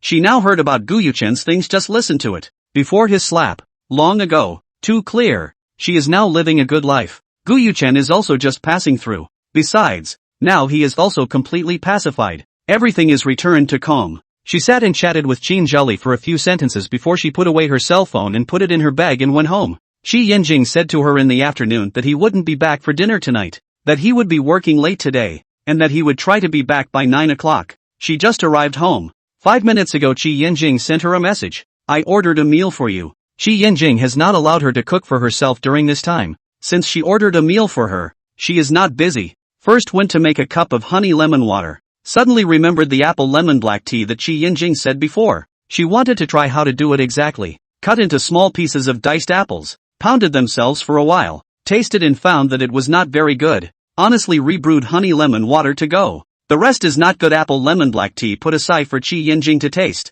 At 7:30, she was already sitting on the sofa in her nightgown waiting for Shi Yanjing to come back. She put ointment on the wound that had already scabbed over, and had just tightened the lid when she suddenly heard the sound of the key opening the door. She was a bit surprised. Shi Yanjing said that he would try to come back before 9 o'clock, but she didn't expect to be back before 8 o'clock. The door was already pushed open. The person outside walked in. She put on her shoes and jogged over. When she saw the person, her feet were filled with lead, and she was fixed in place. Guyuchen closed the door and leaned against it, slightly tilting his head to look at her. He was drunk. His eyes fell on her body. His eyes were mesmerized but very hot. When Ji Xian was confused, her smile disappeared from her face, frowning her nice eyebrows. Why do you have the key to my house? Guyuchen put the key in his palm and showed it to her. Ah, idol. You gave this to me. When Ji Xian was stunned, she simply didn't remember giving him the key. There was no way she would give Guyuchen her own house key, but the key in his hand did open the door to her house. Guyuchen leaned on the door. The top button of his shirt unbuttoned twice, revealing his deeply concave collarbone. In this situation, her distaste for Guyuchen increased by a few more points. She was afraid that Guyuchen would do something out of the ordinary. Although in her cognizance Guyuchen didn't care about this at all, but now that he was, she didn't dare to guarantee it. She quickly ran towards the sofa to get her cell phone, ready to call the police. Guyuchen saw this and took 3 steps and 2 steps over, snatched her cell phone and threw it away. The phone landed on the ground far away, making a crisp sound. Ah, Xian, we don't have to come to this point. His voice was raspy with some post-drinking, calling her name lovingly and tenderly. She only felt creeped out. Guyuchen used to call her that occasionally, around the time he drank too much, but she could rarely see Guyuchen in a less sober state, and it seemed that he didn't want her to see him either. Every time he appeared, he was in a proper, elitist manner, as if he was deliberately made that way for her to see. He seldom has a sense of looseness in front of her, not like a couple, like working with her. During the period of love with him, never cared about Li Xiaomu. This person can only say that Guyuchen is too good at hiding. Even if sometimes happen to run into him drinking too much, he will only call her name in a soft voice, without mentioning anyone else once. So whether it was her or Jolly Kai Rue and the others, they all felt shocked and ridiculous to hear Guyuchen make a move because of a cup. She took a few steps backward to distance herself from Guyuchen, just as he had just grabbed her cell phone. She didn't know whose number she had scratched her finger on the page to dial, but the phone had been thrown out by him, and she didn't know if that call had hung up or not. The cell phone Guyuchen carried in his pocket rang several times, and he ignored it. You're trespassing. Guyuchen lightly related. It doesn't matter. It's all the same. When he got on the bus, the driver asked him where he was going, and he dizzily reported the address of Ji Xian's house. He just missed her, and was thinking that maybe he would be maligned by Qi Yinjing, but he didn't expect Qi Yinjing to be at home today. In the end, the heavens are in favor of him. He and Ji Xian should have been together. Hearing his words, Wen Xian felt funny. Have you short-circuited your brain? I'm married. He took a step closer to Wen Xian, his eyes soft as if they could drip water. Not like him at all. Marriage can also be divorced. Until he closed in on himself, he took the opportunity to pass by his side, wanting to open the door and go out. It was too dangerous to share a room with him. Gu Yuchen, a grip on her wrists, pulled her into the arms. Let her how to struggle are not helpful. In her ear murmured, I'm sorry, leisurely. I know wrong. I was not dumped-faced to keep pestering you. And not on a whim after a few days no interest. I like you. You know me. I really will be entangled in a lifetime with you. Get lost. You let go. She had been trying to break free from Gu Yuchen's bonds, and not a single word of his words had been heard. Gu Yuchen also acted as if he didn't hear her words. Ah, Xian, when I fell in love, I already liked you. I'm willing to tell you my previous thoughts. Why did I get emotional that day? I did still have the shadow of Li Chaomu in the bottom of my heart at the beginning, but I knew that it wasn't love, it was an obsession. The love that you gave me made me emboldened, and I enjoyed your liking without knowing the sky. It was all my fault. It won't be like this in the future. My fault. It won't be like this in the future. When Shi Xian said sarcastically, because Li Chaomu is not the one in your heart anymore. So the obsession dispersed. What are you talking so nicely for? Besides, my husband is very good. Leaving my husband for a lousy person like you. Don't just drink and have pussy dreams all day. Hearing her mention Qi Yinjing, Gu Yuchen pinched her chin. Ah, Xian, don't irritate me with Qi Yinjing. I'll be unhappy. Get out if you're not happy. She slapped Gu Yuchen's face. Gu Yuchen was impassive, but his entire person was shrouded in gloom. His long eyelashes lightly trembled as he converged his eyes and humbly apologized. Ah, idol, I'm sorry. You don't like to hear it, I won't say it is. He lifted his eyelids. His eyes fell on her. Shi Xian wore a silk nightgown. She should have just finished showering. The hair in front of the forehead is still a little wet. Angry or so beautiful. When Shi Xian backward, want to run back to the bedroom to lock the door. Gu Yuchen one-handed waist to pick her up on the shoulder. Her home he came, where the bedroom is he is very clear. Her brain buzzed for a moment. The power difference. She had no chance to resist. Gu Yuchen, what are you doing? Get out of my house. Of course, do what you haven't done before. We've been together for 2 years and I haven't even done anything about you. He kicked the bedroom door shut with his smooth foot. The next second the cell phone in his pocket rang again. With all kinds of message alert tones. He ignored them all. He threw Wen Ji Xian on the bed, extremely morbidly holding her down. Slowly speaking, this bed should have been mine to sleep in. Wen Ji Xian's heartbeat accelerated, slowly moving backward. She had to get that knife in the nightstand drawer. Unexpectedly Gu Yuchen reached out to hold her wrist. She struggled, her arm knocked on the bed, making a muffled sound. The wound on her lower arm that just had a tendency to scab opened up and oozed blood, and at once her eyes misted up, and the blood dripped down her elbow joint onto the pillow, which was particularly conspicuous on the light-colored pillowcase. She endured the pain and kicked Gu Yuchen in the abdomen. Get lost. It's never good when I fucking meet you. You just want me to die, don't you? Gu Yuchen received a kick from her and didn't care, but when he saw her wounds bleeding, a hint of panic flashed in his eyes, and just when he wanted to check her wounds, the bedroom door was kicked open with a clang. Song Kai-rui sullenly pulled down Gu Yuchen, who was propped up on the bed, and went up to give him a punch. Gu Yuchen, what the hell are you doing? When he received the phone call from Ji Xian,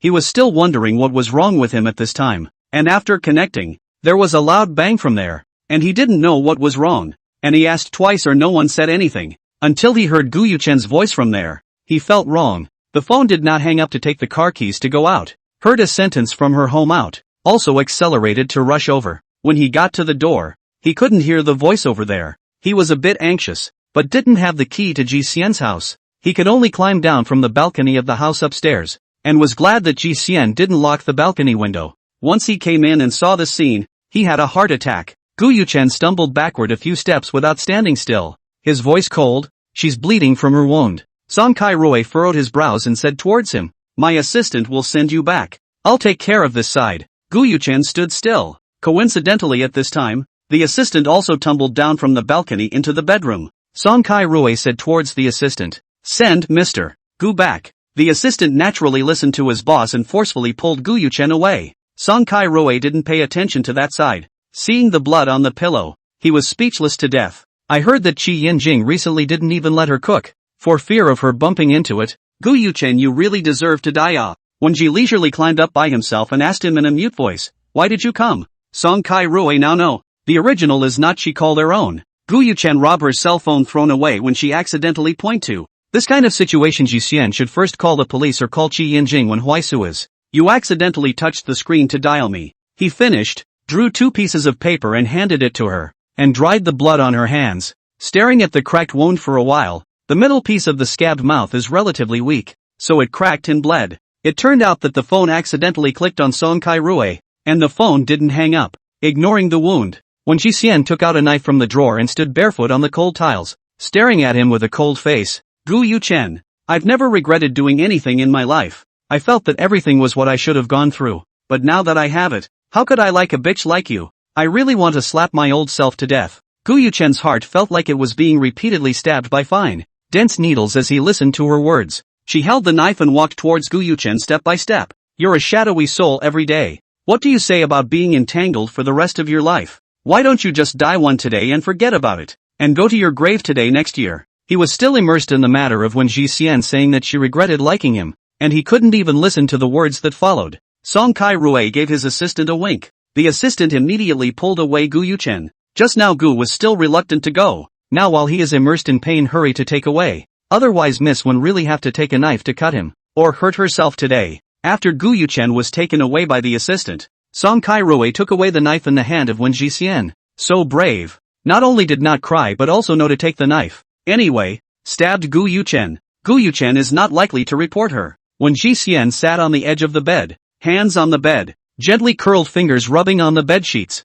raised his eyes to look at Song Kai-rui. Read a sentence, he is so disgusting. Song Kai-rui let him sound. In the past 28 years he has never seen Gu Yuchen out of control. Since in Ji Leisure breakup, he is like a bewildered. But after today's incident, it is estimated that he will be able to be at peace, so he can go and drink to his sorrows. He sighed heavily and walked over to her to come, let me see how the wound is treated. He was just about to search for, what should I do if the wound splits and bleeds after removing the stitches, when he heard a rush of footsteps. He turned his head and saw Qi Yinjing returning with a biting cold air. When Qi Idol see him aggrieved, began to fall tears toward him to reach out to hug. Song Kai-rui, just took the knife and said today die and next year today on the grave. Who is it? He lowered his head and laughed helplessly. In front of his lover can show his emotions without fear. Very happy for Ji Leisure. Qi Yinjing hugged her and sat on the bed, encircling her slim shoulders, close to her head, watching her cry heartbroken. When Ji Xian hugged him tightly, whimpered and said to him,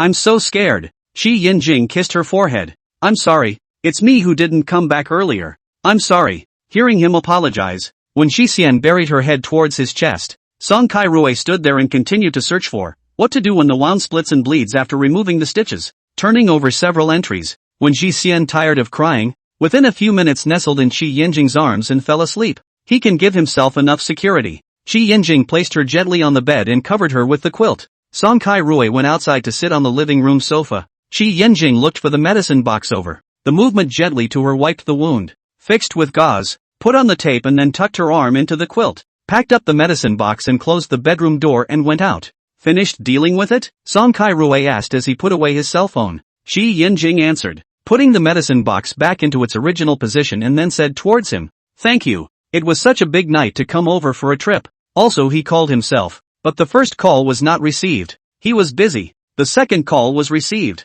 8 o'clock rushed home. Song Kai-rui smiled. What is this to be thanked for? Having known her for so long, the friendship is very deep. He knew that Ji Xian had 2 very good friends. Song Kai-rui pointed to the ground that was broken cell phone. I guess it is Gu Yuchen's masterpiece. You don't misunderstand, Ji Leisure did not call you. She called me as also happened to press up. Always should explain. Man, well he also understand. On the love of the trouble first time not to find their own such things will be jealous. Qi Yinjing just what kind of he also saw. To know Leisure is really good, so he naturally hoped that they have been good. Qi Yinjing nodded, I know. Song Kai-rui looked at the doorway, somewhat curious. How did Gu Yuchen get in? It couldn't have been Ji Xian who opened the door for him. If it was him, Ji Xian wouldn't even open the door. He suddenly thought of something, recalled for a few seconds and then said towards Qi Yinjing, change this lock on your house. Gu Yuchen should have a key. Qi Yinjing's dark eyes penetrated with gloom as he looked towards Song Kai-rui. Estimated no Leisure do not know she gave Gu Yuchen key.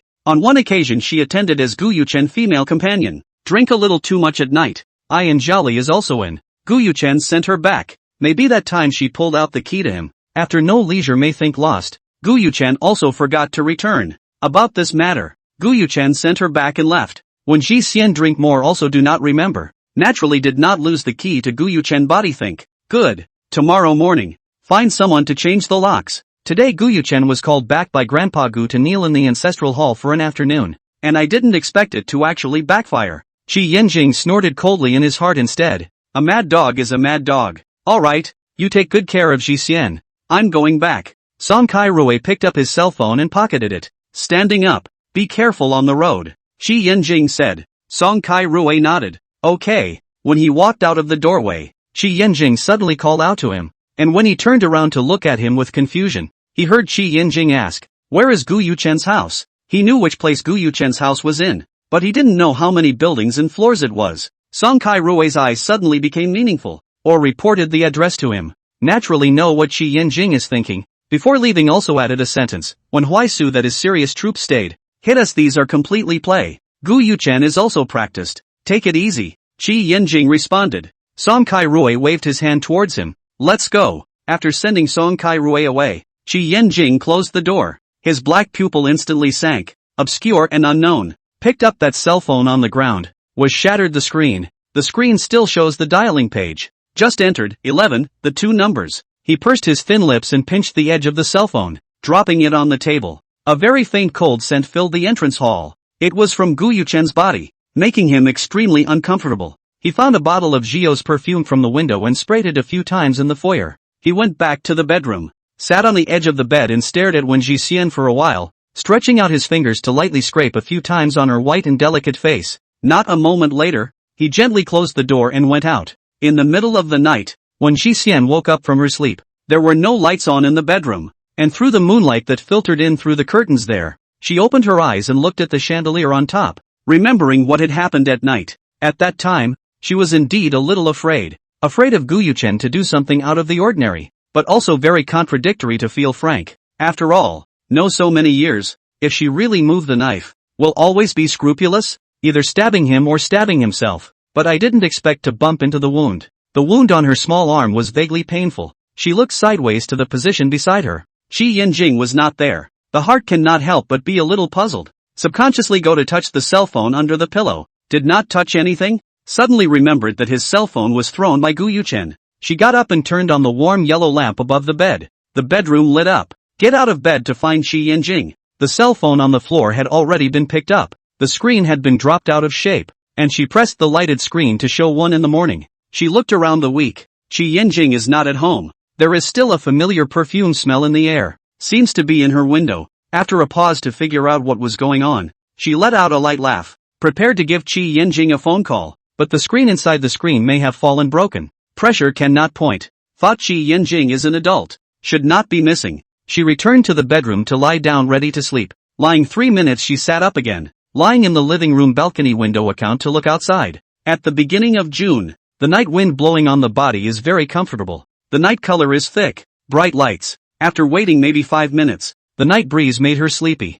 She took a few steps backward and lay down on the recliner, thinking about when she had given Gu Yuchen a key. She actually had similar thoughts to Gu Yuchen, both thinking that they were sure they wanted to get married before they could give each other a key to their homes. She abruptly recalled that she seemed to have lost a key before. How to find it did not find. That day as Gu Yuchen sent her back. But Gu Yuchen, this person she knows, how can just take her key? To give him probably will be excused not to, so she didn't even think about him. Could it be that Gu Yuchen's key was the one he lost? She couldn't understand Gu Yuchen for a moment. Was he a split personality? TSK. Just as she was thinking about things the door rang. She looked in the direction of the door. It was Qi Yanjing returning. Suddenly, a light flashed in her eyes and she walked towards Qi Yanjing. When she came to the front, she looked at him slightly stunned, nervously holding his hand. What happened to you? Qi Yanjing's lip corner with a bit of blood. The pace is also a bit heavy. Seems to be just finished fighting with anyone. He tugged his lips, a little pain, and reached out his thumb to touch the corner of his lips.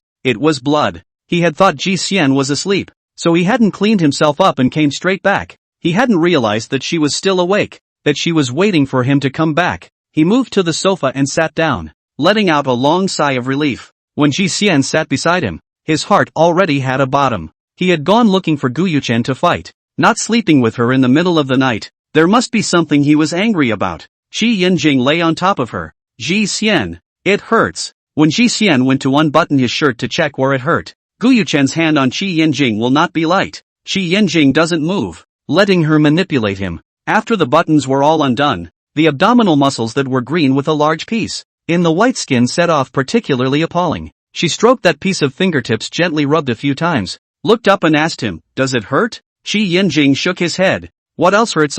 Also touch him." When Ji Leisure continued to take off his clothes, "Want to see if there are any injuries on the arm?" Qi Yinjing matched her movements to raise his hand, took off the whole piece of clothing. "Arm also 2 bruises. Cannot help but frown." Murmured in a low voice, "How to hurt so much?" When Ji leisurely said, "Wait a while." Then she got up and left the living room. Not long after, she brought over a basin of hot water with a hot towel inside and wiped the blood that still remained at the corner of his mouth, while saying, "Tell me if it hurts." After wiping his face, she used the hot towel to press on the bruise on his abdomen, moving very gently. His mood wasn't that bad. He fought with Gu Yuchen. Gu Yuchen was more injured than him, but he wasn't much better. His legs hurt so much that he couldn't stand up, and he was holding on hard to get out of his house. But just based on this scene now he won completely. So what if he beat him? He'd come back to Ji Xian to feel sorry for him. He hung his eyes to Ji Xian, who carefully gave him a hot compress. His long bony fingers fell on her hair and stroked it. After treating her,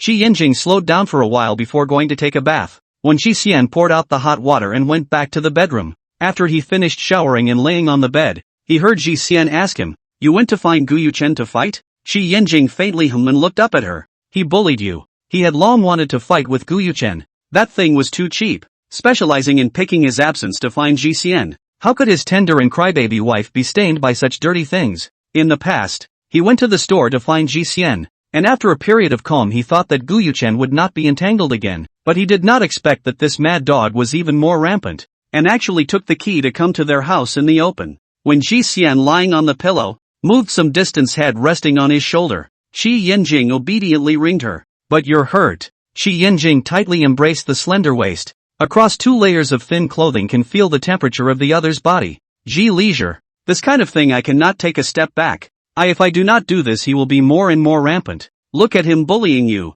I sit back and do nothing that I do not deserve." When Ji leisurely hand climbed on his shoulder, listening to his words inexplicably sour nose. "Yinjing, thank you." He really did fulfill the words he said to her when he first got married, giving her shelter from the wind. Qi Yinjing kissed her on the forehead. He should have thanked her too. He pressed the switch and turned out the lights. When Ji Xian thought of a question and said, "Well, what about this bruise on your face tomorrow?" Qi Yinjing responded to her words, "Haven't thought about it. Then I'll use concealer and foundation to try to cover it up for you tomorrow." It seemed like this was the only way. It was always a bad influence for him to go to work with an injury on his face when he worked inside a school. Qi Yinjing really did not think about how to go out when he was injured in a fight. At that time, he was just full of anger and wanted to hit Gu Yuchen so badly that he didn't think about it that much. "You rushed back at 8 in the evening. Is it okay?" She lay down before remembering such a thing. Qi Yinjing patted her lightly and comforted her. "It's fine." When Ji Xian was silent for more than 10 seconds before she spoke, "You've been causing a lot of trouble at work lately because of me." Before, her stitches were, and coming back early at night was as well. "What happened before was me causing you trouble." "It's my fault." It had nothing to do with her. Afraid that he would remember something else, when Ji Xian said, "Go to sleep. You still have to get up early tomorrow." Only then did Qi Yinjing close his eyes. Some places on his body were vaguely painful, and he adjusted his posture to sleep. The next morning, when Ji leisurely woke up at 7:20, beside Qi Yinjing's figure is already gone. Thinking of the wound on Qi Yinjing's face, quickly got up from the bed and washed up. The nightgown did not change out of the bedroom. Qi Yinjing has been fully dressed. Good at the corner of the mouth, that piece of bruise is not too heavy. This injury did not pull down a little bit of his face value, and even look arrogant. And he is very contrasting. She pulled Qi Yinjing to sit in front of her dresser, half squatting and staring at his handsome face. "Sure enough, how good looking is good looking." "Still hurt?" she asked.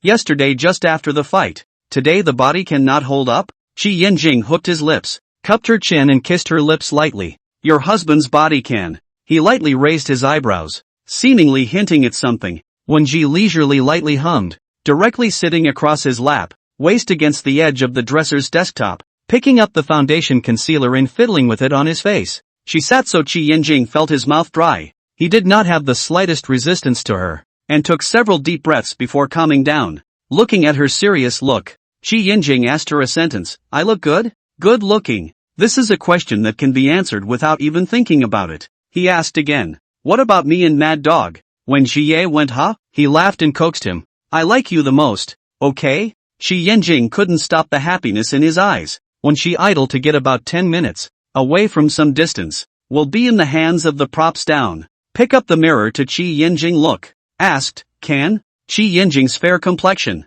like Qi Yaochuan, is inherited from her in-laws. Her in-laws' complexion is also extremely white, so to get a little cannot see that is really impossible, but at least not look closely is not visible. His class at the podium that, and offstage classmates to pull a distance. She guaranteed that it is impossible to be seen. Qi Yinjing looked at himself in the mirror, covered most of it. A closer look can still be seen, but it is already very light. It's okay, it's good. He pinched Wen Jixian's face. When Jixian moved down from his lap, come back and I'll give you another hot compress. Good. Qi Yinjing remembered something as he left and spoke towards her. Someone will come to change the locks later. He had said this early on. When Jixian nodded. Got it. After Qi Yinjing left, she closed the door, went to the check room to change clothes. There is still Qi Yinjing on the table to do breakfast. She just ate half. The doorbell rang. It might be the person Qi Yinjing said came to change the locks. She looked from the monitor screen. Zhou Qi sure?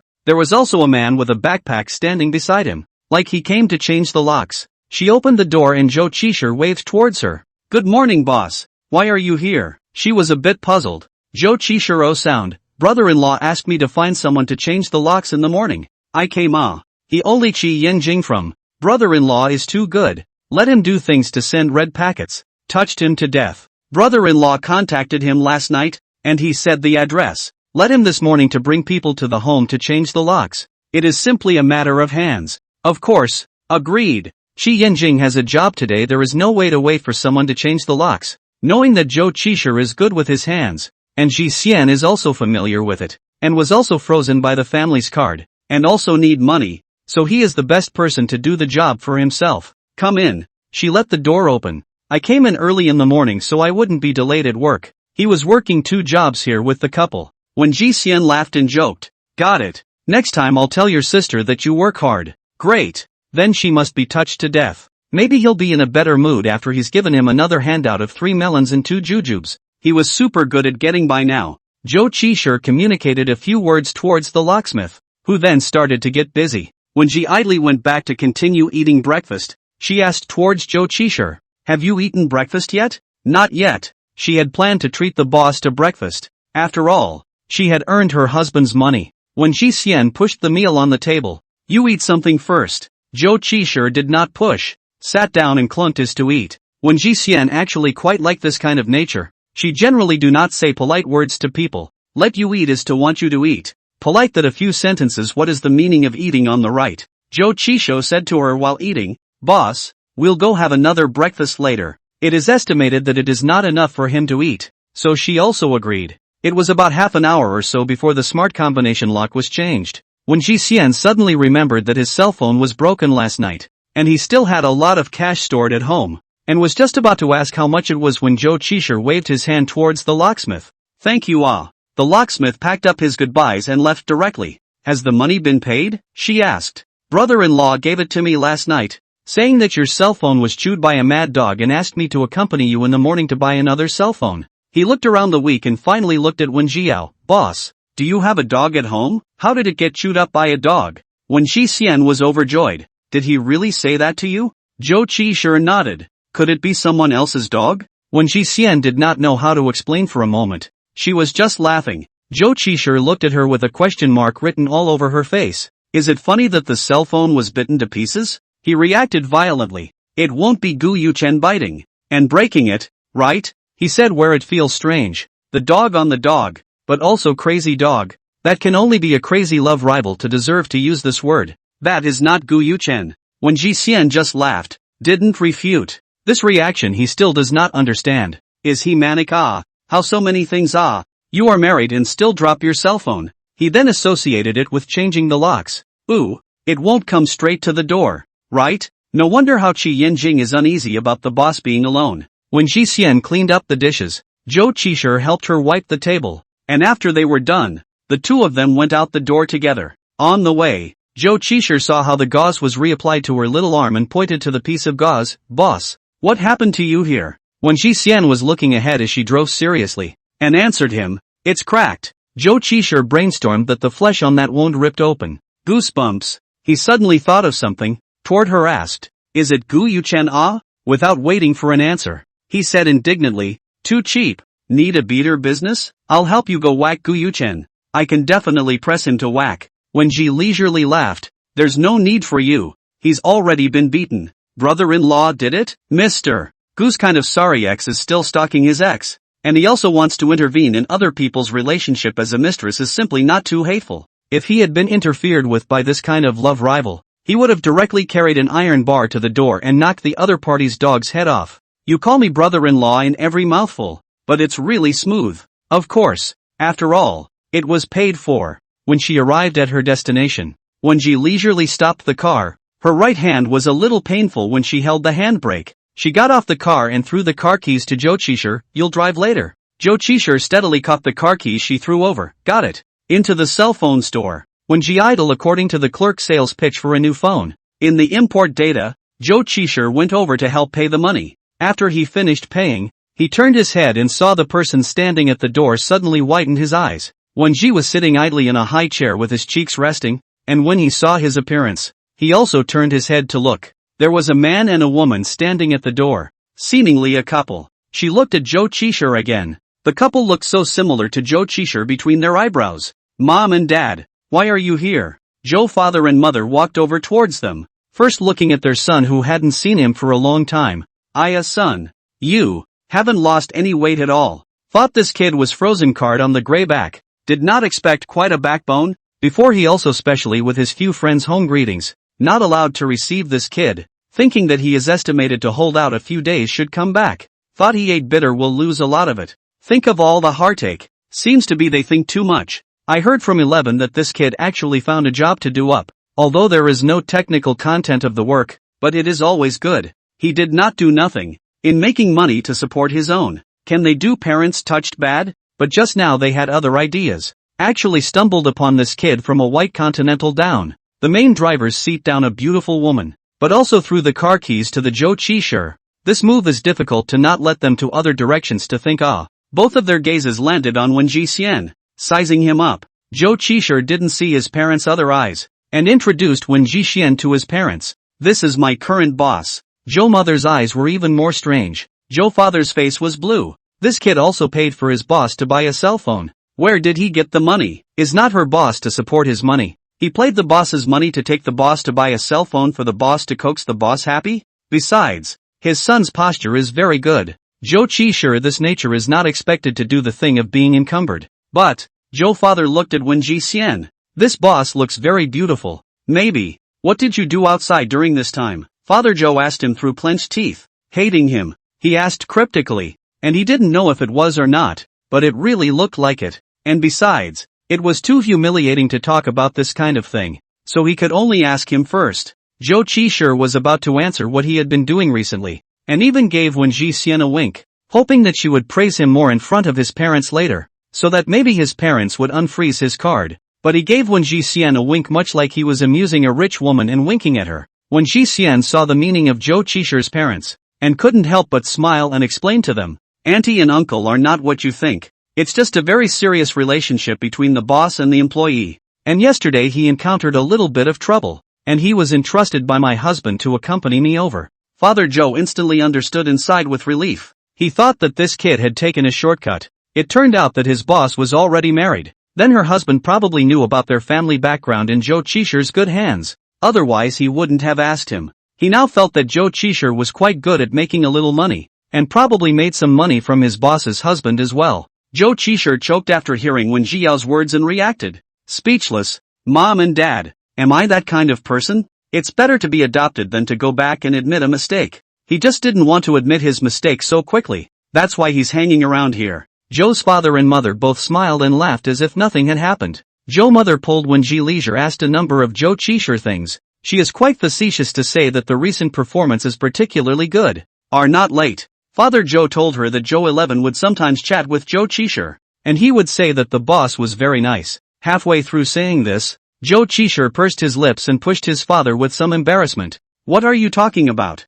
Don't listen to my sister's nonsense. When Ji Xian laughed, actually saying she was good behind her back. Without chatting for a while, Joe's father and mother also said goodbye to them and left. After when Ji Xian got her cell phone, she went out of the cell phone store, and next to her, Joe Chisher let out a long sigh. She asked, "What for? How did my parents not mention letting me go back earlier? Give me a step I can come straight down and go home." How did not mention a word? Not only did they not mention it, but they also had a look of you do well. He really wants him to suffer outside. If you hadn't been doing all that stuff your parents thought was out of line before, you probably would have been called back a long time ago. She felt that his parents were just letting him come out to sharpen his temperament, lest they screw up something else later. Joe Chisher was born happy, sad not 2 minutes, and said to her happily, "Go, eat breakfast." Qi Yanjing last night to him to transfer the account, the money to buy a cell phone to change the locks of the money. He roughly said an amount of money, Qi Yanjing, and give him to transfer the hard money.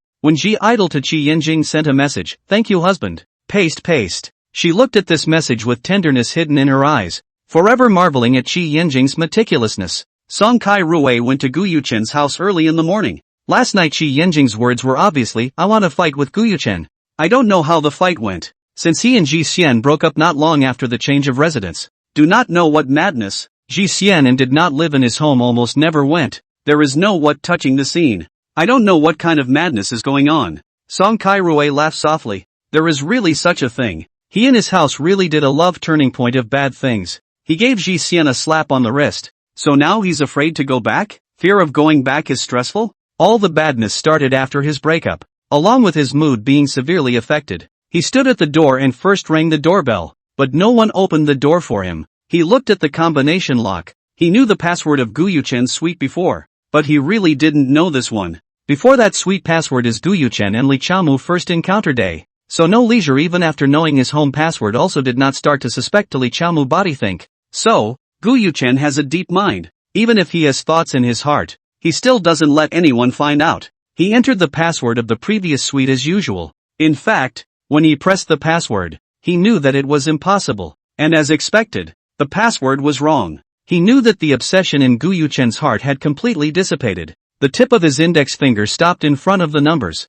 paused for a few seconds, re-entered a string of numbers, and the door opened. It was Ji Xian's birthday. Now squarely using Ji Xian's birthday as a password. What's the point? Every time I think about it, it's still painful. He pushed the door to enter. Extraordinarily neat, as if it had just been cleaned. Presumably when the nanny came to cook in the morning to clean. The bedroom door was open. He directly crossed in. "Awake yet?" he asked out loud before he could see anyone. Gu Yuchen was sitting at the bedroom's balcony window, watching a sunrise, but it had been a long time since the sunrise. Song Kai Rui pushed open the balcony door and walked in, holding his arm and leaning against the wall. Sweeping Gu Yuchen. There is an injury on his face, but it's not Qi Yanjing's, it's his last night's hit. "Greeting to my face?" Gu Yuchen said in a cold voice. Song Kai Rui laughed twice. "You're a jerk and you don't allow me to do it. Or let Wen Huaisu come." Their fighting levels were not too far apart. At most they pecked each other a few times. If Wen Huaisu really came,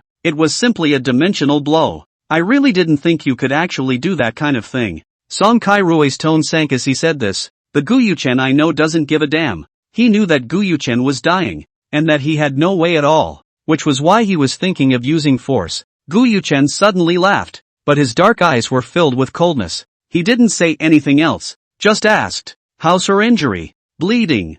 "I was going to use Qi Yanjing to stimulate him, but forget it. Stimulating him would only make him madder." Gu Yuchen said to himself, "She'll be in pain. Yuchen, don't think about it. A few months have passed and it's time to let go. You're not good for anyone." Gu Yuchen didn't respond, slowly got up, and sucked in a breath of cool air. Qi Yanjing's hand was really heavy, but thinking that he is not much better, also not so angry, Song Kai Rui gave him a hand. "It seems that last night's fight was very intense."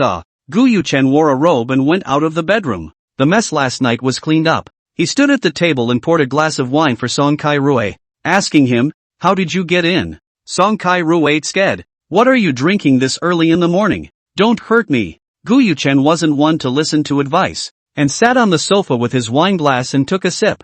Song Kai-rui picked up his wineglass and sat down opposite him, answering his words. Lost the password and came in. He lifted his eyelids. Lose the password? How did you know? This buddy of his who grew up together is having a heart-to-heart with him? Tried the password for your previous suite first. Gu Yuchen's voice was cold. You know I won't use that password again. So you're still being redundant. You're a person with a very deep mind. How dare I be sure if I don't try it? I also changed the password for that suite. The speed was quite fast. Gu Yuchen looked out the floor-to-ceiling window with his wine glass. After thinking a lot at the shrine yesterday, he took the key and went to find her at night. That key was given to him by Ji Xian. That day, when he sent her to the door of his house and asked her where the key was, she made a hum sound and told him in a daze that she had thrown it downstairs when he was carrying her up the stairs just now. He naturally believed what she said, because she never gave herself trouble, and she was drunk and threw the key. This abnormal behavior is normal. Without saying a word, ready to go downstairs to find,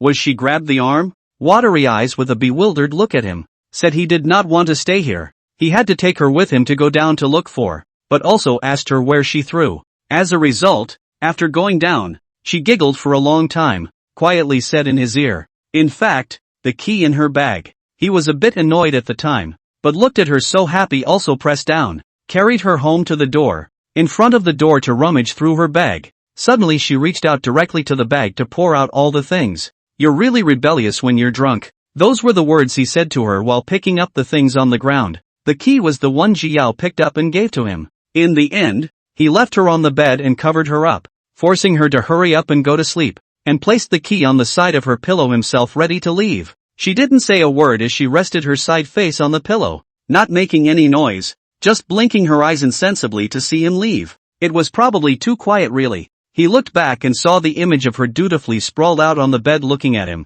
He stopped and doubled back, bending over. She leaned over to the bed, closer to him, and heard her whisper to herself, I just want you to stay with me for a while longer. He was sure that Ji Yan wasn't sober in that state, but she just said something that didn't sound like something she'd say if she was drunk. Something that she wouldn't normally say to herself. Something that she'd only dare to say if she was drunk. He froze for a moment, and that was the moment he had the thought of marrying her. He would reflect on himself, but it was all indirect reflection on Ji Yang, and after reflecting on it and thinking about what to do, he ended up feeling indifferent the next day, and it went back and forth. That day he stayed with her until she fell asleep, but it was only for about 10 minutes. Before he left, he saw the key placed next to the pillow. He really wanted to marry her, also took the key away, a token of sorts, on behalf of a certain moment. In fact, he did not intend to use this key to open the door of her house, so after a period of time he forgot about this key, and did not know in which corner it was left behind.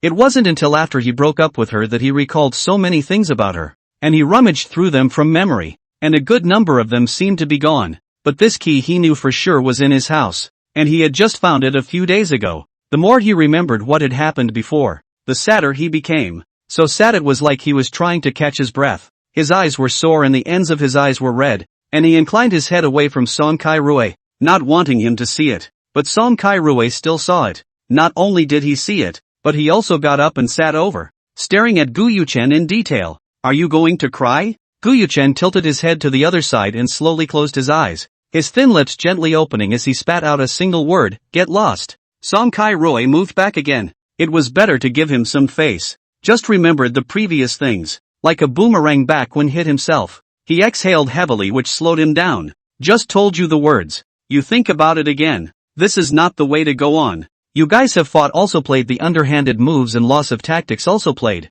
You like this is not let Ji leisure peace. She last night was really forced by you anxious. He thinks about how if he hadn't been there last night, it wouldn't have been possible for that kind of thing to happen between them, but both of them would have been stabbed one by the other. Mentioning last night's matter, Gu Yuchen's eyes darkened as she said she regretted liking him. You don't mess around. Life goes on. You're still that pride of heaven, being the powerful man in other people's mouths. There's no need to pull yourself down. As soon as he said this, Gu Yuchen kept silent without speaking. He all felt like he was talking to a cow. Song Kai-rui silently sighed in his heart, and suddenly Gu Yuchen asked, what if it's Zhali? He turned his head to look at him and spoke again. What if it was Zhali who got together with someone else? Would you still be as calm as you are now? Song Kai-rui laughed. Yuchen, I can afford to play with everything. I can afford to let go. Feelings are supposed to be a matter of two people. If one party intends to quit, don't force them to stay. I've always had a clear conscience. You're so spontaneous.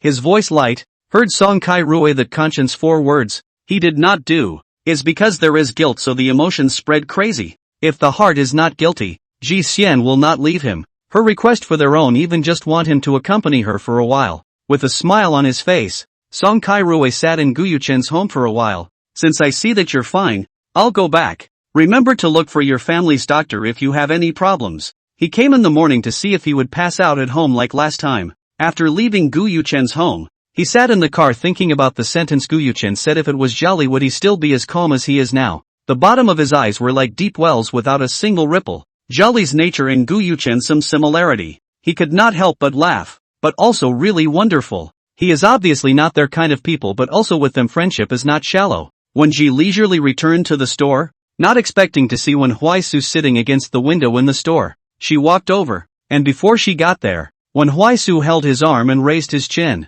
asking, "What happened to your hand again? Why did you come to the store so late today? What did you do with that kid?" He was watching when Jie and Zhou Qishir come down from the car together, and the one driving was still Zhou Qishir. A series of questions were thrown out, and when Ji Xian sat down opposite him while saying, "It's really strange. You show up whenever there's something going on. Answer one by one." He wanted to see what it was about. When Ji Xian responded, "Last night Gu Yuchen opened the door to my house and came to find me then." Her right elbow was propped up on the table, and her left hand made a show gesture towards the piece of gauze. The wound split open. The first one made his mood drop to its lowest, and he said in a cold voice, "Are you sure you're just here to look for you?" He did not believe that Gu Yuchen simply came to look for her. He still did not understand men. Broke up and still fucking open her door. Rushing what came too obvious. Don't blame me first.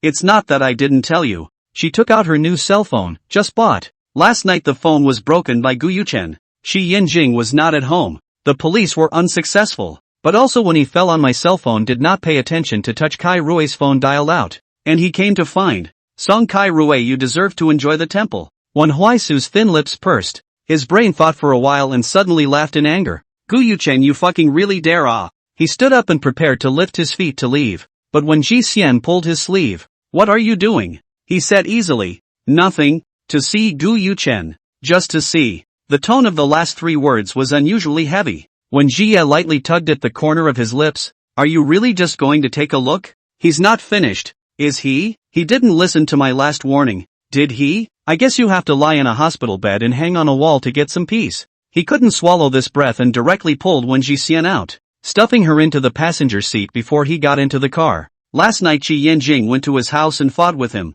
I guess he wasn't much better. Wen Huaisu is still quite satisfied with Qi Yanjing's behavior. Sometimes dealing with people really can't just be reasonable. Especially Gu Yuchen, this kind of again and again have to use force to subdue. Only yesterday let him go back to kneel in the ancestral hall. At night he can do something like that. This beating is also what he deserves. Anyway, it wasn't him who beat him last night, so what can he do if he goes over it again? Wen Huaisu iron-heartedly want to go to find Gu Yuchen to settle the score. Wen Ji leisure also do not stop him. But, if you go, what are you taking me for? I don't want to see him. I even took a knife to him last night. Did you cut him? Wen Huaisu eyes with a hint of expectation. No. Besides, Kai Rui had already arrived by then. It's impossible. If Song Kai Rui hadn't arrived, he would have definitely gotten hurt. Wen Huaisu retracted his gaze, and it seemed to be written on his face, no fun. He knew where Gu Yuchen lived, and drove the car all the way downstairs, saying towards Wen Jixian, "Then you stay here. I'll go up and take a look." Since she didn't want to see Gu Yuchen, she wasn't forced to, and it probably wouldn't be a good scene later. Wen Jixian watched as he went down from the car, fading away and disappearing from sight before she retracted her gaze. She was indeed a bit scared by last night's events, and more than that, she was disgusted by Gu Yuchen's actions. She eyed ahead. This was where she first met Qi Yanjing. She was the one who fell at the front steps. Qi Yanjing brushed past her. She didn't know what he looked like. She just felt that he had a superior figure. She didn't care about the man who passed by. After all, she was surrounded by quality. Gu Yuchen had always been recognized in the circle as good-looking,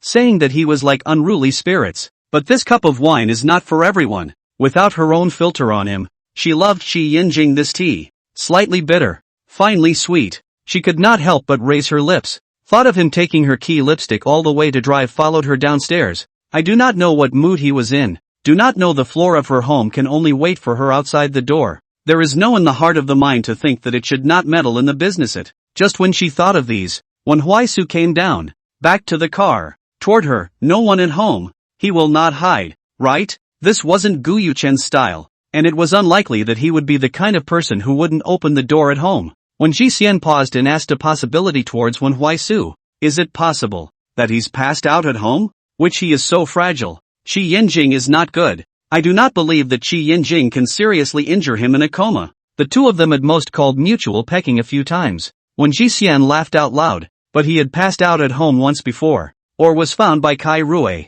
When Huaisu didn't even bother to look for Gu Yuchen, dialed a phone number, and the phone was answered in a few seconds. Yo, still daring to answer the phone. Where are you? Gu Yuchen actually knew that when Huaisu would look for him, but he didn't expect it to be so fast. He was also very frank, at home, did not wait for the other party to ask, know how it is, and said, I changed the residence, not in the west side of the road. When Huaisu sneered, is it to avoid me? Gu Yuchen was silent for a few seconds. It's avoiding self. Too lazy to bullshit with him. Didn't you fucking hear what I said to you last time? Listened clearly. But when Huaisu do you think I will let go so easily? She's with someone else. I'm not willing. I'm going fucking crazy. The more he spoke, the more agitated he became. When Huaisu pulled the car door open with a sullen face and went down. When Ji Xian didn't care too much, took out his cell phone and saw that Shi Yinjing had sent a message back to himself. Paste. There is also a small rabbit emoticon package that she sent to him before. Not a moment later, when Huaisu got into the car, whispered cursed crazy dog. When Huaisu scared, maybe later really crazy, he just hung up the phone and turned to talk to Uncle Gu on the phone. So honorable things, not to tell the parents? Gu Yuchen is probably not at peace these days. The first thing you need to do is to think about the consequences before you do anything. Shi Yinjing finished the class back to the office. Looked at the screen of the phone. There is a message from Ji Xian. He looked at the last two words to reveal a smile. His fingertips stayed at the top of the screen for a few seconds, tapped a few letters, and replied back. Paste.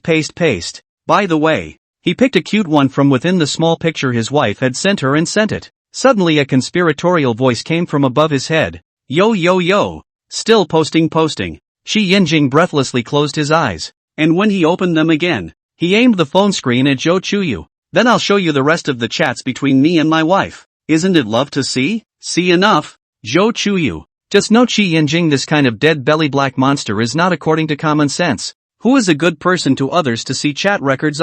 Shouldn't you be shy and cover your cell phone? Sure enough, this is very Shi Yinjing, because his and Ji Xian's chat records are all very interesting, very sweet. Sometimes especially sweet. He will screenshot and put it in the photo album built for Ji Xian, so it does not matter if he shows it to others. I'm not looking. Zhou Chuyu sought to think that he could really take the hearts of people. He was all anti-bone. You don't like to look at the righteous ones. You only like to peep?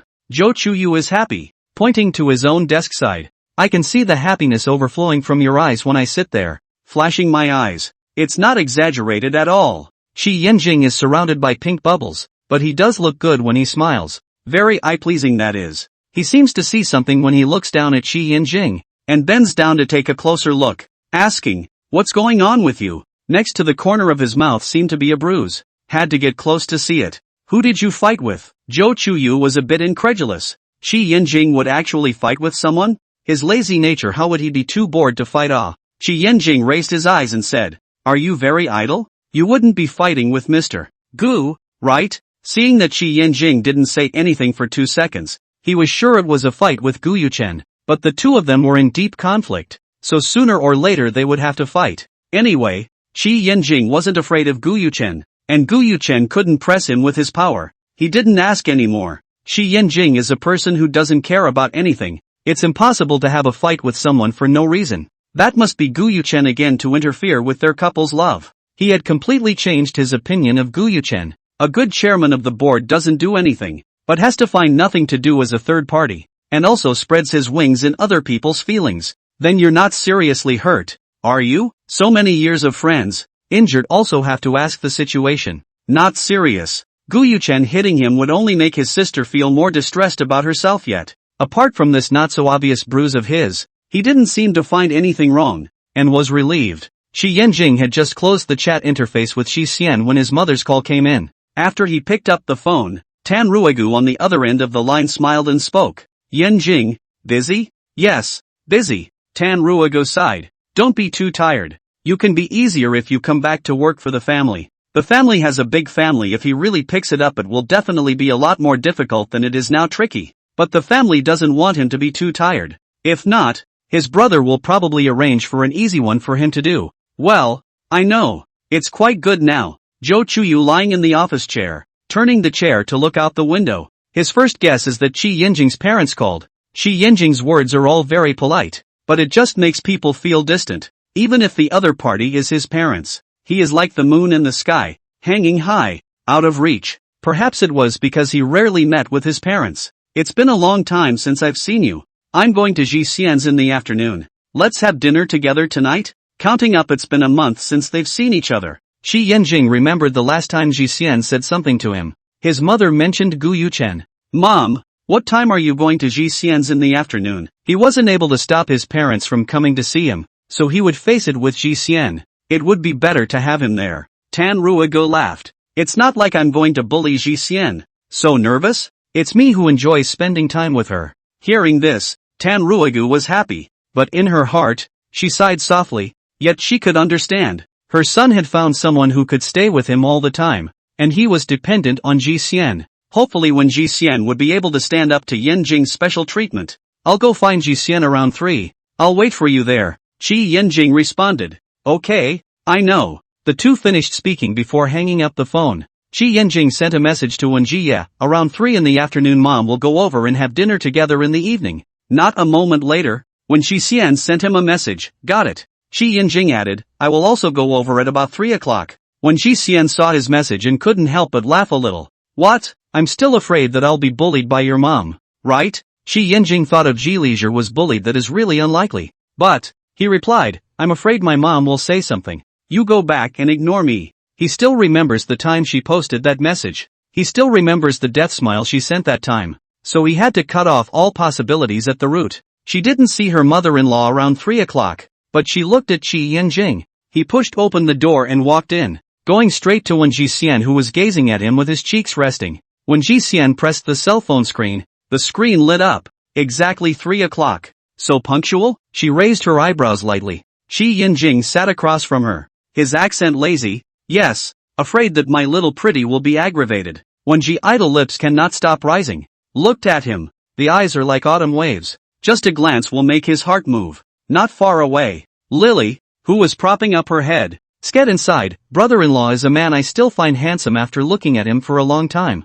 And the boss is really a perfect match. Zhou Qishir and Yu Qi both thought the same. Suddenly conspicuous Bao opened his mouth. Am I not handsome? Lily and Yu Qi looked at him at the same time and nodded their heads indisputably. Handsome. But, this kind of handsome is different. You have that kind of arrogant and wanton teenage feeling on you. Lily thought about it. Gu always has that kind of mature sophistication that kills in the shopping mall. His eyes that look at garbage are actually quite absolute. It's the people that don't work. Brother-in-law is neutralized. Not the kind of Gu that looks like he has 600 hard eyes. Not the kind of you that lacks a hard eye, calm and self-possessed. It's too absolute. Yu Qi yelp, lady, do you usually read this kind of literature? Zhou Qi sure, no, I didn't mess with you. Lily let out an undisguised laugh of excitement. The heated discussion over there was completely unknown to their side. After waiting for 10 minutes and not waiting for Tan Ruigu, Qi Yanjing opens his mouth and asks her, you go and get busy first. There's nothing to be busy about.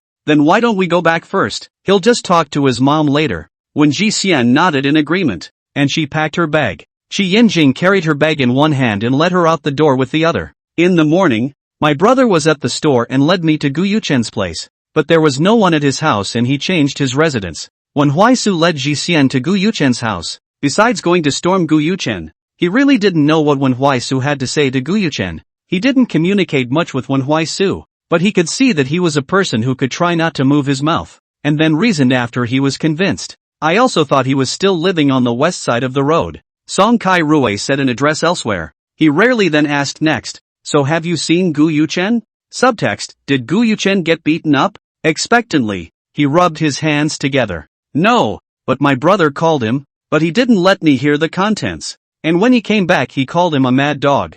Ha! Really recognized mad dog. Wen Jixian carefully stared at his face for several moments and asked, "Does it still hurt?" He looked into Wen Jixian's eyes. "It hurts." His sister would be so heartbroken. Wash the concealer first. She pulls Qi Yinjing and prepares to go in the direction of the bathroom. Qi Yinjing tugs on her and speaks, "Wash it at night, lest his mom ask questions." Wen Jixian naturally knew what he thought, so she let him be. Qi Yinjing took down the gauze wrapped around her little arm and reapplied the ointment once more. Fortunately it wasn't particularly serious. Until 5 o'clock, the two set off to the restaurant. Entering the private room, not only her mother-in-law but also Xia Anruo. After Wen Jixian politely called out to them, she heard Tan Ruogo say, "I'm sorry, Jixian." And Ruo also said she wanted to come over to see you. She insisted on coming over on her own, so I went to pick her up on the way, and there was a delay. Xia Anruo was pregnant, so she really had to pay attention in the early days.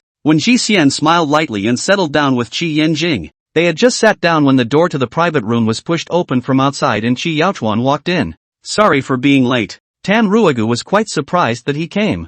Qi Yaochuan had a banquet to attend in the evening, but he put it off. And since he was discharged from the hospital last time, he hadn't taken the time to come over to see how his siblings' wounds were healing, so it was only right that he should come over to take a look as an older brother. After all because of him. Moreover, his wife is also here. Taking advantage of today Qi Yaochuan sat down beside Xia Anruo. "Ji Xian, how is your injury?" Xia Anruo asked out first. After Ji Xian was discharged from the hospital, she couldn't wait to visit once every 2 days. People were injured for her, but her brother didn't want to let Ji Xian have too much involvement with the family, so it's been until today. Although he also sent messages with her, but it's not as good as a face-to-face look. Recovering quite well. Tan Ruogo couldn't help but wonder. "Last time I visited you, didn't I use no gauze? Didn't pay attention to the bump." Qi Yinjing picked up. Qi Yaochuan said, "Pay attention to safety." He turned his head and said towards Qi Yinjing again, "You watch out too." "I know." When Jixian raised her eyes to look at Qi Yinjing, he was already very meticulous, more thoughtful than her. Sometimes his meticulousness flattered herself. How could she have never thought that the original two people together could be so in sync? There would not be any point of aggravation. The premise is to be loved. It wasn't a one-sided comeback like the last paragraph. It was a two-way street. He is worth it. Qi Yinjing slightly sidestepped. The corner of his lips pulled up a trace of arc, close to her ear with only a voice that only two people could hear, and laughed in a low voice, "Go back and slowly show you." She stared at herself for what had to be more than 10 seconds. That adoring eyes, he couldn't take it. There were still people there. Wen Jiao. Help! She died. She pretended that nothing seemed to have happened and quietly moved her gaze away, slowly lowering her head. As long as she wasn't embarrassed, it was others who were embarrassed. But Xia Anruo didn't hold back her laughter, and the defense in her heart instantly tensed. The tips of her ears were colored red. Qi Yinjing clearly saw it, thinking that it must be a little hot. Xia Anruo coughed and picked up the chopsticks to dissolve her embarrassment. "Eat." For Qi Yinjing's change they are witnessed. Still a little surprised. Especially Tan Ruogu.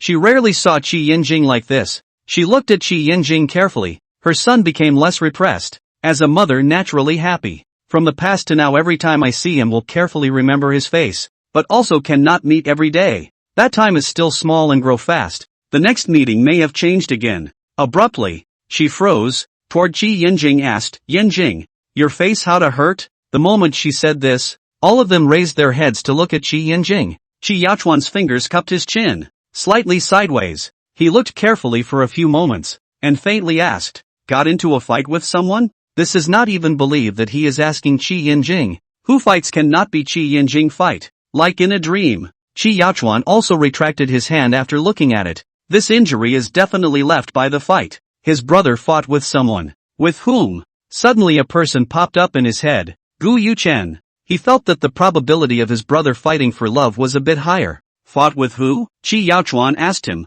Qi Yinjing's voice was calm. Gu Yuchen. Sure enough, it was him. Qi Yaochuan asked. Lost or won? Fighting is nothing. Besides, Gu Yuchen set Qi Yinjing up last time. This account must also be counted. When Ji idol Xie Anruo. Almost. Anyway, he ended up walking out of Gu Yuchen's house. Tan Ruogu's face immediately sank. Again because of Gu Yuchen. Because of this predecessor of Wen Jie's. He had given Qi Yinjing several swings, and now he was directly fighting again. She looked at Wen Jixian, her tone not to be trifled with. Jixian, what's going on? Qi Yaochuan frowned slightly. His brother is going to be with someone else. Since he knew about the existence of this ex before they got married, then he had to take all the risks. It's just an ex. It's nothing. It's hard not to be able to turn over the sky. He also learned that the Wen family and the Gu family friendship. Forgive him not dare to do what excessive things to. But his parents in the matter of Qi Yanjing is extraordinarily obsessive care.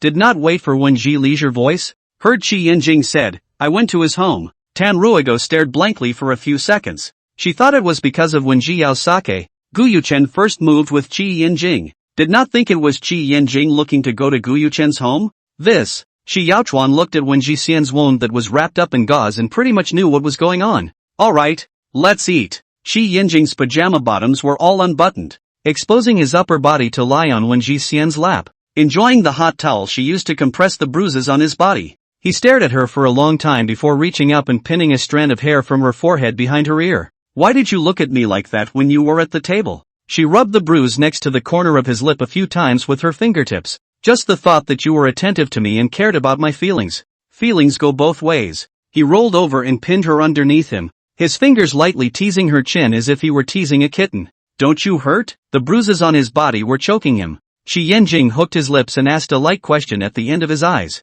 Where does it hurt? Wen Jixian instantly understood. Her face instantly flooded with thin powder. Biting her lip and inclining her head, Qi Yanjing kissed her on the face. A little hot, fragrant and soft. It is quite painful. He contained her delicate and small earlobe, lightly related. So, Miss Wen can help me? He was also oddly polite. It was true that the more restrained a person was, the more waves he indulged in. The sense of contrast is too strong. The bed wasn't big. He slightly got up and reached out to be able to reach the drawer, pulled it open and took a box of birth control out of it. Why doesn't Ms. Wen look at me now? His voice contained a smile, low and compelling. When she leisurely listened to his sentence after sentence of Miss Wen, this kind of name with a bit of distance, from his mouth out but a bit erotic. Qi Yanjing teased her for a while, but did not do anything. The night before that fight, his whole body aches. 28 years, although on a variety of self-defense courses, invited a number of professionals to teach him,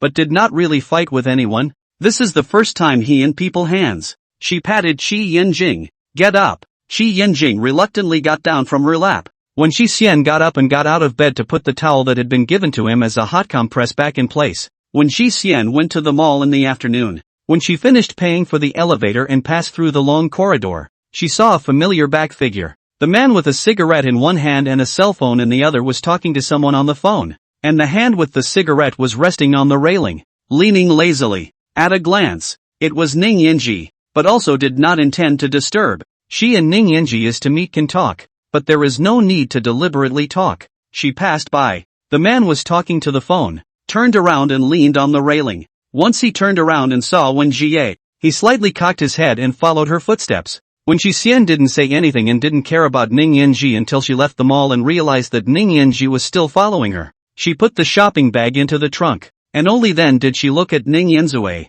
She waved her hand towards Ning Yanja and was ready to get into the driver's seat, but she didn't expect him to take the first step and pull open the door of the passenger side of the car, and very naturally sat in it. When Jixian bent down from the car window to look inside Ning Yanja, he was still on the phone. Felt her gaze, he turned his head sideways to look at her, revealing a smile, a look of trouble you punching expression. She got into the car. She was going to the store, and did not ask him what he was going to do. Who let him get into his car? She drove straight to her destination. He made this phone call she roughly is all listened to, as if it is a confidential project. This all dare to say outside? He is really big-hearted.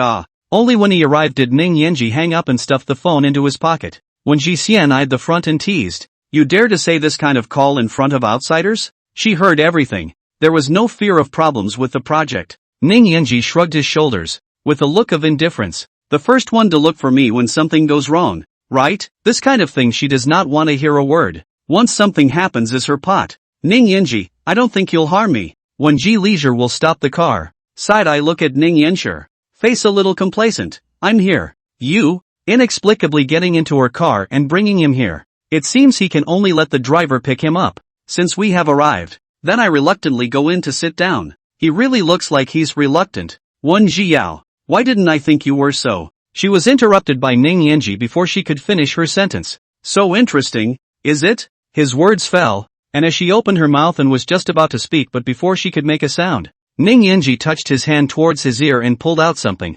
spreading his hands in triumph. When Shi Xian maintained her smile, but still said, "Why so cheeky?" After she finished speaking, Ning Yanji repositioned his hand at his ear and stuffed something, even more complacent, pushing open the car door to get down. He had just gotten out of the car when he saw a familiar car on the opposite side of the road. That string of beautiful numbers, enough to beckon. For a moment, four eyes were facing each other. When Ji Xian also got down from the car, and at a glance, he saw Gu Yuchen's car, traveling extremely slowly. Ever since Qi Yinjing and Gu Yuchen had a fight, everything had gone quiet, and she hadn't seen Gu Yuchen for a long time, making her forget about this person. There were two roads between his home and the company that he could take. One was to pass by her, but this one was a little farther around, about 7 or 8 minutes, so he rarely walked this way, occasionally walking for a change of passing scenery. Gu Yuchen was too calm, and Ning Yanji was still a little surprised. It didn't stay for a moment. Gu always puts down the butcher's knife? Ning Yanji teased. Previously, Gu Yuchen's behavior was obvious to all, hurting the enemy by 800 and damaging himself by 1,000. Surprisingly, he only looked at it lightly. When Ji Xian locked the car door, didn't take it seriously, and went into the store, Ning Yanji followed behind her and also went in. Ning Yanji ordered 2 cups of coffee and sat across from her. Looking around, redecorated? It was just completed some time ago, she added. Why are you alone in the mall? Going to take a look. Just closed down. So it was to look at his own property. If I don't follow you, you left without even saying hello to me? When Jiao, or what, say hello to you in sign language before leaving? Ning Yanji laughed. I haven't even talked about you yet. What are you doing getting into my car for nothing? Don't have anywhere to go by yourself? By the way, I'm not doing anything today anyway. Where to go is not to go. His eyes fell on Wen Ji Leisure's small arm. Last time or wear long sleeves now is the time of the hot summer. So long past. Good almost. He did not ask. Ning Yanzue turned the cup. The heart is still thinking about how Gu Yuchen's so abnormal. It is hard not really packed by the family? Between him raising his eyes, when Ji Xian voiced out first, don't want to hear about Gu Yuchen.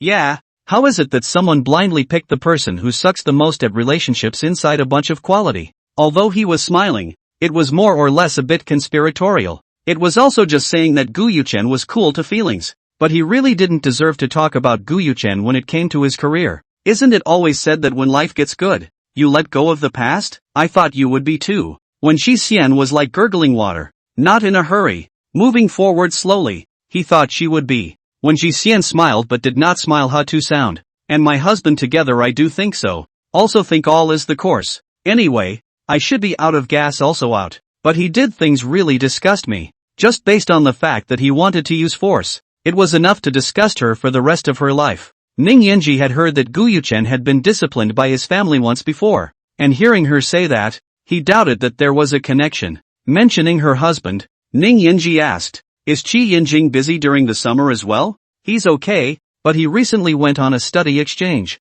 She stirred the coffee in her cup, the spoon bumping against the ice making a slight rattling sound. She looked out the window with one hand on her cheek, raising her lips. We're going to hang out together when he comes back. Ning Yanji looked at her. She would always say something that made him yearn for something, including herself, and in his opinion that was beauty itself. He said, then have fun first. As the two of them were talking, Zhou Qishir scurried over. Boss, I have to go back in a couple days. He still remembered. When Shi Xian told him that if he wanted to leave to let him say something in advance, so she could recruit in advance. When Ji Xian nodded, it was expected. Zhou Qishir came here for fun. He was going to leave any time. He vocalized like a speech. You really don't say. I really can't let go. Can't let go of my dear boss. My lovely colleagues. Then don't go. When Shi Xian directly interrupted his spell casting with one sentence, Zhou Qishir choked. When I didn't say it. Definitely a bit reluctant to leave. But he had to go back to run. He ignored Ning Yanji next to him and sat down. Boss, this time my parents gave me a leg up, saying that there's a recent course, so I should go back and listen to it first, and then they can arrange a position for me later. No wonder. It turned out that it was the parents who gave a step down. Otherwise it was estimated that they would have to stay up for a while longer. Boss, don't worry. I will definitely come back to see you often. When Ji Leisure listening to his tone, how so like to the widow and orphan said, when are you leaving? Joe Chisher, holy shit, you want me to leave so badly? Came back to recite the mantra, I'm a drenched puppy on the side of the road. I'm plan B, When Ji Xian laughed while directly snatching the answer. You're option D, you're expired milk, you're a discarded sunflower. Any more? Interrupting his spell casting once again, Joe Chisher pursed his lips as she snatched the answer. And after she finished thinking back for a moment suddenly became happy. Ning Yinji glanced at this 20-something-year-old brother with his arms wrapped around him and couldn't help but find it amusing.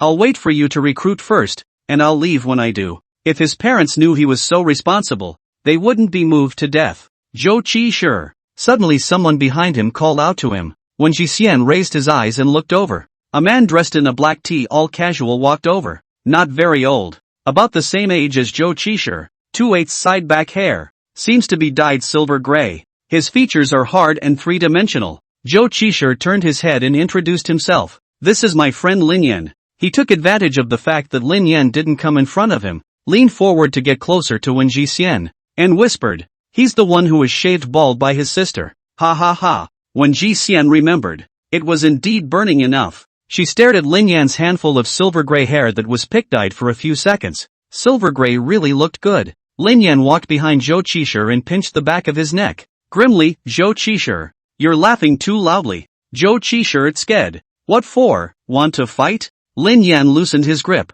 lowered his eyes to look at Wen Jie, and then swept his eyes at Ning Yanji who was sitting across from him. She's my boss. Only then did he turn his head to look at the man beside him. He must be my boss's friend. Ning Yanji took a sip of coffee and smiled. Lin Yan flashed a smile towards Wen Ji Xian.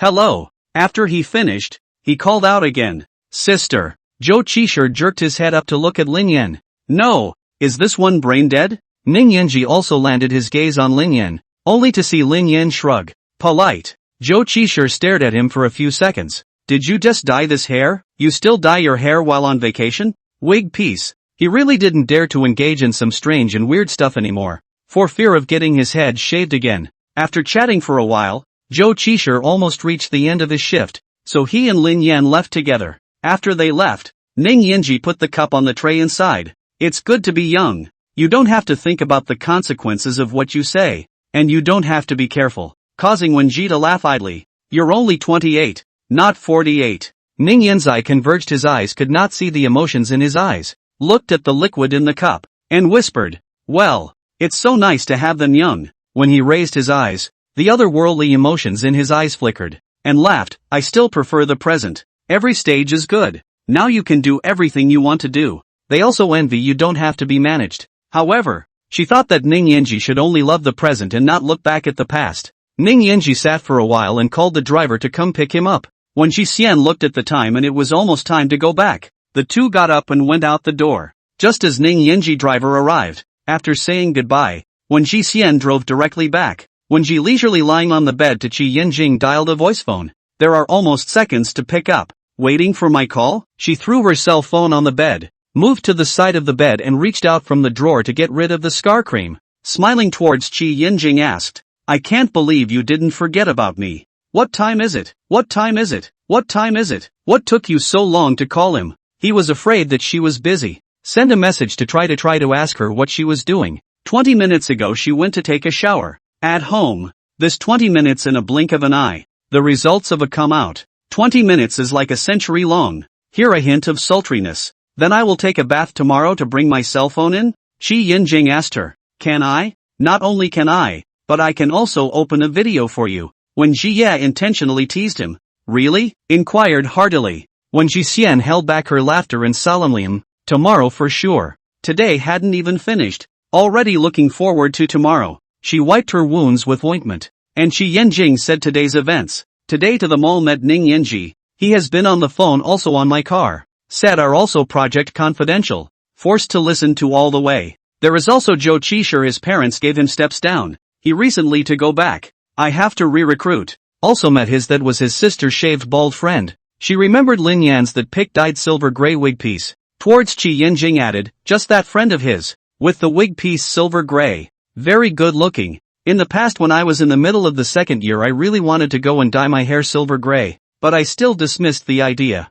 Qi Yanjing listens to her and searches for silver gray hair color, while asking, why? When Ji Xian laughed, because Kai Rui went and dyed it red. Most of the hot-blooded tomatoes male protagonists at that time had red hair, and he got madly distracted. As a result, he came back after dyeing it and got a lecture, and then dyed it back after a few days. So I think I'd better take a look at someone else's. That was all in his teens. Now according to Kai Rui's nature, he probably wouldn't have gotten all that fancy. He made a note that she liked silver gray hair color. When Ji leisurely finished smearing the ointment and put it back in the drawer to lay down on the bed, she chatted with Qi Yanjing until bedtime before hanging up the phone. When she took her nightgown into the bathroom, she suddenly remembered what she said to Qi Yanjing last night. Eyes flow hooked lips, and from the bathroom inside came out. Picked up the phone to Qi Yanjing, sent a voiceover, bath. See? Qi Yanjing saw this message when stunned. To really? This is his wife. Naturally can see. Qi Yanjing, can it?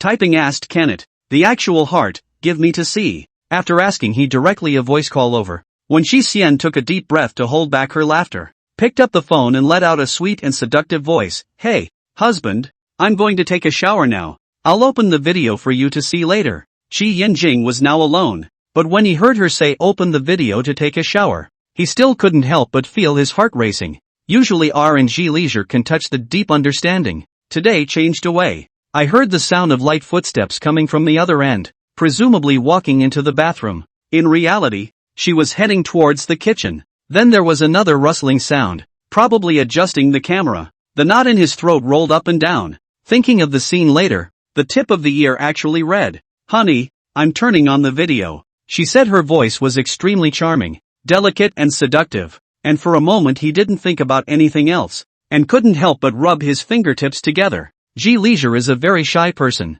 Teasing a little body will be flooded with a faint pink color. He thought Ji Leisure should be back to the camera, revealing a slender waist, half covered. The sound of clattering water came from over there, and his lips began to dry just thinking about it. When the other party requested a video call, Qi Yanjing's fingertips hung above. His heart prepared for 2 seconds before he pressed connect. Looking at the screen he was silent for a few seconds. Abruptly snorted sound, was angry laugh. When Ji Idol also used her delicate and soft voice to say, husband, good looking? On the screen, when Ji Xian's small white hand held 4 crispy jujubes and rinsed them under the water flow, and asked him if they looked good. It was washing the dates. Qi Yanjing's cell phone screen is facing himself. See the index finger curled up against the lips. Give him the whole silence. When Ji Idol see him this look, laugh super loud. His silence was deafening. Qi Yanjing knew she was happy, and the corners of her lips pulled up an imperceptible arc. She turned off the water flow and laughed almost as much,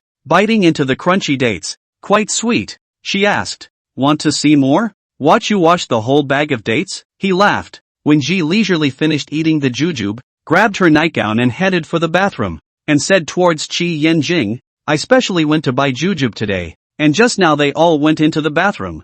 I almost forgot to wash the jujube for you to see. Qi Yanjing now heard her say wash jujube 2 words, on the extra helpless, but also feel funny. Who's a good person to pull this stunt? When he saw the familiar bathroom door, he said, go take a bath. Not watching? She set her cell phone on the counter. Get in the shower. Go back and have something to watch. There was no hurry for this moment. When she leisurely also went in to take a shower, Qi Yanjing listened to the sound of water flowing from the other end of the cell phone, subconsciously jumping out of his head some images that tormented him hard. He got up and went to the bathroom. When Zhiyao came out of the bathroom, he said 2 words and did not hear Qi Yanjing's voice, walked to the camera and looked, and did not see Qi Yanjing's figure. He was not there. After smearing skin care products, when Qi Xian took the phone back to the bedroom, as usual, smeared the ointment, heard a slight movement coming from the other end. When Qi Xian voiced out, what did you do? Taking a bath. Qi Yanjing felt like he came out of the bathroom with chills all over his body. Do you really want to see me take a bath today? She turns her words around. Will it feel like watching a movie? Qi Yanjing sucked in a breath. Baby, don't talk about this midnight scene topic in the middle of the night, okay? I just took a cold shower. It's cold now. I don't want to take a second one in the middle of the night. When Qi Xian heard him say cold shower and couldn't help but be curious. I just washed a date. Crispy date only. Can this also think of anything? Shouldn't it be that all desires collapsed the moment she took out the crispy dates? Yes. She wrapped the quilt around her and lay down, not mentioning the topic just now. Then don't catch a cold. Then you have to make it up to me when I come back. When Ji Xian's eyes widened. Too vicious. It's clearly you who is not pure in thought. Brother can't say anymore. Can't guarantee that you'll say something later? You'll have to book a second cold shower tonight. Shi Yanjing listened to this pretentious voice of hers. Still caught in his throat, he reluctantly said, I'm going to sleep. When Ji leisurely looked at the time, 8 o'clock, she laughed out softly, go to sleep. If you fall asleep you won't be able to hear me. Shi Yanjing directly placed his cell phone next to his pillow and fell asleep. After a while of no sound, when Ji Xian asked in a very low voice, sleeping? Shi Yanjing was half asleep when she heard her voice and seemed to be more at ease and fell asleep. She hung up the phone at 10 o'clock. The next morning, she washed up and made breakfast, and in the middle of it, she sent Shi Yanjing a good morning, but the other party didn't respond, so she put away her phone and started eating. After cleaning up, she carried a garbage bag and headed downstairs. It was raining outside. She ran into the rain from the eaves, quickly went to throw away the garbage. When she ran back, she saw a familiar figure not far away. She accelerated her pace and ran over, directly holding the other side of the hand pulling the suitcase. Shi Yanjing's cold back of the hand was suddenly wrapped in warmth. His side of the face for a moment of coldness instantly disappeared. Will umbrella inclined to her. To the eaves, Shi Yanjing collected the umbrella, took out a paper towel and wiped the rain on her face, on her bright crystal eyes. Why are you so early? It's only 8:40 now. Surprised to see him. 6 o'clock airplane. When Ji Xian held his arm and went to the elevator. So early, so tired. Shi Yanjing ruffles her slightly damp hair above with his hand. But I can see my little pretty early. Back home. Shi Yanjing put down his suitcase and heard her mutter behind him. You didn't even say you missed me. He moved a turn to face her, leaned down and blocked her lips. The neckline between the neck was pulled long and straight. The action is gentle and with an irresistible aggression. She was a little unable to stand. Shi Yanjing pinched her waist pressure fundamentally did not intend to let go of her. See her small face suffocated red. Kisses along the way down on her neck. He gently sucked on the neck, leaving a little ambiguous traces against her forehead, with the palm of his hand gently caressing Ji Xian's cheeks, his thumb rubbing the pink lips, with a hint of lust. Low horse, how would not want you? It was because he wanted to see her earlier that he rushed back early in the morning, hoping to see her once at home. When Ji Xian instantly looked like a haughty kitten with its tail up. Alright, you're forgiven, causing Shi Yanjing to burst into laughter. Going to the store? He didn't want to delay her. She had planned to go after taking out the trash, but he came back. No, I'm going to stay with you for a while. After saying that, she asked, have you eaten? Shi Yanjing nodded. Eaten. When Ji Xian felt that he didn't want to delay himself, and asked again, then are you sleepy? Why don't I see you fall asleep before I go? Shi Yanjing pinched her little face. I went to bed at 8 last night. It's raining. I'll send you there. Shi Yanjing sent her to the front of the store. The rain stopped midway and the air was fresh after the rain. See you tonight. Before she was about to get off, Shi Yanjing pulled her from the passenger seat into his arms and kissed her on the lips. The soft lips collided with each other making him a hairy, disorganized breath. The rain stopped on the road pedestrians on the more up. This public. Shi Yanjing kissed her for a while before regaining consciousness will be lowered on the car window up most of the way. He let go of Ji Xian when he opened the driver's door, smiled and said, see you tonight. When Ji Xian went down from his lap, stood on the ground and straightened her skirt, waved her hand towards him and trotted into the store. Shi Yanjing watched her back until she disappeared without turning her head. His wife was like a little girl in hot love. Their love will always be hot love. He pulled the corner of his lips lightly and withdrew his gaze. His residual light suddenly caught a glimpse of the car across the road, and the corners of his upturned lips instantly froze.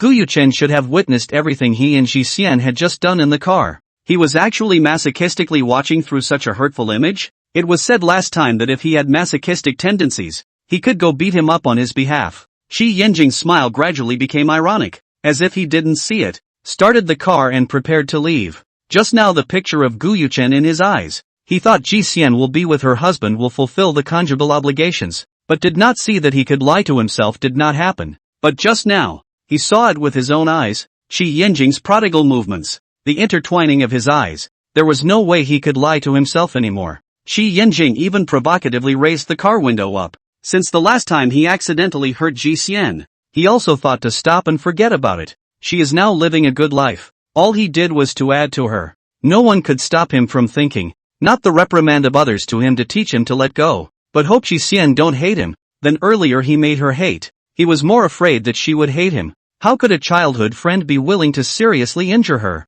He chose to avoid seeing her, occasionally passing by to be able to look at her from afar. These days passed. His own restless heart gradually calmed down. But, when he really saw this scene, he realized that it was simply impossible. He was going crazy with jealousy. The veins in his hands gripping the steering wheel were rippling. The root veins under his white skin seemed to be visible. The raised tendons at the corners of his forehead were jumping wildly, and chills rose throughout his entire body, like a basin of water drenching him from head to tail. When he thought of what had happened in the past few months they were together or was more excessive than he had imagined. It was as if he had lost his mind, and he stepped on the gas the moment Qi Yinjing started the car. Qi Yinjing didn't even try to pay attention to him, but he didn't travel far before he saw Gu Yuchen's car following him in the rearview mirror, and he silently increased his speed. He doesn't have much ambition, and his desire to win is not heavy, but if the target is Gu Yuchen, he still wants to try to win, but also just try. After all, the car performance is here.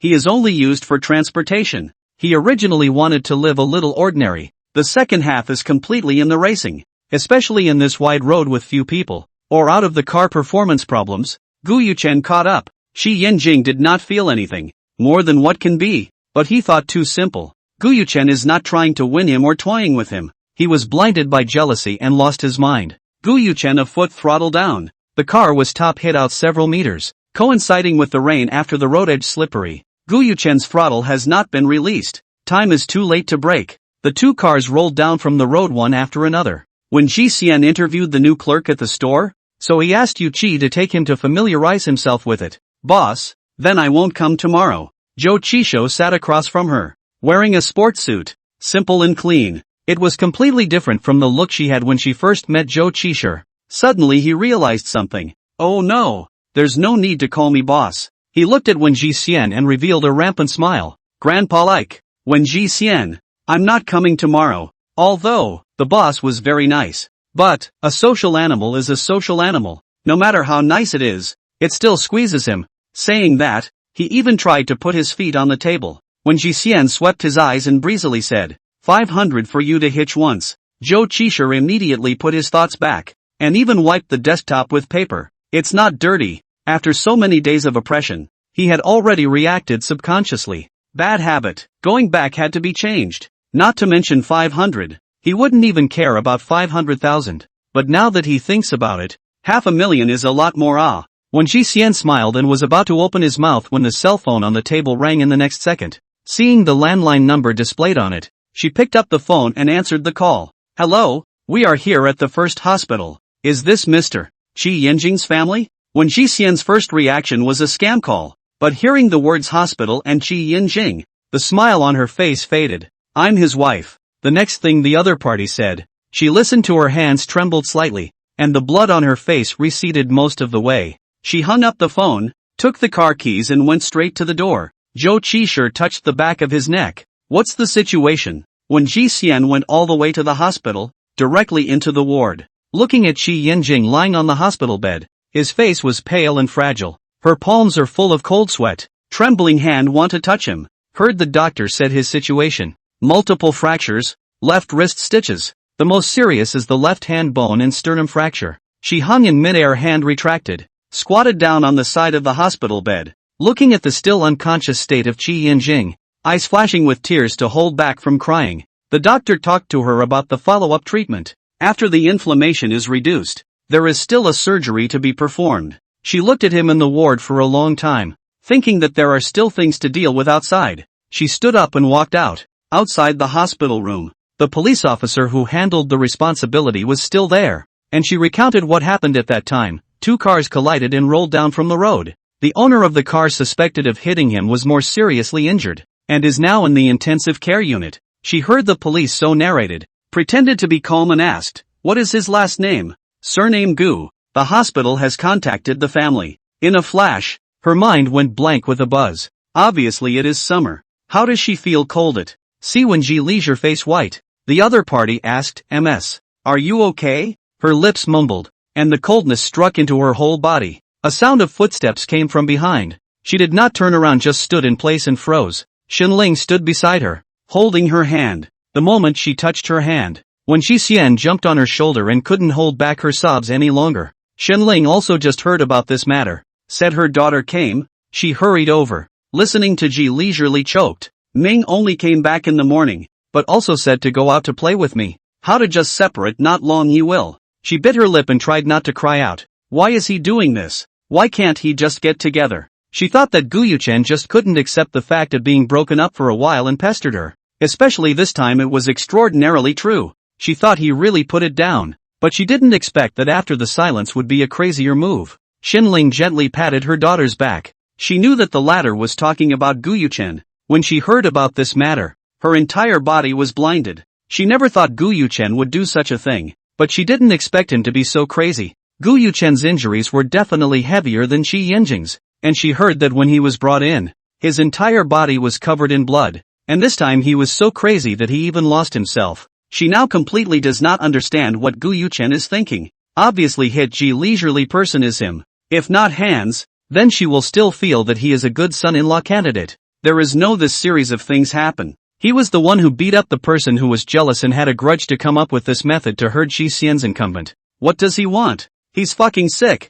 I just passed by the intensive care unit and saw Gu Yue and Zhao Wan, and she didn't say anything when she rushed over. When Ji Xian wiped her tears and took a deep breath as she negotiated with the police. After it was over, she re-entered the ward. Shenling followed her in and whispered to Ji Xian. With such a big event, you have to notify his parents, right? When Ji Xian was silent for a few seconds. I will. Shenling sighed silently in her heart. Looking at Ji leisurely eyes have been staring at Qi Yanjing. She stayed for a while and also went out. The aftermath would still have to depend on his parents' wishes, but she knew that Qi Yanjing's situation was different from others, and if she made this call now, perhaps she wouldn't be able to see Qi Yanjing for a while. She lowered her eyes and laughed to herself. But yes, it is because of her that Qi Yanjing is lying here. If he hadn't married her, he wouldn't have had any interactions with Gu Yuchen, and he would still be that clear-eyed professor, being an ordinary person in his world. She finally understands the kind of mood Qi Yanjing felt last time when he said he thought about splitting up with her but couldn't let go. As long as Gu Yuchen was still around them for a day, that was an untimely bomb. She tried to throw away all those thoughts in her head. She was Qi Yanjing's wife. She had to take care of him. Marriage wasn't just her idea alone. She couldn't decide something too arbitrarily. She had to listen to Qi Yanjing as well. When he wakes up, say it to him. Song Kai Rue and Qin Zhili came over at noon, only to hear that Gu Yuchen was sent to the hospital in a car accident and was seriously injured, but did not hear exactly what happened. It wasn't until they came to the hospital that they learned that Gu Yuchen had hit Qi Yanjing. No one was shocked. Looking at the intensive care unit in front of them, a sigh of relief. Song Kai Rue's eyes sank slightly, feeling ridiculous in his heart. Gu Yuchen really did have a deep mind that no one could guess through. Even he, a person who grew up together and boasted of understanding him a few points, felt that Gu Yuchen had completely let go. And some time ago it was like going back to the time when he hadn't fallen in love with Ji Xian, working as usual, and calling them out to have a drink without mentioning the past in words. Occasionally you can see him smile. He thought Gu Yuchen is relieved. After all, he does not want to know idol hate him. Forced to let go. Get through that period of time will be good. I didn't expect to be caught off guard and given a big surprise. He was the best at weighing the pros and cons, so how could he lose himself in the process? He stared intently at the door. Gu Yuchen, you're really crazy. Until now, it was not completely sure if it was not life-threatening. After comforting Uncle Gu and Auntie Zhao, the two of them prepared to go see Qi Yanjing. If we were to say who had the greatest influence on Ji Xian's life, it would be Gu Yuchen. Qin Zhali snorted coldly. He rightfully enjoys love when he likes him, and then goes crazy when he doesn't. Affecting her for the first 10 years or so, and still planning to affect her for the next 10 years or so? She finished inside. Ji Xian will be sad. Song Kai Rui just wanted to say something, abruptly laughed helplessly. I just almost blurted out that after this time Gu Yuchen might have converged. With the previous lesson I no longer dare to speculate about Gu Yuchen's psychology. His mind mountainous road with 18 bends. He asked towards Qin Zhili. If you stand in Gu Yuchen's perspective, think about why Gu Yuchen would hit Qi Yanjing. Jealousy. He should have been irritated. Qin Zhili spoke out. Stimulated? Song Kai Rue converged his eyes. Just like the sea water ready to calm down. Calm to a certain degree makes people feel safe. Once with the help of the wind and waves past the calm becomes a reservoir of energy. Once again set off monstrous waves. The two of them lightened their footsteps and walked into the hospital room. Hearing the footsteps, Wen Jixian raised his eyes to look at them. Song Kai-roi asked, "How is he?" "Multiple fractures." Xin Zhaoli wrapped his hand around the seated Jixian. "It's fine. Don't worry." Song Kai-roi glanced at the text above the bed, and after reading it, he felt that he just had to recuperate in this situation, and it would take a bit longer. In fact, he was quite surprised that Qi Yinjing, as the one who was hit, had less than half the injuries of Gu Yuchen, the one who hit him. Listened to the witnesses said. There was nothing on the road. Did not see in the end is not intentionally hit. He passed by only saw the two cars at the same time rolled down. Behind the car hit the front of the car turned over in the air to the front, but also by the second impact, so it is hurt so seriously. When Ji Idol stroked her vertically down at his collarbone of the hand, Xin Zhaoli will wrap her hand. Some cold. Song Kai-roi looked at the thermos box next to her, which hadn't moved at all. It was now 1 o'clock and she hadn't eaten. He opened the box and handed the chopsticks to Wen Jixian. "Eat your meal first." Wen Jixian didn't take it, just shook her head. "I'm not hungry." She didn't have any appetite at all, and her heart felt like it was being gripped, uncomfortably tight. Having no choice but to put the chopsticks back, she appeared to cover the lid of the thermos box. "I don't know how long he's going to be in a coma." She looked at Qi Yinjing lying on the hospital bed and murmured in a low voice. Xin Zhaoli and Song Kai-roi looked at Qi Yinjing at the same time. The fall may have hit his head and fallen into a coma. It will take some time. Xin Zhaoli let go and poured her a cup of water. She poured it and gave it a drink. "His parents haven't come yet?" Song Kai-roi asked as he leaned on the table and hugged his arms. Ji Xian should have been informed. When Jia pursed her lips, "I haven't said anything yet. It might get unpleasant after talking to his parents." She didn't have the heart to argue about anything right now. She just wanted to accompany him until he woke up. There was no way she would not remember to inform his parents. There had to be a hidden agenda there. They didn't say anything more, so there must be a reason for her. When she idly twirled her fingers, her gaze never moving away from Qi Yinjing for a while before she remembered something and looked sideways at the two of them. "It's after 1 o'clock. You guys still have work to do. Go back first." Xin Zhaoli and Song Kai-roi looked at each other. They really weren't of much use here. "What do you want to eat tonight? I'll bring it for you." Xin Zhaoli leaned down to inquire in a warm voice. When Ji Xian pulled out a smile towards her. "No need to bother. I really don't want to eat." Xin Zhaoli painfully touched her small face. "Then we're leaving. Eat something if you're hungry." When Ji Xian responded good, got up and sent them out. Watching them get off the elevator, she walked back from the end of the long corridor. Passing by the nurse's desk, she heard someone gossiping about Gu Yuchen. She walked right by and heard a few sentences. He was in the ICU and not completely out of danger. She suddenly had a sense of powerlessness. She hated Gu Yuchen, but now that he was like that, she had nowhere to send her anger. She closed her eyes and appeared back in the ward. After staying in the ward for a few hours, her parents made a visit, and she told them to go back first as well. It was 6 o'clock and Qi Yinjing had no intention of waking up. She thought she could wait until he woke up this afternoon. She looked out the window and took out her cell phone after a few seconds of silence. Her fingertips hovered above her mother-in-law's phone and paused. Kaiyinjing was their son, and she had no right to keep it to herself. She pressed her finger down and dialed Tan Ruogo's number. When she answered, a voice came from the other end. "Hello, Ji Xian ah?" When Ji Xian softened her voice, "Mom, Yinjing had a car accident and is now in the hospital." "You?" She did not finish her sentence. Tan Ruogu eagerly asked, "Where is he? Which hospital? How is he?" After Wen Ji leisurely reported the name of the hospital, she added, "Multiple fractures, still in a coma, not awake." Tan Ruogu's breathing became rapid. "I'll be right there." After saying that, the phone was hung up. She sat on the edge of the bed. Because it was a VLP ward, the ward was extremely quiet. Only the sound of medical machines operating could be heard. It didn't take long for the Chi family's parents to arrive, hurriedly entering the ward, with 2 doctors behind them, and describing Qi Yinjing's situation to them. Tan Ruogo and Qi Yuxing looked at Qi Yinjing still wearing a breathing mask. A burst of heartache, especially Tan Ruogo, tears in the eyes. When Ji Xian stood aside quietly listening to the doctor's words. After speaking, Qi Yuxing waved his hand. The 2 doctors also went out. "What in the world is going on? How could there be a car accident?" Tan Ruogu asked her. Qi Yuxing also looked at her, both waiting for her to speak. After they understood, they'd deal with the aftermath. Gu Yuchen drove his car into his car, and the 2 cars rolled off the road together. She answered truthfully. Tan Ruogo's eyes changed when he looked at her. "It's that ex of yours again." "Qi Yuxing, keep your voice down in the ward. Last time it was also that ex of yours. Because you targeted Yen Jing, this time you actually directly drove a car into someone. I was dissatisfied with you last time. I didn't realize that was just an appetizer.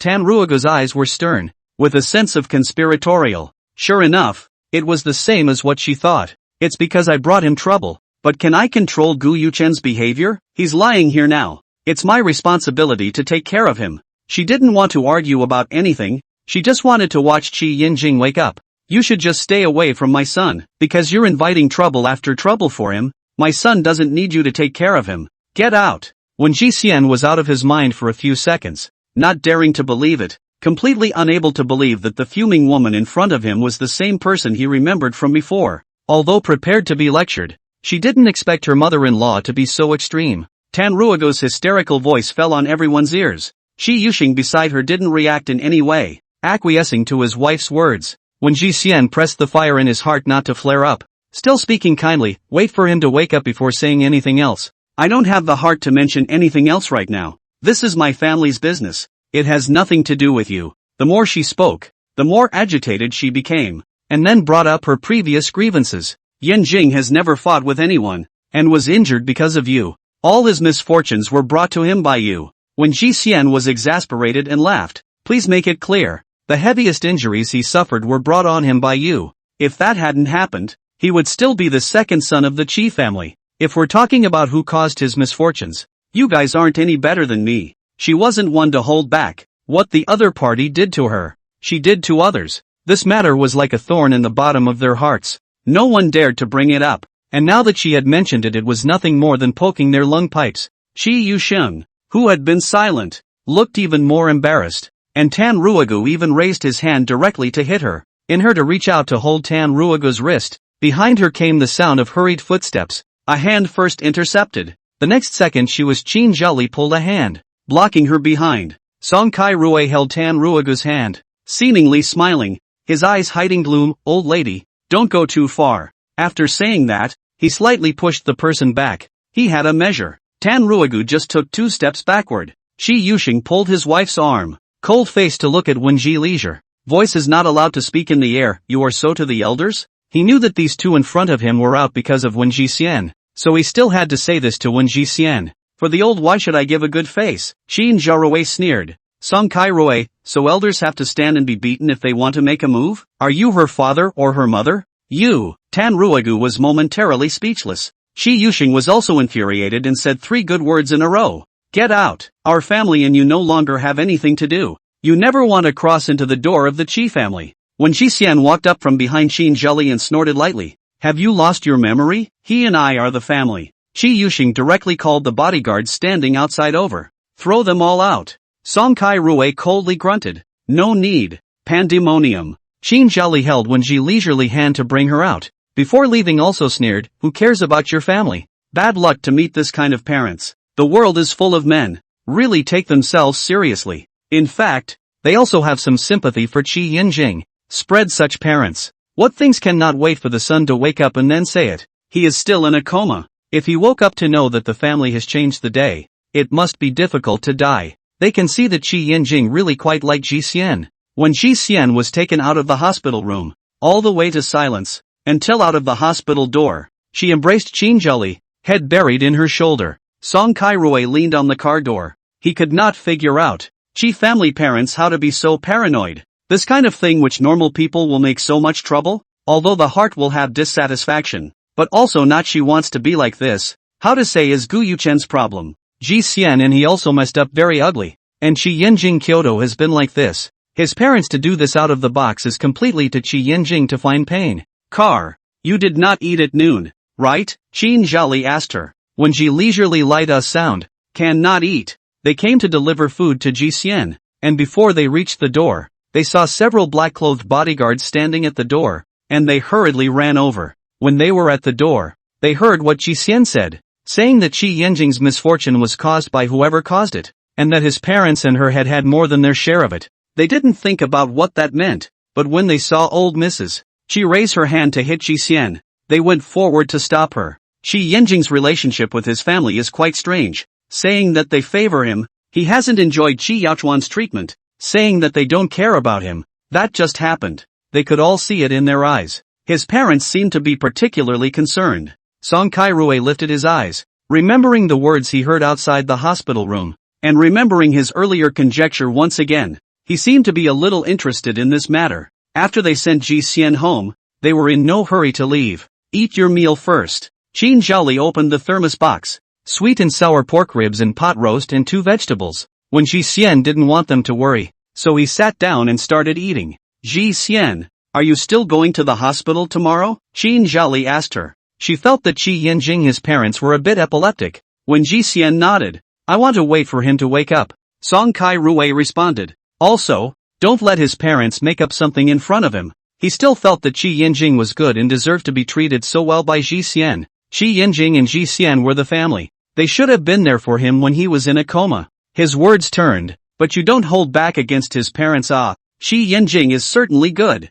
but the relationship is not entirely a matter of both sides. The parents are also the key. His parents have made a move with you today, so, I believe you can make a good choice. He still said more subtle. If Qi Yanjing woke up and wanted to reconcile his parents and Ji Xian, so that Ji Xian do not be angry, then he still suggests not to pass all day to the dead fish face parents. How good feelings will be washed away. But he is also just a reminder. After all, Ji Xian this person will never step back to tolerate each other's parents for the sake of feelings. Especially today are almost hands. When Ji Xian nodded, I know. Watching her finish her meal, they left. When Ji Xian took a shower and soaked in the water for a long time, but didn't feel a bit relaxed. It was only after an hour that she got up from the water and put on her nightgown. She sat on the sofa for a long time. The living room was frighteningly quiet. She looked around. Obviously she used to live alone. Why did she feel so empty now? Remembering that she still had to go to the hospital to see Qi Yanjing in the morning, she stood up and went to the kitchen,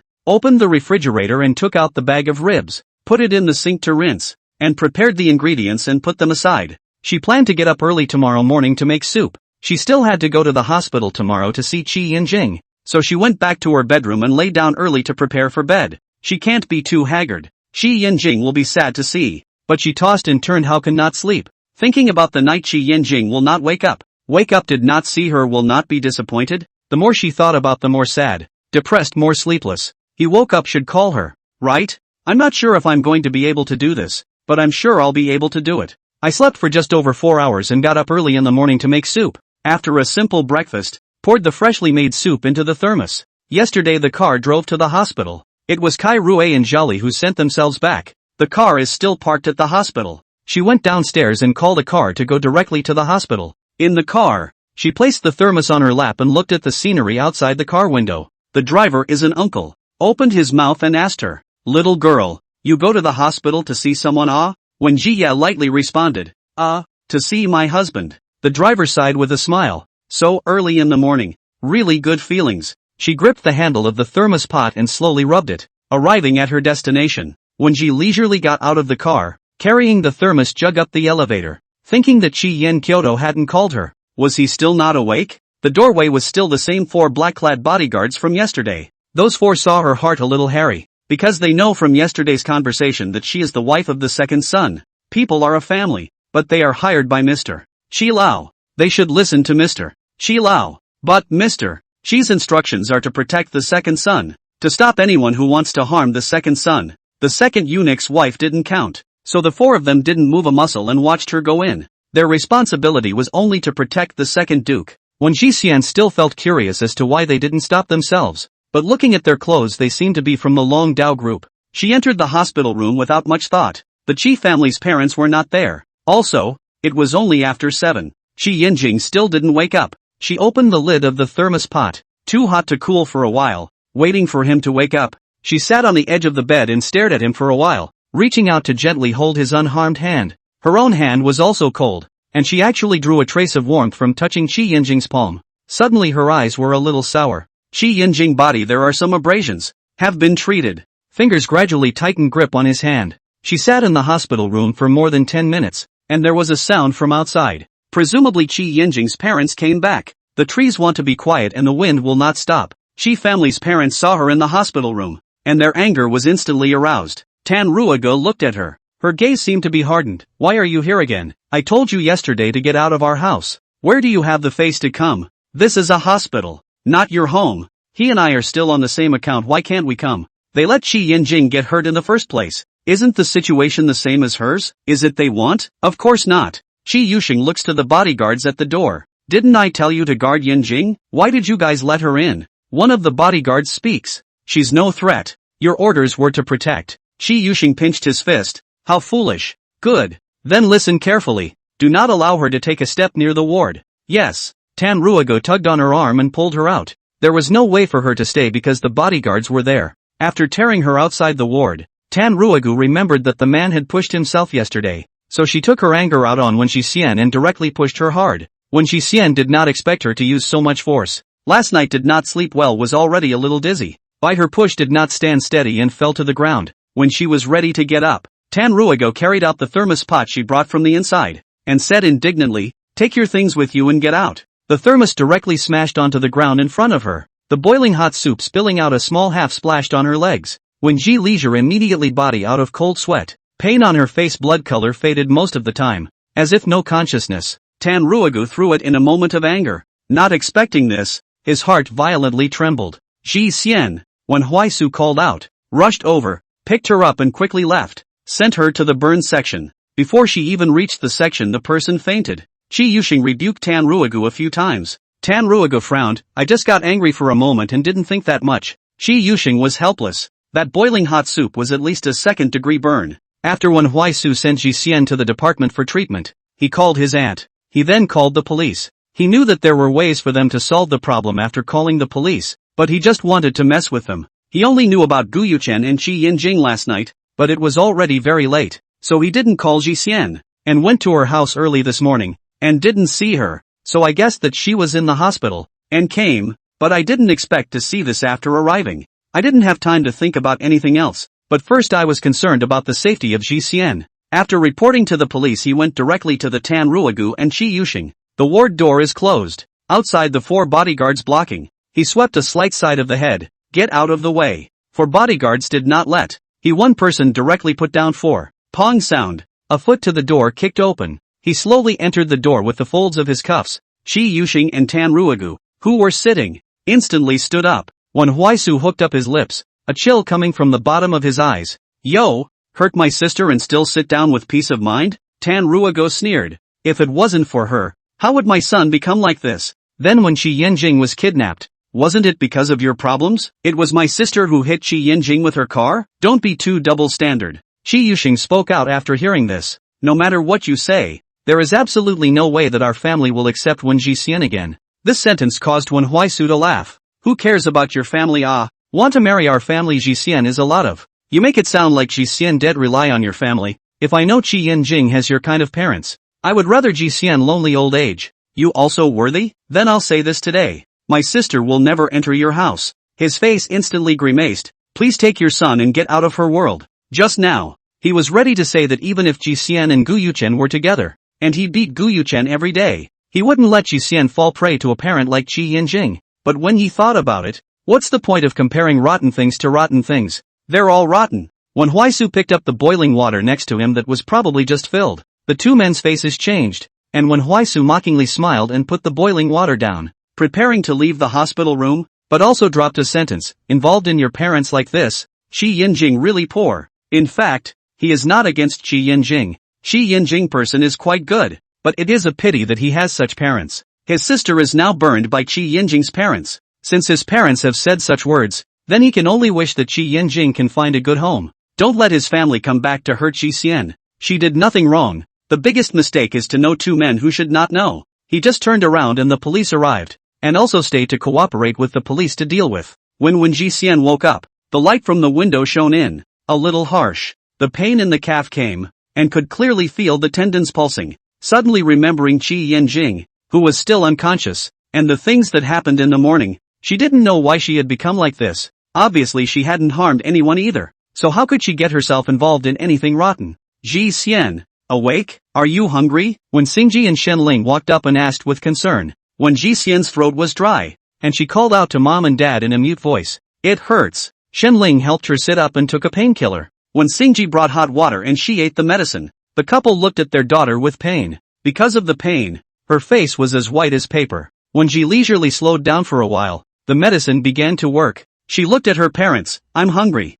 She was indeed hungry, and also had to divert some attention. When Singji brought the still warm meal and handed her chopsticks, she took the chopsticks and ate quietly for a while before asking, Mom and Dad, how was this matter handled? Deliberately burning her. How could they not be found to settle the score? Huaisu cooperated with the police to deal with it, checked the surveillance and took evidence. Wenji leisurely thought that it is estimated that in the end it will not be too serious, since it is handled by her brother. Her brother is also assured of doing things. Shenling voiced, Ji leisure. Shi Yanjing's side of the matter you do not care. Since his family have said so, there is no need to have contact with them again. When Singji had always practiced that mistakes don't harm the innocent, but it was impossible for something like marriage not to involve both families, and this time he agreed with his wife. How many injuries have you suffered because of their family? When Singji touched the wound on her little arm that had just healed not long ago and still had a scar, he couldn't help but feel heartbroken. When have you ever suffered this kind of crime? He finished standing up and walked to the window with his back turned without speaking. When Ji leisure holding chopsticks, lowered his head and lightly biting his lip, tears in the eye sockets. We also have complaints. At that time because of their family caused you to be injured we are also not happy. But we know they do not want to. People are fine. But not all parents are our kind of thinking. Stay away from people who will hurt you, okay? The family is enough for you to splurge. Even if you live alone in the future. It's okay. Mom and Dad only have you as a daughter. They were happy with Qi Yinjing, but they couldn't just look at him as a person alone. When Ji Xian silently took a deep breath, nodded and continued to finish his meal. It didn't take long for Wen Huaisu to come over, and because it was late, he let his aunt and uncle leave first, and he stayed here to watch. After sending them away, Wen Huaisu came in. Your second-degree disability is also enough for you to suffer. After saying that, he sighed and sat on the edge of the bed, looking at Wen Xian with her head bowed and her tears falling down. Not to mention, his sister's tears were really falling one by one, which was quite rare. He pulled out a few sheets of paper and wiped her a few times. Wen Xian said while choking, this painkiller can't completely stop the pain even after taking it. Wen Huaisu didn't stop his hand movements and laughed. It hurts more if you don't eat it. Don't rub it. Your face hurts to death. She sniffled and raised her hand to dislodge his hand. Wen Huaisu threw the damp paper towel into the trash can. When I came here just now, I heard that Qi Yinjing had woken up. Wen Xian pursed his lips and spilled out of his throat. Aha! In his heart, he couldn't help but breathe a sigh of relief. It's good to wake up in the morning to find his parents with a disease. Really think you rear their family? Where is the confidence? Anyway, my word's out. Let them take their son to roll. Qi Yinjing is right. But this situation is really not suitable to be together anymore. Don't want to hear about them. She looked at her bandaged calf. She didn't see the surface of the burned injury, but knew that the area wasn't small. When Huaisu shrugged and said something else, Guyuchen is still in the ICU. Still not awake. Is he seriously injured? She asked. In the past 2 days, as long as she was awake, she thought about how Qi Yinjing was doing, and could not think of anything else at all. Heavy sent to the hospital when the whole body is blood. Said to be the second impact, last night under a critical notice. Still alive. As the one who hit the person actually hurt more seriously than the one who was hit. Quite ridiculous. He can actually do such things. Wen Huaisu thought although loathe Gu Yuchen it, but still do not want him to die. Dead that what traces are gone. Alive is more tortured. It is a person all know Gu Yuchen regret. He likes to know leisure. But what did he do earlier to go? When Ji Xian reached out towards him and said, give me your cell phone. When Huaisu got up and went to the table, touched out a cell phone from her bag, sat next to her to see her cell phone screen. Do not know whether to send a message to Qi Yinjing. He estimated that Qi Yinjing woke up cannot get a cell phone. His parents will definitely have to control. He vaguely still a little worried for Qi Yinjing. Will not be his parents forced out what mental illness. When Ji idle open WeChat, several unread messages. Her eyes stopped on Qi Yinjing's WeChat for a few seconds, but scrolled down and clicked on Yuqi's chat interface. When Huaisu now understood that she wanted to explain about the store. You are quite competent. Not quite competent. His sister was competent in everything she did. When Ji Xian sent a message to Yuqi, I won't be at the store for a while, so you'll have to take care of things at the store. Yuqi, boss. How many days? While Wen Ji Xian was thinking, Wen Huaisu took the cell phone and typed in a sentence, at least 1 month. After typing it in, he shoved the phone back into her hand. Yuqi thought that the boss was going out to play with her brother-in-law. So she was relieved to return. Okay.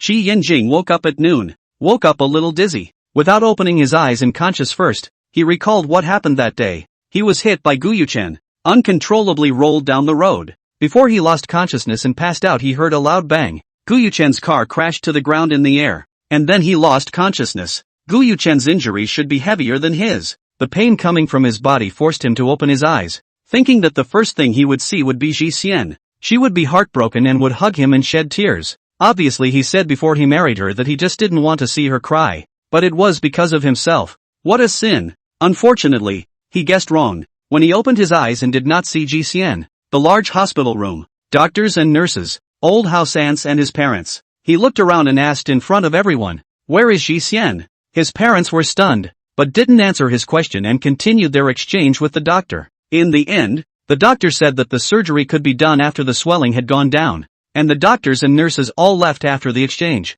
Qi Yanjing sensed something was wrong. Ji Xian could not have not waited for him to wake up. Ji Xian liked him the most, and hoarsely asked, "Where did Ji Xian go?"